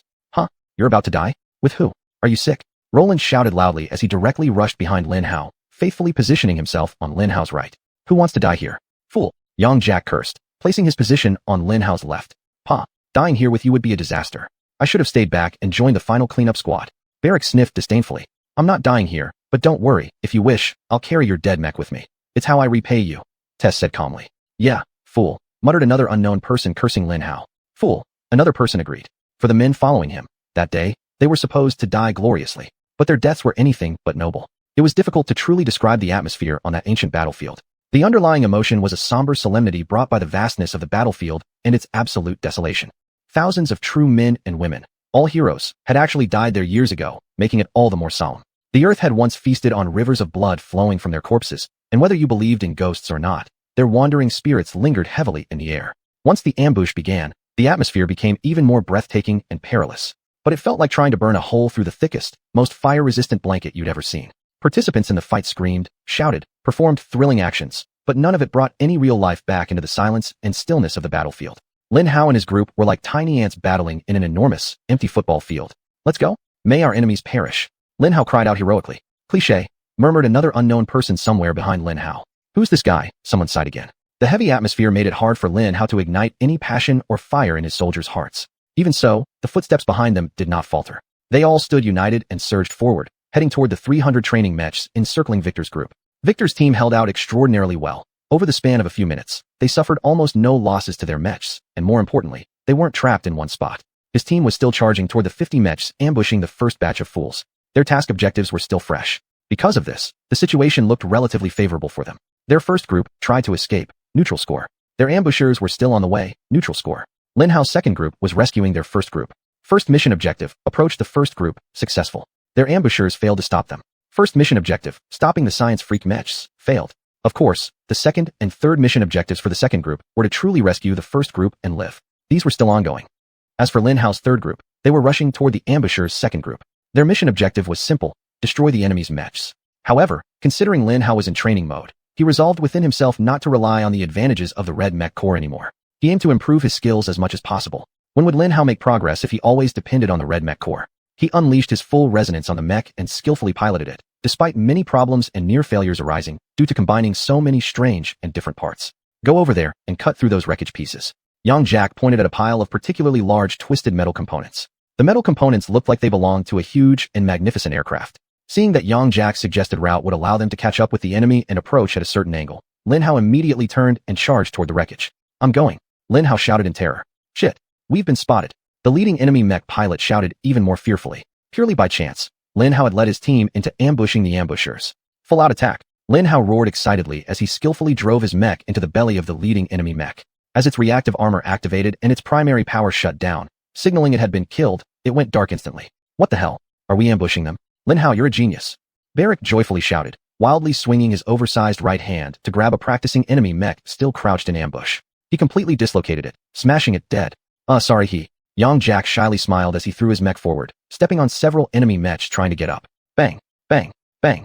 He skillfully piloted the huge mech, stepping on the enemy's limbs and quickly disabling them, letting those behind finish them off. Charge. Dive deep into their formation. Charge. Charge. Lin Hao shouted loudly, igniting the combat passion in the hearts of the Hammer team members. Whoosh. Whoosh. In close-quarters ambushes like the one Lin Hao was currently executing, the most crucial task for those up front is to plunge into fierce combat. Lin Hao charged ahead from the start, ignoring the partially disabled ones. The 100 mechs of Lin Hao's Hammer Team number 1 completely surprised and overwhelmed 1,000 enemies in the first few seconds, dealing them terrible damage. Under the leadership of Lin Hao and Yang Jack, they plunged deep into the battle, eliminating over 100 enemies before they could fully react. Counterattack. Roll out and hit them. Their leader shouted loudly. He stood back, seated in a slightly different-looking mech. His mech was painted black instead of deep blue, and seeing him charge from the rear to the front line within minutes clearly told Lin Hao one thing. He possessed truly elite maneuvering skills. Chapter 129, Luring the Enemy Deeper. Chiliac, in ancient Rome, this word means leader of 1,000 men. Although the pilot charging towards Lin Hao was only an 11-year-old child, he was still a leader. But he was also someone who had lost over 10% of his command within mere minutes without inflicting any casualties on them. In military statistics, that is a terrifying loss. In evenly matched battles, especially on high-stakes final match stages, casualties could reach up to 70% to 80% of the total soldiers from both sides before one side beats retreat or surrenders. However, in most low-stakes battles, a poorly conducted initial engagement is enough for the defeated enemies to retreat strategically, regroup, and re-engage at a later time. When ambushing an enemy of unknown quantity, losing even 0 or 10% within minutes should be enough reason for any rational commander to retreat to a safer location. From a military perspective, this was a disaster. Clearly, he realized the severity of this calamity and was putting forth his full effort since he personally got involved. This clearly indicated that the commander trusted his own combat ability more than his leadership skills. A man either so brave and confident that he believes his subordinates can ride out the storm and turn the situation around, or a madman. But the fact remains that, in that moment for him and his troops, clear instruction from their leader was worth more than a few dead enemies. His instructions roared out amidst curses, which would inspire his subordinates and guide their firepower, likely determining the progress of the battle in the coming minutes. He made a grave mistake, one that would, in the next few days at the National Mecha Pilot Academy, be ruthlessly pointed out as a lesson. Because as you know, the unknown number of enemies he faced actually only consisted of their 100 weaker mechas. They were overwhelmingly outnumbered, 10 to 1. If they threw all 900 remaining mechas at Lin Hao in one breath, Lin Hao's Hammer Squad 1 would disappear within minutes. Lin Hao needed to kill him quickly and throw his people into absolute chaos. Wants to stand firm, does he? His goal is to lead by example, to inspire fiercer fighting from his subordinates? He's my favorite kind of enemy leader, Lin Hao thought, grinning. However, Lin Hao's grin soon turned into a curse because, damn it, what's with that black mecha? Is it military grade? Its movement speed is crazy. Young Jack cursed loudly while spinning his mecha to face it, using all his strength. As soon as he positioned himself, the black mecha nimbly took its stance behind a huge shield and gave young Jack a terrible shield charge. Jack's mecha wasn't built for direct combat with a bull-like mecha like the black one. He immediately became the first casualty of their battle. Damn it, we've got a monster here. Three-man team with me, quick, take it down. Lin Hao shouted as he leapt forward, engaging the black mecha in battle with his creaking one. Lin Hao clenched his teeth, forcing himself to keep the red mecha energy dormant. This is training. For no reason will I use my red mecha energy today, Lin Hao vowed. The primary weakness of Lin Hao's mecha lay in its joints, although this might not just be his. Every single one of those monster mecha's joints could be very fragile due to sheer madness apparently driving the minds of the mecha designers during their creation. With weak joints, they wouldn't be able to unleash powerful swings or attacks, thus exerting too much pressure on these joints. Their best choice was thrusts or physical attacks, placing the weight of the attack directly on their mecha frames. However, Lin Hao's aim at that moment was not to carry out attacks. After seeing its incredible speed and unbelievable strength, Lin Hao had already categorized it as an enraged grizzly bear. In battling an enraged grizzly bear, especially if you're as weak as Lin Hao, trying to match its strength is walking right into its trap. The most effective method is to lure it into a malicious hunting circle, then kill it when it falls. It may be dishonorable and sneaky, but it works. Raptor's legs pumped forcefully, pushing Lin Hao toward the black mecha. Boldly rushing toward it, the black mecha let out a challenge and charged at him. Lin Hao smiled. Good job. Then immediately turned and retreated at full speed toward the bear trap. At that moment, they were dealing with other mechas and diverted their gaze away from Lin Hao. It seemed like Lin Hao was making a full retreat deeper into the army, which was an obvious sign of weakness and also the first sign that their enemy was about to be crushed. In this situation, the wisest thing the commander could do would be to order an all-out charge, killing the fleeing enemies. How the black mecha had managed to convince itself they were being defeated and on the verge of escape was beyond Lin Hao's imagination. Still, they needed to remember, he was just an 11-year-old child. He might be completely absorbed in the excitement of taking down young Jack. Seeing Lin Hao's retreating figure could have sent his excitement through the roof. Common and understandable. As Lin Hao hoped, the black mecha followed him and fell neatly into their trap. Now, he shouted the moment it entered the killing zone, right among the four of them. Sing, sing, sing. Roland and Barak swiftly launched crippling attacks on the enemy and rotated from 3 different directions to bombard the black mecha. Bang, bang, bang. Miraculously, the black mecha managed to somehow fend off all 3 attacks, showcasing impressive skill. Damn it. This mecha leader may have what it takes to even go against Lin Shui. Lin Hao thought, but Lin Hao wasn't merely a bystander in a fight with a grizzly bear. After barely fending off the ferocious attacks by the teammates, the black mecha had no way to block Lin Hao's attack. Lin Hao's quickly spinning drill on his left arm pierced through its abdomen, instantly killing it. You shouldn't have abandoned your command just to fight and die in such a trap. Your men are doomed to fail. Lin Hao said insidiously to him while lifting his lifeless mecha high using his 3 mecha arms. That damn practice mecha was heavy as hell. The landlord is dead. Kill them all. Lin Hao roared as loudly as possible. In an instant, all his subordinates reacted, letting out mad battle cries. Kill them all. Kill those. Kill those weak ones. Open their cockpits and kill the pilots. Take the pilots out and trample them. Crush them. No mercy. Kill. Kill them all. Chapter 130. The enemy general is dead. In the intense battle, the children heard their fierce and bloodthirsty war cries and felt a deep fear and panic overwhelming them. It was not so embarrassing. Open the cockpit to kill the pilot? Damn it. Lin Hao didn't know who started the war cry, but it spread very quickly, and its effect was even faster. The remaining 900 mechs wanted nothing to do with them. As one unit, they burst out from the huge plane wreckage, screaming in terror. What a damn impressive sight. 100 Frankenstein-like figures made 900 training mechs take to the skies. Not just flying, but each of them quaking to the bone, screaming hysterically. The entire battlefield turned around instantly at this scene. And of course, General Eternity wouldn't let such an excellent opportunity and momentum slip through her fingers so easily. She pointed at the 2 large surrounding pieces of wreckage and immediately ordered Wang to move out. Go to those wrecks and check if there are any enemy mechs hiding inside. If so, bring them out, then push forward along these routes towards the end goal. Under no circumstances should you stop for any reason, she instructed them. All right, Wang Lina nodded. 2,000 mechs moved in 2 different directions, creating great disturbances that led to increasing chaos descending on the area. If you haven't been in a battle situation where the outcome is completely unknown and it's going against you, you can't understand the sheer panic and fear that must have coursed through the veins of the ambushers that day. Moreover, nearly 1,000 teammates were screaming as if they'd seen a horror movie, exacerbating their panic further.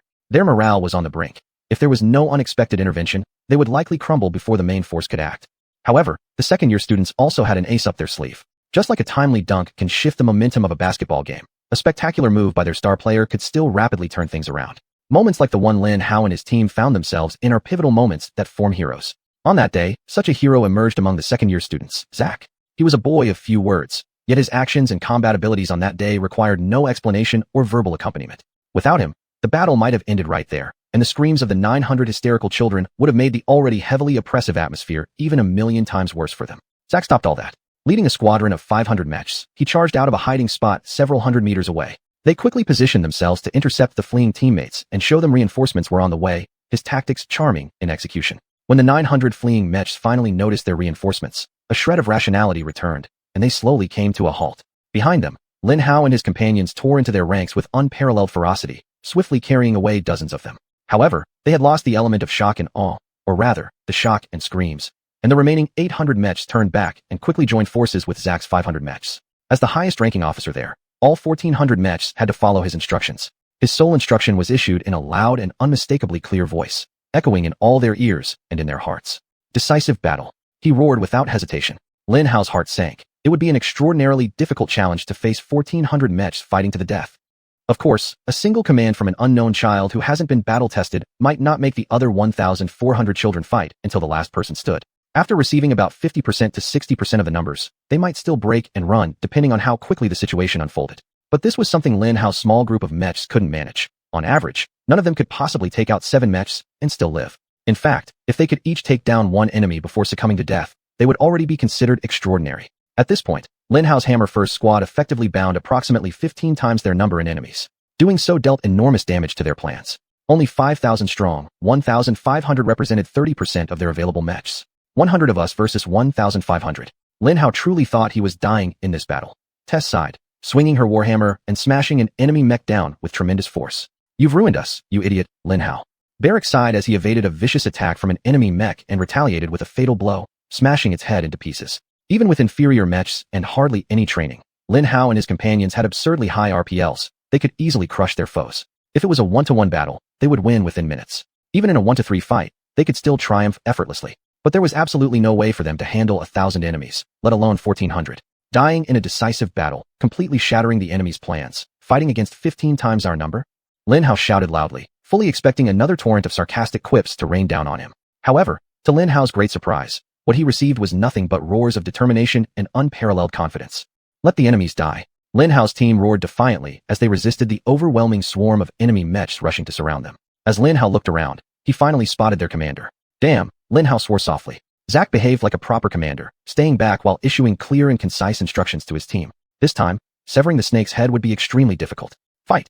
Fight! Leave none alive. Roland shouted in a somewhat high-pitched tone, which honestly sounded a bit girlish and formed a stark contrast with the ferocity he was calling for. But in such intense combat, every provocative battle cry was another morale-boosting rocket. All of them charged forward fearlessly, giving their all. The faster they took down enemies, the longer it would take for the enemy to surround Lin Hao's group. The longer Lin Hao's group remained unencircled, the more time they would have to fight. Though Lin Hao's group was losing the race against time, every passing second allowed them to tally up a butcher's bill against the enemy. Their mechs were generally weaker overall, but they did possess significant advantages. Chapter 131, Releasing Energy. Their limbs and appendages were too strange, and much of the time, their enemies didn't know how to block Lin Hao's attacks. In such a situation, battles between equally skilled pilots that would have otherwise dragged on were quickly concluded by unexpected attacks from these odd appendages. In the first few minutes, Lin Hao and his team were like merciless reapers of death, claiming the lives of their victims. Whoosh! Lin Hao's third arm fell unimpeded, smashing the victim's head into pieces. Whoosh! Lin Hao swung sideways and discovered an enemy mech dashing past him, catching his companion completely off guard and taking him down as well. Take out that 3-limbed beast first, Zack shouted from the back. Surround him, and take him down at all costs. Initiate a suicide attack now. What an ass. He's targeting me. Lin Hao shouted in panic. Help me. Lin Hao immediately doubled his efforts, felling surrounding enemy mechs with unmatched speed and efficiency. At that moment, his brightness exceeding 95 RPL shone like a bright star, weaving through and dodging more and more attacks with unparalleled agility. However, without adequate mastery of combat techniques, high RPL could only do so much. In just a few seconds, the number of mechs surrounding Lin Hao had grown so large that it became impossible for him to effectively evade their attacks. Guys, if you don't help me, I'm going to die soon. Lin Hao shouted to his comrades around him, but none of them responded. Lin Hao took a quick glance and his heart sank when he realized just how effective Zack and his team had been. Each of his companions was now embroiled in their own life and death struggle. Although Lin Hao's team had performed brilliantly in the first few minutes, knocking down enemies left and right, this did not mean they could sustain it indefinitely. Somehow, even in the midst of this fierce battle, Zack managed to allocate a squad to deal with each of them individually. They were all utterly isolated and unsupported. One after another, they fell. Lin Hao could feel his hammer squad members falling one by one. Finally, Lin Hao realized that if he did nothing, his participation in the training session would end there. Then, a realization struck him. Wait a minute. If I don't use my red mech energy, I'll die here and now. Doesn't that mean I'll lose the chance to attend the rest of the training sessions? If I use the red mech energy, I can remain active during this training session, honing my skills. Isn't that better? Lin Hao thought to himself. He smacked his forehead. Yes, I will survive using my red mech energy and continue to fight and train myself. What better training ground is there than battling over 1,000 enemies? Lin Hao pondered, giving the enemies a sinister grin as he began to release a bit of red mech energy. Instantly, Lin Hao's defense level started climbing, and his mech power source began emitting slightly more power. Not a lot, just about 20% more. With enhanced defenses and a stronger mech, Lin Hao instantly transformed from a freakish 3-limbed mech into a lethal 3-limbed monster. Attacks that would previously have incapacitated Lin Hao now rained down on him, but only rebounded with minimal effect. Spears, hammers, and swords struck against his reinforced armor, leaving small marks before bouncing off uselessly. Thrust. Whoosh. Of course, Lin Hao wasn't just standing there foolishly accepting their attacks. That would go against the very purpose of using the red mech energy. Lin Hao made every effort to dodge their attacks while retaliating with his own vicious and unpredictable strikes. They say the best teacher is experience, and Lin Hao fully agreed. His mind and senses were amplified by the red mech core, making him an extremely fast learner. The theoretical basics of movement techniques and tricks flashed kaleidoscopically in his mind. Bit by bit, he began putting them into practice. Whoosh. Evade. Bang. Stab. At first, Lin Hao only managed to dodge 1 out of every 10 attacks aimed at him.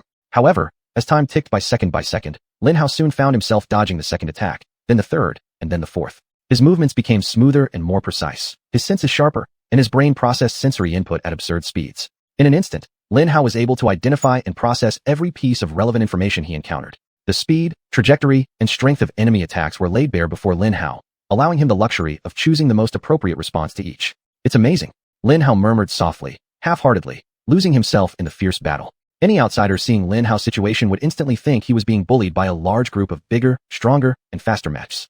At that moment, at least 100 of Zack's mechs had already surrounded Lin Hao, taking turns to attack him. However, another look would reveal clues to a different situation. Seeing the growing pile of defeated mechs around Lin Hao, their eyes would widen slightly, and the loud shouts and angry curses of Lin Hao's bullies would sound more like cries of fear and disbelief. As their eyes continued to take in all the details of the battle, they would realize that very few of the bullies' attacks truly landed on Lin Hao. In fact, as time went on, the fight increasingly resembled a very realistic match of true mechs. Why dramatic? Because the protagonist, Lin Hao, incredibly dodged all the bullies' attacks. If it weren't written and performed by actors in a drama or thrilling play, it would be completely unbelievable. What the hell? This bastard slips like an eel. I know, because my dad owns a seafood shop. I once tried to catch eels, and this damn guy is just as hard to grab. A particularly coarse-mouthed boy shouted loudly as he swung his oversized broadsword this way and that, trying to attack Lin Hao. Shut up. Only attack when you should. You're disrupting our deployment. His squad leader yelled at him. The squads attacking Lin Hao were well-trained, living up to their reputation as second-year students from the best mech pilot academy in the country. They knew that heavy strikes were less effective than accurate hits, and accurate hits were less effective than fast, continuous accurate hits. Their attacks were launched with astonishing speed and even more impressive coordination, drawing the attacker away while allowing other mechs behind him to release their own attacks. Continuous group assault. Lin Hao nodded in agreement as he recognized the textbook move they were executing, a difficult but powerful attack strategy that allowed weaker mechs to combat a stronger one. Chapter 132, Mecha Monster. The leader of the enemy is indeed very skilled. He understands that I am an excellent opponent and is employing appropriate strategies against me. If their leader were arrogant or incompetent, this would be impossible. Very good. I will accept your challenge and defeat you. You will be my stepping stone today. I swear to it. Lin Hao's evasive movements slowly ascended. Those few minutes were among the most intensely exhilarating in his young life. It was unmistakably evident how rapidly his skills in close-quarters combat evasion were improving in real time, a sensation that for Lin Hao felt like a powerful drug. Lin Hao couldn't bear the excitement. Now I can easily dodge these brutes. Let's see if I can take them out using any of the slightly enhanced limbs of my mecha. Lin Hao thought eagerly. Evade. Bang. Bang. Bang. Whiz. Bang. Lin Hao's 3 limbs immediately went into action, initiating powerful counterattacks after managing to evade every assault. As he pushed deeper into the enemy's defenses, a growing pile of fallen mechas followed closely behind him. With every passing second, 1 or 2 more mechas joined the pile, because Lin Hao's punches were hitting key points on the enemy mechas with perfect precision. Skulls smashed, stomachs pierced, hands torn off. Lin Hao was their worst nightmare. An untouchable, and thus unkillable, mecha monster. In those 5 minutes or so, Lin Hao personally eliminated half of the remaining mechas. His other teammates had succumbed to the overwhelming numerical advantage, but not before impressively taking out 200 foes. Together, they had felled a total of 1,000 mechas under Hammer Squad 1. The Lin Haos achieved the impossible. With just 100 of them, they had secured a full 30% of the enemy force. Victor, facing 350 adversaries, managed impressive work, together tying up 1,850 of the enemies. That was 37% of the enemy forces. The battlefield erupted into chaos as tens of thousands of mechas began screaming, shouting, and cursing, attacking each other with all their might. Lin Hao didn't know what Lin Xueli had done, nor how she'd accomplished it so quickly amidst such bloody hell. But the huge disturbance in the battle soon settled down. Only 10 minutes after the thunderous collisions of mecha on mecha began, the battlefield fell into an eerie silence. At that moment, Lin Hao wasn't paying much attention to the battlefield since he was enjoying the best moments of his life.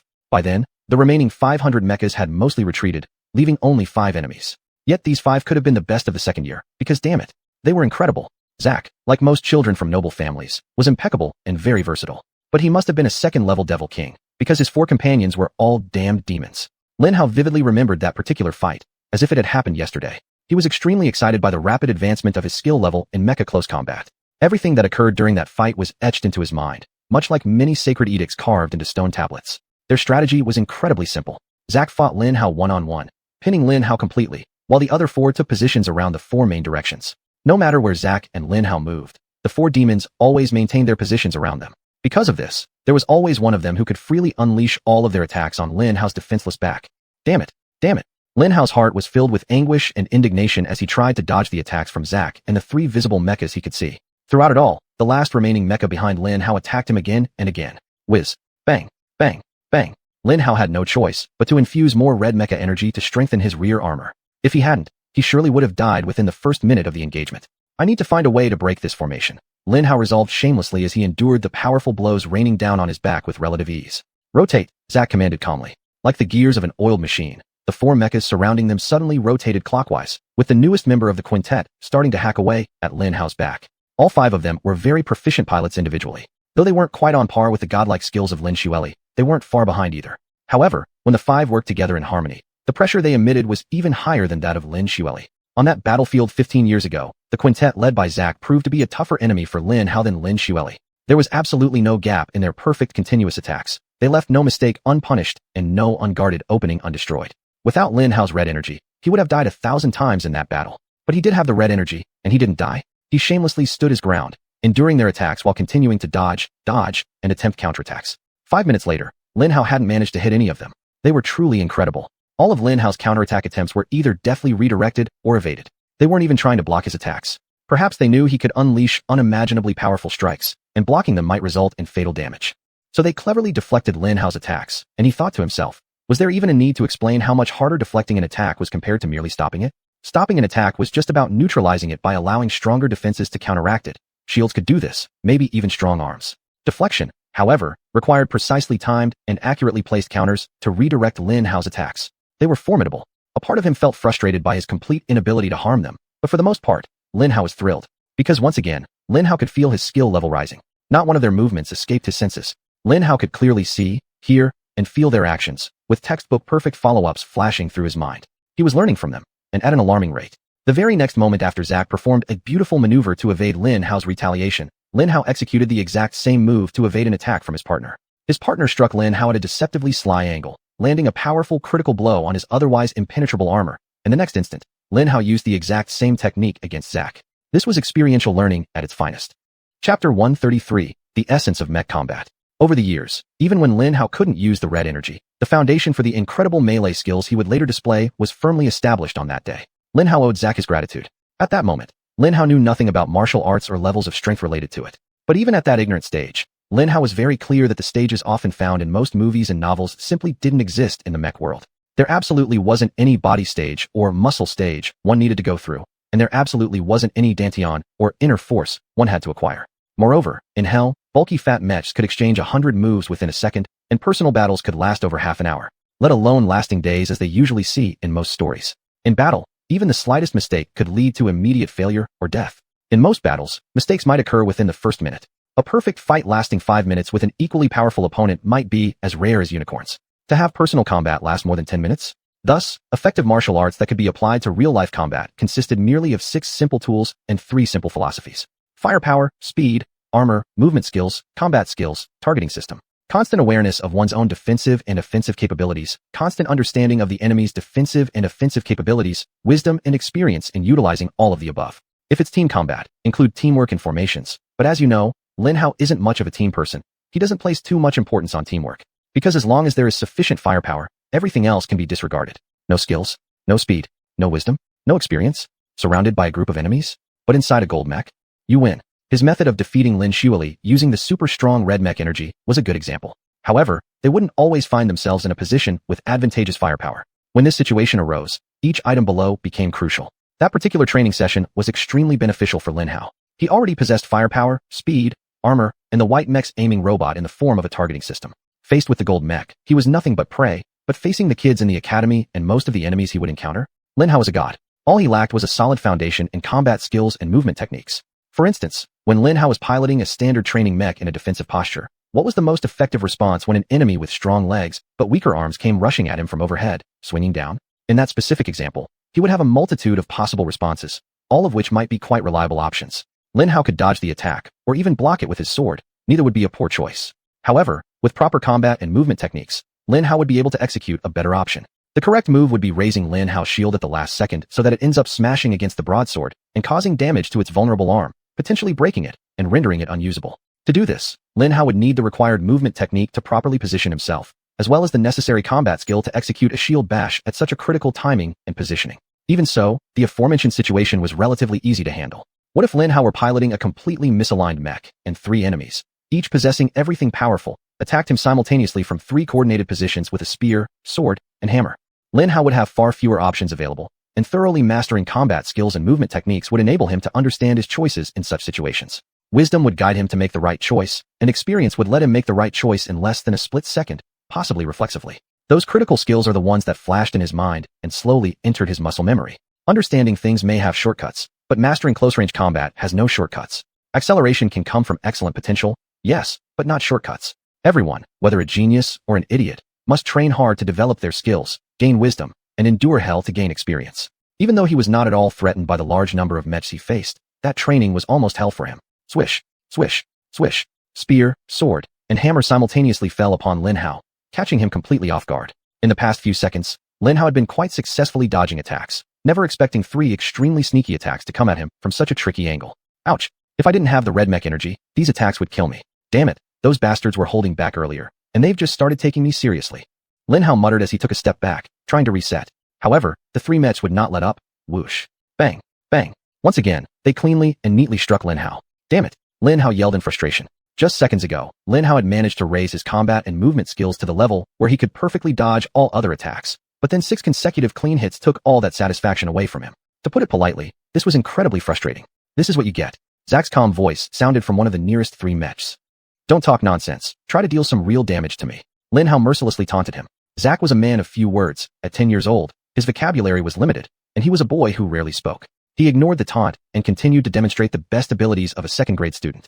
He and his 2 partners finally showed their full strength, not pulling a single punch. Like Lin Xueli in an epic battle during a large free-for-all, they tried to restrain Lin Hao with their superior combat techniques and beat him down. But Lin Hao was not the kind of person who would fall into the same hole twice or be caught by the same technique. The spear, sword, and hammer swung and thrust toward him over and over, targeting Lin Hao's vulnerable joints with great accuracy. Their relentless attacks on Lin Hao's joints had 2 purposes. One was to attempt breaking his limbs, and second, they wanted to knock Lin Hao off balance, hoping to force him onto the ground where they would try to overpower him with the pure bullying force of 100 mechs against 1. This was exactly what he needed to refine his combat techniques. Images of jujitsu, taekwondo, aikido, karate, especially traditional Z-country martial arts flashed repeatedly through his mind, providing him with abundant options to respond to every situation. Chapter 134, Taking Control. Lin Hao's highly enhanced mental power analyzed every technique at light speed. In an unbelievably ugly but equally effective motion, he managed to stop and counterattack all their attacks. Swoosh. Bang. Bang. Lin Hao dodged the incoming spear, sliding into close range with Zack, quickly striking his head with his 3rd arm. At the same time, his right arm slapped the sword of the 2nd mech away, while his left arm smashed forward like a drill towards the hammer of the 3rd mech. Zack and his 2 companions were excellent warriors, so even though Lin Hao could have easily finished them off, he wasn't in a hurry to do so. His attacks came full speed, yet for those aimed at their bodies, he canceled out 90% of the force at the last millisecond, ultimately giving them harmless slaps instead of fatal ones. Thus, Lin Hao prolonged the fight for a whole 5 minutes, each time improving his mastery over close combat, which filled him with great joy. Revelations on how to fight and move more effectively dawned upon him, and soon his body adapted to respond to his brain's commands at near light speed. Being able to dodge and counter 3 high-energy warriors with new skills was truly an exhilarating sensation. It was as if fighting according to a prompt about what to do next. After a while, Lin Hao's improvement speed suddenly stabilized. The lesson is over, Lin Hao realized satisfactorily. He had already mastered all the skills and techniques that Lin Hao could acquire. only using these sophomore students as his teachers. Swoosh, swoosh, swoosh. In the blink of an eye, Lin Hao launched fatal attacks on the 3 mechs, taking them down. Thanks for the lesson, goodbye. Lin Hao called out to them before rushing off to take out the remaining 12 mechs standing by his side. The rest had managed to take down Lin Hao's hammer squad 1 and had gone off to reinforce the team fighting Victor. As Lin Hao approached his prey, he quickly glanced over the battlefield. The ambush that should have wiped them out had fully unfolded. A battle involving thousands of mechs was underway across the entire field. At first glance, it seemed like total chaos. But he quickly realized that their team's mechs had firmly taken control of the situation. Victor, through sheer skill and determination, was still alive, standing with only Haley guarding his back, surrounded by at least 50 mechs. Surprisingly, the first wave of idiots rushing ahead had somehow united, charging toward Victor, seemingly mounting a reverse rescue mission. A hammer squad also set out from another direction, and if Victor and Haley could survive one more minute, they would be saved. Elsewhere, the Wong family was in the midst of the largest battle on the field, actually holding up quite well against enemies who outnumbered them thanks to timely counterattacks from the hammer squads. The final 1,000+ mechs were. Why are they running? Lin Hao shouted, chasing after the 12 mechs that had very smartly but uselessly fled. Boom. They deliberately stomped hard together with every step, making the ground tremble lightly. Die? Death. Death. Show no mercy to our enemies. The voices from 1,000 young but passionate throats rose in a simple but ominous melody. Boom. Boom. Boom. Over 1,000 mechs moved slowly but relentlessly forward in the terrifying atmosphere. Die? Death. Death. Let none of them live. Many mechs still engaged in battle quickly turned their heads, looking at this scene, and their reactions were exactly what Lin Xuanyuan had anticipated. They tried to flee. Expecting a group of 11-year-olds to stand firm while fighting to the death with powerful enemies and seeing 1,000 reinforcements coming towards them is asking too much. After the first 20 or so enemies broke away from the fight and ran, it wasn't long before the rest followed suit. No one wanted to stay on a battlefield where they'd be surrounded by enemies, especially those shouting that no one would leave alive. The ambush had failed. This is the mildest way to describe what happened on that battlefield. More than 3,000 of Lin Hao's mechs were still standing, and when their victorious cheers finally rang out after 5 full minutes, there was absolutely no weakening. It was a glorious victory. They were untrained freshmen with weaker mechs, intentionally sent by their seniors to ambush disguised as a mech mobile class. 5,000 mechs ambushed by 5,000 solid training mechs, and they won. They should have lost this battle, tasting the bitterness of defeat, but instead crushed the enemy to pieces. You really showed up this time, the instructor said with the brightest smile Lin Hao had ever seen when the last mech crossed the finish line, carrying its pilot who had been shot down. His name was Instructor Dongyu. Of course, his colleagues and students mercilessly teased him, but he seemed to enjoy being teased, so everything was fine. He was an excellent mech pilot, and it felt really good to receive his praise at that moment. Lin Hao and his team knew they had done well, and they soaked in his praise like many sun-starved children enjoying their first sunbath. Movement technique, top-notch. Combat skills, basic but acceptable. Strategy, top-notch. Most importantly, your ability to read between the lines, perfect. Wah, I'm deeply moved. Instructor Dong Yu exclaimed loudly, clapping his hands excitedly like a little boy. Lin Hao and his team ridiculed the absurd sight of a perfectly handsome, muscular, middle-aged man with a twirled mustache enthusiastically clapping for them. He stood atop an open mech cockpit, speaking through the mech speakers.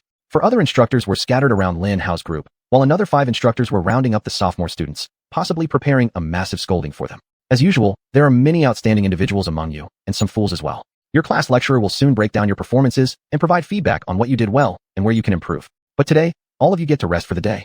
Instructor Dongyu announced. Wah! Lin Hao's classmates screamed with delight. Long live Instructor Dongyu! Came a student's fervent cry. I hereby declare today's lesson complete. Boom!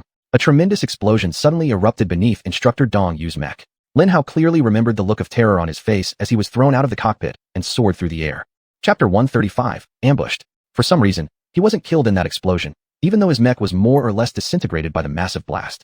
He must have had some kind of safety device that let him survive that terrible explosion. But, even if his body was intact, he must have been utterly and completely terrified by the enormity of what just happened to him. The enemy attacked. 10,000 children were left with only 9 instructors in their half-destroyed mechs to protect them. 3 more explosions rang out. 6 instructors were gone. Xuanyuan.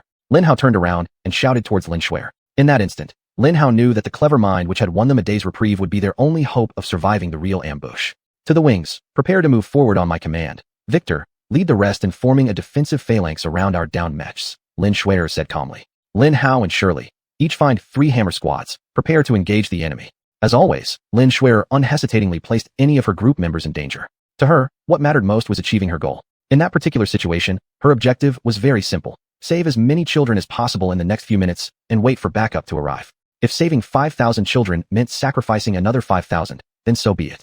You all shut up. Lin Hao immediately roared at the top of his lungs, quickly conveying Lin Xuanyuan's instructions. As Lin Hao did this, the enemy continued to sneak attacks on their instructors. Bang! Bang! 3 more explosions sounded in rapid succession. Their enemies ambushed again 3 times. Only 3 were left. Only 3 left, Lin Schwerer quickly summarized. And only blue mechs. If we can locate them and get close, we can take them down.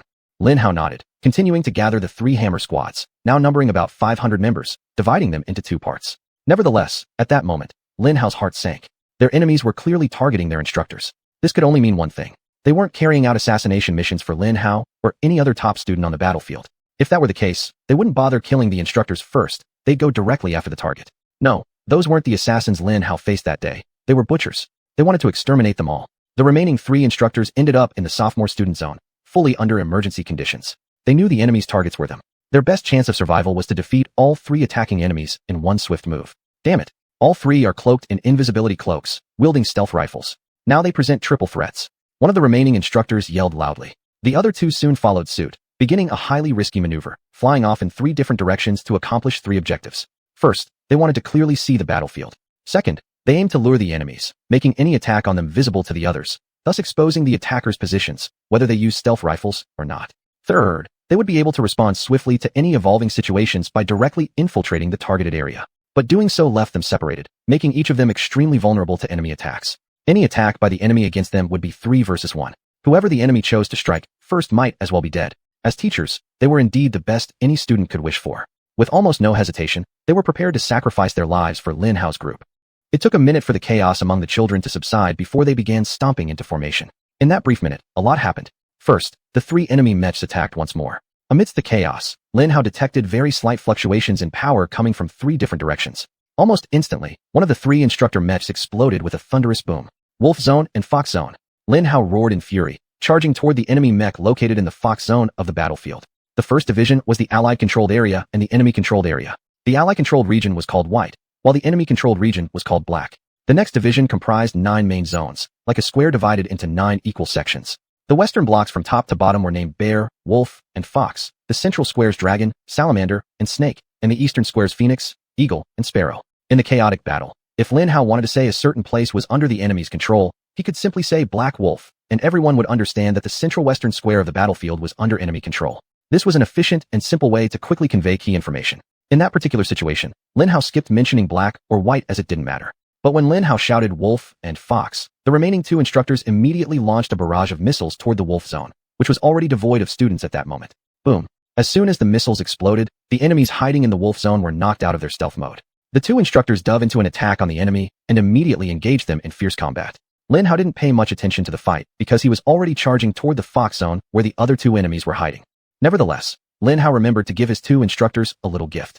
Guided by the power fluctuations he had sensed, he was able to direct resonance into the area and quickly located the 2 enemy mechs. Without even bothering to say a word, Lin Hao immediately shut down the communication systems of the 3 mechs and disintegrated some small, yet critical parts inside their machines into energy particles, which he absorbed cleanly and efficiently. In a real fight for life, Lin Hao absolutely didn't hesitate to use his own powers.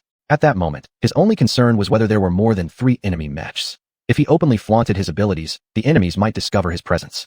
Thus, Lin Hao had to proceed very stealthily. Things like triggers on guns, connectors within electrical devices, and armor, none of these were fully detected by the mech systems. All they knew was that their guns had stopped firing, their invisibility mode was disrupted, their communications were cut off, and their armor malfunctioned upon landing from the first hit. Such effects could be easily explained by airborne mech viruses or highly advanced targeted interference beams. Damn it, Lin Hao shouted as he charged toward the first exposed mech in the Fox Zone, where a few sophomore students were still heading toward the Dragon Zone. It was a standard blue mech, but with an oversized rifle connected not to 1, not to 2, but to 3 horrifying blue mech cores. Chapter 136, Direct Combat. No wonder it could easily destroy the instructor's mech. This rifle is powered by 3 terrifying blue mech cores. Which bloody idiot actually created a bloody rifle that can unleash the full power output of 3 bloody blue mech cores?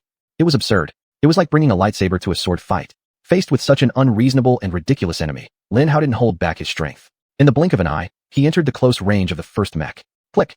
Lin Hao struck its face hard with his 3rd top arm, completely smashing it into pieces. Lin Hao's speed must have greatly shocked him, because he didn't do anything to block or even evade his attack. Even with his other 2 arms, Lin Hao was able to launch an attack. Drill. Lin Hao's left arm drill rotated at a crazy speed, piercing through the armor of the abdomen of the first mech. With the enhancement of his red energy, the enemy's reinforcement army gave way to his drill, just like a dentist's tooth drill piercing butter. Bang! Lin Hao's enhanced right fist smashed onto its cockpit, causing it to be completely twisted and deformed. By then, The pilot was either already dead or completely trapped inside the cockpit. There was no bloody way to open that twisted cockpit door. Moreover, his head disappeared, his stomach was fully pierced, he had no vision, no distribution center, and no authority at all. In other words, he was no longer a threat. However, Lin Hao was not out of danger yet. The second enemy mech remained. Despite being weakened by Lin Hao's surprise attack, it was still piloted by a genuine living expert who possessed a mech with 4 damn mech cores. It could still inflict tremendous damage. One of the main reasons why assassinations are effective is that assassins can deal devastating damage to unguarded targets, which often leads to the target's death. And this special ability is based on a very fundamental requirement: stealth. Assassins must remain undetected until the moment they strike. Once the assassin strikes, regardless of whether they successfully kill their target or not, they must attempt to escape.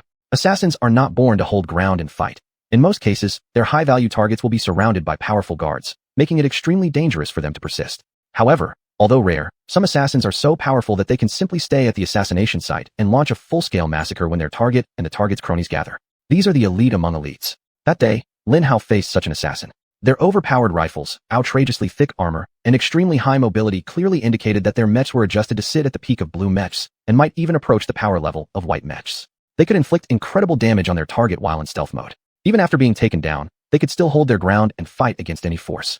The 2 instructors were caught off guard by the absolute power displayed by the Wolf District Blue Mech in that battle, and eventually both had to fight for their lives. The only reason they didn't die was because Lin Hao weakened the enemy mech, and many surprising malfunctions completely threw him off balance. In the Fox District, after Lin Hao disabled one of the enemy mechs, as the second enemy mech charged towards him and launched an attack, Lin Hao immediately went on the defensive. Whoosh! Bang!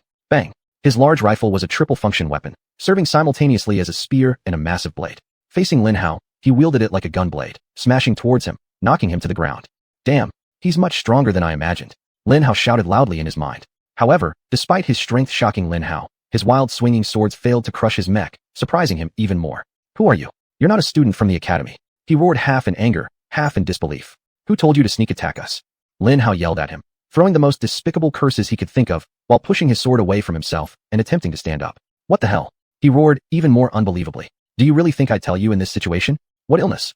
As the two began a high-speed close-range combat, Lin Hao yelled at him. Whoosh! Lin Hao's top hand effortlessly blocked his sword swing. Bang! Bang! His other 2 hands swung in a dangerous series of attacks. But the enemy pilot was very skilled and managed to catch the 2 swings with his shoulder and arms at a certain angle, avoiding fatal strikes. You damn bastard. You're a damn instructor, pretending to be a student, aren't you? And your mech is disguised as a bare white mech pretending to be trash, isn't it?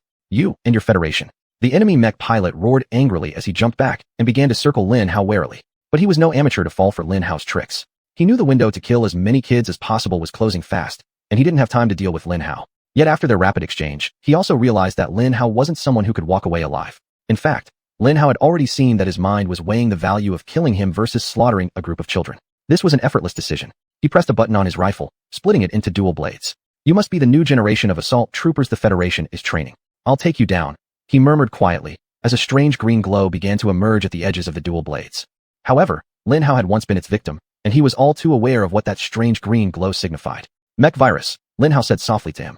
No, my friend, you won't take me down. It's me who will take you. Do you know what I carry on my back? Is there a mole in our team? His shock was so great that Lin Hao could even hear it clearly in his voice. You really are a very valuable target. With you in our hands, we'll find out who the mole leaking our secrets is. Just lie down and die quietly. He suddenly lunged forward, swinging both swords in a large arc toward Lin Hao. The green light suddenly intensified, releasing a massive amount of green gas, which shot rapidly toward Lin Hao at high speed. I'm not falling for such a trick again. I know your damn virus is airborne. Lin Hao sneered at him as he exerted all his strength to explode backward and avoid the attack. At the same time, Lin Hao had scanned the resonant zones surrounding the battlefield and realized 2 things.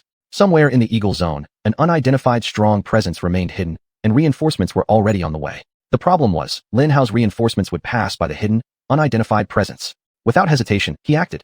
Chapter 137, A Glorious Sacrifice.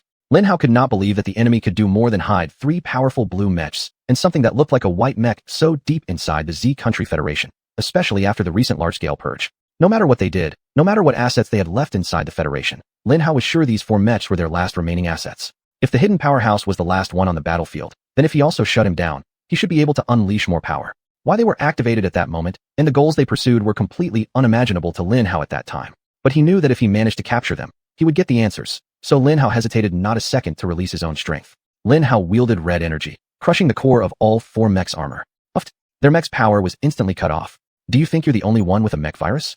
Lin Hao evilly chuckled to his enemies, as his green mech virus harmlessly dispersed around him, leaving his mech standing motionless just a few meters in front of Lin Hao. If you're talking about viruses, then the Z Country Federation is the king of world viruses.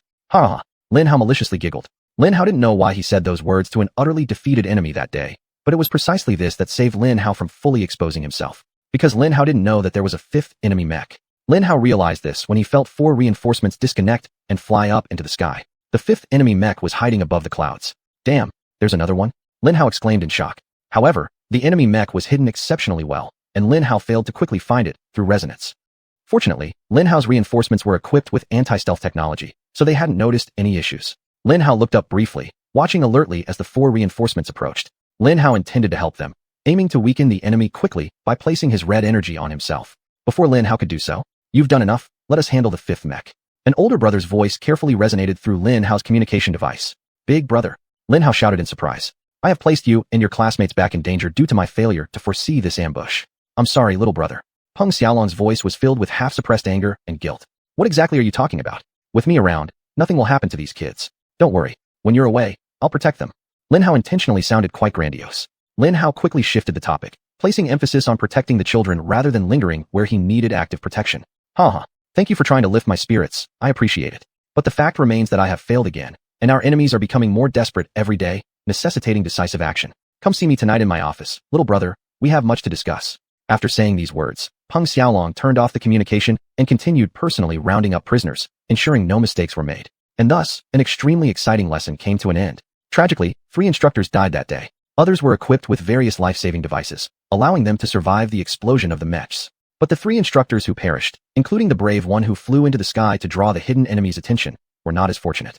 He died as a complete hero, and Lin Hao ensured he learned all about him and his life in the coming days to honor and respect him. Lin Hao had seen death before, but this was the first time witnessing someone sacrifice their life so courageously for others. Their deaths ignited a pure flame of anger and desire in Lin Hao's heart, a fire to find the enemy and tear them apart. Lin Hao was sure that his elder brother felt the same way, and considering the staff member who died that day was his, possibly even more intensely.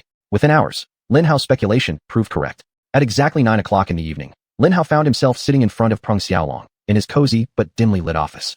In front of a very cluttered table stood a small area with 4 comfortable sofas around a small table. Lin Hao sat on a single sofa, while they both sat on a double sofa. It was a modest office, almost entirely undecorated, imbued with a thoroughly thoughtful atmosphere. Row after row of books filled bookshelves, completely lining all 4 walls, which was certainly a significant factor contributing to this atmosphere. However, at that moment, the atmosphere was far from considerate. Both of their faces carried an extremely serious expression, and Lin Hao could feel a sense of righteous indignation brewing around them. This was not the kind of uncontrolled anger that sought to burn everything around them. On the contrary, it was a cold, calculating, and ruthless anger that would stop at nothing and spare no one in its quest for retribution. Do you know how the ancients of Z country sought revenge?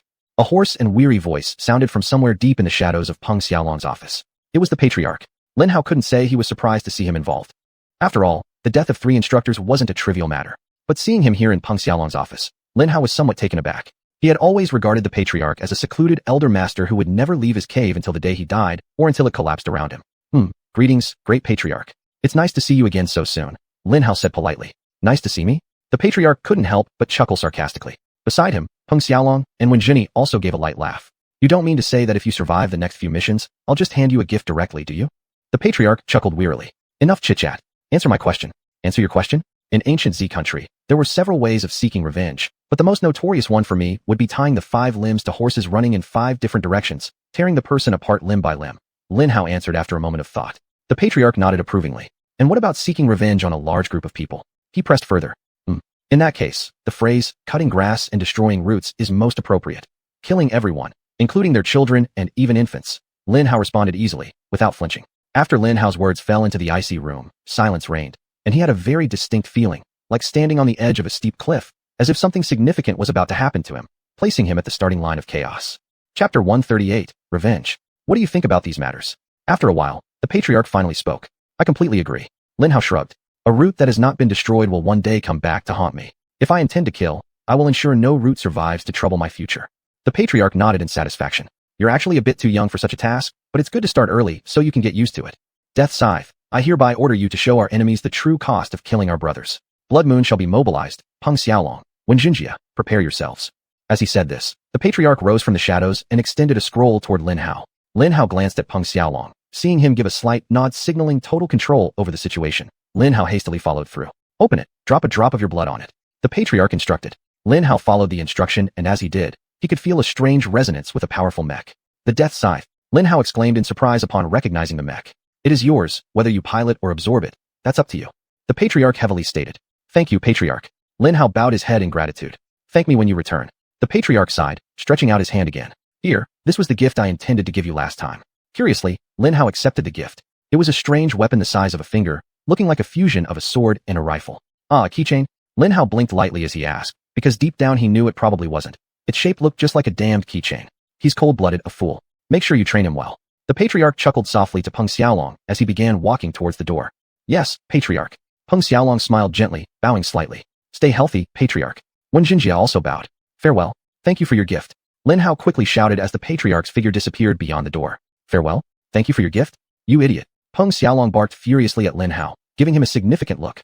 Ouch. Damn you. Instantly, he grasped his right hand with his left, shouting in pain. Hey, it was you who hit me on the head. Why are you shaking and cursing me? Lin Hao cried indignantly. I'm leaving this place. Get ready. We're moving out when we turn 15.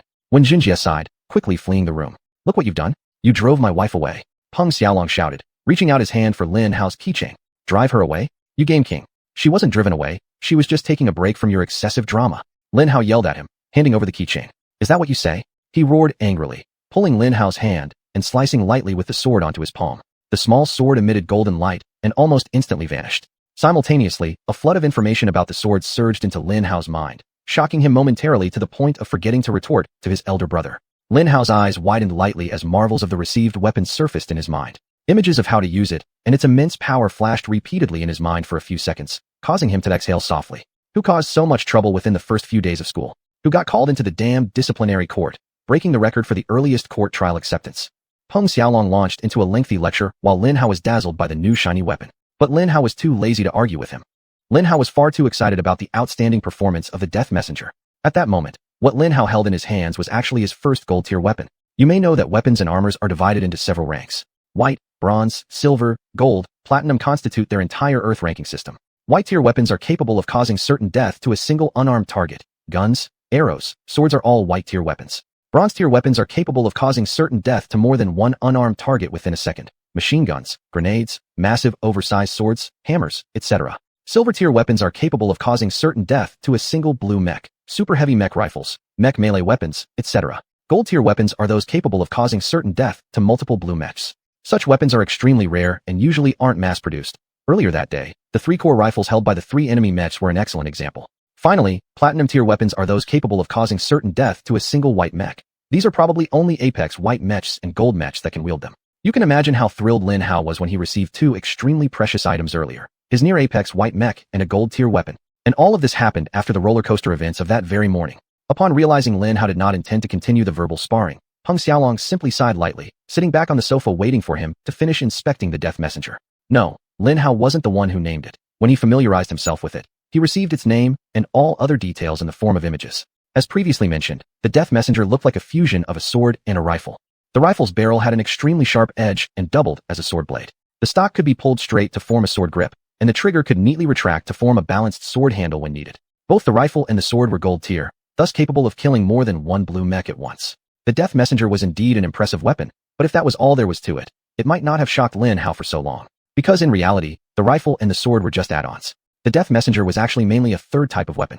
It was a scythe. The sharp edges of the sword blade could rotate forward through a hinge-like mechanism at the rifle's muzzle to form a huge and terrifying scythe. And it wasn't just any scythe, but a double-edged scythe, capable of dealing death both inside and out. As a weapon, the Death Messenger truly was nature's freak.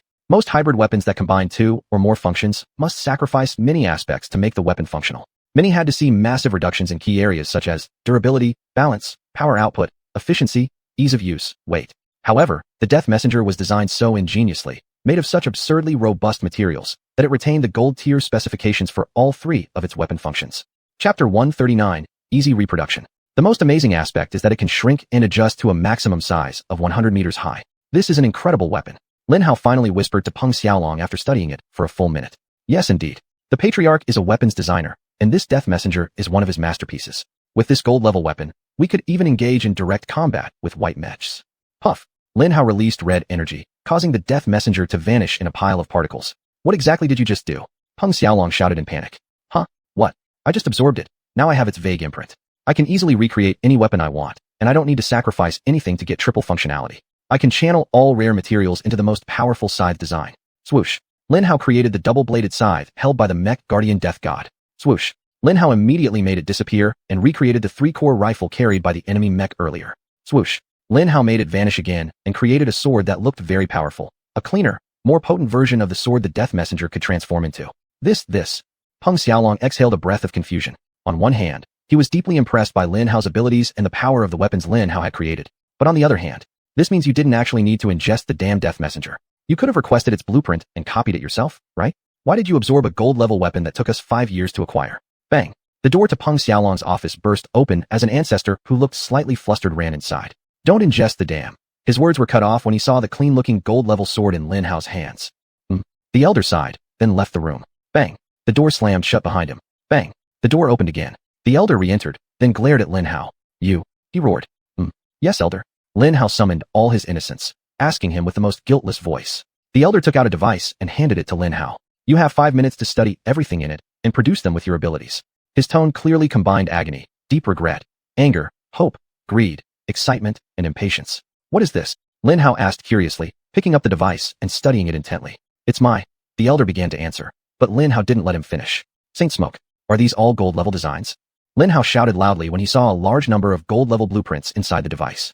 The elder simply sighed and remained silent. He might be thinking, why are you asking a question you're about to get the answer to? But as always, Lin Hao wasn't bothered by him. Lin Hao's thoughts had already been lost in the wonder of absorbing all these amazing gold-level blueprints. Rifles, sniper rifles, machine guns, swords, hammers, shields, flight systems. It was like a super-rich person's arsenal and movement system repository for white mech pilots. Everything a white mech wants or needs can be found within this device. Remember, these are working blueprints that can be immediately constructed if the necessary skills and materials required to make them are possessed. As Lin Hao absorbed so many working blueprints, he could feel something strange happening in his mind. It seemed to extract all the principles and philosophies from every design and absorb them. At first, Lin Hao observed these designs with the strange curiosity of a final user, pondering how to use them in battle. However, after absorbing Lin Hao's 10th design, he began to view the blueprints with the critical eye of a novice designer. Lin Hao was able to appreciate the complexity behind their design and the originality of the underlying drive that blended so many different physical principles and design theories. After the 100th design entered Lin Hao's mind, he finally noticed the first flaw. He was nearing the mindset of a junior weapon designer. Lin Hao slowly blinked, reflecting on a particular weakness he had discovered in the sniper rifle design. Due to its highly advanced application of silence and invisibility technology, the firing rate was slow, making it a powerful rifle that emitted no sound and left no visible traces when firing projectiles.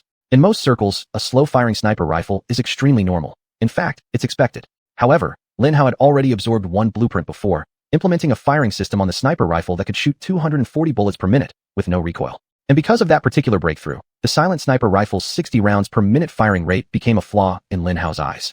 Why not merge the two rifles into one? Lin Hao thought aloud. Upon hearing this, the elder's eyes widened sharply, his mouth slightly agape, filled with anticipation and excitement. He certainly knew what Lin Hao was talking about. As a weapon designer, this might be something he couldn't stop pondering. But after quickly toying with the idea for a minute without any results, Lin Hao finally set them aside and continued absorbing the blueprints first.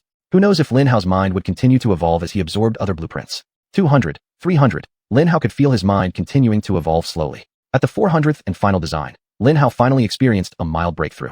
Lin Hao was now on par with the elder, finally reaching the mindset of a mid-level designer. It was easy for Lin Hao to see the flaws and defects in every blueprint, and how they were severely restricted by the type and quality of materials available in the Z Country Federation.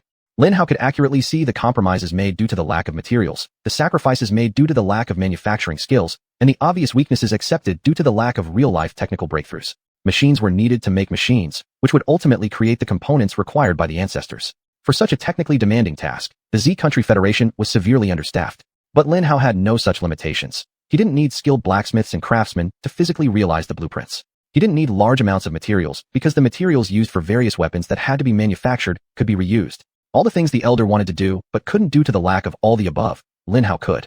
The only question was, should Lin Hao let him know? Lin Hao soon got the answer. Absolutely not. The elder might kindly give Lin Hao all these blueprints, but at the end of the day, he did so because he could gain some benefits from it. Chapter 140. Promotion to Intermediate Weapon Designer. There are no eternal allies, no eternal enemies. Only interests matter. Old Ancestor was good to Lin Hao because cooperating with Lin Hao aligned with his greatest interests. But, if being good to Lin Hao no longer served his best interest, what would happen to Lin Hao? As one of the leaders of a federation of billions, he wouldn't hesitate to cast Lin Hao aside. Of course, Lin Hao could understand why he would do this. The value of a single young man, no matter how intelligent or charming, compared to an entire nation, was insignificant. Though it might seem cold and heartless, the leaders of countries had to prioritize the lives of many over the life of a boy like Lin Hao. But understanding something doesn't make Lin Hao a willing participant. No, Lin Hao would hide his full abilities. He still needed an ace up his sleeve, just in case. So that's it. Only 400 designs. Do you have more? Lin Hao hopefully asked him, feeling quite annoyed. 400 gold-level blueprints. Roughly took him a lifetime to create and collect, but Lin Hao had to try his luck. Maybe there was a platinum design hidden somewhere. No, perhaps not. He must have a platinum design hidden somewhere. Lin Hao thought. I have platinum-level blueprints, old ancestor calmly said. But you won't get them. Ah, why? I'm sure I can make them too. Let me see please, just one. And only for 5 seconds. No, 3 seconds. Lin Hao pleaded with all his considerable ability. But of course, old ancestor paid no attention to Lin Hao. Tell me what you can do. Old ancestor instructed Lin Hao. Lin Hao sighed, lightly pouted his lips, and then took out a sniper rifle, the kind that could fire 240 rounds per minute or 4 shots per second. Did Lin Hao mention it could do so without recoil? Old ancestor glanced at Peng Xiaolong, who immediately pressed something on his communicator. In an instant, yet silently, Lin Hao could feel the room moving. Lin Hao was impressed. Peng Xiaolong's office could actually move around within the academy. Super cool. Lin Hao remembered saying naively to himself. A few seconds later, a wall filled with shelves suddenly began sinking into the ground, transforming the office into the starting point of a massive shooting range. Bang! Lin Hao couldn't help but shout in excitement. I believe you're curious about how gold-level sniper rifles work. Old ancestor smiled and said. Feel free to try out all the designs of gold-level rifles while I observe. Though Lin Hao knew old ancestor just wanted to see if his weapon-making skills were up to standard, he didn't care. As he said, Lin Hao really wanted to try out the gold-level rifles. Without delay, Lin Hao raised the rifle and began aiming at the closest target on the shooting range, approximately 100 meters away. Peng Xiaolong and old ancestor both started observing the rifle intently, checking if it functioned according to its design. Lin Hao aimed at the target and gently squeezed the trigger once. Swish! A relatively soft sound rang out from the rifle, and then, boom! The target 100 meters away really exploded. It was hard to describe Lin Hao's feelings at that moment. Indeed, it was an incredible sniper rifle. With zero recoil and hardly any loud noise accompanying the shot, it was able to hit the target with remarkable accuracy. Besides, pulling the trigger on that rifle felt truly very satisfying. Incredible! Lin Hao couldn't help but shout loudly. Incredible? You haven't seen anything yet. Add wind, maximum speed. Old ancestor proudly said. Maximum speed? That's 600 kilometers per hour. Peng Xiaolong frowned and said. Old ancestor turned to look at him and rolled his eyes. Do you think I don't know? I'm the one who designed this office, remember? Ahaha. Yes, of course I remember. The maximum wind speed is, let me apply the anti-wind transparent gel first. Peng Xiaolong sheepishly laughed and pressed several buttons on his communicator. Instantly, where the wall used to be, a thin layer of transparent gel appeared. Anti-wind gel. Lin Hao exhaled in amazement. Yes indeed. This gel will automatically repel the wind. Don't ask me how the physics works. I myself don't fully understand. Just say it's effective and it works wonders. Peng Xiaolong continued as he pressed another series of buttons. After doing so, flags placed along the entire line of the shooting range began to shake violently, indicating the wind speed to the shooter. 200 kilometers per hour wind, 3, 4, and 600 kilometers per hour winds. These winds could uproot entire adult trees. Peng Xiaolong said with anticipation. Aim at the farthest target, as if there's no wind. Old ancestor calmly instructed Lin Hao. Are you saying your bullets are windproof? Lin Hao asked in disbelief. As everyone knows, anyone attempting a long-range shot must compensate for wind based on its speed, direction, and the weight of the bullet. Taking a shot at 600 kilometers with a 1 kilometer per hour wind is actually physically impossible. No sane sniper would take the shot. It would be easier to blindly fire after the bullet has spun at high speed. I haven't said anything yet. I'll let the rifle speak for itself.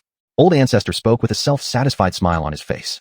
Lin Hao immediately did as he was told, aiming at the farthest target as if there were no winds at all. At 600 kilometers per hour, Lin Hao could clearly see the airflow passing through the transparent anti-wind gel.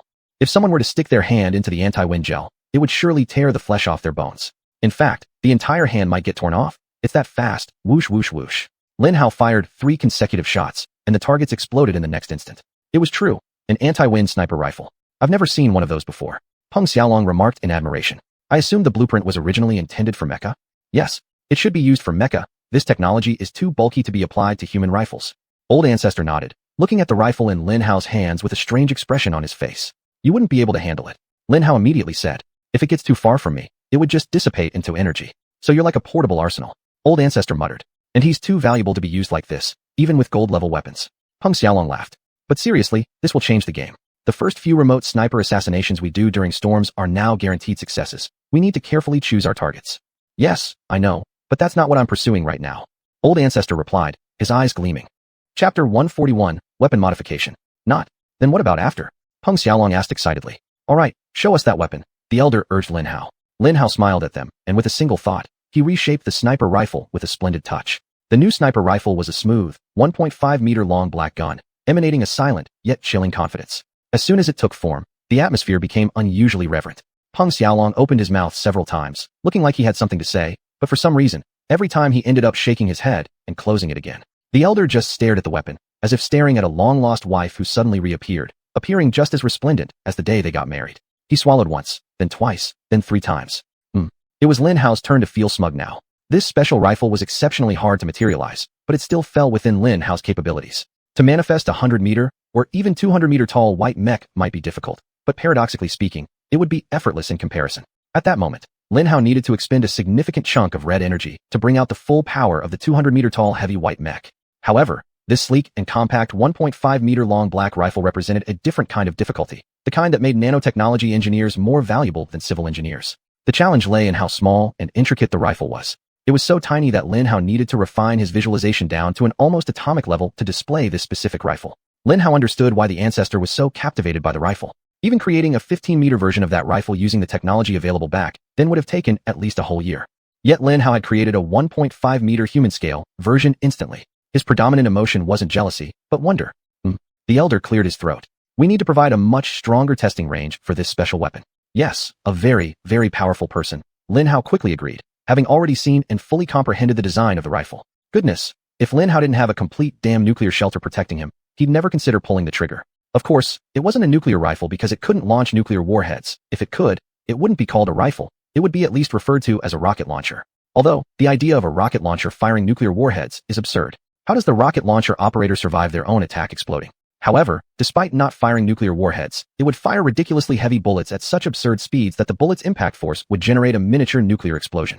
Each bullet weighed an entire ton, and the rifle's caliber fired over 20 kilometers per second. A horizontal attack on any target that wasn't a white mech or equivalently armored object would simply rip it apart, the bullet hardly losing speed. For objects capable of stopping its forward motion, a dreadful explosion would follow, usually killing its target cleanly and penetrating it with precision.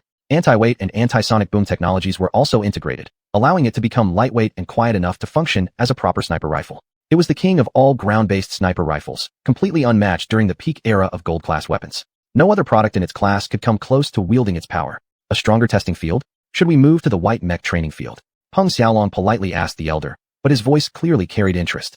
No, let's go to the desert testing field, the elder said. Desert? Peng Xiaolong asked with great surprise and excitement. All right, let's go. Lin Hao's eyes gleamed with excitement as he turned to face the door. Lin Hao hadn't anticipated this. Going to the desert, right? So Lin Hao would need to leave the room and take some sort of transportation to get to the desert. But Peng Xiaolong just pressed a few buttons on his communicator, and instantly, somewhere in the room rang with a soft sound. Whoosh. The ground near Lin Hao suddenly opened, and a small, smooth elevator capable of holding only 5 people popped out of the hole. Let's go. The elder didn't bother explaining what exactly was happening, stepping eagerly into the elevator. Lin Hao followed closely behind. Hadn't this been mentioned before? The largest part of the National Mech Pilot Academy was its transportation system, its elevators. They really could go anywhere at high speed. Lin Hao stood silently in the elevator for exactly 1 minute and 3 seconds. When the doors opened, Lin Hao found themselves in the desert. It wasn't just any mini desert on the city's edge. No, this was a real, full desert, sand surrounding them as far as the eye could see. The wind howled, blowing sand at them in gusts. Lin Hao blinked in shock and instantly formed a thin yet sturdy wall beside him to block the wind and sand. Very useful technique, Peng Xiaolong said deeply with appreciation as he brushed the sand off his clothes to Lin Hao. Set up here, shoot at a distant target, can you sense it? The elder shouted against the howling wind and pointed into the darkness. Lin Hao waved his hand and created a powerful radar system that could immediately detect the target the ancestor was pointing to. It was a 50-meter-high metal block about 10 kilometers away. Lin Hao sighed. This was clearly a mech's target. How would someone expect him to shoot at a 10-kilometer super-range target in pitch-black darkness amidst a terrifying sandstorm? But even as a human, Lin Hao still had the ability to take a shot at that target due to the radar. This rifle possessed anti-wind technology, and it clearly had the power to fire at targets 10 kilometers away. In fact, with its absurd payload, Lin Hao might not even want to shoot at a target closer than 10 kilometers. Yes, I can sense it, Lin Hao said. Good, bring it down, the ancestor said approvingly. Lin Hao positioned the rifle to shoot, letting the radar and his own resonance guide him. After adjusting for the target for a few seconds, Lin Hao felt comfortable enough to click, whoosh, and again, without recoil, without sound, and not even an incredible burst of light indicating a mini nuclear payload had just been unleashed. Lin Hao was about to ask a question, but before he could say anything, the elder grabbed both Peng Xiaolong and Lin Hao and tossed them back into the elevator. His hand slammed down on a bright red button on the elevator, and almost instantly, the doors closed, and they were launched upwards at an incredible speed. They moved so fast that all three of them were actually thrown to the ground by the elevator's acceleration force, breaking even the typical anti-shock settings of the elevator. Chapter 142. Experiment. What's wrong, Elder? Peng Xiaolong asked in panic. Lin Hao was sitting on the floor of the elevator, quite angry at the turn of events, but a bit confused. Lin Hao completely ignored the worried look on Elder's face, and the usually steady source of power, Peng Xiaolong, actually appeared shocked.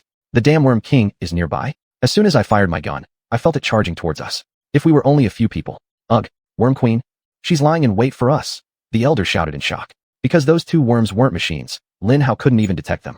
However, since the so-called entity had appeared and even blocked the elevator Lin Hao was in, it was practically challenging Lin Hao to give it a good beating. And so Lin Hao accepted the challenge. A cockpit immediately formed around the three of them, then absorbed the entire elevator and all its tracks within a wide radius around it. Let me deal with that Worm Queen, Lin Hao bravely said to the two elders. Peng Xiaolong opened his mouth and stretched out his hand to stop Lin Hao, but the elder just lifted a hand to silence him. Let him make his move, he softly said, his frown smoothing out as his expression instantly turned into one of intense intrigue and anticipation. And like a colossal desert god, 100-meter-tall white mech, clad in midnight black coating, rose from the depths of the sandy terrain. Lin Hao ignited the massive thrusters with a simple thought, propelling himself into the sky. Zoom, zoom, zoom. Dozens of flying spotlights shot out from Lin Hao's body, then automatically deployed, turning the vast expanse of desert surrounding him from night into day. Beep, beep, beep. The Worm Queen screamed her battle cry, majestically rising from the desert. It was an enormous and terrifying worm with a heart-pounding presence. Its thick scales were mostly red, splashed with yellow and black everywhere, giving it a fearsome aura as it relentlessly attacked its enemies. Its head was essentially a giant mouth encircled by sharp teeth, with disgusting, slimy flaps of skin around its neck opening and closing like gills of a fish out of water. No one could see that hideous worm without a deep sense of fear rising from their hearts. Hell, what exactly is this thing? Why is it so close to our academy? Lin Hao shouted at the two elders while swiftly manifesting a massive gold-tier greatsword. That's a Worm Queen, a beast ruling over this desert. No, it's not near our academy. We are hundreds of kilometers away from the academy. The elder looked at Lin Hao's manifested sword, his eyes gleaming. Kill quickly, Peng Xiaolong calmly said, before its mate arrives. Damn it, two giant apex predators that need white mechs to fight. Then why the hell did you bring me here? Lin Hao half shouted in frustration, half yelled in anger. Lin Hao truly didn't understand how the minds of those old fools worked, but he no longer indulged in cursing them or complaining about the situation. The bizarre Worm Queen was attacking. It shot out from the sand at an incredible speed, opening its large mouth and lunging at Lin Hao with its enormous jaws, ready to swallow the 100-meter frame. Lin Hao activated the side thrusters and dodged to the right immediately. However, that damn Worm Queen turned around and adjusted its attack direction. Lin Hao could no longer evade. You stupid worm, you want to swallow me? Fine, swallow me then. Lin Hao roared furiously at the Worm Queen. Wait, what? Peng Xiaolong yelled. Lin Hao quickly transformed the mech into a 50-meter-wide sea urchin and reinforced the armor to its limits. Too lazy to wait for the Worm Queen to swallow him, Lin Hao fired a bunch of thrusters and shot straight into the foolish worm's mouth. My god! Peng Xiaolong shouted in horror. Even someone as resilient and hardened as him really hadn't experienced a chaotic fighting style like Lin Hao's. Clearly, the Worm Queen hadn't either. It didn't close its mouth like any intelligent life form would when seeing a huge, spiky, sea urchin shooting towards its mouth. It just stared wide-eyed at Lin Hao, letting him enter its insides freely. I'm sure you can guess what happened next. The worm people of China's desert were infamous for one main reason. They boasted terrifyingly powerful, yet absurdly thick armor. But just like other things in nature, the strong armor was meant to protect something exceptionally soft underneath. Lin Hao spun the spike-covered urchin mech like a high-grade paper shredder, completing his intended task with maximum efficiency and effect. Snap, snap, snap. The Worm Queen let out an absolutely pitiful wail of agony. If she could articulate it, she might have said, that moment, wave after wave of irreparable regret crashed against her heart. Why did I swallow that damn spiked metal ball? Why? Oh, thankfully, though, the tide of regret would soon stop battering her heart, because that was her heart, Peng Xiaolong remarked as he blinked slightly, without reproach from Lin Hao. Lin Hao meant that what they just went through was absolutely something no living creature had ever experienced. They might have just killed an incredibly ferocious Worm Queen in the most terrifying and nauseating way possible. Ouch, that must have hurt, Lin Hao muttered quietly. But at least it's dead now. In a mere minute, Lin Hao had minced the inside of the Worm Queen into worm juice. Boom. The Worm Queen's corpse collapsed onto the desert sands, creating a massive valley. Good job, the elder commended with a nod of approval. Your choice of strategy and execution was spot on. Yeah, disgusting part aside, Peng Xiaolong chuckled lightly. He had recovered from the initial shock of diving straight into the jaw of a gold-tier beast and regained his calm demeanor. Thanks, elder, Lin Hao replied cheerfully as he skillfully maneuvered them back out of the worm's mouth. Now let's see how you'll deal with her furious husband coming for revenge. Let me give you a hint. You can't use the same strategy against him. Let me give you another hint. His nickname is Thousand Jaws, the elder said with a peculiar smile. Very, very alarmingly, Peng Xiaolong didn't say a word. He merely swallowed hard. Chapter 143, Killing the Great Worm. That one made Lin Hao's spine shiver.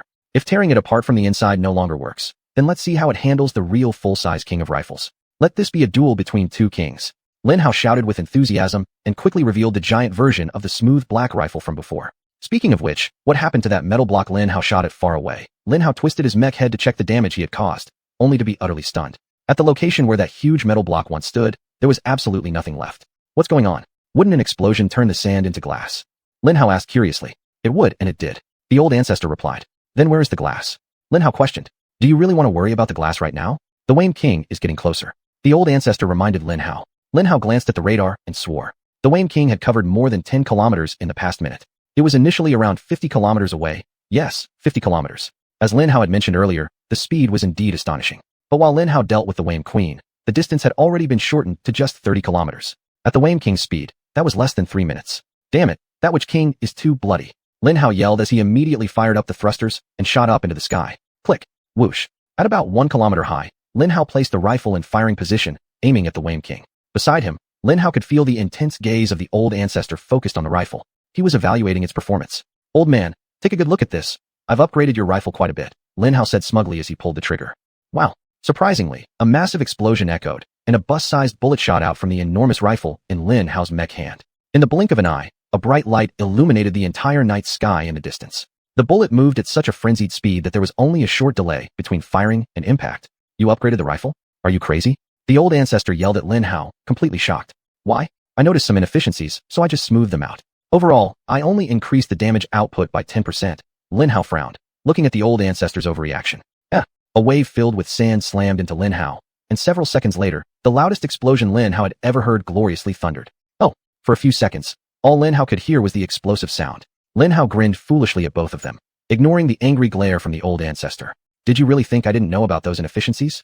The old ancestor roared furiously at Lin Hao through gritted teeth. Those inefficiencies were to limit the weapon's damage potential, because if they weren't there, the weapon would have broken past gold rank and hit platinum rank.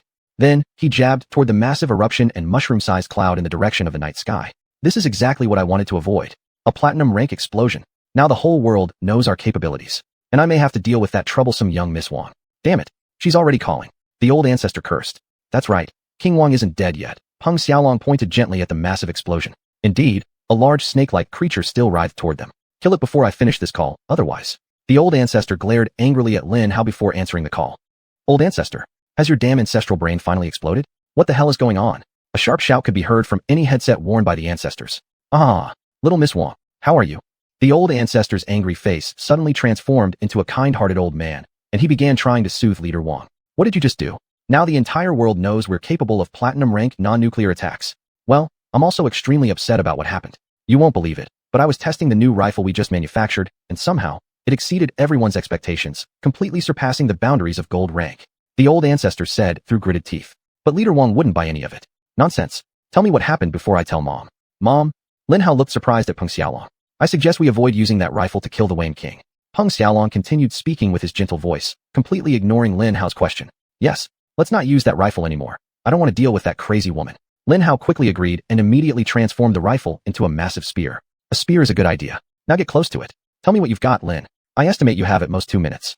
The first batch of spies from the USAA and the Empire have cracked our anti-espionage dome around this area. Kill it before then. Peng Xiaolong said pleasantly. 2 minutes, can I go all out? Lin Hao asked him. Go all out. Peng Xiaolong consented. But don't cause explosions like last time. Don't worry. If I can go all out, I won't need the damn rifle. Lin Hao confidently grinned and immediately charged toward the Wayne King. A deep, more masculine roar sounded beneath the sandstorm's cover, which continued to rapidly expand outward due to the previous explosion. As before, Lin Hao released more flying spotlights and equipped them with powerful blowers to help clear the sand in their direction. Given the storm's relentless force, it wasn't much help, but something was better than nothing. Of course, Lin Hao's aerial units weren't limited to just spotlights. There were hundreds of gold-rank designs stored in his mind, allowing Lin Hao to easily manufacture automated flying guns. With just a thought, he swiftly unleashed 100 gold-rank assault rifles capable of firing 12,000 high-powered bullets per minute. And these weren't just any high-powered bullets. Each one fired armor-piercing rounds designed for mech combat with high explosive properties, costing nearly $1,000 per bullet to produce. With 100 rifles, each firing 12,000 such bullets per minute, it meant Lin Hao would be burning through $12 million worth of ammunition every 60 seconds. But thank heavens, all of this was free for Lin Hao. He was a walking gold-rank ammo factory and warehouse. Come on, big fat ugly worm. Lin Hao grinned evilly, rushing headlong into the storm with unshakable confidence. Earlier that day, after an extremely productive meeting where Lin Hao completed a unique three-armed mech design, he became fascinated by its uniqueness and practicality. Lin Hao had already implemented an upgraded version of it into his mech. Chapter 144, The Strongest Attack. Lin Hao was an eccentric six-armed mech, looking no different than the ancient deities depicted by some races. Each arm carried an unstoppable long golden-grade laser sword, and Lin Hao was very confident that he could pierce through anything, including armor. Look at the cannon.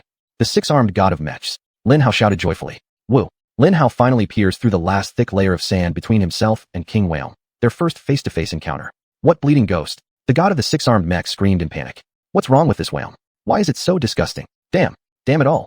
If Lin Hao was the god of the six-armed mech, then that which king was the nauseating demon lord, the thousand-headed god. It was fat, long, and large, but worst of all, it had tens of thousands of small heads protruding out in every direction from around it. Too disgusting. Fire. Shoot every damn nauseating mini-head. The six-armed mech god shouted, recoiling at the sight of such agony. In an instant, all 100 flying guns began to operate. Their powerful targeting systems coordinated with each other, avoiding shooting at the same target. In unison, they fired at the accursed, nauseating god, the nauseous thousand-headed god, and released their super expensive Rivero bullets. Each assault rifle fired a total of 100 bullets at the target, then continued forward. King Xuanyuan roared at Lin Hao, its thousand small heads suddenly spitting out a cluster of viscous but extremely sturdy spider webs. These webs mostly blocked Lin Hao's super expensive Rivlaro bullets. What? Lin Hao cried out incredulously. That damn Xuanyuan can also shoot out spider webs. That's cheating. You have 1 minute. Kill it now. Peng Xiaolong sternly said to Lin Hao. Stop being shocked by every little thing like a 5-year-old kid. Damn it, alright. I won't play around with this bastard anymore. All of you come back to me. Lin Hao shouted as he reabsorbed all his rifles and bullets fired towards King Xuanyuan. Lin Hao exerted all his strength and launched his strongest attack. At this point, you may all be wondering, what is stronger than 100 golden-grade automatic flying guns firing armor-piercing high-explosive rounds at a rate of 12,000 rounds per minute? Well, the answer is simple, a golden-grade laser-coated blade launched by a golden-grade magnetic hyperrepulsion system. Lin Hao combined the sturdiness and absolute invincibility of a golden-grade close combat weapon with the explosive power of the golden-grade rifle firing system and maximized his strength by producing exactly 20,000 units. Lin Hao clenched his teeth, and the burden of spirit and red energy surged abruptly to its limit. Be careful, Peng Xiaolong murmured softly. He didn't know what kind of pressure Lin Hao had to endure for such a terrible setup, but he knew it was definitely not something that could be dismissed, so he waved a hand. At that moment, his words were spoken entirely like those of an older brother. He truly cared about Lin Hao's safety, but Lin Hao was fine. Of course, Lin Hao couldn't launch such a terrible attack twice consecutively without injuring himself, but doing it once was still within the limits. Attack, Lin Hao commanded through gritted teeth, gripping his fists tightly to make the mental command into a physical action. Without a sound, the 20,000 blades accelerated instantly from 0 to 2 kilometers per second, cutting through the thousands of spider webs of the Witch King and slicing through its enormous body. Lin Hao's ultimate attack worked. Ow! King Xuanyuan let out a piercing scream. Almost all of its 1,000 heads collapsed lifelessly on the ground, severed by Lin Hao's golden-grade laser blades. Meanwhile, disgusting purple blood gushed profusely from every segment of its extremely obese and elongated body. Although Lin Hao succeeded in attacking, it wasn't enough to kill King Xuanyuan. Its vitality was too high to be killed by 20,000 small blades. Damn, Lin Hao muttered under his breath, closing his eyes to try and restore a bit of energy. Lin Hao soon discarded all 20,000 blades and instead produced 10 enormous and thin blades, each as long as a 10-story building. The 10 blades all floated in the sky, starting to rotate slowly. Since there were only 10 items to control, the burden on Lin Hao's mental facilities was much less. However, because the quality of the 10 blades was actually the same as the previous 20,000, his red energy burden remained the same. At that moment, Lin Hao's red energy was stretched to its limit again, and he could feel a deep fatigue spreading through his heart. This will be my final attack, Lin Hao whispered softly to Peng Xiaolong. That will do. He nodded in agreement. King Xuanyuan was severely injured and moved helplessly on the ground. Any casual observer might think it was dying, given the alarming rate at which it was losing blood every second. But a keen observer would notice that, despite the constant flow of blood from King Xuanyuan's body, the purple blood pool around it wasn't getting any larger. Of course, this could be attributed to the sand absorbing the blood, but a keen observer would definitely see that a large portion of the blood flowing out of its body was being reabsorbed by it. And around its body, revolting red flesh chunks were slowly forming. All 1,000 decapitated heads were regenerating. If Lin Hao didn't kill it within the next few minutes, it had a good chance of recovering to full strength. Besides, Lin Hao had less than a minute left before his 2-minute deadline was up. All or nothing. Lin Hao allowed the 10 blades to reach their maximum speed in rotation, sustaining it for a few seconds, then sent them hurtling once more toward King Xuanyuan. Without its 1,000 nauseating heads spitting out webs to slow and obstruct Lin Hao's blades, they struck King Xuanyuan's body with their full force. There was no grand announcement as they sliced his body into 11 messy pieces. After that assault, King Whalem emitted no death cry. How could it? All its energy and vitality had been instantly drained through the 11 large holes. Splash, splash, splash. Purple blood gushed out from its body, soaking the surrounding sand. Its 11 parts trembled lightly for a couple of minutes, then finally came to rest. King Whalem was dead, slain by the future emperor of mechs.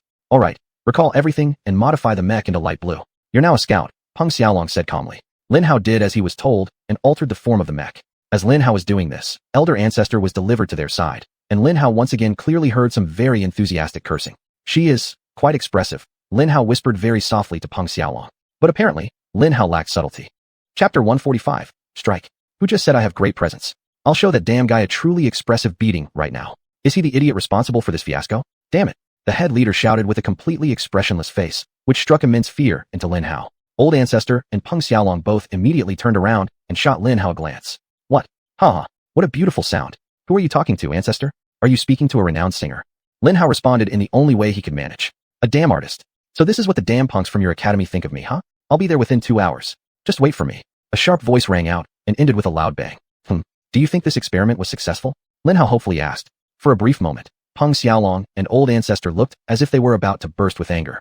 However, almost simultaneously, both sighed deeply and shook their heads in an astonishingly similar manner, fully illustrating the intimacy of their relationship. Only those who have spent a great deal of time arguing, debating, and sharing life would react so similarly to an event. He did manage to create a non-nuclear platinum-level explosion, so technically, he has exceeded the scope of this experiment. Whether he can indeed produce your gold-grade weapon, Peng Xiaolong stated plainly. Old Ancestor reluctantly agreed. Although in a completely unexpected way, he did manage to bring the head leader here to see us. Something you've been trying to achieve for a long while, right? Peng Xiaolong added. That, Old Ancestor repeated, clearly in a much better mood now. In fact, Lin Hao swore he even detected a trace of satisfied smile. So she was just joking before about hitting me, right? She's not really going to beat me, is she? Lin Hao anxiously asked them. Oh, she definitely will beat you, no doubt about it. Old Ancestor replied, more than a hint of satisfaction evident. In fact, that old fool actually grinned at Lin Hao. Lin Hao frowned deeply. The prospect of having to deal with an infuriated senior member of the Z Country Federation wasn't something Lin Hao enjoyed pondering. I need you to protect me from that angry lady. Lin Hao firmly told Peng Xiaolong. You're my big brother. I'm afraid I cannot do that for you. Peng Xiaolong firmly said to Lin Hao. I'll face 100 kings of demons for you anytime, but handling that particular king, you're on your own. At the moment of her visit, I'll be incredibly busy with extremely high-level and important matters. I will too, Old Ancestor seriously stated. A matter of national security. Peng Xiaolong nodded. The fate and well-being of the nation hang in the balance. Lin Hao's lips twitched slightly as he realized what they were doing. Well, if this is what you two intend to do, don't blame me for doing what I must. Lin Hao recalled thinking at the time when an extremely childish but thoroughly evil idea formed in his mind. By then, Lin Hao had obtained several rather solid underwater and aerial mech blueprints from the instructor's personal collection. After being betrayed by Peng Xiaolong and that blasted old man, Lin Hao decided to conduct a little experiment using a few of the instructor's blueprints. Whoosh. With a simple thought, Lin Hao channeled the weary red mech's energy once again, creating a dual-cockpit deep submergence mech with aerial modules. The aerial thrusters exploded ferociously, propelling them through the air at a frenzied acceleration. Hey, what the hell do you think you're doing? Old Ancestor roared angrily from the second cockpit behind Lin Hao, as designed with a minor prison functionality. I'm taking us on a field trip, Lin Hao shouted to them with a sly grin. Field trip? What are you talking about? I didn't authorize such a thing. Where do you think you're going? How long is this damn journey going to last? Old Ancestor shouted. He immediately realized Lin Hao had actually confined them both in the rear cabin. Oh, I don't know. I was thinking the Pacific Ocean. I figure there should be some interesting monsters we can fight down there. For how long? A day? How long do you think King Leader will stay at the academy once she realizes we're gone?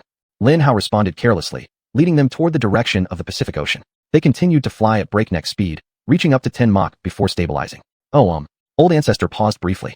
A pressing monster emergency brewing in the Pacific sounds legitimate enough. After a pause, Peng Xiaolong said as he attempted to make himself comfortable in the rear cockpit. His eyes sparkled with excitement, and there was even a hint of a dangerous smile that Lin Hao would often see over the next few days. I wouldn't meet Miss Wang either way, but given her mood right now, it may not be such a bad thing. Old Ancestor voiced his thoughts aloud. Maybe we could even complete the Blood Moon mission you guys planned out. Lin Hao added eagerly. No, the Blood Moon requires cultivation. Old Ancestor dismissed Lin Hao's suggestion immediately. But I do want to collect a few monster cores from the Pacific. This trip might turn out quite fruitful after all. Let's do it then. How long will collecting a few monster cores take? We'll be back at the academy within 24 hours. We should be fine. When Jinny can handle things while we're away. Peng Xiaolong yawned slightly. In minutes, they arrived at the Pacific Ocean. Lin Hao slowed down to a few hundred kilometers per hour and dived into the sea, creating a big splash that disturbed the tranquil surface for a few seconds before all traces of their entry completely disappeared. What started as Lin Hao's absurd plan to escape, head leader Wang ended up transforming into an actual thrilling mission to collect monster cores. It was actually pretty cool, even by any wild imagination a 10-year-old kid could conjure up. So, what kind of monsters are we hunting? The moment Lin Hao dived, he asked both of them excitedly. Please don't tell me we're hunting witch king-level monsters. I'm already exhausted. I won't be able to fight at full power for at least a few more hours. Don't worry. The monsters we're hunting aren't carnivorous. Capturing them is as easy as turning your palm over. The only issue is, old ancestor hesitated slightly at this point. I don't like the sound of that. Peng Xiaolong sighed, knowing very well the old man. Whenever the ancestor used a word like issue, he meant serious business. Chapter 146, heading to the Pacific. It's guarded by some terrible, sentient deep-sea megasharks or something? Lin Hao sighed, boldly making a guess. Of course not. The old ancestor snapped. Do you have any idea who I am? I would never consider a Pongasus megashark such a problem, whether it's sentient or not. Ah damn. So what is the problem then? Lin Hao asked as he continued moving deeper into the Pacific Ocean. He intended to walk on the seabed. A group of mega-whorls, the old ancestor said grimly. Lin Hao didn't know what they were, but apparently Peng Xiaolong did, and he definitely didn't like what he heard, not one bit. Mega-whorls, damn it. Let's go back. Take me home. I'd rather face Wang Yao than deal with another goddamn group of those mega-whorls. Peng Xiaolong moaned in agony. Naturally, Lin Hao was immediately terrified upon hearing his words. A battle against mere monsters worse than facing Wang Yao could only mean one thing. Trouble. Lin Hao forced himself to reluctantly ask the next most obvious question. What are mega-whorls? Lin Hao asked, half excited and half frightened. The closest description I can think of for them would be dual-faced aquatic centaurs, the old ancestor replied solemnly. Lin Hao managed to blink twice before laughter bubbled up from within him and escaped his lips. Haha, screw it. Dual-faced centaurs? Too funny. Lin Hao burst out laughing for several seconds until he realized that neither of the elders was laughing, or even smiling, with him. Oh, they weren't laughing at all, or smiling. The old ancestor glanced at his personal communication device and pointed to Lin Hao's right. Go 50 kilometers that way. You'll find an enormous cave. Kill whatever's inside. Rest there until you've fully recovered your strength. You'll need every ounce of it when you fight the Gawurls, he said calmly. In that moment, all traces of amusement about the absurd mental image of dual-faced centaurs vanished from Lin Hao's mind with the old ancestor's words. Lin Hao followed his instructions, and within minutes, Lin Hao was meditating atop the corpse of a massive mutant octopus. During the next hour, Lin Hao internalized the lessons learned earlier that day in training, past experiments, and battles against previous demons. Occasionally, as Lin Hao revisited key moments, analyzing actions and enemy movements while extracting all the lessons and notes that needed to be remembered, his muscles twitched. It was a very beneficial moment for Lin Hao. An hour later, Lin Hao could feel the last remnants of red energy fatigue leaving his body. Lin Hao took a deep breath and modified the underwater mech into his standard two-armed black-red mech. Lin Hao thought if he needed extra arms, he could manifest them when necessary. Why walk around like an ugly six-armed freak when he could travel quietly and efficiently? Cleverly, Lin Hao integrated the principles of underwater mech movement and combat efficiency into his own armor. In the end, Lin Hao achieved his consistently awe-inspiring appearance without compromising the underwater combat prowess comparable to all the specialized underwater mechs. As the mech transformed, Peng Xiaolong and the old ancestor both returned to Lin Hao's cockpit. Peng Xiaolong delivered a loud slap to Lin Hao. Ow! Peng Xiaolong cried out in pain. Damn it, why did you hit me? Lin Hao simply smiled at him. Are you fully recovered? The old ancestor rolled his eyes at Peng Xiaolong and seriously asked Lin Hao. Almost. Lin Hao nodded to him. I should be fully recovered within 30 minutes. I think we might need more time to fully prepare for battle against these beasts, right? You're right. Before we proceed, let me explain to you what you should do when you encounter the mega-whorls. Transform us into a fully armed spike ball, fire at all of them, let them charge and attack us. We need to withstand their strongest attacks for 15 minutes while you send out 10 drones to collect the beasts we've encountered here, ensuring each drone has at least 1 cubic meter of storage space. Wait, you want us to sit there and let the damn Gawurls attack us? Are you insane? Peng Xiaolong shouted rather rudely at the old ancestor. Why? What's so bad about the Gawurls? Are they really that powerful? Lin Hao immediately asked. They're strong, but based on what I've seen of your abilities, I believe defending against them won't be a challenge for you. The old ancestor replied calmly. I don't think so. Last time we came here, we lost 3 white mechs. Peng Xiaolong strongly opposed. You lost 3 white mechs the last time you came here. Lin Hao incredulously asked them. Exaggerated, they can hardly be considered white mechs. They're more like blue mechs on steroids, the old ancestor said disdainfully. You're only about half my age, yet you already sound like an overexcited old man. Compared to our Blood Moon mechs, they may be pitiful trash and barely exceed the minimum energy output set by the Federation. The standards set by the Federation are already quite low, the old ancestor lightly interjected Peng Xiaolong. Yes, but they were still certified white mechs, and they were all destroyed by those damn mega-whorls. It's too dangerous for us to passively endure their attacks, Peng Xiaolong stated firmly, especially considering he hasn't absorbed Death Scythe, so his current mech output probably isn't that strong. You've been spoiled by our Blood Moon mechs. The old ancestor quietly told Peng Xiaolong. Do you not remember the good times before you had Chronos? I am willing. I will do it if necessary, and if need be, I could do it again. But if not necessary, I won't. In this case, we don't have to approach it this closely. We could easily go back to let him absorb Death's Scythe. Do you want to return to face Wang Yao? The old ancestor interrupted Peng Xiaolong once more. However, this time he managed to silence him. At the time, Lin Hao found it highly amusing that they preferred dealing with the Magawarls rather than their leader, Wang Yao. What a bunch of losers, afraid of a mere woman. Lin Hao recalled smiling at them. They just responded to Lin Hao's words with a melancholic smile. When you finally end up on the receiving end of Leader Wang's long lectures, I'll remind you of your words, Peng Xiaolong said, laughing tiredly. In hindsight, that tired smile should have served as enough warning for Lin Hao to stay away from Wang Yao, but Lin Hao completely ignored it. Chapter 147, Replication Devouring. Of course, no matter what. Lin Hao grinned at him innocently. No matter what, we should be fine. Lin Hao, the smaller your mech is, the more refined your mech armor is, right? Asked the elder. That's correct. If I just made our spike ball as big as a car, I could make it as sturdy as 10 white mechs stacked together. Lin Hao nodded. Good, then let's do that. Here, use this armor specification, said the elder calmly, handing a small device over to Lin Hao. Lin Hao's eyes flashed greedily, and he immediately took it eagerly in both hands, allowing his thoughts to immerse within it. Wow, this is truly incredible. Lin Hao exhaled reverently as he studied the blueprint for the gold-level mech shield. Certainly, among the blueprints Lin Hao had absorbed earlier, there were also designs for mech shields. A gold-level shield could easily fend off coordinated attacks from multiple blue-level mechs. But this specific gold-level mech shield blueprint was indeed different. First of all, it redefined the definition of shield with the wildest and most absurd identity test ever. Could a shield deal absurd amounts of damage? Lin Hao meant yes. Shield bashes were very powerful and, if used at the right time, they might even directly kill an enemy who charged recklessly. There was a story about an American captain who wielded a round shield, throwing it around like a frisbee to kill his enemies. This story was far-fetched and completely detached from reality. But even if it were true, it still didn't grant the shield the same unique identity crisis as this one. That shield was entirely insane. It was like a weapon designer being forced at gunpoint to design a shield and barely managed to do so, while secretly granting the shield a soul and full functional capabilities of a weapon. Yes, it could stop attacks, but that was its only function as a shield. So what were its features? Its first and mildest feature was its marking function. The shield consisted of nanoparticles, and the user could choose to have a few of these nanoparticles adhere to the attacking weapon and mark it. From that moment on, wherever the weapon went, the shield bearer could track it. This wasn't an offensive function, but it certainly demonstrated the designer's deep wish not to let any enemy escape. The nanoparticles were completely undetectable and unremovable. Its second feature was entirely different from this. It was appropriately named 10,000 cuts. The shield was pre-programmed to release 1,000 small, yet potent laser-coated blades, which would form a vicious rotating blade tornado around the marked target, shredding any and all unarmored materials into pieces, such as inadequately protected external sensors.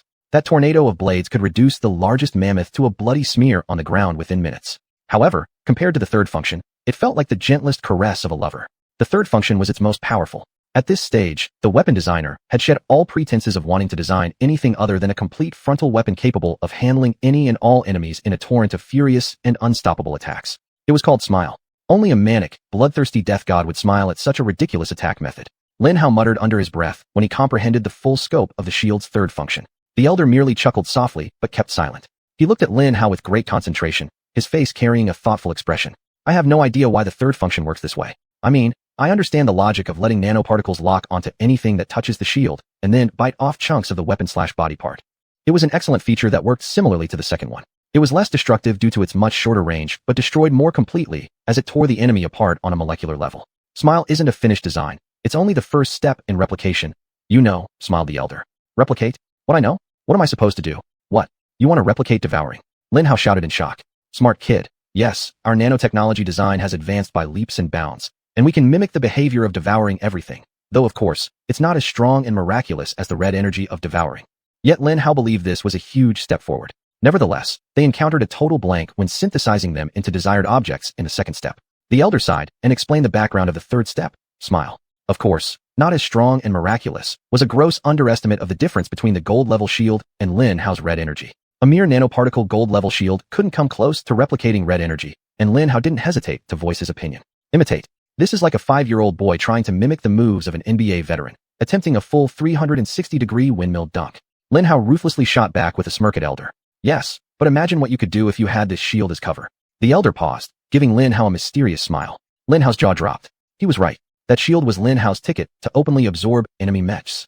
Still, it wasn't powerful enough cover for Lin Hao to absorb white mechs, let alone gold ones. But with it, Lin Hao could freely absorb blue mechs in sufficient quantities, making him still very formidable. Lin Hao had already seen it. Carrying a huge tower shield, he plunged deep into the enemy lines, smashing mech after mech left and right, absorbing dozens, hundreds, even thousands of them. If the ancestor managed to complete the debut of a platinum-level shield. Elder, you're a genius. Lin Hao exclaimed, his attitude doing a complete 180 turn without shame. I know I am, replied the elder matter-of-factly, trying to sound aloof. However, Lin Hao's sharp ears detected a slight trace of smugness in his voice. I designed it within 7 days. No other designer in the Federation could have done that. 7 days? Did you design the shield for me? Lin Hao asked, feeling touched. For you? Yes, and for me, for the Federation. Your strength is the Federation's strength. After all, you are one of the dragons helping us rise, the elder confessed. Lin Hao nodded in gratitude for his words and openness. Lin Hao preferred people like him who openly declared their intentions to use him and stated them up front. For such people, Lin Hao was more than willing to repay their transparency in kind. Chapter 148, Danger Approaches. I'll do my best. However, even though I may owe you and the Federation a lot, I won't sacrifice myself, Lin Hao said solemnly. The patriarch laughed heartily at Lin Hao, but said nothing. At that moment, Lin Hao didn't know how perfectly he had manipulated himself. He clearly saw how vicious Lin Hao could be towards those who killed the people he loved. He knew that once Lin Hao developed feelings for any member of the Federation, such as Emma and Peng Xiaolong, there would be absolutely no need to try to make Lin Hao loyal to the Federation. Lin Hao's relationships and attachments with these people would automatically make anyone who harmed them Lin Hao's enemy, someone he would destroy without hesitation. If they had to be sent to the front lines, then even if Lin Hao had to kill 1 million enemy mechs, he would fight and kill to ensure their safety. Anyway, using this nanoparticle technology to maintain defense and offense, as long as you don't deplete your energy, we will be fine. The patriarch said, how long can you hold out? Against 1,000 blue mech level attacks? Probably exactly 24 hours. Against 100 white mech level attacks? Probably less than an hour. Lin Hao roughly estimated. That's enough. If everything goes smoothly, we will leave the area within half an hour. The patriarch said, let's go when you're ready. Lin Hao spent a few more minutes adjusting the nanoparticles to adapt to them. When he could freely control them, he took a deep breath and continued moving forward. They quietly remained in the cockpit, watching Lin Hao's sea urchin mech heading into the Pacific Ocean towards the coordinates given by the patriarch. Time passed second by second, and soon, Lin Hao could feel his strength returning to its peak. Lin Hao opened his mouth to tell them he was ready to face anyone or anything, suddenly, growling. Hundreds of small beads struck Lin Hao with incredible force, then exploded with even greater force. Several layers of Lin Hao's white mech instantly disintegrated. Holy smoke, Lin Hao shouted in shock. They're here, Peng Xiaolong said calmly. This is their standard opening aerial shot, black air beads, highly reactive in salt water.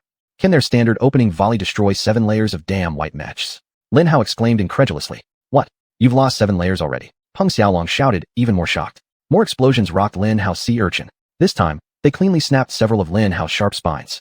Clenching his teeth, Lin Hao recreated the white mech, quickly reabsorbing all the spines and transforming into a perfectly smooth, spineless sphere. In the first 10 seconds, Lin Hao had already lost 3% of his energy. If this continued at this rate, Lin Hao would be exhausted within 5 minutes. Attack, the patriarch instructed calmly. Irritate them, attract their attention. Then hand over your drones to me. I will retrieve the treasure and be back in 10 minutes. At this rate, I won't last more than 5 minutes. If I draw all their attention, I'll last less than 3. Lin Hao yelled at him in panic. You must hold on for 10 minutes. Our lives are in your hands. The patriarch said calmly and completely ignored Lin Hao, focusing entirely on his drones. Crazy, Lin Hao muttered while beginning to release his area of effect attack. Nearly 1,000 laser cannon barrels extended from Lin Hao's sphere, unleashing 5 ferocious volleys at full strength while spinning madly, trying to hit as many unseen Magawhirl as possible. Boom, boom, boom. Faint but dull explosions could be heard all around. It was then that Lin Hao finally realized something. Explosion? They have machines. Without hesitation, Lin Hao spread the resonance, and to his great surprise, he realized that far away around them, they were completely surrounded by various machines. My god, these Magawhirl have mechs. They've completely surrounded us. Lin Hao shouted joyfully. Peng Xiaolong, ancestor. Although they understood why Lin Hao was happy, they still found it difficult to fully process that a message which would have sealed their doom without Lin Hao actually turned into an awe-inspiring piece of news, akin to a perpetually hungry fat guy discovering he was surrounded by thousands of his favorite desserts. Am I allowed to unleash all my power here, right? Lin Hao asked happily. Feel free to absorb and convert into whatever you want. The patriarch nodded. Just don't trigger platinum-grade explosions. Impressive, Lin Hao exclaimed, immediately spreading the red energy to its limit. They are biotic mechs. As Lin Hao's resonance completely enveloped the first Magawhirl, he instantly realized. Quite impressive, in nearly a decade, they have successfully developed experimental biotic mechs to the point of allowing mass production and deployment. We should have crushed them harder during that war, Peng Xiaolong sighed. They're strange and bizarre designs. Lin Hao murmured in complaint as his resonance continued to cover more and more Magawhirls. Most of their shapes resembled seahorses, but there were several key differences. Instead of coiling forward like a seahorse's tail, theirs spread backward like a peacock's fan-shaped tail. They lacked cute little fins on their sides. Instead, they had 2 pairs of muscular human arms, each arm having at least 7 fingers. Every Magawhirl held 2 huge spears, one in each hand on both sides. Their noses weren't short and stubby like those of seahorses, but long and muscular like an elephant's trunk. Lastly, they were big. The smallest was at least 2.5 meters tall, and the largest could reach 5 meters. All of them were partially covered in armor, which connected impressively with their brains and became part of their bodies. Ha ha ha. Lin Hao burst out laughing as his red energy covered the last Magaworld. You stupid creatures, with just a thought, I can obliterate all of you. Lin Hao shouted triumphantly. In response, they fired another volley of black air beads from trunks that extended like elephants, shooting at Lin Hao with astonishing speed. Of PFF. Another 10 layers of their armor disintegrated when their attacks hit Lin Hao. Damn it, Lin Hao shouted. How dare you attack your daddy? Dot. With a malevolent thought, Lin Hao let his red energy crush every single Magaworld. Of PFF. Lin Hao's jaw dropped as his red energy failed to break them down into particles. Chapter 149, Breakthrough. What the hell? They are resisting my red energy? Lin Hao said, completely stunned by the astonishing development of events. Lin Hao had never, not even for a second, considered that such a thing could exist. My red energy counter actually exists? Lin Hao remembered panicking as he watched his once rock-solid dream of becoming a mecha emperor begin to waver, the once clear path to ultimate power now shrouded in mist. Focus on defense, let's capture a biomecha, old ancestor said coldly. We'll find out what makes them resistant, and maybe we can develop a solution. As a veteran who had experienced thousands of battles and many wars, messing up plans seconds after execution wasn't just something he was used to, it was also what he expected. His calm demeanor immediately calmed Lin Hao down, who began moving toward the nearest biomecha. Try absorbing those remnants. Peng Xiaolong pointed at several biomechas destroyed earlier by Lin Hao's laser barrage. Lin Hao waved his hand decisively. Whoosh! The remains disappeared with a puff, and immediately a wave of gray particles surged toward Lin Hao. Their resistance must come either from their life energy or their biomecha energy, not their material. Peng Xiaolong quickly summarized. Lin Hao waved his hand again, and over 100 biomecha remains vanished, flooding into him, providing the much-needed defensive boost. Lin Hao felt somewhat revitalized. Traditional weapons were still effective against them. This time, he unleashed nearly 1,000 laser cannons, unleashing volley after volley at the damn Magaworlds. However, after a few hopeful seconds, the much-anticipated sound of explosion did not arrive. Damn Magaworlds have also found a way to resist my laser bombardment. Lin Hao exclaimed incredulously. What exactly are we up against here? Mature variants that adapt instantly? Magaworlds are versatile, Peng Xiaolong said seriously. Their offense and defense are both good, they work well in teams, adapt well, and most importantly, they possess good intelligence. For centuries, they've faced attacks from conventional mechas. They've learned how to deal with most standard assaults. If you want to clean them all up in one go, you need to use something they've never experienced before, like my red energy. Lin Hao finished his sentence dryly. Coincidentally, they're highly resistant to it. They're incredibly powerful. Not necessarily. Old ancestor shook his head gently. If ancient Chinese strategists abandoned hope every time they faced enemies hiding behind tall walls, we wouldn't have the brilliant strategist Sun Tzu. He's right. What's stopping your red energy from working is your enemy hiding behind high walls. What will you do about it now? Peng Xiaolong added. Lin Hao stared determinately, squinting his eyes, because he understood their meaning, letting this lesson sink in. Of course, they were absolutely right. Somehow, those damn Magaworlds were extremely fortunate to have found tall walls to shield themselves from Lin Hao's red energy. But if Lin Hao couldn't take them all down at once, then what stops him from taking them down one by one? Lin Hao raised his hand and pointed at the smallest Magaworld nearby. Go, Lin Hao said softly. In an instant, all of Lin Hao's red energy rushed towards it from all directions. Lin Hao's red energy was part of him, and Lin Hao could control it just like other parts of his body, even though it was in energy form. How exactly he was able to control it, he wasn't sure. All he knew was, wherever he wanted it to go, and whatever way he wanted it to move, it would follow his command. As he pointed at the poor Magaworld, sending every ounce of his red energy rushing at it at maximum speed, intending to utterly crush and annihilate it without prejudice. It happened exactly as he intended. Yet, instead of simply erasing the mechanical parts of the biomecha as he had expected, it erased the entire Magaworld. One moment it was there, the next it was a cloud underwater made up of blood, bone dust, and metal particles. Shockingly, his red energy absorbed everything. Lin Hao's jaw dropped as he felt the vitality of the Magaworld biomecha flow into him, entering his body at near light speed. What the hell? Lin Hao exhaled confusedly. Peng Xiaolong and Old Ancestor were monsters on the battlefield, and one reason they were monsters, of course, was their terrifying observational abilities. Nothing escaped their notice. The way that Magaworld had just exploded into bloody dust, and then quickly vanished stood out to them like a sore thumb. Can you also devour living organisms? Peng Xiaolong asked Lin Hao in surprise. However, one look at Lin Hao's astonished face clearly told him that Lin Hao was as shocked as he was. It took several seconds before the effects of absorbing the life energy of the 2.5-meter high Magaworld were felt. Power! Lin Hao exhaled in amazement. Every cell in Lin Hao's body felt like it had been upgraded. Without a doubt, he knew he could throw a punch and cause at least 10 times more damage than before. But these enhancements only affected the strength of his skin and bones. It was like a human suddenly putting on high-tech iron armor, gaining physical strength that he could previously only imagine. However, absorbing that Magaworld was akin to completely upgrading the core of his body. Lin Hao's endurance, his vitality, and the pure life energy he radiated all ascended to a higher level. The effective strength of all Lin Hao's organs and functions had more than doubled, and as a person, he had officially evolved into a higher form of life. There was no other way to describe what had happened to Lin Hao. With the successful ingestion of the Maga Whorl, all the secrets of that creature were exposed right before him. Memories about the Maga Whorl flashed rapidly and randomly through his mind, and within less than a minute, Lin Hao had a very clear understanding of the Maga Whorl's life. In the life of the Maga Whorl, there was one obvious fact that stood out more than anything else in its existence.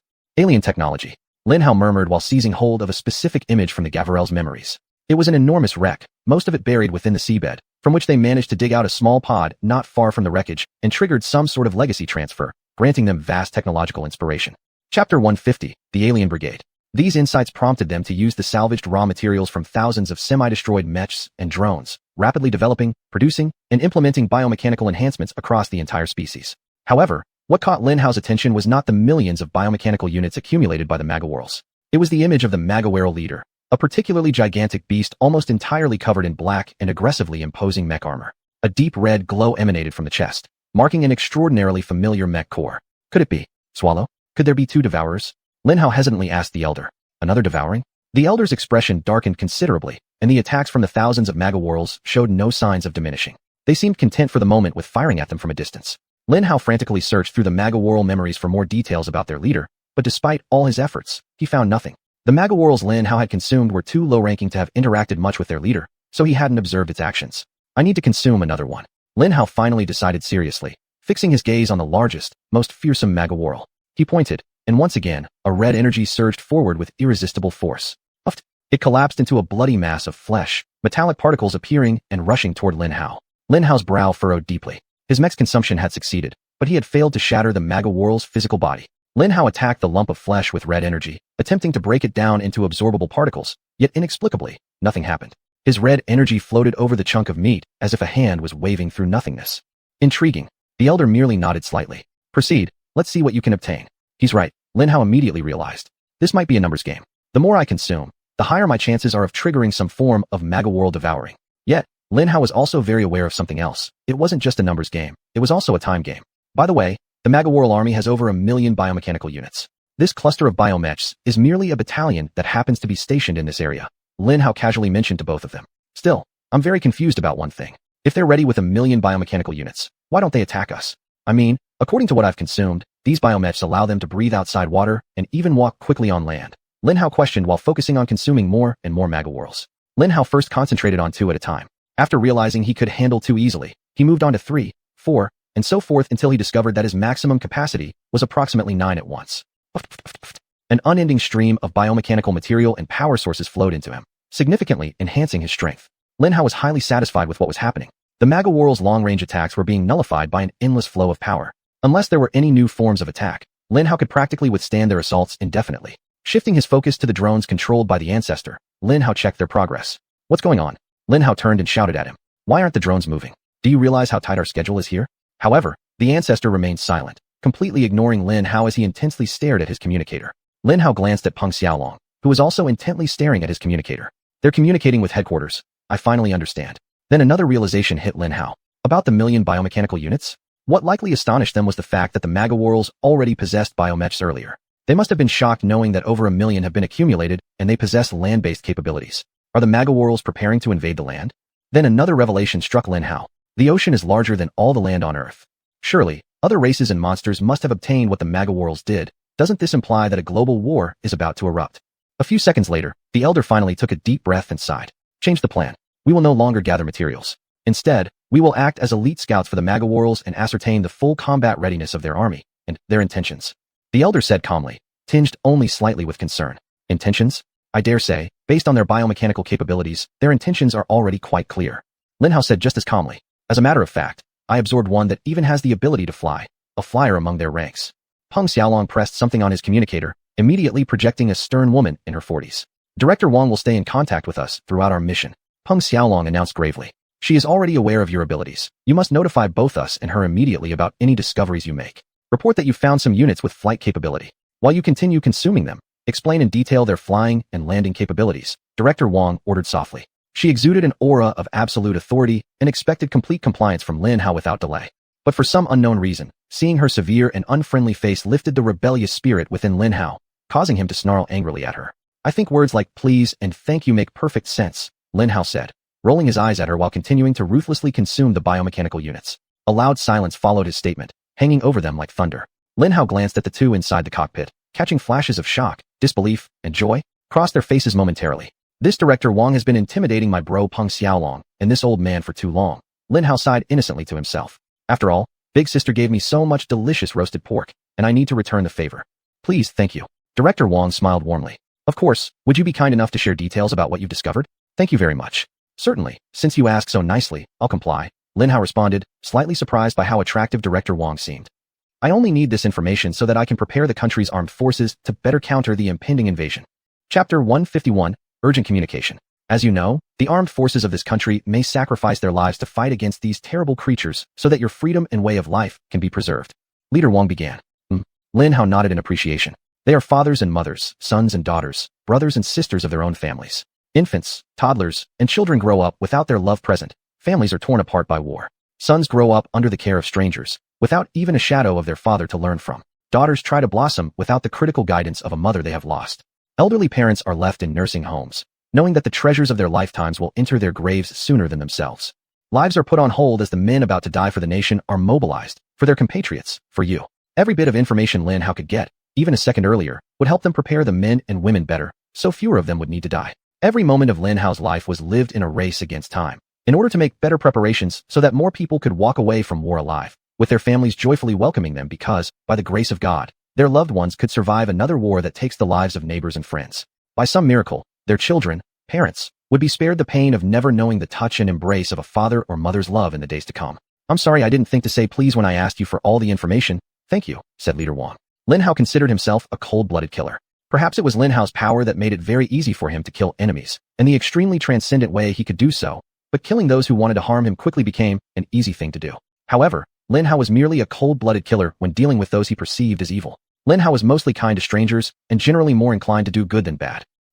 Yes, Lin Hao would help an old woman cross the street. Having witnessed his father's murder right before his eyes, and personally experienced the feeling of a parentless life, Lin Hao deeply sympathized with children who had to suffer like himself. Leader Wang's words. They stirred emotions within Lin Hao's heart, triggering the red mecha core once, because he felt strongly about her words. Yes, I will definitely give you everything you want. Lin Hao rasped to her, and then continued swallowing the rest of the biomechas at his fastest speed with full concentration. Lin Hao couldn't wait to finish his mission, escaping from that demon and her damn terrifying abilities that made him feel guilty. Thankfully, she didn't continue her long speech but just nodded to Lin Hao, acknowledging his complete failure. Peng Xiaolong quickly handed Lin Hao a strange, small, round device about the size of a coin that emitted a soft buzzing sound. Put this on your temple. Lin Hao did as he was told, and click. The device attached itself to Lin Hao and forcibly injected some nanobots into his head. You can use this device to directly transmit highly complex information to Secretary Peng. You just need to vividly imagine them, and send these thoughts to the light that should appear in your mind, Peng Xiaolong explained. Lin Hao imagined the full design of the flying biomecha he had devoured, as it was sent into the light. Swoosh. The device emitted a faint hum, and a holographic rendering of the absorbed equipment appeared next to the secretary, exactly as Lin Hao had imagined it.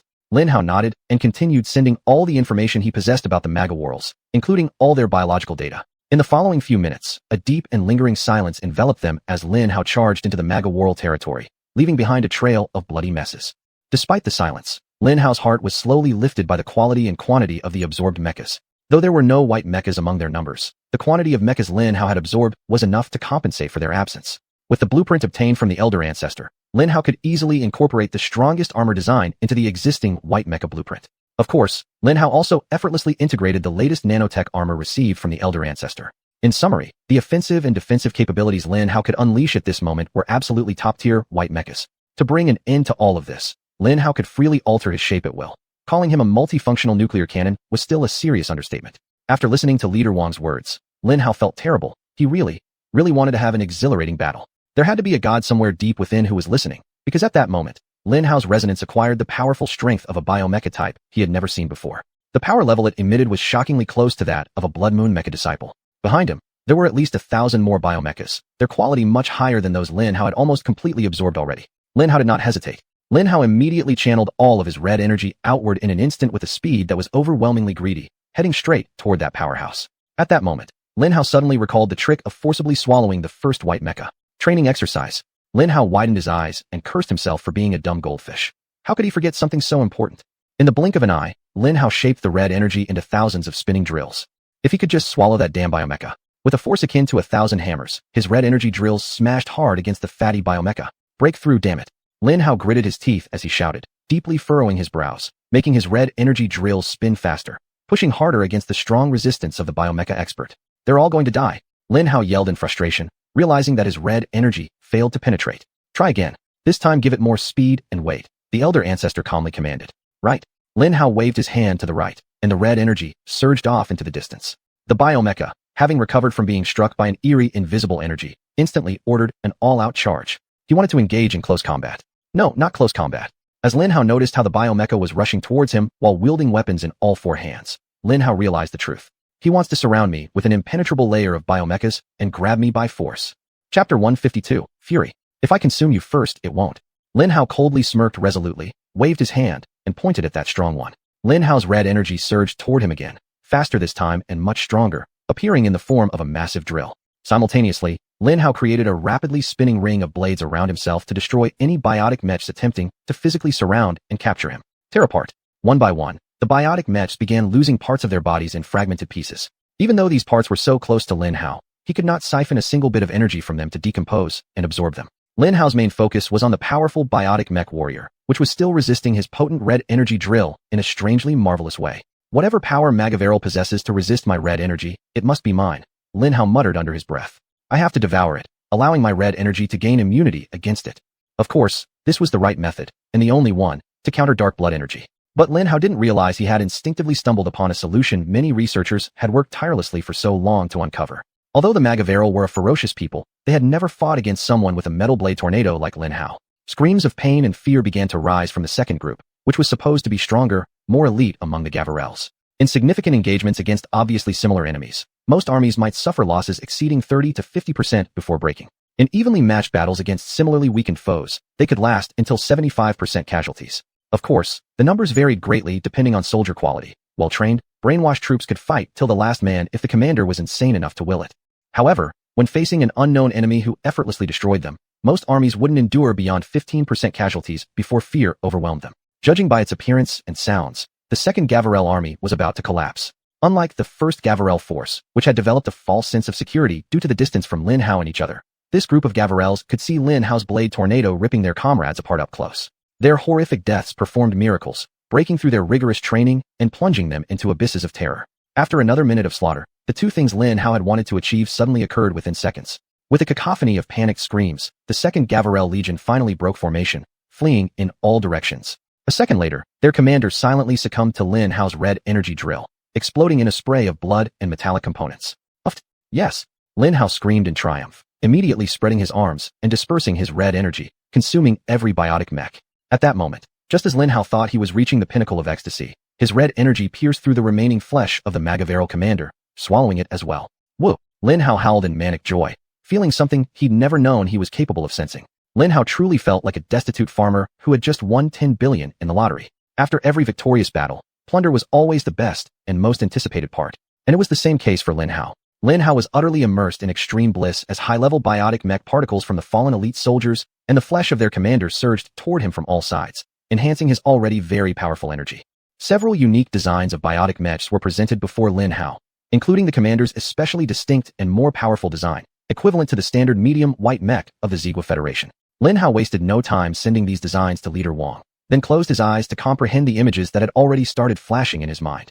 Just like with the Gavarels he had absorbed before, these images were flashes of the commander's memories, which Lin Hao ignored for personal details, focusing instead on their species, political, economic, and military specifics. Lin Hao was stunned by this discovery. It wasn't surprising to Lin Hao that the Magaverals were preparing to invade land dwellers.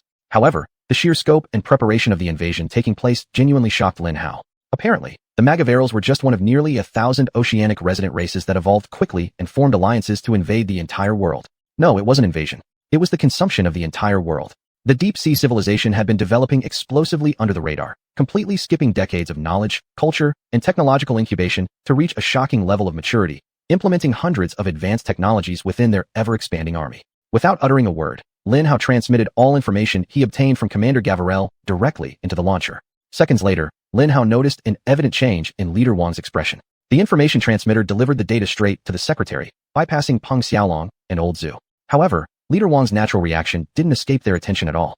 Their expressions grew grave. If the information Lin Hao extracted from the commander's memories was serious enough to make even demons pale with fear, then, I think we've pretty much screwed this up. Peng Xiaolong couldn't help muttering before turning to seriously look at Lin Hao. Old Zhu did the same. Lin Hao sighed and recounted everything he had seen to them. In every danger, there lies an excellent opportunity. Old Zhu said wisely, though his voice trembled slightly. An excellent opportunity? Lin Hao cautiously asked him. Indeed, if the technology is as advanced as you say, then we must achieve two things in our mission, Old Zhu replied. What are they? Lin Hao immediately questioned. One is obviously for you to steal these technologies and provide us with blueprints, Old Zhu stated. Lin Hao nodded. He had expected as much. The second thing is to destroy their military bases and mechs with all our might. Old Zhu's eyes gleamed with excitement as he proclaimed. Of course, he meant with all your might rather than ours, as Lin Hao would be the one doing all the heavy lifting. With Lin Hao's near-infallible ability to demolish machines, he represented a walking catastrophe for all military bases not protected by red energy. What is dark blood energy? Dark blood energy was the name given to the alien energy used in experimental mech cores referred to as clones. At that moment, the three of them made a decision that would send shockwaves rippling through the entire oceanic civilization community. Chapter 153, Mission. Make your move, Lin Hao nodded and said. If we are going to do this, then we must get it right. Peng Xiaolong sighed, taking out a small mecha keychain from somewhere and looking at the elder. The elder nodded in agreement. Lin Hao looked at the keychain with surprise. He hadn't sensed it before, but in that moment, Lin Hao felt an immense resonance with it. Could it be? Lin Hao widened his eyes in astonishment. Nanoparticles are very difficult to control, the elder grunted. But their applications are endless. He pointed at Peng Xiaolong, who was already covered in nanoparticles forming a powerful suit of armor to resist the external water pressure. To manufacture a mecha like you can is far from our reach, but crafting a relatively strong set of armor isn't too difficult. This fact, along with the ability of Blood Moon to appear almost instantly anywhere, makes Blood Moon one of the most lethal creatures on Earth. The elder glanced outside the window and added, Let him go outside. Kronos has arrived. Lin Hao jumped at hearing that Kronos had arrived. Did he come all the way from the academy? Lin Hao blurted out a question involuntarily. Where else? The elder growled irritably, gesturing for Lin Hao to quickly send Peng Xiaolong out. Lin Hao quickly erected a barrier between Peng Xiaolong and them, then unraveled the cover around him. Within seconds, Peng Xiaolong found himself standing next to Kronos, while the title of King of the Seas, once belonging to Lin Hao, transferred to Kronos. Because although Lin Hao was formidable at that moment, compared to a seasoned warrior, Lin Hao was just a cute little boy. For Kronos, Peng Xiaolong was simply lethal. Lin Hao didn't know if he was showing off, but in the next few hours, Lin Hao was thoroughly battered. Of course, at that moment, Lin Hao still didn't realize how advantageous his situation was, whereas this overconfident little boy of mine. Huh, big brother, that cool-looking mecha you used when you got there, what's the benefit? Lin Hao burst into loud laughter through a speaker. What's the benefit? I'm not someone who brags with words, little brother. Why don't you sit down, relax, gape in awe, and let me clear all the enemies for us? Peng Xiaolong retorted immediately at Lin Hao. Is that so? Why don't we have a little competition to see who can cause more damage to Magawerl in the next 3 hours? Lin Hao challenged him confidently. Go ahead then. Peng Xiaolong remained calm. As your elder brother, I'll give you the first move and calculate all the damage you've caused so far in our contest. All the damage so far? That's 2,000 biomecha units, and a captain. You underestimate me, big brother. You'll regret it. Let's go. Lin Hao frowned slightly, then activated the submarine thrusters to explode forward, charging deep into Magawerl's territory. Kronos effortlessly kept up beside Lin Hao.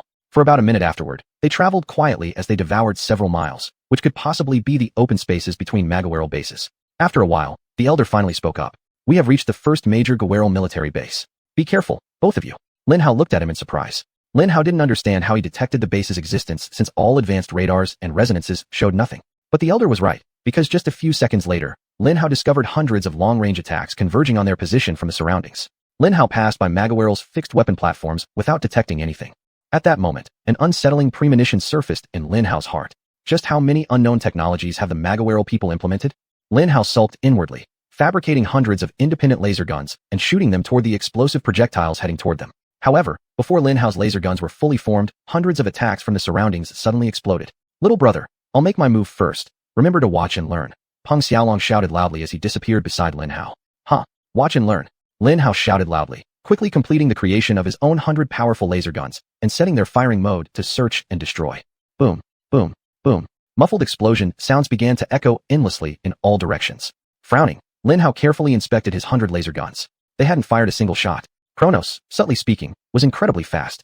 It has a time dilation reactor, allowing it to move at speeds incomprehensible to human thought. Of course, the time dilator at that stage was very crude. The fastest Kronos could reach was barely 100 Mach. Even so, the speed at that time was astonishingly fast. Peng Xiaolong didn't even bother to fire. Lin Hao just stood there with his mouth wide open in shock as the sound of explosions began to echo all around. Shut your damn mouth and start absorbing the wreckage, Elder growled irritably. Lin Hao quickly snapped his jaw shut, emitting red energy that rapidly disintegrated every available exploded biomecha and absorbed them. Whenever possible, Lin Hao targeted small or medium-sized machines or biomechas that Peng Xiaolong had missed. He wouldn't waste his effort on those. In what felt like an impossibly short minute, the first major Magawaral military base was completely annihilated. What the hell? Lin Hao couldn't help but mutter. If Kronos is this powerful, why is ZH Federal still a second-tier power? Kronos is powerful, the Elder agreed, gesturing for Lin Hao to keep going toward the next military base. But its strength comes from recent upgrades. It wasn't nearly as strong last week. Moreover, even with this level of power, Kronos is only the second or third strongest mecha in Blood Moon. The Americans and Europeans can deploy dozens, even hundreds, of these massive machines, turning them into superpowers overnight. On top of that, they also have their absurd golden mechas. 10 Kronoses can't even take down one golden mecha. Lin Hao blinked slowly, trying to process what he said as his eyes wandered over the completely obliterated underwater military base. The huge black dome walls, which once housed thousands of mighty defense cannons, now featured thousands of holes where the cannons once stood. Gigantic Captain-class biotic mechas were turned into large chunks of flesh, while tens of thousands of regular biomechas dotted the massive underwater complex. This was the glorious result of Kronos' crazy burst lasting only a single minute. Chapter 154, Powerful Blood Moon Mech. Whoosh. A massive wave suddenly surged toward Lin Hao, Kronos catching up to Lin Hao's speed and cruising beside him. The time expander is functioning very well, Peng Xiaolong reported back to the Elder. But the energy consumption is terrifying.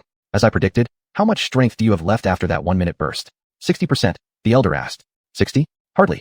I only have less than 45% of my strength remaining. I can do what I just did once or twice more before I completely drain my energy, Peng Xiaolong growled in frustration. The trip here probably took less than a minute, so that was 2 full bursts, 55% of power. 45, the Elder cursed. Destroying a major base in just a minute with only 25% strength sounds extreme. Not good. The Elder let out a desolate snort. A main base isn't worth an entire quarter of a white mech core's value. With the blue mech army, I could achieve the same result at half the cost. It's inefficient in energy use. Yeah, I could probably destroy the whole base without using an ounce of energy. In fact, I might even profit from it. Lin Hao laughed loudly, eager to salt Peng Xiaolong's already sour mood. The Elder glared at Lin Hao for a moment. Then suddenly a strange expression appeared on his face. What? I don't like that look on your face, Lin Hao said immediately, shrinking defensively. You can manifest a small weapon platform outside your body and separate it from yourself, right? How about the energy? Can you manifest a white mech core, or just a single white mech core? The Elder hopefully asked Lin Hao. What? You plan to use me as a charging station for your damn Blood Moon mech? No bloody way. At this moment, the Elder pulled out a data device, and Lin Hao immediately shut up. Can it contain a platinum-level design? Lin Hao thought greedily while staring at it. 1 platinum design every 25 missions, as a portable charger for all mechs, the Elder stated seriously. 25? Do you think my energy is free and renewable? Uft. 1 platinum design per mission, or no deal. Lin Hao shouted eagerly. 25. The Elder shook his head. 2. That's final. Lin Hao yelled at him. 25. Fine 3. That's my last offer.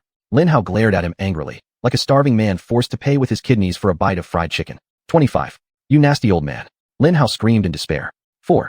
Beyond 4. I'd rather live forever without your platinum design. 25. What? Go to hell. Lin Hao shouted incredulously. Can you believe that guy? He wouldn't budge from his opening bid. But, of course, that's the right way to negotiate with someone as obviously greedy as Lin Hao. You're incredible. 6. Boom. Oh no. I'm about to spit blood. What phantom? Fine. The deal is off. 9. 10. After another minute of Lin Hao being bullied and completely exploited, we agreed. 25. I demand payment up front. Lin Hao angrily roared at the stingy old man and held out his hand. The Elder simply smiled calmly at Lin Hao, shook his head, leaving him stunned. You stingy old man. Lin Hao shouted in anger. So what happened in the end? Of course, Lin Hao would only receive the platinum design after completing 25 missions. The major military bases destroyed by Lin Hao were extremely profitable. Yes, for him, it was like traveling to an entirely new country. This base might have been a supply station for many small bases and around a regiment of Magawaral elite. It contained an astonishing number of machines and weapons, which Lin Hao and Peng Xiaolong effectively destroyed. He was able to effortlessly break them all down and absorb them like a greedy wolf. New biomech designs, even strange advanced technologies began appearing in his mind, and Lin Hao wasted no time packaging them all up and sending them to Leader Wang. Of course, except for 2 key pieces of information and technology that pointed to the existence of dark blood energy. The first technology Lin Hao concealed from the demons was a micro-device found in their factory. It could channel very limited amounts of dark blood energy into their biomech raw materials. This was an incredibly advanced technology that catered to the manipulation of dark blood energy, and it absolutely exceeded Magawaral's creative capabilities. This technology was related to the information Lin Hao had concealed from the demons. The biomechs contained dark blood energy without any apparent purpose. This only meant one thing. Whoever was working behind the scenes clearly understood the power of devouring and was taking action to resist it. If they know the true power of devouring, then they are likely scouring the world for it. They would infiltrate countless organizations through third-party groups and listen for clues about its existence. Lin Hao thought as he analyzed the situation. This means that even my stunts during the Great Chaos, if explained by the existence of other technologies, will still surely leave behind specific clues that those searching for the power of devouring can follow. Realizing this made Lin Hao's heart grow cold, and his expression became serious. If this were the case, the first target for Magawerl and other ocean civilizations would be the Z Country Federation. Once they master devouring, so will the rest of the world. There might be an alien mind already eyeing the entire world as its prize, and this alien intelligence has quietly worked in secret for a very long time. The ocean civilizations have readied themselves and are on the verge of launching their attacks. When they do, humanity will be caught completely off guard. The only question for Lin Hao now was, should I stand and fight? As the master of devouring, I'd become public enemy number one. Or should I run and try to survive? Lin Hao seriously pondered. But deep down, he already knew the answer. Lin Hao could not let Emma and the others die. He took a deep breath and exhaled slowly. Then, Lin Hao sent the information to Leader Wang. Leader Wang was an excellent reader of people. She instinctively understood how all kinds of individuals thought and what their actions implied. When she saw the delayed message Lin Hao had sent her, she immediately understood exactly what had been going through his mind just seconds before. Chapter 155, The Secret. Her eyes flickered on Lin Hao for a few seconds, re-evaluating him and considering what his decision meant for the fate of the Federation, because she had just received shocking new information. She nodded in approval, then continued her work, digesting the messages and blueprints sent by Lin Hao and her team. Old Ancestor, was that Wang leader nodding in agreement that I saw just now? Peng Xiaolong's voice murmured low in their quarters. I can't see clearly from here, but I must have seen something wrong. Maybe I'm dizzy from the energy spent just now. There's no way Wang leader would agree to anything. That was definitely a nod of agreement. However, I don't know what it could be. It must be for something truly precious. Perhaps this guy found a map leading to an underwater gold mine. No, she has more than enough gold from the Wang family. Maybe it's a map to an underwater diamond mine. Old Ancestor loudly replied. Of course, the microphone in Lin Hao's cockpit was working well, and Wang leader heard everything clearly. Diamond mines? That sounds really precious, but also useless. I doubt the demons will be interested in buying diamonds. Perhaps it's a map to an unmanned mech warehouse with 1,000 white mechs and a few golden ones. Peng Xiaolong mused softly. A few golden mechs to win my approval? What do you take me for? To confirm the existence of another experimental mech core, and perhaps the alien who is actively manipulating Magawerl and other deep-sea races. Wang leader sweetly said to the two fools. Lin Hao confirmed the existence of another devourer. Peng Xiaolong seriously asked, yelling at the demon. No, not devour. He just sent a device capable of handling the energy of the experimental core. It doesn't have any devouring characteristics. But if Lin Hao hasn't misread its energy signature, it bears a striking resemblance to the mechanical signatures of devourers, and in far greater numbers. Wang leader heavily stated. Lin Hao was stunned by her words. She had analyzed his red energy mark to such a degree and was able to use it to search for similarities with the second experimental mech core and manifestation of energy marks. What does that mean? Can the second experimental mech core also manifest things, and in much greater quantities? Could it be cloning? Old Ancestor excitedly said. If we could combine devour and clone. Peng Xiaolong thoughtfully said, equally excited. Lin Hao's mind whirled at Peng Xiaolong's words. If I can devour a golden mech, manifest one, and endlessly clone it. We call this experimental mech core clone. Wang leader said. And the clone body resists being devoured by Lin Hao. Therefore, this means the only way to destroy the current user is through traditional means. We need to fight through all its armies and clones to reach the user. At this point, Wang leader turned around and looked directly into Old Ancestor's eyes. Old Ancestor simply nodded. If these two punks haven't made breakthroughs, I'll step in. One is devour, and one is no less than clone, an experiment, or even stronger than clone. The other is Peng Xiaolong. They may not need Lin Hao. They might not. But as you know, preparation for the worst-case scenario is never a bad idea. You're no longer young. You need time to prepare, Wang leader said fairly gently. Huh, do I sense concern from you? Old Ancestor chuckled. Of course it's concern. Wang leader's words made Old Ancestor slightly retreat. He had learned to look beyond her sweet demeanor, expecting a sharp verbal burst. If you go into battle without proper preparation and die halfway through the fight, it would break my heart. The enemy would retain control over the clone, gaining control over devour and a corpse filled with countless national treasures. My heart couldn't bear losing so many valuable things. Wang leader innocently smiled while saying this. Peng Xiaolong frowned. Although he was relieved that his name was omitted from her speech, he was incensed that he wasn't deemed important enough to be mentioned. It was a complex feeling. Anyway, hereby expanding your mission parameters. Capture the experimental mech core clone at all costs, Wang leader said. Understood, Peng Xiaolong responded. For the next few minutes, the cockpit fell into a peaceful silence as Lin Hao continued to relentlessly absorb the entire military base. As the last ounce of strength returned to Lin Hao, he couldn't help but let out a satisfied sigh. That's excellent. I think very soon, I'll be able to manifest a white mech at the peak of power scales. I just need a few days to quietly sketch out the technical principles and integrate them into my current white mech design, Lin Hao said with a confident tone. Peng Xiaolong just snorted, saying nothing. If you can defeat Peng Xiaolong on Chronos before consuming Death Scythe, I'll give you all my platinum designs for free, Old Ancestor said seriously. Huh, you said it. Once I really beat him, don't waver. Lin Hao excitedly shouted to the elder. I won't deny my words, old ancestor said calmly. All right, then let's go look for the next major military base. I'll absorb everything Gavarel has to offer, and then pointlessly fight my big brother in a glorious battle. Lin Hao laughed loudly as he thrust his mech forward. Peng Xiaolong easily kept up the pace as they ventured deeper into the ocean together. There, the ancestor pointed somewhere to Lin Hao's right. Go that way 5 kilometers and prepare for battle. Lin Hao obeyed, following his instructions while once again projecting resonance toward him, slowly and cautiously. Nothing? He has no gadgets? What exactly does he use to detect enemies so far away? Lin Hao privately wondered. The competition is still on, little buddy. I think the score is roughly even now. If you want me to at least sweat for my victory, you need to unleash all your power, Peng Xiaolong said casually. Or I could sit back, relax, and watch you exhaust all your energy first, then clean up the rest of the battlefield once you've turned into an immobile, powerless hunk of metal. Lin Hao countered with a laugh. Ha ha ha. I was just testing a new time expander. If the enemies only reach this standard, I have far fewer mass destruction consumption methods at hand, Peng Xiaolong said. Don't say I didn't warn you. Chapter 156, Time Expansion. Alright, in this situation, watch me perform. Lin Hao shouted, and then the 10 massive thrusters behind him unleashed their full power. Bang, bang, bang. Lin Hao surged forward at an exhilarating speed, leaving Kronos far behind. More or less like that, Lin Hao thought. Haha, you sneaky little bastard. But good, let's go. 1 second later, Peng Xiaolong appeared beside Lin Hao, shouting joyfully, and shot past Lin Hao at an unimaginably faster speed.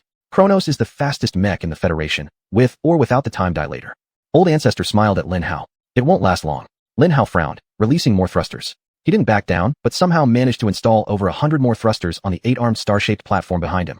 Once again, Lin Hao leaped forward at a maddening speed, quickly closing the miles between the military base and them ahead. 30 seconds later, Lin Hao reached the base. It felt like an eternity. Upon arrival, he was once again astonished by the absurd efficiency of Kronos and brother Lin Hao. What the hell? Did he really not use the time dilator? Lin Hao shouted loudly to old ancestor with wide, shocked eyes. Of course not. You should measure his energy levels more accurately than me. They've remained steady at 42%. Old ancestor smiled smugly at Lin Hao. So how did he cause so much damage in such a short time? Lin Hao shouted again, incredulous. Old ancestor just gave Lin Hao a mysterious smile. The second Magaveral military base was no weaker than the first. Its surrounding enormous dome was equally massive and foreboding, and the number of weapon platforms might have been even greater. The bad news, or perhaps the good news, depending on how you looked at it, was that unlike the first base, all its soldiers were present. At least 200,000 biomechanical resonances were detected as soon as they arrived, along with 35 captain-level biomechanisms. And there were 5 higher ranks. What was even more remarkable was that Lin Hao noticed that at least 10,000 of the nearest biomechanisms had already turned into ruins. Peng Xiaolong was stunned, destroying 10,000 biomechanisms in 30 seconds? Did that mean he could obliterate the entire base and all its inhabitants alone within just 10 minutes? Absurd. Just as Lin Hao was about to open his mouth to complain to old ancestor, something incredible came to Lin Hao through his resonance. Out of the 200,000 biomechanisms stationed at that particular base, a solid 100,000 weren't protected by dark blood energy. Lin Hao needed no second invitation. Fut, fut, fut. What the hell? Peng Xiaolong roared in shock as the battalion of biomechanisms he had been massacring suddenly disappeared around him. Lin Hao chuckled smugly, unleashing 1,000 laser gun platforms around himself, and began raining absolute hell upon the remaining biomechanisms. Lin Hao had once again pulled far ahead. Together, they began shamelessly slaughtering the rest of the Magaveral, a disaster described only by astronomical proportions. But the Magaverals were not without their own elite warriors. Within seconds, the horrifying halos of 5 biomechanisms superior to regular white ones emerged from the rear of the semi-ruined base towards Lin Hao, while 35 ordinary white-grade biomechanisms gathered around Peng Xiaolong. This was the standard strategy when facing 2 seemingly unequal enemies. Send a bunch of weaker warriors to distract the stronger enemy while using your full strength to kill the weaker one. Then, when the stronger enemy is distracted by your weaker warriors, ambush and kill him.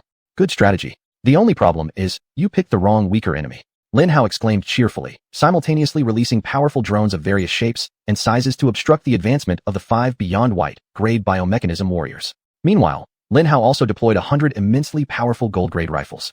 None of them matched the incredible platinum-grade rifle Lin Hao had created earlier in his experiments. But together, they could rival that rifle in pure destructive impact for their cost.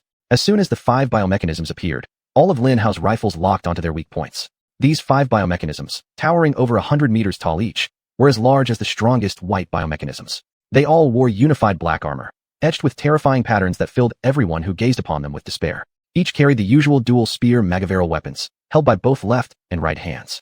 The only difference was that the 10 spears carried by the 5 Magaveral leaders all looked extremely dangerous. A strange kind of distortion covered their blades, and Lin Hao had a distinct feeling that if those spears hit his strongest armor directly, they would easily pierce through it.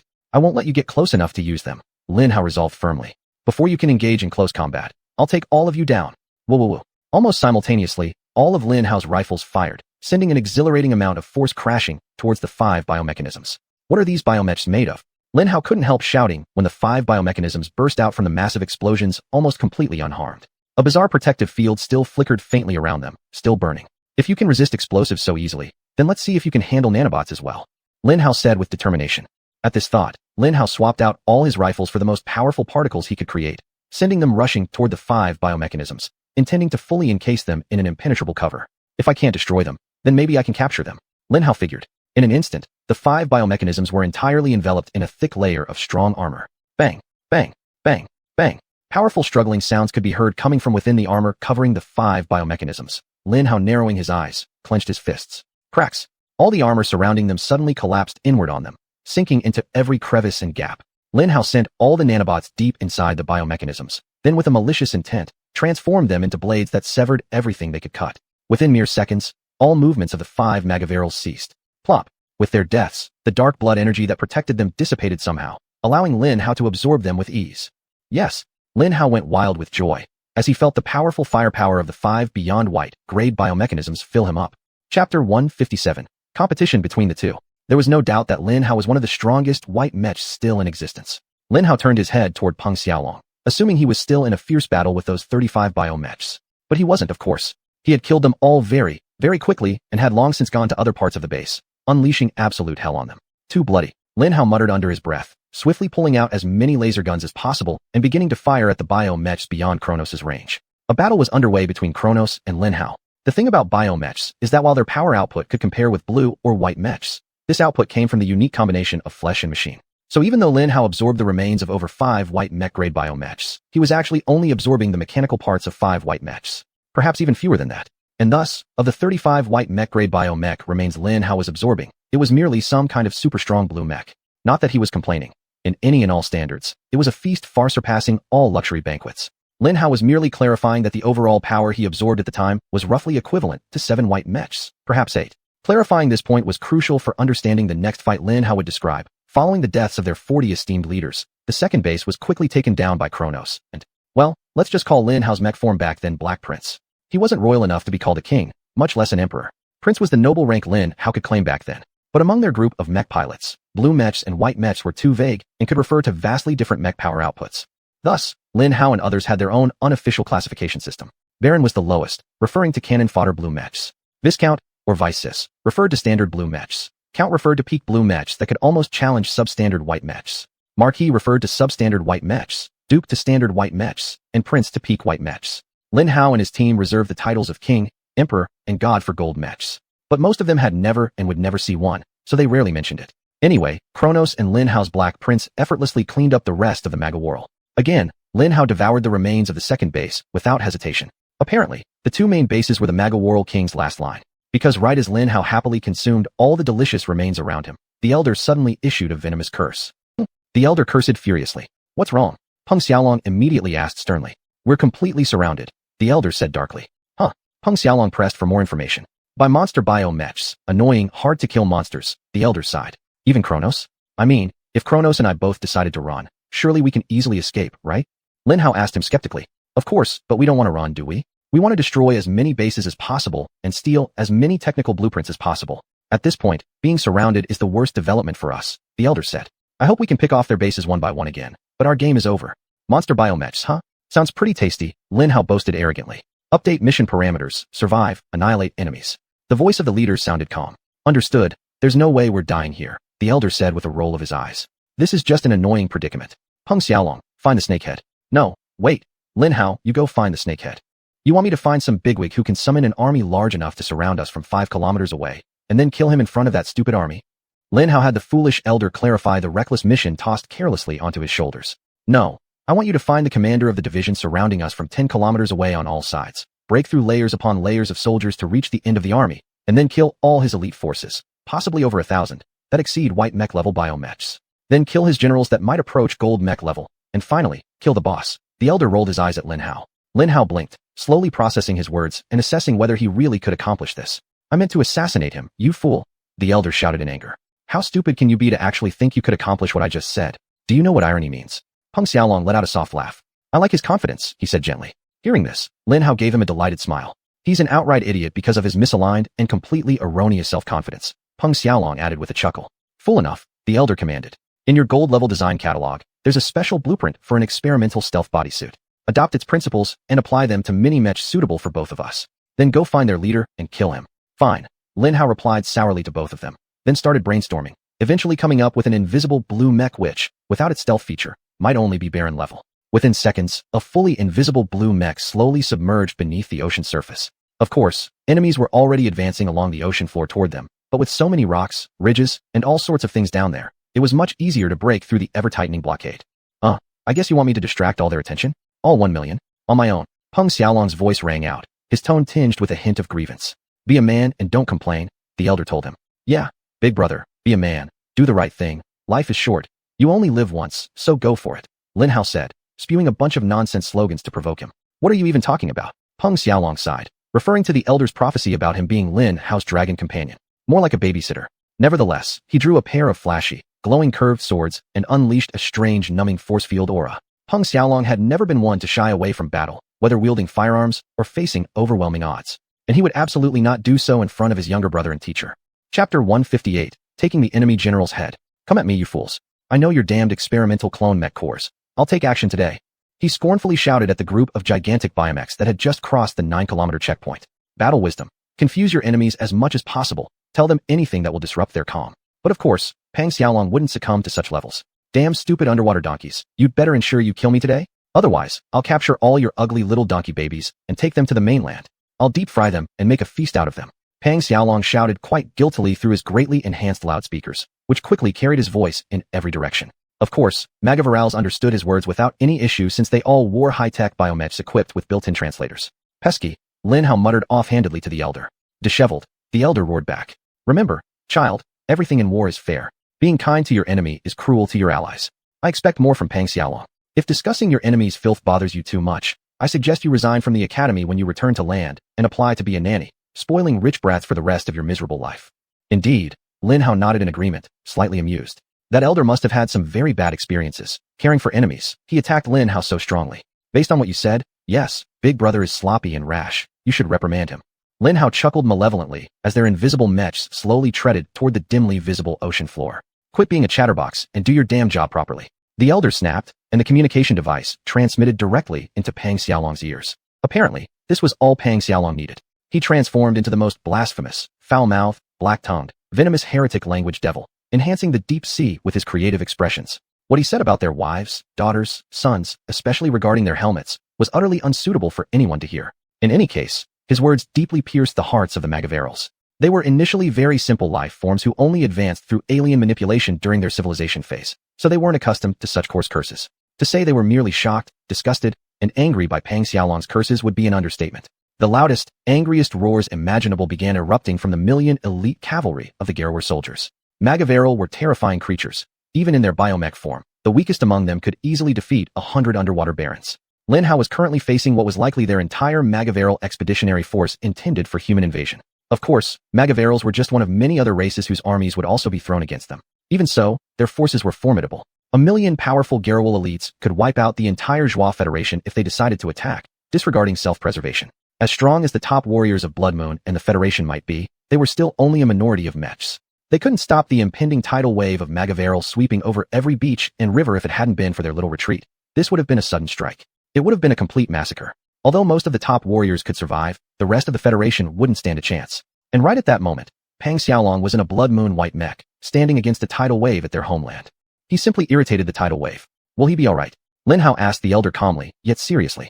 Against any enemy below platinum level, Kronos is indestructible. It doesn't matter where or how many line up against him, as long as he has energy, which he does, thanks to you and your small modifications. He'll at least be able to escape. In fact, I'm rather looking forward to seeing how many biomechs he can take down this time. Anything less than 500,000 would be a disgrace under his name, the elder responded. Preparing to destroy less than half of a country's army is considered a disgrace. Lin Hao couldn't help but laugh at the absurdity of the situation. Given that the race and their army numbers could reach hundreds of millions, any deficiency by one of our top warriors would be catastrophic, the elder seriously stated. But we've discussed enough about Peng Xiaolong. Let him do his job. Now focus on yours, find the leader, and kill him. Of course, Lin Hao responded, resonating as widely as possible. After a while, Lin Hao realized that the enemies arranged from the south were the densest and emitted the most terrifying aura of the entire crowd. So it is. Lin Hao pointed to the south. Good. The elder grunted in approval. Hee. Lin Hao grinned and began to sneak towards that direction. I have only one piece of advice for you. The elder said. Attack where he is unprepared, appear where it's unexpected. Haven't I already done that? Lin Hao mumbled about the elder's vague words. What is this ultra-high-grade invisible mech used for if not to let me show up in unexpected places? You will see. Just remember my words for now. The elder mysteriously replied. Alright, you obviously know something I don't, so spill it out now. Anything I don't know about the enemy will jeopardize this mission, Lin Hao demanded. But the elder remained silent no matter how Lin Hao questioned or provoked him. In the end, Lin Hao sighed helplessly and continued advancing along the seabed. It was an extremely uneven surface, with huge rocks and ridges everywhere. Because of this, Lin Hao relatively easily slipped past a large group of Magaveral biomechs, which were mostly distracted by his brother's brilliant battle. Lin Hao moved slowly and safely forward, 1 kilometer, then 2 kilometers, and then 3 kilometers. At 3 kilometers, Lin Hao was already behind enemy lines, but he kept going forward because his resonance told him the strongest foes were still ahead. However, at this moment, the elder's words suddenly came back to Lin Hao's mind. Attack where he is unprepared. He seems quite prepared here. Of course, he is since he's carrying out a capture operation, appearing where I least expect. But am I really hidden? Does he anticipate me being here? Could he? Lin Hao paused for a moment, organizing his position and examining the surroundings. Chapter 159 Hidden Assault. Lin Hao was descending onto a massive ridge, with nothing above or below. Lin Hao's next step would take him away from the side of the ridge, where he would cross over the chasm to the other side. Moreover, Lin Hao's resonance told him that the most powerful enemy he had ever encountered was waiting for him just hundreds of meters away. I am in complete stealth mode. In this mode, no biosensors, heat sensors, or even metal sensors can detect me. The only thing that could expose me is if they stare directly at me. But I am surrounded by complete darkness here. So I should appear in an unexpected way, right? Lin Hao thought about his situation for a moment before deciding to throw the old man's advice out of the window. Useless advice, Lin Hao concluded quite sourly. He may have played the role of a wise elder who felt it necessary to say something profound but utterly irrelevant. With that thought in mind, Lin Hao departed from his perch on one side of the ridge and began crossing the chasm, entering directly into a large bubble. Lin Hao's resonance began screaming at full speed as it suddenly detected a massive metallic form beneath his feet. There's something in the crack. Lin Hao panicked, his thoughts racing at full speed. Bubbles and metallic forms? A colossal biomechanical mech. And not just any large biotic mech. This one could evade detection by Lin Hao's resonance. All the above pointed to one thing, trouble. The sound of sparks echoed. Armor integrity at 97%. A rare system warning sounded from Lin Hao's mech. Wait, not so rare. In fact, up until that moment, Lin Hao had never heard the system AI utter a single word. Huh? Oh right, I have an AI assistant. Initiate scan. What the hell is attacking me? Tell me, damn it. Lin Hao shouted loudly at the silent, foolish artificial intelligence system. At that moment, Lin Hao was using a weak mech to minimize his energy signature to maintain perfect invisibility. At that moment, he decided that his time of remaining hidden had passed. But before Lin Hao could unleash his full power, the ancient ancestor cleared his throat. This simple gesture made Lin Hao pause for a moment. It was all he needed to draw a wild yet awe-inspiring conclusion. Lin Hao leaped back onto the ridge at top speed, then climbed upward while still maintaining his stealth mode undamaged. A strange and ominous sound floated upward from the abyss, indicating to Lin Hao's resonance that the massive biotic mech was moving upward. It was a colossal biotic mech snake. Apparently, its sudden appearance shocked not only Lin Hao, but also the leader of the Magawaral biotic mechs. Lin Hao's resonance told him that the Grand Gawaral biotic mech was now activating and coming toward him. Come on, you ugly snake, crawl out of your damn hole so I can hide on your body. Lin Hao muttered impatiently as he stared at the black fissure. Lin Hao needed to hide himself on it before the Magawaral biotic mech leader emerged. Lin Hao thought that if he could launch a surprise attack on the Magawaral biotic mech leader from inside the sea serpent's body, he would be attacking where he isn't ready and appearing where he isn't expected. Analysis complete. Substance identified as dragon saliva. The AI's voice rang calmly. Dragon. Lin Hao exclaimed in shock. As if given a cue, the enormous dragon mech finally burst forth from the fissure, letting out a terrifying roar. Perfect. The ancient ancestor couldn't help but cry out eagerly. You damned old man. You knew there was a dragon here. Lin Hao accused, shouting at him even as he stared wide-eyed at the adult underwater dragon making its appearance with all its terrifying majesty. Lin Hao believed everyone must have seen images of dragons before. As a member of the Z country in the international community, their critical question about dragons was which version was correct. Was the European version of the dragon essentially winged super lizards? Or was it the Z country version, where dragons were supersized snakes that somehow managed to fly without wings? The answer was surprisingly, or unsurprisingly, both, at least when it came to sea dragons. What emerged was a monstrous giant snake, with a pair of wicked-looking horns protruding from its evil head, sporting a sinister grin. Once it cleared the fissure, it spread its enormous wings, or more accurately, fins. Lin Hao stared at it, completely stunned by its fearsome majesty. Of course, he had seen large serpentine creatures like it before. In fact, he'd recently killed some, and compared to sea dragons, King and Queen Wayne weren't small in size either. The two bugs were enraged. overwhelmingly powerful, both radiating an aura of primitive savagery that could instill fear in all enemies. But compared to the sea dragon, they were like small bullies next to a seasoned psychopath. The pure majesty and sinister confidence emanating from the dragon completely overwhelmed them, filling them with bone-chilling dread. It seemed to know your weaknesses and took great pleasure in slowly exploiting them to get closer to you before eventually consuming you. Yes, sea dragons were intelligent life forms. Who dares disturb my slumber? The sea dragon rumbled, sounding rather cliched, but this was precisely what dragons said. Of course, it spoke in an ancient language. But Lin Hao had consumed countless Magaworld biotic mechs, whose software contained full translations of the ancient underwater dragon language. So Lin Hao knew exactly what the dragon was saying. It had indeed been sleeping, and when Lin Hao ventured close, its hypersensitive instincts to danger woke it up. However, since Lin Hao was in stealth mode, and because the Magaworld leader was nearby, the sea dragon immediately assumed it was the Magaworld that had awakened it. Hovering above the chasm in the darkness, a terrifying embodiment of death, it didn't bother waiting for an answer to its question and fired a massive jet of dragon breath at the Magaworld leader. As it did so, Lin Hao quickly acted, leaping forward and attaching himself to its super thick scales. Because it was so enormous, Lin Hao was like a plump little fly resting on the back of a huge fat man. It had no idea Lin Hao was there. Of course, Lin Hao was confident its instincts were unmatched, but with the Magaworld distracting it, he was able to hide quite successfully. The sea dragon roared furiously and plunged downward toward the Magaworld leader, its over 200-meter long body shooting down like an arrow propelled by the mighty swaying of its fins. The Magaworld leader effortlessly darted away, maintaining distance. Though its own 100-meter size was equally fearsome, it seemed unwilling to engage in battle with the dragon. Lin Hao simply wondered why things were always like this when they conveniently provided him with answers. Chapter 160, Sowing Discord. Lord Qinglong, this is my final offer. My Magaworld clan will take half of the spoils of war. My 1,000,000 warriors will plunder and loot from 1,000 civilizations. If you join me in this war, you will get half of it. The leader of Magaworld's voice rang out calmly. Upon hearing his words, Old Ancestor made an ugly face, realizing the situation was far more urgent than initially estimated. Half of your spoils? You make it sound generous. But without me, you won't be able to deal with my damn cousin. Without me, you're bound to lose this war. This is my final offer, you pathetic seahorse. I'll take 9 out of 10, take it or leave it, Qinglong rumbled. This was bad. The mighty leader of the Magaworld was actually negotiating with Qinglong. They were potential allies. Lin Hao immediately realized he must break this deal at all costs without needing any reminder. As Lin Hao sought a plan to achieve this, his thoughts raced. I heard that somewhere in the nearest human country to us, there's another alien core like mine, said Magaworld Hooves. Damn, he's trying to use me as a bargaining chip to gain the cooperation of the true dragon? What a bastard. Lin Hao thought incredulously. Another alien core? Qinglong rumbled, sounding like a strange dragon roar. Indeed, but it's a vast country, and finding such a small item will be difficult. I'm willing to use all my warriors to search for that core, and once I find it, I'll give it to you. The core will exceed 50% of the spoils we are about to divide, the leader tempted. I must act quickly and break this deal before they agree. Lin Hao realized, and within seconds, a sinister plan formed in his mind. I need to do something to provoke the dragon, making it seem as though the horse did it. Let me transform into Magaworld and attack the dragon with Dragon Tranquilizer. Ha! Without wasting time, Lin Hao executed his epic plan immediately, transforming into a large white mech-level Magaworld. Both of his arms gripped massive hollow spears, functioning much like injectors, which he thrust deep into Qinglong's body. Great success with the giant Dragon Tranquilizer, Lord. Lin Hao shouted fluently in Magaworld's tongue, even as Qinglong roared in agony. Attack! Bring it down! Lin Hao yelled, instantly turning into 1,000 long-distance rifles of Magaworld and shooting towards the blue dragon with astonishing power. What nonsense! Lord Qinglong, it's not me. It's an imposter trying to make us fight each other. The leader shouted in panic, firing many weapons at Lin Hao.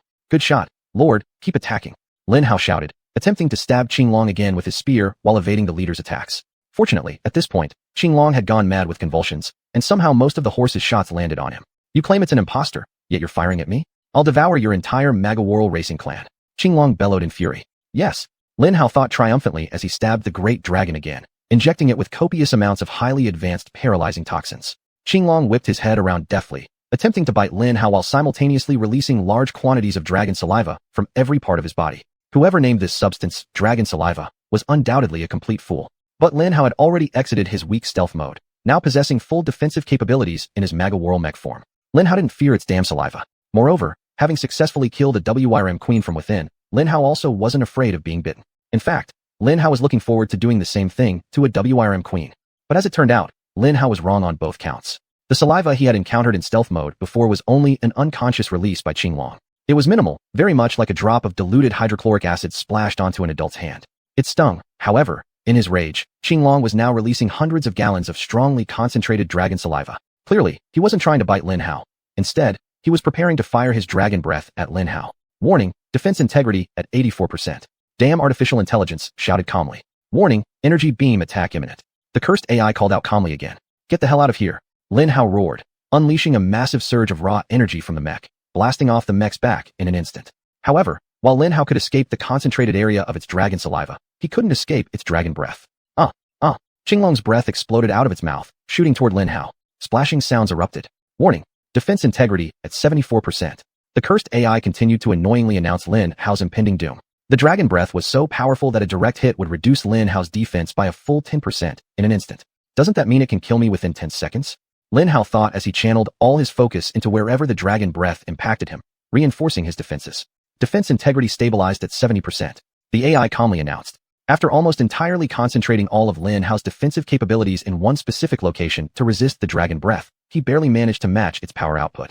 Unless its dragon breath power decreased in any way, Lin Hao could continue to withstand it indefinitely. But at the cost of sacrificing nearly all my other defenses, Lin Hao grimly thought. If the seahorse attacks now, it'll be bad. Of course, after thinking such things and making a clattering sound, it would be strange for the seahorse not to attack. Boom, boom, boom.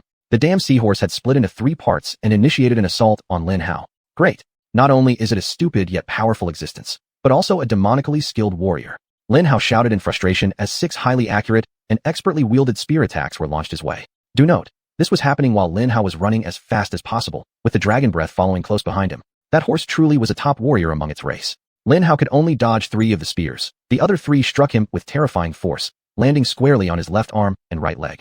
With most of Lin Hao's strength focused on resisting the dragon breath, the spears cleanly tore off both his arm and leg. This damage was negligible in the grand scheme of things. He could regenerate these limbs with just a thought. But if Lin Hao were to do so, it would expose his identity as a devourer. Chapter 161, A Moment of Crisis. However, the physical attack was not an insignificant one. The spear had pierced Lin Hao's body and interfered with his red energy. The energy produced by the experimental mech core wielded by the Magaworld leader was on par with Lin Hao's red energy, capable of resisting and influencing its actions. That moment was one of the most dangerous Lin Hao had ever experienced. It was almost similar to the time when 3 gang members held knives to Lin Hao's throat during a robbery, his life completely in their hands, and he could have died at any moment. At that time, although there was no knife at Lin Hao's throat, the specter of death was rapidly approaching. Being hit again by any of the demon-like horses could very well end Lin Hao's life. Fortunately, the same thing that had saved Lin Hao as a child from the gang members happened again, saving him once more. This was the greed of Lin Hao's enemies. The gang members didn't kill Lin Hao because they thought they could make him their private slave.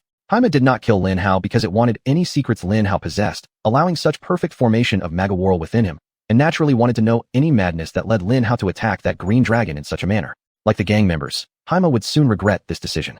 Faced with such a perilous situation, Lin Hao no longer cared about revealing himself as the master of the devourer, and reassembled the mech into its most effective defensive form.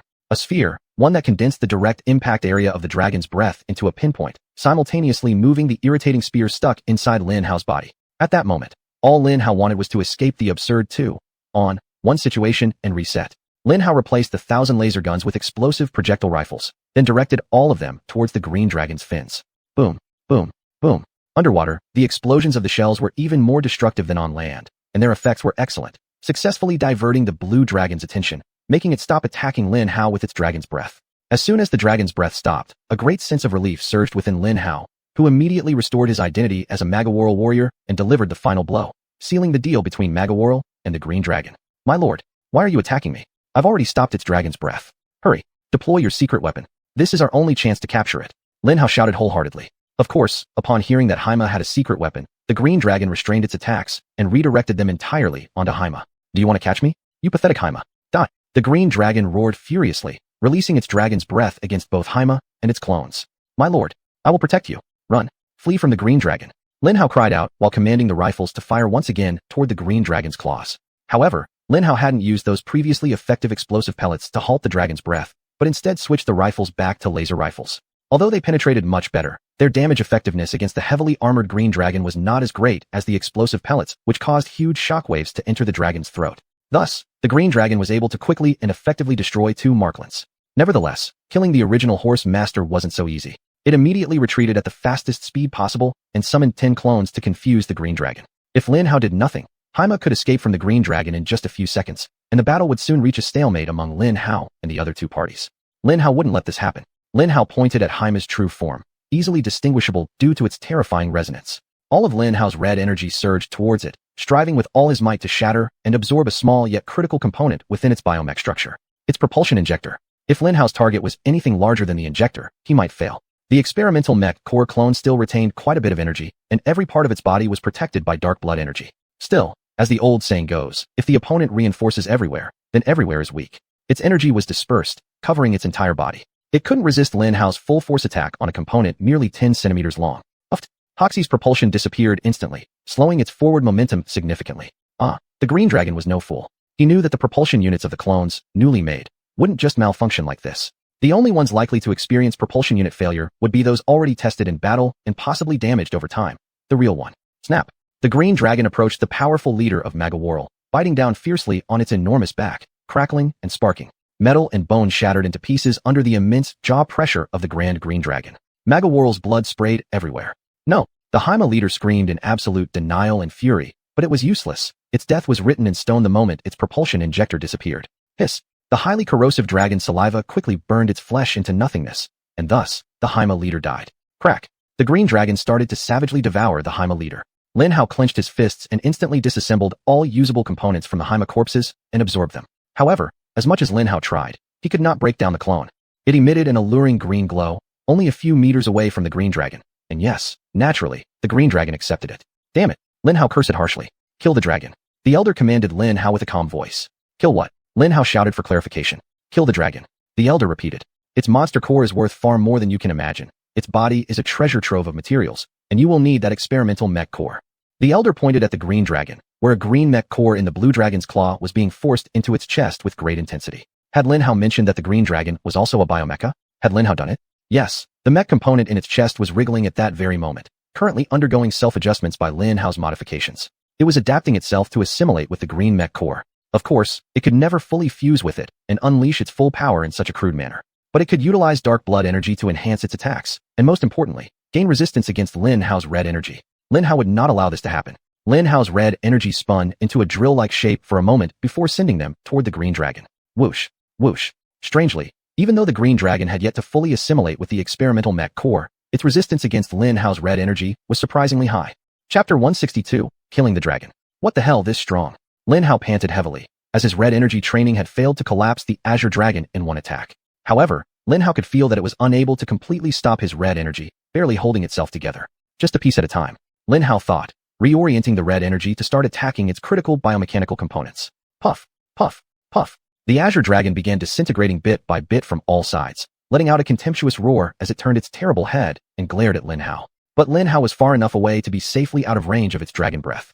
It beat its large fin-like wings against itself for defense and began to focus solely on accelerating the assimilation process with the clones. If it somehow succeeded in assimilating with the clone, Lin Hao would be done for. Battling 3 highly skilled hippocampuses was already a nightmare. Lin Hao absolutely couldn't handle a horde of Azure Dragon clones. At that moment, this was a race. Either Lin Hao killed the dragon first and took everything, or the dragon completed its assimilation with the experimental mech core, gaining full immunity to Lin Hao. Go find its brain. The old ancestor commanded.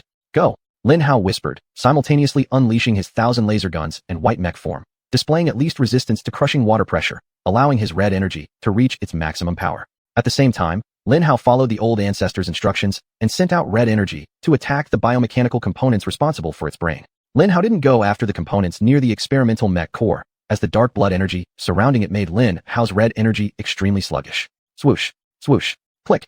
Lin Hao repeatedly shot beams of red energy, striking the Azure Dragon's head. Heh. The Azure Dragon couldn't help but let out a moan of pain. Puff, puff, puff. Its biomechanically enhanced head component began breaking apart little by little. But Lin Hao could also sense that the assimilation process was about to be complete, and judging from the progress speed, the assimilation would finish first. We won't succeed, Lin Hao loudly thought, a feeling of despair spreading in his heart. At that moment, the old ancestor revealed his trump card. Get closer, put on the outer coat, and let me loose. The old ancestor said. Lin Hao didn't hesitate, immediately doing as instructed. A few seconds later, the small figure of the old ancestor in his outer coat landed on the back of the Azure Dragon's head. The back of the Azure Dragon's head still protruded with wing-like fins covering the rest of its body. At the same time, Lin Hao could also feel that the assimilation process between the Azure Dragon and the experimental core was right at the brink of completion. Whatever you plan to do it now, Lin Hao shouted to the old ancestor. It will be completed at any moment. As soon as he finished speaking, a bright light burst forth within the Azure Dragon. Dark blood energy surged throughout its body, instantly healing every wound Lin Hao managed to inflict. Even the hard-earned injuries Lin Hao gave it on its head started to heal. Damn it. Old ancestor. Come back. Lin Hao screamed in terror. The Azure Dragon had fused with the experimental mech core. It was completely immune to Lin Hao's red energy. Good grief. Physically speaking, this was entirely beyond Lin Hao's capability. If I don't escape now, it may be too late for me. Lin Hao's mind exclaimed with a startling realization that sent shivers down his spine. But if Lin Hao left him, the outer coat around him would last at most a minute before dissipating. Even if the Azure Dragon didn't kill him, the water pressure would. Screwed. Let me make one last attempt to save the old ancestor, then drive the damn hell out of here. Lin Hao thought, transforming into the strongest outer coat he could muster, diving after that damned old man. An ominous sound came from within the Azure Dragon. Whoosh. Lin Hao activated all his thrusters, quickly reaching where he last saw his ancestor. Old ancestor, put your fat ass here. The Azure Dragon is about to attack. Lin Hao roared with all his might, but strangely, for some reason, both the old ancestor and the Azure Dragon remained silent. A few seconds later, Lin Hao sighed deeply, realizing that the Azure Dragon wouldn't take action quickly. Its heartbeat slowed down from 10 times per second to almost once every 5 seconds. For some unknown reason, it had fallen into a dormant state. What the hell is going on? Lin Hao shouted at that damned old man, but for several seconds, Lin Hao was met only with silence. That damned old man actually played Lin Hao. Brother, the old ancestor is gone. Lin Hao shouted into the radio. The old ancestor? Let him do what he pleases. He'll be fine. Did you kill that damn snake's head? Get down to hell quickly. Lin Hao's brother bellowed at Lin Hao as soon as he heard his voice. The Azure Dragon has consumed the snake's head. Lin Hao shouted at him. Old ancestor went near the Azure Dragon before and disappeared. Annoyingly, after Lin Hao said this, his elder brother also fell silent. Hey, what the hell is going on? Why isn't anyone speaking? Lin Hao shouted at both of them. That damn old man. Director Wang finally spoke in a voice that was almost a whisper. If Lin Hao's hearing wasn't especially sharp, he might have missed it. But Lin Hao didn't. Her words brought even more questions. Lin Hao, can you secure the Azure Dragon and carry it with you? Peng Xiaolong asked in a tone that worried Lin Hao. Yes, but I can't guarantee my cage will hold up when the Azure Dragon wakes up. In fact, let's assume it won't. Lin Hao responded. It's fine, secure it now and retreat. The mission is over, Peng Xiaolong said in a tone that allowed no argument. Unsurprisingly, Director Wang remained silent to his words, tacitly agreeing. However, just as Lin Hao unleashed red energy, forming a huge cage around the Azure Dragon, Director Wang suddenly cursed fiercely. Damn, the Europeans and Americans are only 2 minutes away. They've detected your energy signature. Hide, she shouted at Lin Hao. In the blink of an eye, Peng Xiaolong's mech appeared next to Lin Hao, grabbing onto him. The golden mech cannot hide, especially not on this battlefield, especially not with this enormous Azure Dragon in tow. Our only hope is to reach enemy territory and pray they're occupied enough to leave us unnoticed, Peng Xiaolong said. The golden mech can't escape either, Director Wang stated calmly. As you mentioned, especially not dragging the Azure Dragon. Better than sitting ducks here, Peng Xiaolong replied stubbornly. No, I have a better idea, Lin Hao disagreed, pointing toward the direction of the Azure Dragon abyss. The Azure Dragon remains undetected, even when I'm only a few meters from its nest. Chapter 163, Mental Servitude. There must be something there that can protect us from being detected by the golden mecha, plus it's big enough to hide the Azure Dragon. Peng Xiaolong was a decisive man. Upon hearing Lin Hao's words, he didn't even pause to utter an agreement. Instead, he immediately sprang into action, leading them straight into the abyss. I am deploying a scout team to maintain an exit point. As usual, they'll fall off the grid and only appear once the white heart disappears, said Leader Wang. Understood. Peng Xiaolong replied briefly as Lin Hao raced madly toward the abyss. He understood what Lin Hao hadn't articulated. Upon understanding this technology, it wasn't difficult to comprehend that every white mecha in the Federation was equipped with 2 small spherical devices, one black, one white. These black and white twins returned to the mecha headquarters, and this technology allowed the spheres to pair up. If its twin was destroyed, it would instantly shatter into pieces. No matter how far apart they were, the balls would fragment like the other, instantaneously and without releasing any energy or signals. It was a perfect emergency communication tool. In their situation then, if the white heart in Peng Xiaolong's mecha shattered, it simply meant the coast was clear, and they could leave freely. Whoosh, whoosh, whoosh. They arrived at the abyss at record speed, and quickly vanished into the pitch-black darkness without a sound. At that moment, their 100-meter-tall mechas dragged a colossal 300-meter-long dragon beast underwater at a frenzied pace. It was physically impossible not to stir up huge waves underwater, which would surely alert the Europeans and Americans to their location. However, Kronos was an exceptionally impressive mecha, and the technology it carried somehow enabled their brief journey to the entrance of the Azure Dragon lair to be as silent and smooth as ninjas jumping from tree to tree. As they rushed madly toward the abyss, they barely created ripples. Within seconds, they successfully delved deep into the chasm. The trench gradually narrowed, forcing Lin Hao to dismantle the cage and carefully pull down the Azure Dragon so as not to scrape his body against the rough side walls. But, when dragging such a massive dragon at high speeds underwater, how careful could you really be? Bang, bang, bang. Each time the dragon's body hit the increasingly narrow edges of the tunnel, Lin Hao flinched. At this rate, the gold mecha will definitely hear us, Lin Hao muttered to his brother. We should slow down. No, I believe we're already quite safe here. Peng Xiaolong calmly replied as he continued pulling them further down. A few seconds ago, Lin Hao felt a subtle sensation of entering a unique spatial region. Here, they should be entirely undetectable. A unique spatial region? Lin Hao asked in surprise. I haven't felt anything. If so, isn't this all the more reason for us to slow down? We don't need to rush anymore. There is still a great demand. We must reach the Azure Dragon's lair as soon as possible. Among its treasures, there must be something that can help the Elder win the battle. Peng Xiaolong solemnly said. Treasure? Elder is in a battle. Lin Hao immediately zoomed in on these two key points and questioned. It's an Azure Dragon. It definitely has a hoard of treasure. We need to raid it. Yes, the Elder is currently in combat right now. At this point, Peng Xiaolong paused slightly. What? What kind of battle? Lin Hao sharply demanded an answer. Peng Xiaolong sighed. It's complicated to explain, but to put it briefly, the Elder has placed the Azure Dragon into the same dazed state you experienced during the test. But he isn't just inspecting the Azure Dragon's mind. It's extremely hostile. The Elder was trying to mentally enslave the Azure Dragon. What nonsense is this? Lin Hao couldn't help but cry out in astonishment. Can he do such things? Isn't that saying that if he wanted to, he could have enslaved me during that test? Lin Hao exhaled, shocked. If he wished, he could kill you in 10 billion different ways and enslave you in 1,000 different methods, without even making you enter that dazed state. Brother smiled faintly as he said. Lin Hao blinked several times after hearing his words. Of course, this didn't make Lin Hao feel much better, but it did indeed reveal to Lin Hao just how powerful the old man truly was. Not that Lin Hao needed additional enlightenment. At that moment, the Elder was attempting to mentally enslave an adult Azure Dragon. Damn it. He was an unparalleled existence. So how do we help him win this battle? It would be great if we could have a tamed Azure Dragon on our side. After a few seconds of silence, Lin Hao finally spoke. At the same time, they were speeding along deep inside the Azure Dragon's lair. According to Lin Hao's estimate, the lair was an unbelievable 10 kilometers below the seabed. We need to weaken the Azure Dragon's mind and strengthen the Elder's mental power. To do this, we need to find a pile of spiritual poisons for the Azure Dragon as well as some medicines to boost the Elder, Lin Hao's brother said. Are you sure you'll find them in the Azure Dragon's lair? After staying underwater for many years, wouldn't they be completely soaked? Lin Hao asked, perplexed. Soaked? You're too powerful. I forgot you're just a 10-year-old mute. Lin Hao's brother chuckled. At this point, he started to slow down. They had reached some sort of underwater cave. Light. Peng Xiaolong stated. Lin Hao created 100 powerful omnidirectional light sources with a single thought and scattered them around. But surprisingly, 100 powerful lights weren't enough to illuminate the entire cavern. This cavern is immense, Lin Hao exclaimed in awe, since he then created over 1,000 more light sources and spread them even further, reaching the edge of his initial 100 light source radius. Still, Lin Hao couldn't light up the sides of the cavern. It extended more than 5 kilometers deep. Refusing to be outdone by the sheer scale of the cavern, Lin Hao immediately conjured the brightest and strongest light sources in the world and dispatched a full 10,000 lights into the damn cavern's depths. Whoosh, whoosh, whoosh. Finally, Lin Hao's efforts paid off, and their mecha visual sensors spotted the walls of the cavern 25 kilometers deep. There, Lin Hao called triumphantly to his brother. What do you think of this brightly lit room? No problem. However, he completely ignored Lin Hao. He slowly scanned the entire cavern, seemingly searching for the treasure trove he knew must be hidden somewhere within it. Deciding to lend him a hand, Lin Hao swiftly released his resonance in all directions while he slowly drifted forward into the bright, yet perfectly still water. Chapter 164, Biological Defense. Lin Hao thought, if this was a treasure trove, and if there were all kinds of machines, it wouldn't be a strange thing, right? Or Lin Hao could even detect parts for his biological mech. Whoosh, Lin Hao's resonance traveled far and wide, covering the entire cave, to no avail. Huh? Are there no machines in this damn nest? What kind of stupid treasure doesn't have any machines? Lin Hao muttered unhappily. Nest. Peng Xiaolong finally responded with an amused tone. Do you think that an existence at the peak like Qinglong would be satisfied with just making this hole its nest? So this isn't its nest?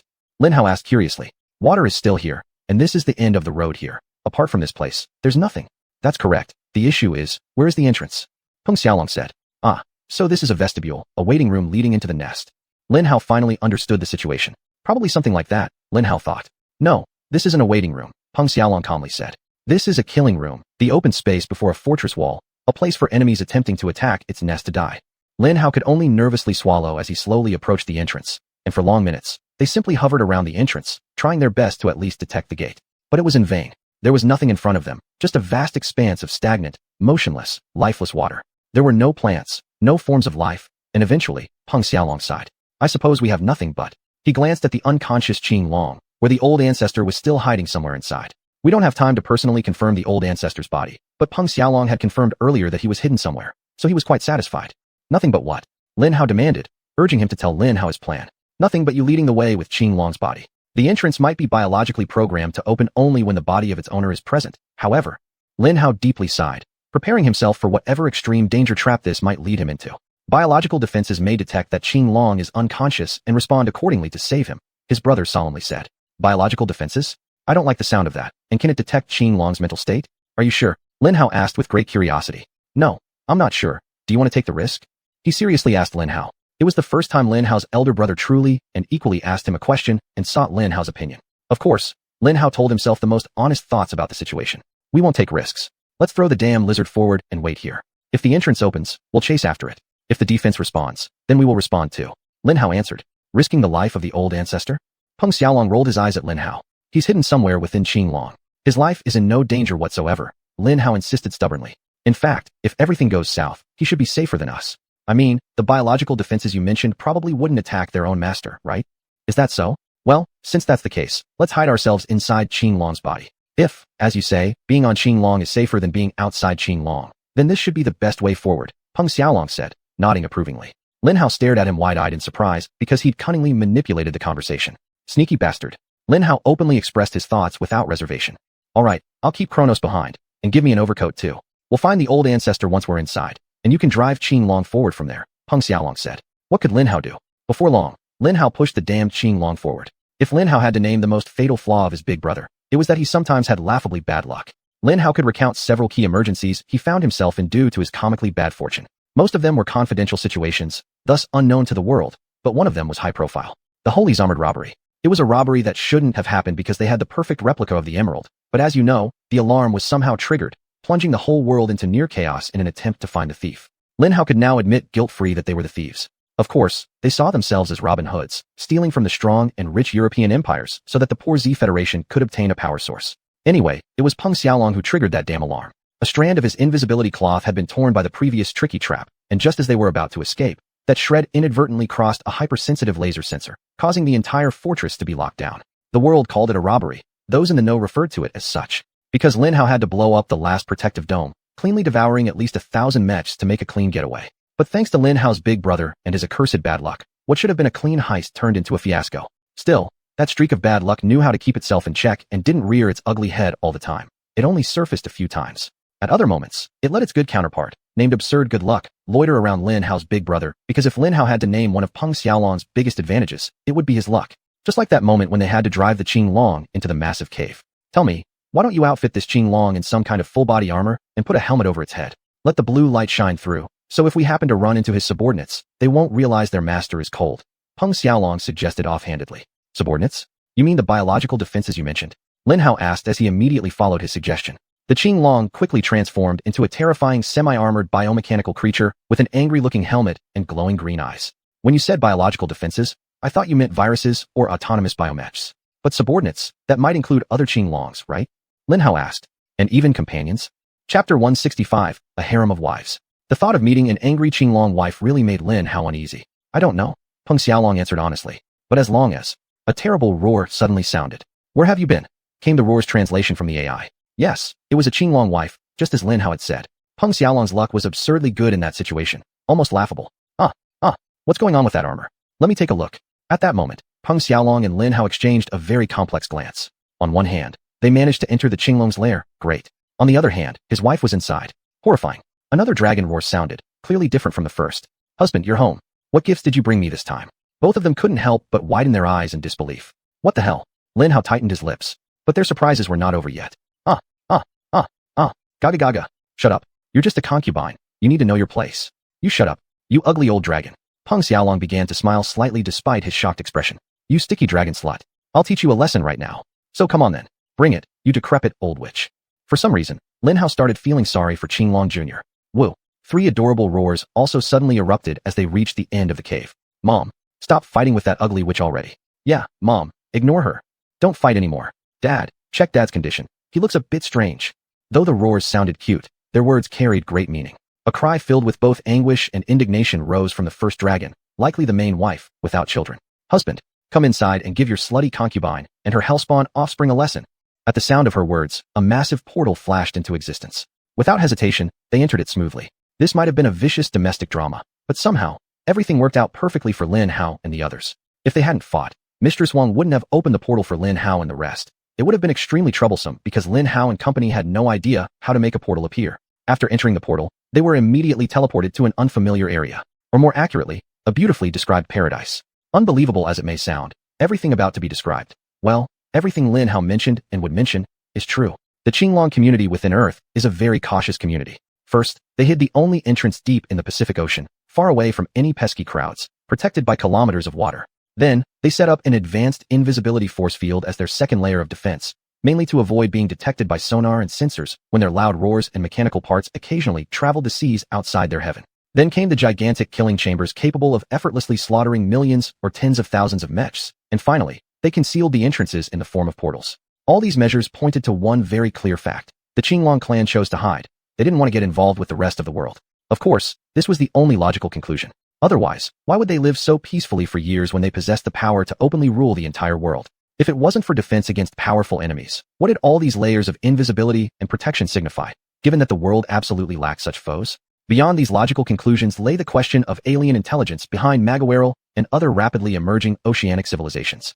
The aliens obviously knew about the Devourer's existence because they had already taken precautions to protect their chosen race, Magawerl, from its powers. The aliens might want to use Magawerl as shock troops to ensure the Devourer's position was eventually revealed.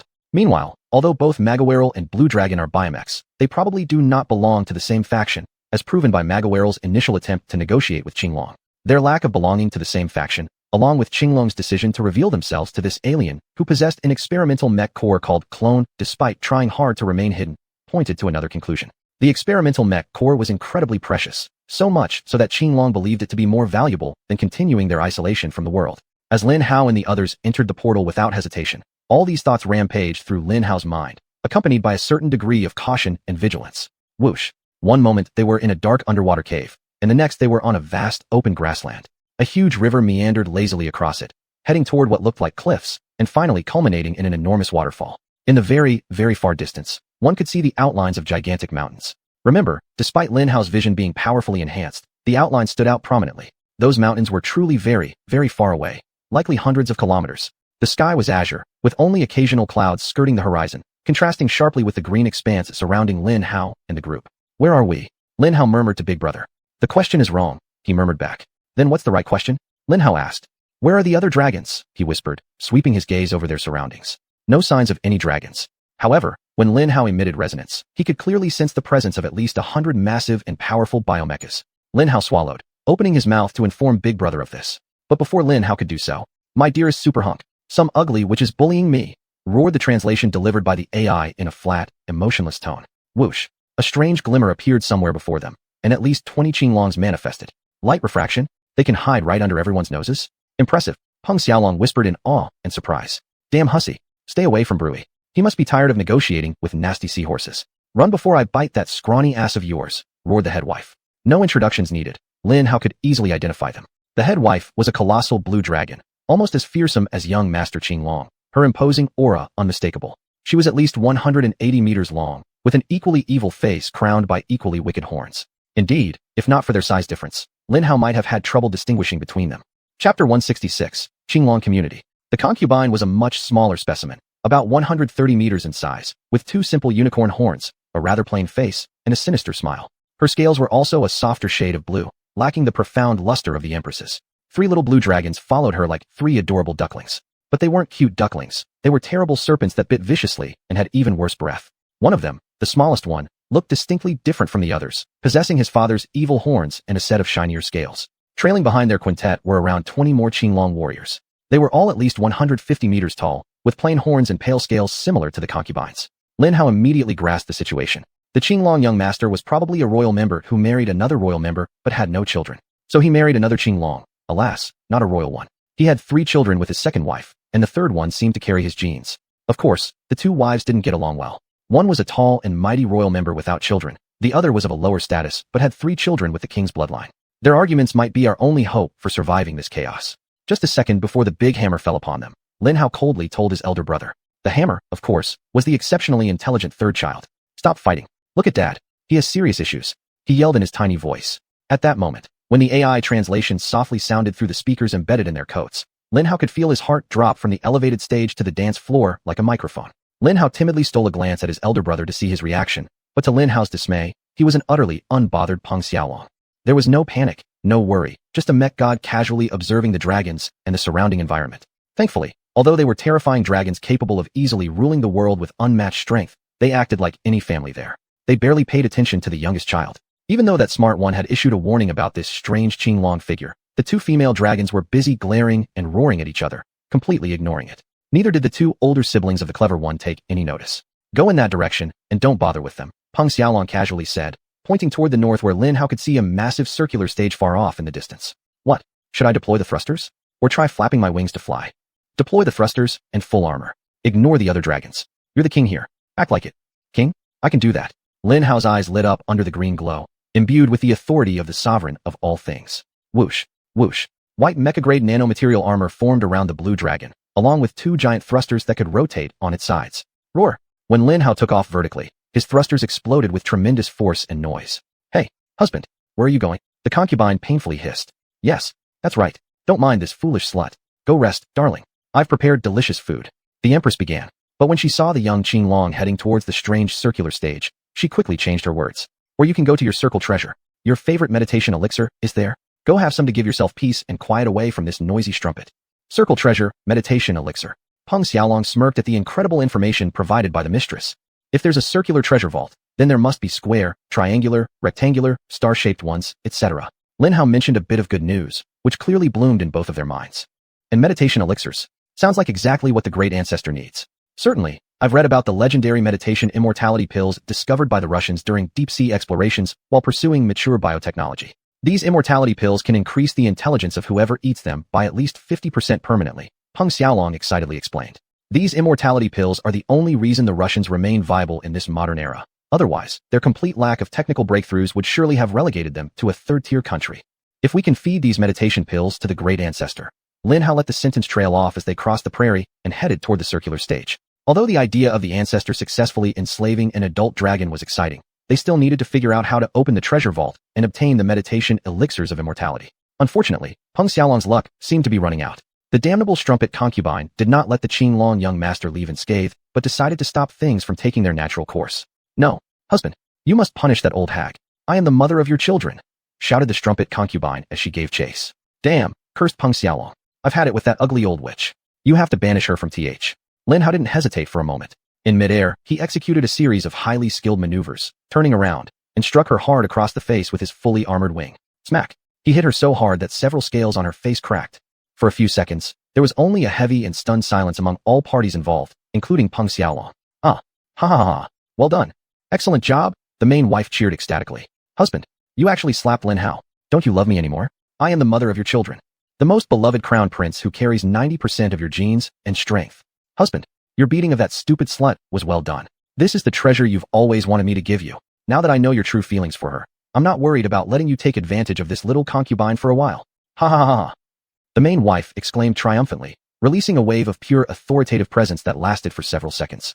Humph, a stunningly beautiful black pearl, the size of a human fist, floated out from her spread claws toward Lin Hao. The resonance briefly touched him, causing Lin Hao's heart to race wildly in his chest. At the same time, the experimental red mech core reacted strongly in Lin Hao's mind upon sensing the black pearl. Chapter 167, a new mech core.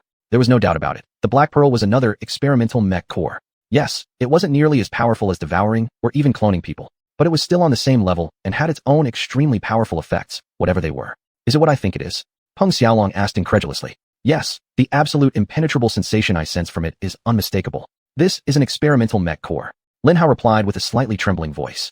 As soon as the black pearl left Mrs. Wang's stomach, she seemed to age 100 years instantly. Her vitality decreased, and the strength of the terrifying aura surrounding her dropped several levels. Still, her authority and majesty remained unaffected. Vitality. Lin Hao immediately noticed this clue. Yes, do not consume it. Keep up appearances, continue to act like a king. Peng Xiaolong cautioned Lin Hao. Lin Hao moved the claws of Qinglong Lord and grasped the black pearl. Then, Lin Hao stared deeply into Lady Wang's eyes for a few seconds and gave her the tiniest nod. Ha ha ha. Now we are on the same team. I feel very at ease. At ease. Guards, prepare the royal mating ground. My dear husband, I will wait for you there, giving you the best moments of your life. Lady Wang roared loudly, then left with her personal guards. Royal mating ground. That foolish witch. Guards, prepare my love nest paradise. My dearest, most handsome husband, I will wait for you in our usual place. Do not think that you've experienced all the joy I can offer. I recently learned a new mating position, one that will drive you crazy with happiness. Come to me. I am waiting for you there. The concubine said in a sulky tone, undoubtedly a fierce charm, then left with her guards and 2 children. The third and final child was left behind. Ha ha ha ha. Wonderful. What a lucky dragon. He actually gets to choose between two women every day? Which one will you pick? Peng Xiaolong laughed heartily before realizing he was speaking to a 10-year-old virgin boy. Ah, it doesn't matter. Never mind. Peng Xiaolong waved his hand dismissively, staring intently at the black pearl. For now, Lin Hao ignored his words but silently recorded them in his mind, saving them for possible blackmail should he need them later. Lin Hao already knew. Give it to me. No, I won't. You won't? Alright.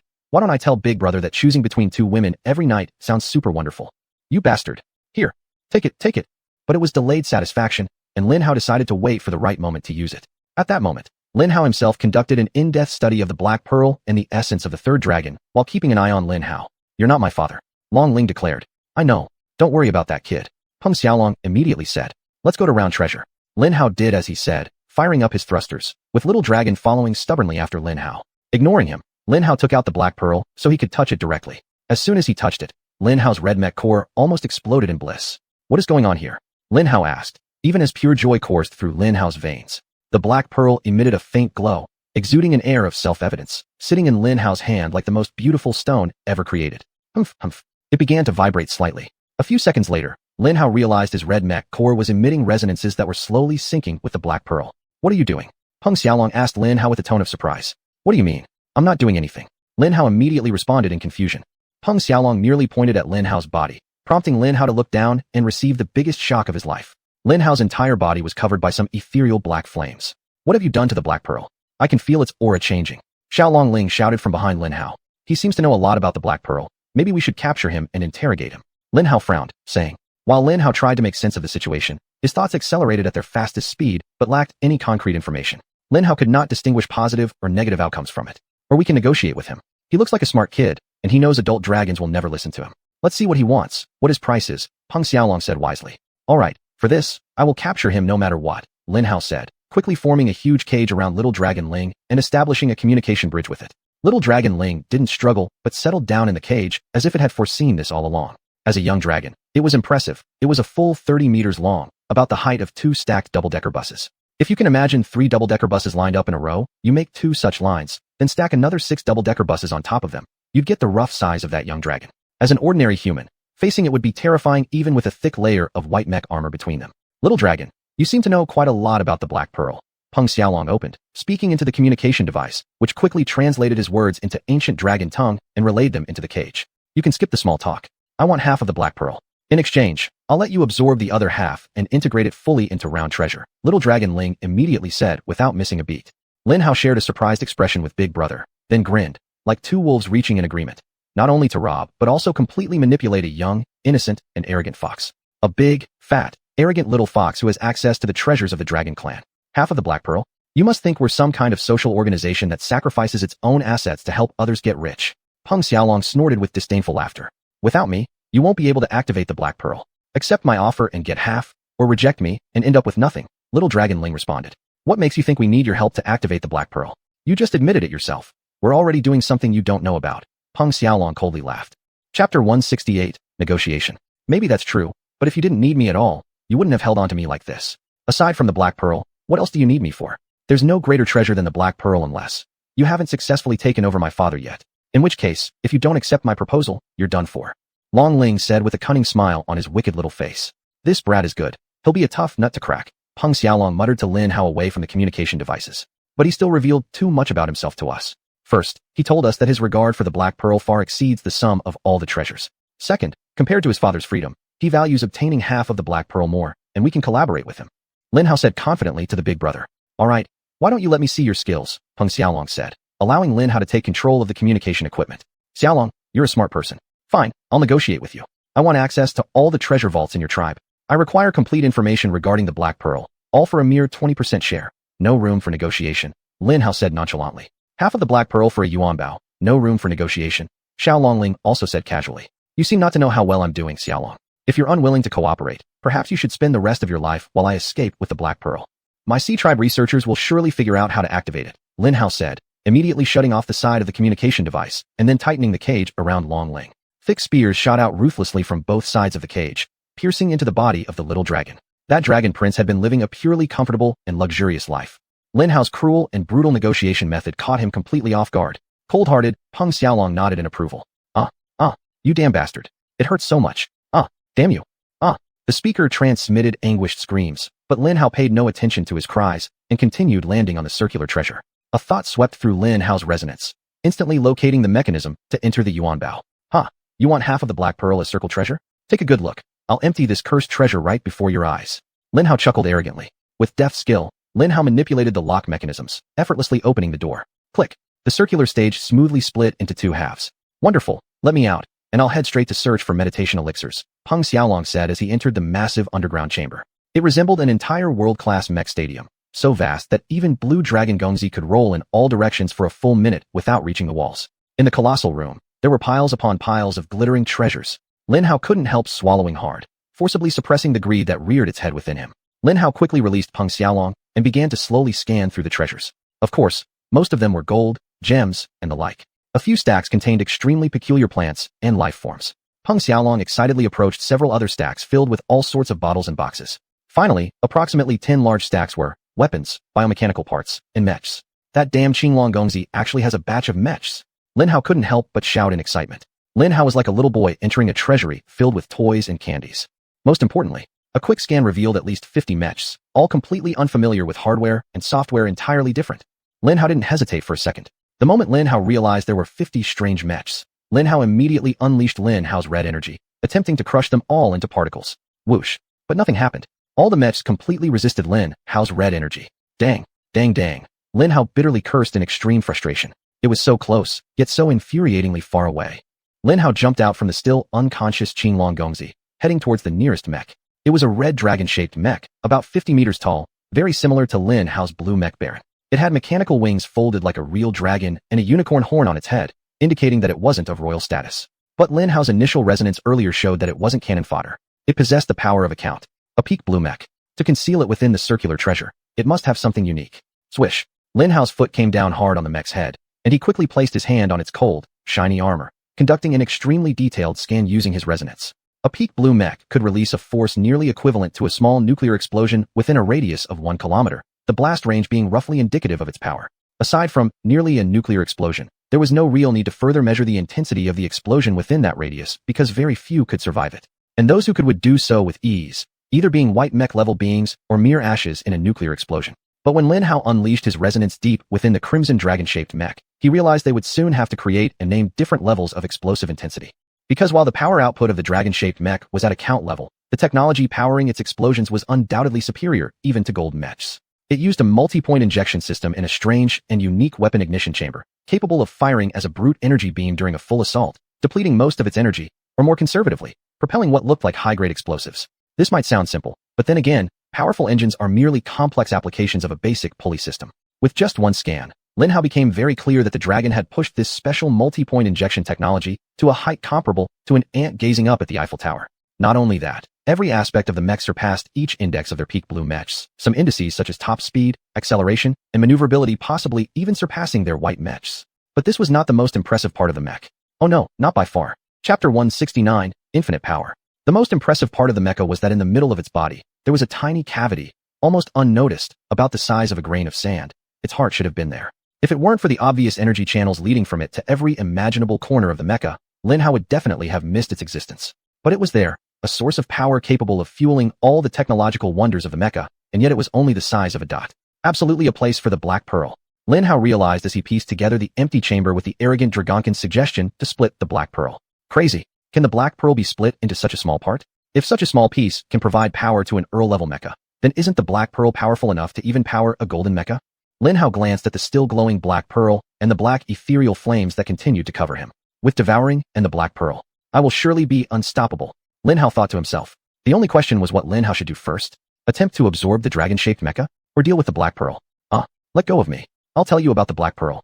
I'll tell you everything. Let me grumble, came a pained voice in response to Lin Hao's question.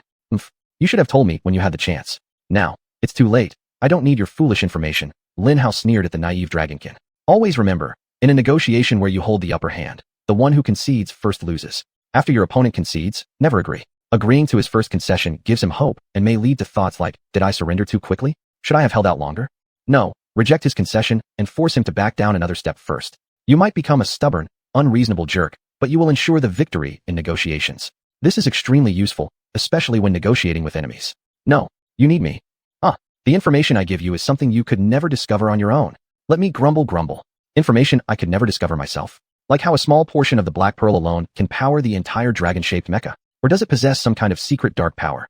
Lin Hao said casually with a smile. At the time, Lin Hao didn't know what its secret effect was. He just wanted to sound like he did. Describing the effect as secret dark power was merely because the core's name contained the word black. But for the stupid dragon spirit whose mind was shrouded in thick fog, this sounded as though Lin Hao knew its secret, especially after Lin Hao revealed the fact that just a small part of it could power the dragon-shaped mecha. Let go of me, please. I can't endure this pain any longer. The dragon spirit groaned in defeat. I can't bear it another second. Please. Begging you. Tell me everything you know now to verify my information. If I find it useful, I might let you go. If it's utterly useless, I'll make you suffer until you die. If I find it very useful, I might even give you something special. Whether you spend the next few days in agony depends on you. So don't blame me for whatever happens to you next. Speak now. Lin Hao commanded him with a resounding voice. I'll tell you everything. The dragon spirit mumbled while sobbing. The Black Pearl is a power source from high heaven. Its unique power is control. As long as a portion of the Black Pearl is embedded into a mecha, the acknowledged owner of the Black Pearl can control it. Its secondary effect is infinite power. Please let me go. Higher heaven, control, secondary effect, infinite power. Was Lin Hao stunned? Among all the pressing questions raised by the dragon spirit's confession, the most urgent question was, what is the secondary effect of devouring? Lin Hao thought, is the mecha's breakdown considered an effect? Or is devouring another effect that manifests as another effect? Or are they both considered a single effect? If they are separate effects, aren't there 3 effects? Still more? Only 2 effects? You really enjoy pain, huh? Lin Hao asked him, carefully injecting a heavy dose of contempt and eliminating all traces of excitement from his voice. Third effect, we don't know yet. The pain is unbearable. We don't know yet. My father said it's missing a critical trigger factor. We lack the trigger. You have the trigger. That's why you know so much. That's why you can do strange things with the Black Pearl. Alright, maybe you are a naive little dragon, but you're definitely also a smart little devil, aren't you? Lin Hao admitted to the foolish dragon spirit. But did you know that knowing too much might be very harmful to your lifespan? No. The dragon spirit cried out in sorrow, finally realizing that it had unintentionally hit a nail in its own coffin. I can't let you go now, but I can let you live. In fact, I can make you the most powerful dragon in history. Do you want that? Lin Hao asked him indifferently. Yes, I want it. I'll do anything. I'll become anything. Just get me out of this pain. The dragon spirit shouted wholeheartedly. In extreme pain and misfortune, hope, even the remotest kind of hope, becomes a force that drives any life form to do the wildest and craziest things. Under those particular circumstances, the dragonkin was driven to do something no dragon had ever done throughout the long history of dragons.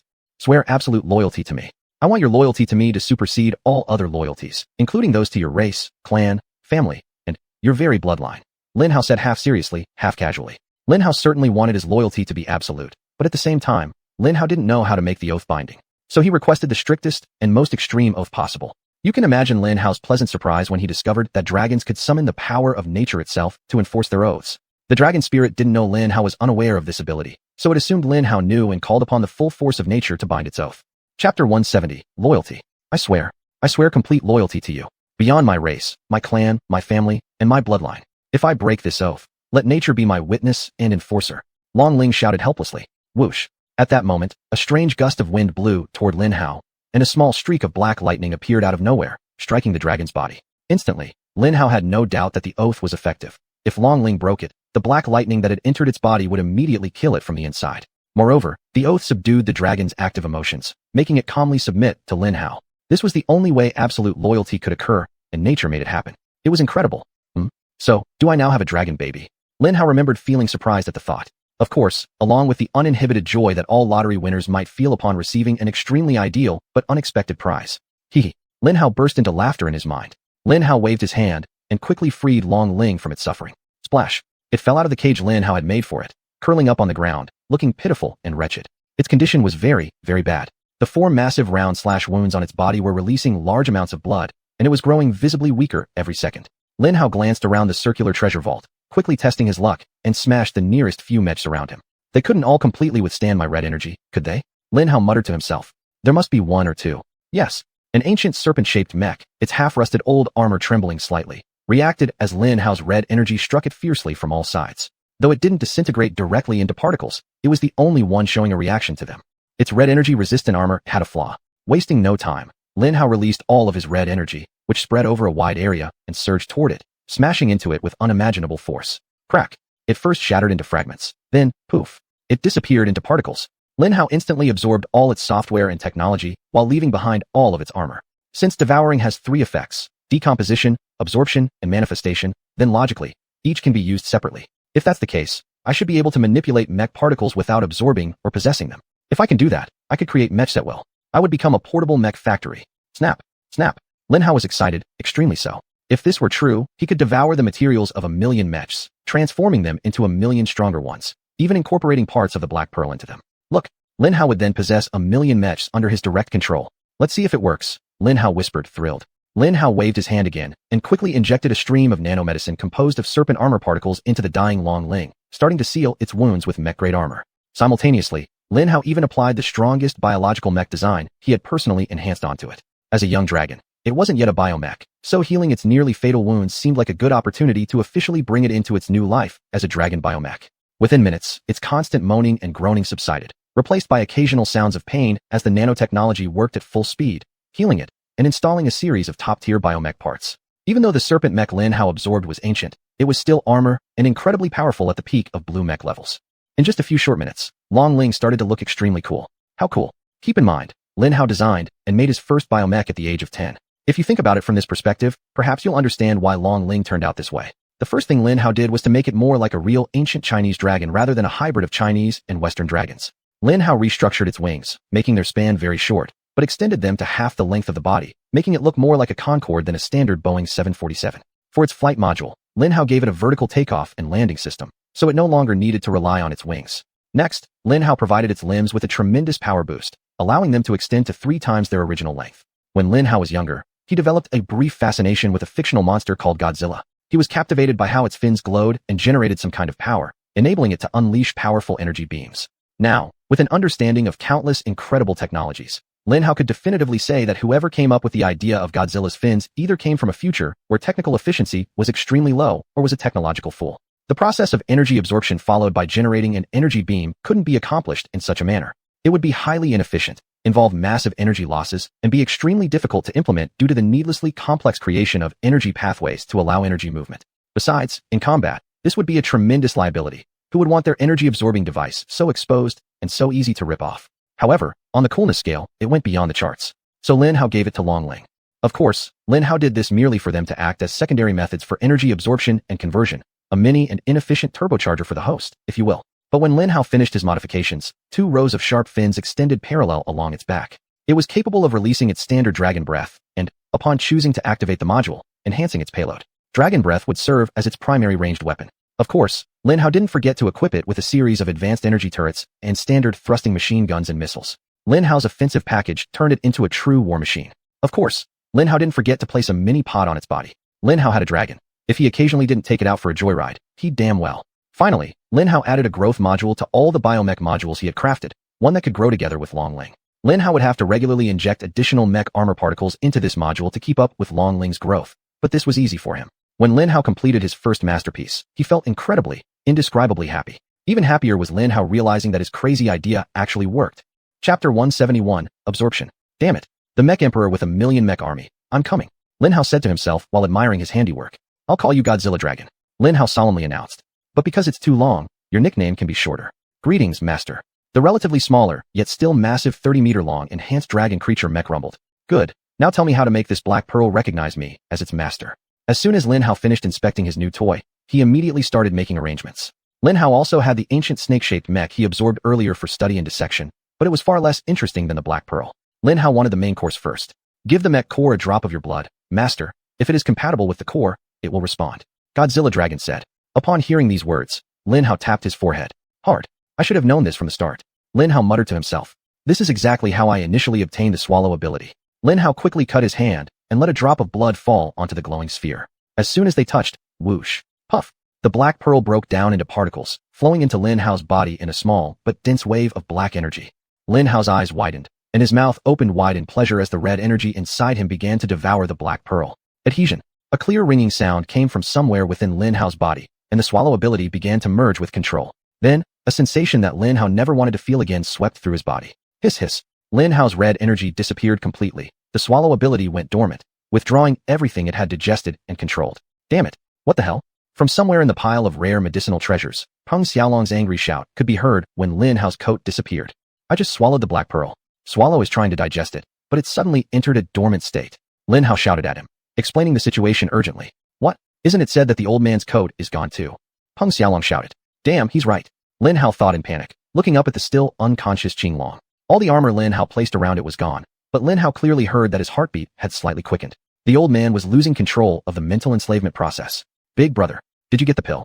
Lin Hao desperately shouted at him. Yes. Now hurry back. His voice replied.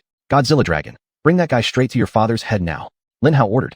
Godzilla Dragon swiftly brought Peng Xiaolong to the position of the old patriarch, where he stuffed the meditation pill into his mouth without missing a beat. In an instant, Lin Hao arrived and couldn't help but exclaim. No wonder Qinglong won the fight against the old man. Highly corrosive dragon saliva vapor seeped out from it, already causing the elder's skin to bubble all over.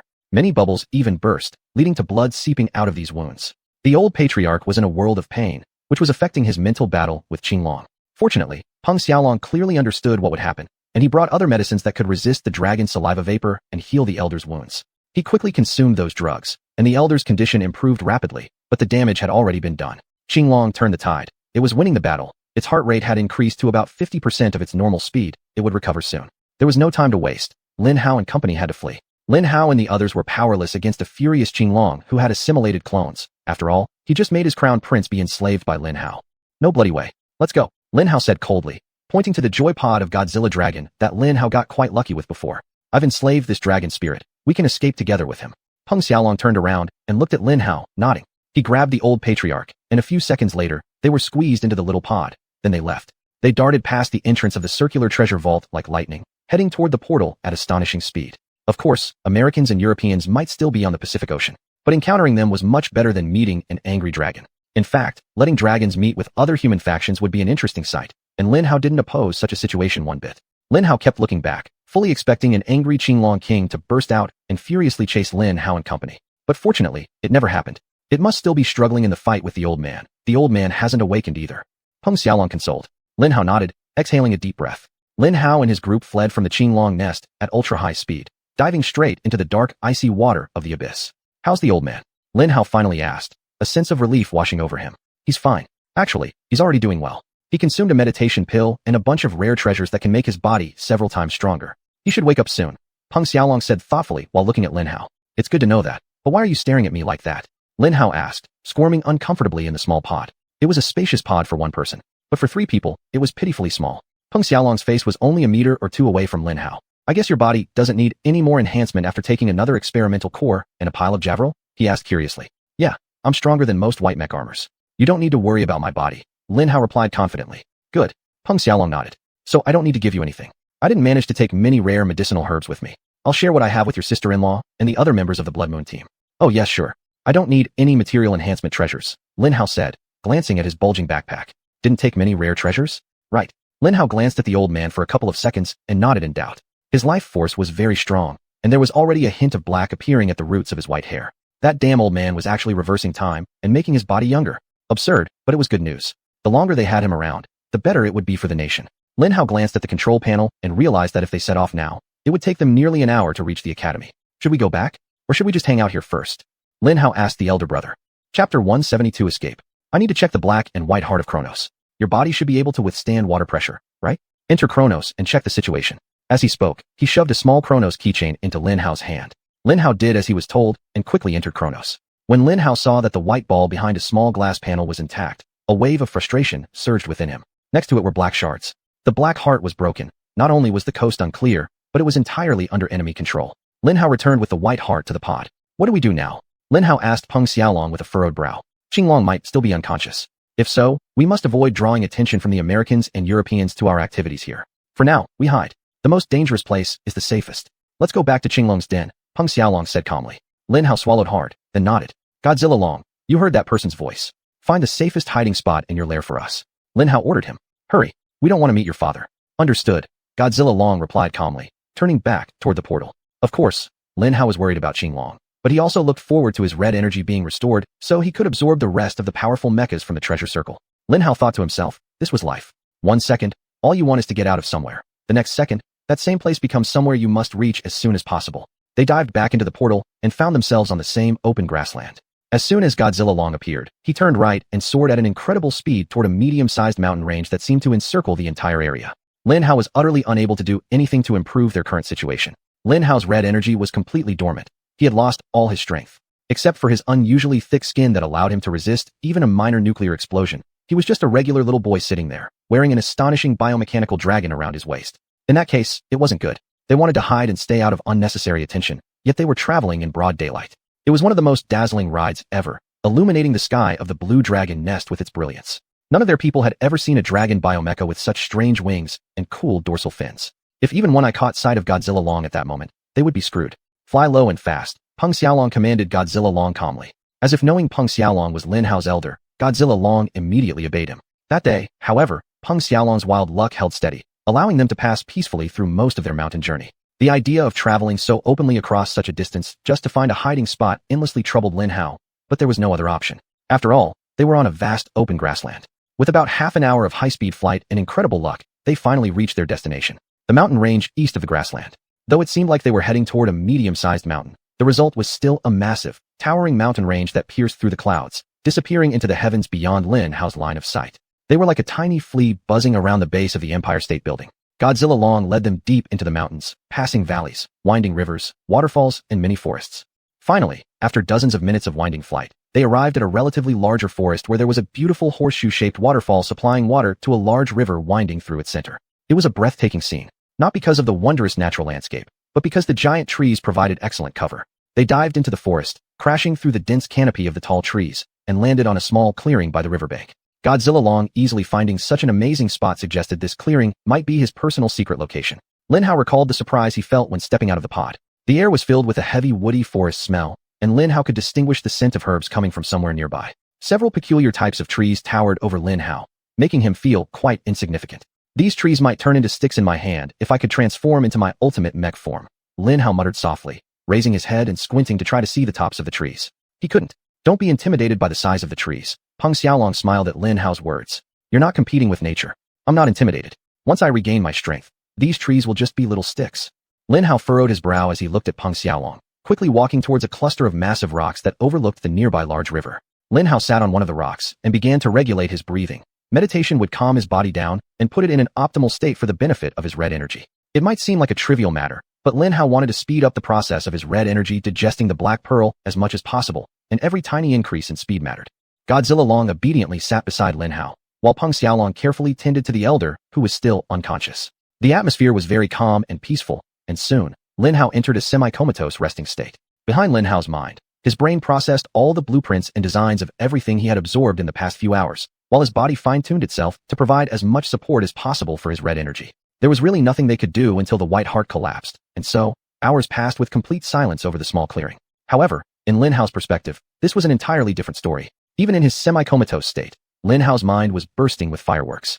After absorbing the strange snake-shaped mech and fully digesting its design, his thoughts were evolving in creative and highly imaginative ways. The bizarre yet marvelous alien principles powering the snake-shaped mech were clearly superior to human-derived engineering and design principles. Lin Hao had originally thought the design of the white mech was incredibly beautiful, but the design of the snake-shaped mech opened Lin Hao's eyes like never before. Lin Hao started noticing inefficiencies in energy conversion and application within the human-designed white mecha, as well as serious flaws in the energy-saving capabilities of its pathway design. What once seemed beautiful now appeared fat and bloated, filled with unnecessary embellishments everywhere. Chapter 173, Rest and Recovery. This is excellent. Once my red mecha core finishes the process of absorption, control, and awakening, my full power output will increase at least threefold, and I'll be able to fight at full strength for 10 times as long. Lin Hao recalled Lin Hao thinking ruthlessly. Human mecha designers and engineers are actually not bad. In fact, they've managed to create 200-meter-tall metal giants that can fight with the same flexibility as a living person, which speaks volumes about their abilities. It's just that they're a very young race. They don't have the accumulated knowledge of the aliens, who have had millions of years to amass it, nor do they have the endless string of failures that would plague billions of Earths. Without failure in time, how else are they supposed to learn? So naturally, the aliens are better at creating mechas than them. They can achieve what would take 3 or 4 massive human machines within one minuscule device, and layer upon layer of insulation materials have been discarded, replaced by a thin cream-like substance, the result of sophisticated elemental manipulation beyond anything even their brightest and most mad minds could ever dream up. Massive space has been freed up and can now be used to house more crucial components, firepower. The snake-shaped mecha's combat capability roughly equals that of a standard white mecha, but with such mind-blowing technology, Lin Hao suspected that within the alien military ranks, this type might only serve as cannon fodder. This thought alone chilled Lin Hao to his spine.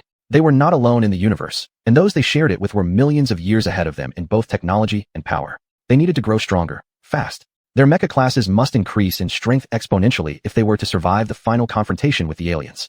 At that moment, Lin Hao was humanity's only hope. Lin Hao needed to steal their technology, as oceanic civilizations did, leapfrogging millennia, even millions of years' worth of experimentation, to achieve technological maturity in mere decades. It was a long and arduous journey, but all journeys begin with a single step, and Lin Hao had just taken it. The snake-shaped mecha Lin Hao absorbed was probably an ancient alien relic. The discarded and rusted condition covering every part of it suggested this. But old, rusty sails have no place in Long Bao's treasure trove. Lin Hao knew this ancient snake mecha must have something special, so he didn't waste time dissecting its design to identify its X-factor immediately. Due to the vast amount of marvelous technology housed in the snake mecha, Lin Hao wasn't sure which one was the X-factor. To him, everything looked utterly epic. Lin Hao decided to examine them one by one and contemplate their implications and immense impact. However, simply outlining all the available technologies and breakthroughs took hours. If Lin Hao conducted a complete analysis, it might take days. Lin Hao opened his eyes and glanced at Peng Xiaolong meditating nearby, while the old ancestor still lay unconscious. All seemed calm. I might have some time.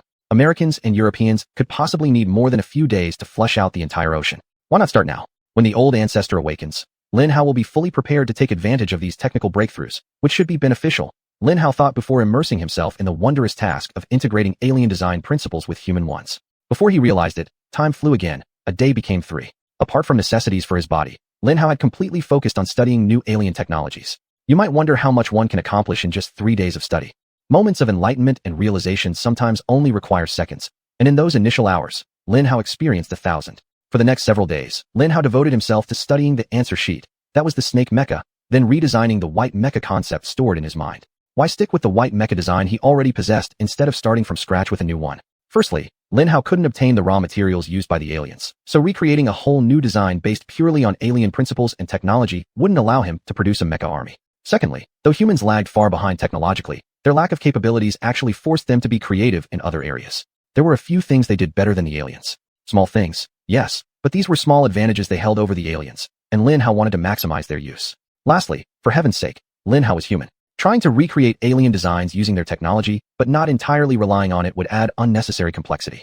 3 days later, the re-engineering and reworking of the Prince Blacksnake prototype was complete, and this design was christened the Blacksnake Prince. Lin Hao's Blacksnake Prince was a real beauty. It retained the humanoid shape and ultra-cool original appearance. However, in terms of its capabilities, Lin Hao could confidently say that if he were to encounter the grotesque Maga World leader again, one that looked as hideous as hell, Lin Hao would be able to kill it within seconds.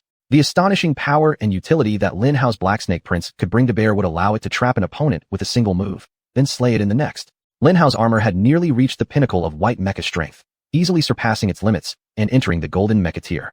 In terms of energy output, conversion, manipulation, storage, and mobility, Lin Hao was probably also on the cusp of the golden mecha level.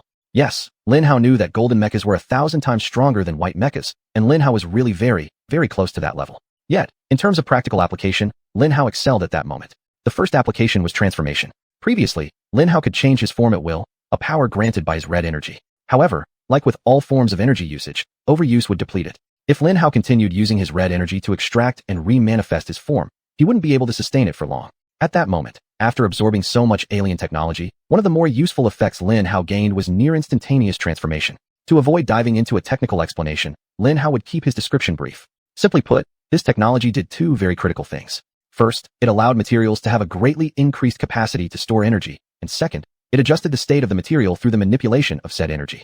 At very specific temperature and kinetic states, the material was programmed to transition its state from an almost impenetrable solid armor to an equally impenetrable but highly mobile liquid, allowing the mecha to transform.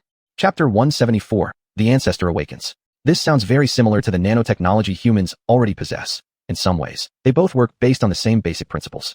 However, the key words in Lin Hao's explanation were impenetrable and specific temperature and kinetic state. The advantage of alien technology is that it can maintain an impenetrable state throughout the entire deformation process without compromising safety, even for a microsecond. Their weakness, however, is that they are not controlled by thought. A specific temperature and kinetic state serves as a physical code for the transformation process, which is vastly different from the nanotechnology humans can control at will. Using brainwave control technology is one of the few weaknesses of aliens, and Lin Hao did not forget to fully exploit this. Lin Hao combined their epic energy manipulation techniques with human nanotechnology to create a mech that could transform at will without losing armor integrity or consuming too much energy. Simply put, Lin Hao had successfully turned the function of his red energy into a viable technology that could be mass-produced. The second utility Lin Hao managed to partially master was the spatial shield.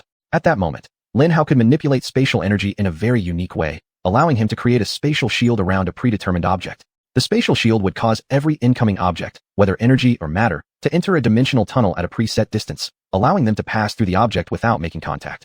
Effectively, it was like providing the shielded object with a gradual elimination effect to avoid being affected, but instead of the object gradually disappearing, it was the spatial shield causing the entering energy or matter to gradually disappear. This was a utility with a great many creative applications, and Lin Hao couldn't wait to put them into action. Lin Hao could already imagine his sword bypassing the shield, leaving his opponent's attack completely missing him. Of course, the third and final utility was the most epic, invisibility. No, this wasn't advanced stealth. It was pure visual invisibility, and for a very limited time, Lin Hao could make his mech completely transparent to light. This was physically impossible, yet the aliens somehow managed to develop this ability, and Lin Hao had obtained it. The question was, what was the X factor? Or was there another factor he had completely missed? But before Lin Hao could think further about this issue, good news finally came. Swoosh. Swoosh swoosh. Suddenly, the ancestor opened his eyes and screamed. Old man. Peng Xiaolong shouted anxiously. Damn. The ancestor cursed loudly. Of course, his curses weren't entirely damn, but everything else besides that was too dirty to mention here. Upon hearing his series of creatively colorful curses, Lin Hao smiled, not even bothering to open his eyes. He was healthy and fine. What happened? What's going on? Peng Xiaolong asked. I almost ate that big fat lizard. I almost ate it. It was too close. The ancestor howled in despair, blending pain and anger into one. Oh, that's terrible. Peng Xiaolong frowned slightly in disappointment as he rubbed his nose. But more importantly, how about the dragon? Was he awake? They were currently hiding in his lair. Upon hearing his words, the ancestor's eyes widened slightly in surprise and astonishment. We're hiding in his lair? He said, blinking slightly. Just as you often say, the most dangerous place is the safest, Peng Xiaolong replied. That's true, but this particular dragon isn't just dangerous. I pissed him off so much that he's now completely enraged with me and all of us humans. If he somehow discovers us here, the ancestor said seriously. So how about Lin Hao's condition? Has he awakened? Peng Xiaolong asked. No, I inflicted terrible mental injuries on his mind. I estimate it will take at least 3 days for him to awaken from the agony, maybe. In the distance, an absolutely furious roar sounded softly, and even from such a great distance, its dazzling rage could still be keenly felt. It's been 3 days. The ancestor snapped angrily. It seems the injuries you suffered weren't light either, Peng Xiaolong nodded. We need to leave this place as soon as possible. The world is in danger. The ancestor said earnestly. That damn dragon won't rest until it finds me and kills me. Tell him the situation. In brief, Peng Xiaolong told him everything. I see. This is the Godzilla dragon, the ancestor said immediately after, staring intently at Lin Hao's powerful dragon beast. He sighed deeply and muttered to himself. Children and their stupid sense of design. But we have bigger issues to worry about than just the ugly dragon men. Old ancestor glanced at Lin Hao. What about Devour? How long will it take for him to fully control his digestion process? I don't know. He's completely dormant right now. There's no sign of any clue. Lin Hao shrugged. Many Qinglong roars suddenly began echoing faintly in the distance, and the dragons were on the move. But strangely, they're not leaving their nest. They know we're still here. Lin Hao shouted in shock. My father has a treasure that, in some ways, can help sense the rough location of people he's had close contact with. They know we're still in this nest. Godzilla dragon calmly dropped a bombshell on Lin Hao. Damn, the ancestor cursed under his breath. How specific is this general sensing you mentioned? The stronger father's emotions are toward the target, and the more intimate his contact with the target, the more accurate the treasure becomes, Godzilla dragon explained. So, we can safely assume he knows we're here. In this situation, we face 2 very real facts. The world remains without the dragons because he won't leave soon, and we're almost screwed, the ancestor muttered darkly. Not necessarily, Godzilla dragon said. I know a secret passage that can get us out of here. At this, all of Lin Hao's companions fell silent. The choices before them were exceedingly difficult. Should they stay in the Qinglong nest to safeguard the world at great cost, or flee from the nest and risk unleashing the dragons onto the world? Or the third option, leave the elder behind. Leave now with the dragon spirits. The elder instantly chose the third option, ordering Lin Hao's group to abandon him. Both Lin Hao and Big Brother remained silent. Lin Hao kept quiet because he knew without a doubt that he would leave, though his heart, hard as it was, didn't feel good about leaving someone behind. Big Brother stayed silent because he might, definitely weighed the possibility of staying himself, wondering if somehow his presence could make an impact and turn the situation around instead of the Federation still needing him and everything he could provide. Chapter 175, Entrustment. Was the risk of dying there worth the potential reward of saving the elder? Not worth it. The elder shook his head to Peng Xiaolong. Let's go. I can take care of myself. Don't forget your responsibility. Billions of souls, each too precious to measure, need you and your leadership. Do not betray their trust.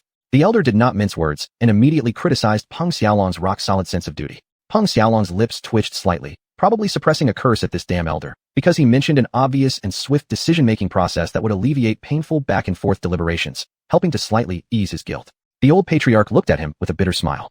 You don't have a moment to waste, no time for goodbyes. If I really die, leave before they discover us. Where is this escape tunnel you spoke of, Longling? Right here, in the center of this river. Godzilla Long said. Good. Lin Hao nodded approvingly at his impressive initiative. I assume no one knows about this escape tunnel? My mother might know, but she doesn't know I'm telling you right now under oath. There's no reason to suspect you all escaped through this special passage. Let's just send the old patriarch away first, and then flee ourselves. Take me to a nearby place, and then come back here immediately to escape, said the old patriarch. It'll be enough to divert their attention from our secret passage. There's a better way, Godzilla Long said calmly. Tell us. Lin Hao immediately ordered him. Godzilla Long issued a soft command roar, followed by faint rustling sounds around Lin Hao. Within seconds, relatively smaller dragon-like creatures appeared. They were only 3 meters long, without horns, had leathery wings, and looked more like mutated snakes than dragons. Flying dragons. The old patriarch exclaimed joyfully. Godzilla Long roared a few more times, and 4-meter-long flying dragons hesitantly stepped forward.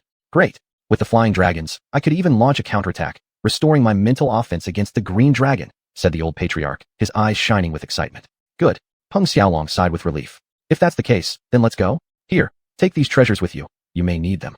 Peng Xiaolong threw his bulging treasures to the elder, who glanced inside and nodded gratefully. Peng Xiaolong didn't hesitate to give all the treasures to the elder, and the elder accepted them without hesitation.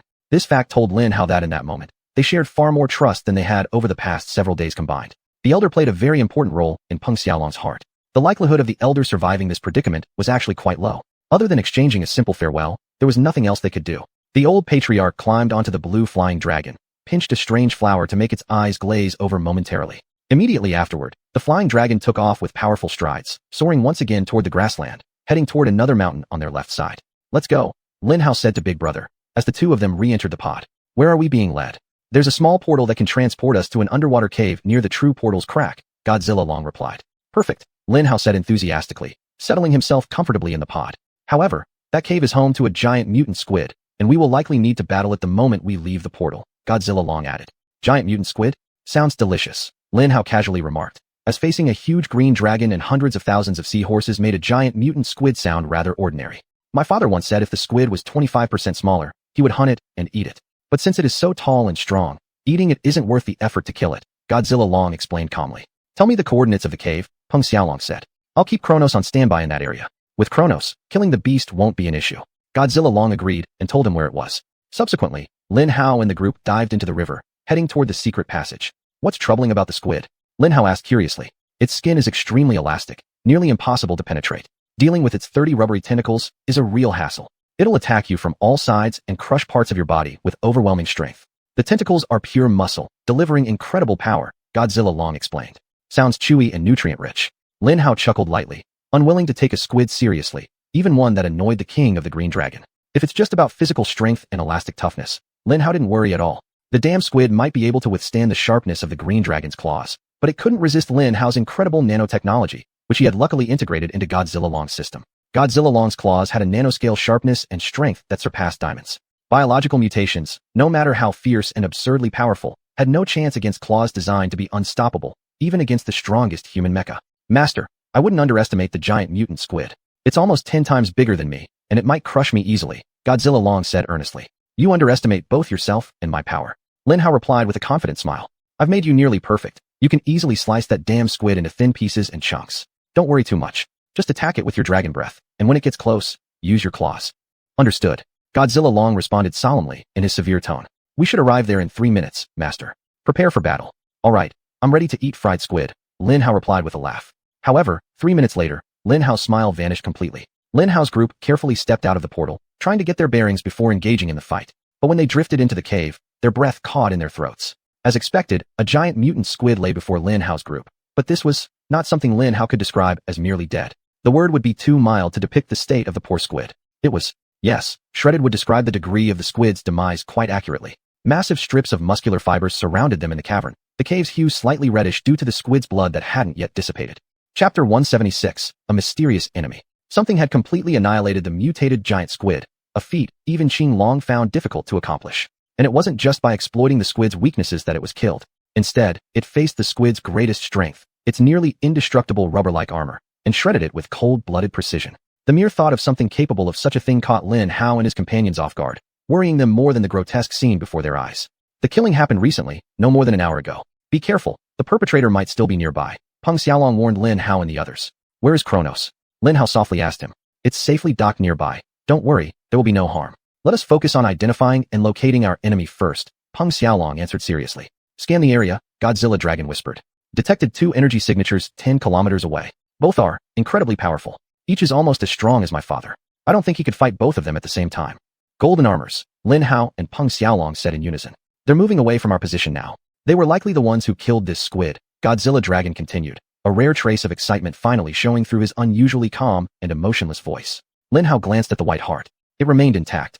The Pacific Ocean was still teeming with enemies. The golden armors have stopped. They're returning in our direction. Godzilla Dragon exclaimed in surprise. Back to the teleportation gate immediately. Kronos is coming with us. Peng Xiaolong instructed the group immediately, and Lin Hao obeyed without hesitation. It was a critical moment for them. Behind Lin Hao and his team stood the infinite xuanhuan, possibly aware or unaware of their presence. In front of them were 2 powerful sets of golden armors originating from 2 aggressive superpowers of the world. At that moment, Lin Hao truly understood what it meant to be stuck between a rock and a hard place. As soon as Lin Hao and the others returned to the teleportation gate, Peng Xiaolong quickly briefed Lin Hao on his plan. This escape route is no longer viable. The golden armors may have detected Godzilla Dragon's unique biomechanical signature. They will surely seal this location. He spoke slowly. Are there any secret passages? I doubt a lair like this has only 2 exits. Peng Xiaolong asked Godzilla Dragon. There's a third and final portal located in my father's private chamber, Godzilla Dragon replied. Good. We'll use it. Peng Xiaolong nodded thoughtfully.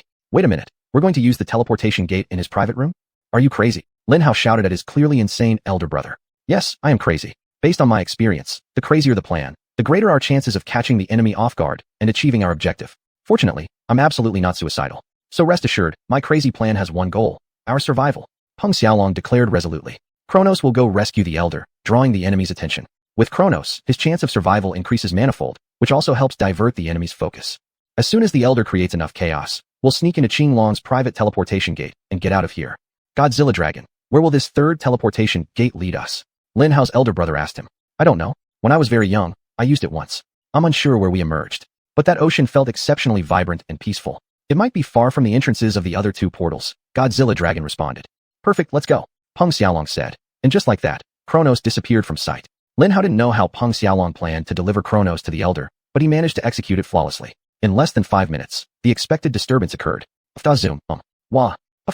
Whatever was happening wherever Kronos and the elder were, it sounded chaotic and disordered. Perfect. Lin Hao and the group quickly headed toward Qinglongwan's private quarters. This is actually a pretty good plan, Lin Hao told his elder brother as they traveled rather calmly across the vast plain. They flew low and fast, Godzilla Dragon's body rustling against tall weeds every so often. Shoo, don't provoke it. Peng Xiaolong frowned at Lin Hao. All right. Lin Hao acknowledged, abandoning his resonance and observing their surroundings. As usual, Lin Hao was quite astonished by the various seemingly powerful resonance characteristics around them that he could sense, but not see. Where are these machines I'm sensing? Lin Hao curiously asked Godzilla Dragon. Master, you're sensing the invisible Sentinel Guardians. They're all over the grassland and will only activate under explicit orders from my father or mother. I've never seen them in my life, Godzilla Dragon admitted. I see. So they're not invisible dragon mecha beasts just idling around us. Lin Hao asked Godzilla Dragon. Sometimes. Damn Lin Hao and his big mouth. No sooner had Lin Hao finished asking his question than a surprised roar sounded from somewhere nearby. Third Prince. Is that you? What's wrong with you? A stern voice roared.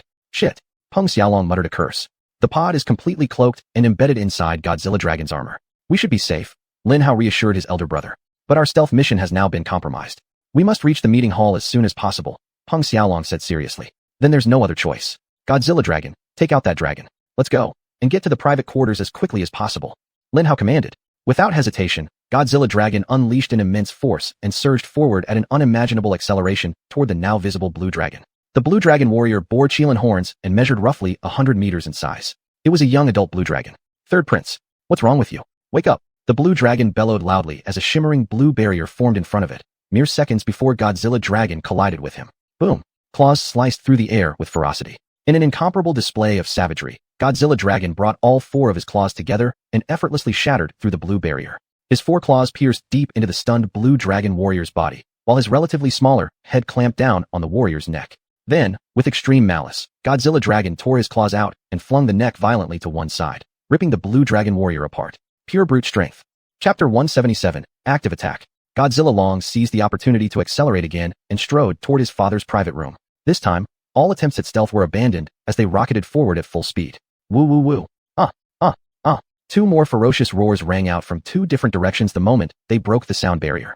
Ignore them. Head for the secret chamber, Peng Xiaolong ordered. Woo woo woo. Godzilla Long provided more power to his flight module, and Lin Hao's group surged forward faster than ever before. On both sides of Lin Hao's group, Lin Hao could detect two powerful energy signals rapidly approaching them. In terms of strength, both were inferior to the Azure Dragon King, with a relatively large gap between them. Nevertheless, together they could bring forth power nearly matching their glorious king. Who are they? Lin Hao asked. Their father's personal guards. We've entered his personal domain. They will attack anyone who enters without permission, Godzilla Long answered. Not good foes right now, but you should still be able to handle them. Thank heavens there are only 2 personal guards. I doubt you could manage 3. My module is strong, but not that strong, Lin Hao said. My father has 5 personal guards, Godzilla Long corrected Lin Hao. 2 of them are always with him. Normally, 3 guard his territory. The third one must be with him now. However, a massive beam of energy suddenly appeared diagonally in front of Lin Hao's group. Watch out! Lin Hao shouted, and Godzilla Long unleashed his side thruster bombs, quickly tossing his body to the left to avoid the energy beam. Swish! The surprise attack missed by mere centimeters. Attack the third one first. Move! Lin Hao yelled as his instincts began to kick in. In every battle, if possible, Lin Hao would always attempt to take out the strongest opponent early on. Allowing the fight to drag on without neutralizing their strongest warrior would only seal Lin Hao's failure later. Prince 3, you're not permitted here. Leave immediately, or we. Crack.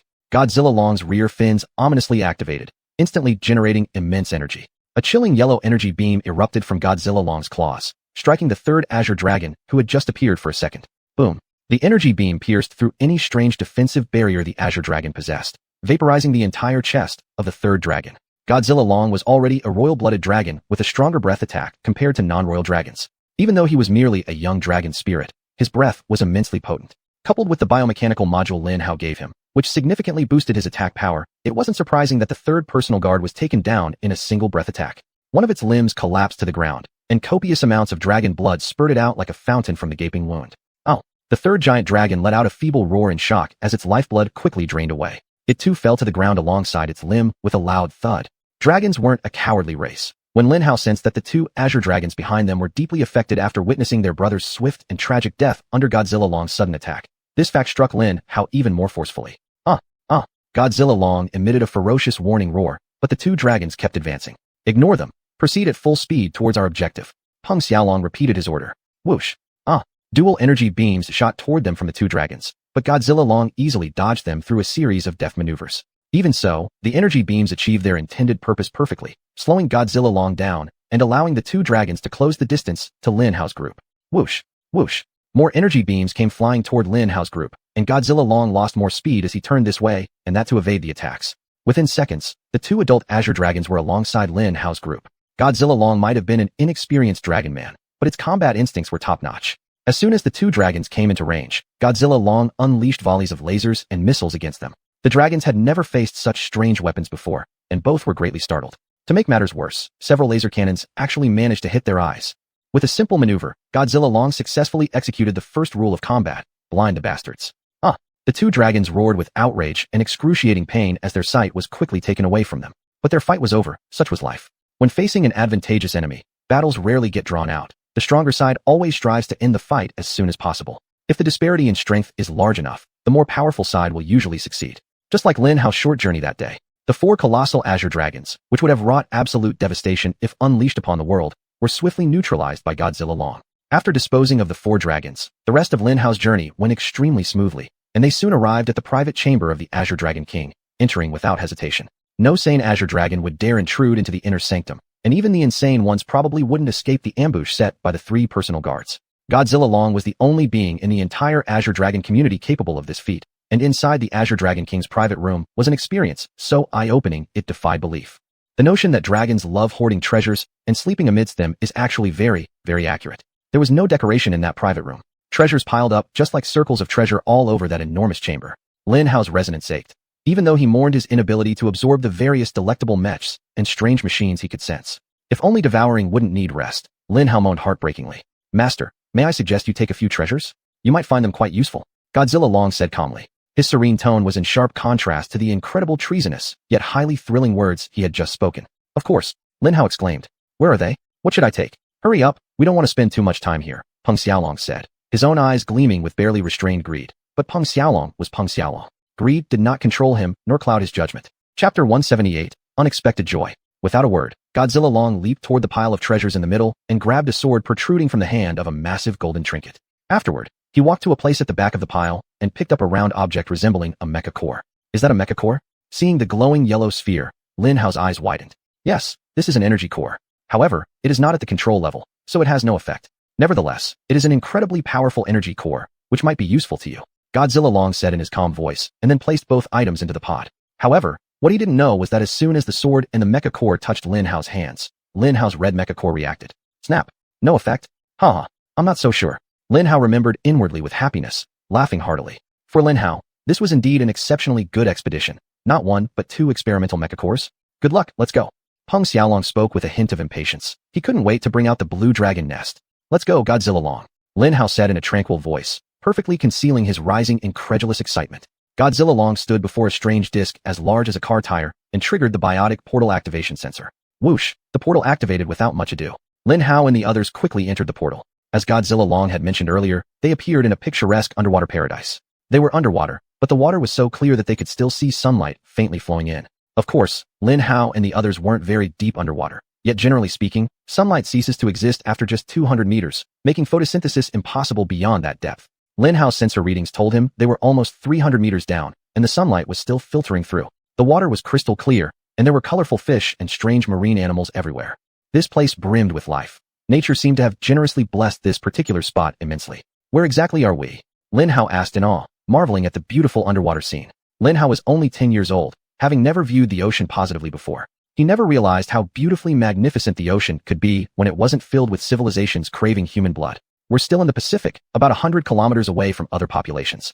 But it seems they are in some ecological bubble. Peng Xiaolong remarked thoughtfully, studying each instrument inside the pod. All the tension in his voice was gone, and that was understandable. Although they hadn't traveled far from the portal, on the other side of it, if they hadn't opened the portal, they could have been trapped, possibly becoming dragon masters indefinitely. Of course, on this side of the portal, they could escape in any direction they desired at any time. They had left the dragon's nest and could now relax, at least slightly. An ecological bubble is a very apt description. I detect an abnormal density of life within a 3-kilometer radius of our position, beyond which everything suddenly returns to normal, reported Godzilla Long. From our position? Peng Xiaolong snapped sharply. Indeed, came Godzilla Long's reply. Ho ho. Lin Hao's eyes shone with unhidden greed. There must be another artifact causing this phenomenon. Let's find it. There's no need to search for it. I believe anything that would cause this surplus of life energy flooding the area comes from that thing. Peng Xiaolong whispered, pointing to what looked like a bus-sized clam. Lin Hao approached it, and Godzilla Long effortlessly pried the giant clam open. Crack. My God. When Lin Hao saw what was inside the clam, his jaw dropped. A beautiful little girl lay unconscious within an ethereal bubble. Her hair glowed in incredible gold, and her pale skin was flawless. She looked around Lin Hao's age and was completely naked. Close your damn eyes. Peng Xiaolong roared at Lin Hao, extending his left hand to slap Lin Hao across the face. Ouch. I wasn't going to look. Do you think I'm something perverted? Lin Hao yelled indignantly. But Lin Hao's older brother ignored him and ordered Godzilla Long to take the girl into the pod. Slowly. Gently. Be careful. Damn you and your fat dragon claws. Peng Xiaolong shouted at Godzilla Long. Take your time. First, open the auxiliary hatch. Good. Now grab the clam meat beside her. Don't you dare to put your damn claws on her. Slowly. Steadily. Peng Xiaolong nagged at Godzilla Long like a picky old woman. Lin Hao grinned at this new, nagging side of him. Shut your damn eyes. Peng Xiaolong warned Lin Hao threateningly. I get it. I get it. Stop nagging like an old woman. Lin Hao sniffed. Lin Hao heard the auxiliary hatch close, and then the main hatch open. She's too thin. Lin Hao heard his brother say with a voice full of anger. Godzilla Long, scan the area. Find out what is going on here. Lin Hao, so can you. You can open your eyes. As soon as Lin Hao opened his eyes, he saw the pretty little girl wrapped in Peng Xiaolong's coat. She was so small that just his coat covered her from shoulder to foot. What long eyelashes. Lin Hao couldn't help but comment when he finally got a close look at her. Yes, her eyelashes were the longest Lin Hao had ever seen, though not absurdly so. In fact, Lin Hao thought they looked really beautiful on her. But this was the first thing Lin Hao noticed, even among all the beautiful features he could choose from. That's a weird thing, but no matter. Peng Xiaolong said. Start scanning the area. We need to collect as many clues as possible before leaving as soon as possible. Right. Lin Hao took one last look at the beautiful girl, then expressed as much accord as possible. Because Lin Hao's red mecha core was in hibernation mode, his resonance strength was quite limited, and the range also decreased considerably. But even with all these limitations, it wasn't difficult for Lin Hao to feel the presence of a huge underground machine connected to the giant clam. It looked like tree roots, a circular cylindrical body connected to the clam as the trunk and spreading into hundreds, then thousands of branches, delving deep into the seabed. At that very moment, it began powering up slowly, emitting a strange buzzing sound, which sounded very much like an irritated hum. Chapter 179, The Perfect Girl. What's going on? Why does my intuition tell me something bad is about to happen? Peng Xiaolong asked. We have a huge root-like machine beneath us, and it seems like it's activating, getting angry. Lin Hao said with some doubt. Godzilla Dragon, let's get out of here. But as soon as these words were spoken, the seabed began rumbling. Go, go, Lin Hao shouted at Godzilla Dragon. Godzilla Dragon couldn't restrain his strength. In the first second, he immediately sent Lin Hao hurtling through the ocean at hundreds of kilometers per hour, reaching 400 kilometers by the fifth second. Rumble, rumble. The rumbling beneath Lin Hao's feet continued to intensify. Just as they were about to escape the 3-kilometer radius around the giant clam, the water around them, which had been full of life, suddenly grew dark, and a sharp suction force appeared abruptly. Gah! Lin Hao gasped in terror, sensing a terrible feeling as his vitality was forcibly drained from him, like an overloaded container truck speeding out of control. Whoa! Godzilla Dragon emitted a similar groan of weakness and shock, as he began losing consciousness instantly. Fortunately, Lin Hao and the others were at the edge of the machine's 3-kilometer range and didn't stay within the terrifying life-sucking area for more than a second. Godzilla Dragon's powerful thrusters helped them quickly escape the suction's influence, allowing them to swiftly recover their energy. What was that? Lin Hao panted in confusion. How strange this sensation of weakness feels. I wonder what caused it, Peng Xiaolong said with relatively calm indifference. Lin Hao gave him a strange glance. Strange sense of weakness? Forget that. I thought I was dying back there. Lin Hao yelled at him. Godzilla Dragon seemed greatly affected as well. Lin Hao thought he even blacked out for a moment. In such cases, the stronger the living entity, the greater the effect, Peng Xiaolong quickly concluded from the situation. They all turned to look at the little girl, receiving the greatest shock of their lives. Even though she was only exposed to the suction force for the briefest instant, her originally beautiful golden hair had completely turned white, and her flawless skin had become as wrinkled as that of an elderly woman. What's happening? Lin Hao screamed in horror. Without hesitation, Peng Xiaolong drew out a knife and slashed toward his arm. Peng Xiaolong, who had consumed countless treasures, possessed an extremely strong vitality, and earlier consumed several treasures of Yuan, thus making his blood highly nutritious with a trace of healing power. He wanted to help the girl at any cost. However, before the first drop of blood could touch the girl's lips, her white hair started emitting a golden glow again, and right before Lin Hao's shocked eyes, the wrinkles on her face began to rapidly disappear. In less than a second, just as Peng Xiaolong's first drop of blood touched her lips, the little girl was fully healed. Huh? Lin Hao whispered in astonishment. That week was indeed an incredible one, filled with surprises, things Lin Hao could never have guessed he would experience in his wildest dreams. But even amidst that crazy week, those moments must have been the craziest. Of course, in the next few minutes, a small amount of Peng Xiaolong's blood touched her lips and slowly seeped into her mouth. For some reason, even though Big Brother Lin Hao had consumed all kinds of amazing treasures and experienced their wondrous effects, compared to the pure life aura radiating from the little girl, his blood still felt dirty. Yet, the little girl did not choke on the blood or spit it out. Instead, she swallowed it down in large gulps. Her tongue extended to lick the remaining blood off her lips.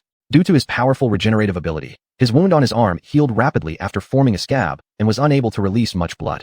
Thus, only about 10 drops of blood managed to enter the girl's body, but apparently, this was enough to trigger the bonding. Suddenly, a red light surrounded the girl and Big Brother Lin Hao, and then almost immediately vanished. Lin Hao's lips twitched slightly as he held back a shocked shout. What exactly happened? Lin Hao asked himself, stealing a glance at his older brother, who also wore an equally perplexed expression on his face. But beyond his confusion, there was a hint of tenderness in his gaze when he looked at the little girl. Of course, this made Lin Hao even more confused. Then, her beautiful eyelashes began fluttering as she slowly awakened from whatever had caused her to lose consciousness earlier. She opened her eyes, revealing the most fiery and beautiful eyes Lin Hao had ever seen. Somehow, she simultaneously looked innocent, childish, cute, powerful, confident, and wise. Then came the biggest surprise of the week, and in this regard, it might be the greatest unexpected event in Lin Hao's life. The girl opened her mouth and said in the sweetest voice you could imagine, completely upending Lin Hao's world. Dad, what the hell? I am not your dad. Lin Hao shouted with all his might. Hell no. I don't even know how the hell babies are made in the first place. Lin Hao remembered, thinking incredulously. The little girl giggled adorably at Lin Hao's shout, instantly melting his shock like snow dissolving under the morning sun. It's not you, dummy, she told Lin Hao with her perfect angelic smile before pointing at Lin Hao's older brother. That's my dad. It was Peng Xiaolong's turn to be shocked, but of course, he handled it much better than Lin Hao. He didn't scream at the girl for her unbelievable claim. Instead, he fainted. Bang! His unconscious body crashed onto the pod's floor. Lin Hao truly had no idea what kind of impact an adult man with nerves of steel would have to endure to genuinely pass out. What Lin Hao meant was, the process of fainting from shock was quite simple. Extreme emotional distress caused a sharp drop in heart rate, which then led to oxygen deprivation in the brain, causing a brief loss of consciousness. For Lin Hao's older brother, the key issue was extreme emotional distress. Certainly, being called dad by a little girl was quite shocking, but for his battle-hardened body and experienced mind, such a reaction meant that he must have had high preset expectations and prior emotional build-up toward this girl, which, when unmet, became a source of extreme emotional distress. In other words, he knew this girl, or at least, he knew who she should be. And who she should have been was absolutely not his daughter. Dad, are you okay? The extremely vital and now perfectly healthy little girl immediately jumped up and grabbed Lin Hao's older brother's hand.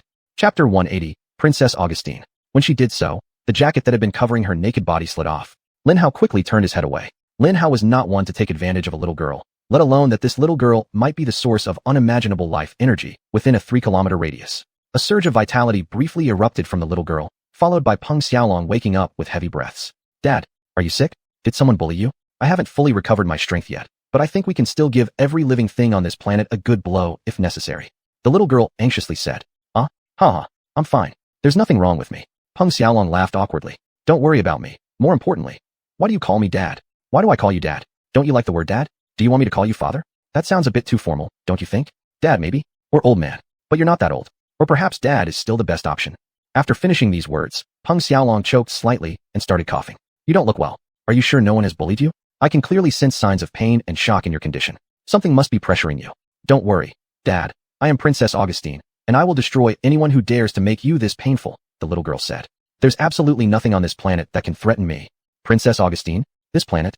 To be honest, little girl, I'm a native of this planet, and I don't know why you call me dad. I don't have a daughter. Peng Xiaolong said very, very gently. Of course you have a daughter. I am here now, am I not? Princess Augustine immediately responded with a factual tone. As for why I call you dad, it's because your blood now flows through my veins. Physiologically and biologically, I am your descendant, so calling you dad is only natural. After a moment of silence, Lin Hao and Peng Xiaolong tried to digest what she had said. I have a lot of questions, Peng Xiaolong finally sighed. Ask away. I haven't spoken to anyone in a long time. I miss having conversations. Princess Augustine said happily. Why does that mech boy keep turning his back? Is he autistic or something? You can turn around now. Lin Hao, Peng Xiaolong's senior brother lightly chuckled. He isn't entirely autistic, but sometimes he does act like one. Poor child. Come, let me give you a gift, Princess Augustine said. When Lin Hao turned to face her, her voice carried obvious sympathy. The coat returned to cover her frail small body, and she looked at Lin Hao with a face full of imperial compassion.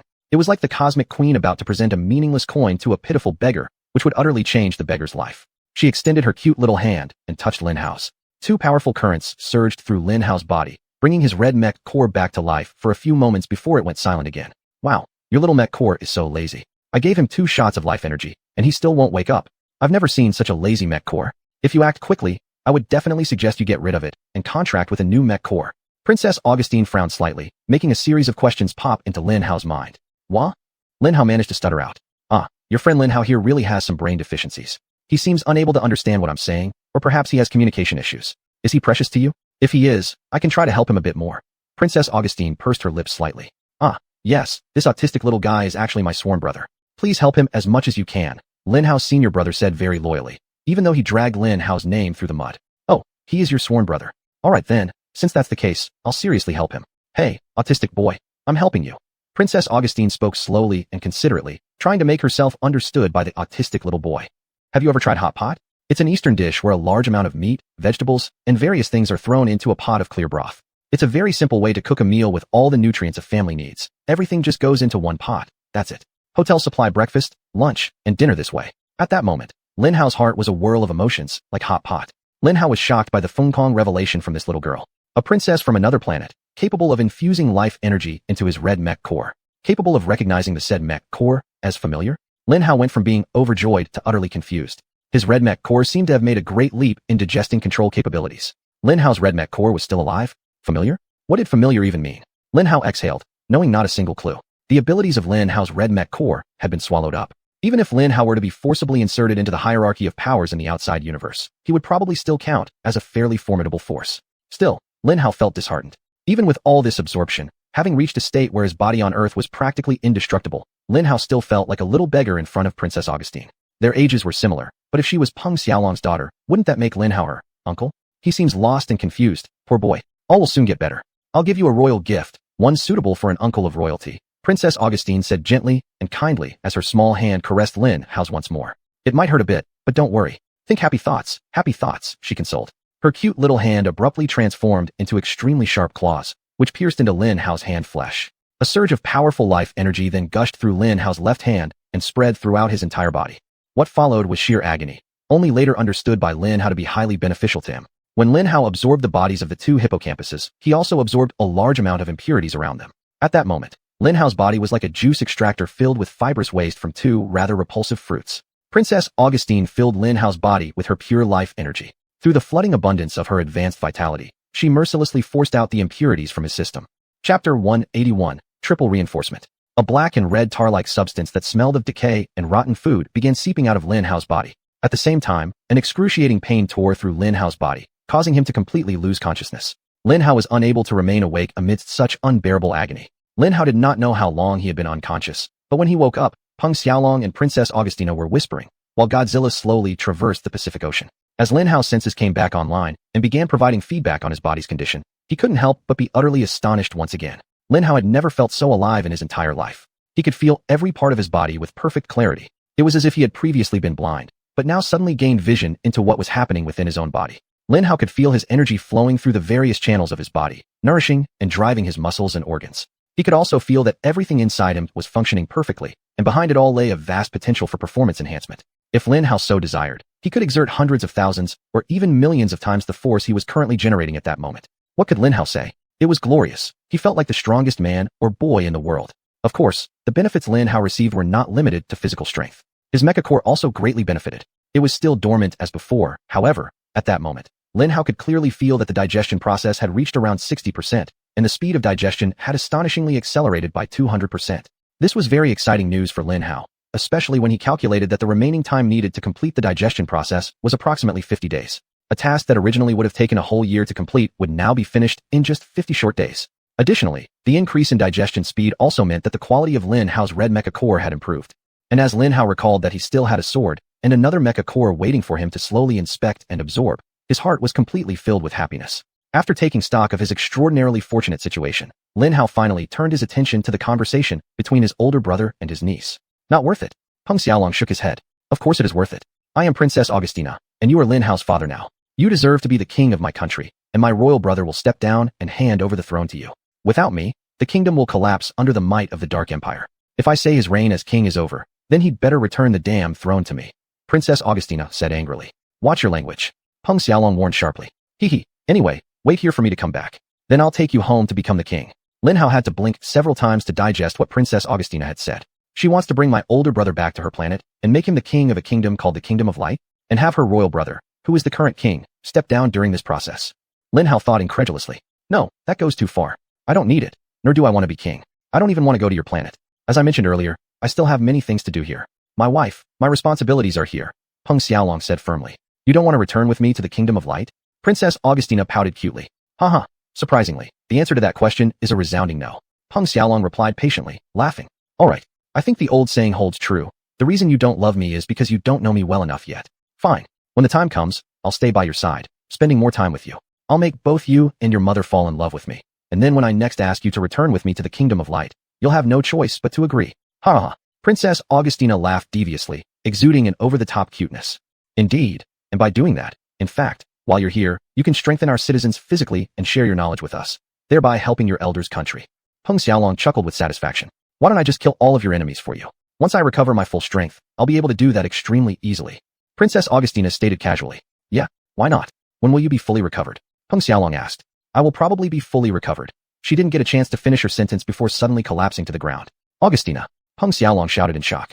At this moment, a terrible metallic voice, filled with bone-chilling anger, rang out around Lin Hao and the others. You've played enough, my darling, little thief. Give her back to me, and I will give you a clean death.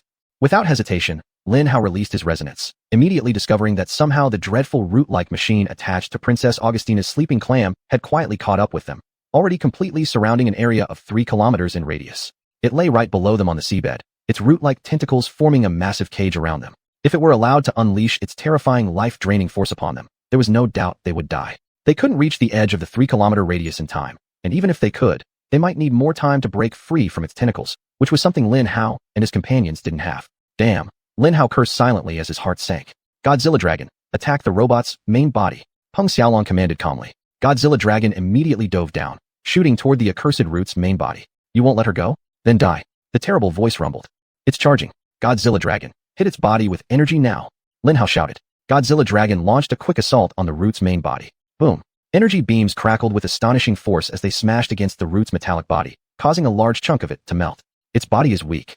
Lin Hao excitedly shouted aloud, hope suddenly blooming in his heart. Keep firing energy beams at it. Let's take it down and kill that bastard. Godzilla Dragon fired another energy beam. However, before this energy beam could strike the root's body, a power suddenly erupted from the root.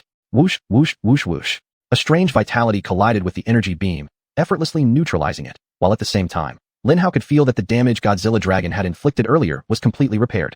Chapter 182. Encounter with an attack. That machine has successfully integrated the regenerative abilities of organic life forms into its existence as a machine. Lin Hao gasped in half-terror at the troubles posed by the new enemy and half-excitement over the major technological breakthrough. Get close to it. Tear it apart, Peng Xiaolong ordered. Lin Hao, prepare to leave the pod for an all-out attack. All right, Godzilla Dragon, keep firing energy beams at it while closing the distance. Lin Hao shouted, jumping up from his seat and walking towards the side hatch. Bang, bang, bang. Thus, the Godzilla Dragon fired beam after beam of energy at the root body, unleashing wave after wave of vitality on Lin Hao and company because it was healing itself and trying to stop them. However, compared to the Godzilla Dragon, its rate of fire was too slow. It couldn't prevent Lin Hao and his group from closing in. Within less than a minute, the Godzilla Dragon finally managed to sink its claws into the main body of the root. Lin Hao exited the protective cocoon, also shooting towards the root's body. But just as Lin Hao landed on the root's body, he felt that many root branches were actually rushing toward them. It would reach the Godzilla Dragon in 5 seconds. I must kill this damn thing within 5 seconds. Lin Hao thought desperately, gathering all his strength before delivering a powerful punch. Crash! Lin Hao's entire fist shattered the metal armor of the body, deeply piercing inside it. But Lin Hao could not find any vital organs. There was only some kind of mushy substance inside. Lin Hao retracted his fist, aimed at another part of the body, and launched an even more powerful punch than before. Wow, wow. Once again, Lin Hao's fist pierced through its body. But yet again, Lin Hao only found the mushy substance. No! Lin Hao cried out in terror as he noticed countless root branches hurtling towards the Godzilla Dragon. Thrust! Thrust! Thrust! The first few root branches finally reached the Godzilla Dragon and managed to pierce into its body. The Godzilla Dragon let out a huge roar of pain. Fortunately, Lin Hao could see that the root branches could only penetrate the Godzilla Dragon's body very superficially, and none of its vital organs were harmed, though the pain they caused would last him a lifetime. Unfortunately for him, those 3 branches that pierced through him were merely small twigs. Zoom! From its claws, the Godzilla Dragon unleashed enormous energy beams and rapidly twisted its body with great force. The combination of the energy beams and enhanced armor defense through the rotational twist proved surprisingly strong, enabling the Godzilla Dragon to avoid being pierced by the remaining root branches. Good job, Godzilla Dragon! Lin Hao cheered triumphantly, quickly refocusing on the daunting task of killing the damned root.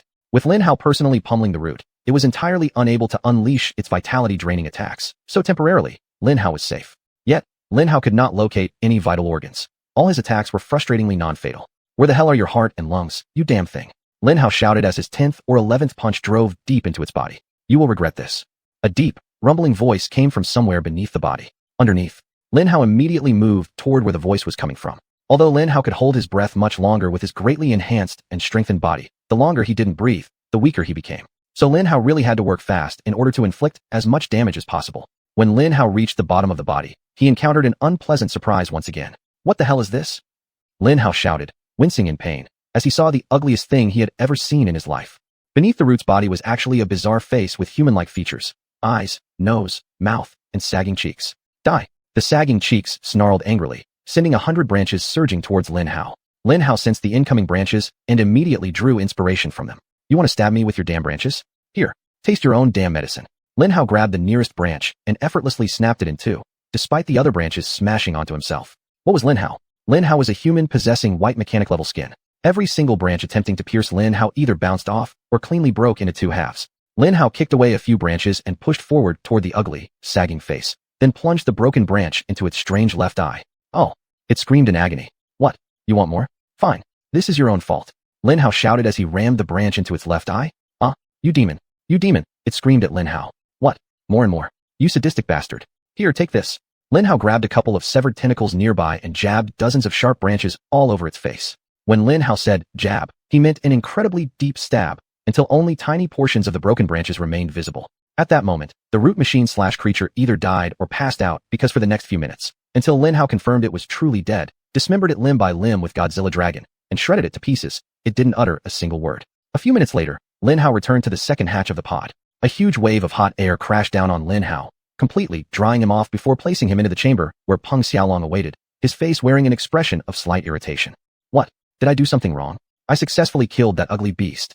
Lin Hao said to him in a slightly boastful tone. Yes, good job. You managed to kill a dangerous beast barehanded in 10 minutes when you could have used this sword to kill it, Peng Xiaolong said dryly, tossing the sword specially retrieved from his father's treasure pile for Lin Hao. Oh, Lin Hao said, shrinking back in embarrassment at his foolish mistake. I know what I forgot.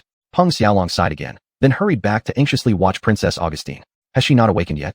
I wonder what happened. She suddenly fainted without any signs of being attacked, Lin Hao said as he approached her. She should awaken soon. As soon as you killed the beast, her eyes started to tremble, but she hasn't opened them yet, Peng Xiaolong replied. Really? Is she just pretending to sleep? Hey, you sneaky little girl. I know you're awake. Say something. Lin Hao said offhandedly, not giving it much thought. Chapter 183, Face Change. However, much to Lin Hao's surprise, Princess Augustine actually opened her eyes upon hearing Lin Hao's words. Oh, wow. So you were pretending to sleep. Haha, you sneaky princess. Lin Hao mocked her. Good thing I'm also an expert at feigning sleep. Thus, I immediately realized your act. It's good that you're awake, Augustine. Don't worry about the autistic child, Peng Xiaolong said with a sigh of relief. How are you feeling? Why did you suddenly pass out? But alas, fate seemed to truly enjoy surprising people like Lin Hao. Who in the world are the two of you? Princess Augustine said in a cold yet majestic voice, one that could turn summer into winter. The crime of kidnapping the princess of the Light Kingdom is punishable by death. Before I kill you clowns, you'd better give me a satisfactory answer. Crash. That was the sound of Lin Hao's jaw dropping to the floor. You've lost your memory? What's the last thing you remember? Peng Xiaolong asked worriedly, his brow furrowed. Augustine hesitated slightly with a puzzled look, then her expression turned icy again. It is my place to ask questions here, not yours. You should know I can kill you with a mere thought. Now tell me, who are the two of you? Who sent you to kidnap me? Where are we? Hey, look over here. Lin Hao collapsed on the ground as a powerful wave of life energy surged toward him. However, after a brief moment of pain, the energy calmed and transformed into a sea of joy. Oh wow, this feels amazing. Don't stop. Lin Hao ordered Princess Augustine as his body and his red mech core greedily absorbed the wondrous life energy. You're unaffected? Impossible. No living creature can resist my power unless the royal blessing of purification? Princess Augustine furrowed her brows even deeper. Only a few people can grant this blessing, and they are all completely loyal to the Light Kingdom. Who exactly are you? Her tone softened entirely as she finally realized that Lin Hao and his companions weren't enemies. As I said before, you rudely attacked me. Look here, young lady. We saved you from a bus-sized clam deep in the Pacific Ocean, several kilometers away from here. A root-like machine was draining your life force and followed us here, trying to bring you back. However, thanks to my great strength, I easily killed it. Now, I shall accept a simple thank you and a rare treasure as a reward for my efficiency. Bang! Peng Xiaolong struck Lin Hao's head with unrestrained force. Ouch! Lin Hao roared in surprise. Of course, Lin Hao felt the pain and strength behind the blow, but it was nothing significant to him. Hee. Princess Augustine smiled faintly at Peng Xiaolong's action, then coughed lightly, restoring her dignified composure. What was that for? Lin Hao shouted at his senior. That's for attempting to get another gift from her after receiving the royal purification blessing. Your greed knows no bounds. Repent. The elder scolded Lin Hao severely. Wait, did I grant that royal purification blessing? Princess Augustine exclaimed, deeply astonished. Why would I do that? It's a very costly process that could drain my physical strength for months. What? Why would you perform such an expensive process for someone like him? Peng Xiaolong pointed at Lin Hao while shouting in shock. That's exactly what I want to ask. Answer my question. Tell me everything that happened in detail. I'll figure things out myself. Princess Augustine commanded with narrowed eyes. Sighing, Peng Xiaolong quickly recounted everything that had occurred, impressively concise yet detailed. At what moment did you drip blood into my mouth? Princess Augustine screamed in terror when Lin Hao's elder mentioned that part of the story. Are you insane? Why would you do that? Are you a necromancer? What? Of course, I'm not a necromancer. Why would you say that? My blood has healing properties. I was just trying to cure you. Peng Xiaolong defended. My goodness, what a laughable excuse. Continue. Princess Augustine placed a small hand gently on her forehead and sighed deeply. After Peng Xiaolong finished speaking, Princess Augustine let out a great sigh, the deepest Lin Hao had ever seen. No wonder I granted you the refined royal blessing. Strictly speaking, you're now my royal uncle. Huh? I'm your royal uncle? But didn't you lose your memory? Lin Hao asked in astonishment. Once a bloodline is formed, it's not that easy to break. Princess Augustine said coldly, then softened. She scrutinized him from head to toe for a few seconds. You gave me your blood while my power was in the process of recreating my full strength and entire existence. It automatically integrated your blood into my body. Though I am not your daughter by the way this bond was formed, we do have a biological connection. Considering your age, the most logical relationship would be that of father and daughter. Princess Augustine sighed irritably. I see. Peng Xiaolong responded rather awkwardly. No wonder when I first peeked at you earlier, I felt an inexplicable sense of kinship, Princess Augustine remarked. I can hardly believe that I went out and found myself a father. Now I'm stuck being the daughter of some weak middle-aged man. Lin Hao burst out laughing at her words. But Lin Hao soon became serious again. Despite the amusing and absurd situation, it was still rife with critical mysteries. Still, many questions remain unanswered. What exactly was that root thing? Why are you here? What are the full extents of your powers? Why did you faint earlier? Why did you lose your memory? Did you know my senior brother before all this? What's more, what's it like outside in the universe? Is your kingdom the most powerful? Do you know of our civilization? Are you friendly towards us? Lin Hao bombarded her with a series of questions. But Lin Hao wasn't even done yet. What's familiar? What do you recognize? And what did you mean by necromancer earlier? How do I become a necromancer? Lin Hao continued relentlessly. Is your sworn brother a journalist or something? Princess Augustine complained to Lin Hao's senior, completely ignoring all his very reasonable questions. Don't tell me he really is autistic? He's actually quite normal. despite sometimes being rather abnormal. Lin Hao's senior brother replied somewhat contradictorily. Chapter 184, Royal Blessing. I will answer all your questions later, but now I need to lie down. What is wrong with this tiny place? This little transport lizard seems quite capable of carrying a much larger lounge. Princess August complained as she tried to get comfortable. I didn't design this pod for 3 people, seriously. Lin Hao replied with a slight hint of annoyance. Lin Hao was really looking forward to answers to all the questions, and Lin Hao was rather upset, especially when his super cool Godzilla dragon was referred to as a transport lizard. You're so naive. My impression of you just dropped drastically, Royal Uncle. Why would anyone put such a small pod on a transport lizard? It's like building a huge cannon and giving it a pencil-sized gun barrel. It's extremely unwise. Why can't you be more normal and place it inside a bigger pod? Or at least travel in a larger mech? Like those 2 mechs walking toward us now, they look very comfortable. We'd surely have space there to relax. Princess August yawned. Lin Hao anxiously looked at Peng Xiaolong since Lin Hao had thrown out his resonance. Golden mech. Peng Xiaolong sighed and asked. He might feel that his good luck has run out, and he was right. It was, of course, the golden mech. A very terrifying confrontation between Lin Hao's group, Americans, and Europeans was about to take place. There were many things for Lin Hao's group to deal with, and they really couldn't come up with any false explanation. And most strikingly, of course, was the Godzilla dragon. They may have locked onto my signal, said Godzilla dragon. They lost it when we fled through the portal, but during my power display in the previous battle, they discovered it again. Golden mech? Sounds fancy. Why are they coming after us? Princess August lazily asked. They're probably here to figure out what Godzilla dragon is. They might capture and interrogate us immediately upon discovering us. Peng Xiaolong said gravely. Help us. Lin Hao instantly pleaded with Princess August. Why should I do that? What's in it for me? Princess August asked with a sly expression on her face. Lin Hao's lips twitched as he restrained himself from cursing her. Where did the sweet version of you go? Lin Hao muttered under his breath. How could a simple memory reset result in such a drastic change in character? Oh, I can be sweet if I want to. But why should I be sweet to you? Princess August retaliated. You tell me. You used to be very considerate. Lin Hao countered. Children, stop arguing. The golden mech is approaching, and we need to figure out how to handle them. Peng Xiaolong interjected firmly. Where's Kronos?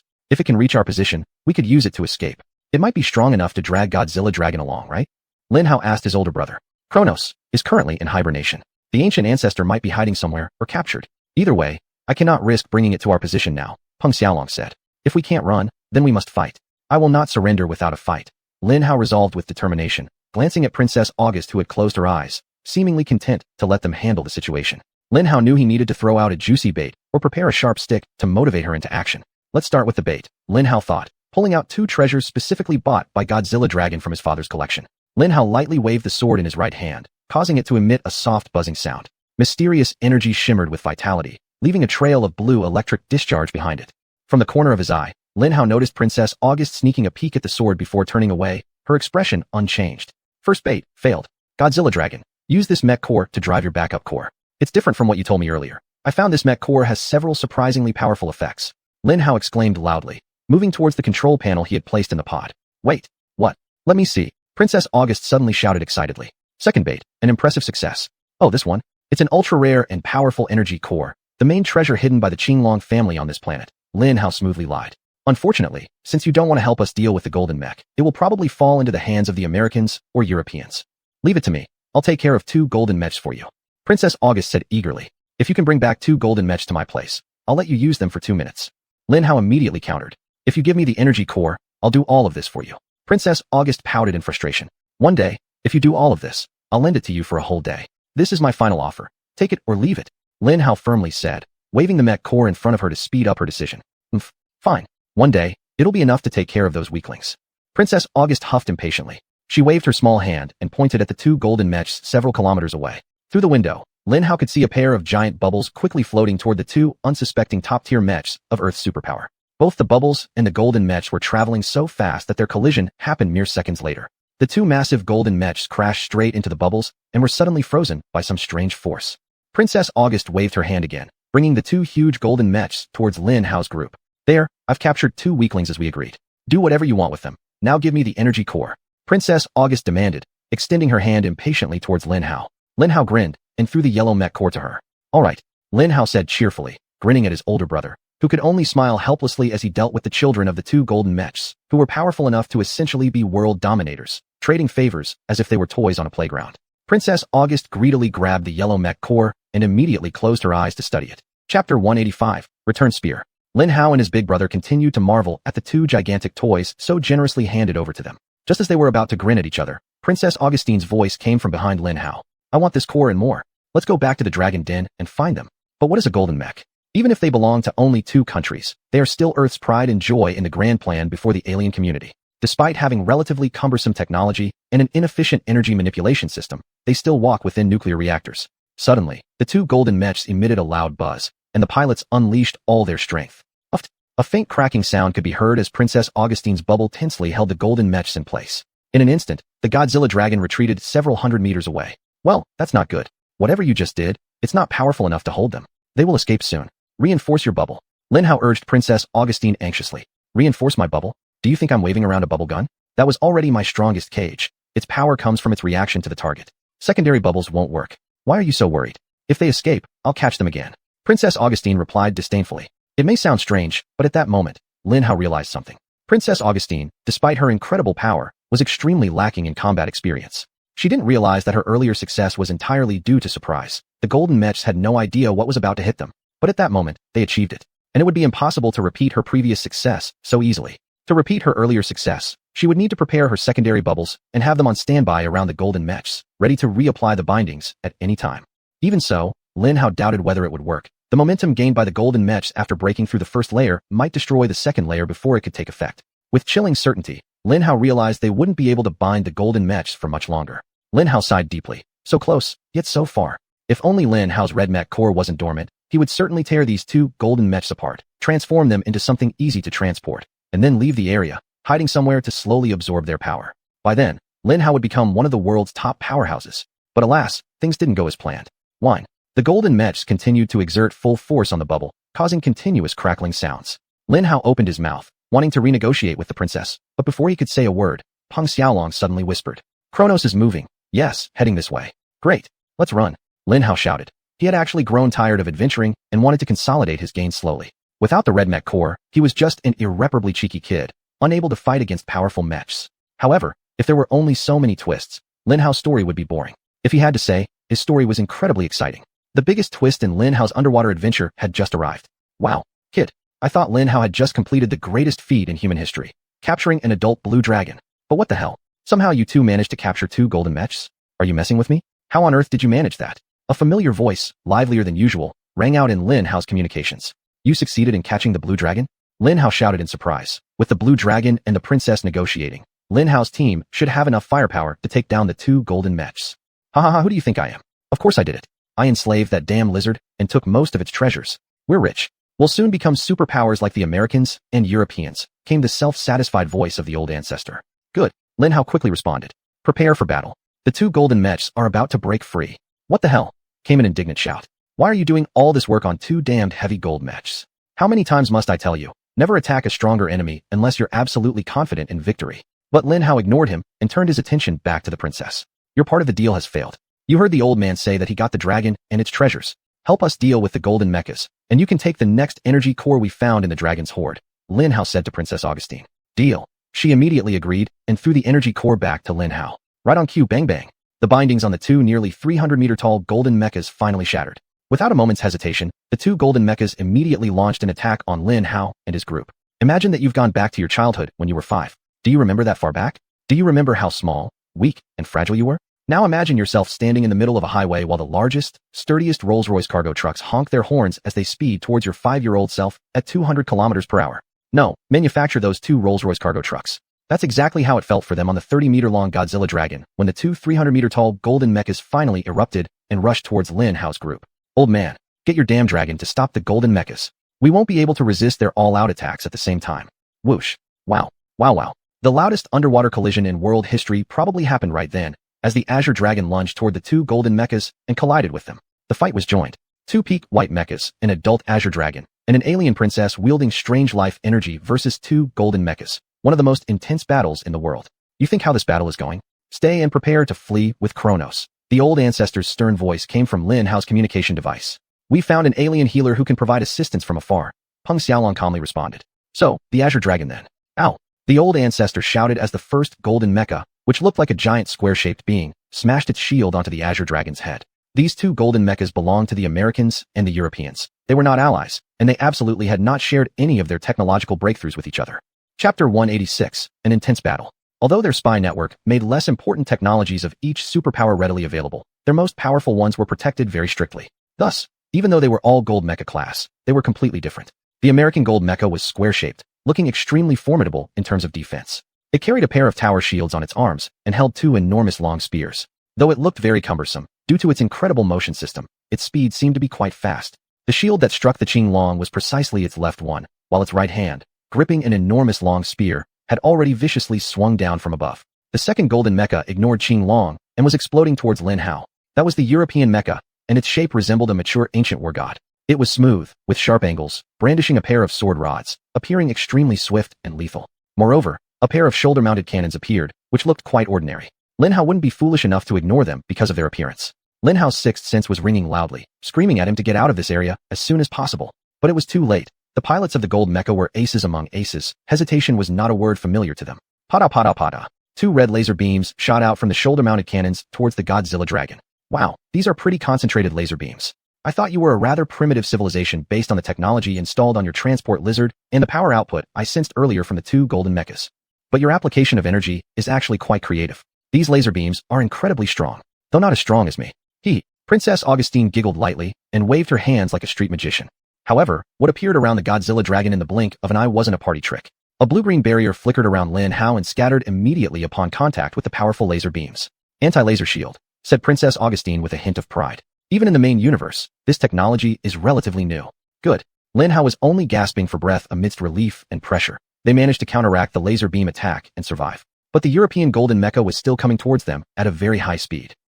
The old master ordered the massive Xuanyuan to temporarily ignore the American gold mecha and rush straight to the European gold mecha. Thrust. The American gold mecha successfully cut in and pierced the Xuanyuan, but since the dragon was away from the mecha, the attack wasn't fatal. The cyan mecha released a powerful dragon's breath, shooting towards the European golden mecha at a searing speed, forcing it to abandon its path towards Lin Hao and dodge the dragon's breath. What the hell? Why is this dragon attacking me? What are you doing? Do your damn job properly. A little girl's voice came from inside the European golden mecha. My goodness, this is a real dragon. I thought it was just a dragon-shaped mecha. Came a surprised shout from a middle-aged man, originating from the American golden mecha. In Lin Hao's mind, there appeared the image of a tall white man with a disheveled beard. Stop whining like a little slut and grab it. If the little lizard keeps bothering me, I won't be able to handle it. The little girl roared. Watch your language, young lady. The middle-aged man replied. Nonetheless, he followed the little girl's command, releasing the left-hand long spear and grabbing the Xuanyuan's tail. Crack. The elder wasn't a rookie in such brawls. He immediately ordered Xuanyuan to slap the American gold mecha's hand off with its tail. Oh no, you didn't. The white man shouted, using the momentum generated by the dragon's tail slapping to rotate the mecha, swinging his other hand holding the tyrant spear and unleashing a powerful strike. Humph. The old master paid no attention to the incoming slash but charged forward to deal with the European mecha clearly fixated on capturing the Godzilla dragon. What an impulsive old man. Princess Augustine sighed audibly and lazily swayed her fingers. This small gesture triggered an outburst of energy flowing from her body, emitting a vortex of life energy toward the large limbs of the American gold mecha. Collapse. The hand of the American gold mecha stopped midair, as if it hit something solid. We need to cooperate. Stop being a haughty European princess and help me with this dragon. The white man shouted. All right, then let's deal with the fat dragon first. The little girl's voice sounded, and in a surprising turn, she turned back towards the Xuanyuan, chattering excitedly. The two pairs of fighters unexpectedly worked together extraordinarily well, instantly turning the battle into a high-stakes, fast-paced, and highly skilled doubles fight. Xuanyuan were ancient and powerful beasts that could manipulate the natural energy in strange ways, shaping it into either defensive or offensive structures. Laymen might call what they did magic, and to explain the effects of what those dragons did, they may not be wrong.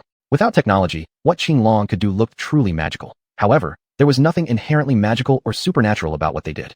With their energy-sensitive bodies, Xuanyuan could not only sense, but also manipulate the surrounding energies. Over thousands, even millions of years, they had evolved the ability to shape energy manipulation into an art form. Obviously, in the main universe, there were other various races that could do this too, and Princess Augustine's incredible display of power proved it. However, whether Princess Augustine was the norm or a remarkable exception was still a mystery to Lin Hao at that moment. Even so, whatever Princess Augustine might be, one thing remained very clear. Earth was lagging behind in every aspect.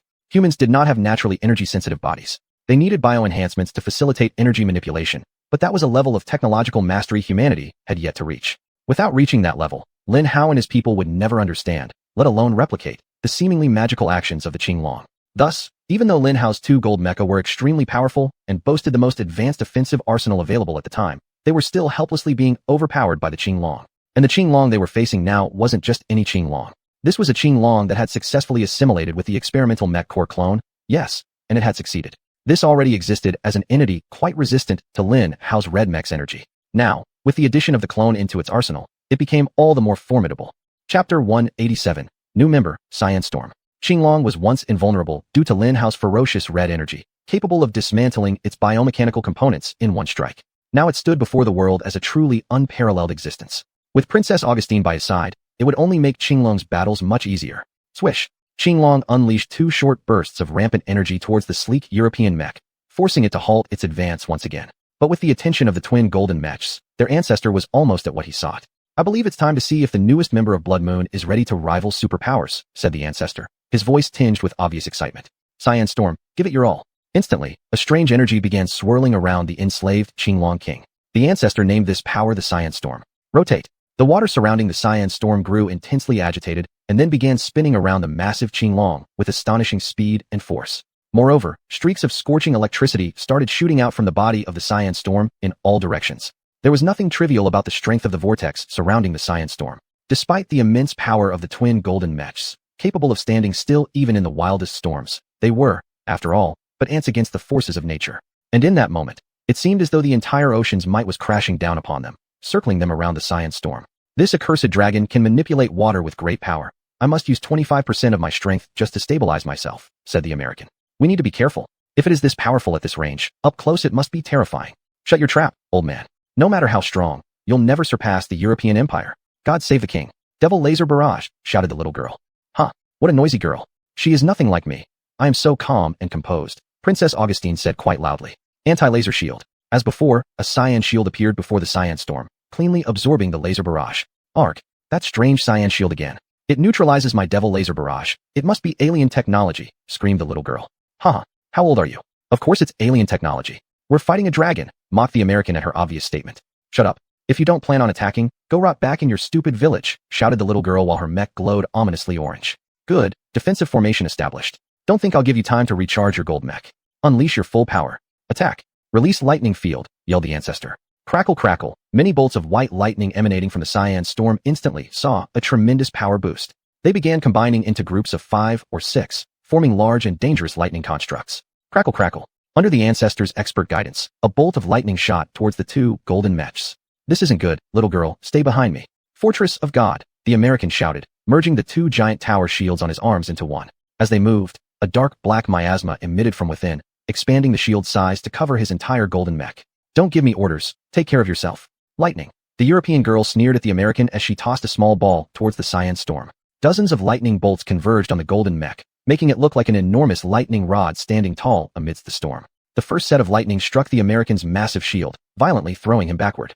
The next set was attracted to and crashed into the ball thrown by the little girl.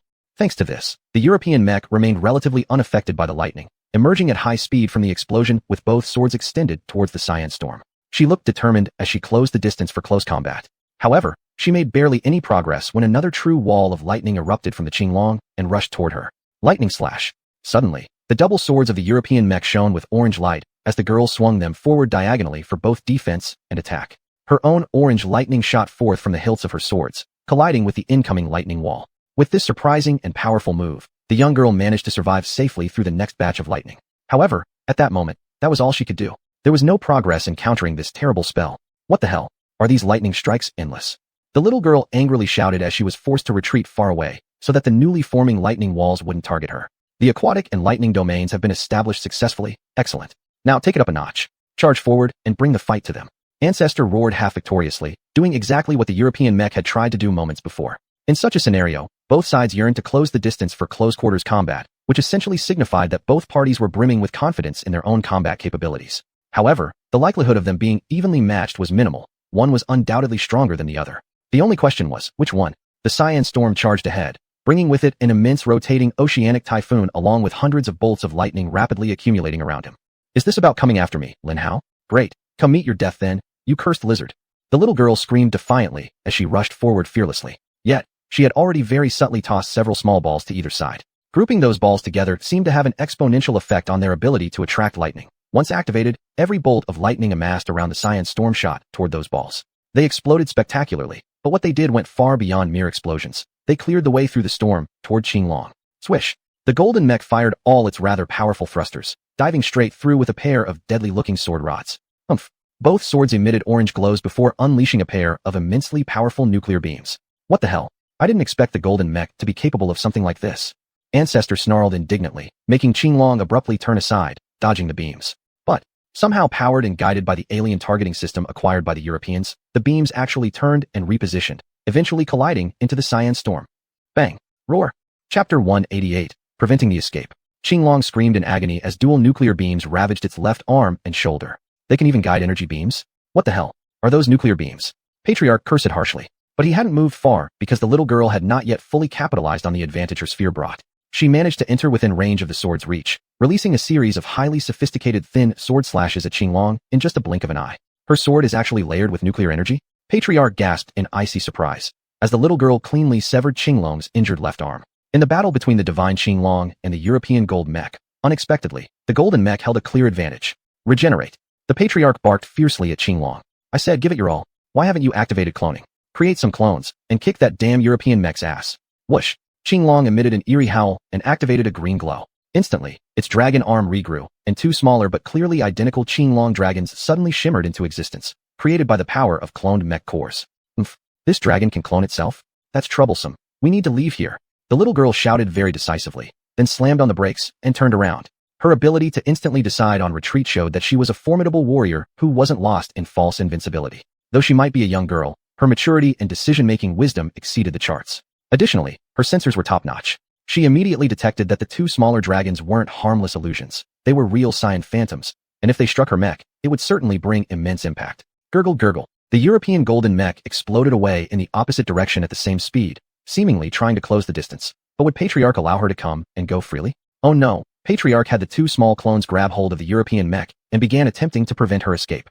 You think it's so easy to leave? What am I, a damn restaurant? Stay here and prepare to die, Patriarch shouted. But the golden mech was no sluggish one easily halted, especially against mini Qinglong clones. Vroom. The European golden mech stomped down on the throttle and went off at full speed. Lin Hao could only watch helplessly as she quickly disappeared from sight. It truly was a high-level battle. Their confrontation was short but heavy. As soon as the odds were unfavorable, the weaker party immediately chose retreat. At that level, there are no clear-minded fools who would stay for low-reward, yet dangerous battles. Well, maybe not entirely none. A few seconds later, one such fool appeared before Lin Hao. The American golden mech, battered by powerful lightning, had returned to the battlefield. But before Lin Hao's group attacked, it raised both hands, signaling non-aggression.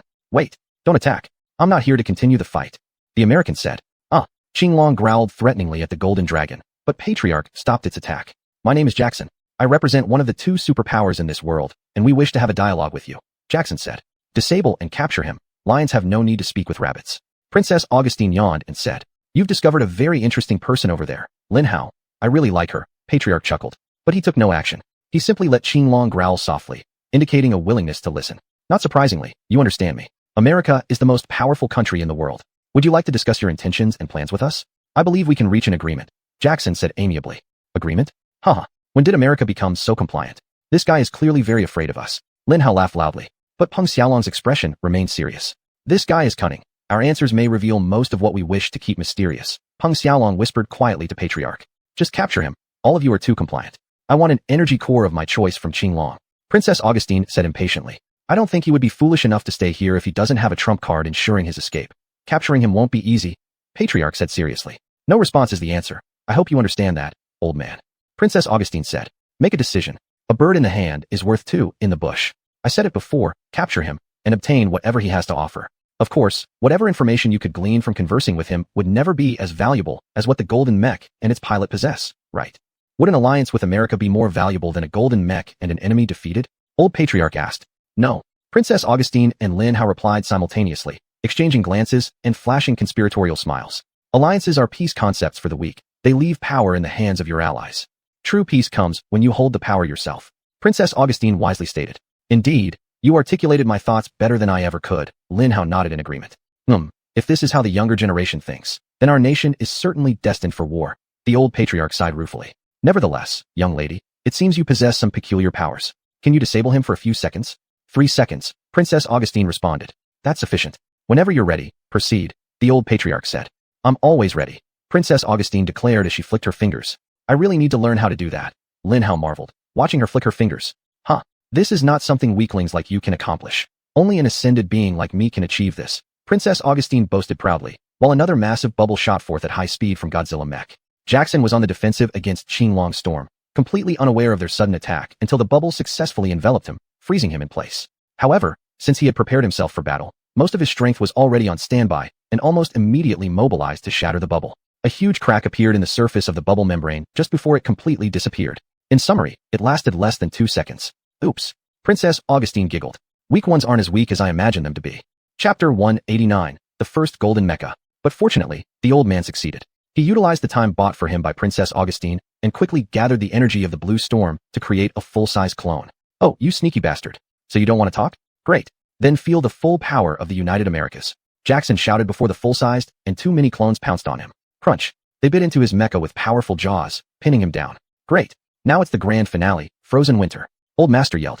Instantly, a massive wave of ice energy shot out from the claws of the blue storm, striking the golden mecha. For a merry whiz. The entire golden mecha was frozen solid before Jackson could finish his sentence. Thus, Lin Hao and his group successfully captured the first golden mecha. However, obviously, capturing the golden mecha wasn't the most exciting thing at that moment. There was something even more interesting. What the hell? Azure Dragon actually controls ice element? That's an advanced element. Princess Augustine shouted in shock. Lin Hao blinked confusedly, contemplating which one he should absorb first, the captured golden mecha or the more astonishing Azure Dragon. But since Lin Hao was the master of Devourer, the allure of the golden mecha far exceeded the amazing control over advanced elements by the Azure Dragon. Yes, we got the golden mecha. Let's leave here before his reinforcements arrive. Lin Hao called out excitedly. Come on, girl. You can tell me about the advanced elements later. The old master said, quickly having his Azure Dragon grab the golden mecha. Sure, but only if you agree to lend me the dragon for a few years so I can master the advanced elements. That would be incredible. Princess Augustine exclaimed happily. Do you by any chance have some kind of tool that can completely hide the golden mecha? The old master hopefully asked her. Evade your primitive technology? Of course. Princess Augustine once again waved her hands. A thin layer of light appeared around the golden mecha. Great. For this, I'm happy to lend you my dragon for 2 years until Zhan Kingdom Federation wins the impending war. The satisfied voice of the old master spoke. No problem. I've been looking for the longest possible time. I think I will find it here, in some secluded spot. However, hearing her words, Lin Hao remembered there were still several critical questions. In a secluded spot? Then where exactly is nowhere? Why and how was she captured by strange clams? What happened that caused such amnesia earlier? Lin Hao glanced at Peng Xiaolong, seeing the shadow of deep worry in his sunken eyes. Lin Hao was certain that what he wanted to know was completely the same as himself. But what Peng Xiaolong was thinking at the moment, Lin Hao hadn't discovered yet because that day, Princess Augustine had collapsed unexpectedly one last time. Augustine, Lin Hao's brother screamed in panic. But there was nothing they could do. During the brief journey back to the academy, Lin Hao and his companions remained completely silent. On the way home, nothing else happened. Lin Hao meant, what else could happen? They were a mature Azure Dragon, a peak white mecha, and a powerful biological mecha dragon. As soon as they approached the surface, all transferred to Kronos and let the dragons return to their nests. Lin Hao and the others weren't ready for the great big reveal of their all-new WMD. Doing the right thing at the wrong time was wrong. They wanted to collect all necessary intelligence first, and the old master also wanted to report to the Azure Dragon, but that could wait. They'd been away from the academy for too long. Besides, Leader Wang was also waiting for them. Keep a low profile in the next few days and don't cause any trouble. The old master briefly told Lin Hao when they landed in his private mecha garage. Night fell deeply, leaving the academy dead silent. But previously, Lin Hao had sneakily looked at the controls, and everything in the security reports was green. The academy was doing fine. After the sudden attack that led to the death of Lin Hao's instructor, Lin Hao would be shocked if the whole place wasn't on high alert. Vice Principal Wen Zhini might have been in alert level 5 at the time. I believe I need not remind you that everything that happened is top secret. No one, not even Bai Shuang, must know even the smallest detail. Lin Hao opened his mouth to respond, but he didn't finish. The first thing tomorrow morning is to go to Peng Xiaolong's office. The demon might want to talk to you. Tell me the exact moment Devourer comes back online. Exactly at that moment. Did you hear me? The old master sternly told Lin Hao. How exactly do I tell you immediately? What if I'm in the bathroom after a big meal? Lin Hao asked him with an irritated tone. Here, I don't care if you're second or third. Call me immediately. The old master said as he updated Lin Hao's contact information with his private line. Lin Hao might be the only student in the entire academy who had direct communication with him on their personal device, but Lin Hao and his group were too absorbed in their own thoughts to comment on this historical fact. The moment they landed, Lin Hao's older brother leapt out of the cockpit, carrying Princess Augustine. Vice Principal Wen Zhini and a medical team were already there, and they quickly disappeared inside. An instructor Lin Hao didn't recognize escorted him back to his room, until Lin Hao finally realized he was home, when Roland, Yang Jackson, and Barrick stared at him with wide eyes, as if they'd seen a ghost. Is that Lin Hao? Roland whispered to the other two. Impossible. Lin Hao is dead, remember? He's been gone for so many days. Other punks have already celebrated his death. Yang Jackson whispered back. Lin Hao? Who's Lin Hao? I don't know anyone named Lin Hao, Barrick frowned. That over there is obviously the soul of a traitor bastard who vanished without first telling his best buddies what happened. Let's exorcise it. Lin Hao grinned at them and tossed 3 small vials to them, spoils from the old master's rich collection of personal treasures brought from Blue Storm. That traitor bastard spirit is now handing over. Hey, what is this? This looks really rare. Roland shouted. After calling Lin Hao a traitorous bastard, without any hint of embarrassment, the 3 of them opened their vials and greedily gnawed on the pills inside. It felt good to be back at the academy, really good. Lin Hao's brief, field trip may have started as an incredible adventure, trying out new blueprints and designs, then battling huge and ugly worms. But it certainly wasn't hellish terror. Chapter 190, Back to the Academy. Yes, taking all factors into account, Lin Hao's harvest was particularly bountiful. Back then, Lin Hao might already have been a fairly solid mecha and weapon designer, thanks to many designs gifted by the Elder Ancestor and the Seahorse, along with the consequent elevation of thought. After devouring so many biological mechas, even the physical bodies of 2 seahorses, Lin Hao was also quite satiated.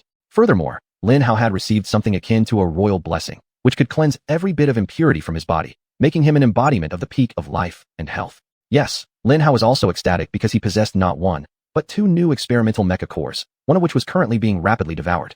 However, all these achievements were overshadowed by the looming threat of a potential alien invasion from within Earth and beyond the universe. The ocean civilization would soon invade them, and they might have faced considerable setbacks due to the complete destruction of the Seahorse and the missing energy core known as Clone. And the Elder Ancestor might also let Qinglong hinder their progress. But all in all, their eventual invasion was inevitable. Qinglong couldn't stop millions, or even billions, of underwater beasts from rising from the ocean. A war would occur, and it would be extremely bloody. This wasn't even the worst part of the war. The worst was that this war was definitely meticulously planned by aliens. If the ocean civilization's invasion failed, the aliens might take action themselves. The presence of a princess from the Kingdom of Light who fainted easily further corroborated this fact, as she could utilize strange yet powerful life energy. Just thinking about these 2 matters was enough to push anyone to the edge of depression.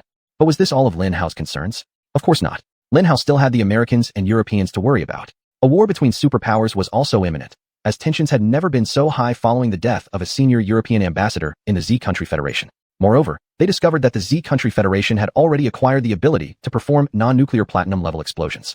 Adding to that, the disappearance of America's golden mecha. If a war didn't break out among Lin Hao's group within a year, it would be extraordinarily odd. But despite how dreadful the days ahead seemed, all of this lay in the future. At that moment, watching Lin Hao curse himself as a traitor bastard on his bunk bed and then shamelessly gnawing at Lin Hao's gifts, Lin Hao felt a sense of belonging and homecoming he never thought he'd experience. These were Lin Hao's friends, who accepted who he was. Although they still weren't too familiar with Lin Hao's true strength, they had accepted Lin Hao as a person. Though this sounded like nonsense, it was enough for Lin Hao. Let future me handle future problems. Lin Hao thought with a smile. You're insane. A traitor appeared, handed you pills, and you ate them like candies? Do you know what I just gave you? Lin Hao asked them with a sly expression on his face. Upon hearing Lin Hao's words, Roland's eyes bulged out, stopping his chewing. Yang slowed down his vigorous chewing significantly. But Barrick, the one who first cursed Lin Hao as a traitorous jerk, continued munching away without pause. Keep chewing. He signaled to the other 2 with a gesture. Pills, effectiveness, maximum. Then they all resumed chewing at full speed again. Lin Hao smiled, fell back onto the bed with a thud, and exhaled contentedly. For a couple of minutes, the only sound in the room was the intense chewing noise. Finally, the sound of them swallowing the pills. By the way, they're gender-changing drugs. The 3 of you will turn into adorable little girls after about a week, maybe a month. Lin Hao said casually. Instantly, Lin Hao heard an alarmed gasp. It was Roland, followed by a stunned crunching sound from her teeth. Yang Jack released a bored but satisfied sigh, patting his thick belly. Barrick. Really? Roland lowered her head, deeply frowning at Lin Hao from the side of her top bunk. Ho ho, I gave it to you so you can use it on other idiots. Unfortunately, the 3 of you are bigger fools. You actually ate them first without asking me what they were. Lin Hao sighed. But no worries, I don't mind having more girls around. Roland, when you turn into a girl, I'll call you Lily. Not possible. I don't believe you. Roland shouted at Lin Hao. Barrick, he's lying, right? Of course not. I've always wanted to be a girl. When I saw those gender-changing drugs, I knew I had to take them immediately. You know, they are so rare.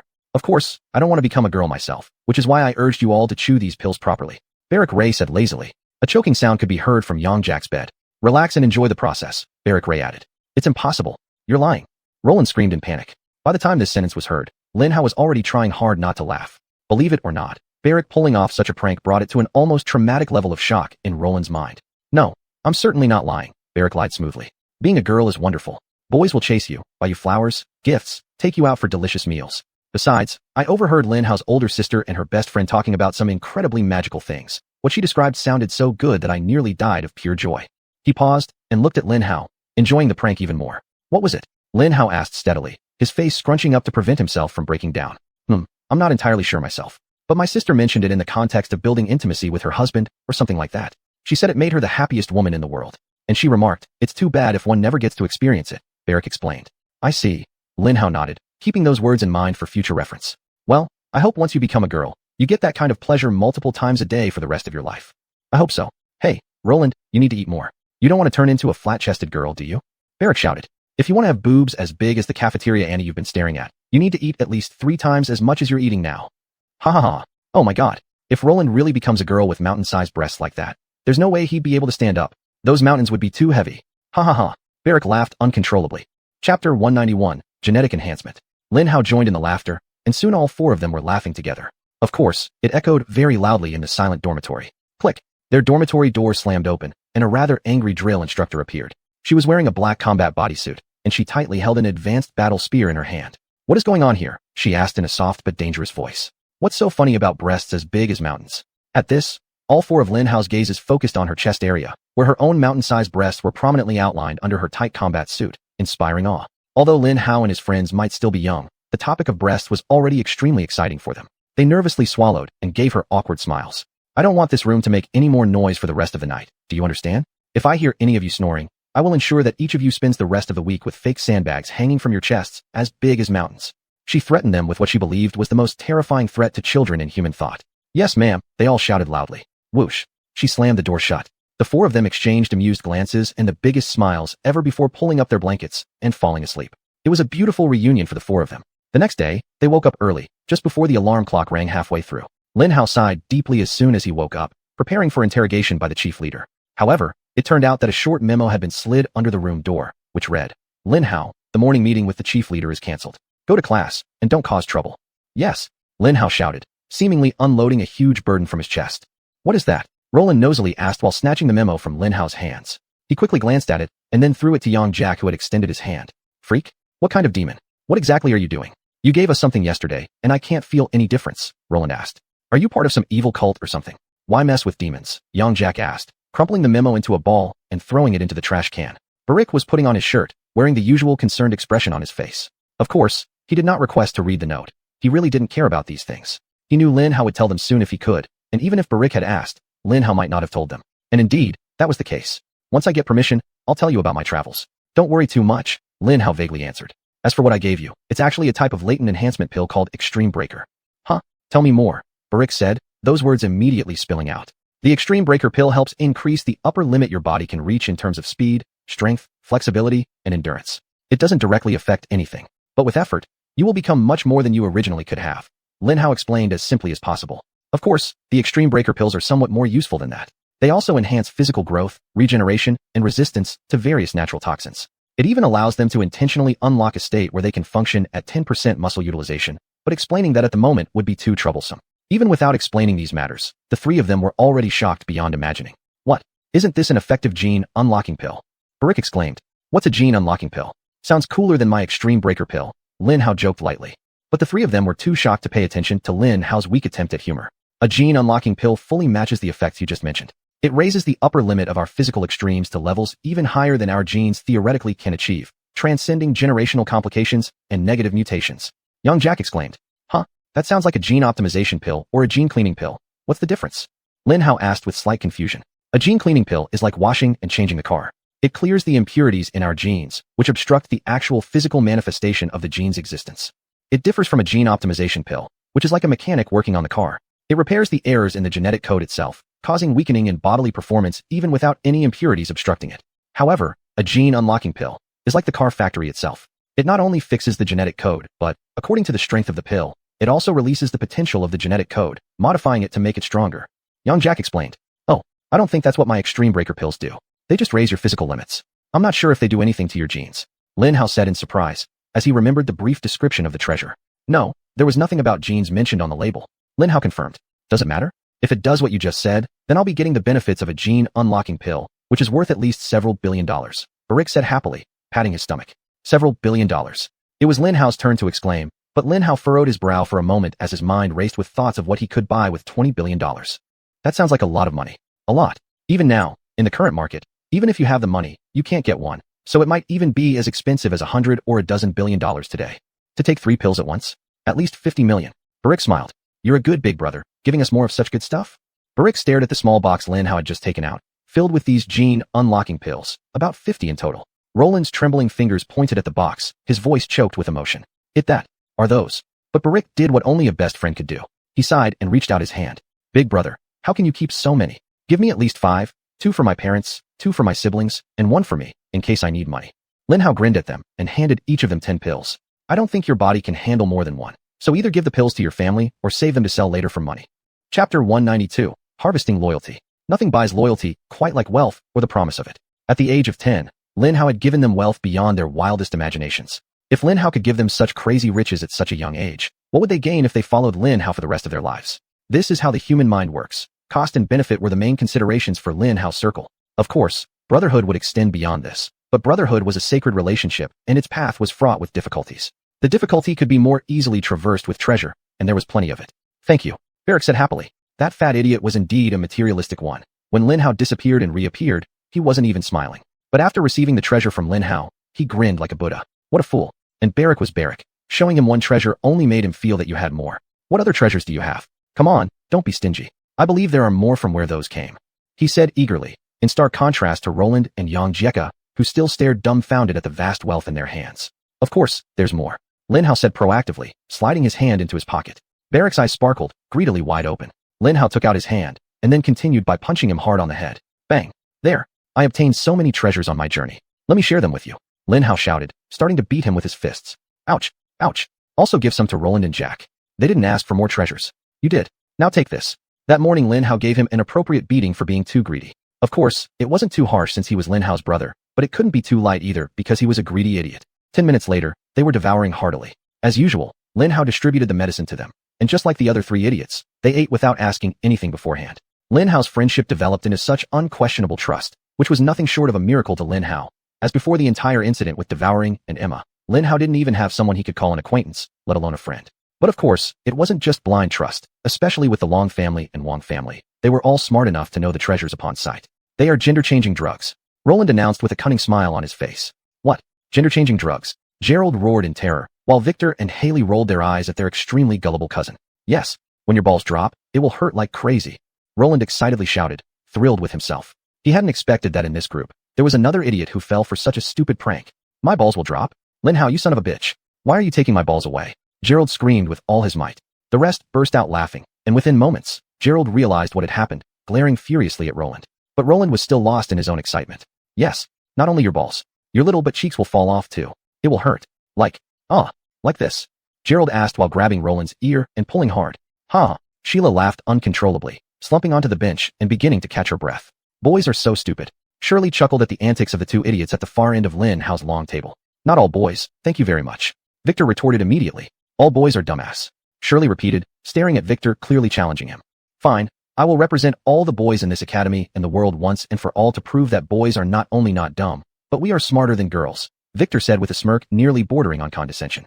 Good, today's first class happens to be the combat intelligence class, and we'll determine the winner of this class, Shirley said confidently with a smile. Lin Hao, sitting in the middle of the table, couldn't help but feel a strange mixture of excitement and helpless bewilderment. Excitement because Lin Hao's 2 friends would soon have a combat intelligence duel. Helplessness because, given the things that recently happened to Lin Hao, everything seemed so insignificant. A little bit of both must have shown somewhere on Lin Hao's face because Olivia suddenly punched Lin Hao's arm. What? The stakes aren't high enough for you? Hey Shirley, the champion of close combat, here thinks your upcoming battle with Victor is worse than a boring grandma story. Find a way to make it more interesting, she said, blatantly attempting to stir up trouble. Of course, Shirley was more than happy to take the bait, blowing everything into a big and proper fight. Is that so? She said coldly. Not really. Lin Hao interjected very firmly. I haven't said a word. But Shirley completely ignored Lin Hao's protest. If that's the case, let's have a boys versus girls battle. There are 7 girls and 6 boys. If you're so good, I don't think it'll be an issue for one girl to be handicapped against you, right? Shirley said while glaring at Lin Hao as the representative of the boys. That's a pretty big, Lin Hao started. No problem at all. In fact, we don't need all 6. Just me and Lin Hao would be enough to beat all 7 of you senseless and make you kneel, Victor said with a wide, unashamed grin on his face. Hey, what nonsense. I say there's a problem. That's a big problem, Lin Hao shouted at Victor. 7 against 2? Let's make it 7 against 3. Don't say we bullied you when you lose and find yourself crying in the corner of the classroom, Shirley said. 6. I want 7 against 6.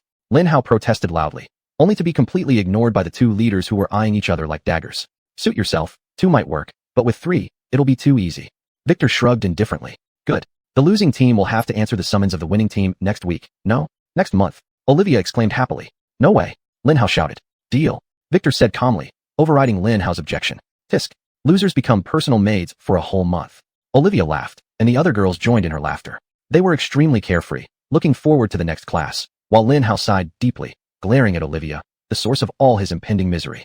Chapter 193, The Imminent Battle. She merely gave Lin Hao a gesture of peace and stuck out her tongue at him, to which Lin Hao replied with an ugly face before returning to drink his last cup of milk tea. Considering the impending events, this milk tea might be the best part of the day, Lin Hao moped inwardly. A 7-on-3 confrontation against the Eternal General was indeed a terrible prospect. But of course, not all girls were crazed for battle like Shirley and Olivia. You've been unusually quiet and strange this morning. If there is anything you can't handle alone, please tell us. We'll help, Tessa said calmly, while looking at Lin Hao with her beautiful large eyes. Lin Hao glanced at her and gave her a grateful smile. You're the best, Tessa, Lin Hao sighed. If it weren't for you, I'd think all the girls these days were bloodthirsty battle maniacs. Of course, Lin Hao's words made Tessa blush slightly, and the other girls all frowned deeply. Battle mad? Bloodthirsty? I'll show you what real madness and bloodlust in battle look like. Olivia pouted. Dear Lin Hao, I wasn't planning on going all out today, but since you called me bloodthirsty, I suppose I must now, don't you think? Lingling said sweetly. What's wrong with fighting fiercely? I enjoy both being friendly and fighting fiercely. Don't worry, Lin Hao, I'll explain later, Haley said as she furrowed her brows slightly. Zyra didn't say anything, just giving Lin Hao a meaningful smile. For some reason, her reaction was the most terrifying of them all. Brother, you've done it now. Victor sighed. You've stirred up the hornet's nest, and if we lose today, don't blame me. And so, the backdrop for that day's epic battle intelligence class was set. Lin Hao and the others evacuated en masse from the cafeteria and headed towards their usual training grounds. The children, they were all excited, laughing and joking along the way. Except for Lin Hao, Victor, and Barrick. Yes, Barrick. Lin Hao had chosen 4 people. He thought Barrick was too fat and would count as 1.5. So Lin Hao's shortfall would only become 3.5. Not much improvement, but still better than 4. They all arrived in front of a group of instructors who looked quite serious. Their heavy-heartedness seemed to inject a calming agent into the atmosphere. Within seconds of arriving, the boisterous class fell completely silent. 5,000 children stood neatly in front of 25 instructors. The leading instructor, standing in front of the small group of instructors, was a monstrous bearded man who appeared to be at least 2.5 meters tall and weighed around 200 kilograms. Black hair, yellow skin, dressed in black coaching sportswear, he was a sight to behold. His name was Coach Titan. You are 10 years old, Coach Titan began. Young, very young. He gestured to the group of instructors, and they immediately brought out a full-grown bull and a cute calf. This bull is a very strong specimen. It's an adult, right in its prime. In human years, it should be around 30. It has formidable charging power, capable of easily killing 2 adults or destroying a practice mech. The students studied the bull carefully, making various predictions about the upcoming lesson. Moo moo. The bull bellowed loudly, and Lin Hao and the others could feel its strength as well as its anger at being restrained by strange devices. Coach Titan drew a small pellet gun and aimed it at the bull's head. What do you think would happen if I shot this gun at its head? Coach Titan asked. It will die, sir. A brave little boy answered. Good. Let's see if that's true. Coach Titan said. He pulled the trigger, and bang. He fired, shooting the bull straight in the head. It fell to the ground dead. Lin Hao could actually hear 5,000 throats swallowing their saliva. Whoops, you might have done the same thing. Dead, Coach Titan said helplessly. Then he motioned for his team to bring the calf forward. Moo moo. The calf wasn't stupid. Seeing its father killed terrified it. It struggled, trying to resist being led forward, but it was too weak. Moo. Wah. Wah. It screamed in fear, causing the students to gasp softly. Coach Titan raised the gun and aimed it at the calf's head. He pulled the trigger. Moo moo. Wah. At that moment, the calf was hysterical. The murmurs grew louder, and surely he wouldn't kill the cute little thing. Bang. Coach Titan shot the calf straight in the head, killing it just as he had its father. Gasp.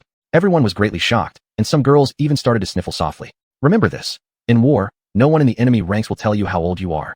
If an enemy gets the chance, he or she will definitely kill you as surely as I just killed that bull. Just like I killed that strong bull and that helpless calf. Do you think I cared about the age of that calf? Do you think my bullets cared? Do you think an enemy would stop you and ask your age? You either kill the enemy, or the enemy kills you. This is the first rule of combat wisdom. Your age grants you no special privilege. The second combat wisdom. Whoever has a gun will kill whoever does not have one. Bang bang bang bang. Coach Titan shot at the calf's corpse to emphasize his point. This was a very intense start to the day's lesson. In fact, looking back, it was a miracle that no one had thrown up their breakfast. Today's lesson is very simple. There are 36,000 students in this academy, 30,000 in the regular college over 6 years, and 6,000 in the genius program. Your task is to protect your own objective, especially that flag over there. Capture the other 6 flags and bring them back here. The mech you'll be assigned to here will be completely randomly selected, as well as mech grades elsewhere, and the entire academy mountain range will be your battlefield. This lesson will not end until we determine a winner. You may begin, Coach Titan said succinctly. A painful lesson? Sounds tough, but going through it is 1,000 times worse than it sounds. Lin Hao wasted no time. The moment Coach Titan finished speaking, Lin Hao's small group dragged Lin Shi over and hoisted her up on Lin Hao's shoulders. Hear it from the strategist who brought us victory in last year's ambush. Lin Hao yelled. Several groups began jeering and attempted to break away to form their own clusters. Some even tried to stand on their friends' shoulders, just like Lin Hao's team did. Chapter 194, Taking the Initiative. Lin Hao and his group didn't give them any chances. The Lin family, Wang family, Long family, and various other groups within their factions acted swiftly under Lin Hao's lead to silence dissenting voices. In fact, Lin Hao even went as far as to drag them into crucial positions, though of course, this wasn't for beating them up. Instead, it was to rapidly transform them into the captains Lin Hao desperately needed. The most outspoken and those who irritated Lin Hao enough became the best captains. Having silenced opposition, Lin Hao's group harnessed their strong personalities. Time is short. We have many enemies, and they are all stronger than us. We can't wait here for them to come after us. We'll take our flag as a united front and attack the enemy's base to seize their flag. Lin Xuanyuan calmly commanded. As General Eternity had anticipated, she immediately grasped the unspoken key to victory. Lin Hao's group was permitted to move their flag. Get to your mechs. Jack, Shirley, Victor, Roland, Barrick, and Olivia confirmed the position of the enemy flag and are waiting in a safe spot for our arrival.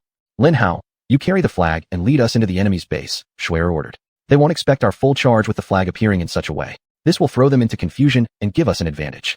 She explained. All right, I'll do it. Give me the strongest mech. No, use a lightweight mech to carry it. Xuanyuan interrupted Lin Hao. What? Lin Hao shouted at her. You want me dead?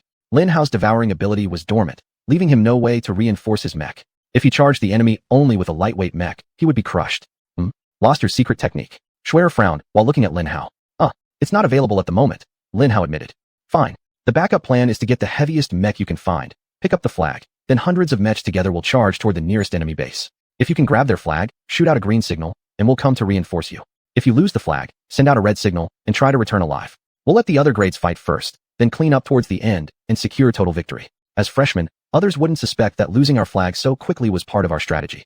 Xuanyuan said, staring into Lin Hao's eyes. This was yet another suicide mission.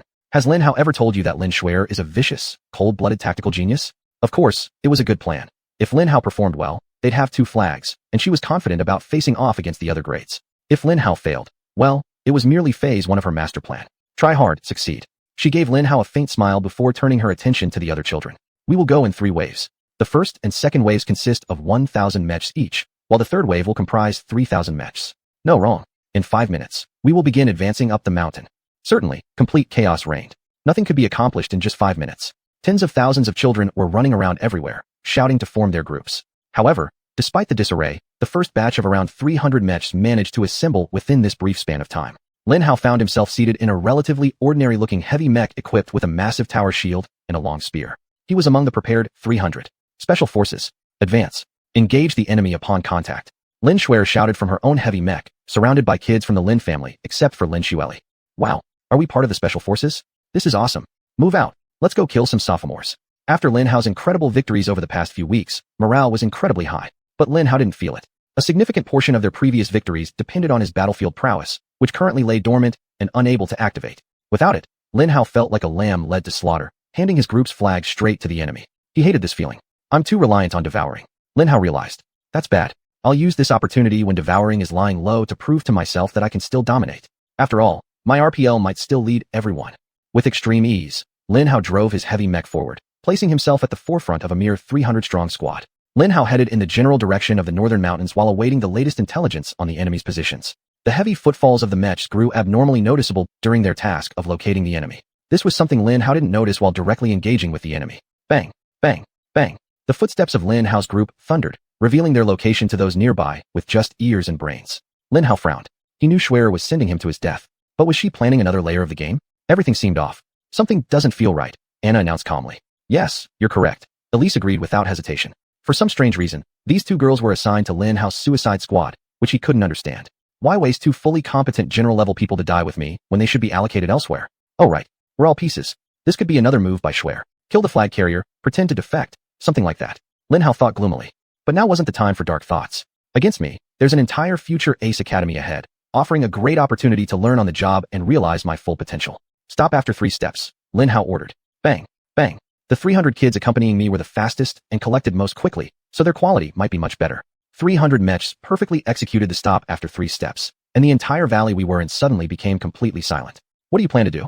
Why are we stopping? Elise asked Lin Hao. We're out in the open. I think we should hide somewhere instead of standing here like free targets, Alina added. Of course, Alina was right. Lin Hao should have considered more before issuing the order to stop after 3 steps. But if Lin Hao admitted that he impulsively gave the command to 2 beautiful girls, then he would be dead. Calm down, trust me. Lin Hao told them confidently and relaxed. There's more than meets the eye. Wait for my next instruction. Chapter 195, Premeditation. Oh, alright, you're the boss here. Cautious people wait for their enemies. You are simply amazing. Elise said enviously. Intriguing. Let's see what happens next. Offense is the secret of defense, and defense is the strategy of offense. I think this is defense turning into offense, Arian speculated, a trace of excitement in her voice. Lin Hao blinked lightly inside his mech. There was no philosophy behind his actions. He merely acted on instinct. Lin Hao racked his brains, trying to figure out what would be an impressive next move for them. A full minute later, Lin Hao remained empty-handed, without enough information to act upon.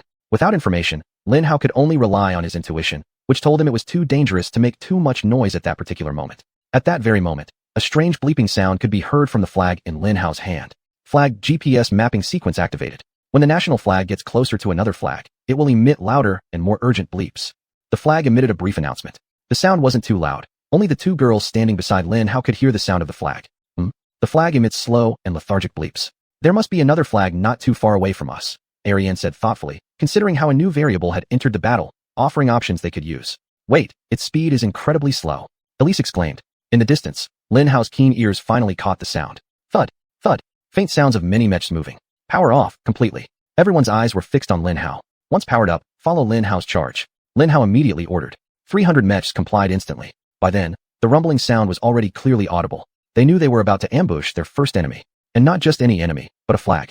Lin Hao gave a cold smile, tracking their progress with his faint resonance. Lin Hao could feel his resonance getting stronger, which was truly excellent. It meant the ingestion was making progress. But even when ingestion was dormant, Lin Hao's resonance diminished sharply, yet he was still able to sense the enemy mechs. It was a vague sensation, but Lin Hao could easily estimate their numbers to be around 1,000, perhaps slightly fewer. Fortunately, no one was flying in the air. This would be a comprehensive land battle.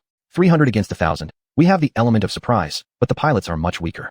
I need to tip the odds more in our favor, Lin Hao thought. A master moves the enemy during battle instead of being moved by him. We should move the flag and let the enemy chase it. Eliana's voice came through Lin Hao's personal communication vividly. Good suggestion. Power up and move 1 kilometer southeast. Wait for my instructions. Lin Hao agreed. Eliana's mech came alive, and Lin Hao quickly threw the flag to her as she burst into action, swiftly disappearing from sight. Not long after, the huge footsteps of the enemy also began to accelerate. Boom, boom, boom. They slightly skewed toward their right. Based on their trajectory, they would pass by them with the narrowest edge. They were on the left slope of a small valley, surrounded by trees. Visually, they wouldn't be very conspicuous. Lin Hao could only hope there wasn't someone with sharp eyes in the approaching group. Their thousands of mechs would rush through the bottom of the valley. If they could ambush them from behind, it would be perfect. Those ahead would immediately be placed in a predicament. Fight the enemy, surrender, or leave their comrades to pursue. But what if there were more enemies ahead? Should they retreat? There would be differing opinions among them. Beautiful chaos descending upon them. If so, Lin Hao's 300 would have no problem wiping each one of them out. But as a wise man once said, whenever the enemy appears, the combat plan always goes awry, which is why they're called the enemy. It's true. Lin Hao, you know, the national flag is currently emitting double bleeps. There's another flag nearby. Eliana's voice came through Lin Hao's communication. What? Damn it. Lin Hao cursed harshly and extended his resonance towards Eliana and her surroundings as much as possible. But once Lin Hao did that, it wasn't 1 mech, nor 2, nor 3 groups of mechs, but 4 groups of mechs. For some reason, several grades had chosen to come to the mountain range where Lin Hao and his team were. Then, with astonishing clarity, Lin Hao realized what had happened. The other grades had more intelligence than Lin Hao's group. They knew where Lin Hao's starting point was. They were hunting Lin Hao down.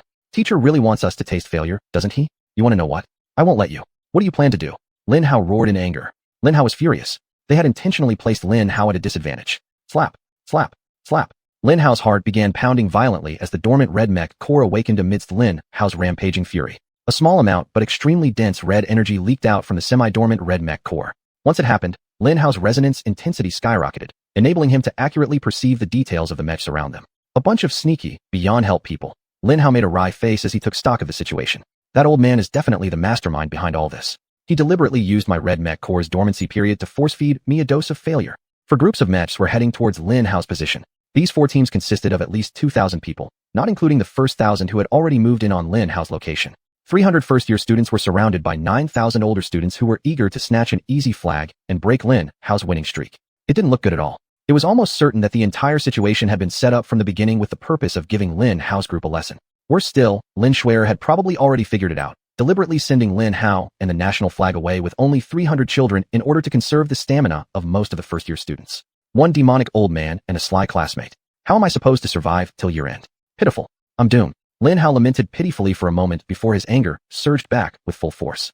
But no matter what, I will triumph. I'll let them know that scheming against me is futile. Lin Hao pursed his lips disdainfully with rage as he began searching for a way out of their predicament.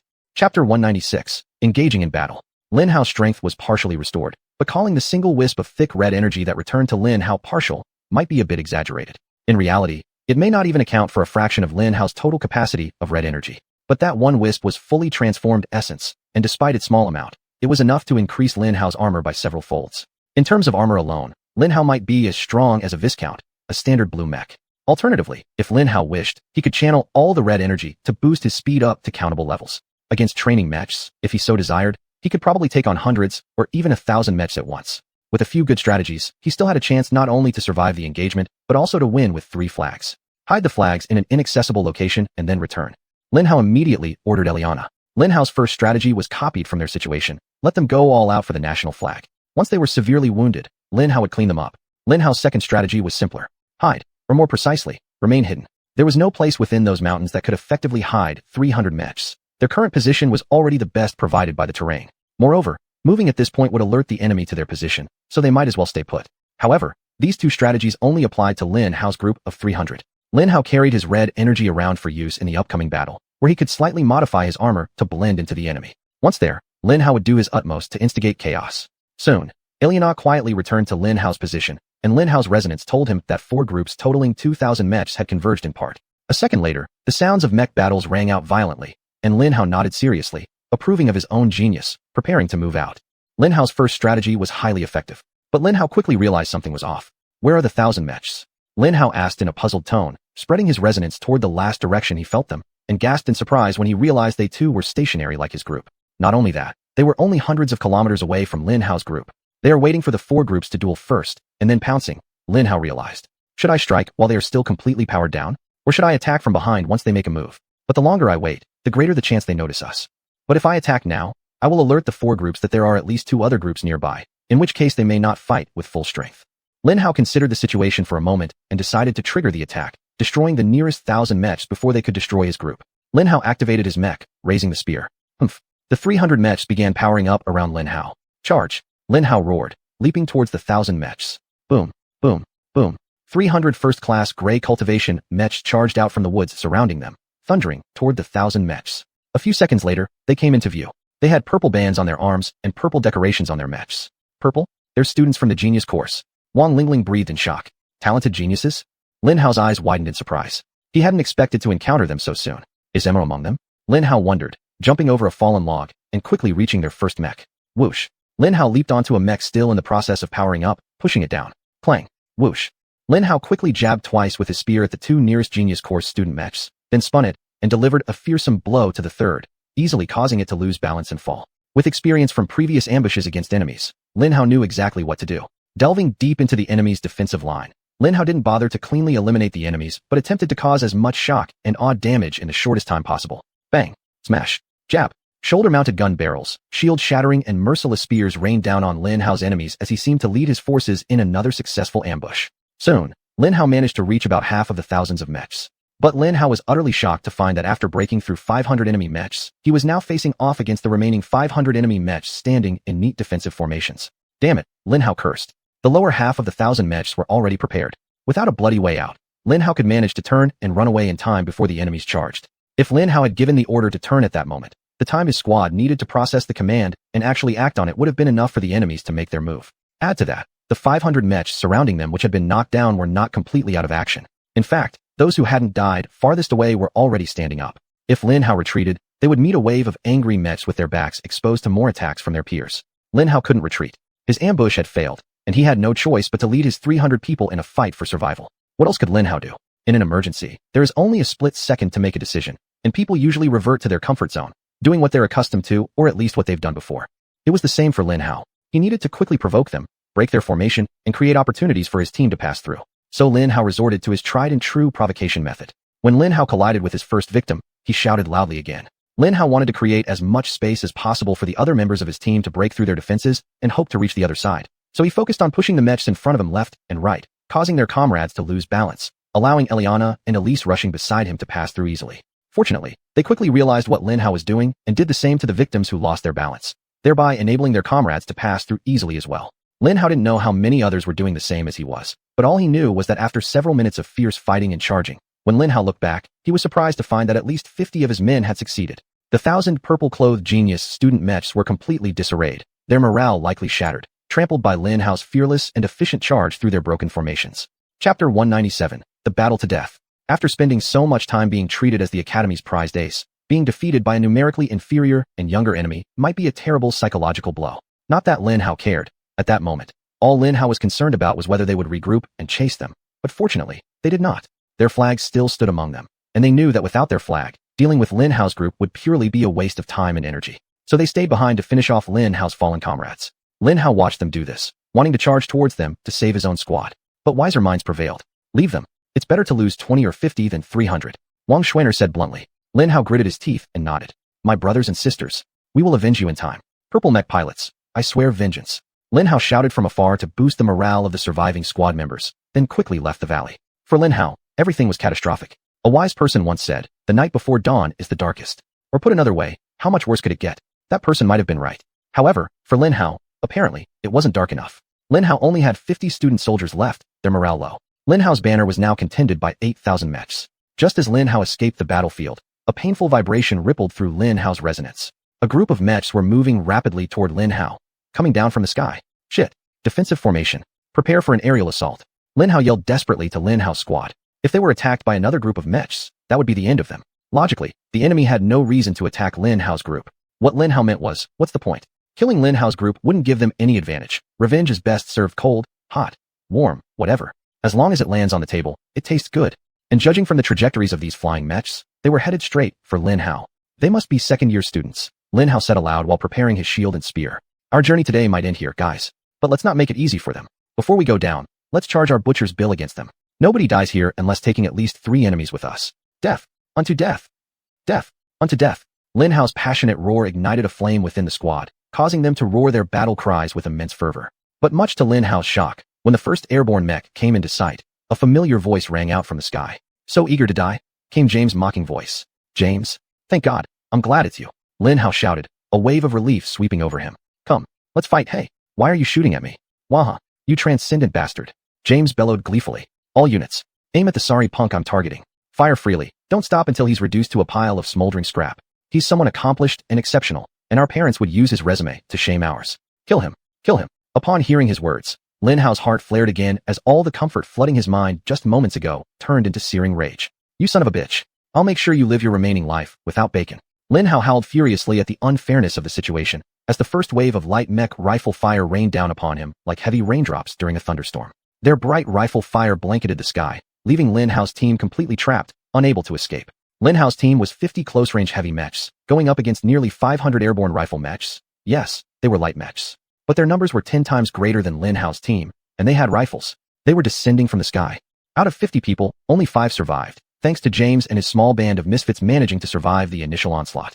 Yes, unlike what James instructed them to do, the airdrop mechs didn't focus their fire on Lin Hao, but instead aimed to cleanly exterminate Lin Hao's entire team. Thankfully, they failed.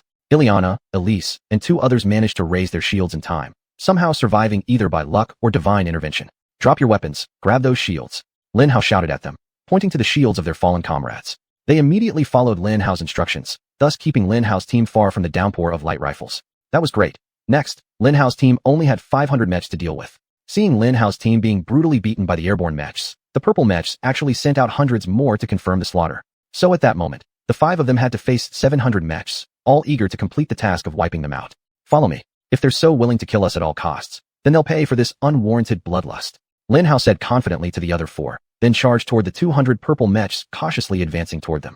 Lin Hao held a shield above their heads and another facing forward as they thunderously charged ahead, leading a radiant barrage of mech rifle fire toward the talented program mechs. Talent program? Another group of bastards whose parents usually yell at us using them as examples. Kill them. Kill them all.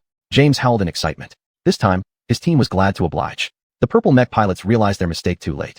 Despite their immediate correct response in attempting to scatter, it was like trying to escape rain. It was impossible. Whoosh.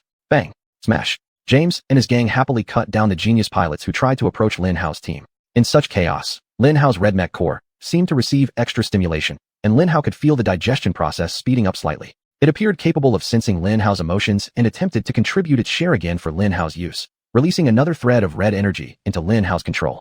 As soon as it emerged, Lin Hao knew it was completely different from before. Lin Hao had a very clear sensation, as if he had grasped a steering wheel or some kind of control mechanism. Chapter 198, Self-Destruction. Is this the combined power of ingestion and control? Lin Hao thought excitedly. Lin Hao looked up at James, who was laughing maniacally, realizing that fate was kind to him, having a perfect guinea pig to use his newfound powers on. Without the slightest hesitation, Lin Hao sent out the threads towards the air training light mech containing his foolish younger brother. Swoosh. The moment the red thread entered it, Lin Hao felt as though he could touch another mech. It was like having another pair of arms, legs, and everything else. Lin Hao could naturally take control of it. Good. Let's see what kind of hell I can make you experience. Lin Hao smirked maliciously, turning James's rifle around and starting to fire at his teammates. Boom, boom, boom. Unhesitating, Lin Hao showcased an absurdly high resonance frequency and impeccable aim, swiftly taking down 27 of his companions before they even realized what was happening. What the hell? What's going on? Why is my mech moving by itself? And its aiming is actually good, James shouted. He tried to warn his teammates, but of course Lin Hao had cut off communication. James has gone crazy. Take him down, one of his partners yelled. However, the damage had already been done. Upon hearing this, all the mechs surrounding James turned their weapons on him and opened fire. But what was Lin Hao? A weak mech controller who would bow to an ordinary child in a lightweight mech with a lightweight rifle? Hell no. The red thread Lin Hao sent into James's mech also granted Lin Hao strength, allowing him to enhance it just like himself. Lin Hao shamelessly thickened the armor and charged toward the others. He wants us to shoot each other. Switch to melee weapons, a smart kid shouted. Whoosh. Lin Hao precisely threw the rifle, shattering the head of his mech into pieces. His mech was broken. This was pure, maddening chaos. An eerie battle unfolded in the air as 200 gifted mech pilots were being slaughtered on the ground. It was too beautiful. Lin Hao led his group towards the greater chaos several kilometers away, where 8,000 mechs were still vying for 3 flags. By then, another 3,000 airborne mechs had joined their ranks, causing the situation to completely spiral out of control. When they finally came into sight, what met their eyes was a horrifying scene. The roar of combat enveloped the entire atmosphere as thousands of mechs fought in pairs or small groups, snipers from various factions occasionally descending from the sky. Let's not join the fight yet, Ariana suggested. Good idea. Why should we step into such muddy waters when we can linger here and wait for them to kill each other? Elise agreed. Agreed. A boy named Winston grumbled in agreement. Yes, let's sit here for a while. I don't think I can handle another battle right now. A girl named Sarah sighed deeply. Of course, we'll wait here for a bit. The airborne mechs seem to have issues to deal with, and no truly talented mech pilots appear to be present here, so we're relatively safe for now. Lin Hao reluctantly consented. But Lin Hao's half-awakened resonance told him they weren't the only ones with such wonderful ideas. Around the battlefield, numerous groups of mechs were actually waiting. They all intended to suddenly appear at the last moment to claim all the spoils for themselves. They waited in groups of 5 to 15 mechs. Pray, do you see those small groups nearby also waiting for the fight to resolve itself? Shall we invite them to dance? Lin Hao asked his team. Small groups. How small? Sarah immediately questioned Lin Hao. 5 to 15, Lin Hao replied. Let's do it. I believe I can handle these people, Ariana said casually. As a Royal-class RPL pilot, she was very confident in her piloting skills. Apparently, Winston and Sarah were also equally confident. Yes, it sounds like an interesting way to pass the time. Let's go, Winston said. From their hiding place, Lin Hao's group jumped out, leading about 10 mechs eastward toward the first group like theirs. Hey guys, do you mind if we join you? Lin Hao asked brightly as they arrived at their location. We've been spotted. Attack, their leader yelled. No? That's too bad. I love your hideout.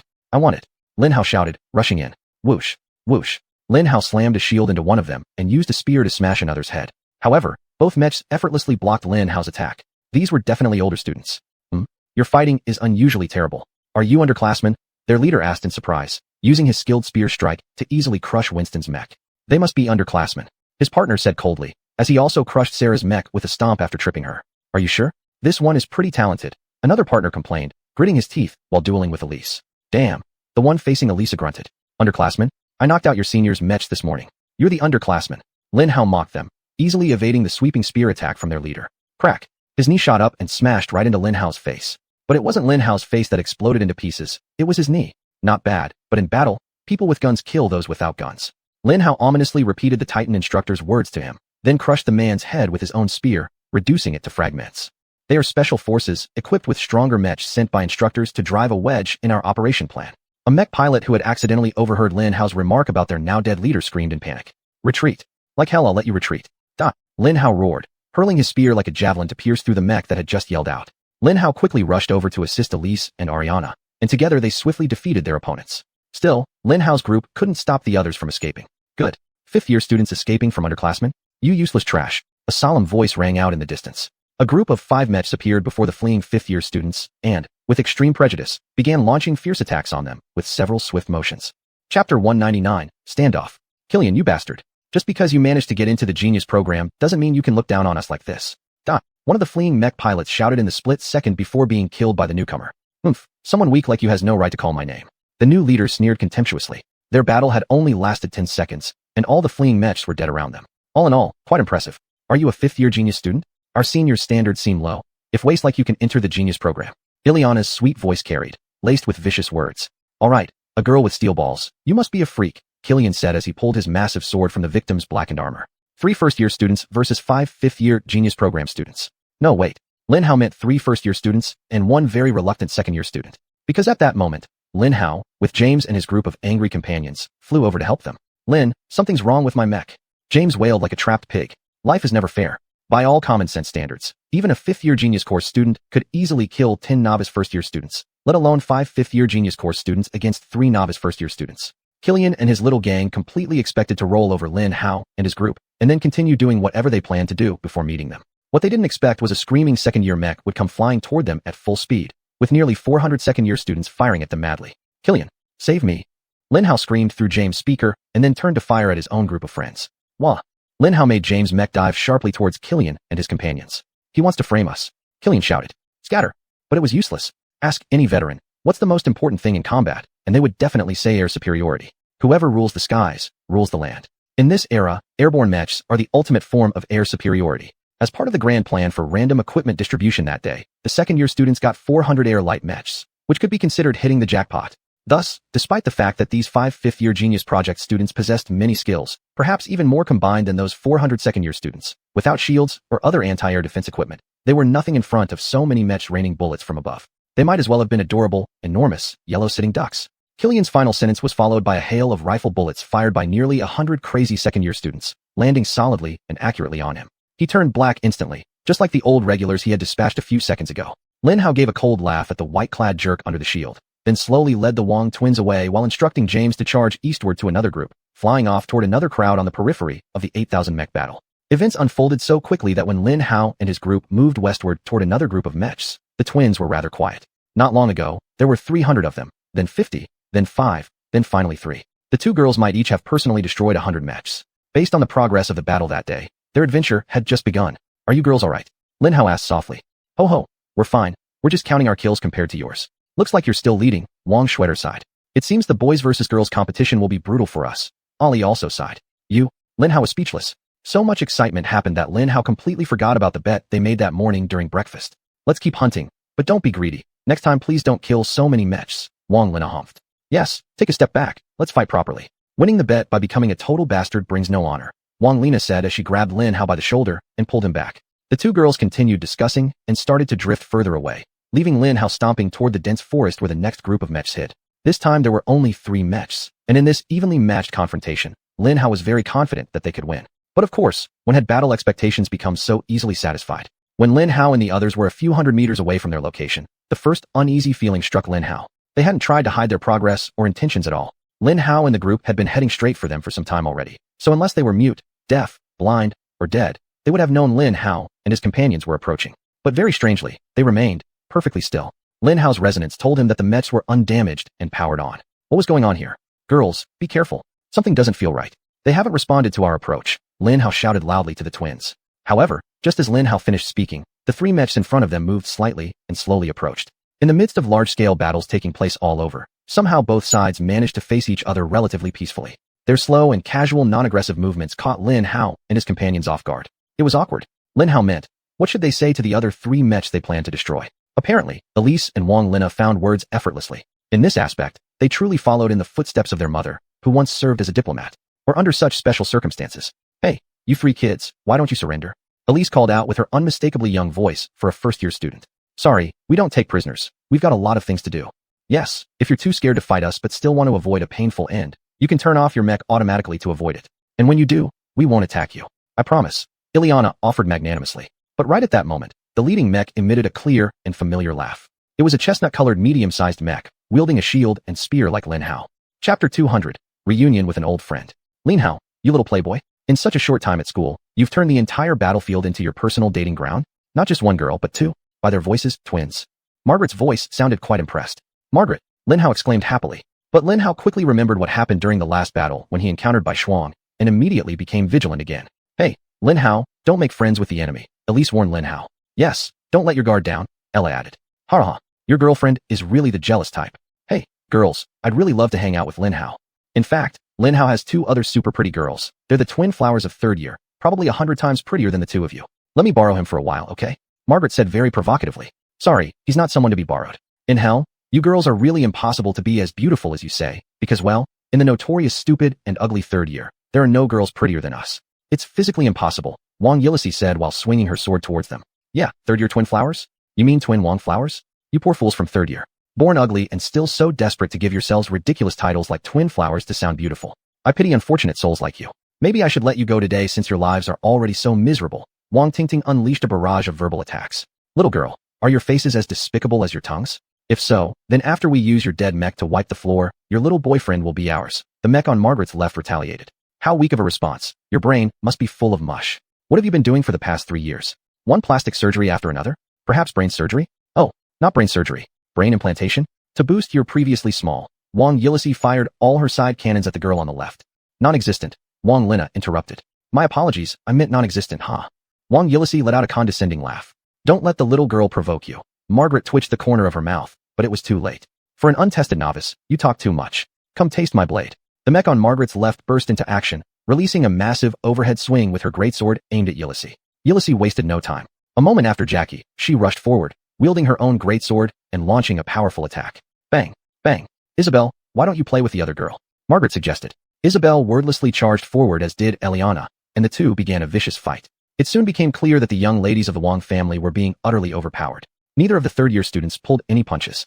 30 seconds passed, and both Yilisi and Eliana had sustained a few minor to moderate injuries. Lin Hao gently raised his spear, waiting for the right moment to help them. Why? Are you mad that your big-mouthed girlfriend is getting bullied? They're just getting what they deserve, you know. Freshmen, like you need to learn to keep your heads down. Being too outstanding is no good for you, or anyone studying here at the academy, Margaret said casually. But despite her light tone, Lin Hao could detect a genuine sense of unhappiness. You and James sound very similar. What's going on? Lin Hao asked curiously and irritably. Something dark must have happened. Haha. The answer is yes. Just like the academy keeping you in the dark. You don't know what happened. Well, because I kind of like how you actually uphold Bai Shuang's name. I'll tell you a little. Just the true name of today's mission. Besides you damned freshmen, the other 31,000 students' task name for today is to blacken the rising sun. That's right. The entire academy's task is to put you damned first years in your place. For fairness, our main task is of course to obtain the flag. But don't get it wrong. Once the flag is safely in our hands, you first-year students will be completely wiped out. Huh. Margaret smirked coldly, placed her shield in position, and began moving toward Lin Hao. I get it. So you're all mad because we've already surpassed you as first-year students. Mad that we've been used as motivation to force all of you to work harder and improve faster. Mad that the academy values us so much. But you don't dare for a damn second think that you have a monopoly on anger. Strand after strand began to flow out from Lin Hao's red mech core, pure, unadulterated energy surging from Lin Hao's body into his training mech. By enhancing his mech through multiple factors, Lin Hao shamelessly boosted its power to white mech level. Upon realizing he still had residual red energy, Lin Hao pointed at Eliana and Isabel, skyrocketing their mech strength to the pinnacle of blue mech level. Lin Hao no longer held back. Damn old man, and your despicable tactics. You don't know what I'm capable of. Just watch me. I'll annihilate all 31,000 mechs with just me and the Wang twins. Lin Hao resolved firmly in thought. Eliana and Isabel were exceptional mech pilots to begin with. Once their mechs began to display inconceivable strength and respond to their slightest will, the fight was over. Clang. Yilisi tilted her shield slightly, perfectly deflecting Jackie's greatsword with a powerful strike, causing her to lose balance ever so slightly. That was all Wang Nana needed. Thrust. Wang Lina's right hand snaked past Jackie's shield, piercing through her abdomen, instantly blacking out the mech. Beside her, Eliana took a simpler but more violent approach, forcefully pressing her greatsword onto Isabel's training mech, splitting its leg section due to the absolute power exerted by Eliana's hammer. Collapse. Isabel's mech fell to the ground, crumpling into a heap of darkened mech debris. No sooner had they finished than the Wang twins turned around, surrounding Margaret. But they were completely astonished to find Margaret's mech standing compliantly a step behind Lin Hao. Chapter 201. Changing the plan. What is going on? Eliana raised her giant sword, pointing it at Margaret as she asked. She changed her mind. She's now part of our gang. Let's continue.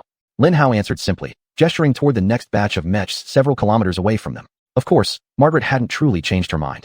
But in that moment, control over her actions had slipped from her grasp. Lin Hao had already implanted a thread of red energy into her mech. and her mech was now completely controlled by Lin Hao. Just like with James, Lin Hao could control Margaret's mech as easily as moving his own fingers, adding almost no noticeable burden to his mental state. Based on this speed, I could probably control 1,000 or even 2,000 mechs effortlessly, Lin Hao thought absent-mindedly, leading the three girls as they jogged forward. He was half analyzing his current situation, half listening to the strange one-sided conversation between the two young girls and Margaret. It's never too late to repent.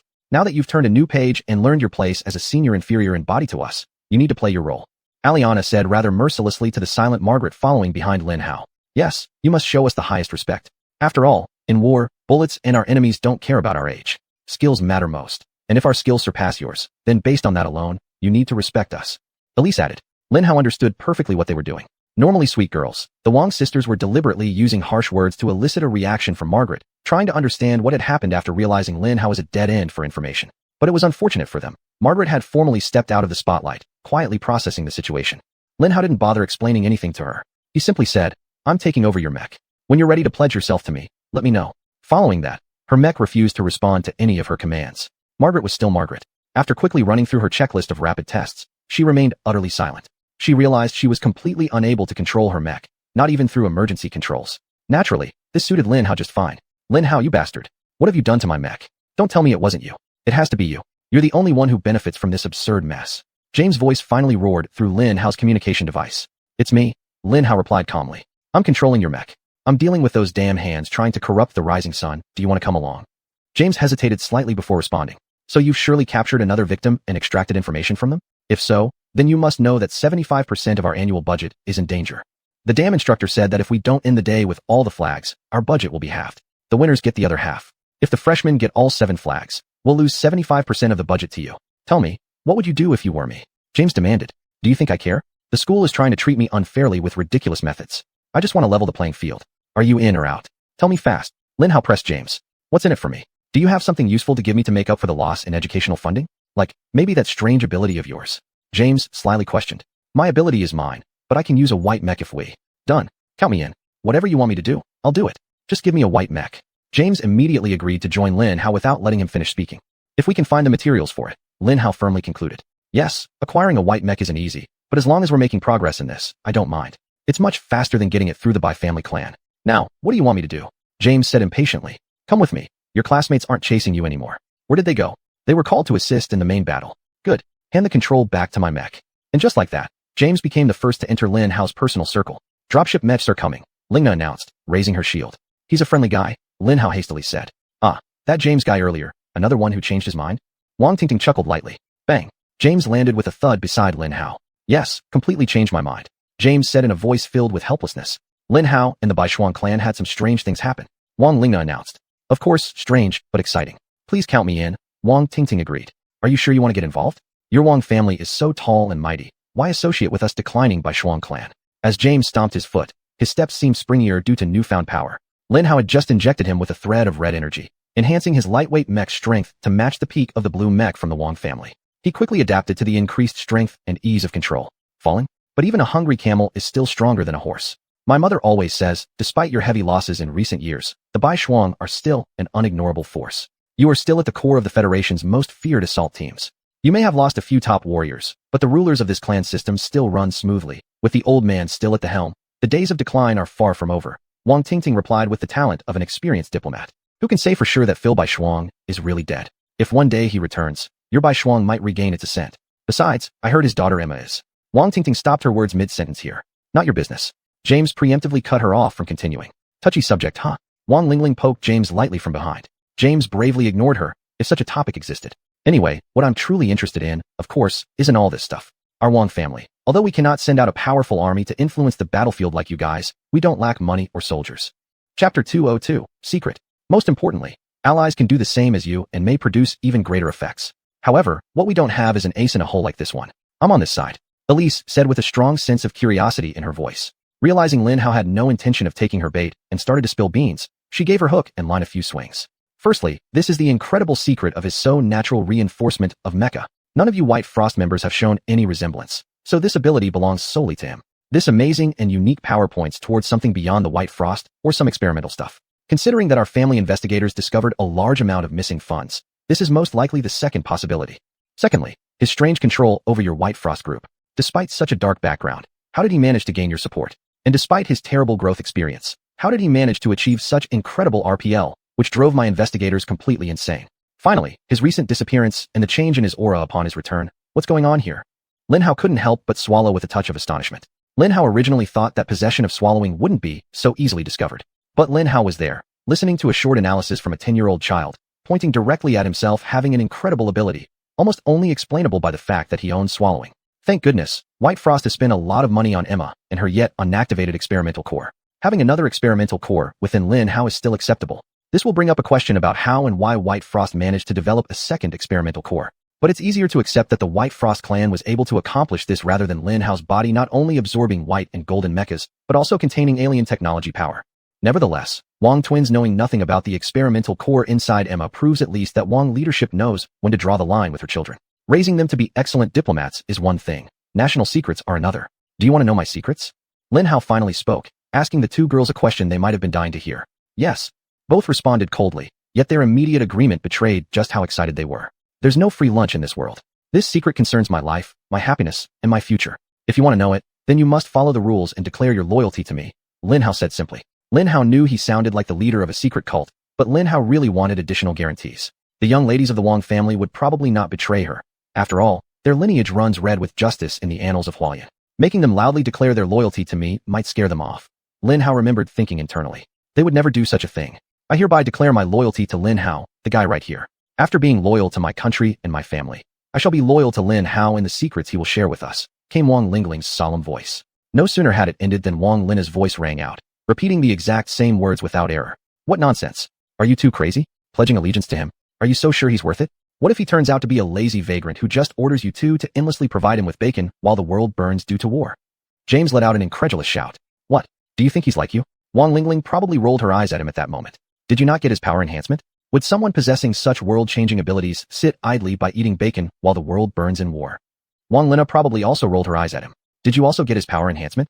James asked in shock, then turned around, pointing accusingly at Lin Hao. Bro, how could you give them your powers? Even before they swore allegiance to you. They're not part of White Frost. What I give, I can take back. Lin Hao shrugged nonchalantly in reply. Anyway, granting power in this way is extremely limited.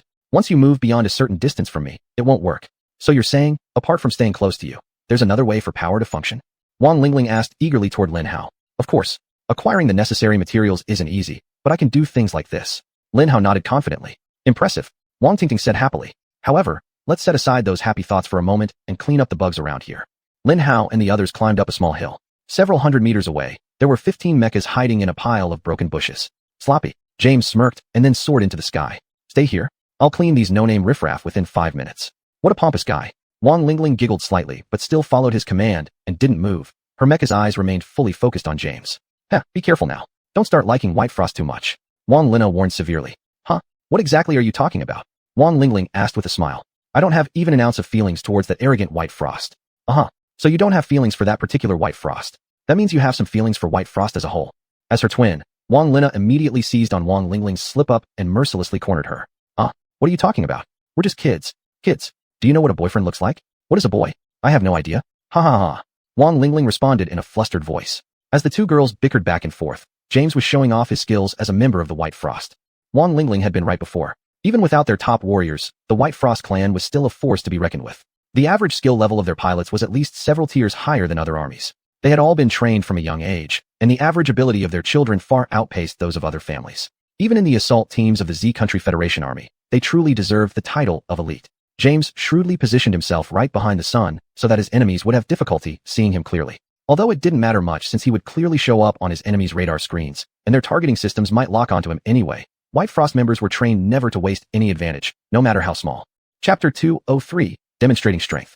If their enemies happened to turn their heads toward him, their eyes would be attracted by the blinding sunlight, and they would be blinded for a second, even 2 seconds. In battle, a second is an eternity. 2 seconds, 2 eternities. Just like that, when he appeared on their radar, this group of 15 mechs all turned their heads to face him. They reflexively raised their hands together to shield their eyes from the sunlight. They must be second-year students. I sneer at their almost synchronized ridiculous movements. At that moment, Lin Hao knew James would have no problem clearing them out. He opened with 3 well-aimed, perfectly positioned long-distance shots, immediately chasing after the heavy mechs first. Bang, bang, bang. 3 heavy mechs lost their heads and instantly went dark. By then, the remaining 12 mechs had reacted, but in a really uncoordinated way. Some rushed deep into the bushes, some raised their shields, and others began to retaliate with calm minds and rifles. But it was far too easy for James to dodge their poorly coordinated shots with just a few rolls. Once he escaped the immediate danger, those who fired at him became his next targets. Pop pop pop.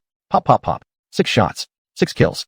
Ugh, this guy has some skill. Wang Lingling said with deep admiration. This special by Xuan?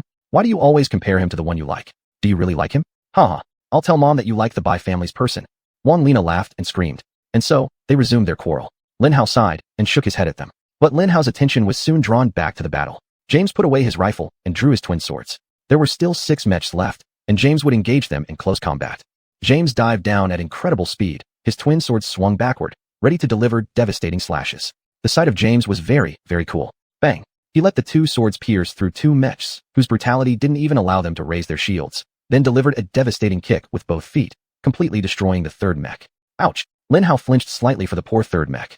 Few people got hurt during class because the reaction armor on the practice mechs was too powerful, but sometimes the damage unintentionally dealt to them exceeded the threshold of the reaction armor, and the children got injured.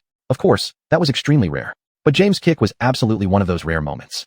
The mech really flew out, its entire black armor riddled with massive cracks. Lin Hao immediately fired several red signal flares into the sky to draw the instructor's attention. That poor boy might need immediate medical attention. That was a very annoying but excellent move. Wang Lingling couldn't help but stop arguing with Wang Lina to praise James. He's showing off. There was no need to do this. Those mech pilots are obviously merchants' children, with hardly any training whatsoever. Wang Lina disdainfully mocked James. The fact that you find it impressive means you like him. Huh? Why do you insist on liking him so much? Do you like him? Wang Lingling asked in a surprised tone, overturning her twin sister's table. What? Of course not. Why would I want such a loser? My standards are higher. Thank you very much, Wang Lina said. Haha, your standards are higher? So where does that place him? Is there a boy you like? Ha ha ha. That's why you've been pressing Lin Hao so hard. Wang Lingling shouted with great joy. And so, their argument entered a heated phase, matching even James' brilliant fight against the remaining 3 mechs. Well, it wasn't a fight, not even a chase. It was target practice. The 3 mechs ran off in 3 different directions, and James stood in place, slowly shooting at them one by one. The last 3 mechs collapsed lifelessly to the ground.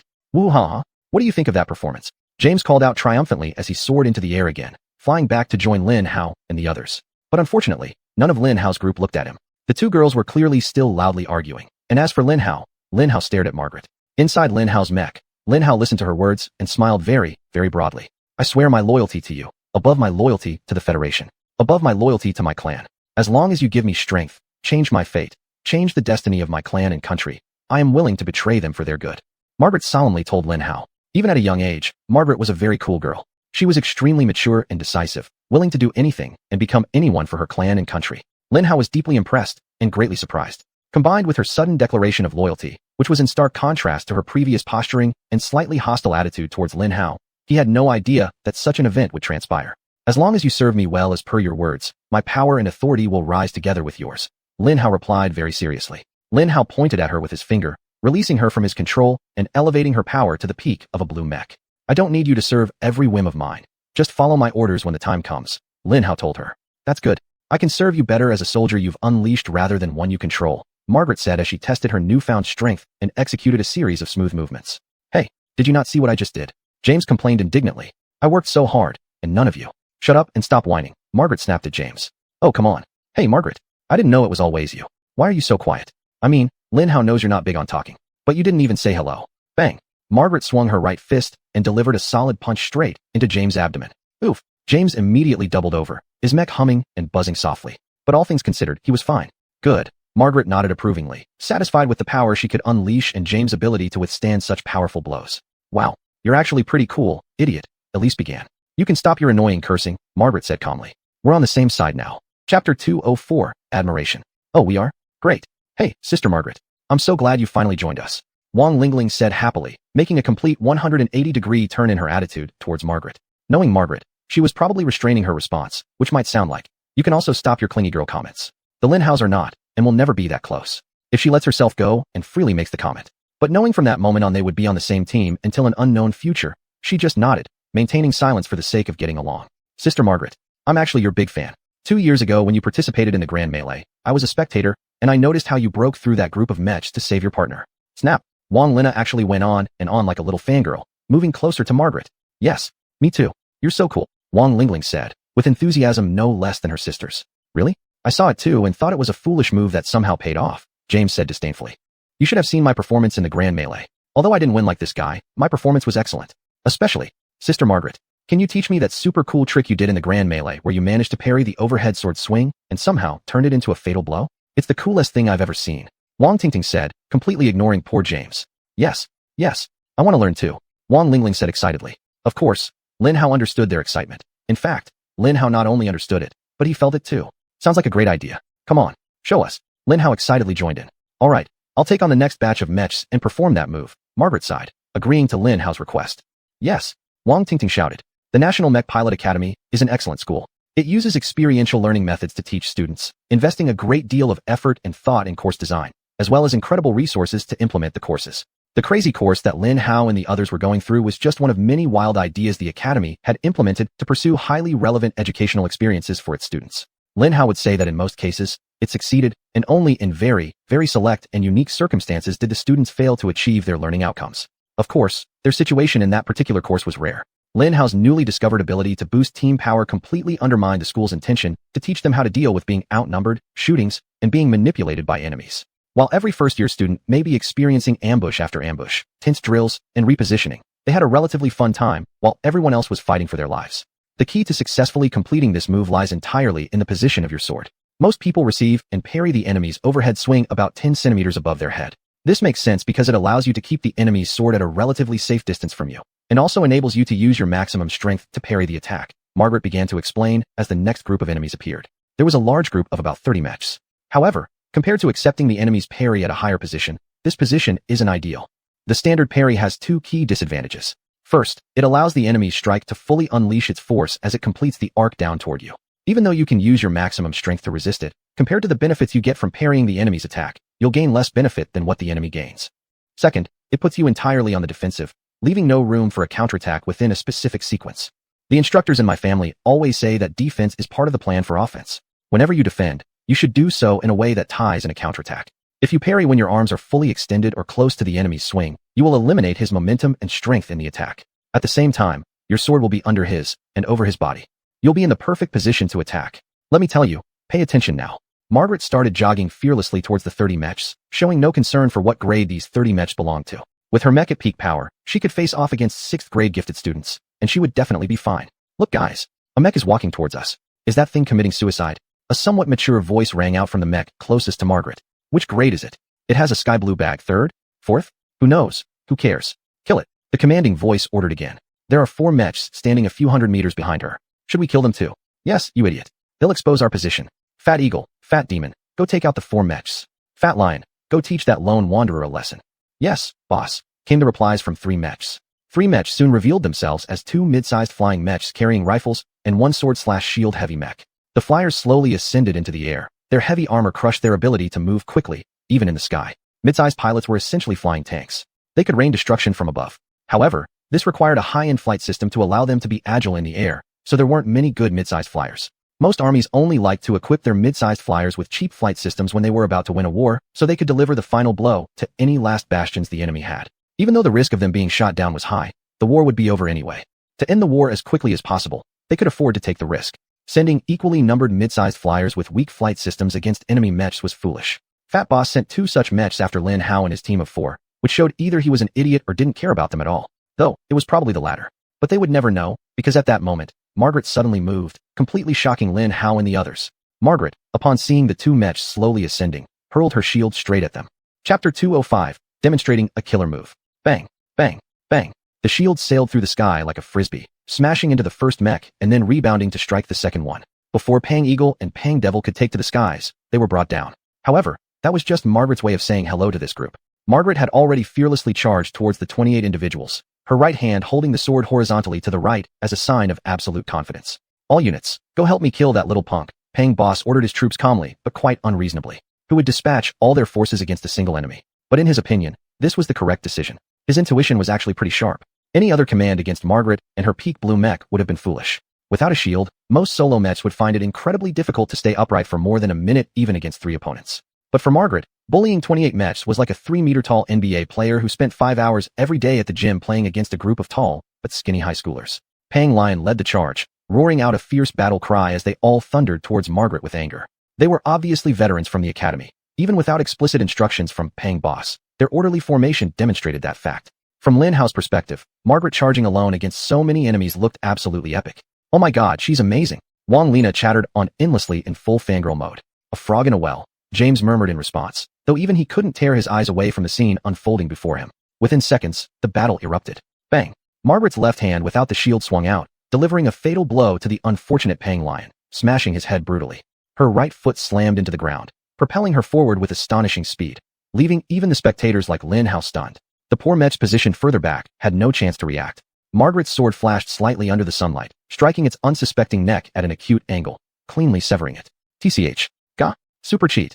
Wang Lina screamed happily, but Margaret was only just warming up. What followed was a dazzling, mesmerizing series of attacks, not a single move out of place. It was as if she were dancing a deadly ballet. Every step she took was perfectly placed and positioned, each strike flawless, with not an inch of wasted motion. Each kill gave her the time and space necessary to reset or follow up with another. If Lin Hao wasn't more knowledgeable, he'd say the fight was a completely choreographed combat scene portraying a female hero humiliating her foes. I hate when she does that, James muttered, indirectly acknowledging Margaret's skill. I wonder who would win in a one-on-one fight, Lin Shirley or Margaret?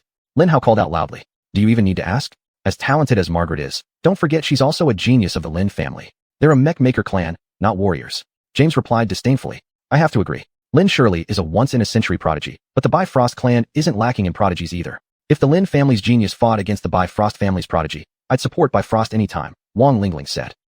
Lin Hao nodded thoughtfully. Deep down, however, Lin Hao inexplicably felt that although Margaret was incredible, her fighting style resembled that of an assassin, highly efficient and lethal strikes. A knowledgeable observer would highly appreciate her movements, yet they lacked battlefield impact. Lin Shirley's style was far more ostentatious and captivating. Coupled with her highly solid fighting techniques, Lin Shirley was akin to a general on the battlefield, inspiring and motivating those around her with every move. General versus assassin. Who would win?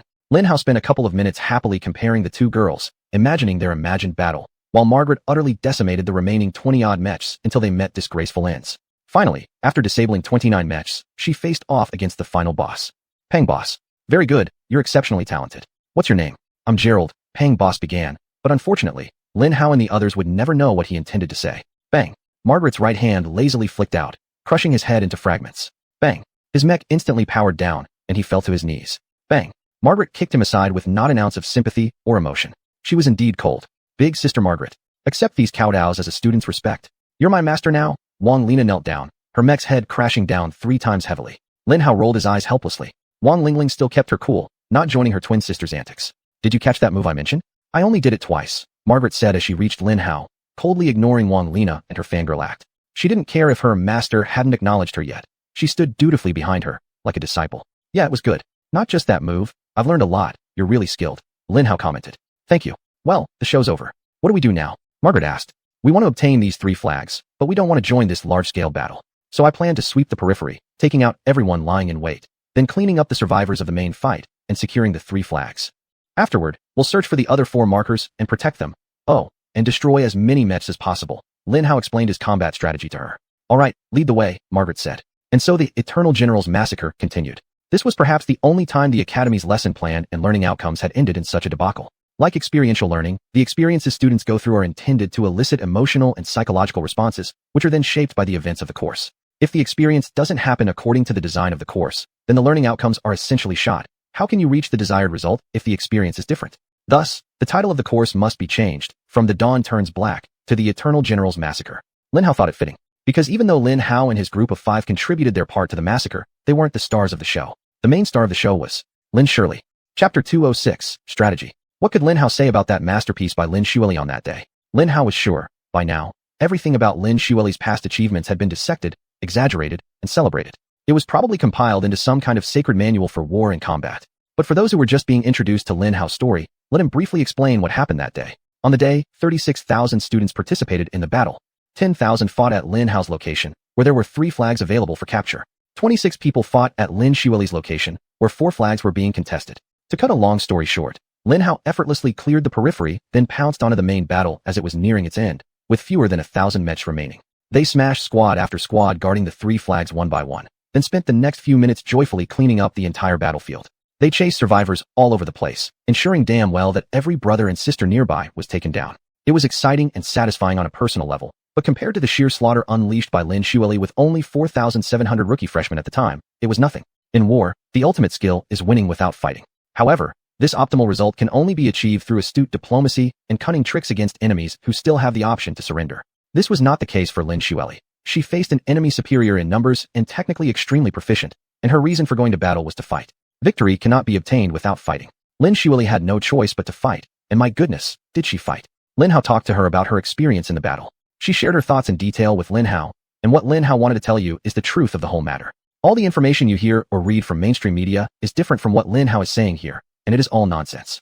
She sent Lin Hao's team out with the flags to hold back a large section of the enemy, hoping to draw fire away from the main body of the freshmen. She dispatched capable scouts to report on everything happening around her. Within just a few minutes, she had grasped the truth of the situation, which took Lin Hao longer and the attention of Margaret to discover. When the scouts reported groups of mechs in various colors moving towards their general direction, several hundred meters apart, relatively calm, she had already assumed the worst-case scenario. Yes, she made her decisions in that battle based on the extremely accurate assumption that all 31,000 students in the academy had united against her. People always say, hope for the best, plan for the worst. But how many people can truly do this? How many people can start imagining such absurd worst-case scenarios? In fact, she told Lin Hao that she even considered the possibility of their mechs being sabotaged, with instructors participating against them.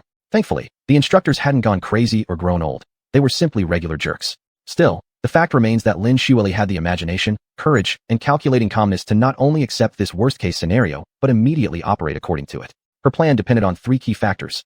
The first factor, of course, was outstanding intelligence and better responses. Mechs in crowds, each bearing differently colored bands. Advancing towards them could only mean two things. First, they didn't have flags. Second, they had a secondary mission that did not require them to fight each other. If they didn't need to fight each other, the logical conclusion would be that they would fight her, the one who had not received the secondary mission. Given this revelation, her next decision came easily to her, startlingly similar to her first decision. She deployed 3 more squads, one at a time, like Lin Hao, to attract as much enemy attention as possible, either leading them on wild goose chases or tying them up long enough so they would be useless in her planned primary action. Thus, from her advantageous position, she was able to slightly reduce the numerical superiority of the enemy, bringing the odds from possibly 30,000 against 4,700 down to hopefully 20,000 against 4,000. The first squad was led by Victor and consisted of a mixed group of 120 mechs. He charged forward directly and managed to lure 2,000 mechs into charging his squad, an impressive feat that Lin Hao confirmed provided detailed graphic descriptions about the enemy. The second squad was composed of 150 rifles carried by light mechs, led by Olivia. She positioned herself at a relatively high elevation and opened fire on a large cluster of heavy tanks. Even though she only managed to lure 1,000 mechs, it was still considered a high success. The third squad consisted of 300 heavy mechs and was led by Barrick, Yang Jack, and Roland. Like Olivia, they positioned themselves at a high elevation. However, unlike her, they had no intention of fleeing.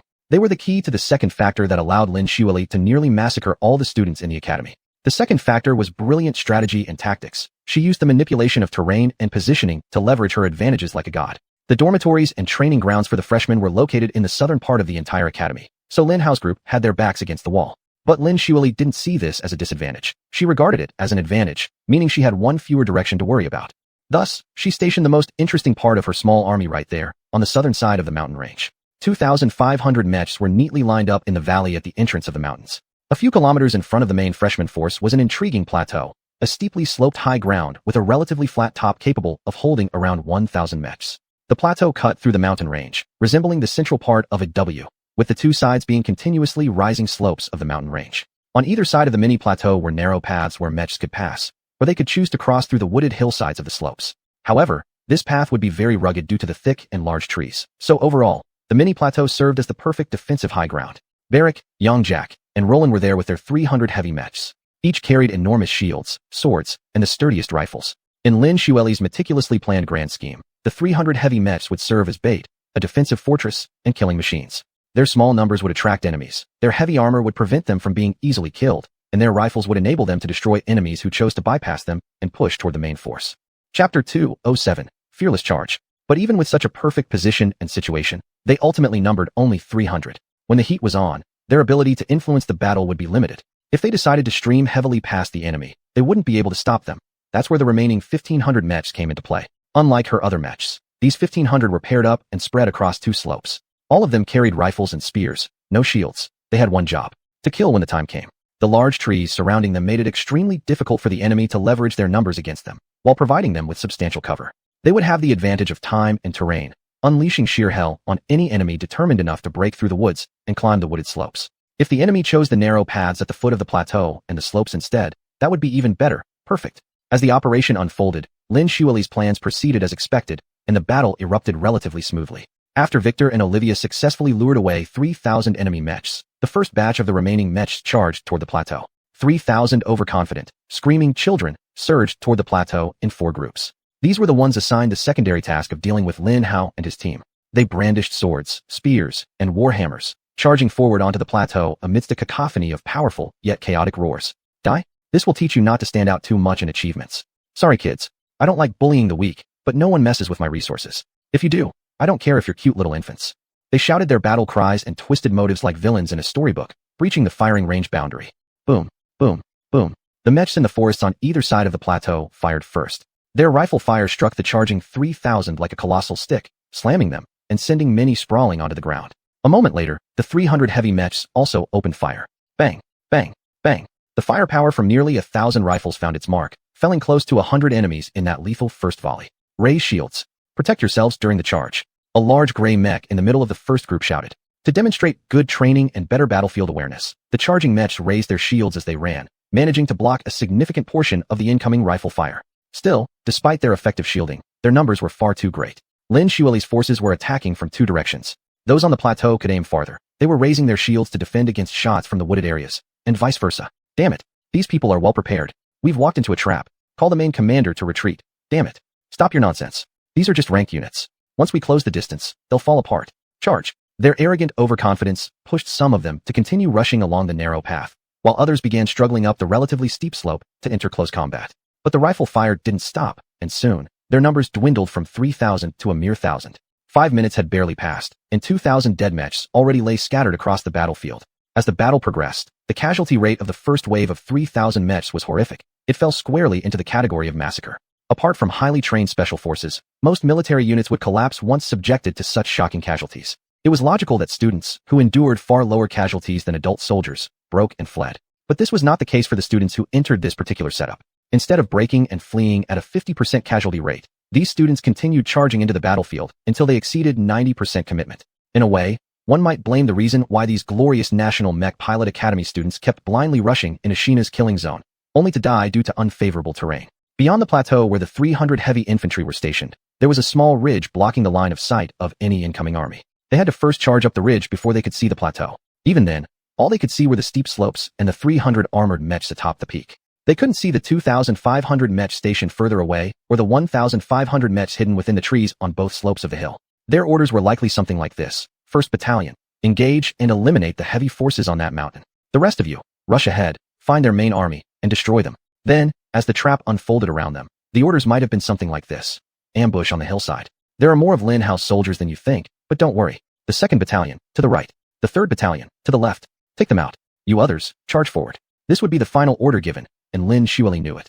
She let her sharpshooters aim for anyone who hung back or pointed either way. All of their battlefield commanders would be sniped within minutes. Without field commanders, utter chaos would ensue, rendering any final commands futile. Their overconfidence, poor communication, and extremely limited line of sight ensured the rest of the invading force remained unaware of the slaughter unfolding on the ridge. In a never-ending stream, they continued rushing into the battlefield. As soon as they crested the ridge, they were immediately caught up in the bloodthirsty charge from their dying comrades below. They screamed, bellowed with battle cries, and thundered down the small ridge, and then died. The first wave was annihilated. 3,000 men fell to the devastating firepower of nearly 1,800 troops. This was a missile-based victory that King Henry V himself would have taken pride in. As you may know, King Henry V of England defeated a vastly superior French army at Agincourt in 1415. He had 5,000 longbowmen who rained death upon 15,000 powerful French troops until their arrows ran out, after which Henry V personally led his forces down from his high ground to massacre the disorganized and demoralized French army. It was an astounding victory etched into the annals of the greatest military triumphs recorded in human history. That day, Lin Xueli's army did not run out of ammunition. Coupled with the perfect killing field, she easily dealt with the enemies in the first phase. The second wave arrived an hour after the first, and just like a video replay, the same fate befell them. Another 3,000 screaming and roaring students blindly charged into the valley, quickly surrendering their lives to the deadly rain of fire. Chapter 208, Devouring the Radiance. However, after the second massacre ended, the once beautiful killing zone was completely sealed off by pitch-black mechs, and the utterly unsatisfied children were still trapped inside. Lin Xueli ordered the main force to move forward, dragging the corpses back to the valley entrance and tossing them out of the mountain range. The students could step out of their mechs and watch the rest of the performance in the safety and comfort of the school's facilities. This was not kindness, absolutely not Lin Xueli's compassion. She needed to do this to upgrade her killing zone and make it more efficient. The third wave occurred about an hour after the killing zone had recovered. But unlike the previous two waves that recklessly charged in, the third wave consisted of only 2,000 mechs gathered on the ridge top, coldly staring at the 300 heavy mechs on the plateau. They were the joint army of the third-year and fourth-year Tinsath Project students, and they were no fools. The recordings of their pre-battle talk showed that they could very accurately infer Lin Xueli's plan for the first phase and made appropriate responses. The killing zone, announced Avery, the leader of the third-year TIE Project students. Good, said Dick, the leader of the fourth-year TIE Project students. Look at the ground and the countless dents above it. Thousands have fallen in this killing zone, partially clearing it. These freshmen really shine like the rising sun, don't they? One of the best warriors from the fourth year commented. A rising sun, no matter how bright, will still vanish into the depths of a black hole. Hardy, the Academy's top sniper, responded. I mean, we are the black holes that will devour the brilliance of the rising suns. Dick tried awkwardly to explain his metaphor. Huh? Why would we want to do that? Won't that make the battlefield too dark? How are we supposed to swallow the radiance of the sun? Hardy asked in confusion. I mean, we're like black holes. We'll defeat the freshmen who are called the rising suns, and doing so is like swallowing their radiance. Dick explained his analogy dutifully and in detail. Haha, you idiot. I was just teasing you. Of course, we all understand your metaphor. Dick mocked his rather naive partner. Hey, who are you calling an idiot? You can't refer to him that way. Kitiara shouted at Dick. He may be an actual idiot, even completely dumb, but it's not your place to call him that. Only I can do it, right? Where's Hardy? No, don't call me that, Hardy automatically answered. As always, as expected, no one called him stupid.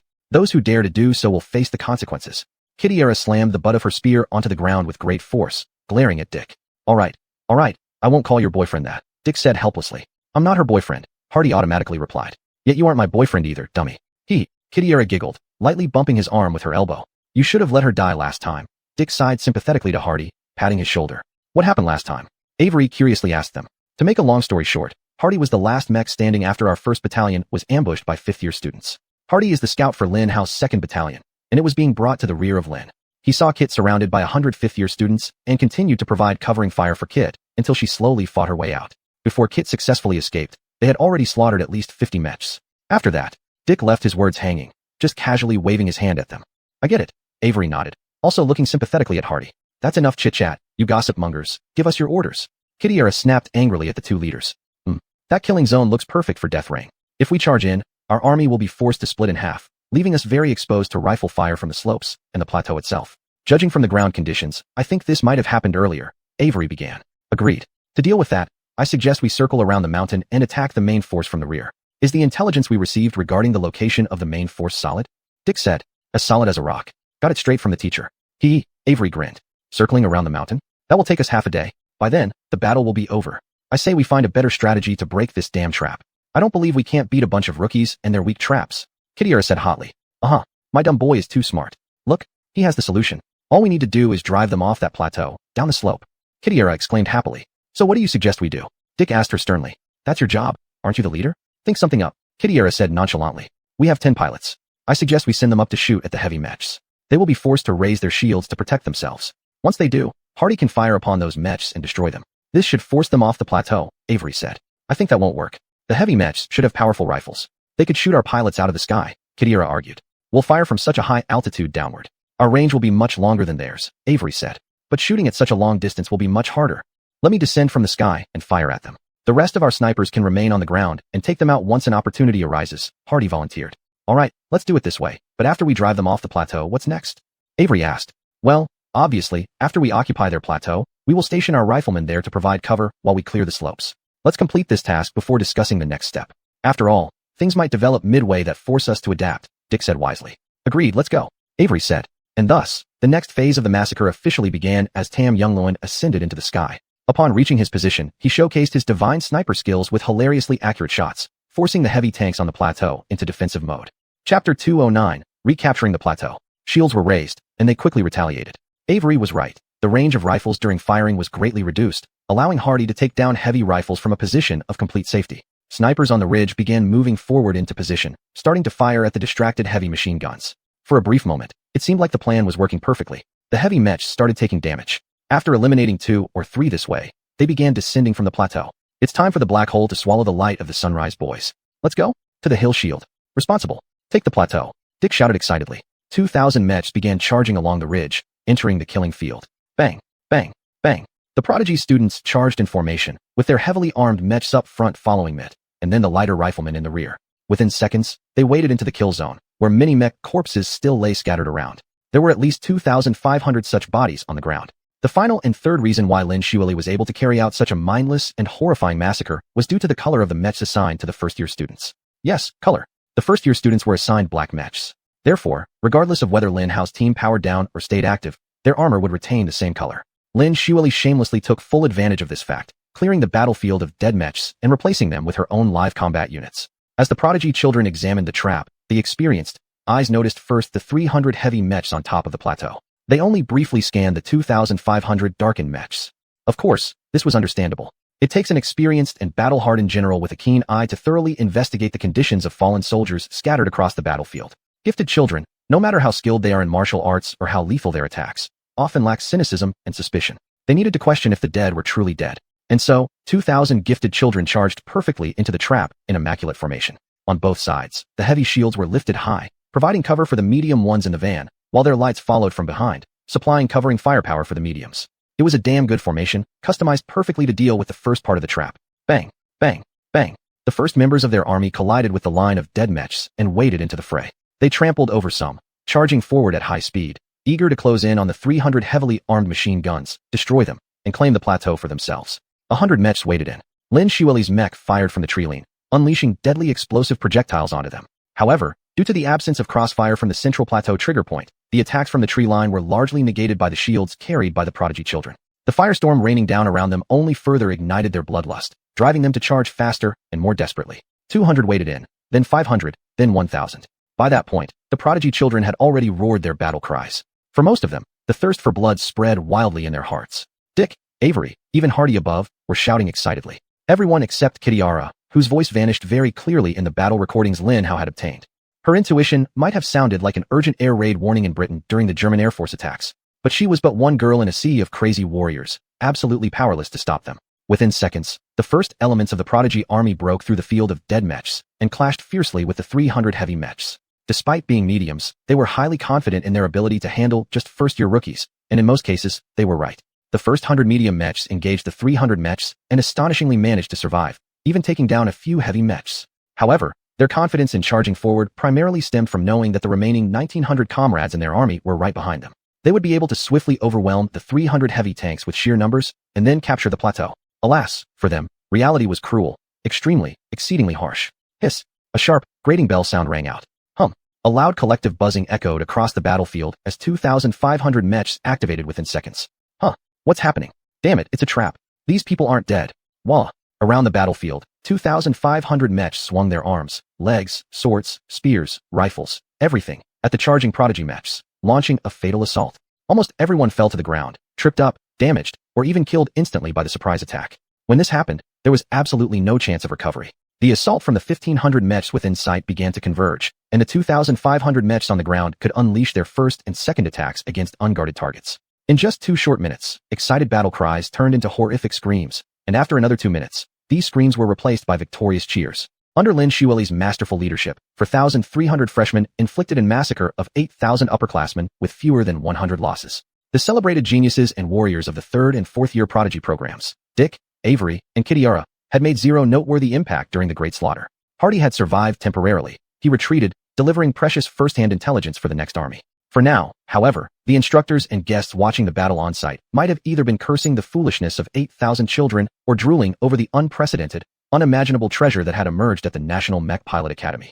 Before the massacre, Lin Xueri and Lin Xueli were already highly sought-after commodities contested by various military departments. After the massacre, the military remained silent. No general, no commander or admiral spoke of recruiting them. They knew they could never obtain Lin Xueri. With her unparalleled talent and potential, Lin Xueli was destined for one place, and only one place. The Supreme Military Command. 8,000 came down, 18,000 left. Close to zero casualties. These mechs were damned huge bodies of high-tech metal. 8,000 mechs is a tremendous number. 8,000 mechs, even practice mechs, if sent to invade any third-tier nation, would be enough to conquer that country, overthrow its government, and establish a new regime. Lin Xueli had just now annihilated an enormous army. Chapter 210, Emma's Appearance. Next, Lin Hao must emphasize that she achieved this with a much weaker force, numerically disadvantaged. Obviously, she only used 4,000 people to do so. Lin Xueli's army, if sent to engage in open and direct conflict with 1,000 slaughtered victims, would be completely dismantled. The sole reason they defeated 8,000 men that day was because of Lin Xueli's decisions, tactics, and strategies, an impressive and almost unbelievable achievement. But she wasn't done yet. 18,000 enemy mechs were still alive, which meant she had only just begun. As previously mentioned multiple times, nothing in battle goes according to plan. Lin Xueli's ability to execute 3 mass slaughters on her predecessor based on her unaltered strategy was the exception. The following battles were clearly not as easy as the first 3. First, the superstar from the Genius program and the notorious gangster finally appeared not long after Lin Xueli reset her trap. So what do you think? Is she smarter than you?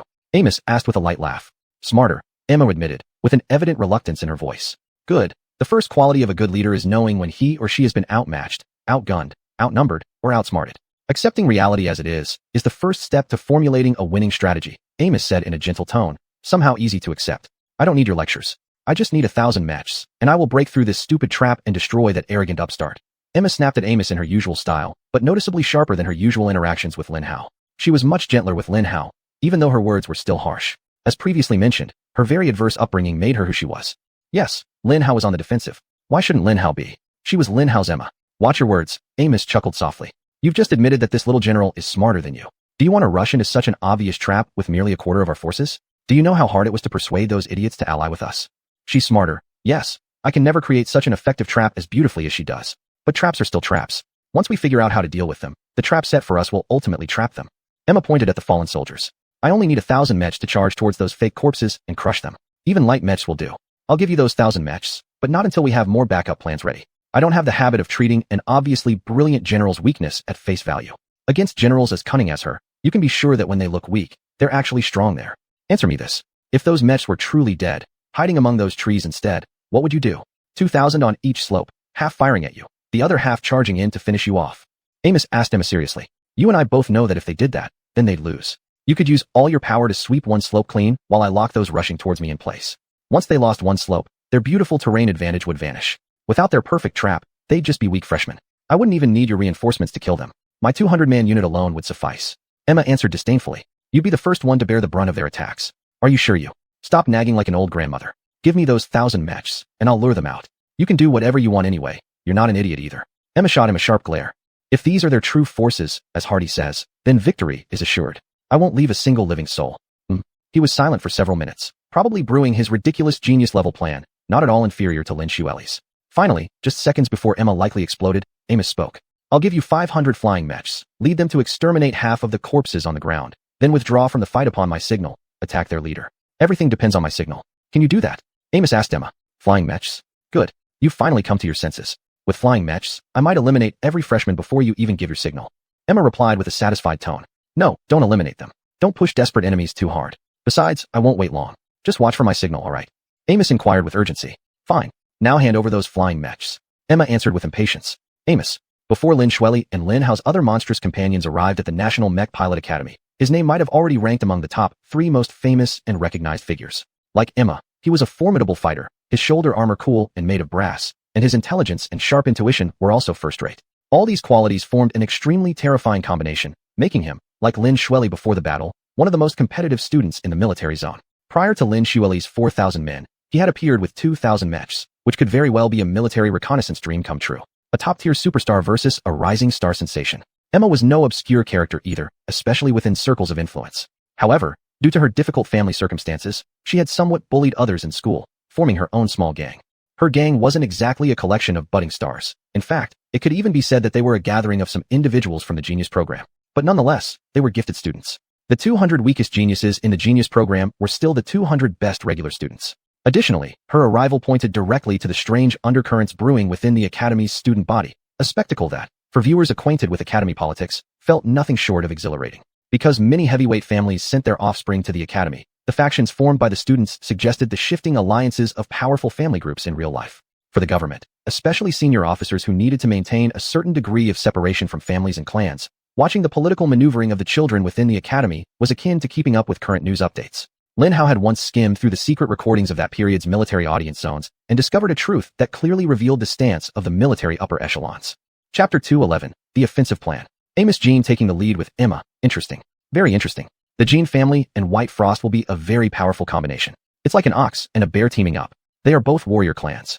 Air Force General Xuanyuan said thoughtfully. Emma and her nothing-to-lose gang hardly represent White Frost.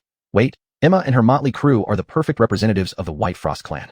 If the two clans cooperate, the Jean clan will have to stoop to their level, said Army General Peter in a tired yet irascible voice.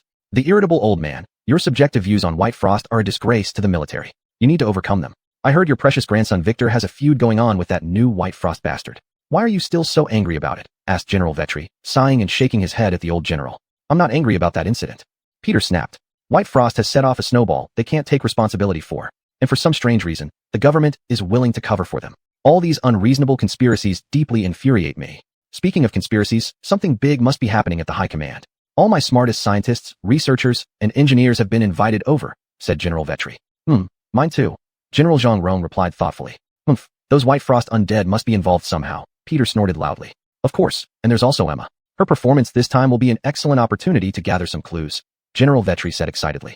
She's just a biologically enhanced clone of a dead girl. Don't expect too much, Peter sneered. We'll see, was all General Vetri responded. I think young Lin won't last long. As smart as she is, it's simply too difficult countering Amos. He's exceptionally skilled in complex tactics involving multiple vectors and time-sensitive traps, said General Anthony, while waiting for Amos to make his move. They didn't have to wait long. A few seconds after he finished speaking, Emma launched her 500 flying mech units into the air. At the same time, Amos sent out half of his remaining forces, 750 mechs in total, putting pressure on the west slope. Let's go. Amos opening with a dual spear strategy while applying pressure to key land battlefield objectives and ensuring air superiority. Good move. Let's see how this Lin genius replays. Did she lose her mind? General Vetri exclaimed.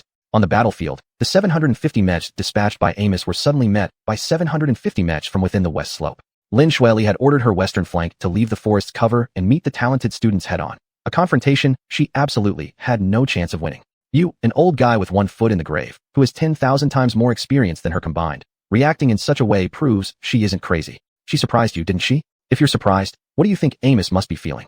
General Xuanyuan said, quite excitedly. Yes, but why? She gave up the high ground with excellent cover to engage enemies she can't possibly defeat. Is she insane or something? Damn it, shouted the general like an upset little boy watching his favorite TV character do something stupid. In fact, even to trained and highly experienced observers, what Lin Xueli was doing appeared insane. And yet, her method was refreshingly unconventional.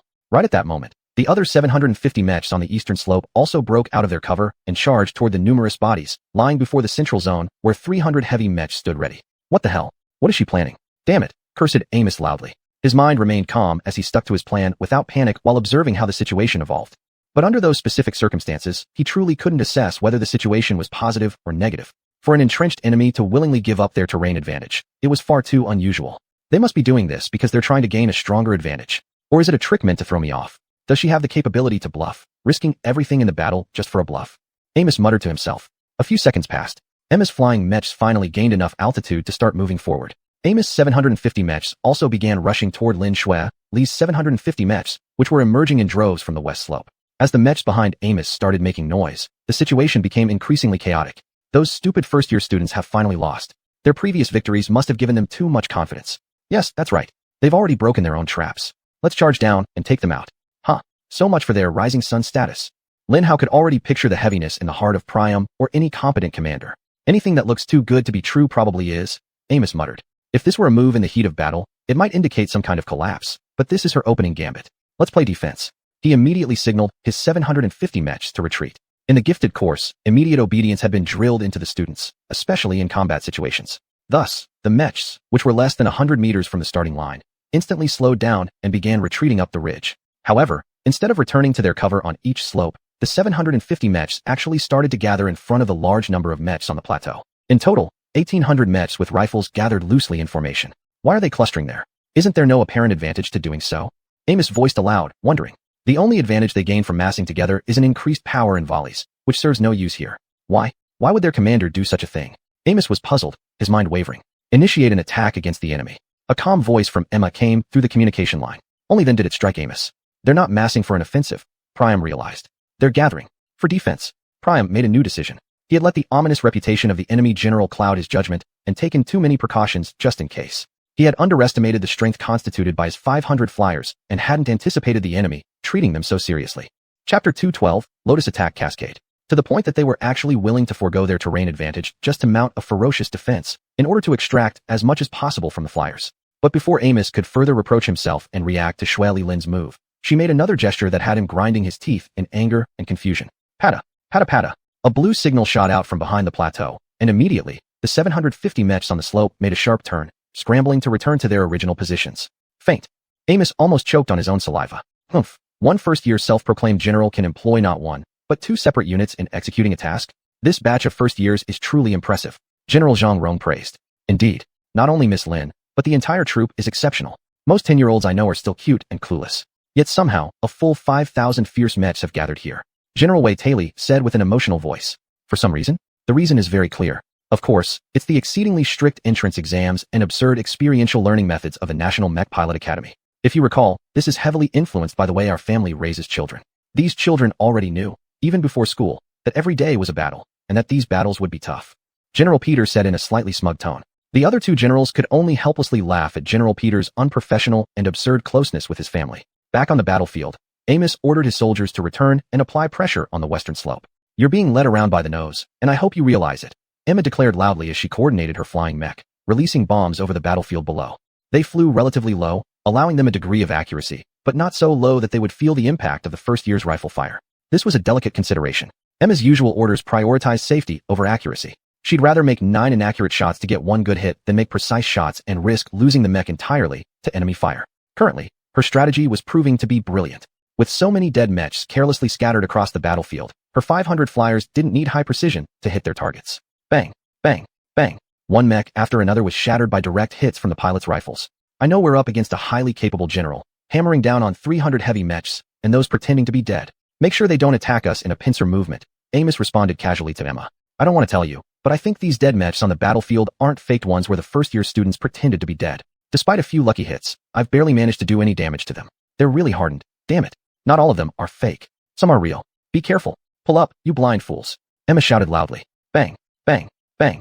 Hordes of mech zombies suddenly stood up at random spots on the battlefield and fired on the 500 flyers from their closest distances beneath them. Boom. The sudden assault from the fake dead mechs caught several of the 500 pilots off guard, triggering their emergency landing systems and effectively shutting them down, removing them from combat.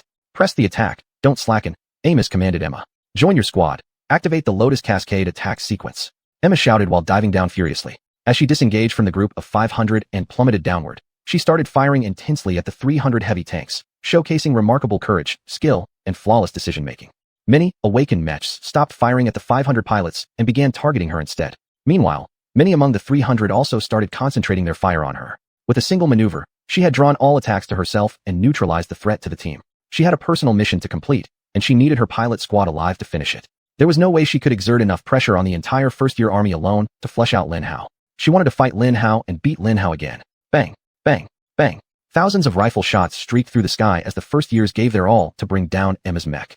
But Emma's RPL was nothing short of Lin Hao's earth-shattering ability, combined with her own high-level training and skills. None of the attacks could hit her. Damn it, she's incredible. The Air Force needs her. General Anthony exclaimed excitedly, as if a little boy had discovered his favorite chocolate on the desk in class. The Navy needs to regenerate our pilots too. Emma will be an excellent addition. General Wei Taili said, drool already dripping from his beard. You can fight over her all you want. We in the army have no interest in adding another person from the Baishuang clan. General Peter chuckled coldly. I want her. General Zhang Rong said firmly. Yes, you may want her, but the Navy needs her, and she's mine. General Wei Taili stated resolutely. At that moment, bang, bang, bang, bang. Emma finally retaliated, and despite executing highly intricate and effective evasive maneuvers, she was still able to shoot accurately at 3 heavy tanks. Not only that, it was 1 shot, 1 kill. You and your damn Navy. I want her. It's over. General Zhang Rong roared. She was born to fly, and there's only one division in the military where she can truly shine, and that's the Air Force.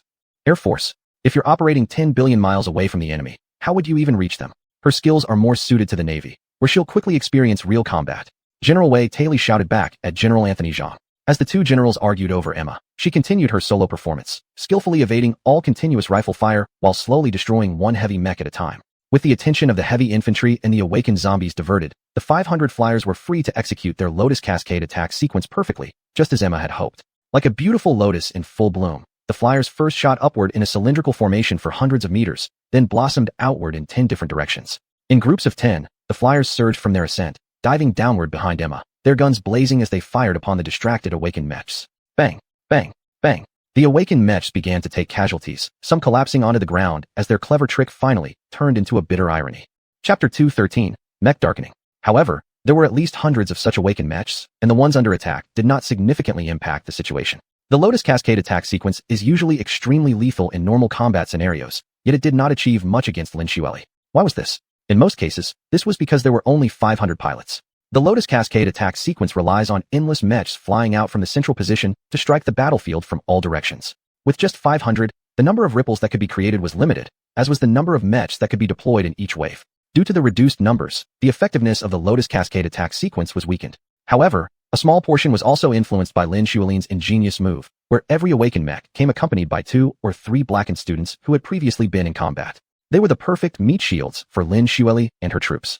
A perfectly executed Lotus attack array, with a suboptimal number of only 500, had 200 first-year students dispersed across the battlefield shooting behind the meat shields, making their armor virtually indestructible. What do you think the result would be? Unfortunately, for Emma, as beautiful as her perfectly executed Lotus Waterfall was, it was the wrong attack sequence given the situation. The Lotus Waterfall is merely a pretty name for one of the most iconic maneuvers applied by the Z Federation in fancy aerial acrobatics, Human Wave.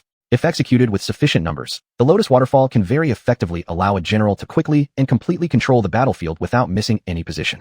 But for Emma and her pilots, all they could do was give up their altitude advantage, exposing themselves to attacks from ground-based mechs. Their beautiful and flashy moves produced little effect. Of course, this was completely understandable. An 8-year-old child commanding her first large-scale battle might be filled with various emotions that could overshadow her thoughts. It wasn't reasonable to expect her to use the perfect attack sequence during combat. But then again, no one cared if it was understandable or not. In battle, the only thing that mattered was the result. That day, Emma failed miserably. Her personal performance was solidified at least at the ace level, but her ability as a battlefield commander plummeted to a terrible degree. What she should have done was maintain her altitude advantage and slowly wear down her enemies from above. Continuous firing from 500 mechs at high altitude for 10 minutes could have made the entire battlefield chaotic enough to cause the first-year students to panic and start acting on their own. If that were the case, it wouldn't matter how smart Lin Xueli was. No general could reclaim control from a group of heavily injured and panicked young soldiers. Of course, such a maneuver didn't have a fancy name. But even so, no one cared what pretty attack sequences you used if you came back with victory. On the other hand, Lin Xueli wasted no time taking advantage of Emma's grossly mistaken move. She hesitated not a moment, doubted nothing, and second-guessed nothing. As soon as the Lotus Cascade attack sequence started, she ordered all 1,500 mechs from both slopes to enter firing positions and attack the flyers indiscriminately. Bang! Bang! Collapse! The first-year students were extremely eager and enthusiastically responded. After having achieved so many victories, each of them was ready to fight against their predecessors, leaving them no reason to hesitate. They fully believed in Lin Xueli's divinity as the god of strategy and threw themselves wholeheartedly into action. It wasn't long before the results began to appear. At first, one by one, then more and more, the flyers started to fall from the sky. Damn it, Emma, your flying mechs are dropping like flies. Amos shouted. Pull them back. All units, cover fire. Advance toward me quickly. Damn it. Abort the mission. Retreat. Emma hurriedly shouted, intensifying her dazzling performance and beginning to target the upward-shooting mechs toward her pilots. Meanwhile, Amos finally made his move. He sent his mech forward a few hundred steps into range, providing covering fire for Emma as she desperately tried to cancel the attack. But it was no use. Lin Xueli had already ordered all her available riflemen to shoot down the flyers. A literal wave of reverse rifle firepower was exploding upward towards the flyers. The kids might have been terrified. 2,000 riflemen fired endlessly upon the 500 flyers. If one rifleman could fire 10 bullets per second, then 2,000 riflemen would unleash 20,000 bullets per second. That's an incredible 100,000 shots in 5 seconds, tripling within just 15 seconds. The 500 mechs watched as hundreds of thousands of rifle fire came rushing towards them. The pilots could not possibly stay in the fight. Those who weren't shot down immediately fled for their lives, but only their lives. Their courage and every ounce of willingness to continue fighting were likely left behind in the chaos. Emma's flying mechs were no more. However, since the first-year students were so focused on attacking the flyers, they managed to completely resist Amos and his 1,500 mechs for those critical few minutes. It was like two chess grandmasters trading pieces. Lin Xueli took Emma's Sky Cavalry, and Amos took one of her key players. Amos hammered the eastern wing with all his might, not bothering with long-range attacks except for the initial rifle volleys. He seized the opportunity while they were preoccupied looking upwards and unleashed all his mechs, which were piloted by some of the Academy's best airmen, straight toward the first-year students. It wasn't long before Amos completed his dirty work either. Swoosh. Bang. His mechs charged onto the battlefield, delivering fatal blows effortlessly from both sides, truly cutting through like a hot knife through butter.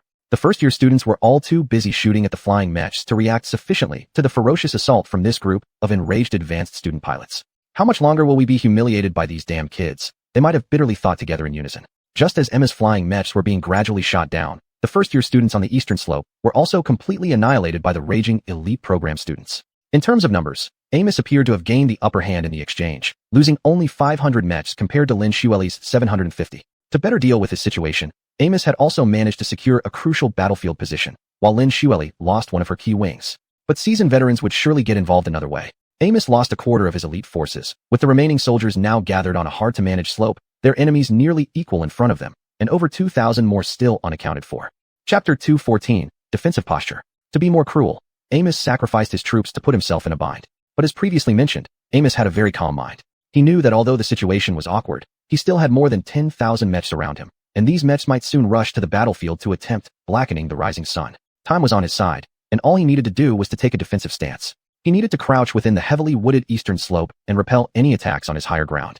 Unless the freshmen have suicidal tendencies, they probably won't oppose me with all their might at this easily defensible position. If they don't eliminate me here, then when others arrive, I can burst out of this place and flank them. Amos reasoned. To adopt a defensive stance under such circumstances? Humph, coward. Emma sneered at him coldly. In the end, there are no heroes or cowards, only winners and losers. Amos said seriously. Isn't my current predicament because of you? You lost all our flying mechs. Let's leave that matter in the past, alright? Haha, I'm on my way to you. Don't shoot me. Emma said rather sheepishly. I should knock you down and punish you for getting me into this mess. Amos mumbled, though he obviously didn't shoot. If Lin surely decided to launch a suicide attack on his position, then he would need his fiercest warriors standing beside him to fight to the death. A few minutes later, silence reigned within the eastern slope. They crouched behind shields, ready for the possible attack. The towering trees covered many areas of the sky, leaving them in relative darkness. Engaging in close combat in such a situation was pure chaos, and they could only hope not to tangle with each other rather than the enemy. They didn't have to wait long. The thunderous sound of 1,000 mechs charging full speed quickly reached their ears. Prepare to fight. Amos ordered his subordinates sternly. Attack. Die. To hell with you. They all roared. Then, the first enemy broke into sight. It was Victor and his team of over 100 mechs. Under the shade of the surrounding large trees, Amos and his subordinates had only caught a fleeting glance of the black ribbons on the black mechs before the battle commenced. Attack. Kill them all. Amos bellowed. An excellent commander who knew the key to a successful defense was aggressive offense within the scope of the defensive strategy. His subordinates charged forward with their mechs, engaging Victor and his 100 mechs in an intense battle. However, just before they clashed, Victor and his children suddenly turned around and rushed back in the direction they came from. Sustained suppression attack until the tree line. Amos commanded. In the chaotic twist, Victor led his 100 mechs, followed by another 1,500 mechs rushing towards the tree line, closely pursued. Bang, bang, bang. As the mechs stomped blindly in their charge, suddenly, the loud noise of even more mechs rushing towards them erupted from beyond the tree line. Defense formation. Stay within the tree line and repel the enemy. Amos shouted calmly. His teammates skillfully slowed down, fortified their lines, and prepared to fend off the charge of more enemies. In front of them, Victor and his children turned left to avoid colliding with the incoming mechs. Charge in. Kill those bastards, came the angry roar of a new mech squad leader.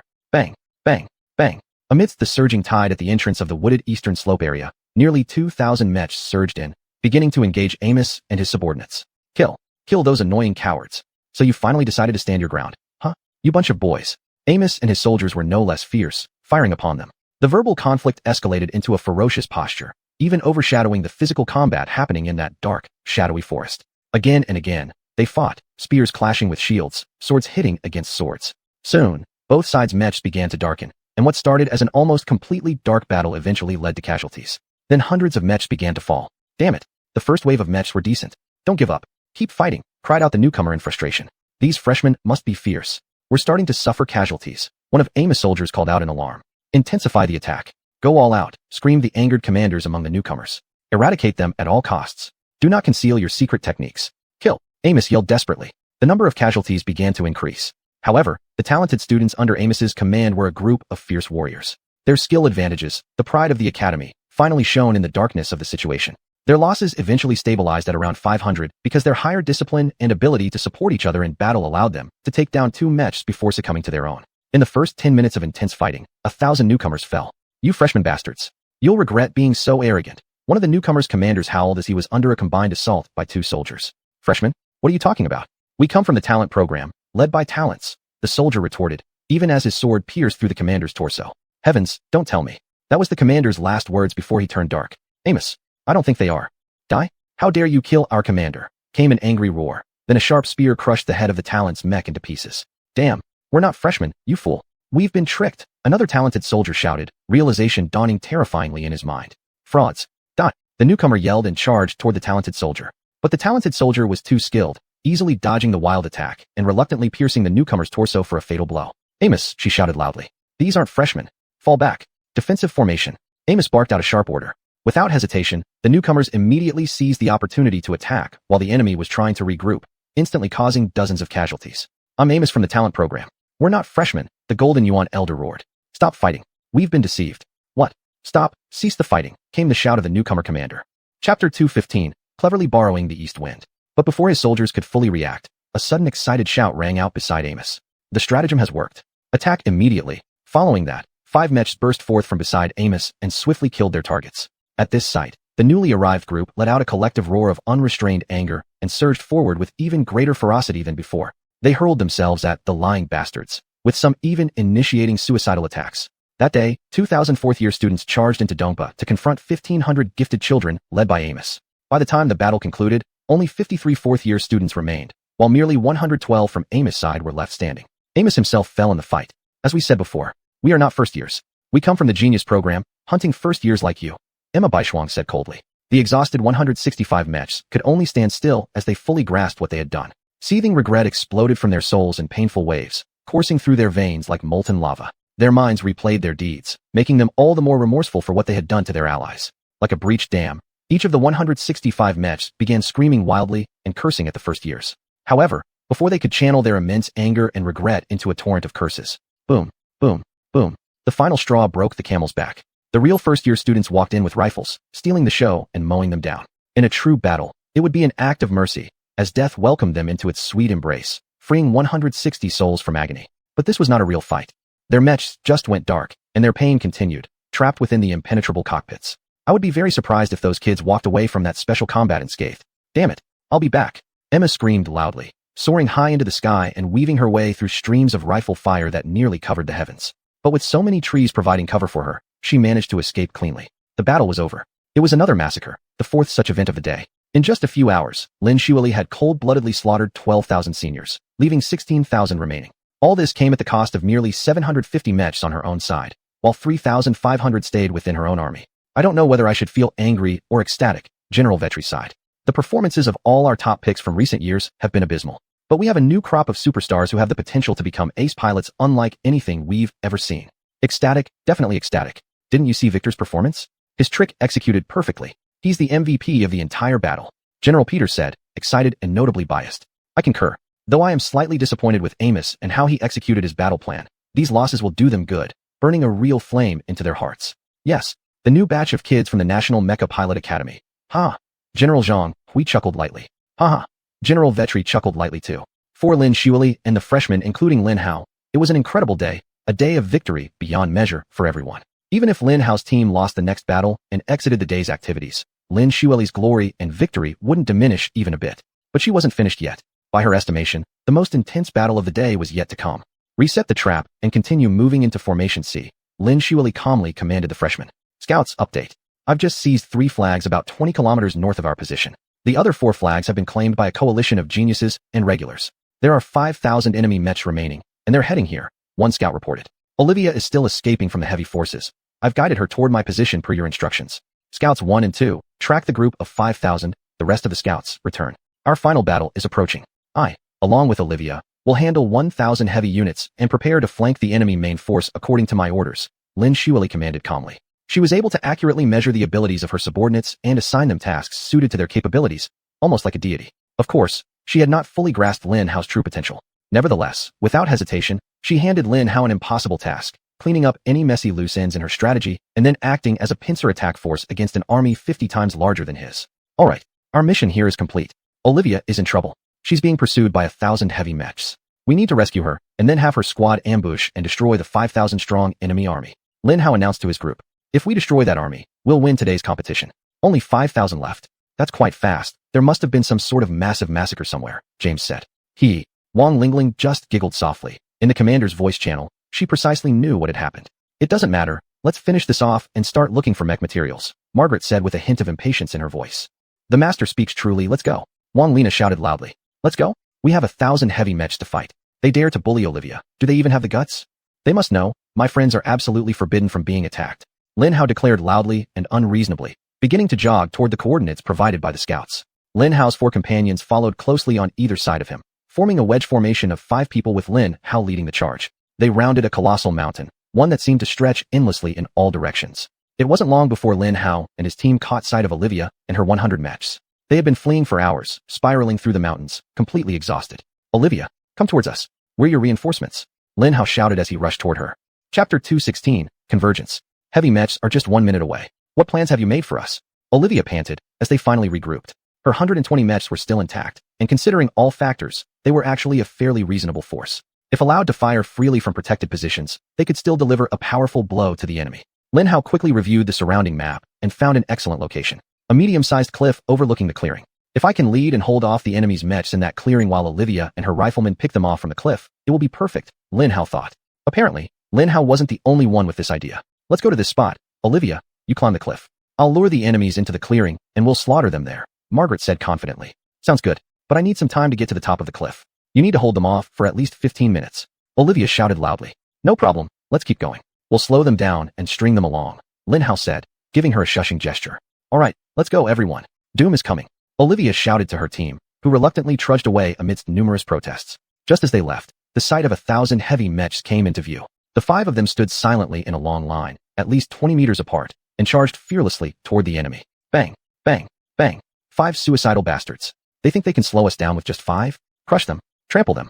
Let's give them an injury they won't forget, came the shout of a self-assured little boy. A 3rd or 4th grade student, a darling of the woods. Lin Hao chuckled softly as he began spinning his spear in a flashy, wide-angle motion.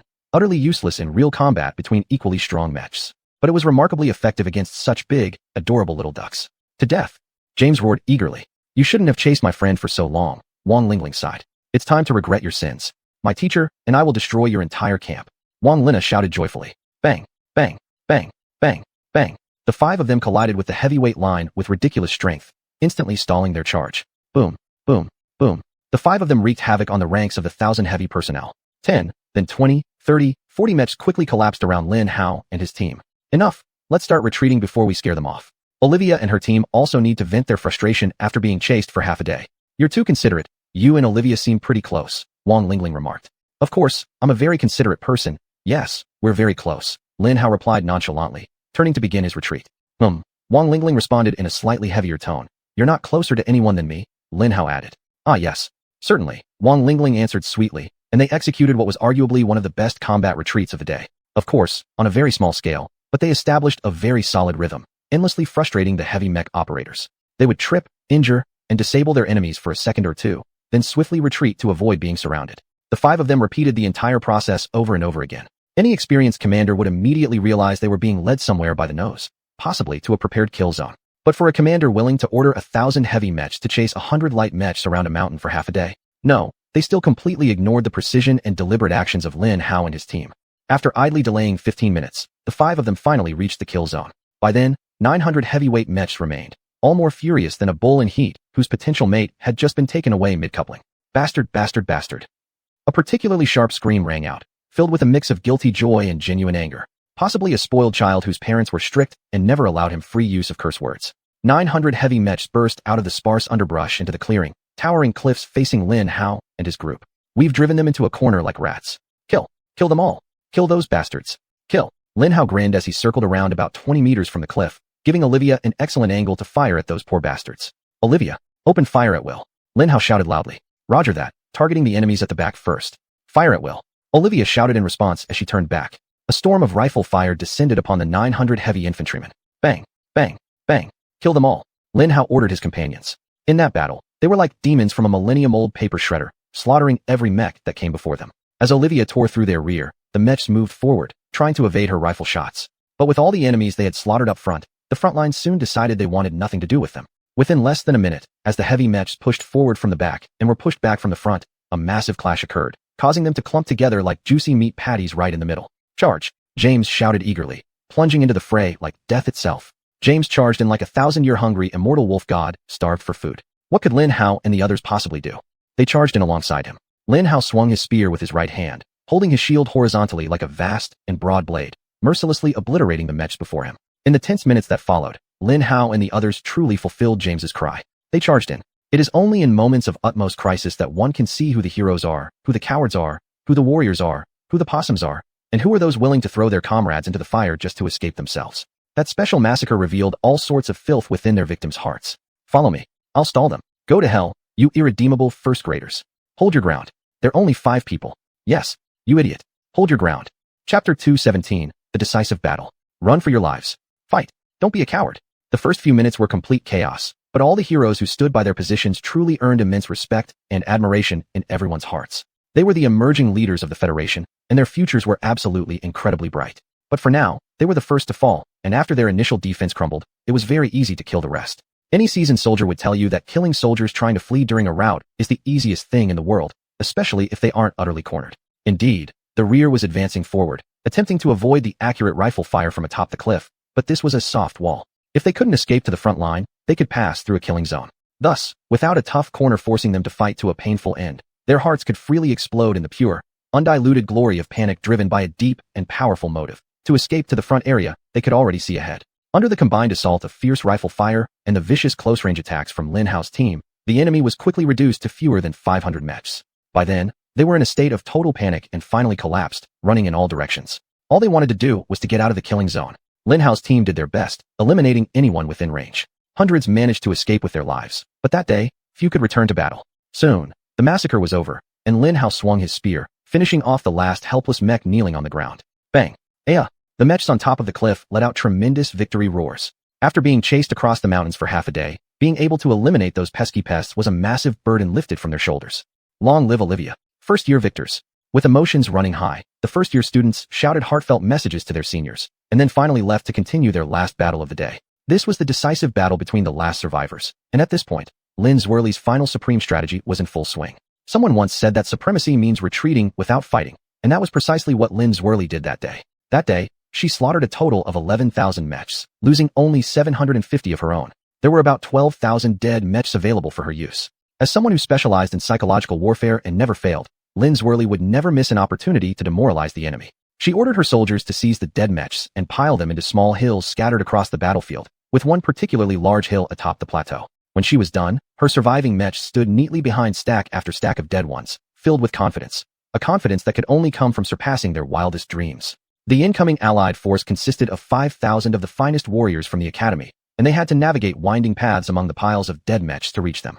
This was a brilliant move designed to drive home the sharp reality of fear into the students' hearts. The message was clear. I've already killed 12,000 of your classmates, and I will kill you too. Even veteran soldiers' hearts would tremble at the sight of such cruelty. What do you think about those 5,000 children slowly approaching Lin Zuerli? Deep inside, they were all harboring a similar series of thoughts. Goodness, they've killed so many people already. What's their secret? Where's the trap? Are they invincible? They must be invincible. Do they use real mechs? This is cheating. It must be the teachers guiding them. Damn it. This isn't fair. And the most common one. We've messed up. We're going to die here. Damn it. Final battle. The victorious warriors win the battles in their minds first before engaging in the actual fight, while defeated warriors go to war first and seek victory afterward. But their leaders weren't blind fools. They didn't know what the piles of dead mechs were doing to their soldiers' minds. Then, a particularly smart person began making comments and mocking the piles of dead mechs. They must have had plenty of time to do these things. If we were as immature as them, maybe we could also do the same to the mechs we've massacred. He shouted with a laugh. That's right. We've won a victory, and this victory is as impressive as those damn first-year students. More than 10,000 mechs died in the battle this morning. 11,000 are dead. And we survived. Yeah, a bunch of bragging first-year students. They have no idea who they're up against. His subordinates supported his words, which might have made the soldiers feel a little better. For all of them, it had been a terrible battle, and no amount of false bravado could convince them otherwise. The piles of dead mechs made a silent, but more convincing argument than their leaders ever could. After winding their way through the paths between the dead mechs, the 5,000 allied mechs finally came face to face with Lin Zuerli and her remaining warriors. See that? We're outnumbered. They've screwed up, one of the commanders shouted with immense relief in his voice. Yes, the enemy has only 2,000 mechs left. We will crush them and secure the final victory. 2,000? There should be more. Emma frowned. But since she wasn't sure, she didn't raise the issue. Form ranks. Prepare to charge at the enemy, the commander shouted. Flying mechs. Ascend into the sky and test their defensive capabilities. Report. 100 first-year students are approaching us from behind. Battalion 1. Go over there and eliminate them. You others, stay focused. We'll destroy them in one fell swoop. It was an arrogant plan suited for the most foolish commander of the day. The 500 mechs of Battalion 1 immediately moved towards Lin Hao, while the remaining 4,500 began advancing slowly forward. Lin Hao remembered that day, how he extended his resonance outward and shook his head in admiration of Lin Zuerli's thoughts. Lin Hao could clearly sense the 500 mechs moving toward him, marching neatly across the sea of 1,500 living mechs. Yes, a sea of mechs. Lin Zwerly had nearly half of her forces hidden among the piles of dead mechs. Truly remarkable. Lin Hao couldn't help but sigh. Yeah, it's surprising how quickly the commander managed to pile up those dead mechs, James said, completely unaware of the true meaning behind Lin Hao's comment. Chapter 2:18, Genius. All of you first-year students must regard whoever is leading all of you as some kind of deity. Yeah, Lin Shelley, she's a genius, Lin Hao said. TCH, just how great is this Lin family descendant? James asked disdainfully. Of course, this was a question very easy to answer and one that did not require them to describe with words. Seeing from afar the heaps of dead mechs was one thing. But actually walking past their gigantic corpses, these corpses piled up to their eye level, knowing it still contained live pilots who were all Lin Hao's senior students in school, was an entirely different matter. She's okay, pretty good, James finally unwillingly said as they walked past the 10th pile, possibly containing 1,000 more. She's only lost 800 mechs in total, Wang Lingling stated calmly. No one responded to her. Everyone was too awestruck. They knew Lin Shelley, this heaven-defying powerful warrior, was among them. But compared to the predecessors, she was merely another great warrior. Lin Shelley's masterpiece, they had all witnessed its full brilliance, purely the work and result of her tactical and strategic originality. At that moment, Lin Hao felt deep pride and not a small amount of relief. Lin Hao knew she was on his side, part of his little group. He might stand unbeaten with millions, no, billions of practice mechs. But fighting alongside a commander like her would be entirely painful. Her plans within plans even required Lin Hao to handle many things, just like the trap they were about to spring on unsuspecting enemies at that moment. Who would have thought that their devastating and highly efficient psychological attack was merely a cover for an even more destructive and effective assault? It was truly impressive. That day, among the strong spectators, not a single opposing voice dared to say anything negative about Lin Shelley. Not a single one. Lin Hao had checked. On the other hand, many opposed Lin Hao, most notably two people, with whom Lin Hao had just spent a crazy few days on a wild adventure. Truly a lucky and sticky bastard. First, he must have managed to recover some strength amidst the chaos. Then he's shameless enough to take full advantage of it. Not only that, he even handed out foolish upgrades to his friends. He must be incredibly lucky to find himself appear to the smartest and deadliest general in all of Z country's history. The elder loudly cursed. He really is like a sticky cockroach, isn't he? Lin Hao's older brother chuckled lightly. Not a cockroach. He looks too handsome to be a cockroach. Possibly some kind of sticky lizard, or maybe a young dragon, when Jenny fairly remarked. After all, he is the dragon of the Federation. I think it's a good thing he completely disrupted the courses we planned for him. If everything he tried failed, it would have been excruciating, Peng Xiaolong said. The future dragon. Now he's a damn 10-year-old brat who needs to learn harsh lessons first. If he doesn't have the ability to handle emergencies, he'll just be another dead dragon. As you know, we've already lost so many dragons, the elder muttered. None of which were your predictions, so they don't really count, Peng Xiaolong replied. Besides, who can say he hasn't faced emergencies? His early battles looked quite arduous. The fact that he managed to deal with them proves he truly is a hard-to-kill dragon cockroach. The best dragon, Peng Xiaolong said. The elder simply sighed and muttered a few more curses at Lin Hao. But this was their conversation about Lin Hao. After all, they firmly stood on Lin Hao's side. Their shameless bullying of Lin Hao that day, though venomous, was surprisingly born out of goodwill toward him. In another room, General Peter was engaged in a heated argument with two other generals over Lin Hao. That bastard definitely has secret techniques. I say we confiscate his mech and immediately imprison him to search for his secrets. At such a critical time, I need to implement every technological advancement in my army. Only then can we rival the Europeans. General Peter exclaimed. I disagree with imprisoning him, but we absolutely need access to his mech. Let's directly contact Bai Shuang on behalf of the Federation, and let's simply request that they hand over the technology to the military. General Vetri commented. Why are the two of you so agitated? The military supreme command has been extremely generous and considerate to Bai Shuang recently. They've surely already found out this secret. Even if you don't trust Bai Shuang, you can trust the military supreme command, right? General Zhang Rong objectively stated. Yes, the supreme command has proven itself competent enough. We can trust them, General Peter said reluctantly. But if we could interview that Bai Shuang bastard, it would be better. I completely dislike his sneaky face. I really hope someone gives him a fatal blow on his damn mech face somehow. The other two generals could only shake their heads and smile at General Peter. He was an extremely capable, but rather childish army general. Mini competition. Lin Hao loudly announced to his 6-person team as soon as he saw the 500. Only headshots count. The winner gets one reasonable yet undeniable favor from the rest of the team. You go first, but limit your power output to our level. No cheating. James shouted loudly. Of course, sounds fun, Margaret replied with her usual confident voice. Let's go, Olivia said eagerly, clearly wanting to try out the new powers Lin Hao had just given her. Simple. So easy. The twins answered almost in unison. Well then, if that's the case, the race starts now. Lin Hao shouted as he dashed forward quickly. Destruction. Red Dawn. James cried out incorrectly. Oh God, which moron is leading us? A momentary shout came from their rear. Charge. Lin Hao grinned at the light-hearted atmosphere among the children despite their charging into 500 upperclassmen mechs vastly outnumbering and outskilling them. Their victory against them boosted their confidence to an incredible level. Even such daunting tasks as facing powerful enemies seemed somehow achievable to some extent. Well, with 6 augmented peak blue mech death gods leading the charge, they had every reason to be self-assured. After all, the group had already witnessed their prowess in action. Who can stand against them? Not those pitiful bastards in front of them. Chapter 219, Power Eruption. Lin Hao unleashed all his strength, savoring the incredible speed that put his powerful mech ahead of the other members of Lin Hao's team. Haha, Lin Hao shouted excitedly. Snap! Lin Hao's heart raced with pleasure. Again, he could feel his red mech core subtly expanding, power and digestion rate both surging. Amazing! Lin Hao thought happily as the first enemy mech ahead issued a battle cry, and then was interrupted when its armor turned black. He fully expected the red mech core to return to hibernation again, but it utterly shocked him when it didn't. It kept pulsing, and Lin Hao plunged into a formation of 500 mechs. Ha ha! Lin Hao roared uncontrollably, subconsciously accelerating his slaughter of the 500. Yes, yes, die you bastards! Lin Hao howled in excitement. The strength of the red mech core surged on endlessly, digestion speeding up. Slowly but unmistakably clear, Lin Hao could sense his resonance rising, the control over all the mechs he had instilled in himself beginning to ascend. Awakening.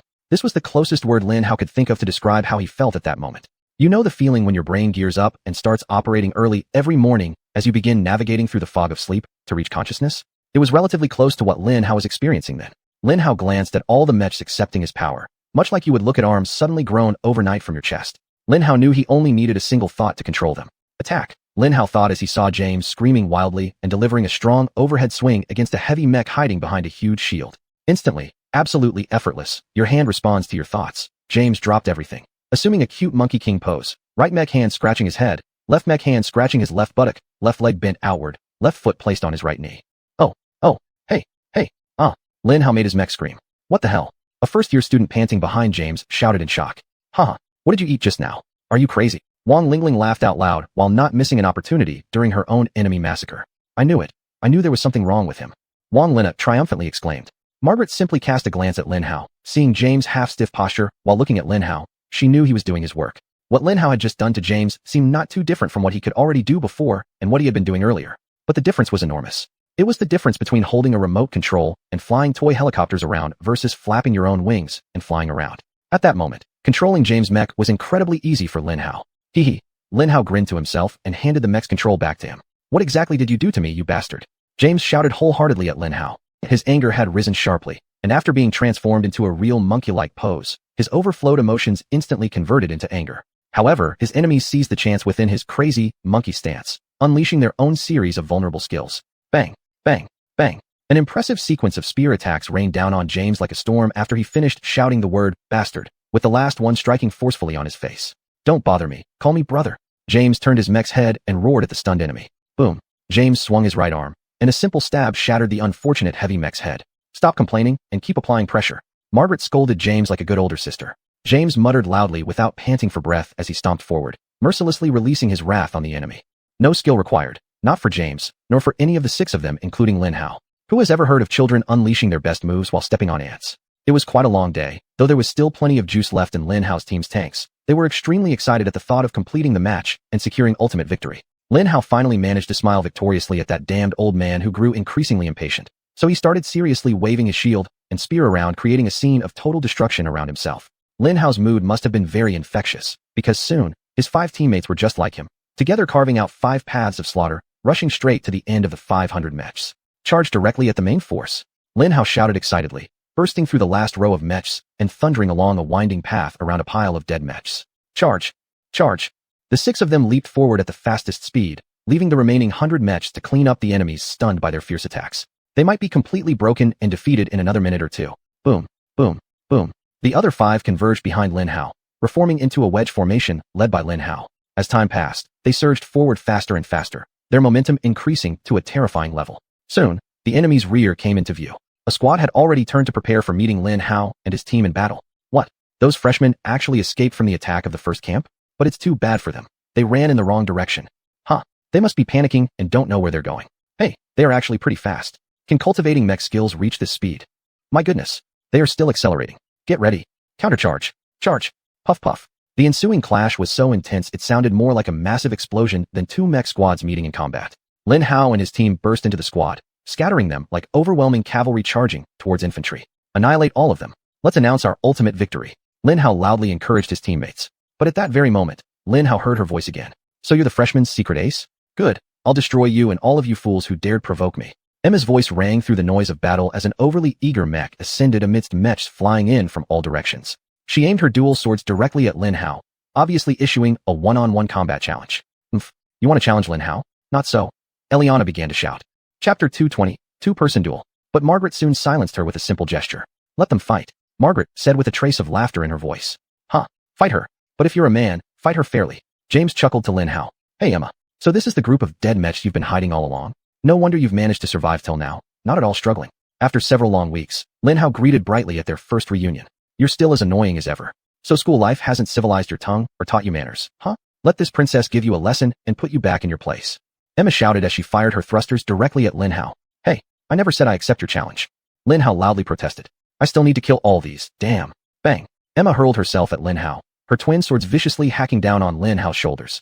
Even Lin Hao was baffled by this move. In that moment, Lin Hao had inexplicably lowered his mech armor's power to the level of ordinary training mechs. Lin Hao thought it was the chivalrous spirit deep within him. Don't misunderstand him. Lin Hao had no qualms about bullying girls. As a victim of being bullied by gang girls in his old life as a scrapyard scraper, Lin Hao had long lost his gentlemanly respect for girls. But Emma wasn't just any girl. She was Emma. So Lin Hao quickly leveled himself down to her playing field while deftly twisting his body, successfully dodging those fierce swords. Bang. Out of instinct, Lin Hao reflexively sent an uppercut towards her head, which seemed like a skilled counterattack. But for Lin Hao, it was purely instinctual in that moment. Lin Hao managed to use that attack to slightly send her reeling back. Bang. However, Emma wasn't one to take attacks lightly. She was able to unleash a powerful kick into Lin Hao's groin area simultaneously, the force coupled with a perfect uppercut, sending her body explosively flying backward. Oof. This is a mech battle. Lin Hao muttered to himself, despite shrinking under the psychological impact of being kicked down there. Emma corrected herself mid-air through a series of highly complex thruster explosions. She was extremely proficient with flying mechs. Damn, you've improved a lot. Emma might have been frowning at Lin Hao. You're actually quite skilled at flying. Why didn't you teach me? Lin Hao asked her, teasingly pointing a spear at her. I'm glad you recognize my skill in flying. But too bad for you. Flying isn't the only thing I'm good at, Emma said. Then she charged at Lin Hao again. Like a goddess of death from some anime game, Emma spun in mid-air, her dual swords lunging forward toward Lin Hao. This was an incredibly fierce attack that, if it hit, would surely deal a fatal blow. Just imagine spinning your body at an extremely high speed 10 times over and over, and you might understand what it feels like to execute such reckless and wild attacks. Lin Hao didn't know why she used that particular attack sequence against him. Maybe she watched too many animes the night before. After a moment of surprise, Lin Hao instinctively reacted, interrupting her attack with the simplest method he could think of, throwing a mech at her, forcing her either to collide with it or stop her attack, both of which would leave her in a very unbalanced and disadvantageous position. Lin Hao grabbed the nearest mech nearby, letting out a soft sound. Gaga. Instead of giving way, the mech launched a terrifying attack at Lin Hao. Lin Hao had forgotten that he had cancelled the mech's power. Shixie. Lin Hao cursed loudly, his brain working overtime to respond to the immense crisis facing him. In front of Lin Hao was Emma executing her ridiculous spinning attack. On Lin Hao's right was a foolish enemy growling as he attacked Lin Hao with his warhammer. What could Lin Hao do? He revised the original plan, picked up the heavy mech, and threw it at Emma, then spun his body to hide behind it. If I can't mess with you, then I'll use you as a shield, Lin Hao thought as he successfully executed his complex movements. Emma collided with the heavy mech, smashing it into pieces. Hey, why are you so strong? Lin Hao shouted at Emma while struggling to free himself from the heavy mech that was falling apart in front of him. Stop hiding behind others and fight me, Emma shouted as she flung the destroyed heavy mech's cockpit away. The strength Emma displayed far exceeded that of ordinary training mechs. Don't tell me. Her experimental mech core is active? Lin Hao excitedly thought. Without hesitation, Lin Hao amplified the power of his training mech to match that of a weak blue mech baron, just in time. Emma charged at Lin Hao, unleashing a series of ultra-fast sword strikes, which Lin Hao barely managed to block with his enhanced speed. Bang bang bang. After resisting 5 hits, Lin Hao realized her strength was roughly equivalent to that of a standard blue mech viscount.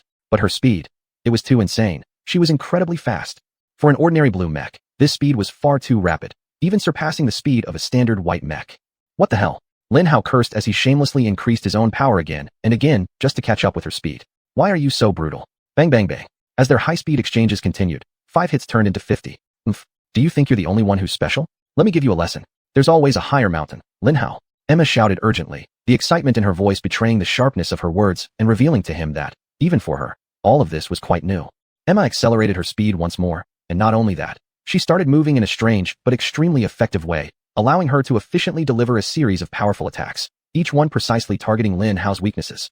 At that moment, Lin Hao was completely flustered. Out of 10 attacks, Lin Hao could probably only fend off 8, and as the seconds ticked by, that number kept dropping, falling to 6, then 5. 5 minutes after the fight began, her momentum had grown like a snowball rolling downhill, leaving Lin Hao able to block only half of her attacks. If Lin Hao hadn't shamelessly boosted his strength again to reach white mech level at that point, he would have definitely lost. In terms of technique, Lin Hao was utterly outmatched. Even so, despite Lin Hao's severe deficiency in combat skills, he could easily tell that Emma was in a state of extreme excitement. Chapter 221, Confrontation.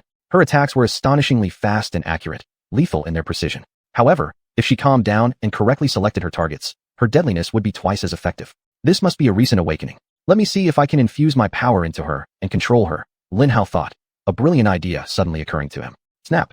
Lin Hao charged forward as she was swinging downwards, grabbing her arm. In that instant, Lin Hao injected a substantial amount of red energy into her mech, attempting to overwhelm her with his own strength and control her fully as he had with other mechs. But much to Lin Hao's surprise, the red mech energy rebounded from her mech, splashing back like water being sprayed around a car by a high-powered hose. Well, not exactly like that. It was more akin to the explosive magnetic repulsion between two powerful electromagnets. Both Lin Hao and Emma were thrown in opposite directions by an immense force. Bang! Emma was more agile and talented in her movement techniques. She managed to correct herself mid-air and landed impressively on the ground somehow. The entire battlefield erupted in a loud cheer. Unconsciously, the fight had stopped, and almost everyone was looking at Lin Hao and Emma. Despite none of them knowing what happened, the fact that Lin Hao's but hit the ground hard while Emma landed gracefully like a gymnast could only mean one thing. She had the upper hand in this battle. Freshman, this is what you get for challenging the big kids. A senior boy yelled, emotionally agitated. He's fighting against Emma, who's only 8. Everyone cheers for the genius program. We're the best. We're the strongest. Ha ha ha. Ha ha. Finally, the true fight between two geniuses. Great. Epic. I love it. Amidst the enemy cheers, Lin Hao's allies made sure their thoughts were heard by Lin Hao too. Hee. Don't tell me you lost to a little girl. Damn, did I back the wrong person? James shouted loudly into Lin Hao's communication device. Ho ho, you lost to a girl. Wang Lingling gave Lin Hao a kick while he was down, gleefully so. Weak, my master would never lose like you. Wang Lina proclaimed with extreme bias and subjectivity. You're still too green in combat, tisk. Olivia Lin Hao commented with a disapproving tone. Don't focus on matching her speed. Concentrate on your advantages. Margaret advised Lin Hao. Finally some constructive feedback. You guys are all useless. Are you even on my side? Lin Hao cursed them as he slowly stood up, beginning to consider Margaret's words. Focus on my strengths, my power is right. Why was I stripping myself of my authority? Enhancing myself is my power. There's no need to feel ashamed of what I possess. There's no fairness in battle, even if it's against Emma. No, especially if it's against Emma. Treating her specially is disrespecting her as a prodigy. Lin Hao realized, finally waking up from his delusions of being a gentleman. Alright, we've played enough. Now I'll show you my true strength. Lin Hao roared. Without changing states, Lin Hao enhanced himself to the peak level his body could reach at that moment. Whoosh. Lin Hao became so powerful that a suffocating aura surged out of his mech, silencing everyone on the battlefield. Nearly 10,000 mechs on the battlefield suddenly fell silent, creating a deafening quietness that was no less than the roar of thousands of people. Bang. Lin Hao assumed the basic stance for combat, pointing the spear at her. Whoosh. Lin Hao could almost hear tens of thousands of throats swallowing nervously as his aura transcended, transforming into sharp intent to kill. Good, you're finally serious. So am I, Emma said softly, her voice echoing across the battlefield. Whoosh. An aura no less imposing than Lin Hao surged out of Emma at that moment. Lin Hao was stunned. That's right. Lin Hao didn't use his full strength yet, but he did have 2 experimental mech cores and a pile of absorbed mechs. 10% of Lin Hao's strength was roughly equivalent to a matured peak white class mech.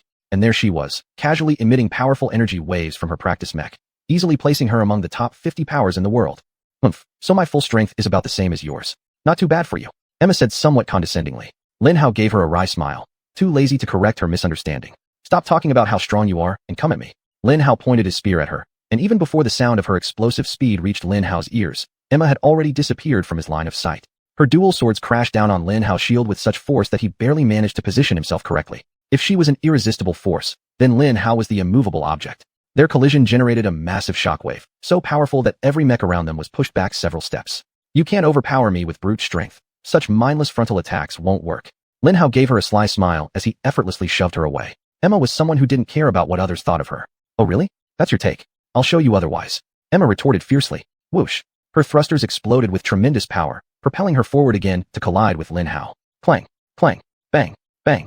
Emma unleashed a barrage of powerful and creative close-range attacks on Lin Hao, who didn't even bother dodging but instead took the hits head-on. You think you can knock me down with your useless close combat strikes?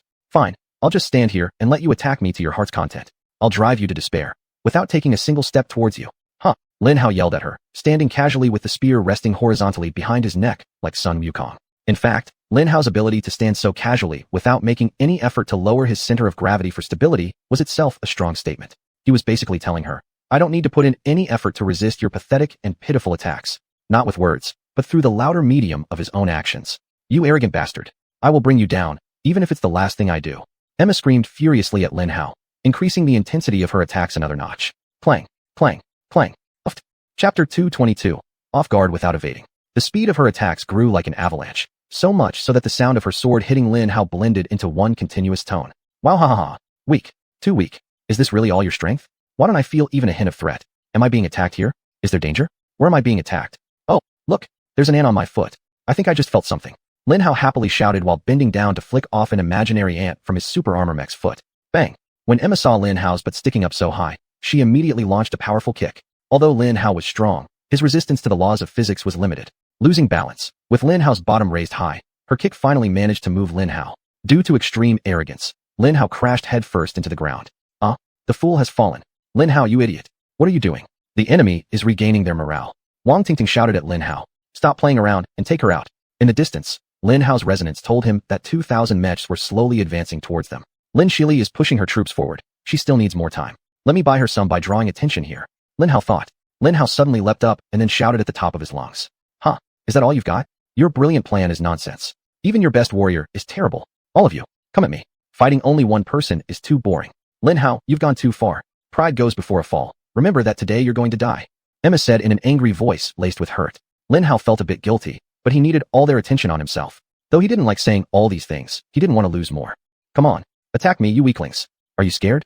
Cowards. No wonder you're so weak. You're all cowards inside. Poo-poo. Lin Hao continued his tirade, beginning to fend off Emma's attacks. Bang, bang, bang.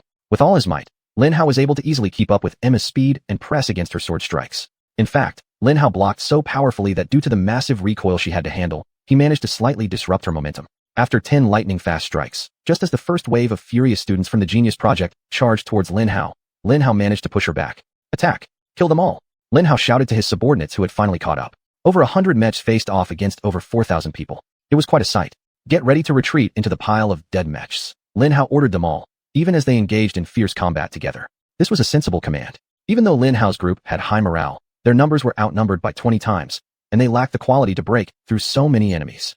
Within seconds, their fearsome charge lost momentum, and many of the 100 mechs began to fall. Retreat! Lin Hao screamed, waving his spear about to prevent Emma and a few other powerful heavyweights from following. Yeah, retreat quickly. Splash! Before he could finish his sentence about the heavy mech, Lin Hao destroyed it. The remaining 60 mechs managed to disengage from battle and started hopping away. A tactical retreat in battle was tough, especially facing an enraged enemy who outnumbered Lin Hao's group. Very, very, very hard. They had to fall back, stop the enemy's attack, stay alive, and keep moving without stopping. Within seconds, only 30 of Lin's men remained.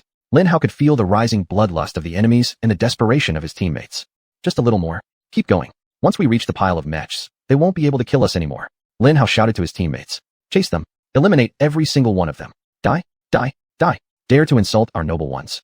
Die. The enemy's curses and angry shouts kept coming non-stop. Guys, reverse charge. Give the rest some time to run. On my mark, 3, 2, 1, go. Lin Hao yelled loudly to his 5 friends. Together, they pushed forward instead of retreating. You remaining ones. Run fast. Lin Hao shouted, delving deep into the enemy lines. Swish. Bang. Bang. Bang. Their attacks rained down on Lin Hao's group like a storm. This is bad. Although we might be much stronger than them, at this rate, their attacks will eventually penetrate our defenses. Wang Lingling said with a slightly worried tone. Don't worry. Our freak of a leader should still have some magic left in his spellbook. He'll come up with something, right? James laughed as he unleashed a dazzling series of attacks, leaving a trail of dead mechs in his wake. But before Lin Hao could reply, he caught sight of something flashing at the corner of his eye. Wow. 2 powerful sword strikes landed on James, instantly destroying his mech. It was Emma. Little Emma, you're picking on me again? Come fight me. Margaret shouted from the side, striding towards Emma with an inviting grin. But she didn't have to bother. After killing James, Emma turned to Margaret and erupted towards her with tremendous speed. Once again, it was a dream matchup. Margaret versus Emma, 2 extraordinarily powerful girls from the prodigious White Frost clan. Good. This is great. General Anthony shouted loudly. Even the irascible General Peter had nothing negative to say about this match. Yes, if Margaret performs well, the Navy will snatch her up. You two watch carefully, Admiral Wei Telly shouted. Lin Hao pointed at Margaret, injecting a stream of red energy into her mech, boosting her strength by several levels. She hadn't reached Emma's level, but she wasn't far off. I think she doesn't need to completely reach Emma's level to win. This way, the fight will be more interesting, Lin Hao thought to himself. Margaret and Emma clashed in a mighty collision that, without the enhancement of the experimental mech core, would have ended the battle and destroyed 2 practice mechs. But neither was harmed by the clash, and they began their lethal death dance. Emma was the aggressor in that battle, relentlessly launching attack after attack with her twin blades. While Lin Hao had indeed said that Margaret's fighting style was that of a deadly assassin, one that typically favors stealthy combat styles, this particular style was completely ineffective against the heavily armored Emma. Chapter 2:23, Sisters Duel. She was fully pushed into defense, only parrying or blocking Emma's attacks with the efficiency and fluidity of an assassin. Like a cobra waiting for the perfect fatal strike, Margaret retracted every ounce of killing intent from her attacks, easily drawing Emma into a false sense of superiority. Terrifyingly, the brutal exchange between the two of them looked almost comfortable. This Margaret is a competent and mature warrior, General Anthony commented. Indeed, she can immediately judge her strength's insufficiency and has made a perfect response. Hell, if I didn't have decades of experience, I would also be complacent about the outcome of this battle, exclaimed General Witry. The Navy wants her. You two greedy bastards stay away from her. She's good. General Peter just grunted, but even so, it was an extremely high praise from the Army General. In the next few minutes, they continued their high-speed fight. Elsewhere, Lin Hao kept destroying enemy mechs like a ferocious Grim Reaper among the targets, his powerful attacks successfully binding a large number of surrounding mechs. The remaining 4 teammates were similarly occupied. However, despite their efforts, they couldn't stop the flood of mechs flowing past them. Hundreds upon thousands of enemy mechs surged around them, continuing to pursue the remaining 100 mechs. The question that needed answering was why all of the enemy forces had been lured so thoroughly by such a small number of mechs. What exactly was the enemy commander doing? But that's life. That's war. The enemies charged past Lin Hao and his group, directly entering the prepared ambush. While Margaret and Emma engaged in a high-profile duel, Lin Shui set a trap for the enemy. She sent 2,000 mechs rushing forward from behind. Boom! Kill those arrogant upperclassmen. The freshmen are cheering. Long live Lin Shui, goddess of war. With thunderous roars, they charged at the enemy. From the rear, ambush. Battalions 5 to 7. Turn around and face them. Ambush from the rear. Battalion F. Boom, boom, boom. A spear hidden among piles of dead mechs couldn't resist striking out towards the enemy leader's head. Ambush. The mech beside the leader shouted, swinging its massive sword toward the hiding freshman. Another freshman thrust their sword, wounding the leader's belly, and just like that, the army's first battlefield commander died almost completely ineffectively. Lin Shui's main force could charge at close range to the enemy, and then other battlefield commanders located further away managed to notice them and gather some defense against her. Battalions 5 to 7. Go. Now. Countercharge, screamed the panicked 5th-year battlefield commander. In the chaos, Battalion 3 ceased their forward charge, turning to start charging toward Lin Shui. Just as they hadn't built up momentum, Lin Shui finally issued the command for the attack of 1,500 hidden mechs. All units, full attack, kill or be killed, down to the last mech. Her voice rang out like a war horn. The 1,500 mechs hidden among piles of dead mechs rushed out joyfully from their hiding spots. They had been waiting for the order, their hearts pounding with excitement, their hands sweating profusely. When Lin Shui finally gave the order, they burst forth with pent-up energy, catching the enemy completely off guard. This was the final large-scale surprise of the day, after which everything else proceeded according to plan. Lin Shui's plan worked just like that. The final massacre ended within a mere 15 minutes. Lin Hao didn't even manage to kill another 100 mechs. Every enemy on the battlefield was overwhelmed. So this is what total defeat looks like, Lin Hao thought to himself, marveling at the battlefield. In the following 5 minutes, Lin Hao's victorious army screamed in triumph with overwhelming victory cheers, until someone noticed an extremely exciting battle still ongoing.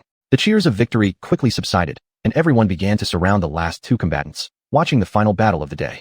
Ironically, though the battle was won by the freshmen, neither of them was involved in the final and most thrilling fight. It was between a regular 3rd-year student and a genius 2nd-year student. By that point, Margaret had thoroughly provoked Emma to an indescribable level of anger. Her attacks started to become reckless. She unleashed a fast trio of shots on Margaret's semi-destroyed shield and delivered a powerful kick, attempting to push her off balance. But Margaret calmly blocked all of her attacks. Fight me properly, you damn it. Emma yelled in fury. I am fighting you. Margaret replied with an irritated light laugh. Hit me properly. Emma shouted again, nonchalantly raising her dual swords, swinging the massive blades over her head. Swoosh, swoosh, swoosh, swoosh. Swoosh. Emma put her entire weight behind that strike, much like a girl wielding a toy hammer in an arcade strength measuring game. And at that moment, Margaret's key strike finally came, like that of a lethal cobra. As Emma's massive swing reverberated, Margaret deftly charged forward, swiftly moving her massive sword upward with incredible speed. Combined with Emma's forward momentum, Margaret's attack struck Emma's relatively fragile head with the force of a freight train. It immediately breached the upper limit of Emma's defenses, dealing fatal damage to her sensors. Like this, Margaret tauntingly asked her, following up her savage attack with a swift spin of her left leg, unleashing several powerful shield strikes that further disoriented and broke Emma's balance. Bang! Bang! Poor Emma didn't have time to react before her mech hit the ground for the first time that day. Margaret showed no hesitation as she ruthlessly delivered a few more destructive blows to finish the job. Crush! Crush! Even with severe injuries, Emma didn't give up. From beneath Margaret's heel, she activated her thrusters with full force and explosively shot backward at great speed, narrowly dodging Margaret's killing blow. Destroy her! Destroy her! Take down that genius! Haha! Dot! The crowd roared in approval of the outcome of the battle, their enthusiasm further spurring Margaret, who engaged her own thrusters to chase after Emma. However, Emma wielded an experimental motion-based mech core, allowing her to maintain distance with ease. Chapter 224, The Tipping Point. Moreover, Emma's emotions finally reached the tipping point. From Lin Hao's position, Lin Hao could clearly feel her anger, and her power was slowly but surely rising. She's like me, Lin Hao suddenly realized. Her power can be triggered by strong emotions. Right before Lin Hao's eyes, Emma's power was gradually increasing, and her already astonishingly high speed increased once again. Margaret, you're good. You're really good. Today, Lin Hao will give it his all to defeat you. Emma shouted as she began flying around in strange, circular patterns in the air. At first, Lin Hao was very confused. What is she doing? Lin Hao couldn't help but ask aloud. However, the answer soon appeared. Boom, boom. The huge sonic boom sounded as she broke through the sound barrier. She's gathering momentum. Margaret, be careful. Lin Hao shouted in shock. Her next attack might be fatal. Emma, you crazy lunatic. Stop this fight. Lin Hao could clearly sense that the speed and momentum Emma was gathering were slowly approaching the limit of resistance for both her and Margaret's armor. As Emma's power steadily but irreversibly increased, this small increment was like the well-known last straw that would break the camel's back. In that special situation, the ultimate outcome would involve the lives of both Margaret and Emma. I need to stop her. Lin Hao narrowed his eyes firmly, quickly devising a very simple and direct plan of action. Lin Hao leaped forward, preparing to display his own strength by creating the most agile flying mech he could handle so he could snatch Emma from the sky before she collided with Margaret. However, just at that moment, a gentle voice sounded from afar. That's enough, Emma. Lin Hao perked up his ears slightly in surprise. The timbre of the voice was very similar to Emma's, and Lin Hao easily deduced that she was also from the White Frost clan. Moreover, her voice was filled with incredible courage and authority, something absolutely undeniable and final. In Lin Hao's mind, if there were a world queen, she would sound exactly like that. Rich, valiant, and powerful. Aunt Eleanor? Is she back? James exclaimed in shock. Aunt Eleanor? Do you mean that's Emma's mother? Lin Hao's jaw dropped in surprise. Yes. If she's returned, then Uncle Phil. Margaret's voice was full of hope and anticipation. Swoosh. Instead of slowing down, Emma's mech suddenly exploded into an even faster speed, and she accelerated in the direction of the source of the voice. Emma's father Phil had disappeared months ago, and Emma's mother had gone offline to search for him. For her, returning at that moment could only mean one thing. Phil had been found. Eleanor White Frost would never return until she found him, even if she had to spend the rest of her life searching for him. The only question was he alive or dead? Emma was desperate to hear news of her father, and Lin Hao could imagine the terrible mix of emotions exploding within her at that moment. Within seconds, she became nothing more than a fleeting glimpse in the distance, and after another second, she was gone. And just like that, the activity of the day reached its ultimate anticlimax. The winner of the day's event was, "Cheer for the freshman!" Came a childishly excited voice from somewhere in the crowd. The survivors of the massive battle roared their victorious cheers. Everyone cheer for Lin Shirley, goddess of war. Goddess of war. Goddess of war. Goddess of war. They all fought bravely, but deep down, they were clear that the main credit for their victory belonged to Lin Shirley. She was the sole reason for Lin Hao and the others' victory. If anyone other than her had participated, they would have lost long ago. That sound was so clear and undeniable that for the next half hour, they did not stop chanting Goddess of War. Because due to her, they triumphantly marched through a massive kill zone that claimed the lives of nearly 30,000 mechs. To them, it was a glorious, honorable half hour. But unfortunately, the truth wasn't so sweet. This event and all its exciting twists may have ended, but the day was still young. In fact, more surprises awaited Lin Hao and the others. Whoosh whoosh, whoosh. Three very loud, unmistakable sounds of advanced flight systems suddenly echoed from the sky, abruptly stopping their loud and endless cheers as they all looked up together. As expected, it was three mechs. But goodness me, they were beautiful mechs. Lin Hao could tell that fundamentally, the three of them were essentially the same base model mech, all bearing similar red colors and patterns from the Z Federation Armed Forces. But their gears were very, very different. The mech on the left was a lightweight one, holding something that could only be described as stupidly cool in an alien way, a rifle. The rifle was completely black, covered in spikes, resembling a strange urchin-shaped spear, and it was definitely not designed to be part of a standard mech rifle. In fact, Lin Hao seriously doubted whether it had been designed by humans at all. Nevertheless, it was undoubtedly a rifle, making the light mech into a sniper. The mech on the right was a medium-sized one, specifically designed as a defensive medium mech. Defensive medium mechs are rather peculiar creatures, because if they aimed for outstanding defense, being a heavy mech might have been better. But since they also wanted agility and speed, they had to sacrifice that final bit of excellent defense to gain the desired speed and agility. Still, looking at the thick armor and shields of this heavy mech, Lin Hao highly doubted that any standard heavy mech would rival it in terms of defense. What kept it firmly in the medium category was undoubtedly its incredibly powerful flight module. Thanks to its robust flight module, it could move quickly and nimbly like a mobility-focused medium mech, appearing centuries ahead of the curve compared to ordinary mechs. Finally, the central mech was a heavy-duty one. If the right mech could be described as a defensive medium mech, then the central one could only be called a walking fortress. It was simply square and looked absolutely impenetrable. The defensive modules it employed were just as ridiculous as the first mech's urchin-like rifle, giving it the appearance of a tin man straight out of a wizard tale. Yet, its flight module was the largest, its thrusters emitting the most thunderous sound of all. Chapter 2:25, Jurisdiction. Lin Hao could be sure without asking that even though it was as heavy as a mobile fortress, it was still the fastest and most agile of the three. And seeing these three incredible mechs, especially since they were all at the peak level white mechs, made Lin Hao think of just 5 words. Who are they? Lin Hao shouted into the communicator, curiously asking his 5 teammates. This time, their response was simple. How should I know? Lin Xueli, Lin Hao, Margaret, Victor. You are now a member of the Supreme Military Command. Come over, we'll take you to headquarters immediately. A gentle, charming voice rang out from the mech on the left. Yet none of them made any move. Come on, we don't have much time. A rough voice came from inside the mech. Aren't you supposed to have all day? Then why didn't you conduct your recruitment within the agreed window instead of breaking the agreement and coming here to disrupt our lessons? Peng Xiaolong's Kronos suddenly appeared in the middle of the training ground. Hello, glad to see you again, how are you? I'm fine. You look good too. Alright, enough chatting, let's continue on our way. The beautiful voice addressed Lin Hao's brother sharply once more. No thank you. This is the National Mech Pilot Academy. I am the principal here. Every inch of airspace here is under my jurisdiction. If you do not back off and cease your outrageous recruitment activities, I'm afraid I will have to ask you to leave. Peng Xiaolong said calmly, but there was already a trace of irritation in his voice. Kronos advanced at full speed from where Peng Xiaolong had been hiding until it was eye to eye with them. Jurisdiction? The charming voice sneered coldly.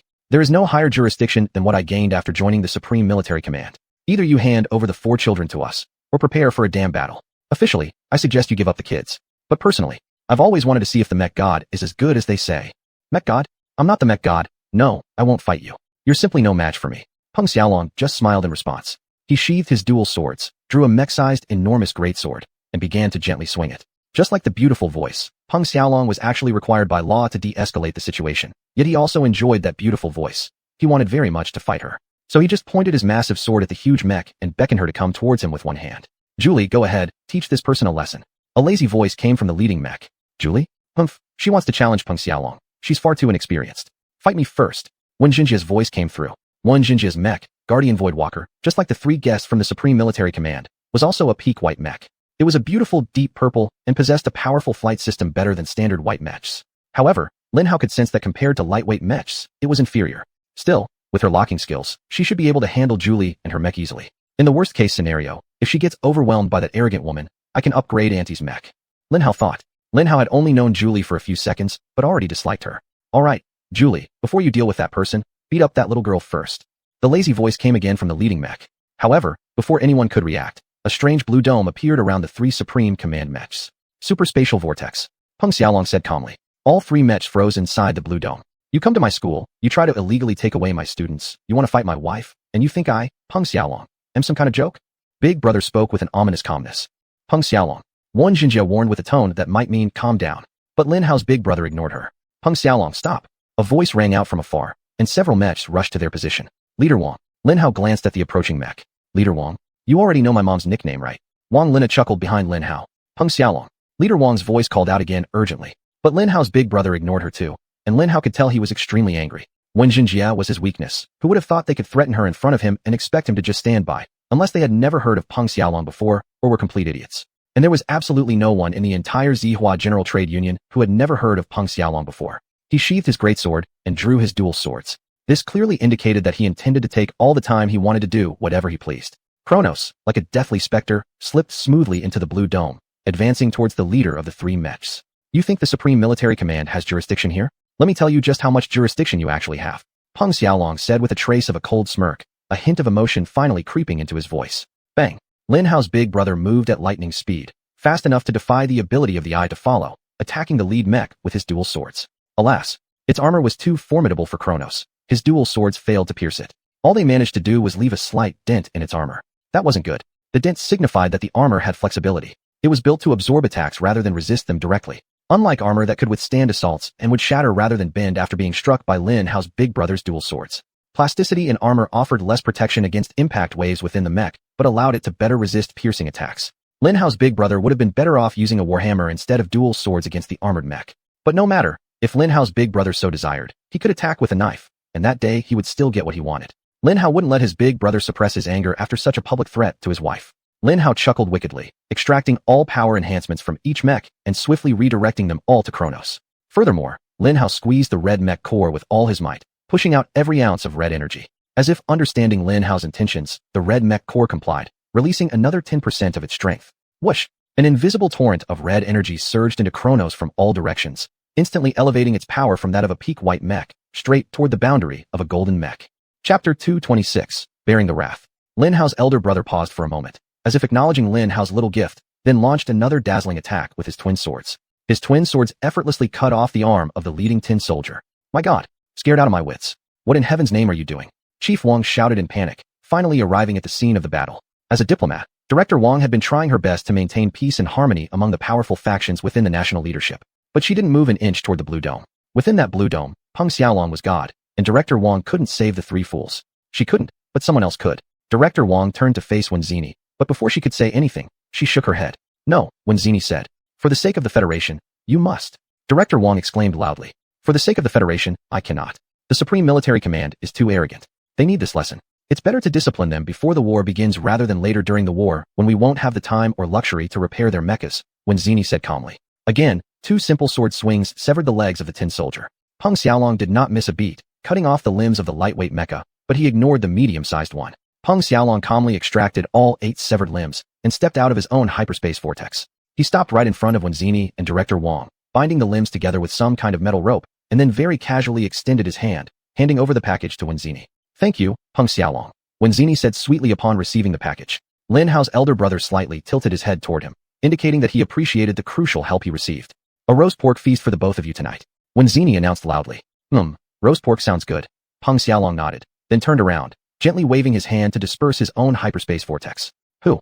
You impudent fellow. Julie inside the light armor started shouting. But Peng Xiaolong waved his arm again, cutting her off. A miniaturized, mecha-sized hyperspace vortex appeared beside her, freezing her once more. This is the National Mech Pilot Academy, Peng Xiaolong said evenly to the leader of the tin soldiers. This is the extent of your jurisdiction. Go tell General He himself to come personally apologize to me for your actions, and bring this little girl along. If not, then you'll just have to make do without her. Any sane person would retreat and report this matter to General He. But when has the Supreme Military Command ever been reasonable? Ha ha ha. Excellent. Principal Peng Xiaolong of the National Mech Pilot Academy plans to rebel against the Federation. Wonderful. The army will be mobilized to restore order. The leader of the tin soldiers laughed maniacally as a beam of orange energy burst from his mech cockpit, shooting straight up into the sky. Boom. The orange energy exploded, coating nearly the entire mountain range with some form of orange energy. You men are all idiots. Director Wang cursed loudly, then turned and flew back to her office as fast as possible. What's this orange energy? What is it? Lin Hao turned to ask the other 5 children, but they all shook their heads, indicating they didn't know either. Lin Hao turned around and continued observing the drama still unfolding before him, hoping to quickly find out what was happening. Very well, the core of the Supreme Military Command has rotted, making this a fine opportunity to purify it. I'll start evolving you first. Peng Xiaolong waved his hand again, releasing his hyperspace vortex towards the other 2 mechs. But at that moment, the limbless leader and the medium mech suddenly disappeared from the battlefield, leaving Peng Xiaolong's space-time vortex grabbing nothing. Do you think the Supreme Commander's office is filled with fools who would fall for the same trick twice? The tin soldier smirked coldly as his 4 limbless mech reappeared several hundred meters away. In the blink of an eye, 200 meters, his speed and acceleration were divine. Whoosh. The sonic boom only manifested moments later. Form restriction. Kneel down now and worship me, the tin soldier shouted, his mech eyes glowing a terrifying yellow hue. The panels on his body and limbs that Peng Xiaolong had cut earlier suddenly fell off, shooting towards Peng Xiaolong. Pop, pop, pop. Although this technique had an impressive-sounding name, celestial confinement, it was in reality just the coordinated movement of high-density armor plates that functioned as some sort of prison. It had nothing to do with stars or granting them power. Even so, despite its roughness, it truly appeared reliable and effective. For most white mechas, they might get stuck for long moments during high-speed, high-power mecha battles, far too long. It may not be a fatal move in itself, but it definitely opened the door for every possible fatal action against its victim. All things considered, it was an impressive move. Remarkable. The Supreme Military Command has developed its renowned autonomous armor system to such a degree. Your research team is truly the pride of the Federation. But alas for you, compared to the technology developed by my academy, this is still nothing. Let me show you true celestial confinement. Peng Xiaolong said calmly as Kronos flickered for a moment before vanishing from sight. Humph. Do you think you monopolize movement speed and acceleration? Chase. The tin soldier snapped and immediately sent his flying panels after Peng Xiaolong. Just like before, those panels shimmered and disappeared from everyone's view, initiating another high-speed battle that moved so fast it was nearly invisible. None of them could track the movements of either the panels or Kronos. Lin Hao might have been the only one capable of following the progress of the battle through the highly advanced resonance feedback he shared with both Kronos and those flying prison panels. What Lin Hao sensed left him utterly astonished. Lin Hao knew the academy had its own research and development team. But how did Xuanyuan's Voidwalker acquire its incredible ability to temporarily send swarms of mechs into different time-space continuums? Or how was it that Chronos and its supreme temporal dilation skill weren't just invented, but astonishingly evolved into combat-grade applications? Lin Hao knew their R&D team must be incredibly talented, but he'd never imagined just how insane their good stuff really was. Not until that very moment, when they had just completed their exploration and adventure beneath the sea. Literally, just wrapped up. Chapter 227, R&D Team. Chronos was no longer just a new trump card that appeared in the form of a super time vortex. It was two. Chronos had made another secret move, Nanoprison, which lived up to its name as a prison composed of nanoparticles. In the battle with the flying jail panels, all Peng Xiaolong did was release his nanoparticles to surround each panel. And within a minute, every piece of armor was captured by Chronos. His nanoparticles infiltrated every corner and crevice of those flying prison panels and directly handed their control over to Peng Xiaolong. In an ironically perfect twist, the flying prison particles cleverly turned around and instantly surrounded the limbless Tinman. Weak. Peng Xiaolong merely sneered coldly. Have you made a breakthrough in the application of nanoparticle technology? Did you not report them to the military supreme command? Traitor. The Tinman shouted in shock, his slow mind finally realizing that his ultimate move had been utterly and perfectly dominated, to the point where his opponent had gained complete control of it. Shut up, sit on the practice field. I have more of your pathetic, rapid response warriors to deal with. Peng Xiaolong waved his hand, rudely throwing the captured limbless Tinman hard onto the ground. Of course, as someone who hates inefficiency and sees good things being wasted, Lin Hao wasted no time in sending out his red energy, extracting all the value from the peak white mech of this four-limbed Tinman. Within just a few minutes, Lin Hao was already savoring some astonishing knowledge about the flight systems that defied common physical parameters. Its design offered Lin Hao performance specifications unlike anything he'd ever seen before. Lin Hao strongly suspected that at least some aspects of Chronos' ultimate space-time dilation skill were based on Tinman technology. Very impressive. Lin Hao couldn't help but mutter to himself. However, Lin Hao didn't dwell much on the previous discovery. The highly entertaining scene unfolding before him was just reaching a boiling climax, and the fun was just beginning. The medium-sized mech didn't fall. Its pilot had already decided to defend the honor of the Supreme Military Command, launching a silent attack without a single word. A great intelligence lies in silence. The medium-sized mech said nothing, forming an extremely stark contrast with the perfection of its fighting skills. He disappeared from sight, but instead of attacking Lin Hao like the latter imagined, he maintained distance and drew his rifle. Bang, bang, bang. Ah, damn it, a highly effective enemy. Peng Xiaolong cursed for a moment, then he too vanished from view. Bang, bang, bang. Gunshots rang out from all directions, each one targeting every weak point of Chronos. Peng Xiaolong immediately made Chronos perform evasive maneuvers, trying his best to close the gap between him and the medium-sized mech. Even though Chronos was faster, the movement pattern of the medium-sized mech was so erratic, such an unusual motion that Chronos often overshot his intended targets, giving the medium-sized mech more time to stay alive. Too fast. Peng Xiaolong's voice came through Lin Hao's personal communication line.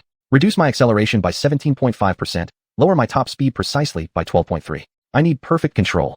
Following the instructions, Lin Hao slightly reduced his force output. Should I handicap or assist your enemy? Lin Hao asked politely. Neither. The big brother answered firmly. These three people are thorns in the Federation's side. I need to ensure I completely defeat them with my overflowing strength, not relying on cheating. After all, after defeating them, I still need to be able to recruit them into my faction. Or at least, don't hinder my faction in completing our tasks. To do that, I need to fairly and impartially beat them. Swish, swish, whoosh. Contrary to his short fight with the Tinman, his battle with the medium-sized mech took much longer. Unlike his fight with the Tinman, Lin Hao could sense a certain respect and restraint in Peng Xiaolong's actions. So who exactly was piloting the medium-sized mech? Clang, clang, clang, whoosh. After adjusting to the mech's strength, Peng Xiaolong finally managed to close the distance and engage in melee combat with the medium-sized mech. Surprisingly, the medium-sized mech could match Peng Xiaolong in terms of combat techniques. He elegantly wielded his shield, deflecting everything Peng Xiaolong sent his way. And his swordsmanship, sublime. Is this the power of a true United Center professional soldier?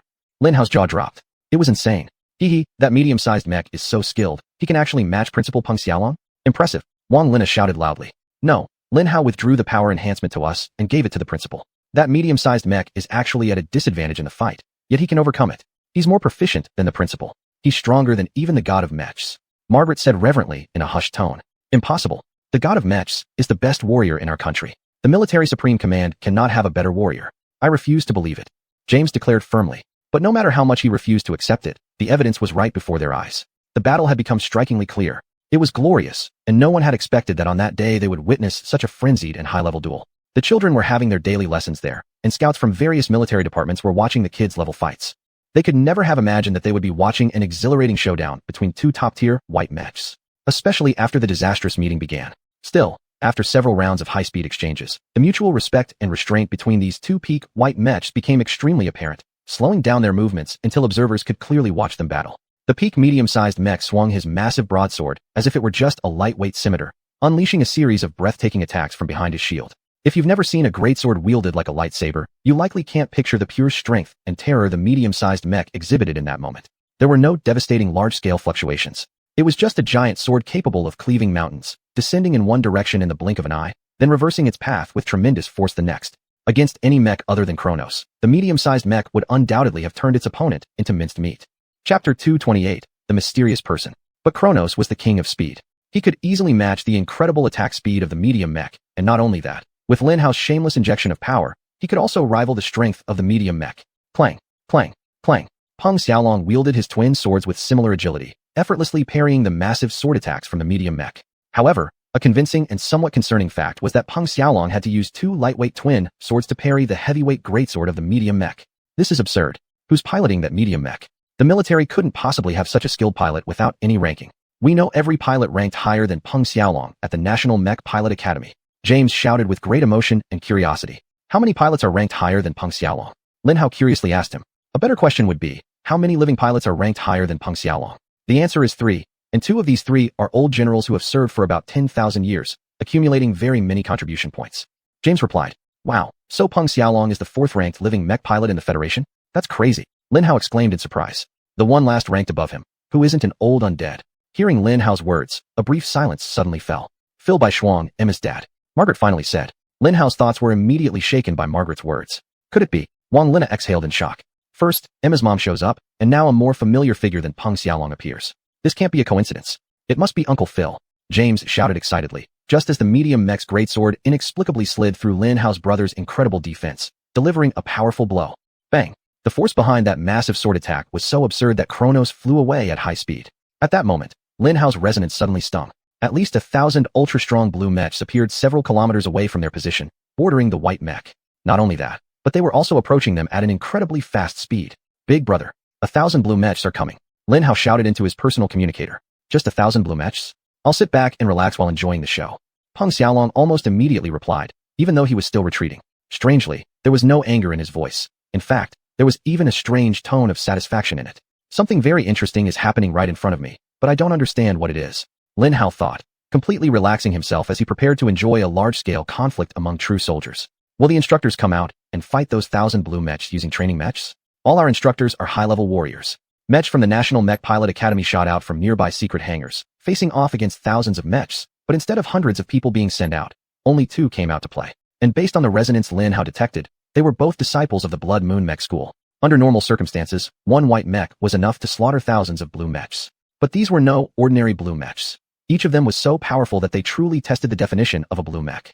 Lin Hao's previous mention of them as blue mechs enhanced by stimulants was simply a modest and understated way to describe those 1,000 freaks. 10 might be sufficient to deal with a regular white mech, and perhaps for generosity, 30 might be needed to handle the enhanced white mech piloted by the Blood Moon Mech disciples. With the 2 mech disciples added together, they could probably tie up 6,000, or even potentially 100. But still, over 900 blue mechs remained, and they were free to roam the academy, completing their evil objectives without control. Wail, wail, wail. Sirens blared across the entire academy, and defense turrets were visible everywhere, locking onto each of the thousands of mechs. In an astonishing move, an action that might have let every power probe the exciting drama happening inside the academy, tens of thousands of drones began to appear. Each of them took the shape of rare weapons, gunblades. The gunblades swiftly ascended into the sky, locking onto the thousands of mechs. Hold your positions, or we will open fire. A completely calm and indifferent female voice rang out from one of the mech disciples. You have 3 seconds to comply. 3, 2, 1. Open fire on any mechs that continue to move. Fortunately, however, the 1,000 blue mechs froze as soon as they heard her voice. Huh. Those cowards obeyed at the sound of Big Sister's voice, just like a bunch of frightened cats. James exclaimed coldly. Hillary Big Sister? Who is she? Lin Hao asked him. Hillary Bai Shuang, our institute's famous military tactics instructor, known for her cold-blooded and merciless nature, Wang Lingling said. Why would the 1,000 mechs from the high command know her and fear her? Lin Hao questioned with some confusion. It made no sense to him. They definitely know her. Big Sister Hillary is the instructor for the elite students in the High Command Military Academy. The day she decided to teach here at our academy was a shock. I heard that the High Command Military Academy had a whole week of celebrations when she left, Margaret explained. So these 1,000 mechs are all her former students? Ha ha ha. What an interesting turn of events. Lin Hao roared loudly. It's very possible. Some of their leaders might also be her colleagues. If how she treats colleagues here in the academy is any indication of how she treated them back then, those leaders must be very, very, very afraid of her. In fact, they probably fear her more than the students do. Wang Lingling said excitedly. Why? What did she do? Lin Hao pressed for details. Well, first of all, she doesn't talk much, Wang Lingling said. She's a stern person who gets what she wants with few words, but that's not why everyone fears her. The main reason her colleagues fear her so much is, are you sure you want to go there? You may not be her colleague, but technically speaking, you're her student. Wang Lina warned her twin sister. Yeah, sure, let me tell you privately. Wang Lingling switched to private communication. The reason is, she beats up anyone who speaks ill of her or the Baishuang clan, especially Russell Baishuang, Wang Lingling whispered. And there are rumors that she even once beat up an army general for saying something bad about the clan right in front of her. To make matters worse, that general was from the Long family. Chapter 229, Combat Suspended. Achoo, General Peter sneezed loudly. Some bastard is talking crap about me. Huh, if talking crap could make you sneeze, then you might have died long ago, you old fool. Just admit you're sick and take some flu medicine. Don't just sit there spreading your damn virus to us. General Vetri laughed loudly at him. Yeah, you sick guy, I want to enjoy this fight between the military headquarters and the National Mecha Pilot Academy. That cold and merciless voice sounds familiar. I wonder if I know her from somewhere. General Zhang Rong thought aloud. I never get sick. I never sneeze. I only sneeze when people are talking about me. General Peter insisted, which caused the other two generals to mock him. But it turned out General Peter was right. Lin Hao and the others were talking about him. She actually hit a general from the Long family? That's insane. Lin Hao shouted in public chat instead of his private chat with Wang Lina. From the Long family? Oh, so she beat up General Peter? No wonder she summoned the military supreme command. James responded loudly to Lin Hao's comment. You idiot, now that you've done it, why did you reply in public chat? She'll realize we're talking about her and will definitely beat us up. Wang Lina was very angry with Lin Hao, and she even swung her mecha arm to punch Lin Hao. Bang. Don't worry, I think no one will bother to listen to our conversation, Lin Hao said confidently to reassure her. Who among those who can access our records would be so bored as to do such a thing? Of course, Lin Hao was completely wrong. There was indeed a large group of useless and boring people, but that's another story for another day. So, it really was General Peter, right? The military headquarters is a special place for individuals protected by the most common grade laws, but hitting an army general is definitely not one of the protected laws. What the hell? I'm surprised they didn't imprison her. General Peter is infamous for being cold-blooded and ruthless. James continued excitedly. You might as well spill all the details. We've come this far. If she finds out and decides to beat you, she'll beat you anyway. Margaret advised her apprentice. Yes, master. Wang Lina exclaimed excitedly, delighted to finally receive an order from her new teacher. Margaret just sighed and remained silent. She was probably thinking, if being her teacher means prying nearly top-secret information out of Wang Lina, then so be it. I'm not sure if it was General Peter Long, because there is another general from the Long family. What? There's another Long family general? Who? Master. Usually calm and steady Margaret actually turned around and shouted loudly at Wang Lina. Good job. Now you've not only leaked classified information about the Baishuang clan, but also another piece of confidential information about the Long family. Great. Now, if they really go through our conversation, they might investigate how we obtained such classified information, Wang Lingling sighed. Don't worry, no one is that bored. Lin Hao once again assured her loudly. Please continue. I forgot that you guys don't know about the other Long family general. What I mean is, I can access so much confidential information. Lina. Wang Lingling was extremely upset, and she actually screamed loudly. Margaret just hummed thoughtfully, probably pondering how she could use that master card to pry all the confidential information out of Wang Lina. Yes, let's get back to the point. Wang Lina shouted loudly due to her panic over her own mistake. She beat up a Long family general and was reconnoitered by Vice President Wen Junyi from our National Mecha Pilot Academy.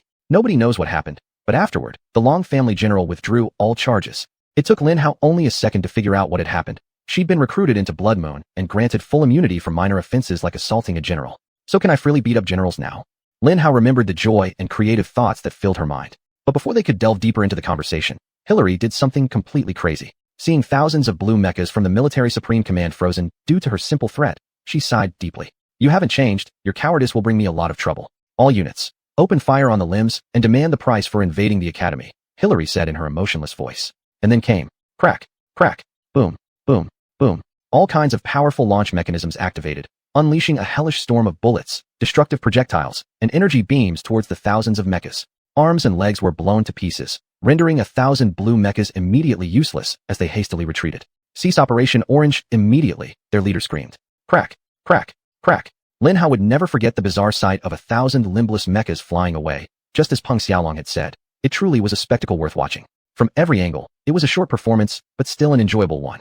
After dealing with the main threat, the remaining entertainment was the fight between Kronos and the medium-sized mecha. They all turned their heads in unison to observe the battle. Kronos had rejoined the fray and decided to go on a full frontal assault.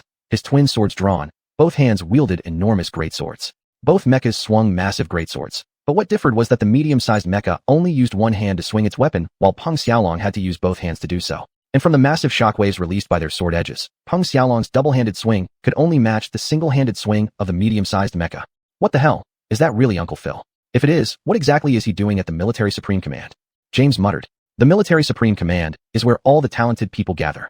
If Phil decided to join after surviving the tragedy, it wouldn't be a big surprise. Wang Lingling commented. However, Lin Hao perked up his ears when he heard her words. Tragedy? What tragedy? Lin Hao asked. Amidst the clanging sounds of the ongoing terrible battle, Wang Lingling briefly explained another highly confidential piece of information to Lin Hao. Phil was sent to participate in the Multinational Special Operations, a joint force made up of outstanding talents from the world's 5 major powers. Their mission objectives are top secret, and I couldn't crack the program containing their information. Wang Lina whispered. Chapter 230, The Death Scythe. It was reported that he went missing 3 days into his mission. The special operation disbanded. A total failure. Since then, every country has gone wild building up its own army.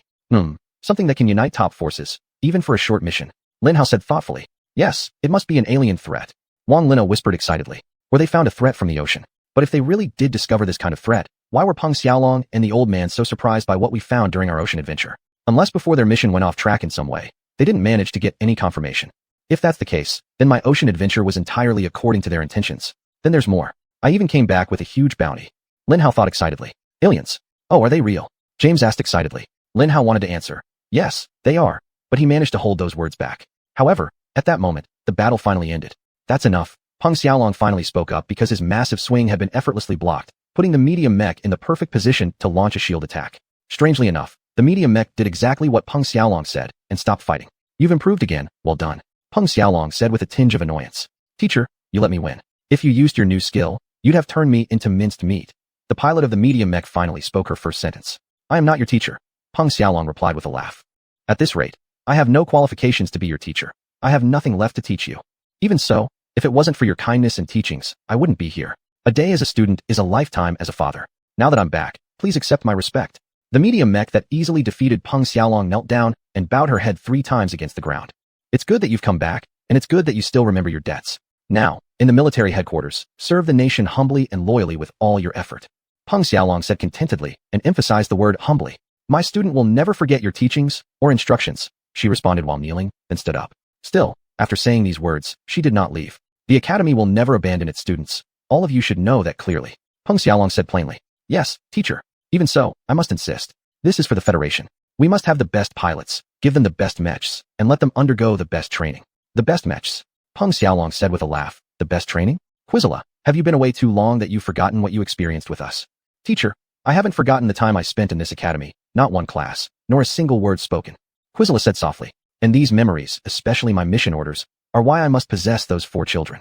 Do you truly believe the superiority of the military high command over the National Mech Pilot Academy? Peng Xiaolong asked, sadness evident in his tone. Yes, teacher. We're in a better position to provide the right tools and experiences to the top students of the Federation so they can succeed in the upcoming crisis, Quizala replied. Fine, perhaps you may have them, Peng Xiaolong acknowledged. Quizala, along with everyone familiar with Peng Xiaolong, remained silent. As Lin Hao had expected, this was far from over. If you can defeat them. If you can't even beat my first disciple, which I think is most foolish, then your cadre of trainees isn't qualified to take away my students, Peng Xiaolong said calmly. I accept these terms, Quizala responded calmly and confidently. Good, I suggest you don't back out, otherwise my disciple here will slaughter you, Peng Xiaolong provocatively remarked. Quizala merely returned to combat posture by resetting her shield and greatsword. Lin Hao, step forward, Peng Xiaolong shouted loudly. How surprising is that? Lin Hao dryly said to him, via personal communication. Ho ho, you'll see. Get your lazy butt out here. Peng Xiaolong privately told Lin Hao. Lin Hao stomped over to where he stood and raised his hand. A powerful resonance suddenly exploded within him. He looked up and saw the arrival of the mech he would use for a long time. Of course, that's not entirely true. Peng Xiaolong was merely loaning it to Lin Hao in public for now, but at some point in the future, it would be completely his.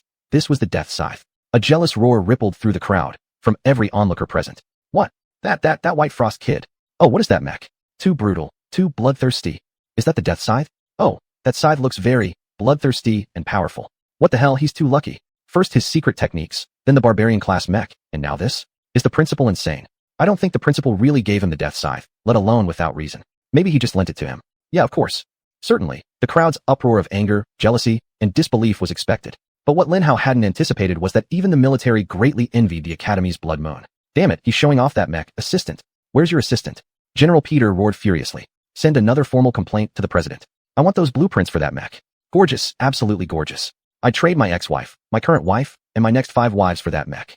General Anthony spoke words that turned him into an eternal bachelor years later. You're crazy, but I understand why you're so crazy. The Death Scythe truly is something incredible. Damn. If the mech god Peng Xiaolong drove Kronos, I could accept that. But a stupid freshman can pilot the Death Scythe now? Are you serious? This National Mech Pilot Academy pisses me off. General Witry said, deeply envious. 12 mechs and 24 submechs, even compared to the entire army, were a force unto themselves, a tier of military strength. Only the highest command with its laughable funds possessed mechs that could match them. When Lin Hao took his first step out of the Death Scythe cockpit, he immediately understood why. Chapter 2:31, Super Reinforcement. The design of the cockpit was very simple, just a comfortable pod where Lin Hao could lie down and be completely submerged in breathable nanotechnology that would seamlessly connect him to the Death Scythe. Lin Hao eagerly slid in, and the mech powered on, then, zoom. Lin Hao's senses suddenly expanded.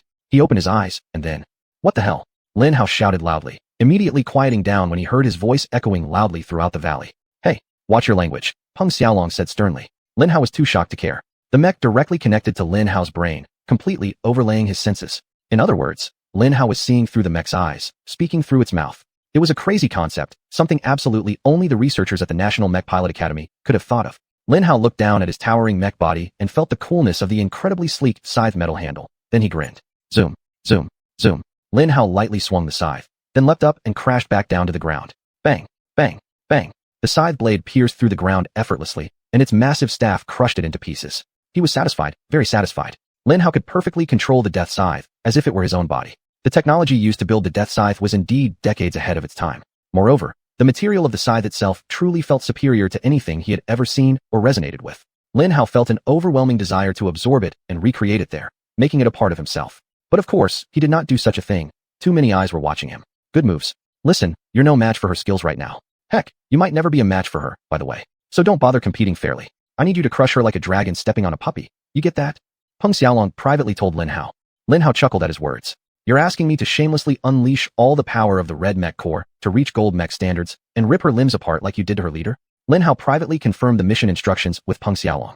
Yes, do it, as shameless as possible, as decisive as possible, as merciless as possible. Most importantly, as fast as possible. I want them to feel like that puppy I mentioned before. Peng Xiaolong said clearly. Stepping on a puppy, understood, I'll do it. Lin Hao responded with a smile. Alright, go now, finish it quickly. Peng Xiaolong pointed toward the medium mech. Thus, the stage was set. Lin Hao jumped again, standing hundreds of meters away from her. In the world of mechs, hundreds of meters were like 4 meters in real life. She raised her sword in salute, politely introducing herself to Lin Hao. My name is Xuanyuan, from the 101st Special Forces Battalion of the Z Country Federation. Nice to meet you.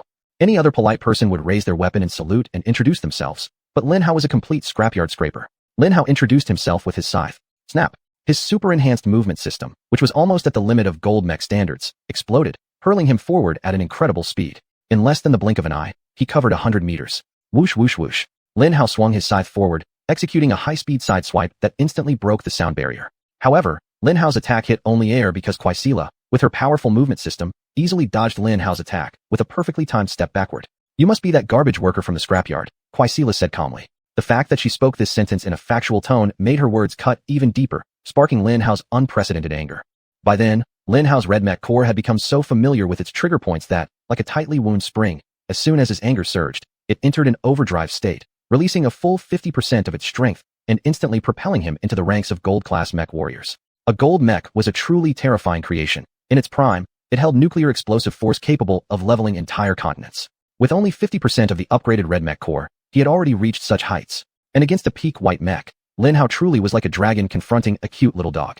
The only problem was that it wasn't just any ordinary cute little dog. This was a dog strapped with a powerful rocket. Too fast. Even though Lin Hao's power was much greater, he still lacked the system to properly harness and utilize it. To put it in terms of cars, Lin Hao might be a 900 horsepower racing car with only a tachometer capable of reaching 5,000 RPMs.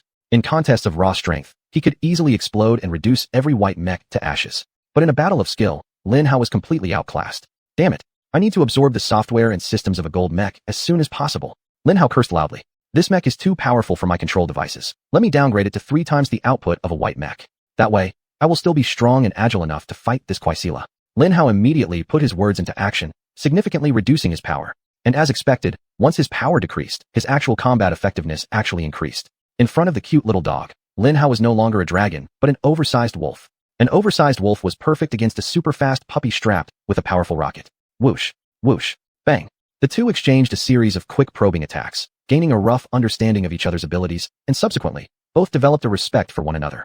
The Death Scythe truly lives up to its name. You must be quite exceptional to be entrusted with the Death Scythe. But remember, the higher you climb, the harder you fall. Today, I will make you taste the bitterness of falling from a great height.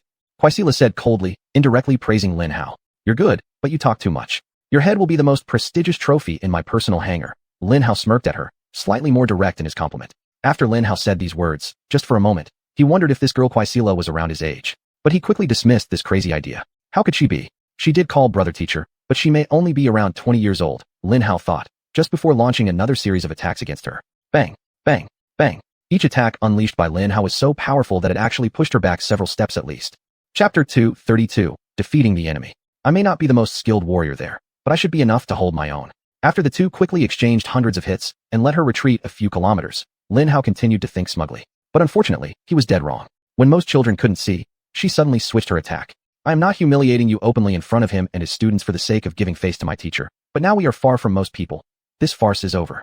Quaisila said calmly. Then, just like a full-blown tornado developing in front of Lin Hao, all he could do was stare in horror as she kept accelerating over and over again until she became completely blurred.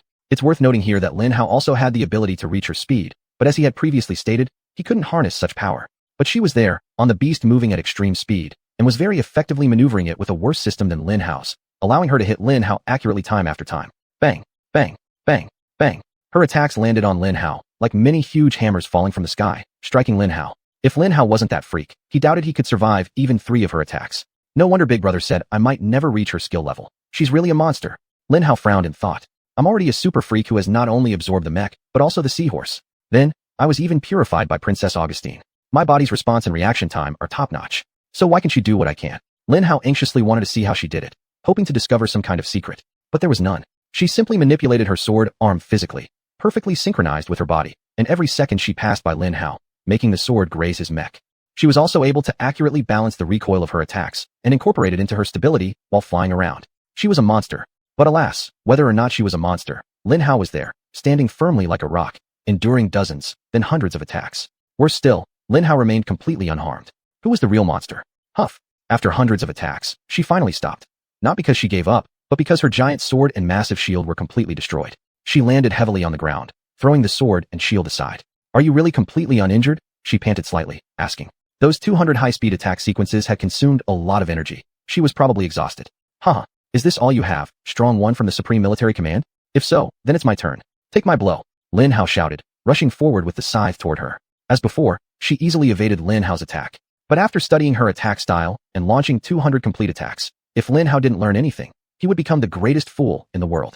Lin Hao wasn't stupid. In fact, he thought he was doing well. Although he hadn't fully replicated her attack style, he had come very close.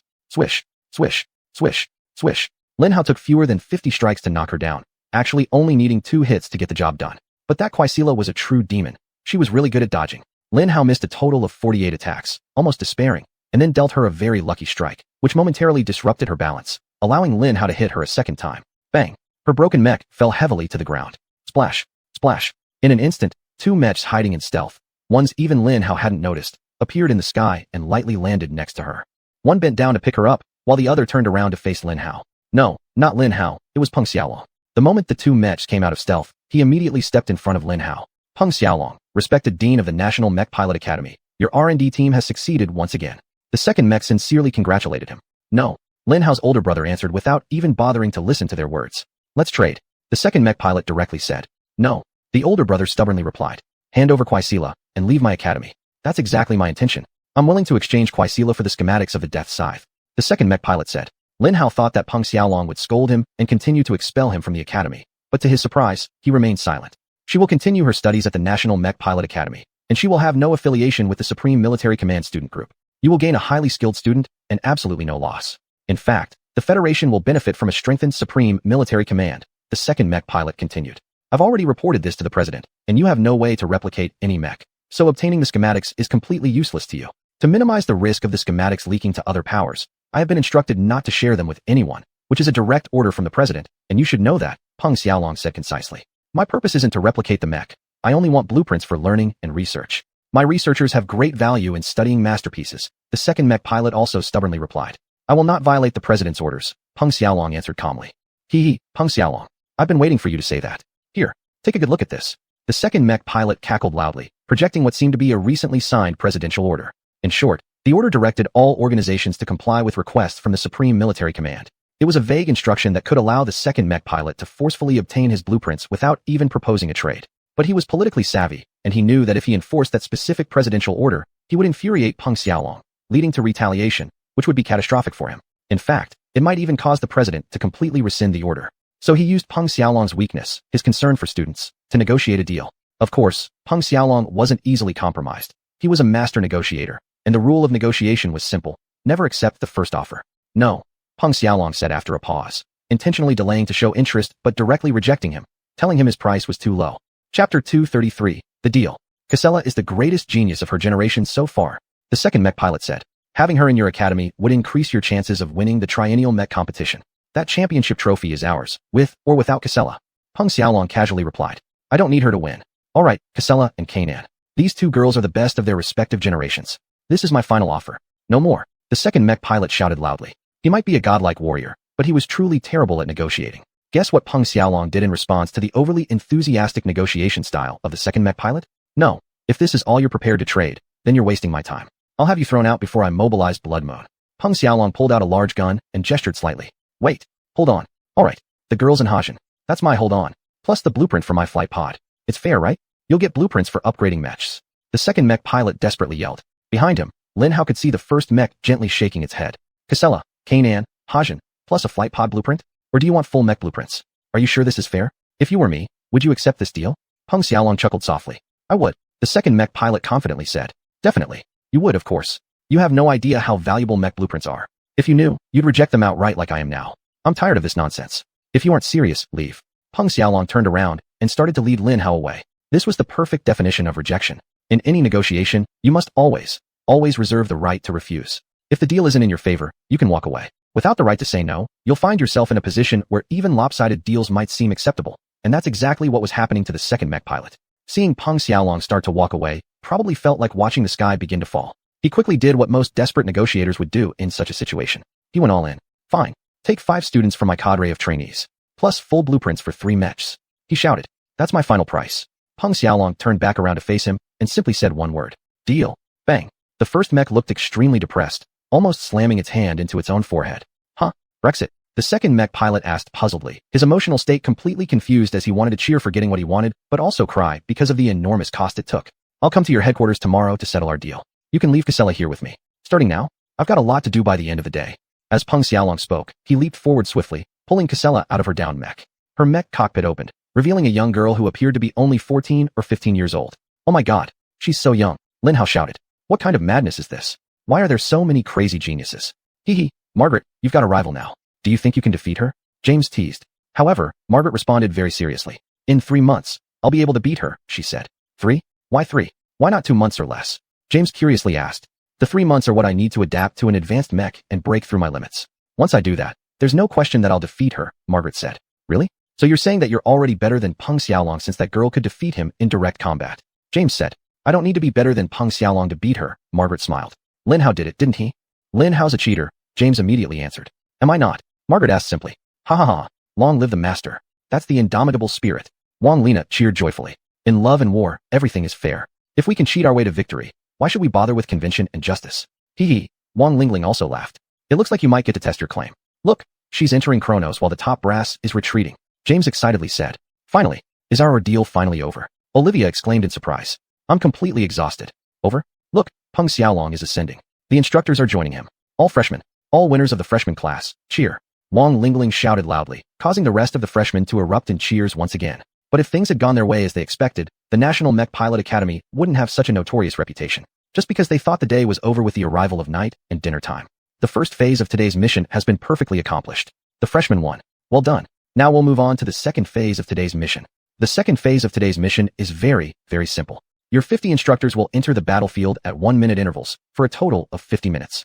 Their primary objective is to snatch the flags from your hands, while their secondary objective is to destroy all of you. The second phase will conclude with your victory if, when the 2-hour timer reaches 0, you manage to hold on to at least 1 flag.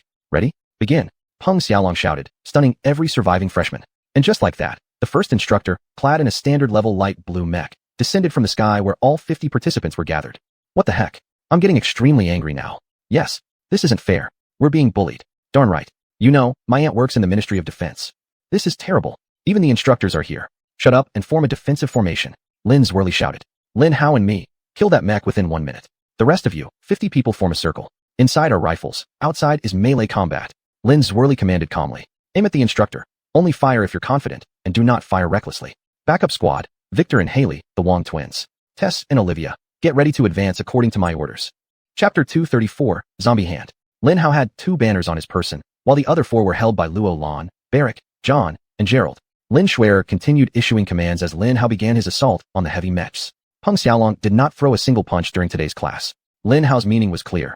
Yes, he had indeed staggered the instructor's involvement to 51-minute intervals. But this wasn't generous. Those instructors were wearing standard combat-grade blue mechs. If he didn't fight, then neither would Lin Hao. With a fierce roar, Lin Hao charged in, swinging his massive scythe toward the light mech. But the instructors weren't foolish. They knew that they relied on Lin Hao and Schwerer to defeat them quickly, so the first light mech was entirely a waste of time. Woohoo! Its heavy thrusters exploded, hurling the light mech away at high speed. But by then, Lin Hao had finally consumed all the death scythes and replicated them without anyone noticing. Lin Hao had come into contact with the strange dark energy material that pierced through the core of his mech and mastered the unique skill it provided. Humph, I bet you wouldn't have thought I could grasp the signature skills of the death scythe so quickly. Alright, my high-profile big brother, I'll show you my true abilities. Dark Requiem. Zombie Hand. Within a kilometer of Lin Hao, the color of the ground became slightly darker before nearly invisible dark energy shot out from the ground beneath the light mechs. Boom. The light mech crashed heavily onto the ground, suffering severe damage immediately. Lin Schwerer dared not intervene and ordered them to fire on the nearest mech in the circle. Boom, boom, boom. And just like that, the first instructor fell. Lin Hao, the bane of the instructors.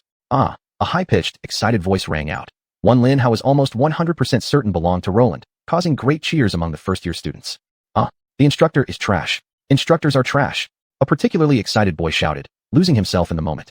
Lin Hao could already imagine the faces of some of the instructors at that moment. The instructors of the National Mecha Pilot Academy were all fierce warriors and renowned researchers. They were leaders in their respective fields.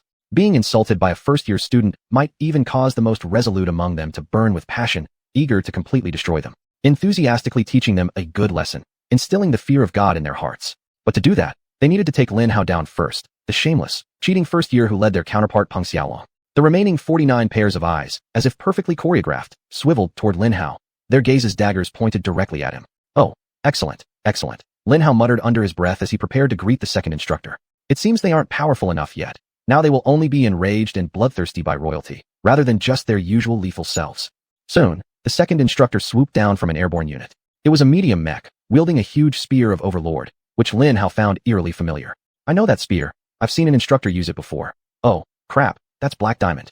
Lin Hao exhaled sharply, slightly terrified. Of course, very slightly, as the death scythe Lin Hao possessed was already a peak white mech even before its strength enhancement. What do I have to fear from a blue mech? Lin Hao smirked to himself, ready to attack with his scythe.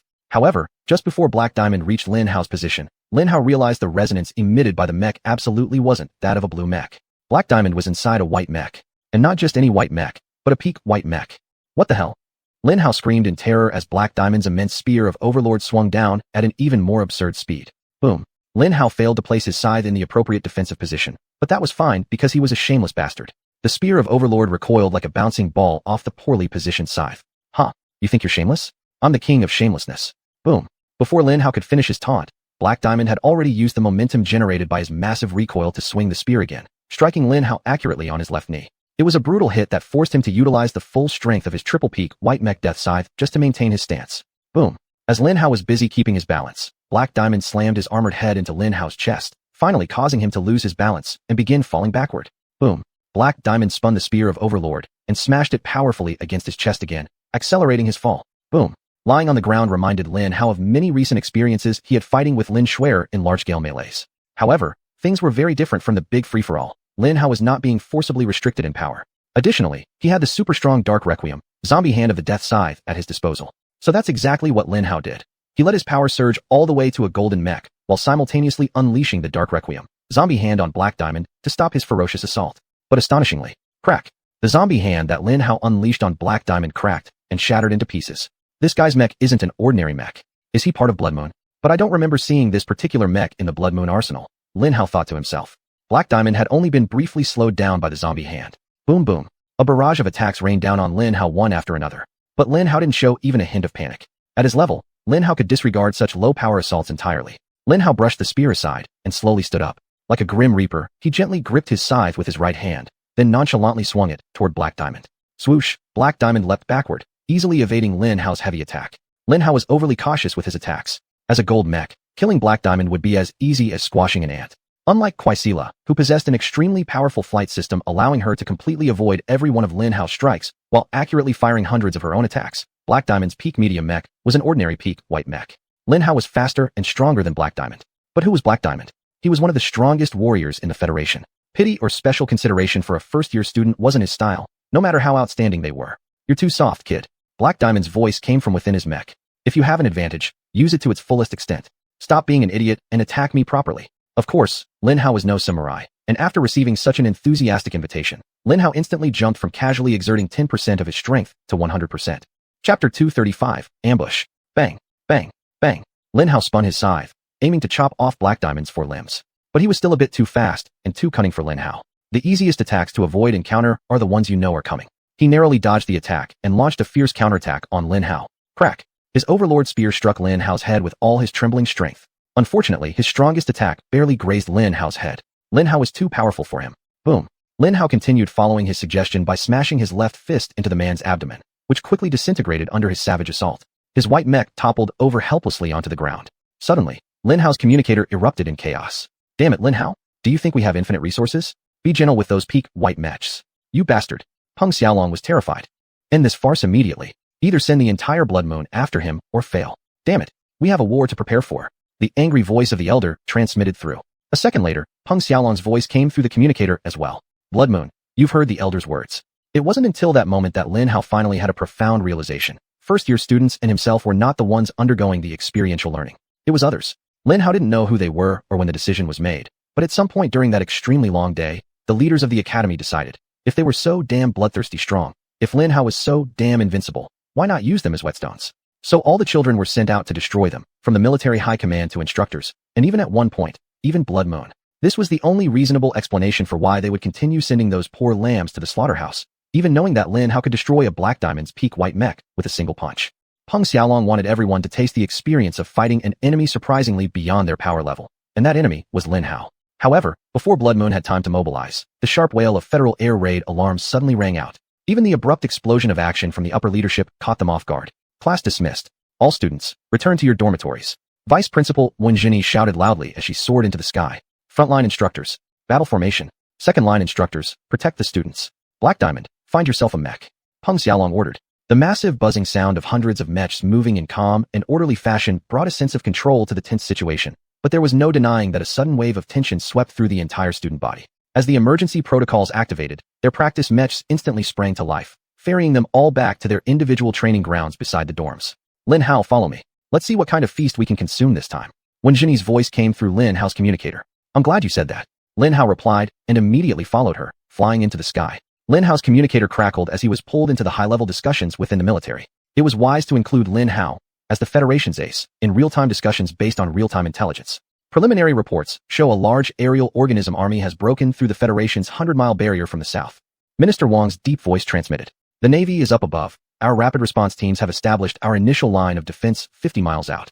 We'll be making contact in 30 minutes. General Wei Terry reported. Our Air Force is scrambling to deploy. I've put all Southern forces on alert level 5. They're ready to launch at any moment. General Zhang Rong added. The Phantom squadrons are on the move. A soft but extremely chilling voice, impossible to determine whether male or female, sounded. Good. Place every Academy Special Forces also on level 5 alert. We don't know their intentions or targets, but the kids cannot be placed in danger. Minister Wang said. Acknowledged. As per your request. Certainly. Responses from the deans of each academy were swift. General Peter, do you have any updates for us? The army is fully mobilizing. I've told them to hold their positions temporarily. We don't know if this is just a feint or a real push. However, Southern forces are already at alert level 5. All transports and mechs are manned and ready to move at a moment's notice. General Peter spoke coarsely. Whether feint or real, the fact remains that this massive army is a genuine threat. We need to ensure the security of the southern border. General Zhang Rong said with a slight disagreement. Use tactical nuclear weapons on them. General Peter insisted stubbornly. I will not leave the Federation's interior unprotected. General Peter makes sense. Russell by Shuang's heavy voice rang out. Let the army stay in place, and allow me to lead the Allied forces southward to secure the border as the army advances. I agree with General Peter's viewpoint.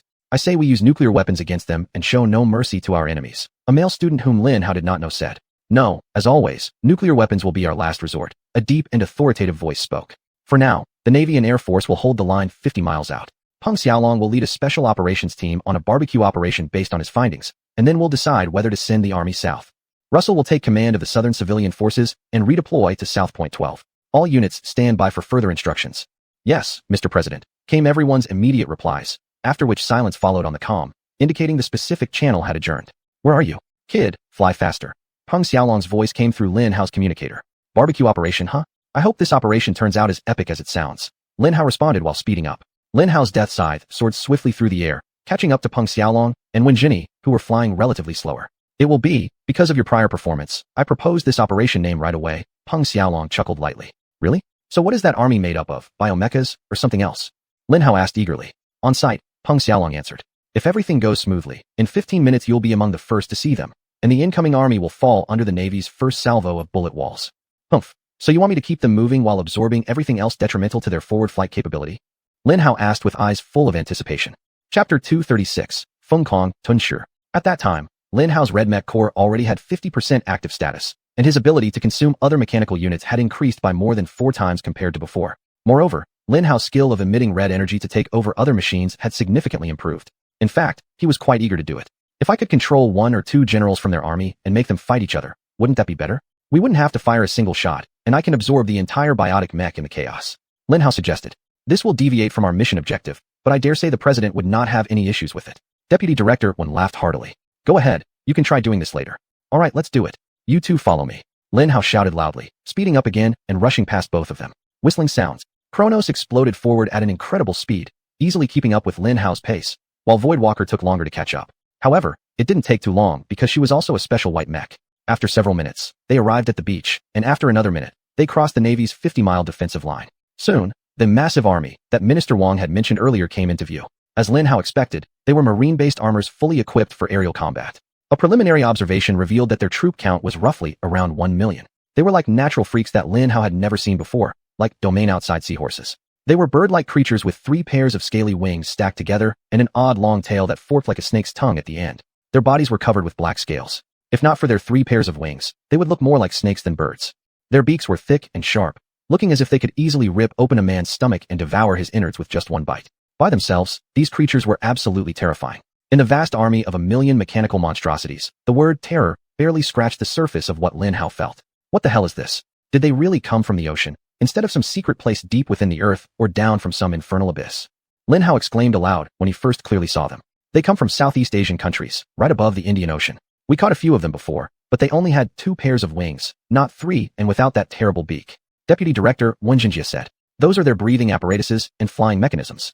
Actually, if you want to destroy this whole army, you can consume those 2 things, but I prefer your plan. Let's make them fight each other, Peng Xiaolong said. Direct consumption is inefficient and slow but more satisfying and safer. I think we need to keep a low profile before we find the real enemy and avoid exposing our true abilities. If we rely on destruction and kill them with our own swords, we will get better results. Deputy Director Wen Jinyi said. I need to first identify their leader to do this. Help me see. There. Are you crazy? Before Lin Hao even finished his sentence, Peng Xiaolong had invisibly marked their leader, bathing them in blinding red light visible only to his allies. This was a perfect technique executed under perfect conditions. Perfect, let's go. Prepare for the attack. Lin Hao happily announced and fired off red energy spears toward 10 probable battlefield commanders in an army of 100,000. All advancing in 10 separate columns. Their respective commanders flew at the front of each column. In the blink of an eye, Lin Hao took control of the 10-peak blue-class biotic mechs. Lin Hao spent only 3 seconds understanding the dynamics of the army and half a second figuring out what he needed to do. Savage bluefins. They're the ones who killed my family. Lin Hao made one battlefield commander suddenly shout, ripping off the bandage covering centuries of blood feuds between 2 major tribes. What? So it was them all along? The ceasefire alliance was a farce. They stabbed us in the back. Ambush. Now counterattack. The deputy commander, highly talkative and extremely paranoid, screamed wildly. I'm alright, works well. Lin Hao couldn't help muttering as the second-in-command continued bellowing, inciting the central 100,000 troops to turn right and directly charge toward the neighboring army. Attack! Attack! They're sabotaging the alliance and ambushing us. Bluefins. Kill those ambushers. Attack! Attack! Bluefin bastards. You've killed the elders in our tribe's history. You've throttled our future. Die. Lin Hao couldn't help but laugh.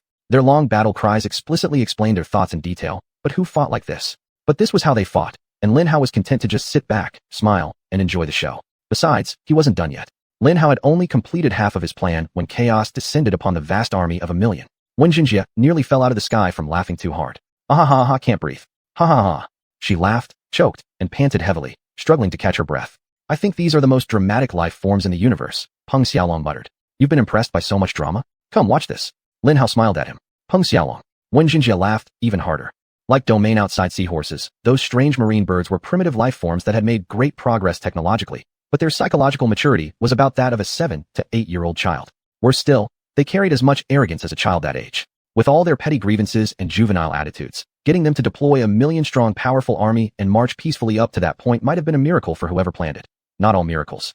But such a fragile peace was shattered effortlessly by Lin Hao. That mighty biomechanical army of 1,000,000, which could have wreaked havoc over the southern skies of the Federation, was crushed within mere seconds of his interference.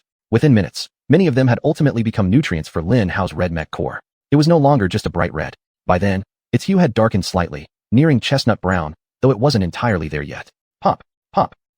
Lin Hao's goal was to push most deputy commanders and apparent leaders of the army deeper into confusion, while continuing to force battlefield commanders to scream and silently point at their soldiers, urging them to keep killing their own brothers. But he didn't need to bother. Chapter 237. The Golden Armor reappears. On this fateful night, nothing on Earth could resolve their differences.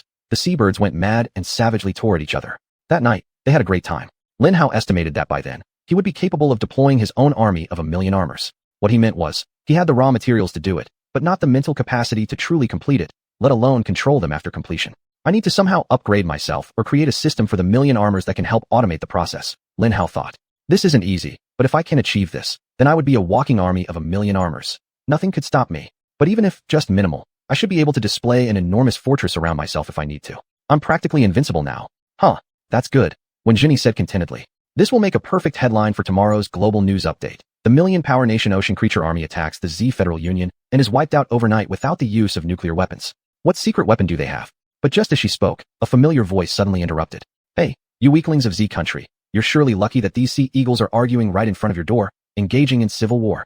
Damn, I'm here, thinking I could force you to pay me a lot of money to defend myself. Phew. It was that European girl in the golden armor.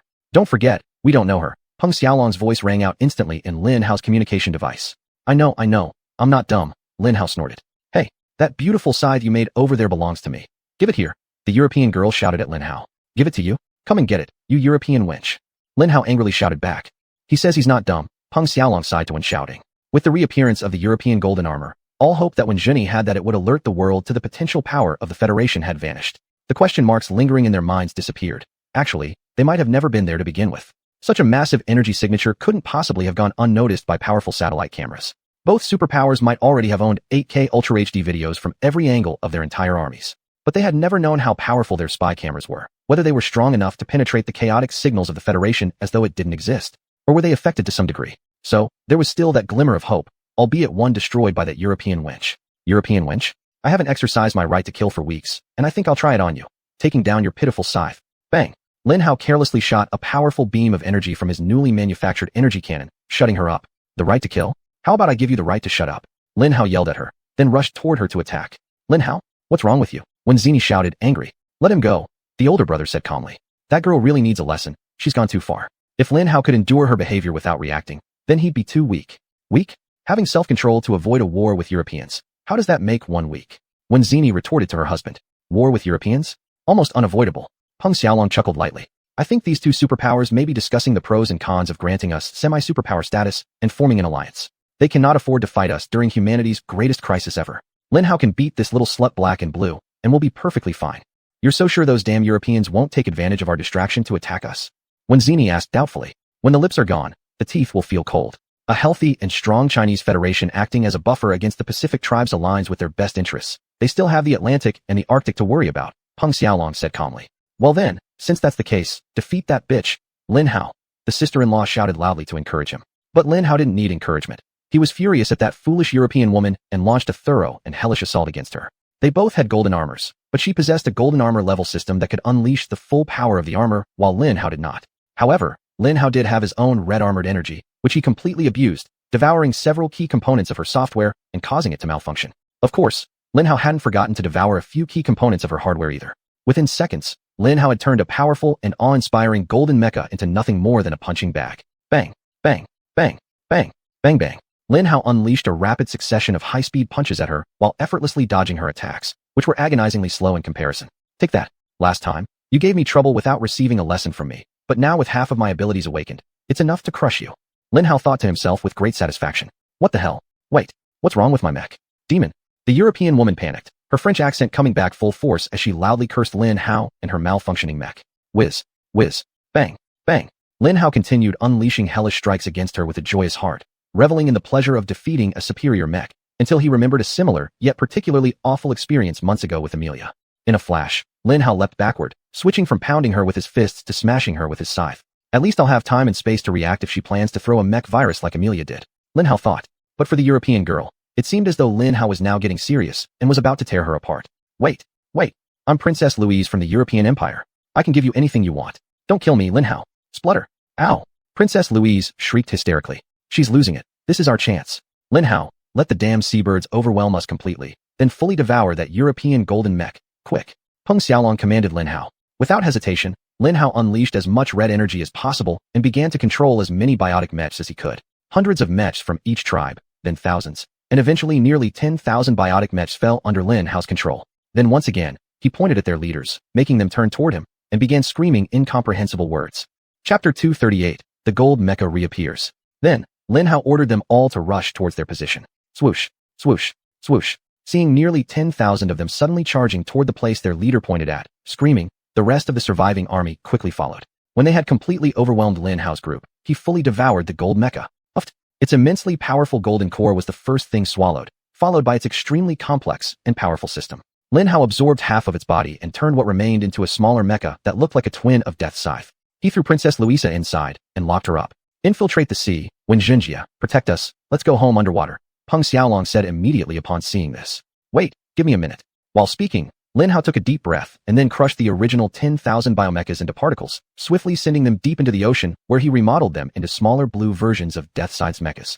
He repeated this 4 more times, then finally nodded at Peng Xiaolong to indicate he was ready. Let's go, Peng Xiaolong said. Can you protect 50,000 mechas? Of course, not for long, but it'll be enough to get us into our secret underground entrance, Xuanyuan replied. Xuanyuan covered the 3 of them with some sort of void energy, and they all dove into the sea. Soon, heading south, Lin Hao attentively rubbed his face, trying his best to bring all 50,000 blue mechas trailing behind them. But it was incredibly difficult. Damn it, these blue mechas are truly hard to control. There are just too many of them. Lin Hao shouted at the 2 of them. Tell me, why on earth do we have to drag so many blue mechas back home again? Xuanyuan asked sharply. She had to expend vast amounts of energy using her void energy to ensure they remained undetected, and she was already exhausted. Certainly to strengthen our forces. Lin Hao snapped back harshly. So why don't you transport them in particle form? By the time we reach the damned base, you can modify them there. Xuanyuan shouted at Lin Hao.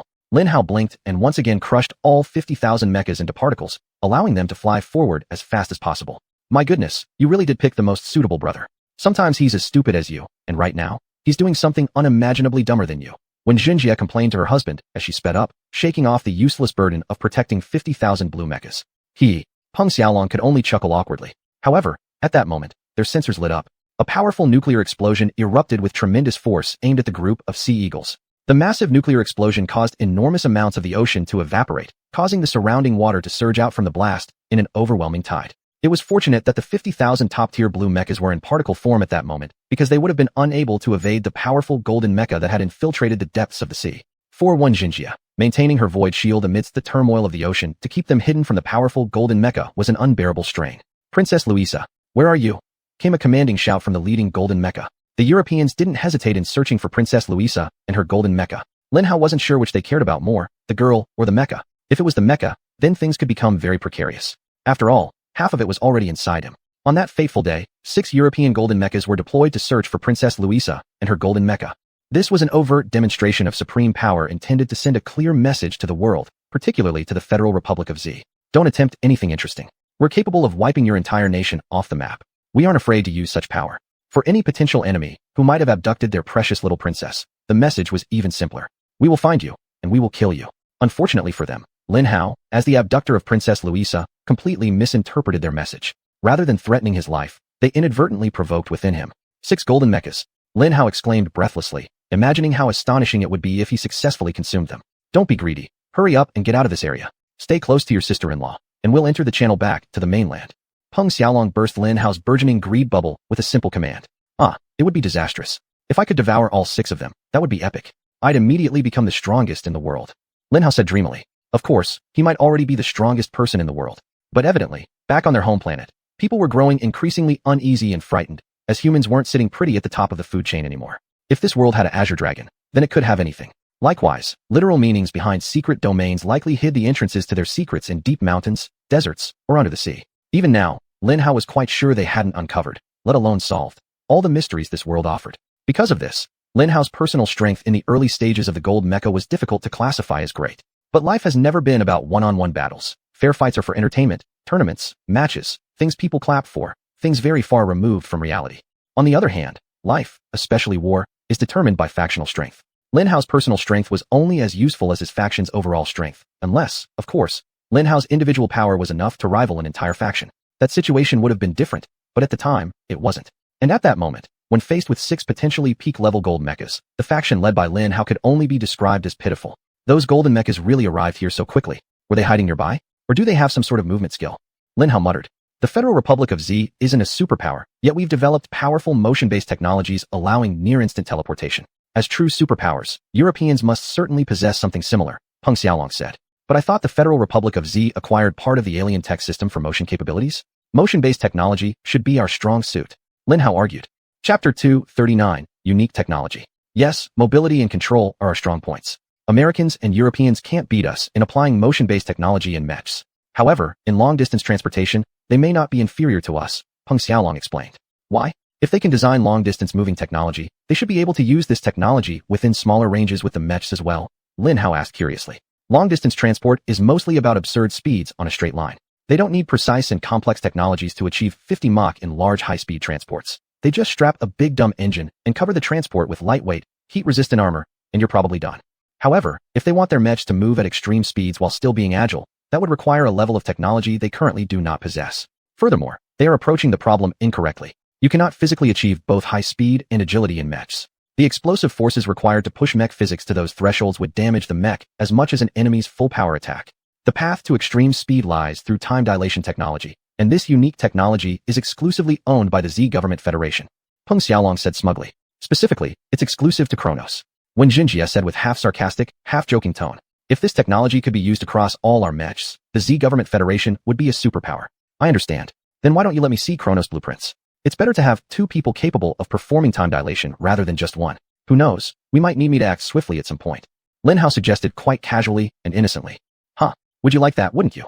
Peng Xiaolong scoffed at Lin Hao's greed. But Lin Hao could see that he was considering it after all. He didn't refuse. Besides, Lin Hao's argument made sense. Allowing him to absorb the blueprints would be entirely free. As long as Lin Hao remained loyal to the Zihua Federation, it would give them a huge boost. Of course, in terms of loyalty, Lin Hao wasn't a 100% safe bet, but he doubted whether they were really concerned about that.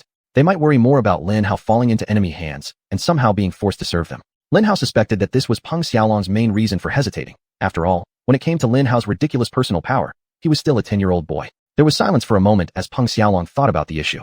Boom, boom, boom. Explosions continued to echo from above as the Europeans fiercely cleared away biomechs while searching for Princess Louisa. Lin Hao briefly sent out his resonance to check how much firepower the Europeans had mobilized, and couldn't help but marvel in awe. They have at least 1,000 white mechs combing through this area, Lin Hao exclaimed in surprise. This Princess Louisa seems very important. I guess we've just caught ourselves a big fish, Wen Jinjie laughed. If the Europeans catch us, that will be very bad. We are the prime suspects because I actually fought her just minutes before she disappeared. Sister-in-law, how good is your void shield? Lin Hao asked curiously.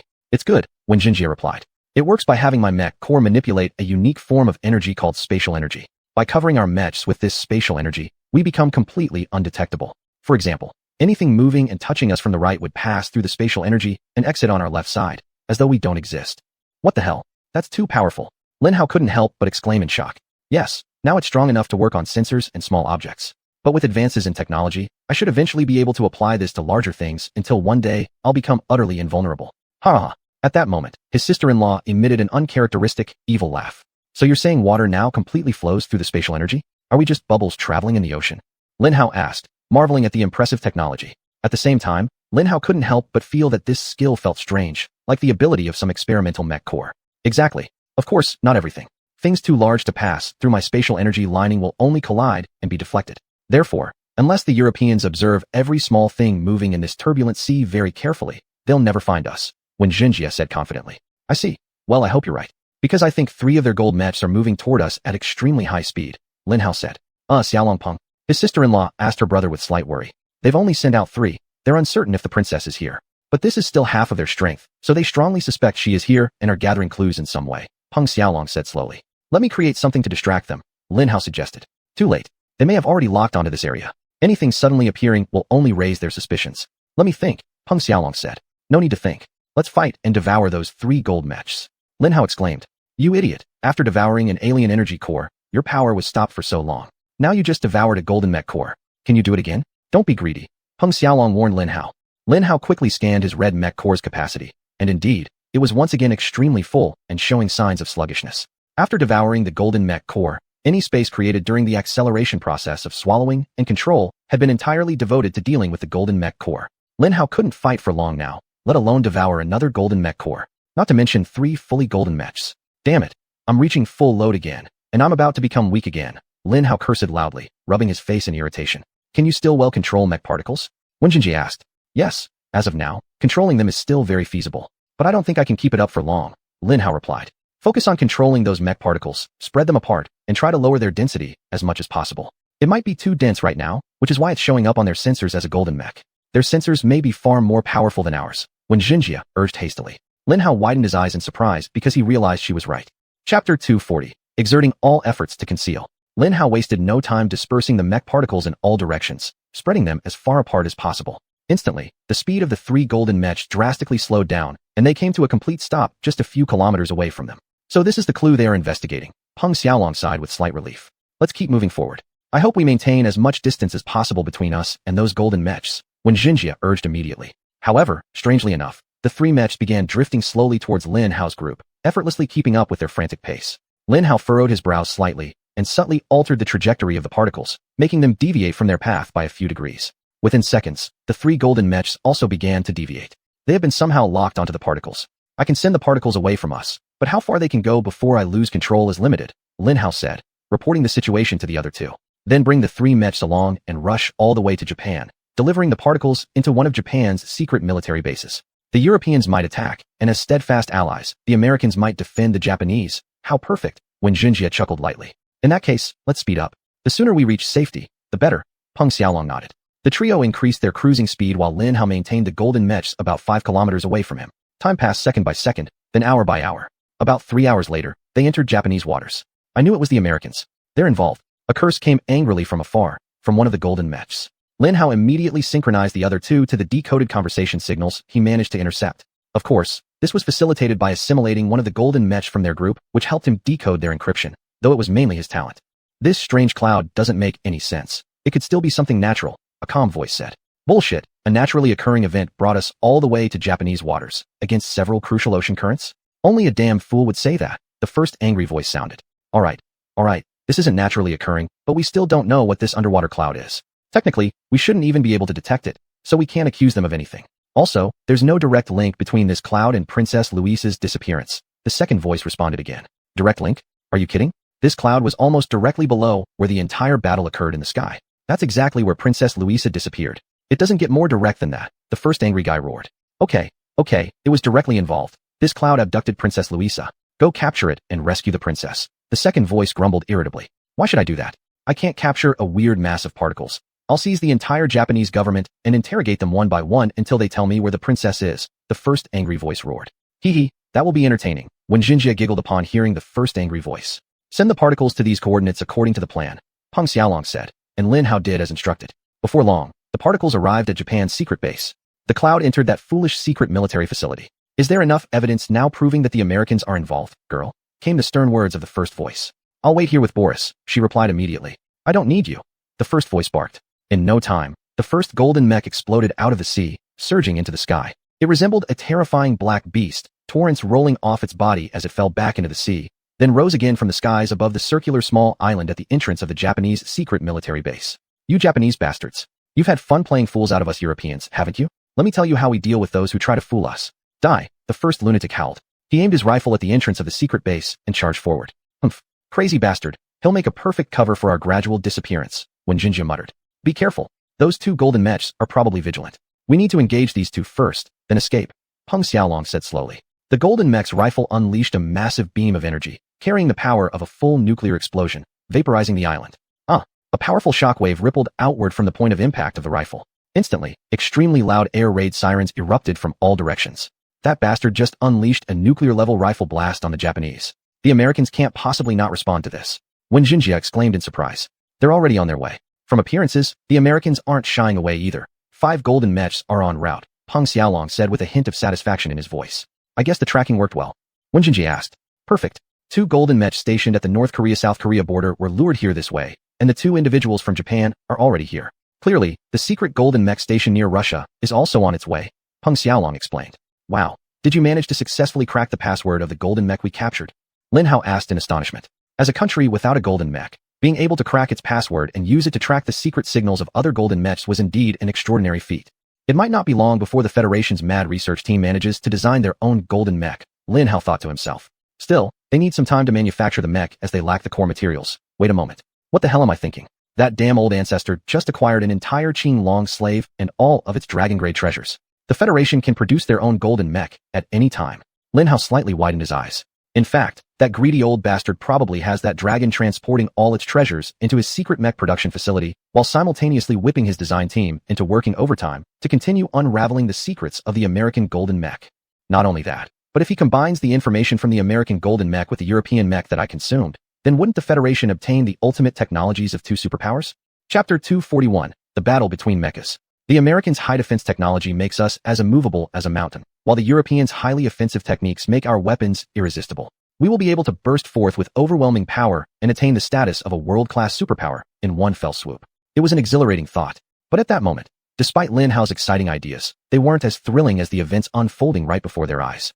5 American golden mechas were about to confront 3 European counterparts. Like market vendors showcasing the capabilities of their products, the 2 ultimate technologies soon to be mastered by Lin Hao and his team would clash in an unavoidable and intense conflict. Their pride was on the line, and so was the good reputation of their nations. This would be a battle between mechas unlike any the world had ever seen before. A fight among golden mechas. Battles of such magnitude and consequence didn't happen every day, and that decisive duel significantly altered the trajectory of world events. Yes, we cracked the code. We're now able to track every single golden mecha the Americans possess, and through that, we can also trace the approximate location and strength of European golden mechas, Peng Xiaolong said calmly. Impressive. Using the European golden mecha, I absorbed. Lin Hao began. We'll have a proper chat later. Right now, Americans are here. Peng Xiaolong interjected, excitement evident in his voice. That's how it went. Lin Hao and his team had front row seats for an epic performance where all players finally took center stage. This is Captain Carl from USAA Special Forces. Drop your weapons and surrender. I repeat, drop your arms. Hand over your head, you die? The furious European roared. This is retribution for daring to kidnap Princess Louisa. You'll pay for your insolence. The European golden mecha fired twice rapidly at Captain Carl's golden mecha. A tremendous explosion erupted from the position of the captain's golden mecha. However, the resonance within Lin Hao told him that his golden mecha was completely fine. The captain had managed to perfectly protect himself and his team. You're wantonly invading Japan, which entirely violates our bilateral agreement. We will retaliate with deadly force. Get ready to greet your ancestors in hell. You European fool. Captain Carl shouted in a mix of formal language and personal insults, even as a terrifying hum of power resonated around him. Hey Drax, you're pretty mad, huh? I haven't heard him curse like that in ages, came a laughing female American voice. He's definitely angry, Phoenix, but not as much as when you stole his cat and he tore apart the barracks looking for it, remember? A gruff male voice replied. Do you remember? Of course I do. I was there in the barracks. Phoenix yelled back. And I didn't steal his cat. I found it. I took care of it. Fed it. Both of you shut up and take flanking positions. A fourth voice suddenly interrupted. A stern and somewhat irritated female voice. There are 2 comrades lurking underwater nearby. Watch them and prepare to grab that noisy idiot. Yes, Mrs. Waterfall. As you command, Mrs. Waterfall. Drax immediately responded. Huh. Smack, came the 5th and final voice. Shut up. At least I dare express my feelings. Drax shouted at the misfortunate Bula, whose title was laughable. Don't call me that. Bula roared back, alas, for him. The rest ignored him with practiced indifference. But he wasn't the only one being overlooked. You Americans talk too much. I, Zorro, will kill all of you and show you the full might of the European Empire, the irate European, Zorro shouted. He might have been a little upset that the Americans could chat so casually, even after he had just triggered a massive nuclear explosion nearby. German Zorro? Is that really you? Drax feigned surprise. Not German, you fool, he's Spanish. Bula shouted at his teammate. He's not Spanish, he's Portuguese. Waterfall also shouted at her teammate. I'm French. Die all of you. Huh. He admitted to being an idiot. What an idiot. Drax exclaimed joyfully. But his joy quickly turned into a scream of terror because a hopelessly large fireball, with a diameter of at least hundreds of meters, suddenly hurtled towards them. Zoro, the Frenchman, had completely lost his mind as he unleashed his most powerful attack against the 5 comedians. What Lin Hao meant were the Americans. These were the 5 representatives of the USAA that day. Their mecha abilities were ferocious, but they wouldn't seem out of place if they performed on America's Got Talent or some other talent show, as a group of 5 stand-up comedians. Your nuclear fire? You are a completely uncontrollable mad dog. I will do Europe's empire a favor by taking you out. Captain Carlson said coldly as he also released his powerful skill. Absolute defense. Whoosh. An invisible barrier shot out from the outline of his Spartan round shield, accurately encircling the giant fireball, just like an impenetrable package. Bang. A soundless explosion resounded within the invisible barrier, and in the blink of an eye, the fiery rage disappeared. Maddening offense and maddening defense. Lin Hao could feel his jaw drop at this straightforward, yet thrilling exchange. The fact that the power of a nuclear explosion could be tamed and placed into rifle bullets for random release was already an absurd thought, surpassing everyone's expectations and somehow becoming a reality. And yet, simultaneously, there actually existed a technology so effective and thorough in countering such ferocious power. Lin Hao and his team were truly living in an age of technological wonders, and this particular exchange was a perfect example.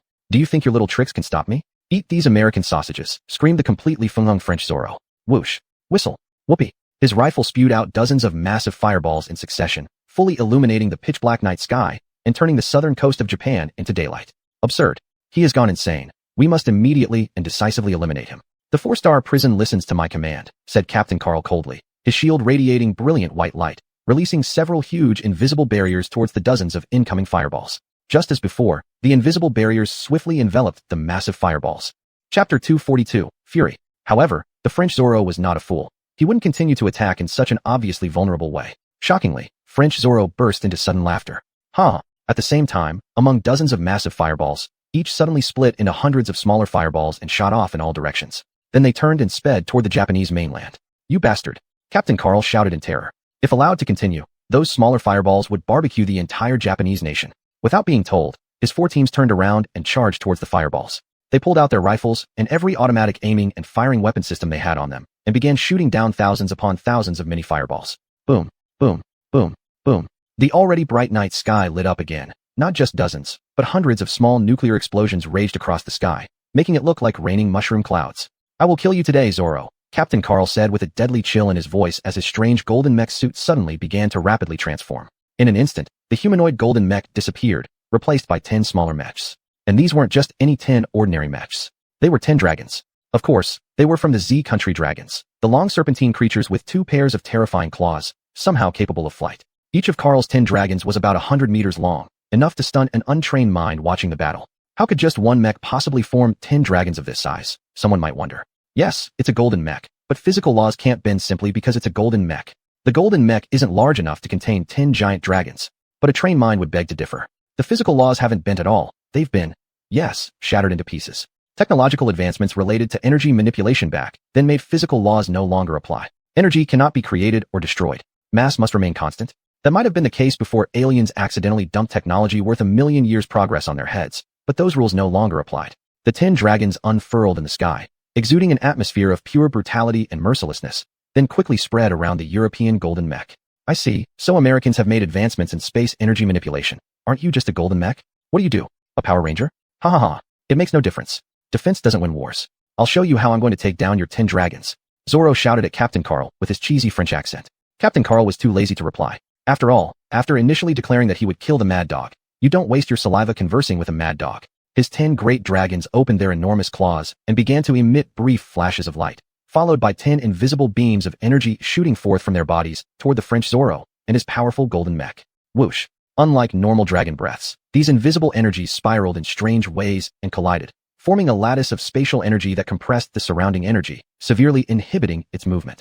Dragon grasp, Captain Carl stated solemnly. You let my dragons position themselves, even allowing them time to charge up their dragon breath and shoot at you. Your overconfidence is your downfall. Indeed, within the lattice of spatial energy, Zoro was completely immobilized. Whoosh. The lattice shrank quickly, surging toward Zoro. Crack. Zoro's right arm twitched slightly, accompanied by a faint crackling sound as Zoro struggled to break free. The lattice contracted faster. Judging from the look of it, the lattice will hit Zoro within 2 seconds. Lin Hao widened his eyes, focusing intently on sensing the development of the fight. Will the Europeans fall this way? In the battle between immovable mountains and irresistible forces, are the mountains more powerful? But if it were to end this way, it wouldn't have been a good fight. Just before the lattice struck Zoro's body, which could have fully sealed his movements, a terrible energy burst from Zoro's mech, instantly shattering the spatial energy lattice. Damn, Carl cursed in shock, realizing his strongest skill had been completely overwhelmed by Zoro. His great dragons erupted into action, starting to merge and revert into the golden mech. But Zoro was a mad dog, angered beyond description. With a furious roar, he exploded toward one of the dragons. He grabbed it with both hands, gave it a violent yank, and tore it in two. Crackle. Puffed. The dragon exploded into fragments, its body unable to contain the sheer force that had coursed through it. Oh, impressive. Captain Carl is finished now. Lin Hao couldn't help but say. The remaining 9 dragons quickly transformed into a golden mech. Strangely, this golden mech was already fully formed and looked as if it hadn't lost any part. However, Lin Hao's resonance told him that it was 10% weaker than before. Captain Carl said nothing, but Lin Hao could sense that he had almost transferred all his strength to defense. He was probably preparing for hell to be unleashed upon him. The French Zoro did not disappoint. After successfully tearing apart the first dragon, his bloodlust seemed ignited, and he immediately charged toward Carl. He put away his rifle and instead drew a pair of dreadful war hammers. One side was studded with spikes, the other looked like a sturdy sphere. Die! The French Zoro screamed wildly as his war hammer crashed down on Carl's Spartan shield with devastating force. Bang! Bang! Bang! The exchange was so incredible, yet so fast, that the only sign of the battle anyone could discern were the massive shockwaves radiating from their collisions. But even the shockwaves hardly reached anywhere before the next attack landed on Carl. Boom boom boom. Zoro didn't retreat, pushing his golden mech's offensive power to its absolute limit. Each attack made Zoro's momentum grow stronger, and Carl's mech was pushed farther back until, finally, Carl's shield was shattered completely. You! Captain Carl shouted in horror. He's. Peng Xiaolong muttered. He's. When Jenny murmured. He's. Lin Hao whispered to himself. You! Zoro screamed triumphantly. Yes, he was scared, but in just an instant, Zoro's twin hammers smashed onto Captain Carl's unprotected body. And once the first blow landed, there was no recovering. Zoro's rapid-fire hammer swings pummeled Carl like those of a lightweight boxer delivering a series of high-speed jabs, too fast for the eye to see. Chapter 243. Both suffer heavy losses. Even without his shield, Carl's mech was well-equipped and specifically built to withstand merciless attacks. But his defensive core revolved around his shield. Without it, his mech body barely lasted a minute before collapsing under the relentless assault of Zoro and his terrifying warhammer. Crack! Crack! His arm was the first to be destroyed. The Europeans are truly overwhelming. I foresaw it. Such a powerful golden mech with robust defense could have held on even longer, but this seems like the end of the road for him. When Genie sighed with a tinge of regret. No, this isn't his end. A golden mech like the American one isn't so easily defeated, especially coming from a superpower focused on defense. He's waiting for something and will soon explode with the strength he has been amassing over the past few minutes. Peng Xiaolong calmly analyzed. Lin Hao slightly furrowed his brow and concentrated the resonance on Carl's mech. His eyes widened slightly as he quickly realized that Peng Xiaolong was actually right. Even without resonance, his intuition and battle experience gave him a clearer understanding of the situation than Lin Hao. You're right. I can feel the power gathering in the American golden mech. He'll attack soon, Lin Hao announced to them. Boom, boom, bang. Within just a few seconds, both arms of Carl's golden mech were pinned down. Ha ha. The weak American golden mech dies just like this. Zoro roared savagely like a wild dog. Raising both hammers high, he unleashed a final massive attack on Carl's head to ensure complete paralysis, aiming to disable most of the sensors typically placed there. It's coming. Peng Xiaolong said calmly. Always remember never to do those foolish showy killing moves. Be clean, fast, and decisive. Sure enough, a pair of massive dragon tails suddenly erupted from the crushed arms of Carl's mech. The last place Zoro expected a counterattack, lashing forward and piercing through Zoro's head and cockpit in a swift, lethal strike. The two dragon tails simultaneously pierced through Zoro's head and cockpit. Yet, Zoro's warhammers were completely unaffected and continued their explosive downward thrust with tremendous force, shattering Carl's head into pieces. Chunks of the golden mech's head flew everywhere, leaving Carl's mech limping. Ha ha ha. You think my head and cockpit area are crucial? They aren't real. Ha ha. Die. Zoro screamed maniacally as he unleashed another barrage of attacks against Carl's cockpit. Unlike the crafty Europeans, Americans did not create fake sensor systems or cockpits. If Zoro's attacks land, Carl would be killed instantly without any doubt. We need these two superpowers to check each other. If the American loses this fight, the Europeans will rise to the top of the world, becoming more aggressive than ever. Save the American now. Peng Xiaolong urged Lin Hao urgently. Without hesitation, Lin Hao channeled the last bit of his drowsy red energy into Zoro's mech, viciously smashing its sensors and several key hardware components powering its arms. Crack! Crack! What is happening? What's wrong with me? Zoro yelled in panic with a French accent as his arms malfunctioned and cracked, his vision turned black, and his hearing failed. No one lets such a once-in-a-lifetime opportunity slip away. Carl immediately reacted and sent out 3 more dragon tails, piercing various parts of the European golden mech's body. You arrogant bastard. Let me find out where you've hidden your cockpit. Dot. Carl roared furiously and hopelessly, Having reached the end of his rope, he decided to go all out, attempting to kill his enemy before being killed himself. You Americans also managed to develop mech viruses? Zoro shouted in shock, assuming his mech failure was caused by the previous two tail strikes that pierced him. Bang! With those words, every intelligence operative observing the battle instantly confirmed a critical fact. The Europeans were the developers of the mech virus. With the mech virus and its offensive-based technologies, the balance of power tilts toward the Europeans. We must take down their mech here and now. Peng Xiaolong displayed a rare expression of disgust and strongly cursed the Europeans. So you're the developers of the mech virus? Die! The world will never let you get away with this. Carl shouted as he wildly drove his dragon tails into the European golden mech. Take him down now. When Genie stated succinctly. As usual, when asked to devour something delicious, Lin Hao didn't hesitate. But after this, my red mech core might hibernate again. You will need to get us back home safely without the strength I can offer, Lin Hao said shamelessly while crushing Zoro's golden mech core and pulling its particles toward him. Don't consume it just yet. Store it together with the particles you absorbed earlier, Peng Xiaolong suggested. Ah, good idea. At least this way, I can manipulate my red energy a little, which will be useful in smashing our enemies. Lin Hao immediately agreed and followed his suggestion. With a simple mental command, Lin Hao gathered the high-ing particles he had sent into the Japanese military secret base and transformed them into extremely dense metal plates inside the mecha that housed Princess Louisiana. Lin Hao felt a tinge of regret for not consuming the golden mech core. After all, who wouldn't feel some regret after missing an opportunity to empower themselves with such a world-shaking force? But it was a wise decision. Consuming it would have extended the hibernation time of his red mech far too long. Moreover, with a complete golden mech core available, Lin Hao could craft an entirely powerful golden mech, which he could then gift to someone else. Emma came to mind, though Lin Hao hadn't decided at that moment. As the golden mech core was devoured, French Zoro completely powered down, and suspicion immediately fell on Carl and the Americans. The world would naturally assume that if Europeans could develop mech viruses, then the Americans should also be capable of doing so, and clearly, they had. Zoro's pitiful death proved this beyond doubt. After coming so close to death, Carl was desperate. Without hesitation, he plunged his powerful dragon tails into every critical region of Zoro's mech. However, despite the lethality of his attacks, they lacked the explosive power necessary to completely annihilate Zoro and provide evidence for the loss of his mech core. Chapter 244, Exposure. So Lin Hao gave him a hand, igniting the leftover golden mech core component. Boom. In a shocking event, Zoro of France was the one who perished in that special battle between the golden mechs. Boris and another European golden mech suddenly burst out of the ocean. Zoro, the girl screamed in terror, as a massive mushroom-shaped cloud illuminated the night sky once more. You Europeans are bastards now. How dare you create a mech virus that could threaten the survival of the entire world's military? We won't let you off. You'd better hand over your mech virus to us so we can create an antivirus software. Captain Carl shouted. Do you think we're fools? Your Americans also developed a mech virus. The explosion power of the Zoro mech is at most 1% of his original strength. Where did the other 99% go? Wasn't it destroyed by your mech virus? The girl yelled sharply. What? We have no mech virus. What exactly are you talking about? Captain Carl said anxiously, finally realizing that the nuclear explosion caused by Zoro's mech was indeed too weak for the golden mechs. Damn, it could barely reach the level of a white mech. You act as if you're so righteous and full of morals. Nonsense. You Americans are the worst. You're hypocrites, pretending to be the world police, but you're actually gangsters. Your mech virus is clearly much more advanced and powerful than ours. Do you think the world will let you get away with it?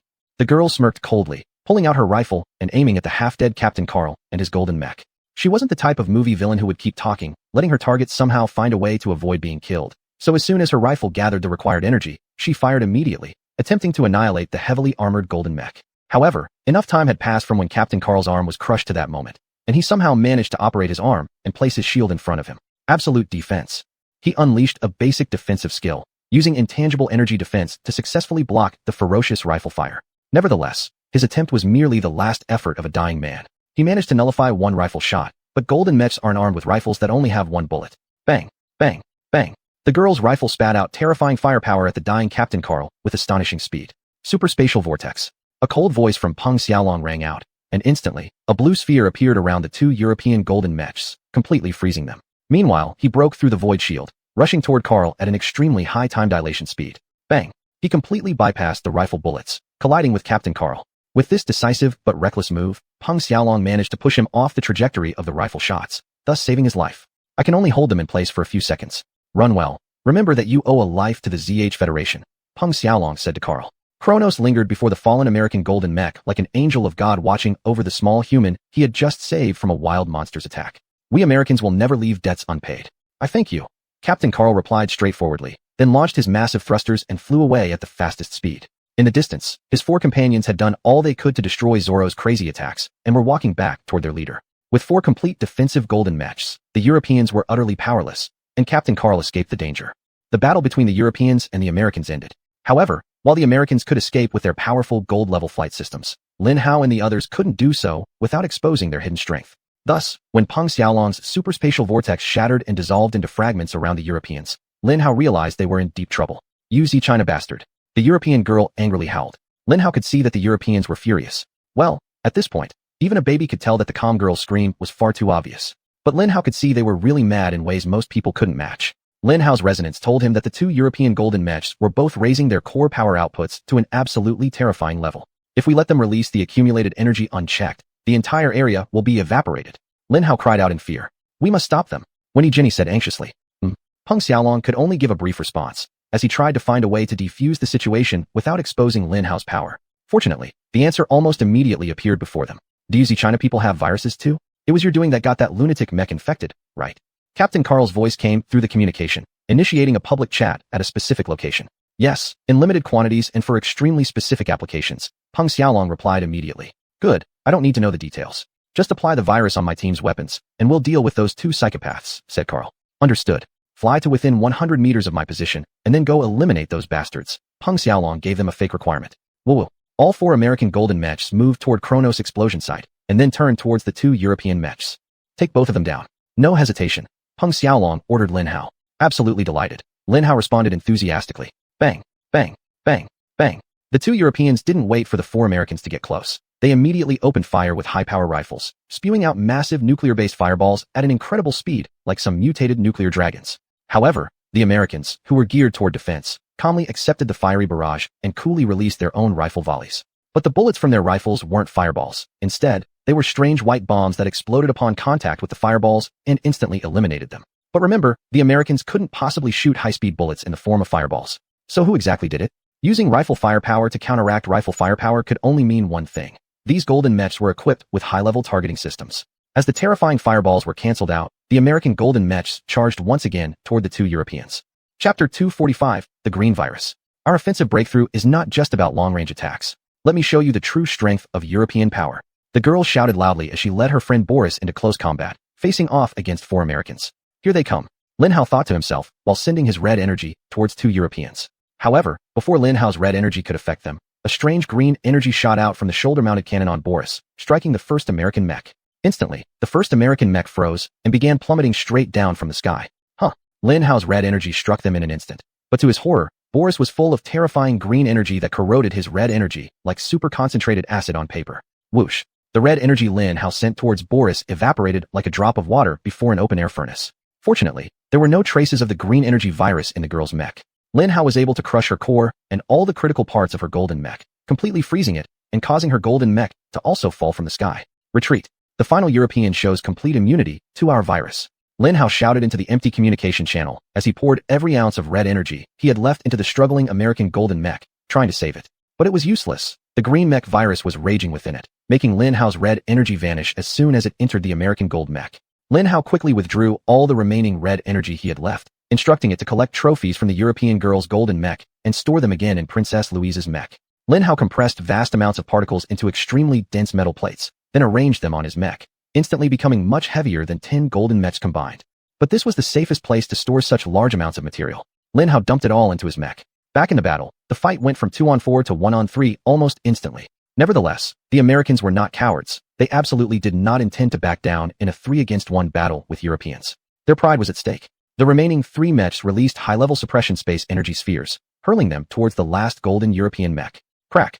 The energy spheres blossomed like many lotuses, wrapping the European golden mech with a powerful energy structure in an attempt to imprison it like Carl's had done. Every weapon on the European golden mech fired, releasing a mass of corrosive green energy to counteract the rapidly contracting suppression space energy. Hops! Indeed, the European golden mech was an incredible offense giant. The sheer force exploding from it could resist the full attack from 3 American golden mechs. And with its freely controlled mech virus, the suppressing spatial energy quickly dissipated. To die, Boris said coldly. The first word he spoke today was an extremely sinister one, filling Lin Hao with fear even though he wasn't directly participating in the fight. Boris, he truly was a beast. Boris was indeed the embodiment of the devil. A single sentence from him sketched out Lin Hao's deepest fears. He was a wild animal. After breaking through the spatial energy attack, he immediately faced terrible other attacks. Laser cannons, energy beams, high explosive shells, and even high-speed, high-density balls were thrown at him. But the beast fought fire with fire, firing a huge fireball from his rifle, cleanly wiping out the attacks of the three mechs. Massive shockwaves of various energy reactions tore apart the position amidst waves of energy. Yet, only for an instant, 3 green energy spears shot out from the ever-expanding wall of explosions, accurately striking the 3 Americans. In a shocking twist, the 3 American golden mechs instantly froze and plummeted from the sky. God, that guy Boris is full of mech virus. My red energy can't handle it. We should leave here. Lin Hao yelled at Peng Xiaolong. With the downfall of the 4 American golden mechs, Boris was now the sole remaining strong mech on the battlefield. No one among Lin Hao's group could think of a way to stop him. Let's go. When Xinjie decisively covered Lin Hao's group with her void shield once more as Peng Xiaolong took Lin Hao's group away. Carl also fired his thrusters and disappeared in the blink of an eye. Although indomitable determination and resolve are impressive traits for warriors, knowing when to fight and when to retreat is a wisdom far more important than those. At that moment, any decision other than run away would have been foolish. God, Lin Hao was dumbfounded. Hold on. I think we need to capture an American golden mech so we can study the virus. Lin Hao shouted loudly. What you said makes sense. Let's grab one before we leave. Peng Xiaolong, in a very rare moment, agreed with Lin Hao's suggestion. I think we shouldn't do this, it's too risky. I think we should run away. Wen Xinjie disagreed. High risk, high reward. Peng Xiaolong stated plainly. Under the cover of Wen Xinjie's void shield, Kronos once again crept underwater toward the nearest American golden mech. In the pitch-black night, Kronos barely made a sound while moving through the chaotic sea, and even as a massive white mech, it was almost impossible to detect his movements. But at that moment, Boris turned around and suddenly charged towards Kronos at high speed. Be careful, he can see you. Lin Hao screamed in panic to Peng Xiaolong. But Peng Xiaolong wasn't the mech god of the Z Federation because he was a coward or a fool without backup plans. In fact, in terms of skills and experience, Peng Xiaolong might still have had the upper hand over Boris that day. After all, one of the top mech pilots in the Federation did not become complacent. Peng Xiaolong calmly adjusted his position, leaving Boris's trajectory, fully trusting his wife's ability to let him evade any form of detection, even from someone like the pilot of a golden mech. As expected, Boris didn't adjust his wild charge. He smashed into the spot where Peng Xiaolong had been just milliseconds earlier. He hadn't sensed Peng Xiaolong's movement. Peng Xiaolong moved calmly and quickly toward one of the downed American golden mechs.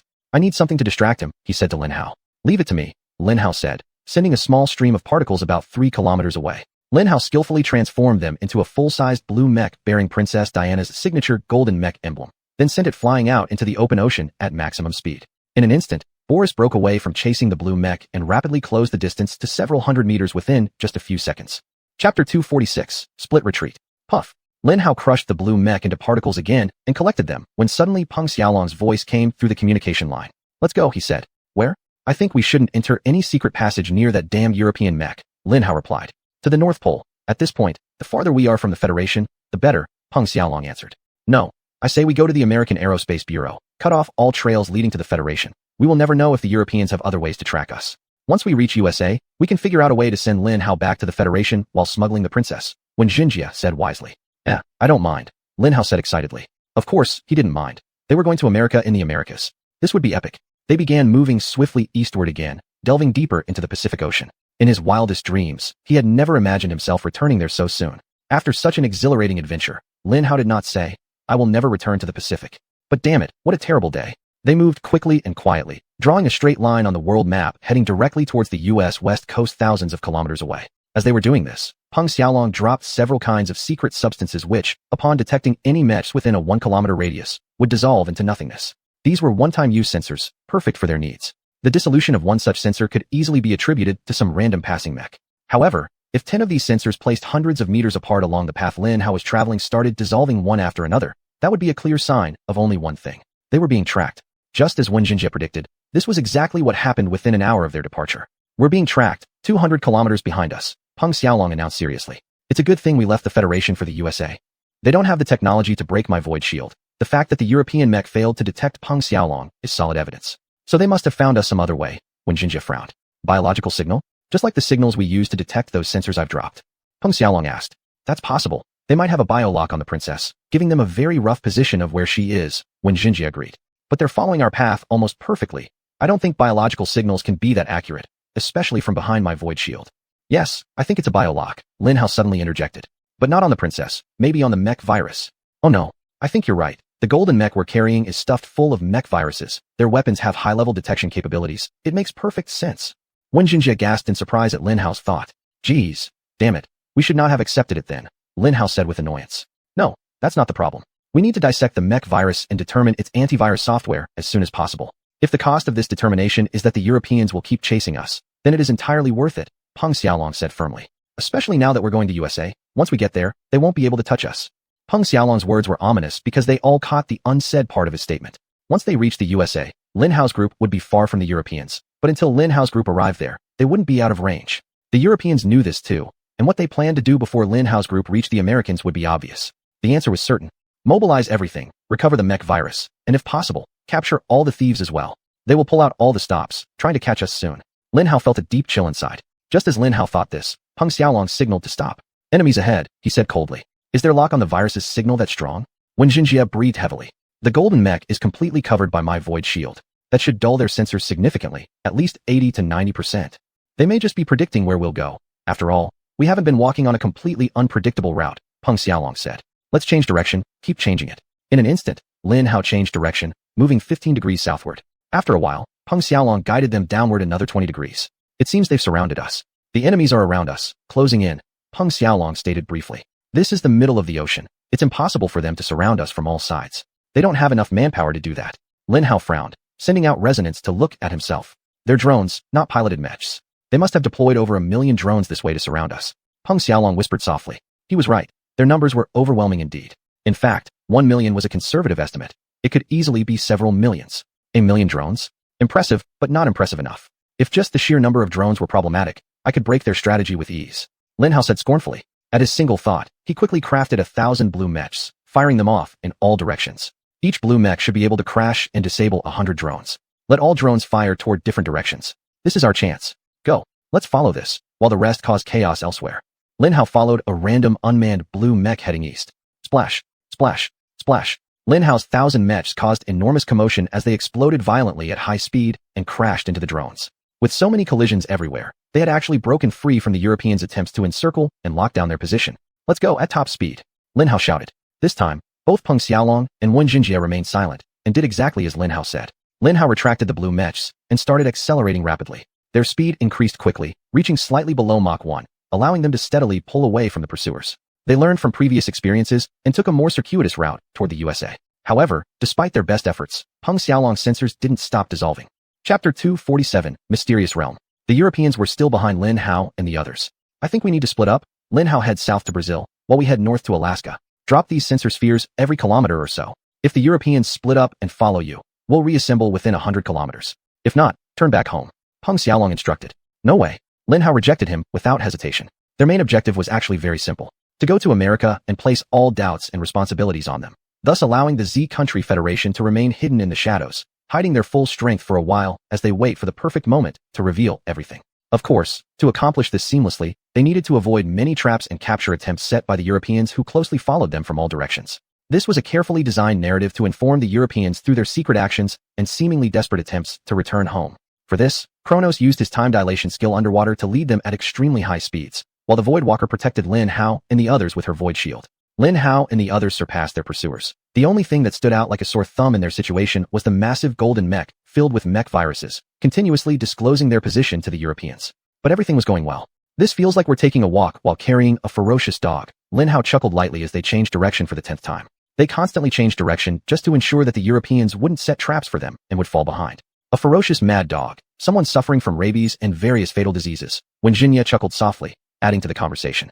I suggest we stop worrying about the Europeans now, Peng Xiaolong suddenly said seriously. We are about to enter the central region of the Western Pacific area. If our estimates are correct, then we should already be within the territory of the oceanic tribes. Oh, like the seahorses and sea eagles, Lin Hao hesitated. Damn it, don't tell me we're going to fight 1 million monsters again. It's too bloody. I'm tired of being outnumbered. Quality over quantity, Lin Hao. We may be outnumbered, but with your power and our unique skills, we'll be fine. Peng Xiaolong gently reminded Lin Hao. But Lin Hao didn't hear him. Quality over quantity. Just once. There has to be one damn time in my life where my numbers surpass those of my enemies. Let me feel the joy of having numerical advantage. Give me 1 million soldiers to trample 100 enemies. Lin Hao raged momentarily about his consistently terrible odds, much to the amusement of Peng Xiaolong and Wen Jinjie. However, it was true that until then, throughout Lin Hao's life, he had always been outnumbered. So, Lin Hao began considering what steps to take under Lin's guidance to gradually ensure that he would never find himself in such a miserable situation again. Of course, what Lin Hao most needed were more resources, and he actually already had one source. The only problem was that it had been contaminated to the point where he couldn't use it. Lin Hao glanced at the golden mech, wondering how to break through the virus and reach its essence. But just as Lin Hao thought about this, he also realized that his red mech core was beginning to revert to full hibernation mode. Lin Hao could clearly feel that it wanted to quickly complete its process of consuming and taking control. Lin Hao had another experimental mech core to consume, as well as a golden mech core from Princess Louise. There's already too much on my plate that I can't devour quickly. Wanting to consume even more is sheer greed, Lin Hao thought. What I need now is a way to accelerate the absorption of everything I already have. If I can achieve this, then creating an army of 1,000,000 drones to fight for me will no longer seem far-fetched. But Lin Hao also knew that making 1,000,000 drones was one thing, controlling them quite another, and effectively controlling them something even more difficult. Lin Hao could sense a headache coming on, knowing his goals were still blocked by several enormous obstacles he hadn't yet found ways to clear. I guess I'll just have to wait for the consumption to finish, Lin Hao thought sorrowfully. But, of course, in the dictionary of gods governing his life during that period, there was no such thing as waiting. Lin Hao either stormed straight toward the peak of power or plummeted into crisis-laden hell. Peaceful waiting? That's for boring old grandpas. Boom. Lin Hao's head snapped backward sharply as a strange object collided with it at high speed. What the hell is that? Lin Hao shouted furiously. However, these 3 words were the only sentence Lin Hao spoke in front of Peng Xiaolong and Wen Jinye for a long period. Pipalapala. Lin Hao could hardly correct his head as a strange force rippled around him and grabbed hold of him. Whoosh. In the blink of an eye, Lin Hao, along with the mech housing Princess Louise, disappeared from the Pacific Ocean to find himself in an unfamiliar green meadow. Pooh. The consumption suddenly entered emergency hibernation mode and withdrew all its forces completely. Lin Hao could feel the urgency of completing the consumption and takeover soar. Without any form of prompting, it was throwing everything into swiftly finishing the process. Whir. Snap. Its speed of consumption jumped several levels, and Lin Hao knew it would undoubtedly complete the consumption control within 10 days. Within 10 days, Lin Hao would become an unparalleled strong individual capable of wielding the powers of 2 experimental cores, possibly even owning an intact golden mech. But for the full 10 days, Lin Hao was utterly powerless like a duck. Help! Lin Hao screamed in shock as he fell heavily onto the grassy ground. About 20 meters away beside him, Princess Louise landed gracefully on her feet. Without hesitation, she unleashed her attack, charging towards Lin Hao. She reached Lin Hao's position in record-breaking time and delivered a quick thrust toward his neck. If Lin Hao were an ordinary person, this would surely have killed him. What a venomous girl, Lin Hao thought as he saw her beautiful face for the first time. Her attacks were so swift, so fierce that her knuckles broke instantly upon hitting Lin Hao's neck. Ugh! Princess Louise made a painful expression. To her credit, she didn't cry or wail like a spoiled child. She bore the pain with composure and restraint. It was the hallmark of a well-trained soldier. Chapter 248, Beast Tide. But breaking her bones did indeed make her stop attacking Lin Hao. And that was exactly what Lin Hao wanted to achieve when he let her stab. Lin Hao stood up, looking at her pitiful figure. She stood in a defensive posture, bravely raising her fists to protect herself, even the one with the fractured bone. I should kill her and then resolve this issue. Lin Hao muttered out loud, narrowing his eyes as he looked at her. Her lips twitched slightly at Lin Hao's words, but she held her ground. A deep and ferocious aura suddenly began to brew around her. She is activating some kind of physical enhancement, Lin Hao realized immediately. However, before Lin Hao could make his move, about 100 meters north of them, a flash appeared, and a portal materialized. Whoosh. The portal stabilized and opened. To Lin Hao's horror, countless alien beasts began surging out like a tide of monsters. They were furry, with 4 legs like wolves, 3 heads resembling hellhounds, and each head had horns like unicorns. Muscles bulged from their bodies as though they went to the gym daily. As they charged towards Lin Hao, they all emitted terrifying roars filled with anger. Worse still, even in that first moment, there must have been hundreds leaping out of that portal. The first trial, Beast Tide, objective, survival. A strange, intangible voice echoed from somewhere unknown. What could Lin Hao do? Lin Hao screamed. Damn it, what are these things? Seeing so many monsters rushing towards him, Lin Hao screamed in terror. Half of Lin Hao's mind remained calm, studying the way the monsters rushed out of the portal and how they struck the ground with powerful claws. That half scoffed at those monstrous creatures made of flesh and blood, believing they posed no danger to him or his mech-level body enhancements.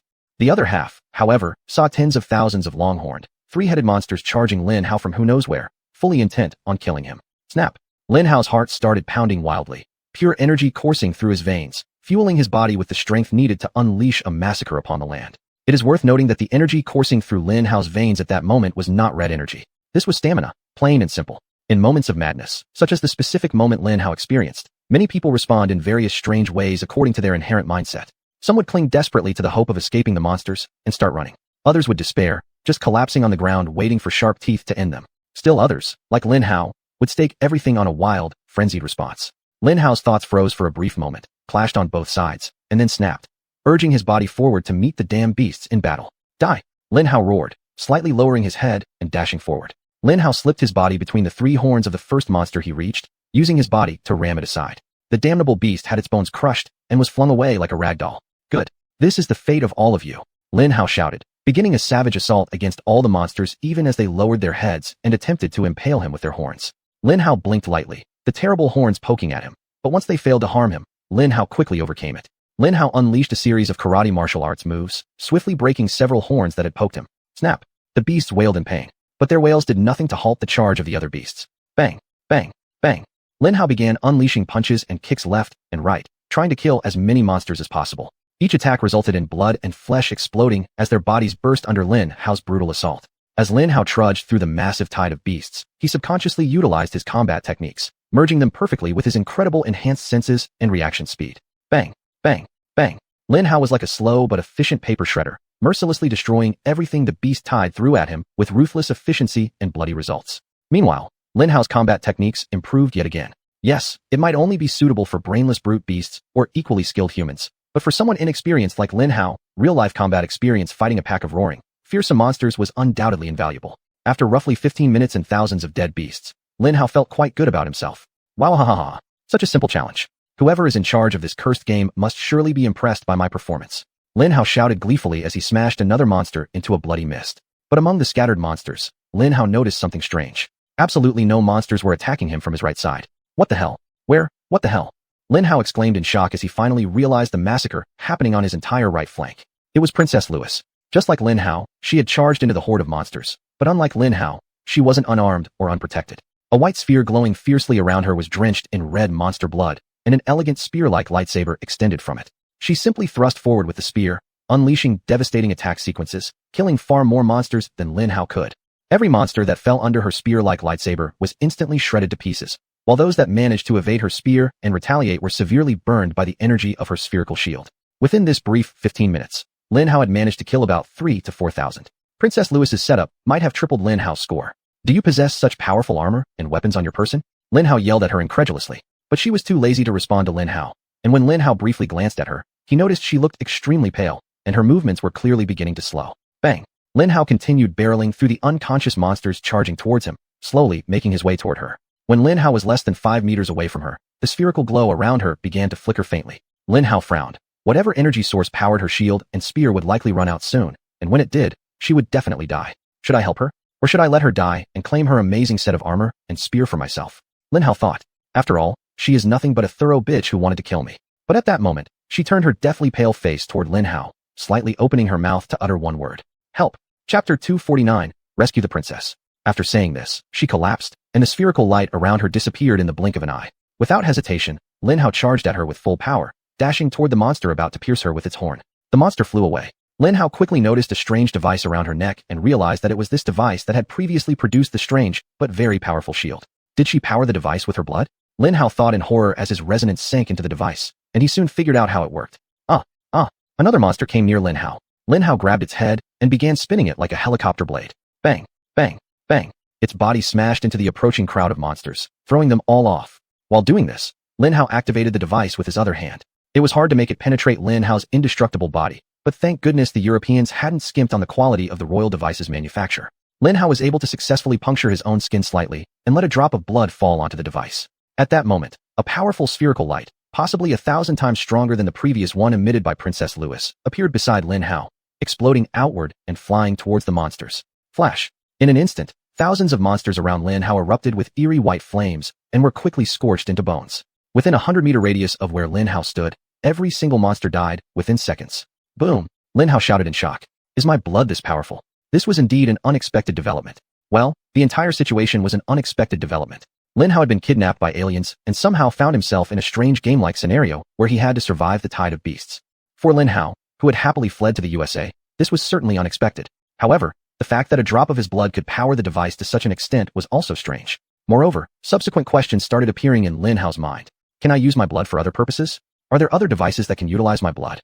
Another particularly annoying question that needed addressing also surfaced in Lin Hao's mind. Should I use my blood to save Princess Louis?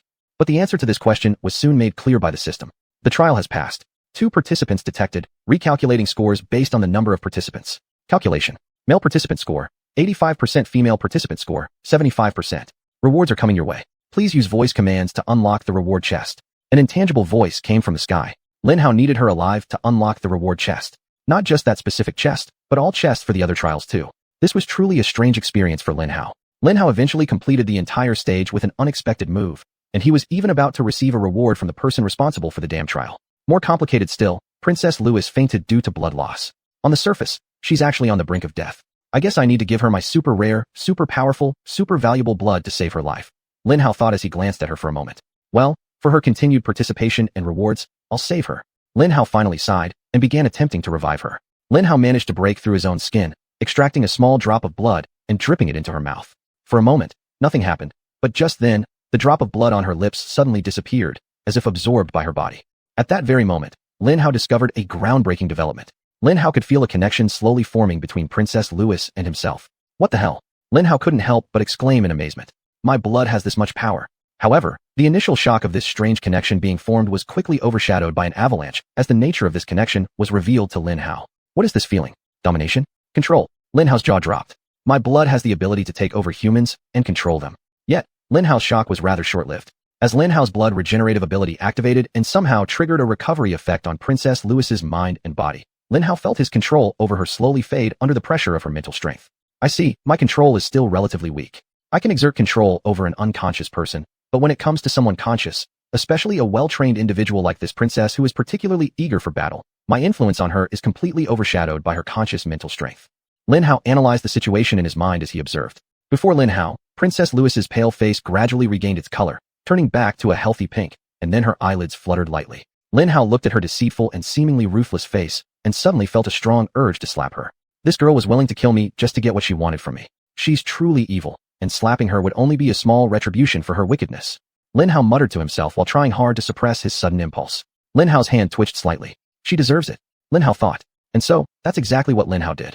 Awake already, oh beautiful and powerful princess of the wicked European Empire? How do you feel? Lin Hao smiled at her. The immense force of Lin Hao's slap made her head snap violently to the left and greatly accelerated her waking process. If waking up was like slowly going through a tunnel between the player's waiting room to the main field of a large stadium, then what Princess Louis experienced was probably being dragged out of the tunnel by a high-powered race car. Whoosh! She woke up instantly. She turned her head and looked at Lin Hao with her beautiful round eyes.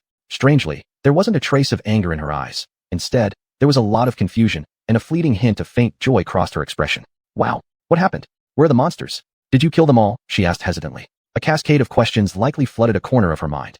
But she concealed most of those questions, focusing only on the obvious ones. Despite the slap from Lin Hao, her voice contained no anger as she asked these questions, leaving Lin Hao somewhat surprised. Could this be the influence of my bloodline and the power that controlled her?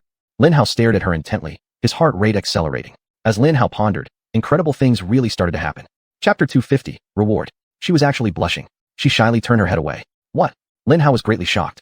He didn't expect the evil princess of the European Empire to blush because Lin Hao was staring at her intently. Lin Hao meant that Lin Hao was certain this was an effect caused by his blood power, which injected a force of control. Somehow, this made her heart develop feelings for Lin Hao. Yet regardless, it was the first time a girl had ever blushed in front of Lin Hao. Whether Lin Hao liked it or not, he rather enjoyed it. Lin Hao didn't like her. Lin Hao only liked that she blushed because of him. Even so, part of Lin Hao still felt it was quite disharmonious. After all, Lin Hao had just slapped her hard. It certainly was a strange turn of events. Lin Hao stared at her, wondering how exactly he should deal with the European princess who began to admire Lin Hao during his kidnapping by aliens and intended for him to go through foolish madness and perilous trials. At that moment, a soft whistling sound came from above Lin Hao's head, and a large drone appeared from the greenish sky, slowly descending. Reward. Lin Hao's eyes immediately left the beautiful face of Princess Louise and focused on the even more magnificent sight. A large drone flying slowly toward Lin Hao. Humph. It landed quite heavily, making Lin Hao's already wide eyes widen further in greed. A heavy landing like that. It must contain something heavy and epic. Lin Hao excitedly thought. The reward has been granted. If you wish, you can unlock them now by saying, reward me now. The ethereal voice said decisively, though its words sounded better shouted with enthusiasm. Lin Hao slightly flinched at the extremely cliché vocal command trigger, but followed through as instructed, shouting out the verbal password enthusiastically. A reward awaited Lin Hao, and he was very curious about what it might be. Whoosh. A small door opened, revealing the contents inside to Lin Hao.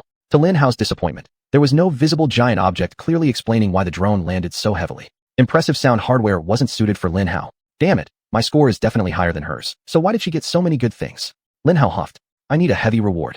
However, within the mini opening of the newly arrived drone, Lin Hao spied 2 white vials.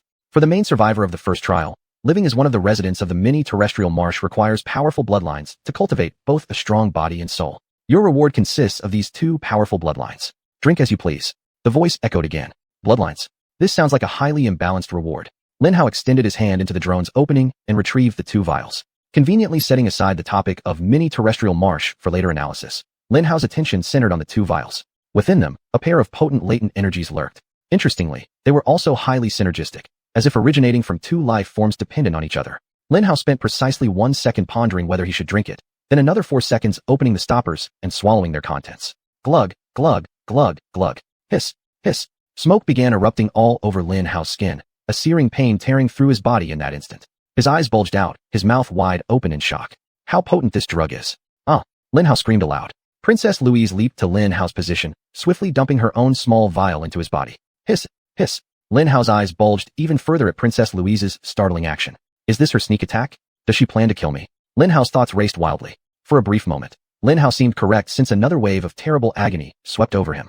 But after a while, Lin Hao realized his body was once again rapidly strengthening. After a few more seconds, the pain vanished, and Lin Hao's mind finally regained control over himself. Lin Hao blinked, feeling a peculiar sense of liberation and strength in his body. He turned his head to look at Princess Louise. What did you give me just now? Lin Hao asked. My blood, Princess Louise replied. Taking all factors into consideration, it was a bloody mess, literally bloody. Princess Louise allowed Lin Hao's blood to flow in her veins, thus creating a strange connection between Lin Hao and herself, which possibly affected her feelings toward Lin Hao. A few minutes later, Lin Hao ultimately obtained two strange bloodlines. These bloodlines came from unknown beasts and rampaged through Lin Hao's body. Princess Louise's blood also did something strange, but possibly beneficial to Lin Hao. Lin Hao didn't know what had happened to him at the time. All Lin Hao could do was stand there, slowly assessing the changes his body was undergoing while trying to resolve some very critical questions that had suddenly popped into his mind. Why? Lin Hao asked her with narrowed eyes. Indeed, why? It was bizarre that she had a vial of her own blood on hand. Even stranger that she used it on him. It was as if she knew her blood had powerful effects and wanted those effects to take root in him. If so, then without a doubt, Europeans held a severe biotechnological advantage over the rest of the world. Just a few minutes ago, Lin Hao learned about the power of his own blood when he powered Princess Louise's device with a single drop of it. Lin Hao was sure that although the Z Country Federation was getting into improving genetics and other things, they weren't doing much in the bloodline department. If that were true, they would surely harvest his blood and conduct all sorts of experiments on him. Unless, they already knew about my bloodline when I first collapsed entering the White Frost clan. But it wasn't until after I successfully devoured the 2 sea horses that I underwent extensive physical enhancement. Princess Augustus's royal blessing cleansed my blood, along with the current control I have over my transformations. So it makes sense that even if the White Frost clan had harvested my blood back then, they wouldn't have been interested because it was too useless at the time. So maybe Xuanyuan also excels in bloodline mastery, or maybe not. If they do, they'd have asked for my blood after the seahorse mission. Lin Hao's thoughts raced. As Lin Hao's mind darted through various possibilities while waiting for the princess's answer, his senses gathered all the information about the changes happening in his body. Chapter 251. Two kinds of bloodlines. You seem to need help. Princess Louisa said softly. Can your blood help me? Lin Hao asked her again. Yes. Princess Louisa answered simply. Lin Hao started to feel a bit irritated by her short and uninformative answers, which must have shown on his face because Princess Louisa hastened to elaborate on her answer. My blood is of the European royal lineage. It has an extremely powerful life force that can be used to heal life. Princess Louisa quickly explained. Lin Hao stared at her again, about to ask more questions when he suddenly realized that the connection between him and her had just been strengthened several times over. In some way, Lin Hao could vaguely sense her emotional state and the fuzzy images she was thinking of. Wow. Lin Hao couldn't help but be more astonished than ever. Interesting, consuming her blood has such a great benefit for me. I see worry, tension, confusion, excitement. There's not a trace of anger. She's either completely brainwashed by my blood or recovering her original self. It might be the former. The latter is a bit hard to imagine. It's true, starting about 10 years ago, the European Empire made a strong breakthrough in blood technology. The entire European royal family now consists of powerful individuals. Our bloodline has transcended, and we've unlocked the hidden potential in the depths of human blood. Princess Louisa explained, with a tinge of excitement in her voice. Lin Hao nodded at her words, confirming his suspicions, but his mind was elsewhere. Giving her my blood allows me to control her. Accepting her blood lets me deeply understand her feelings and thoughts. Interesting. Lin Hao thought. It must be this way because my bloodline is superior to hers. If my blood weren't so potent, giving her my blood could allow her to gain insight into my feelings and thoughts. Wait, I just swallowed 2 bottles of strange blood. Lin Hao quickly focused his attention on his own body, beginning to check if he was being controlled in any way or if Lin Hao could access the feelings and thoughts of 2 different life forms. Thankfully, very, very, very faintly, Lin Hao soon felt 2 tiny seeds of emotions and thoughts. Yes, Lin Hao was ecstatic. My bloodline is still stronger than the 2 I've consumed. Good. If not, I might have been in danger. But damn, this game is dangerous, filled with hidden traps. I must be extra cautious. Princess Louisa took Lin Hao's silence as a signal to continue elaborating, so she did. My blood happens to be full of life force. I am brimming with vitality. That's why my royal artifact is like this. Princess Louisa touched her neck, where the suction device had previously powered her spherical armor. It's with me, Lin Hao said, holding up the device, but he didn't return it to her. As expected, she didn't ask for it back. How could she? By then, Lin Hao's blood might have fully integrated into her body and released its complete influence. Although it couldn't fully control her, it was enough for Lin Hao to stand as a pillar in her heart. As they talked, Lin Hao felt many positive emotions. It wasn't hard to find out that all these feelings were directed towards Lin Hao. What is love? What's in the feeling? Is fabricated love still love? Her feelings for Lin Hao were the direct result of Lin Hao's blood influencing her body, producing those feelings toward Lin Hao. Are these feelings real? Some would say these feelings aren't real. They're merely the product of artificial manipulation. In a sense, they may be right. But the most important person in this matter, Princess Louisa herself, would disagree. To her, it felt as real as her liking for juicy apples, as real as the sun rising from the east every morning, as real as her wild heartbeats whenever Lin Hao looked at her. That's a very powerful artifact, powered by your lifeline. It will act as your last line of defense in emergencies, just like me. But be warned, it consumes a terrible amount of your life force. Not even I can use it for long battles. Princess Louisa said softly. Lin Hao just nodded in response. I guess I might have to get used to it. After all, there's no way I can restore her to her original self. Lin Hao thought. But getting used to her required time, and time was definitely scarce at that moment. Please unlock the second reward. The second phase of the trial will begin in 1 minute. An intangible voice echoed. Damn it. I haven't even figured out what the 2 bloodlines I've consumed can do yet. Lin Hao cursed under his breath. I guess I'll just have to find out the answer during battle later. Unlock reward.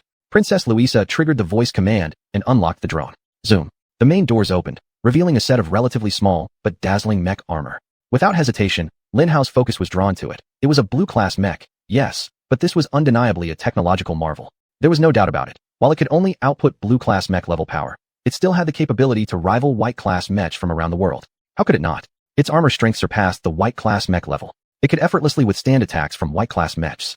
Even if its power far trailed behind that of a white-class mech, it was purely in terms of energy output. Lin Hao's resonance told him that the mech's technology for manipulating energy was thousands of years ahead of human tech. It was so formidable that Lin Hao even questioned whether Kronos could defeat it. Confronted with such a perfect prize, what could Lin Hao possibly do? His lips curled into the widest smile ever, and then, pop. It might have been an alien product made of alien materials and crafted using alien technology, but compared to devouring it, all of that paled in comparison. If devouring was active, then absorbing this alien blue-class mech would pose no problem whatsoever. But alas, for Lin Hao, devouring was in complete hibernation mode. No matter how hard Lin Hao tried, he couldn't extract even a sliver of red energy. He attempted to fully devour it, but couldn't even take the first step. Princess Louisa, unaware that Lin Hao had tried to seize her reward, quickly approached and activated the blue-class mech. The blue-class mech took on the form of the monster they had just defeated, a 4-legged, 3-headed, horned beast. It looked absolutely epic, and Lin Hao couldn't help but sigh at his inability to consume it. As soon as she approached it, a circular opening appeared in its chest, revealing a small spherical chamber where a human could stand with enough room to spare. Chapter 252, Flow. She turned her head and looked at Lin Hao questioningly, as if asking whether she could board the mech. They all knew that Lin Hao didn't need it. It was her who desperately required the protection of the mech suit. Still, she wanted to ensure that Lin Hao was fine. Lin Hao gave her a slight nod, and she immediately entered. As soon as she went in, the hatch closed. Lin Hao's resonance informed him that the cockpit was instantly filled with some kind of nanofluid, allowing her complete control over the mech, as if she were controlling her own body. An impressive technology, they've completely bypassed the need for resonance, Lin Hao thought while studying this remarkable beast mech. But Lin Hao's astonishment soon turned into sheer awe. The mech suddenly began trembling gently and transformed into a human shape. And not just any human shape. It took the form of Princess Louisa, a 25-meter-tall Princess Louisa. Amazing. I need this technology. Lin Hao excitedly shouted in his mind. No, because I can already do that. But damn, this is cool. So cool. This mech is incredibly impressive. Although the golden mech of Earth can exert greater power, compared to this elegant leopard, it resembles a clumsy elephant. Princess Louisa said with immense reverence as she began testing the mech's movements. As Lin Hao watched Princess Louisa move, his heart began pounding heavily. It was unbelievable. She was absolutely right. Aliens had used nanotechnology to replicate Princess Louisa's form and connected the entire mech directly to her brain. Her mech's movements mirrored her bodily actions perfectly. Every small detail, every tiny twitch, every subtle nuance in her motions was flawlessly replicated and immediately translated into action by the mech. It was vastly different from human mechs. Although Lin Hao's group had been able to control their mechs telepathically, it was still a crude form of control, like pressing an arcade joystick to maneuver a character. They had to send mental commands to the mech in image form, specifying what they hoped the mech would accomplish before moving. Of course, Lin Hao didn't have to do this, but that was due to the terrifying and red energy benefits provided by the red core of the mech. For the rest of the world, compared to these aliens, their control of mechs was still relatively crude. I can unleash 100% of human combat skills within this mech, Princess Louisa suddenly declared. With agility, she jumped and began performing a series of complex flips and high-speed, intricate moves. Whoosh, splash, boom. Her hands tore through the air at incredible speed, moving with unmatched elegance. Just by looking, Lin Hao knew she was at least 1,000,000 times more proficient than he. This was perfect, because the second phase was about to begin. Second phase, objective, survive and defeat all elite beasts. As more portals opened, a disembodied voice sounded. Hundreds of 50-meter-tall, giant humanoid beasts with disproportionately large heads swung their club-like arms as they thunderously emerged from the portals. Their feet barely touched the green grass when they all tilted their heads to glance at the green sky and started howling loudly, emitting high-pitched cries that were bone-chilling rather than merely terrifying. Hoo, ho, wah wah wah. After they did this, they immediately slammed their supersized clubs onto the ground several times, then surged toward Lin Hao in an impact that shook the planet. Well, this is absolutely crazy. You expect me, a 10-year-old unarmed boy, to take on hundreds of 50-meter giants wielding clubs? Which idiot lunatic is responsible for these games? Lin Hao shouted aloud as he shrank back in horror, gazing at the terrible scene unfolding before him. Of course, the idiot lunatic didn't condescend to answer Lin Hao. But just as Lin Hao took a deep breath and prepared for a wild and savage battle, a golden mech leaped in front of him. Let me handle this phase. You stay back and watch, Princess Louisa said without turning her head. Then, with movements so fluid they were invisible to normal eyes, she extended her hands, pointing at the approaching crowd of trampling giants.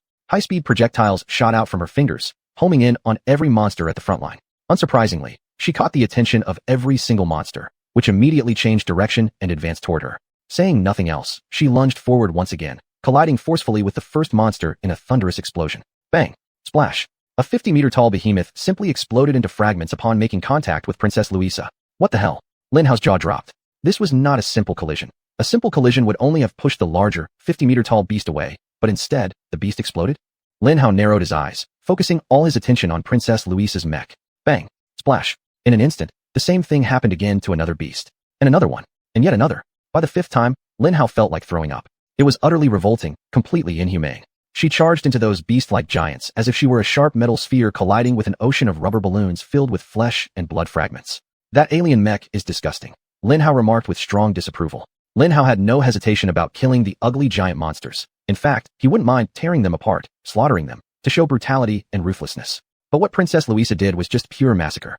Lin Hao meant that stabbing a beast's heart with a sword, or even severing its limbs or head to kill it, was one thing. Turning them into pieces with all their body parts, organs, and bones flying around repeatedly was an entirely different matter. The first made you a butcher. The second made you a demon-like psychopath. Lin Hao wasn't a psychopath, much less a demon. But strangely, despite feeling increasingly nauseous, Lin Hao was also captivated by Princess Louisa's elegant efficiency of movement. Every punch, every kick, every body strike she delivered fit together perfectly to achieve maximum impact over the shortest distance and fastest time possible. Not a single motion was wasted while she slaughtered the beast-like giants. It was as if the beast-like giants stood still with their hands raised high in surrender. How does she dodge so many clubs swinging wildly around like damn flies? And do it so gracefully? Lin Hao furrowed his brow slightly with jealousy. Lin Hao first concentrated on her arms, and then shifted his focus to her legs. There, Lin Hao finally realized the key to all successful combat techniques. Chapter 253, Monster Upgrade. Xinliu. Lin Hao suddenly understood and widened his eyes. Every movement must be part of a larger flow, and there must be a continuous path. Our movements are like this, especially the feet. We can't put ourselves in a position where we can't continue to act. Once Lin Hao grasped this simple concept, he began to look at Princess Louisa's action techniques from different angles. I get it. So that's why we rotate. That's why our feet always point in the direction of our next move. Efficiency. Flow. Very good. Very good. Princess Louise turns out to be a genius. Lin Hao excitedly shouted in his heart. Lin Hao was so captivated by Princess Louise's elegant movements that he barely noticed the battle. It wasn't until Lin Hao suddenly caught a threatening motion with his peripheral vision that he broke away from his intense study of Princess Louise to see what had happened. What Lin Hao saw was the most revolting sight he'd ever seen, even up to today. Rotting flesh worms. Yes, rotten brain worms. They were indeed worms made of rotten brain matter. Lin Hao finally understood why those beasts had such large heads. They were filled with worms. And those beasts attacking Lin Hao were actually dead, controlled by the worms inside their heads. Worse still, Lin Hao was unarmed. Yes, Lin Hao might be the only person who could claim that even without weapons, he was completely safe facing such horror. But damn it if he had to wade through those disgusting rotting brain worm fragments to kill them. That's right. I still have that royal artifact. Lin Hao's mood immediately brightened as he immediately grabbed the device with his hand and squeezed it hard so that his super thick skin could be pierced by it, and some blood drawn. As it did so, Lin Hao felt a unique connection to the royal artifact, sensing that he could not only form a defensive sphere, but also conjure a spear of light. Brilliant, Lin Hao happily shouted. This level of control I have over the royal artifact is likely a side effect of having Princess Louisa's blood. I can summon a spear and stabilize the spherical burst, maintaining my defensive layer around me rather than letting it explode outward. With that light sphere and the spear of light, Lin Hao no longer had any issues getting dirty with the rotting brain worms. Just as Princess Louise used her blue mech to destroy psychic giants on either side, he effortlessly exterminated the worms. This second stage is nothing. After cleaning up the entire pile of worms, Lin Hao burst into laughter, just smashing into them so that they evaporated against his blazing light barrier. Lin Hao didn't even need to frequently swing his spear. Clearly, however, the fool responsible for the trial was a petty lunatic. Just a few seconds after his self-congratulatory laughter, that ethereal voice sounded again. The second stage has been extended, elite beasts upgraded to great elite beasts. Snap. Lin Hao hadn't even finished cursing when the foolish little madman continued speaking. The second stage extension activated, great elite beasts upgraded to epic beasts, exceeding level 1 novice trial difficulty tier. Beta reclassified as level 2 novice trial beta version. Points system initiated. Welcome to the level 2 novice trial beta version. Each kill will reward you with 1 point. Collect as many points as possible to exchange them for rich rewards. Undetermined life forms detected. Points reward increased 5-fold. Each kill will now reward you with 5 points. Good luck, stay alive. Lin Hao felt like a hamster trapped in a cage full of obstacles. Hell, if there were betting spectators watching him, he wouldn't be surprised at all. Damn, so I'm the hamster? Let me tear apart this damn cage and show you I'm more than just a hamster. I'm a monster hamster. Lin Hao raged internally, deciding he would stop messing around. Crack. Lin Hao's anger acted like high-octane fuel, driving the red mech core inside him to digest faster and faster. Once again, Lin Hao felt it responding to his emotions. By then, the red mech core had already fed primarily on his anger, tearing apart control particles like a crazed, hungry bear devouring its prey in great gulps. Soon, Lin Hao swore to himself, once the consumption is complete, I'll destroy this damn cage and find that stupid little madman pulling the strings behind this cursed trial. But before that, Lin Hao had a bunch of epic beasts to take down. Right before his eyes were massive 100-meter-tall portals everywhere. Humph. The portals opened into enormous vertical elliptical entrances and quickly stabilized. As they did, dreadful arcs of electricity began crackling around the gateways. Holy spaghetti! Lightning arcs? What in the world are these epic beasts? Lin Hao internally groaned. This was going to be a very troublesome and shocking battle he was about to be dragged into. Suddenly, an enormous black armored arm appeared from the nearest portal. It looked like a regular human arm, with a 5-fingered hand at its end. Thankfully, it wasn't wielding anything. Unfortunately, things didn't stay simple for long. Soon, a massive armored torso emerged behind the armored arm, and shortly after, a 100-meter-tall humanoid knight strode out of the nearest portal. Similar black knights began stepping out from the other 20-odd portals surrounding Lin Hao. Lin Hao's heart raced in his chest, half with anger, half with worry. The main issue was simple. How strong are they? Can my body withstand their attacks? As these questions swirled through Lin Hao's mind, he suddenly felt his entire right arm grow warm, but not in a painful way. Could it be like that ancient comic I once read where a character could release flames from his right hand and ice from his left? That would be epic. Lin Hao's thoughts raced. But when Lin Hao's left arm also started heating up, this theory was immediately dismissed. Well, not ice and fire, but being able to shoot flames from my hand sounds good too, Lin Hao thought. Alas, nothing further happened. It ended there. Lin Hao's arms had merely grown warm, and that was all. This could be somewhat dangerous for us, Princess Louise said in a worried tone. She remained obediently one step behind Lin Hao, like a loyal steward, waiting for his instructions on what they should do. Chapter 254, 100,000 volts. They're big, like mechas armored. Defeating them, and stealing one for our use shouldn't be too difficult. Lin Hao shrugged, feigning nonchalance even though he wholeheartedly agreed with her assessment. They look tough to take down, even more so if they control the power of lightning. Princess Louisa said seriously. We'll find out soon enough. Lin Hao squinted his eyes as the first figure placed his right foot forward, producing a loud, thunderous boom. And just like that, it began. Boom, boom, boom. 25, 100-meter-tall epic beasts charged toward Lin Hao, a 10-year-old boy who was only 1.6 meters tall, standing alongside a 25-meter-tall alien blue mecha. Stay defensive, Lin Hao warned Princess Louisa. Avoid exchanging blows with them. Be careful, she said as the first black knight approached Lin Hao. The thing they dreaded most suddenly came true when it lifted its foot high and slammed it down on Lin Hao. Crack! An arc of electricity covered its foot. Damn it, Lin Hao shouted as he narrowly dodged the mighty stomp, dashing away at high speed from the original spot. Boom. Its colossal foot slammed into the ground several meters away from Lin Hao. One benefit of being a small figure in a battle against 100-meter-tall beasts is that they have difficulty hitting you. They were too large to fully utilize their clumsy strength, and Lin Hao was able to easily escape their attack range using his explosive speed. But dodging attacks wouldn't win the fight, and Lin Hao knew he had to counterattack. Just as all small animals in history have attacked groups of giants by climbing them, Lin Hao leaped onto the pivot leg of one of the creatures when it stepped on him, continuing upwards towards its neck. Lin Hao could already envision himself drilling through its neck armor and reaching the fleshy part inside, if there was any. Humph. Pulling himself up, Lin Hao reached the top of its foot, but just as he prepared to jump onto its calf and climb upward, he realized he'd made a huge mistake. Oh damn it, I forgot this guy is. Boom. Sure enough, after narrowly dodging their massive stomps, Lin Hao ultimately exposed himself to their far stronger electric shocks. God knows how many volts surged through Lin Hao's body, flooding every cell with dense electric energy.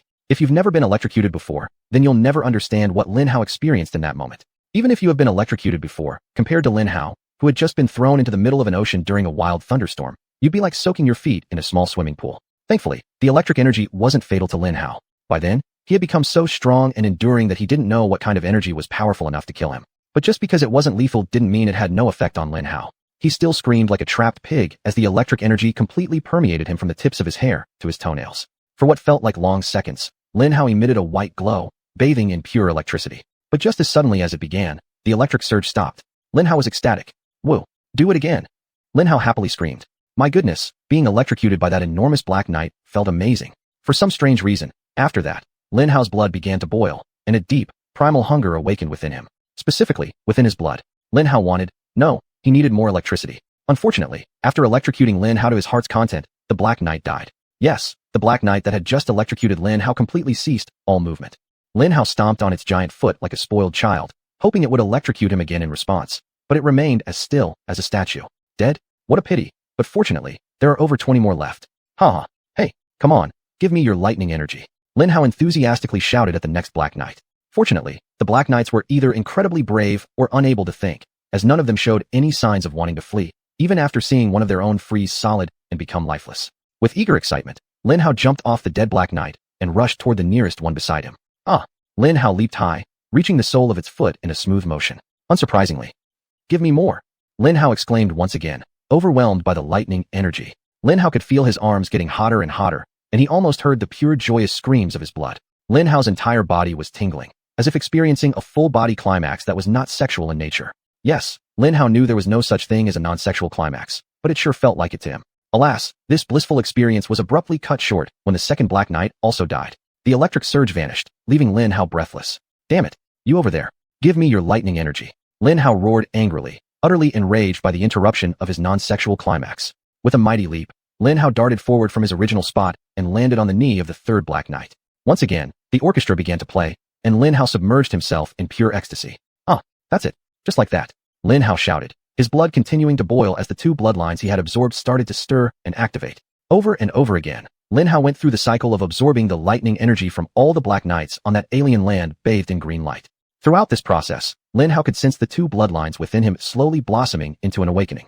Just as the final Black Knight faded into death, Lin Hao finally felt that something was about to happen within him.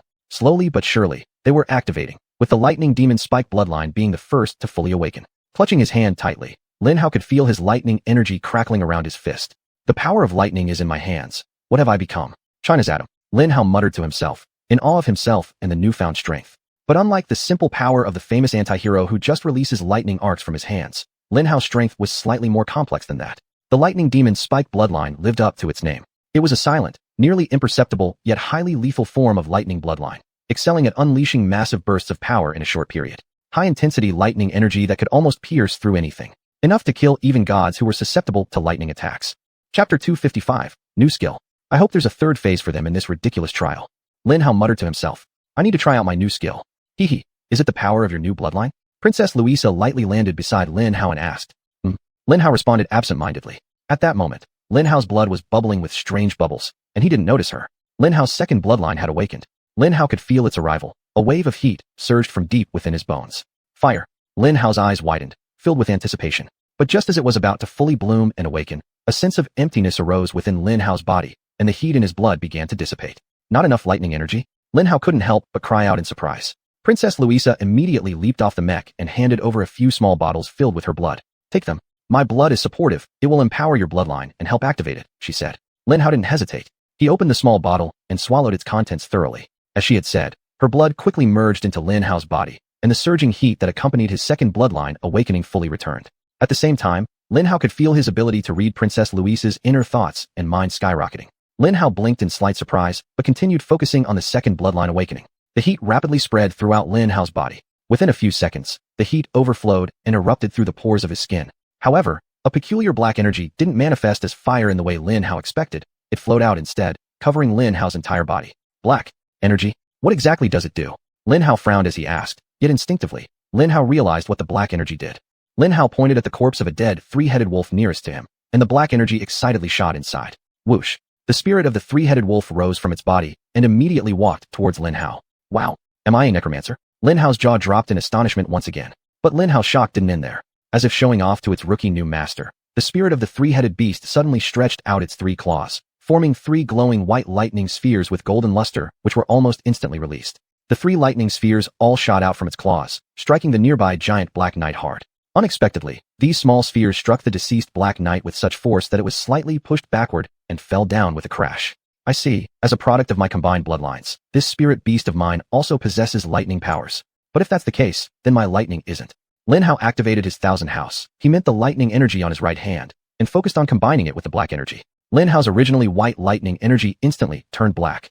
Undead lightning energy. Lin Hao's undead lightning energy not only shocked its targets to death, but could also corrode their vitality. Remarkable. With these powers, even without my red energy, I will still be a formidable force.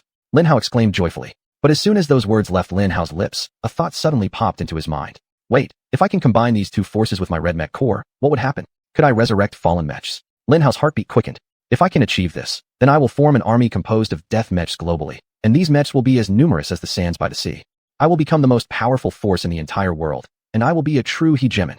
Ha ha ha, what's with that foolish look on your face? Princess Louisa chuckled. Lin Hao turned around and glared at her. But as Lin Hao did so, his eyes widened when he saw an enormous Black Knight, somehow having avoided their detection, stealthily floating toward them and raising a massive warhammer to smash down upon them. You sneaky bastard. Lin Hao shouted loudly. What? Why? I wasn't. Princess Louisa was startled by Lin Hao's sudden shout. She soon realized that Lin Hao wasn't looking at her, but rather at something behind her. Lin Hao raised his hand, preparing to unleash his maximum and strongest lightning attack against the sneaky Black Knight, when he suddenly felt some kind of connection with all the lightning energy inside it. Instinctively, Lin Hao knew what he had to do. Lightning Devour. Just like a monster sucking out the life force from its victim, Lin Hao drained all of the Black Knight's lightning energy. Bang! Bang bang!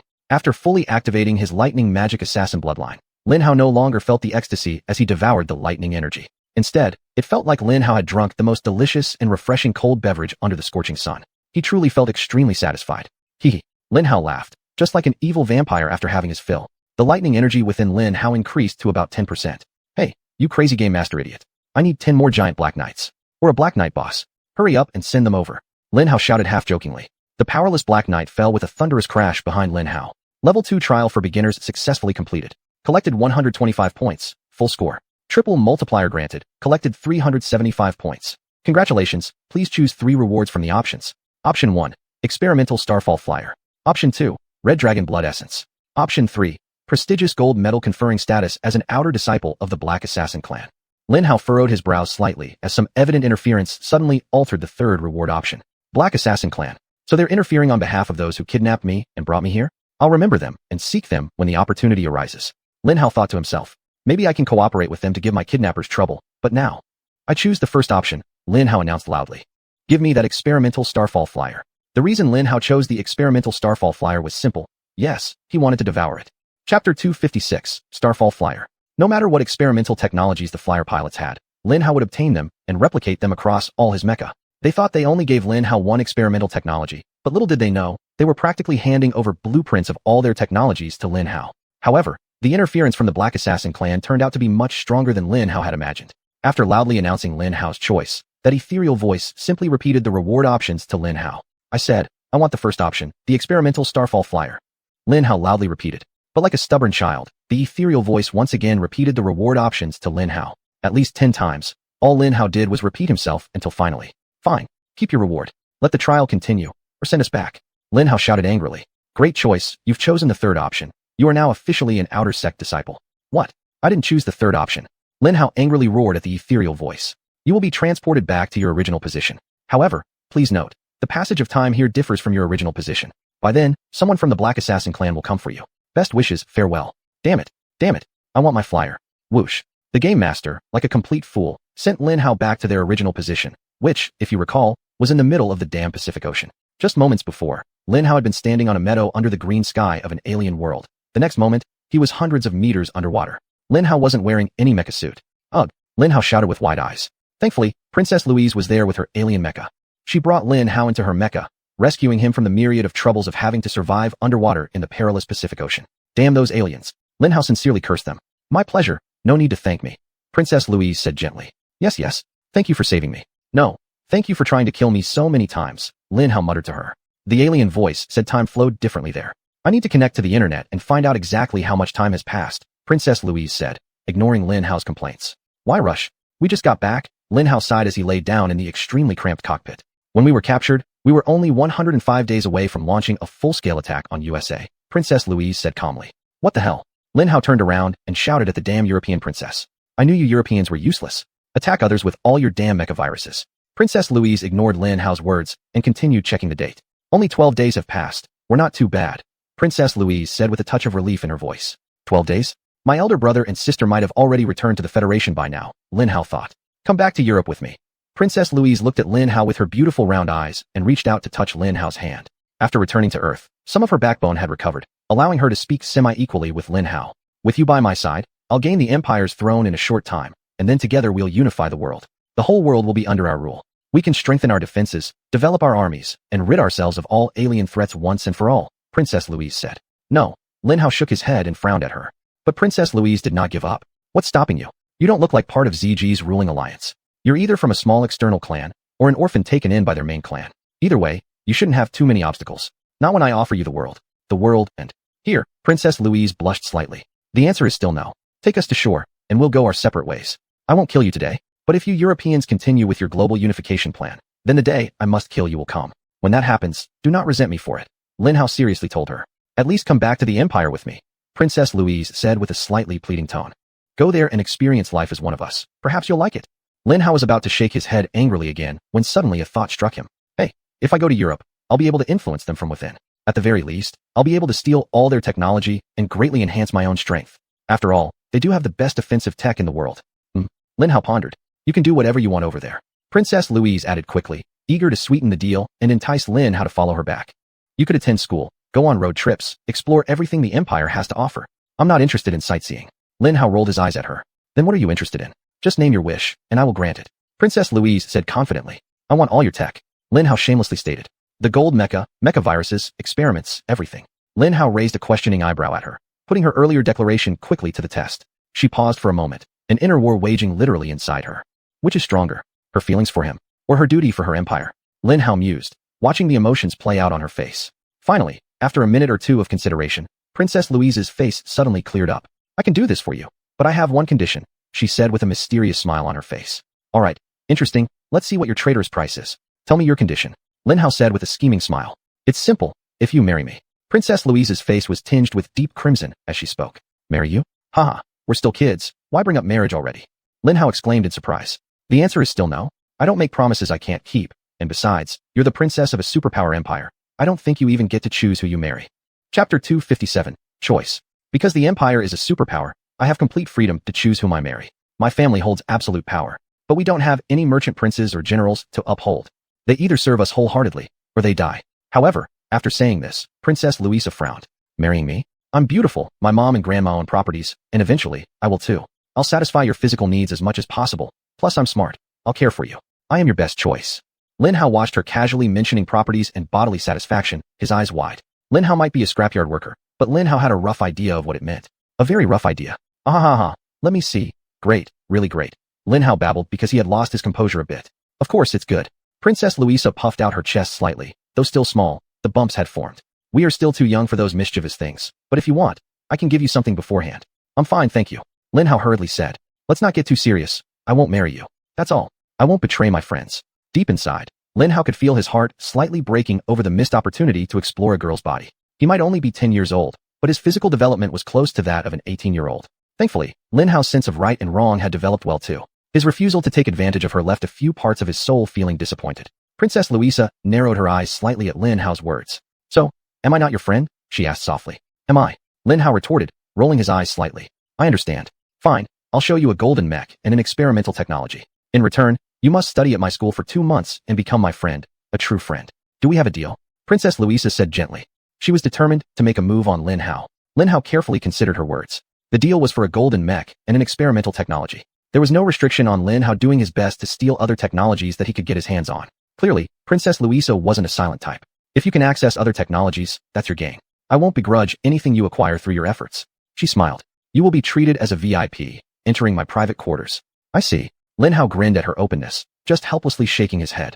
Then let's go? In 2 months, if the Ocean Tribe hasn't attacked us yet, we're about to invade USA. We don't have much time to waste. The most charming, beautiful smile Lin Hao had ever seen blossomed on Princess Louisa's face. A genuine joy and happiness that almost made Lin Hao feel guilty for his previous decision to slap her. Just almost. In Lin Hao's mind, she was still a poisonous killer, who acted friendly due to his influence on her body. As Lin Hao mentioned before, though artificial and unnatural, this influence was real, especially for her. It was her reality, and therefore deserved the same response. Maybe once we reach the Empire, she will shed her image as a venomous killer. Lin Hao thought absent-mindedly as he walked beside her. When Lin Hao stood in front of her, she widened her eyes in surprise. Excuse me, I'd like to download the data from this mech and set a route for the Empire. Please let me sit here. Lin Hao politely said. A flash of disappointment crossed her face. Then she coughed lightly and quickly entered the coordinates for the Empire into the autopilot. Go ahead, she said as she slid her slender figure away to let Lin Hao take the main control seat. Lin Hao connected his personal communicator with the alien technology to manually download as much data as possible. However, as Lin Hao fiddled with the connection, his communicator suddenly came alive. Lin Hao, the voice of the elder ancestor rang out. Oh hey old man, I'm back. Did you miss me? Lin Hao answered immediately and cheerfully. You bastard. Why didn't you contact us when you returned? What happened to you? Where did you go? The elder ancestor roared furiously. Hey, what's with the unnecessary hostility? I just got back. When you reached out, I was about to contact you. Lin Hao lied smoothly. Lying is a sin, you little brat, but it's good that you're safe. Your elder brother and his nagging wife were so worried they nearly fell ill. But you must wait to talk to them. They are currently on an extremely confidential, highly critical mission. The elder ancestor said in his usual irascible tone. Alright, so they managed that situation with the Europeans then? Good. I am on my own extremely confidential, highly critical mission, Lin Hao declared quite smugly, much to the elder ancestor's chagrin. What kind of secret, highly critical mission? I am the one who assigns missions, especially the highly confidential ones. You cannot possibly assign yourself a highly confidential mission. Get back here immediately. We need to debrief you. The elder ancestor exploded. Hey, what's got you so riled up today? I can't return. I'm en route to the European Empire on a spying mission. I'll contact you regularly and send over my findings. Lin Hao stated openly, causing Princess Louisa's eyes to widen slightly as she giggled at Lin Hao's brazen acknowledgement of his espionage plan. Who is that? The elder ancestor demanded sharply. Princess Louisa, the reason behind all the terrible defeats the Europeans have caused us. But don't worry, we've struck a deal. Princess Louisa? Interesting. Alright, do your best, and make sure you come back safely. Just don't return as a married man. Ha. I'll await your next communication. The elder ancestor laughed heartily before cutting off suddenly. Strange, Lin Hao muttered to himself. Lin Hao was surprised that the ancestor didn't demand more explanations or guarantees of his loyalty. He must be confident you will return to Xuanyuan. Princess Louisa remarked. Yeah, I suppose I should have done more persuasion to help him understand the value of my mission, but I think he's very certain of my loyalty due to a prophecy about me. Lin Hao responded thoughtfully. Prophecy? You also believe in prophecies? Princess Louisa asked, smiling. One would think European old women are the least superstitious, but clearly Z country elders are just as bad. New paragraph starts here. Chapter 258, Prophecy. Superstition maybe, or maybe not. But even if it's true, as the Black Dragon, having control over the fate of the Federation in my hands wouldn't exactly be a bad thing. Lin Hao said with a casual laugh. Black Dragon. Princess Louisa suddenly exclaimed loudly. Wait a moment. Don't tell me that Europeans also have prophecies about me? What? A dark omen of misfortune will bring a princess to the shores of the Empire? He'll fight the Empire's enemies with one hand and devour its loyal ministers with the other. Lin Hao asked sarcastically, yet curious. To his surprise, Princess Louisa's face turned deathly pale. What is this nonsense? Another prophecy? It can't be. Lin Hao said incredulously. Not exactly. But. Louisa hesitated for a moment. Not quite perfect? We're already so close. Lin Hao pursued further. A black dragon will land on the shores of the Empire. He will consume its soul, steal its heart, and trample its children. Beware of the black dragon. Beware of the black dragon. Beware of the black dragon. Princess Louisa whispered softly, her beautiful round eyes full of bewilderment and disbelief staring intently at Lin Hao. Sounds pretty accurate. According to Xuanyuan's prophets, I am indeed the black dragon from the prophecy. Yes, I really wouldn't mind tearing apart the entire European Empire. So what? Swallowing its soul, stealing its heart, and trampling its children. Lin Hao smirked wickedly at Princess Louisa. But Princess Louisa wasn't done speaking. Accept him as your master. Acknowledge his dominion, and you shall rule the world. Oppose him in war, and you shall be destroyed. Beware of the black dragon. Beware of the black dragon. Beware of the black dragon. Princess Louisa concluded quietly. Look, you need to persuade your whole empire to serve me. Bow to me. Lin Hao laughed heartily, indulging in the terrifying nature of their predictions about him.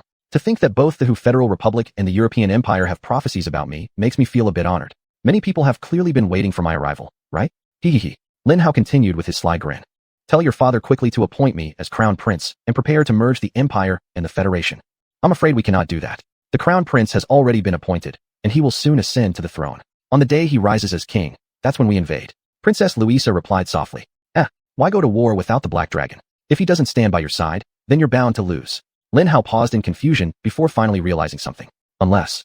The crown prince's name is Richard, his nickname is the Black Dragon. He wields the divine sword, commands the Empire's most elite Black Dragon Legion. At that moment, Princess Louisa's face dropped. Lin Hao instinctively knew what was coming, even before she had fully spoken the words. Is he the man your father arranged for you to marry? Lin Hao asked softly. Princess Louisa sighed heavily. Why are you looking so downcast? He could be a dashing young man, full of delicious abs and biceps the size of ostrich eggs. Like how proudly you boasted about your future bedroom earlier. Isn't there something to love about such a sexy young man? Lin Hao teased.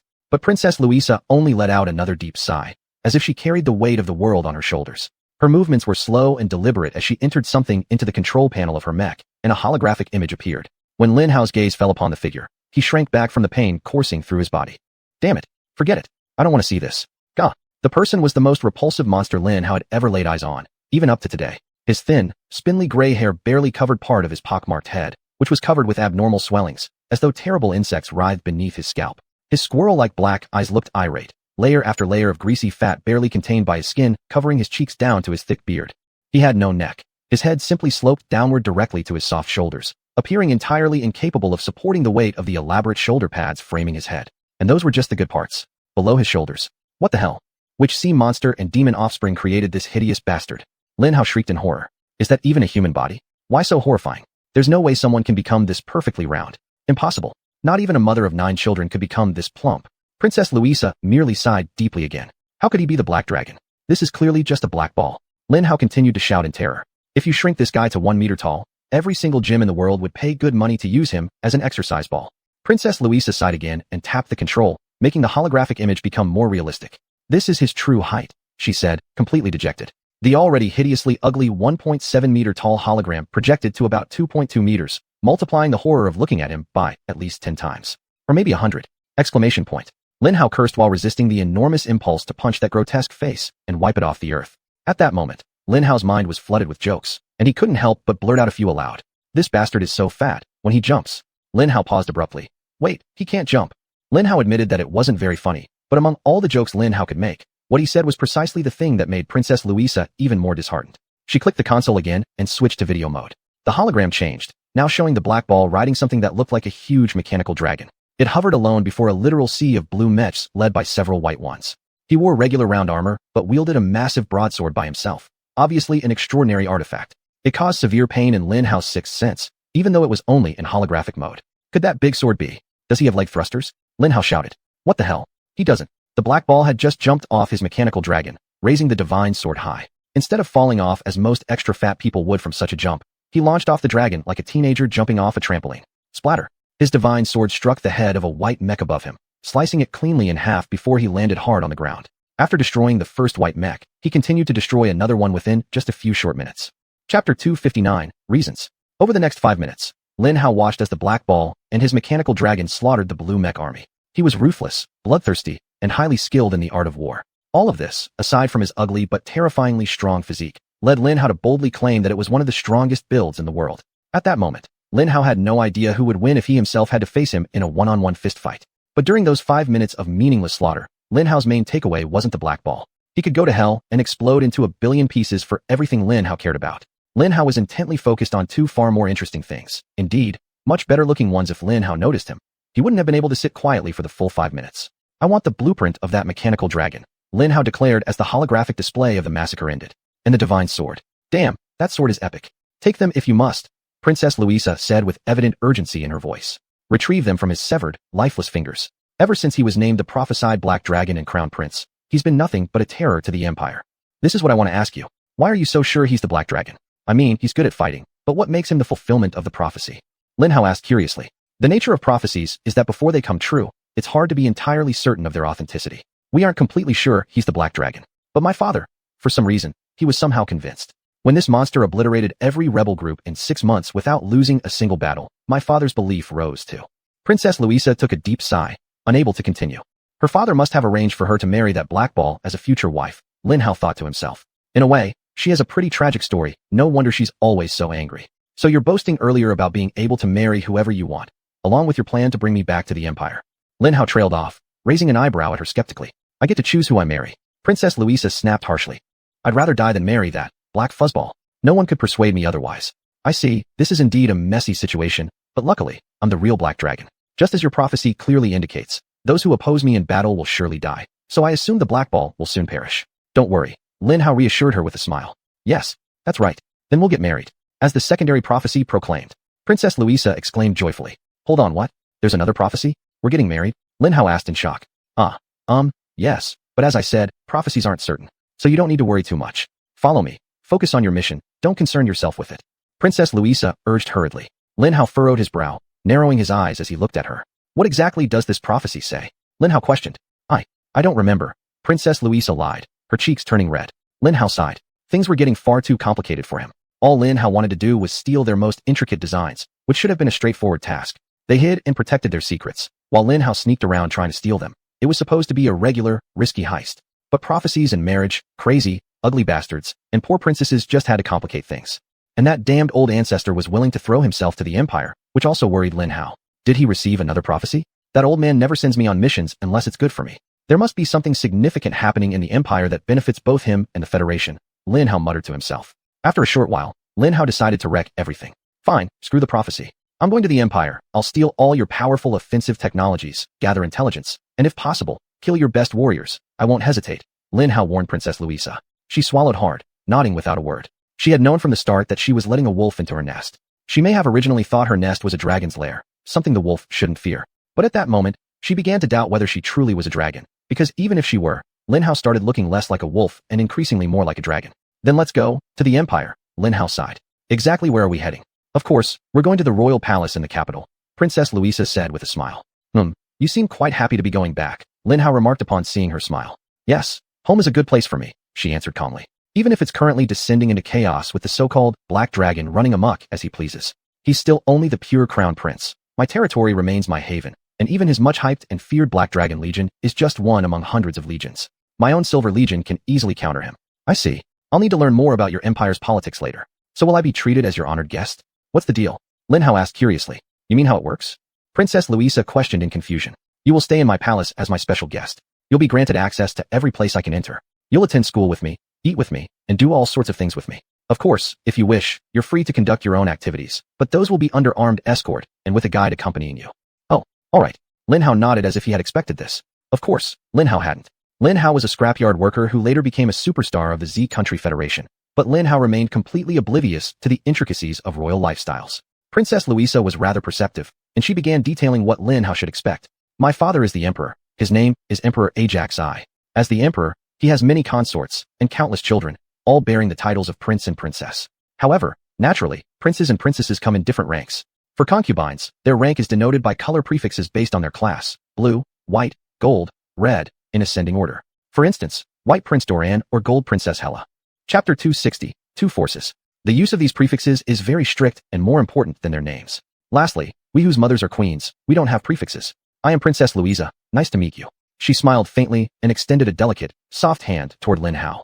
Nice to meet you, Princess Louisa. I am the future Mecha Emperor. Lin Hao solemnly shook her hand. Haha, that's a good one. Princess Louisa mocked Lin Hao's joke for a while before realizing Lin Hao was serious. Oh, you're serious? Why not? With my power, it's only a matter of time before I dominate a country as overlord, and from there, the world. Lin Hao said cheerfully. Or we could get married, and you can start your plan to rule the world with the empire.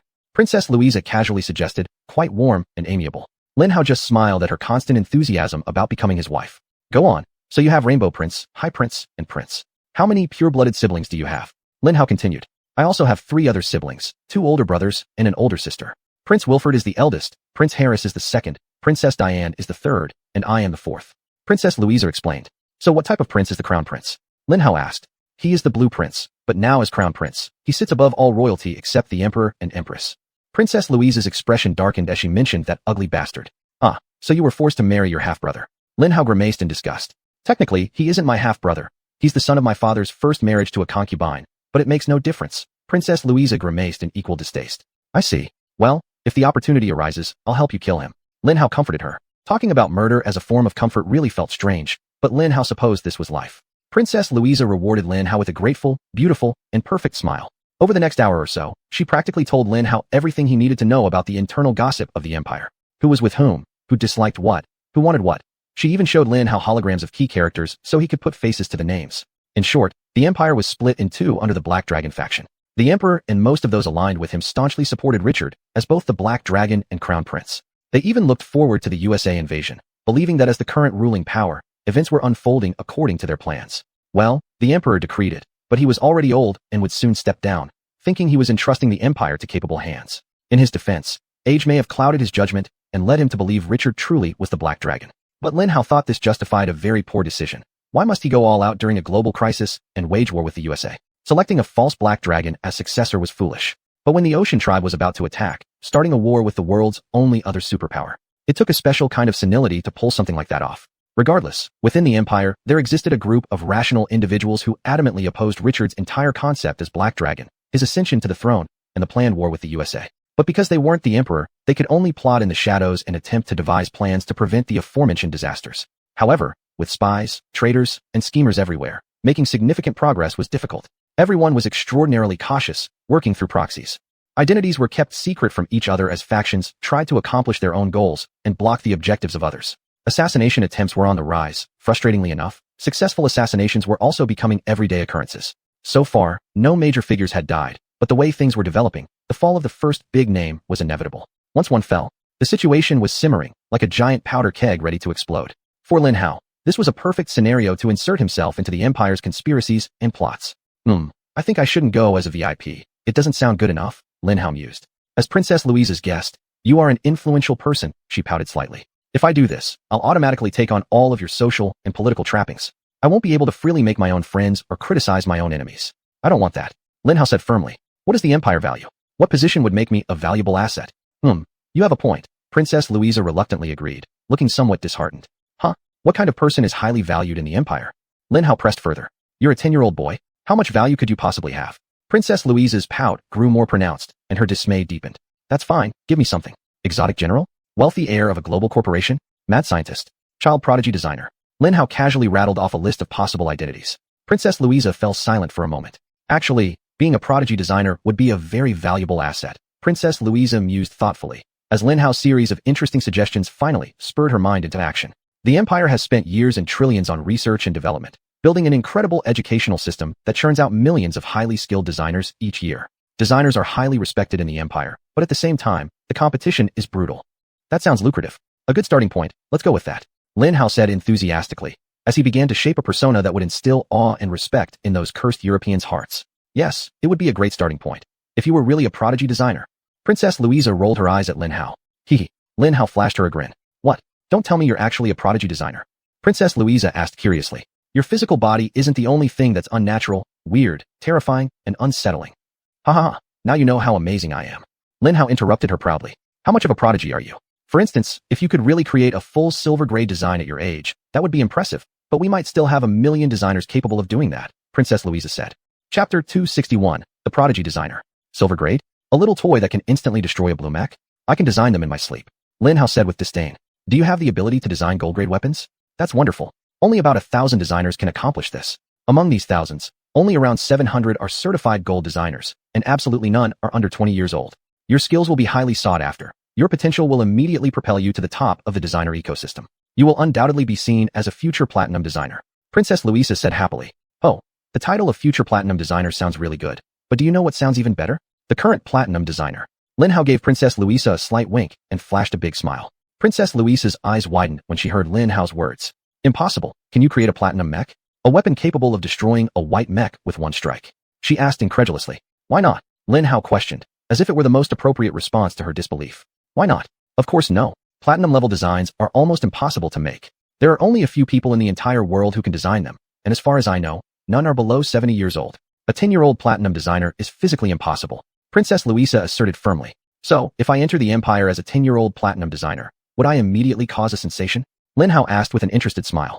You would immediately be overwhelmed by questions, the most important being, who exactly is your teacher? Princess Louisa responded in a worried tone. I don't like this idea. It's too high profile, drawing attention. You'd become a damn target for both factions. They'll try to win your support, and when they fail, they might attempt to assassinate you so you won't fall into the control of the other side. That sounds perfect. You're right. They'll definitely ask who my teacher is. Above platinum level? I can fabricate a false teacher and use such influence to do all kinds of things and access various circles within the empire. Lin Hao replied with a smile still on his face. There's no one on Earth capable of surpassing the platinum level. Princess Louisa cut indecisively, glaring at Lin Hao. Not in the past, not now, and possibly never. You know what? Lin Hao clarified for her. But there is one, my false teacher. Lin Hao spoke with the same calm voice and unyielding gaze. They stared at each other for several seconds before Princess Louisa sighed, and finally relented. There was no way for her to resist Lin Hao on this issue. Alright, above platinum grade is Emerald, and Emerald-class weapons can destroy multiple white mechs with one attack. Princess Louisa explained. Remember, no one will believe that such a person exists. You'll be causing trouble for yourself. Why wouldn't they believe me? I could show them an emerald-grade design and say it was created by my teacher. Lin Hao casually remarked, shocking Princess Louisa. You possess an emerald-grade design in your hand. She swallowed hard. Lin Hao nodded, patting the side of the cockpit casually. You mean to tell me this alien mech was designed by your fake teacher? Princess Louisa sarcastically remarked. Yes, if you told them what we've gone through, no one would believe you. They might check your brain for damage and then lock you up in some kind of madhouse or something else. Better to use this mech to solve the identity issue between me and the teacher. Lin Hao smiled satisfied, appreciating the two birds with one stone approach he'd just come up with. I think this might work. We still need to discuss the details to ensure our story holds up under scrutiny. But, in principle, it's fine. Princess Louisa finally agreed. So I think this is settled. I'll enter the Empire as a platinum designer, and you encountered him during your escape from the strange battle with Ocean Falcon. Let me see where I'm supposed to come from. Lin Hao quickly glanced at the world map, searching for a small country in Southeast Asia. Apoli? It's tiny. Lin Hao mentioned. That might work. Your teacher is a genius captive from Xuanyuan who escaped and managed to go missing in Singapore. I was washed ashore there. You saved me. We fell in love, and now you're bringing me back to the Empire. Princess Louisa dreamily described. Yes, the first part. No, not the romance part. We became friends, and I was curious about what the outside world is like, so my teacher sent me on a field trip, Lin Hao said resolutely. Fine, if that's what you want. Princess Louisa stuck her tongue out at Lin Hao. Lin Hao stuck his tongue back at her, making her giggle. Can I take an official exam to get platinum designer certification and make it more formal? Lin Hao asked her. Yes, of course, but it won't be for a few more months. Oh wait, I know. You should just participate in the Empire Talent Championship. You can make your debut there and immediately earn a reputation. Princess Louisa exclaimed excitedly. Sounds great. I wholeheartedly agree. If everything goes well, I'll also join a major competition within the Federation in a few months, which will be an excellent warm-up for me. The Empire Talent Championship? As a warm-up? You don't know what you're talking about, do you? Princess Louisa smiled at Lin Hao. I obviously don't. Tell me about it. Wait, start with the rewards. There are plenty of rewards because there are many competitions. Design competitions are divided into 3 categories: mothership design, battlecruiser design, and mech design. Of course, there are also more prestigious combat tournaments involving singles, battalions, regiments, and divisions. Princess Louisa explained. Division? You mean entire armed divisions fight against each other? Lin Hao asked in shock. Yes, exactly 16 divisions, making it perfect for a tournament. Princess Louisa said with a hint of pride in her voice. I want to enter the combat tournaments. Lin Hao declared his new plan to Princess Louisa. That's not a problem. You can join my Silver Legion and compete on its behalf in the singles, battalion, and regiment matches. The division battles are a bit tricky since the Royal Legions are technically part of the Central Division, but if the Royal Legions participate, the tournament would become a farce, and we'd definitely win. Princess Louisa said thoughtfully. Place me in the weakest division, and I'll lead them to victory. Lin Hao said confidently. Chapter 262, A New Plan.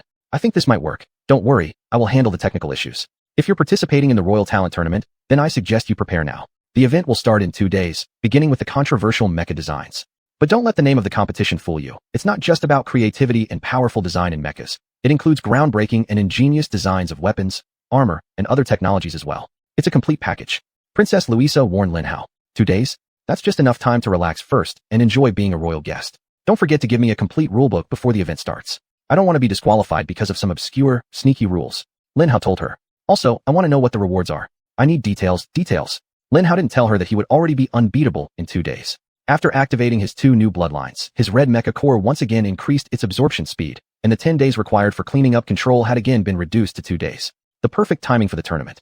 A rulebook? Princess Louisa chuckled lightly. Do you people in Z country still use books? But before Lin Hao could respond, an alarm suddenly blared throughout the cockpit. We're under attack.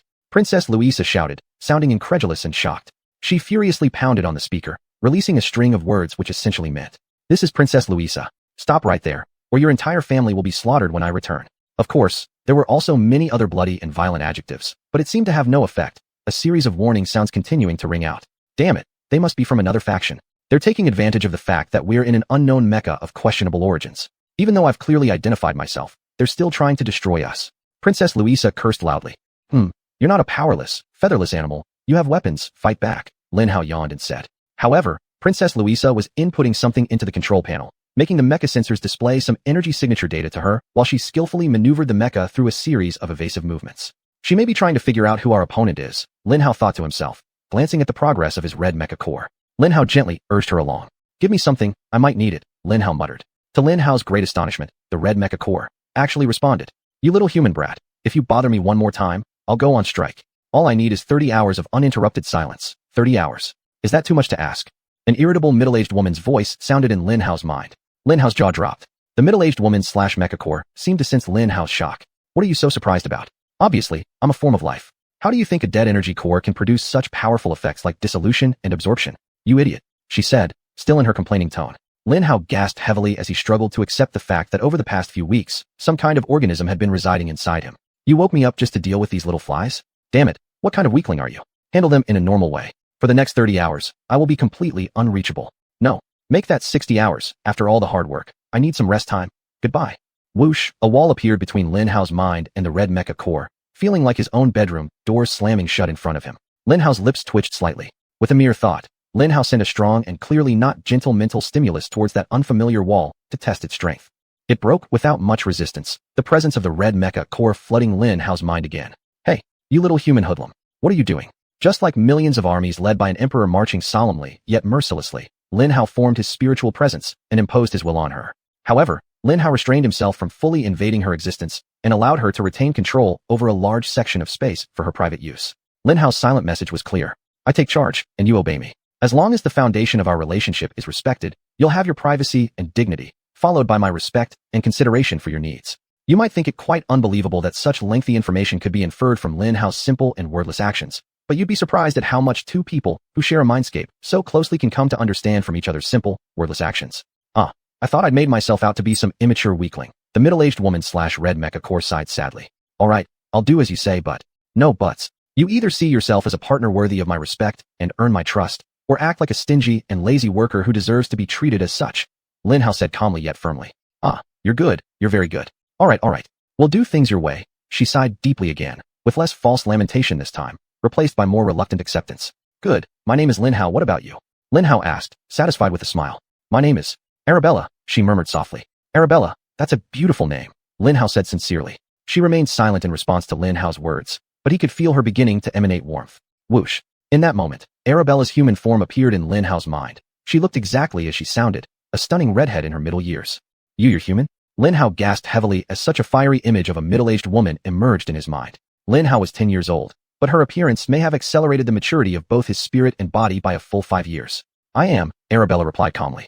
Our attackers are equipped with border mechas. These mechas are modified by the unique power source of the Black Dragon Legion and can provide unnatural tremendous strength for a short period of time. That bastard must have issued an order to destroy me upon arrival. Princess Louisa raged angrily. Where's your Silver Legion? If the Black Dragon Legion tries to kill you, surely your Silver Legion can't just stand by and watch without saving you. Lin Hao arched an eyebrow and questioned her. Chapter 263, the grand finale. Also, how many mechs are attacking us and how powerful are they? Without the gold mech, we'll just have to exterminate all of them ourselves.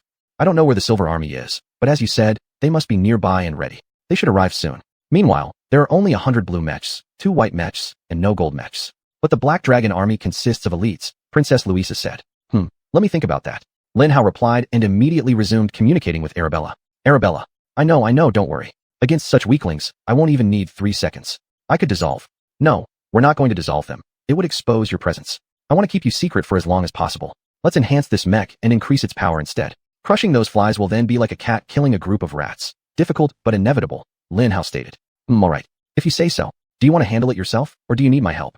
Arabella asked. We need to discuss and explore the dynamics of our relationship later. Lin Hao furrowed his brows, realizing that having another sentient being in his mind was quite complicated, especially someone like Arabella. Lin Hao extended his hand, pretending to work on the control panel. Yes, boss. We're coming. What do they call it? White mech level. TSK. A weak mech is approaching. Arabella chuckled softly, releasing a red energy wave that instantly boosted the alien mech's power to peak white mech level. I've fully unlocked this mech's potential, Lin Hao informed Princess Louisa. But she was staring at Lin Hao, her face filled with a stunned expression. What's wrong? Lin Hao asked her. We have a lot of mechs to kill, feed. Boom. A barrage of rockets and missiles hit Lin Hao, causing the mech to be thrown back and forth. Princess Louisa stared at Lin Hao with a strange, stupefied look, an expression mixed with disbelief, excitement, and even more incredulity. Hey, I know I look good, but we're in the middle of a battle here. Focus, girl. Lin Hao shouted at her. It's been a while since I've been human, but even with my fuzzy memory, I know you look bad. Arabella chuckled. You have a lot of things to explain to me later, but now isn't the time for it. What's wrong with this girl? Lin Hao frowned and reached out to shake her hand. Hey, princess. Wow. Zzzt. A strange current passed through Lin Hao's body when his fingertips touched her exposed skin. The black dragon shall rule as the Lord of Lightning, the advanced necromancer, and the Emperor of Mechs. All three will bow before his will. Beware of the black dragon. Beware of the black dragon. Beware of the black dragon. Boom. Another massive explosion shook them. Yes. Good prophecy. Now snap out of it. And kill those bastards before I do it myself. Lin Hao barked at her. But Princess Louisa seemed to be in some kind of trance, refusing to awaken. She's having a prophecy, Arabella suddenly said. What is she doing? Lin Hao mentally shouted at her. I'll transfer control of this mech to you. You deal with those flies and don't disturb her. Arabella said as she made the control system disappear from before Princess Louisa and reappear around Lin Hao. Prophecies are very rare and extremely valuable. Real prophecies, that's what they are. Judging by the strange force around her, this one seems genuine. Go kill those bugs. Keep your distance and don't shake the mech too much. Alright. Lin Hao sighed and took over the mech. Lin Hao abandoned his own resonance, realizing how convenient it was to have Arabella conscious and aware. Lin Hao quickly mastered the complexity of the alien mech. In an instant, he operated it like a seasoned veteran. Without hesitation, Lin Hao drew the mech's strange rifle and infused immense power into it. A huge, high-density destructive energy beam erupted from the rifle, slicing through the sky like the breath of a mighty dragon. The sound of explosions echoed as mech after mech was vaporized along the way. Dare to attack me with your insignificant little weapon?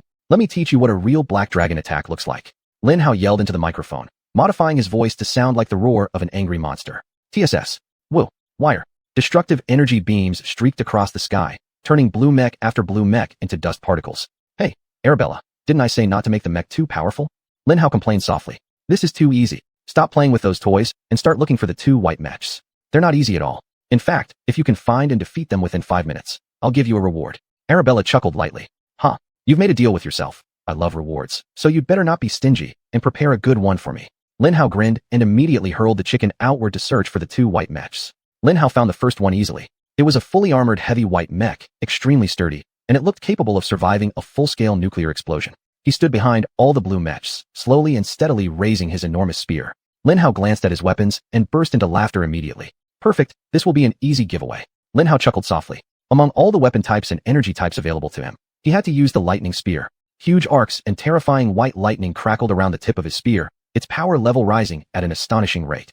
If allowed to complete the charge, he would wield a platinum-level lightning gun. Of course, this was a man-made platinum-level weapon. The time required for full charging was only a few minutes, but in battle, he might as well be a sitting duck. And judging by the fact that he only charged after Lin Hao began slaughtering his troops, it simply meant he couldn't maintain the spear's platinum-level state for long. He must have thought he was being stealthy, charging his weapon while Lin Hao cleared out his underlings. But he wasn't the most cunning person on the battlefield. I'll let him finish charging, then absorb all his lightning energy in one breath. Lin Hao thought with a smug smile. Now, let's see where the other one is. However, the other one turned out to be the real sneaky bastard on the battlefield.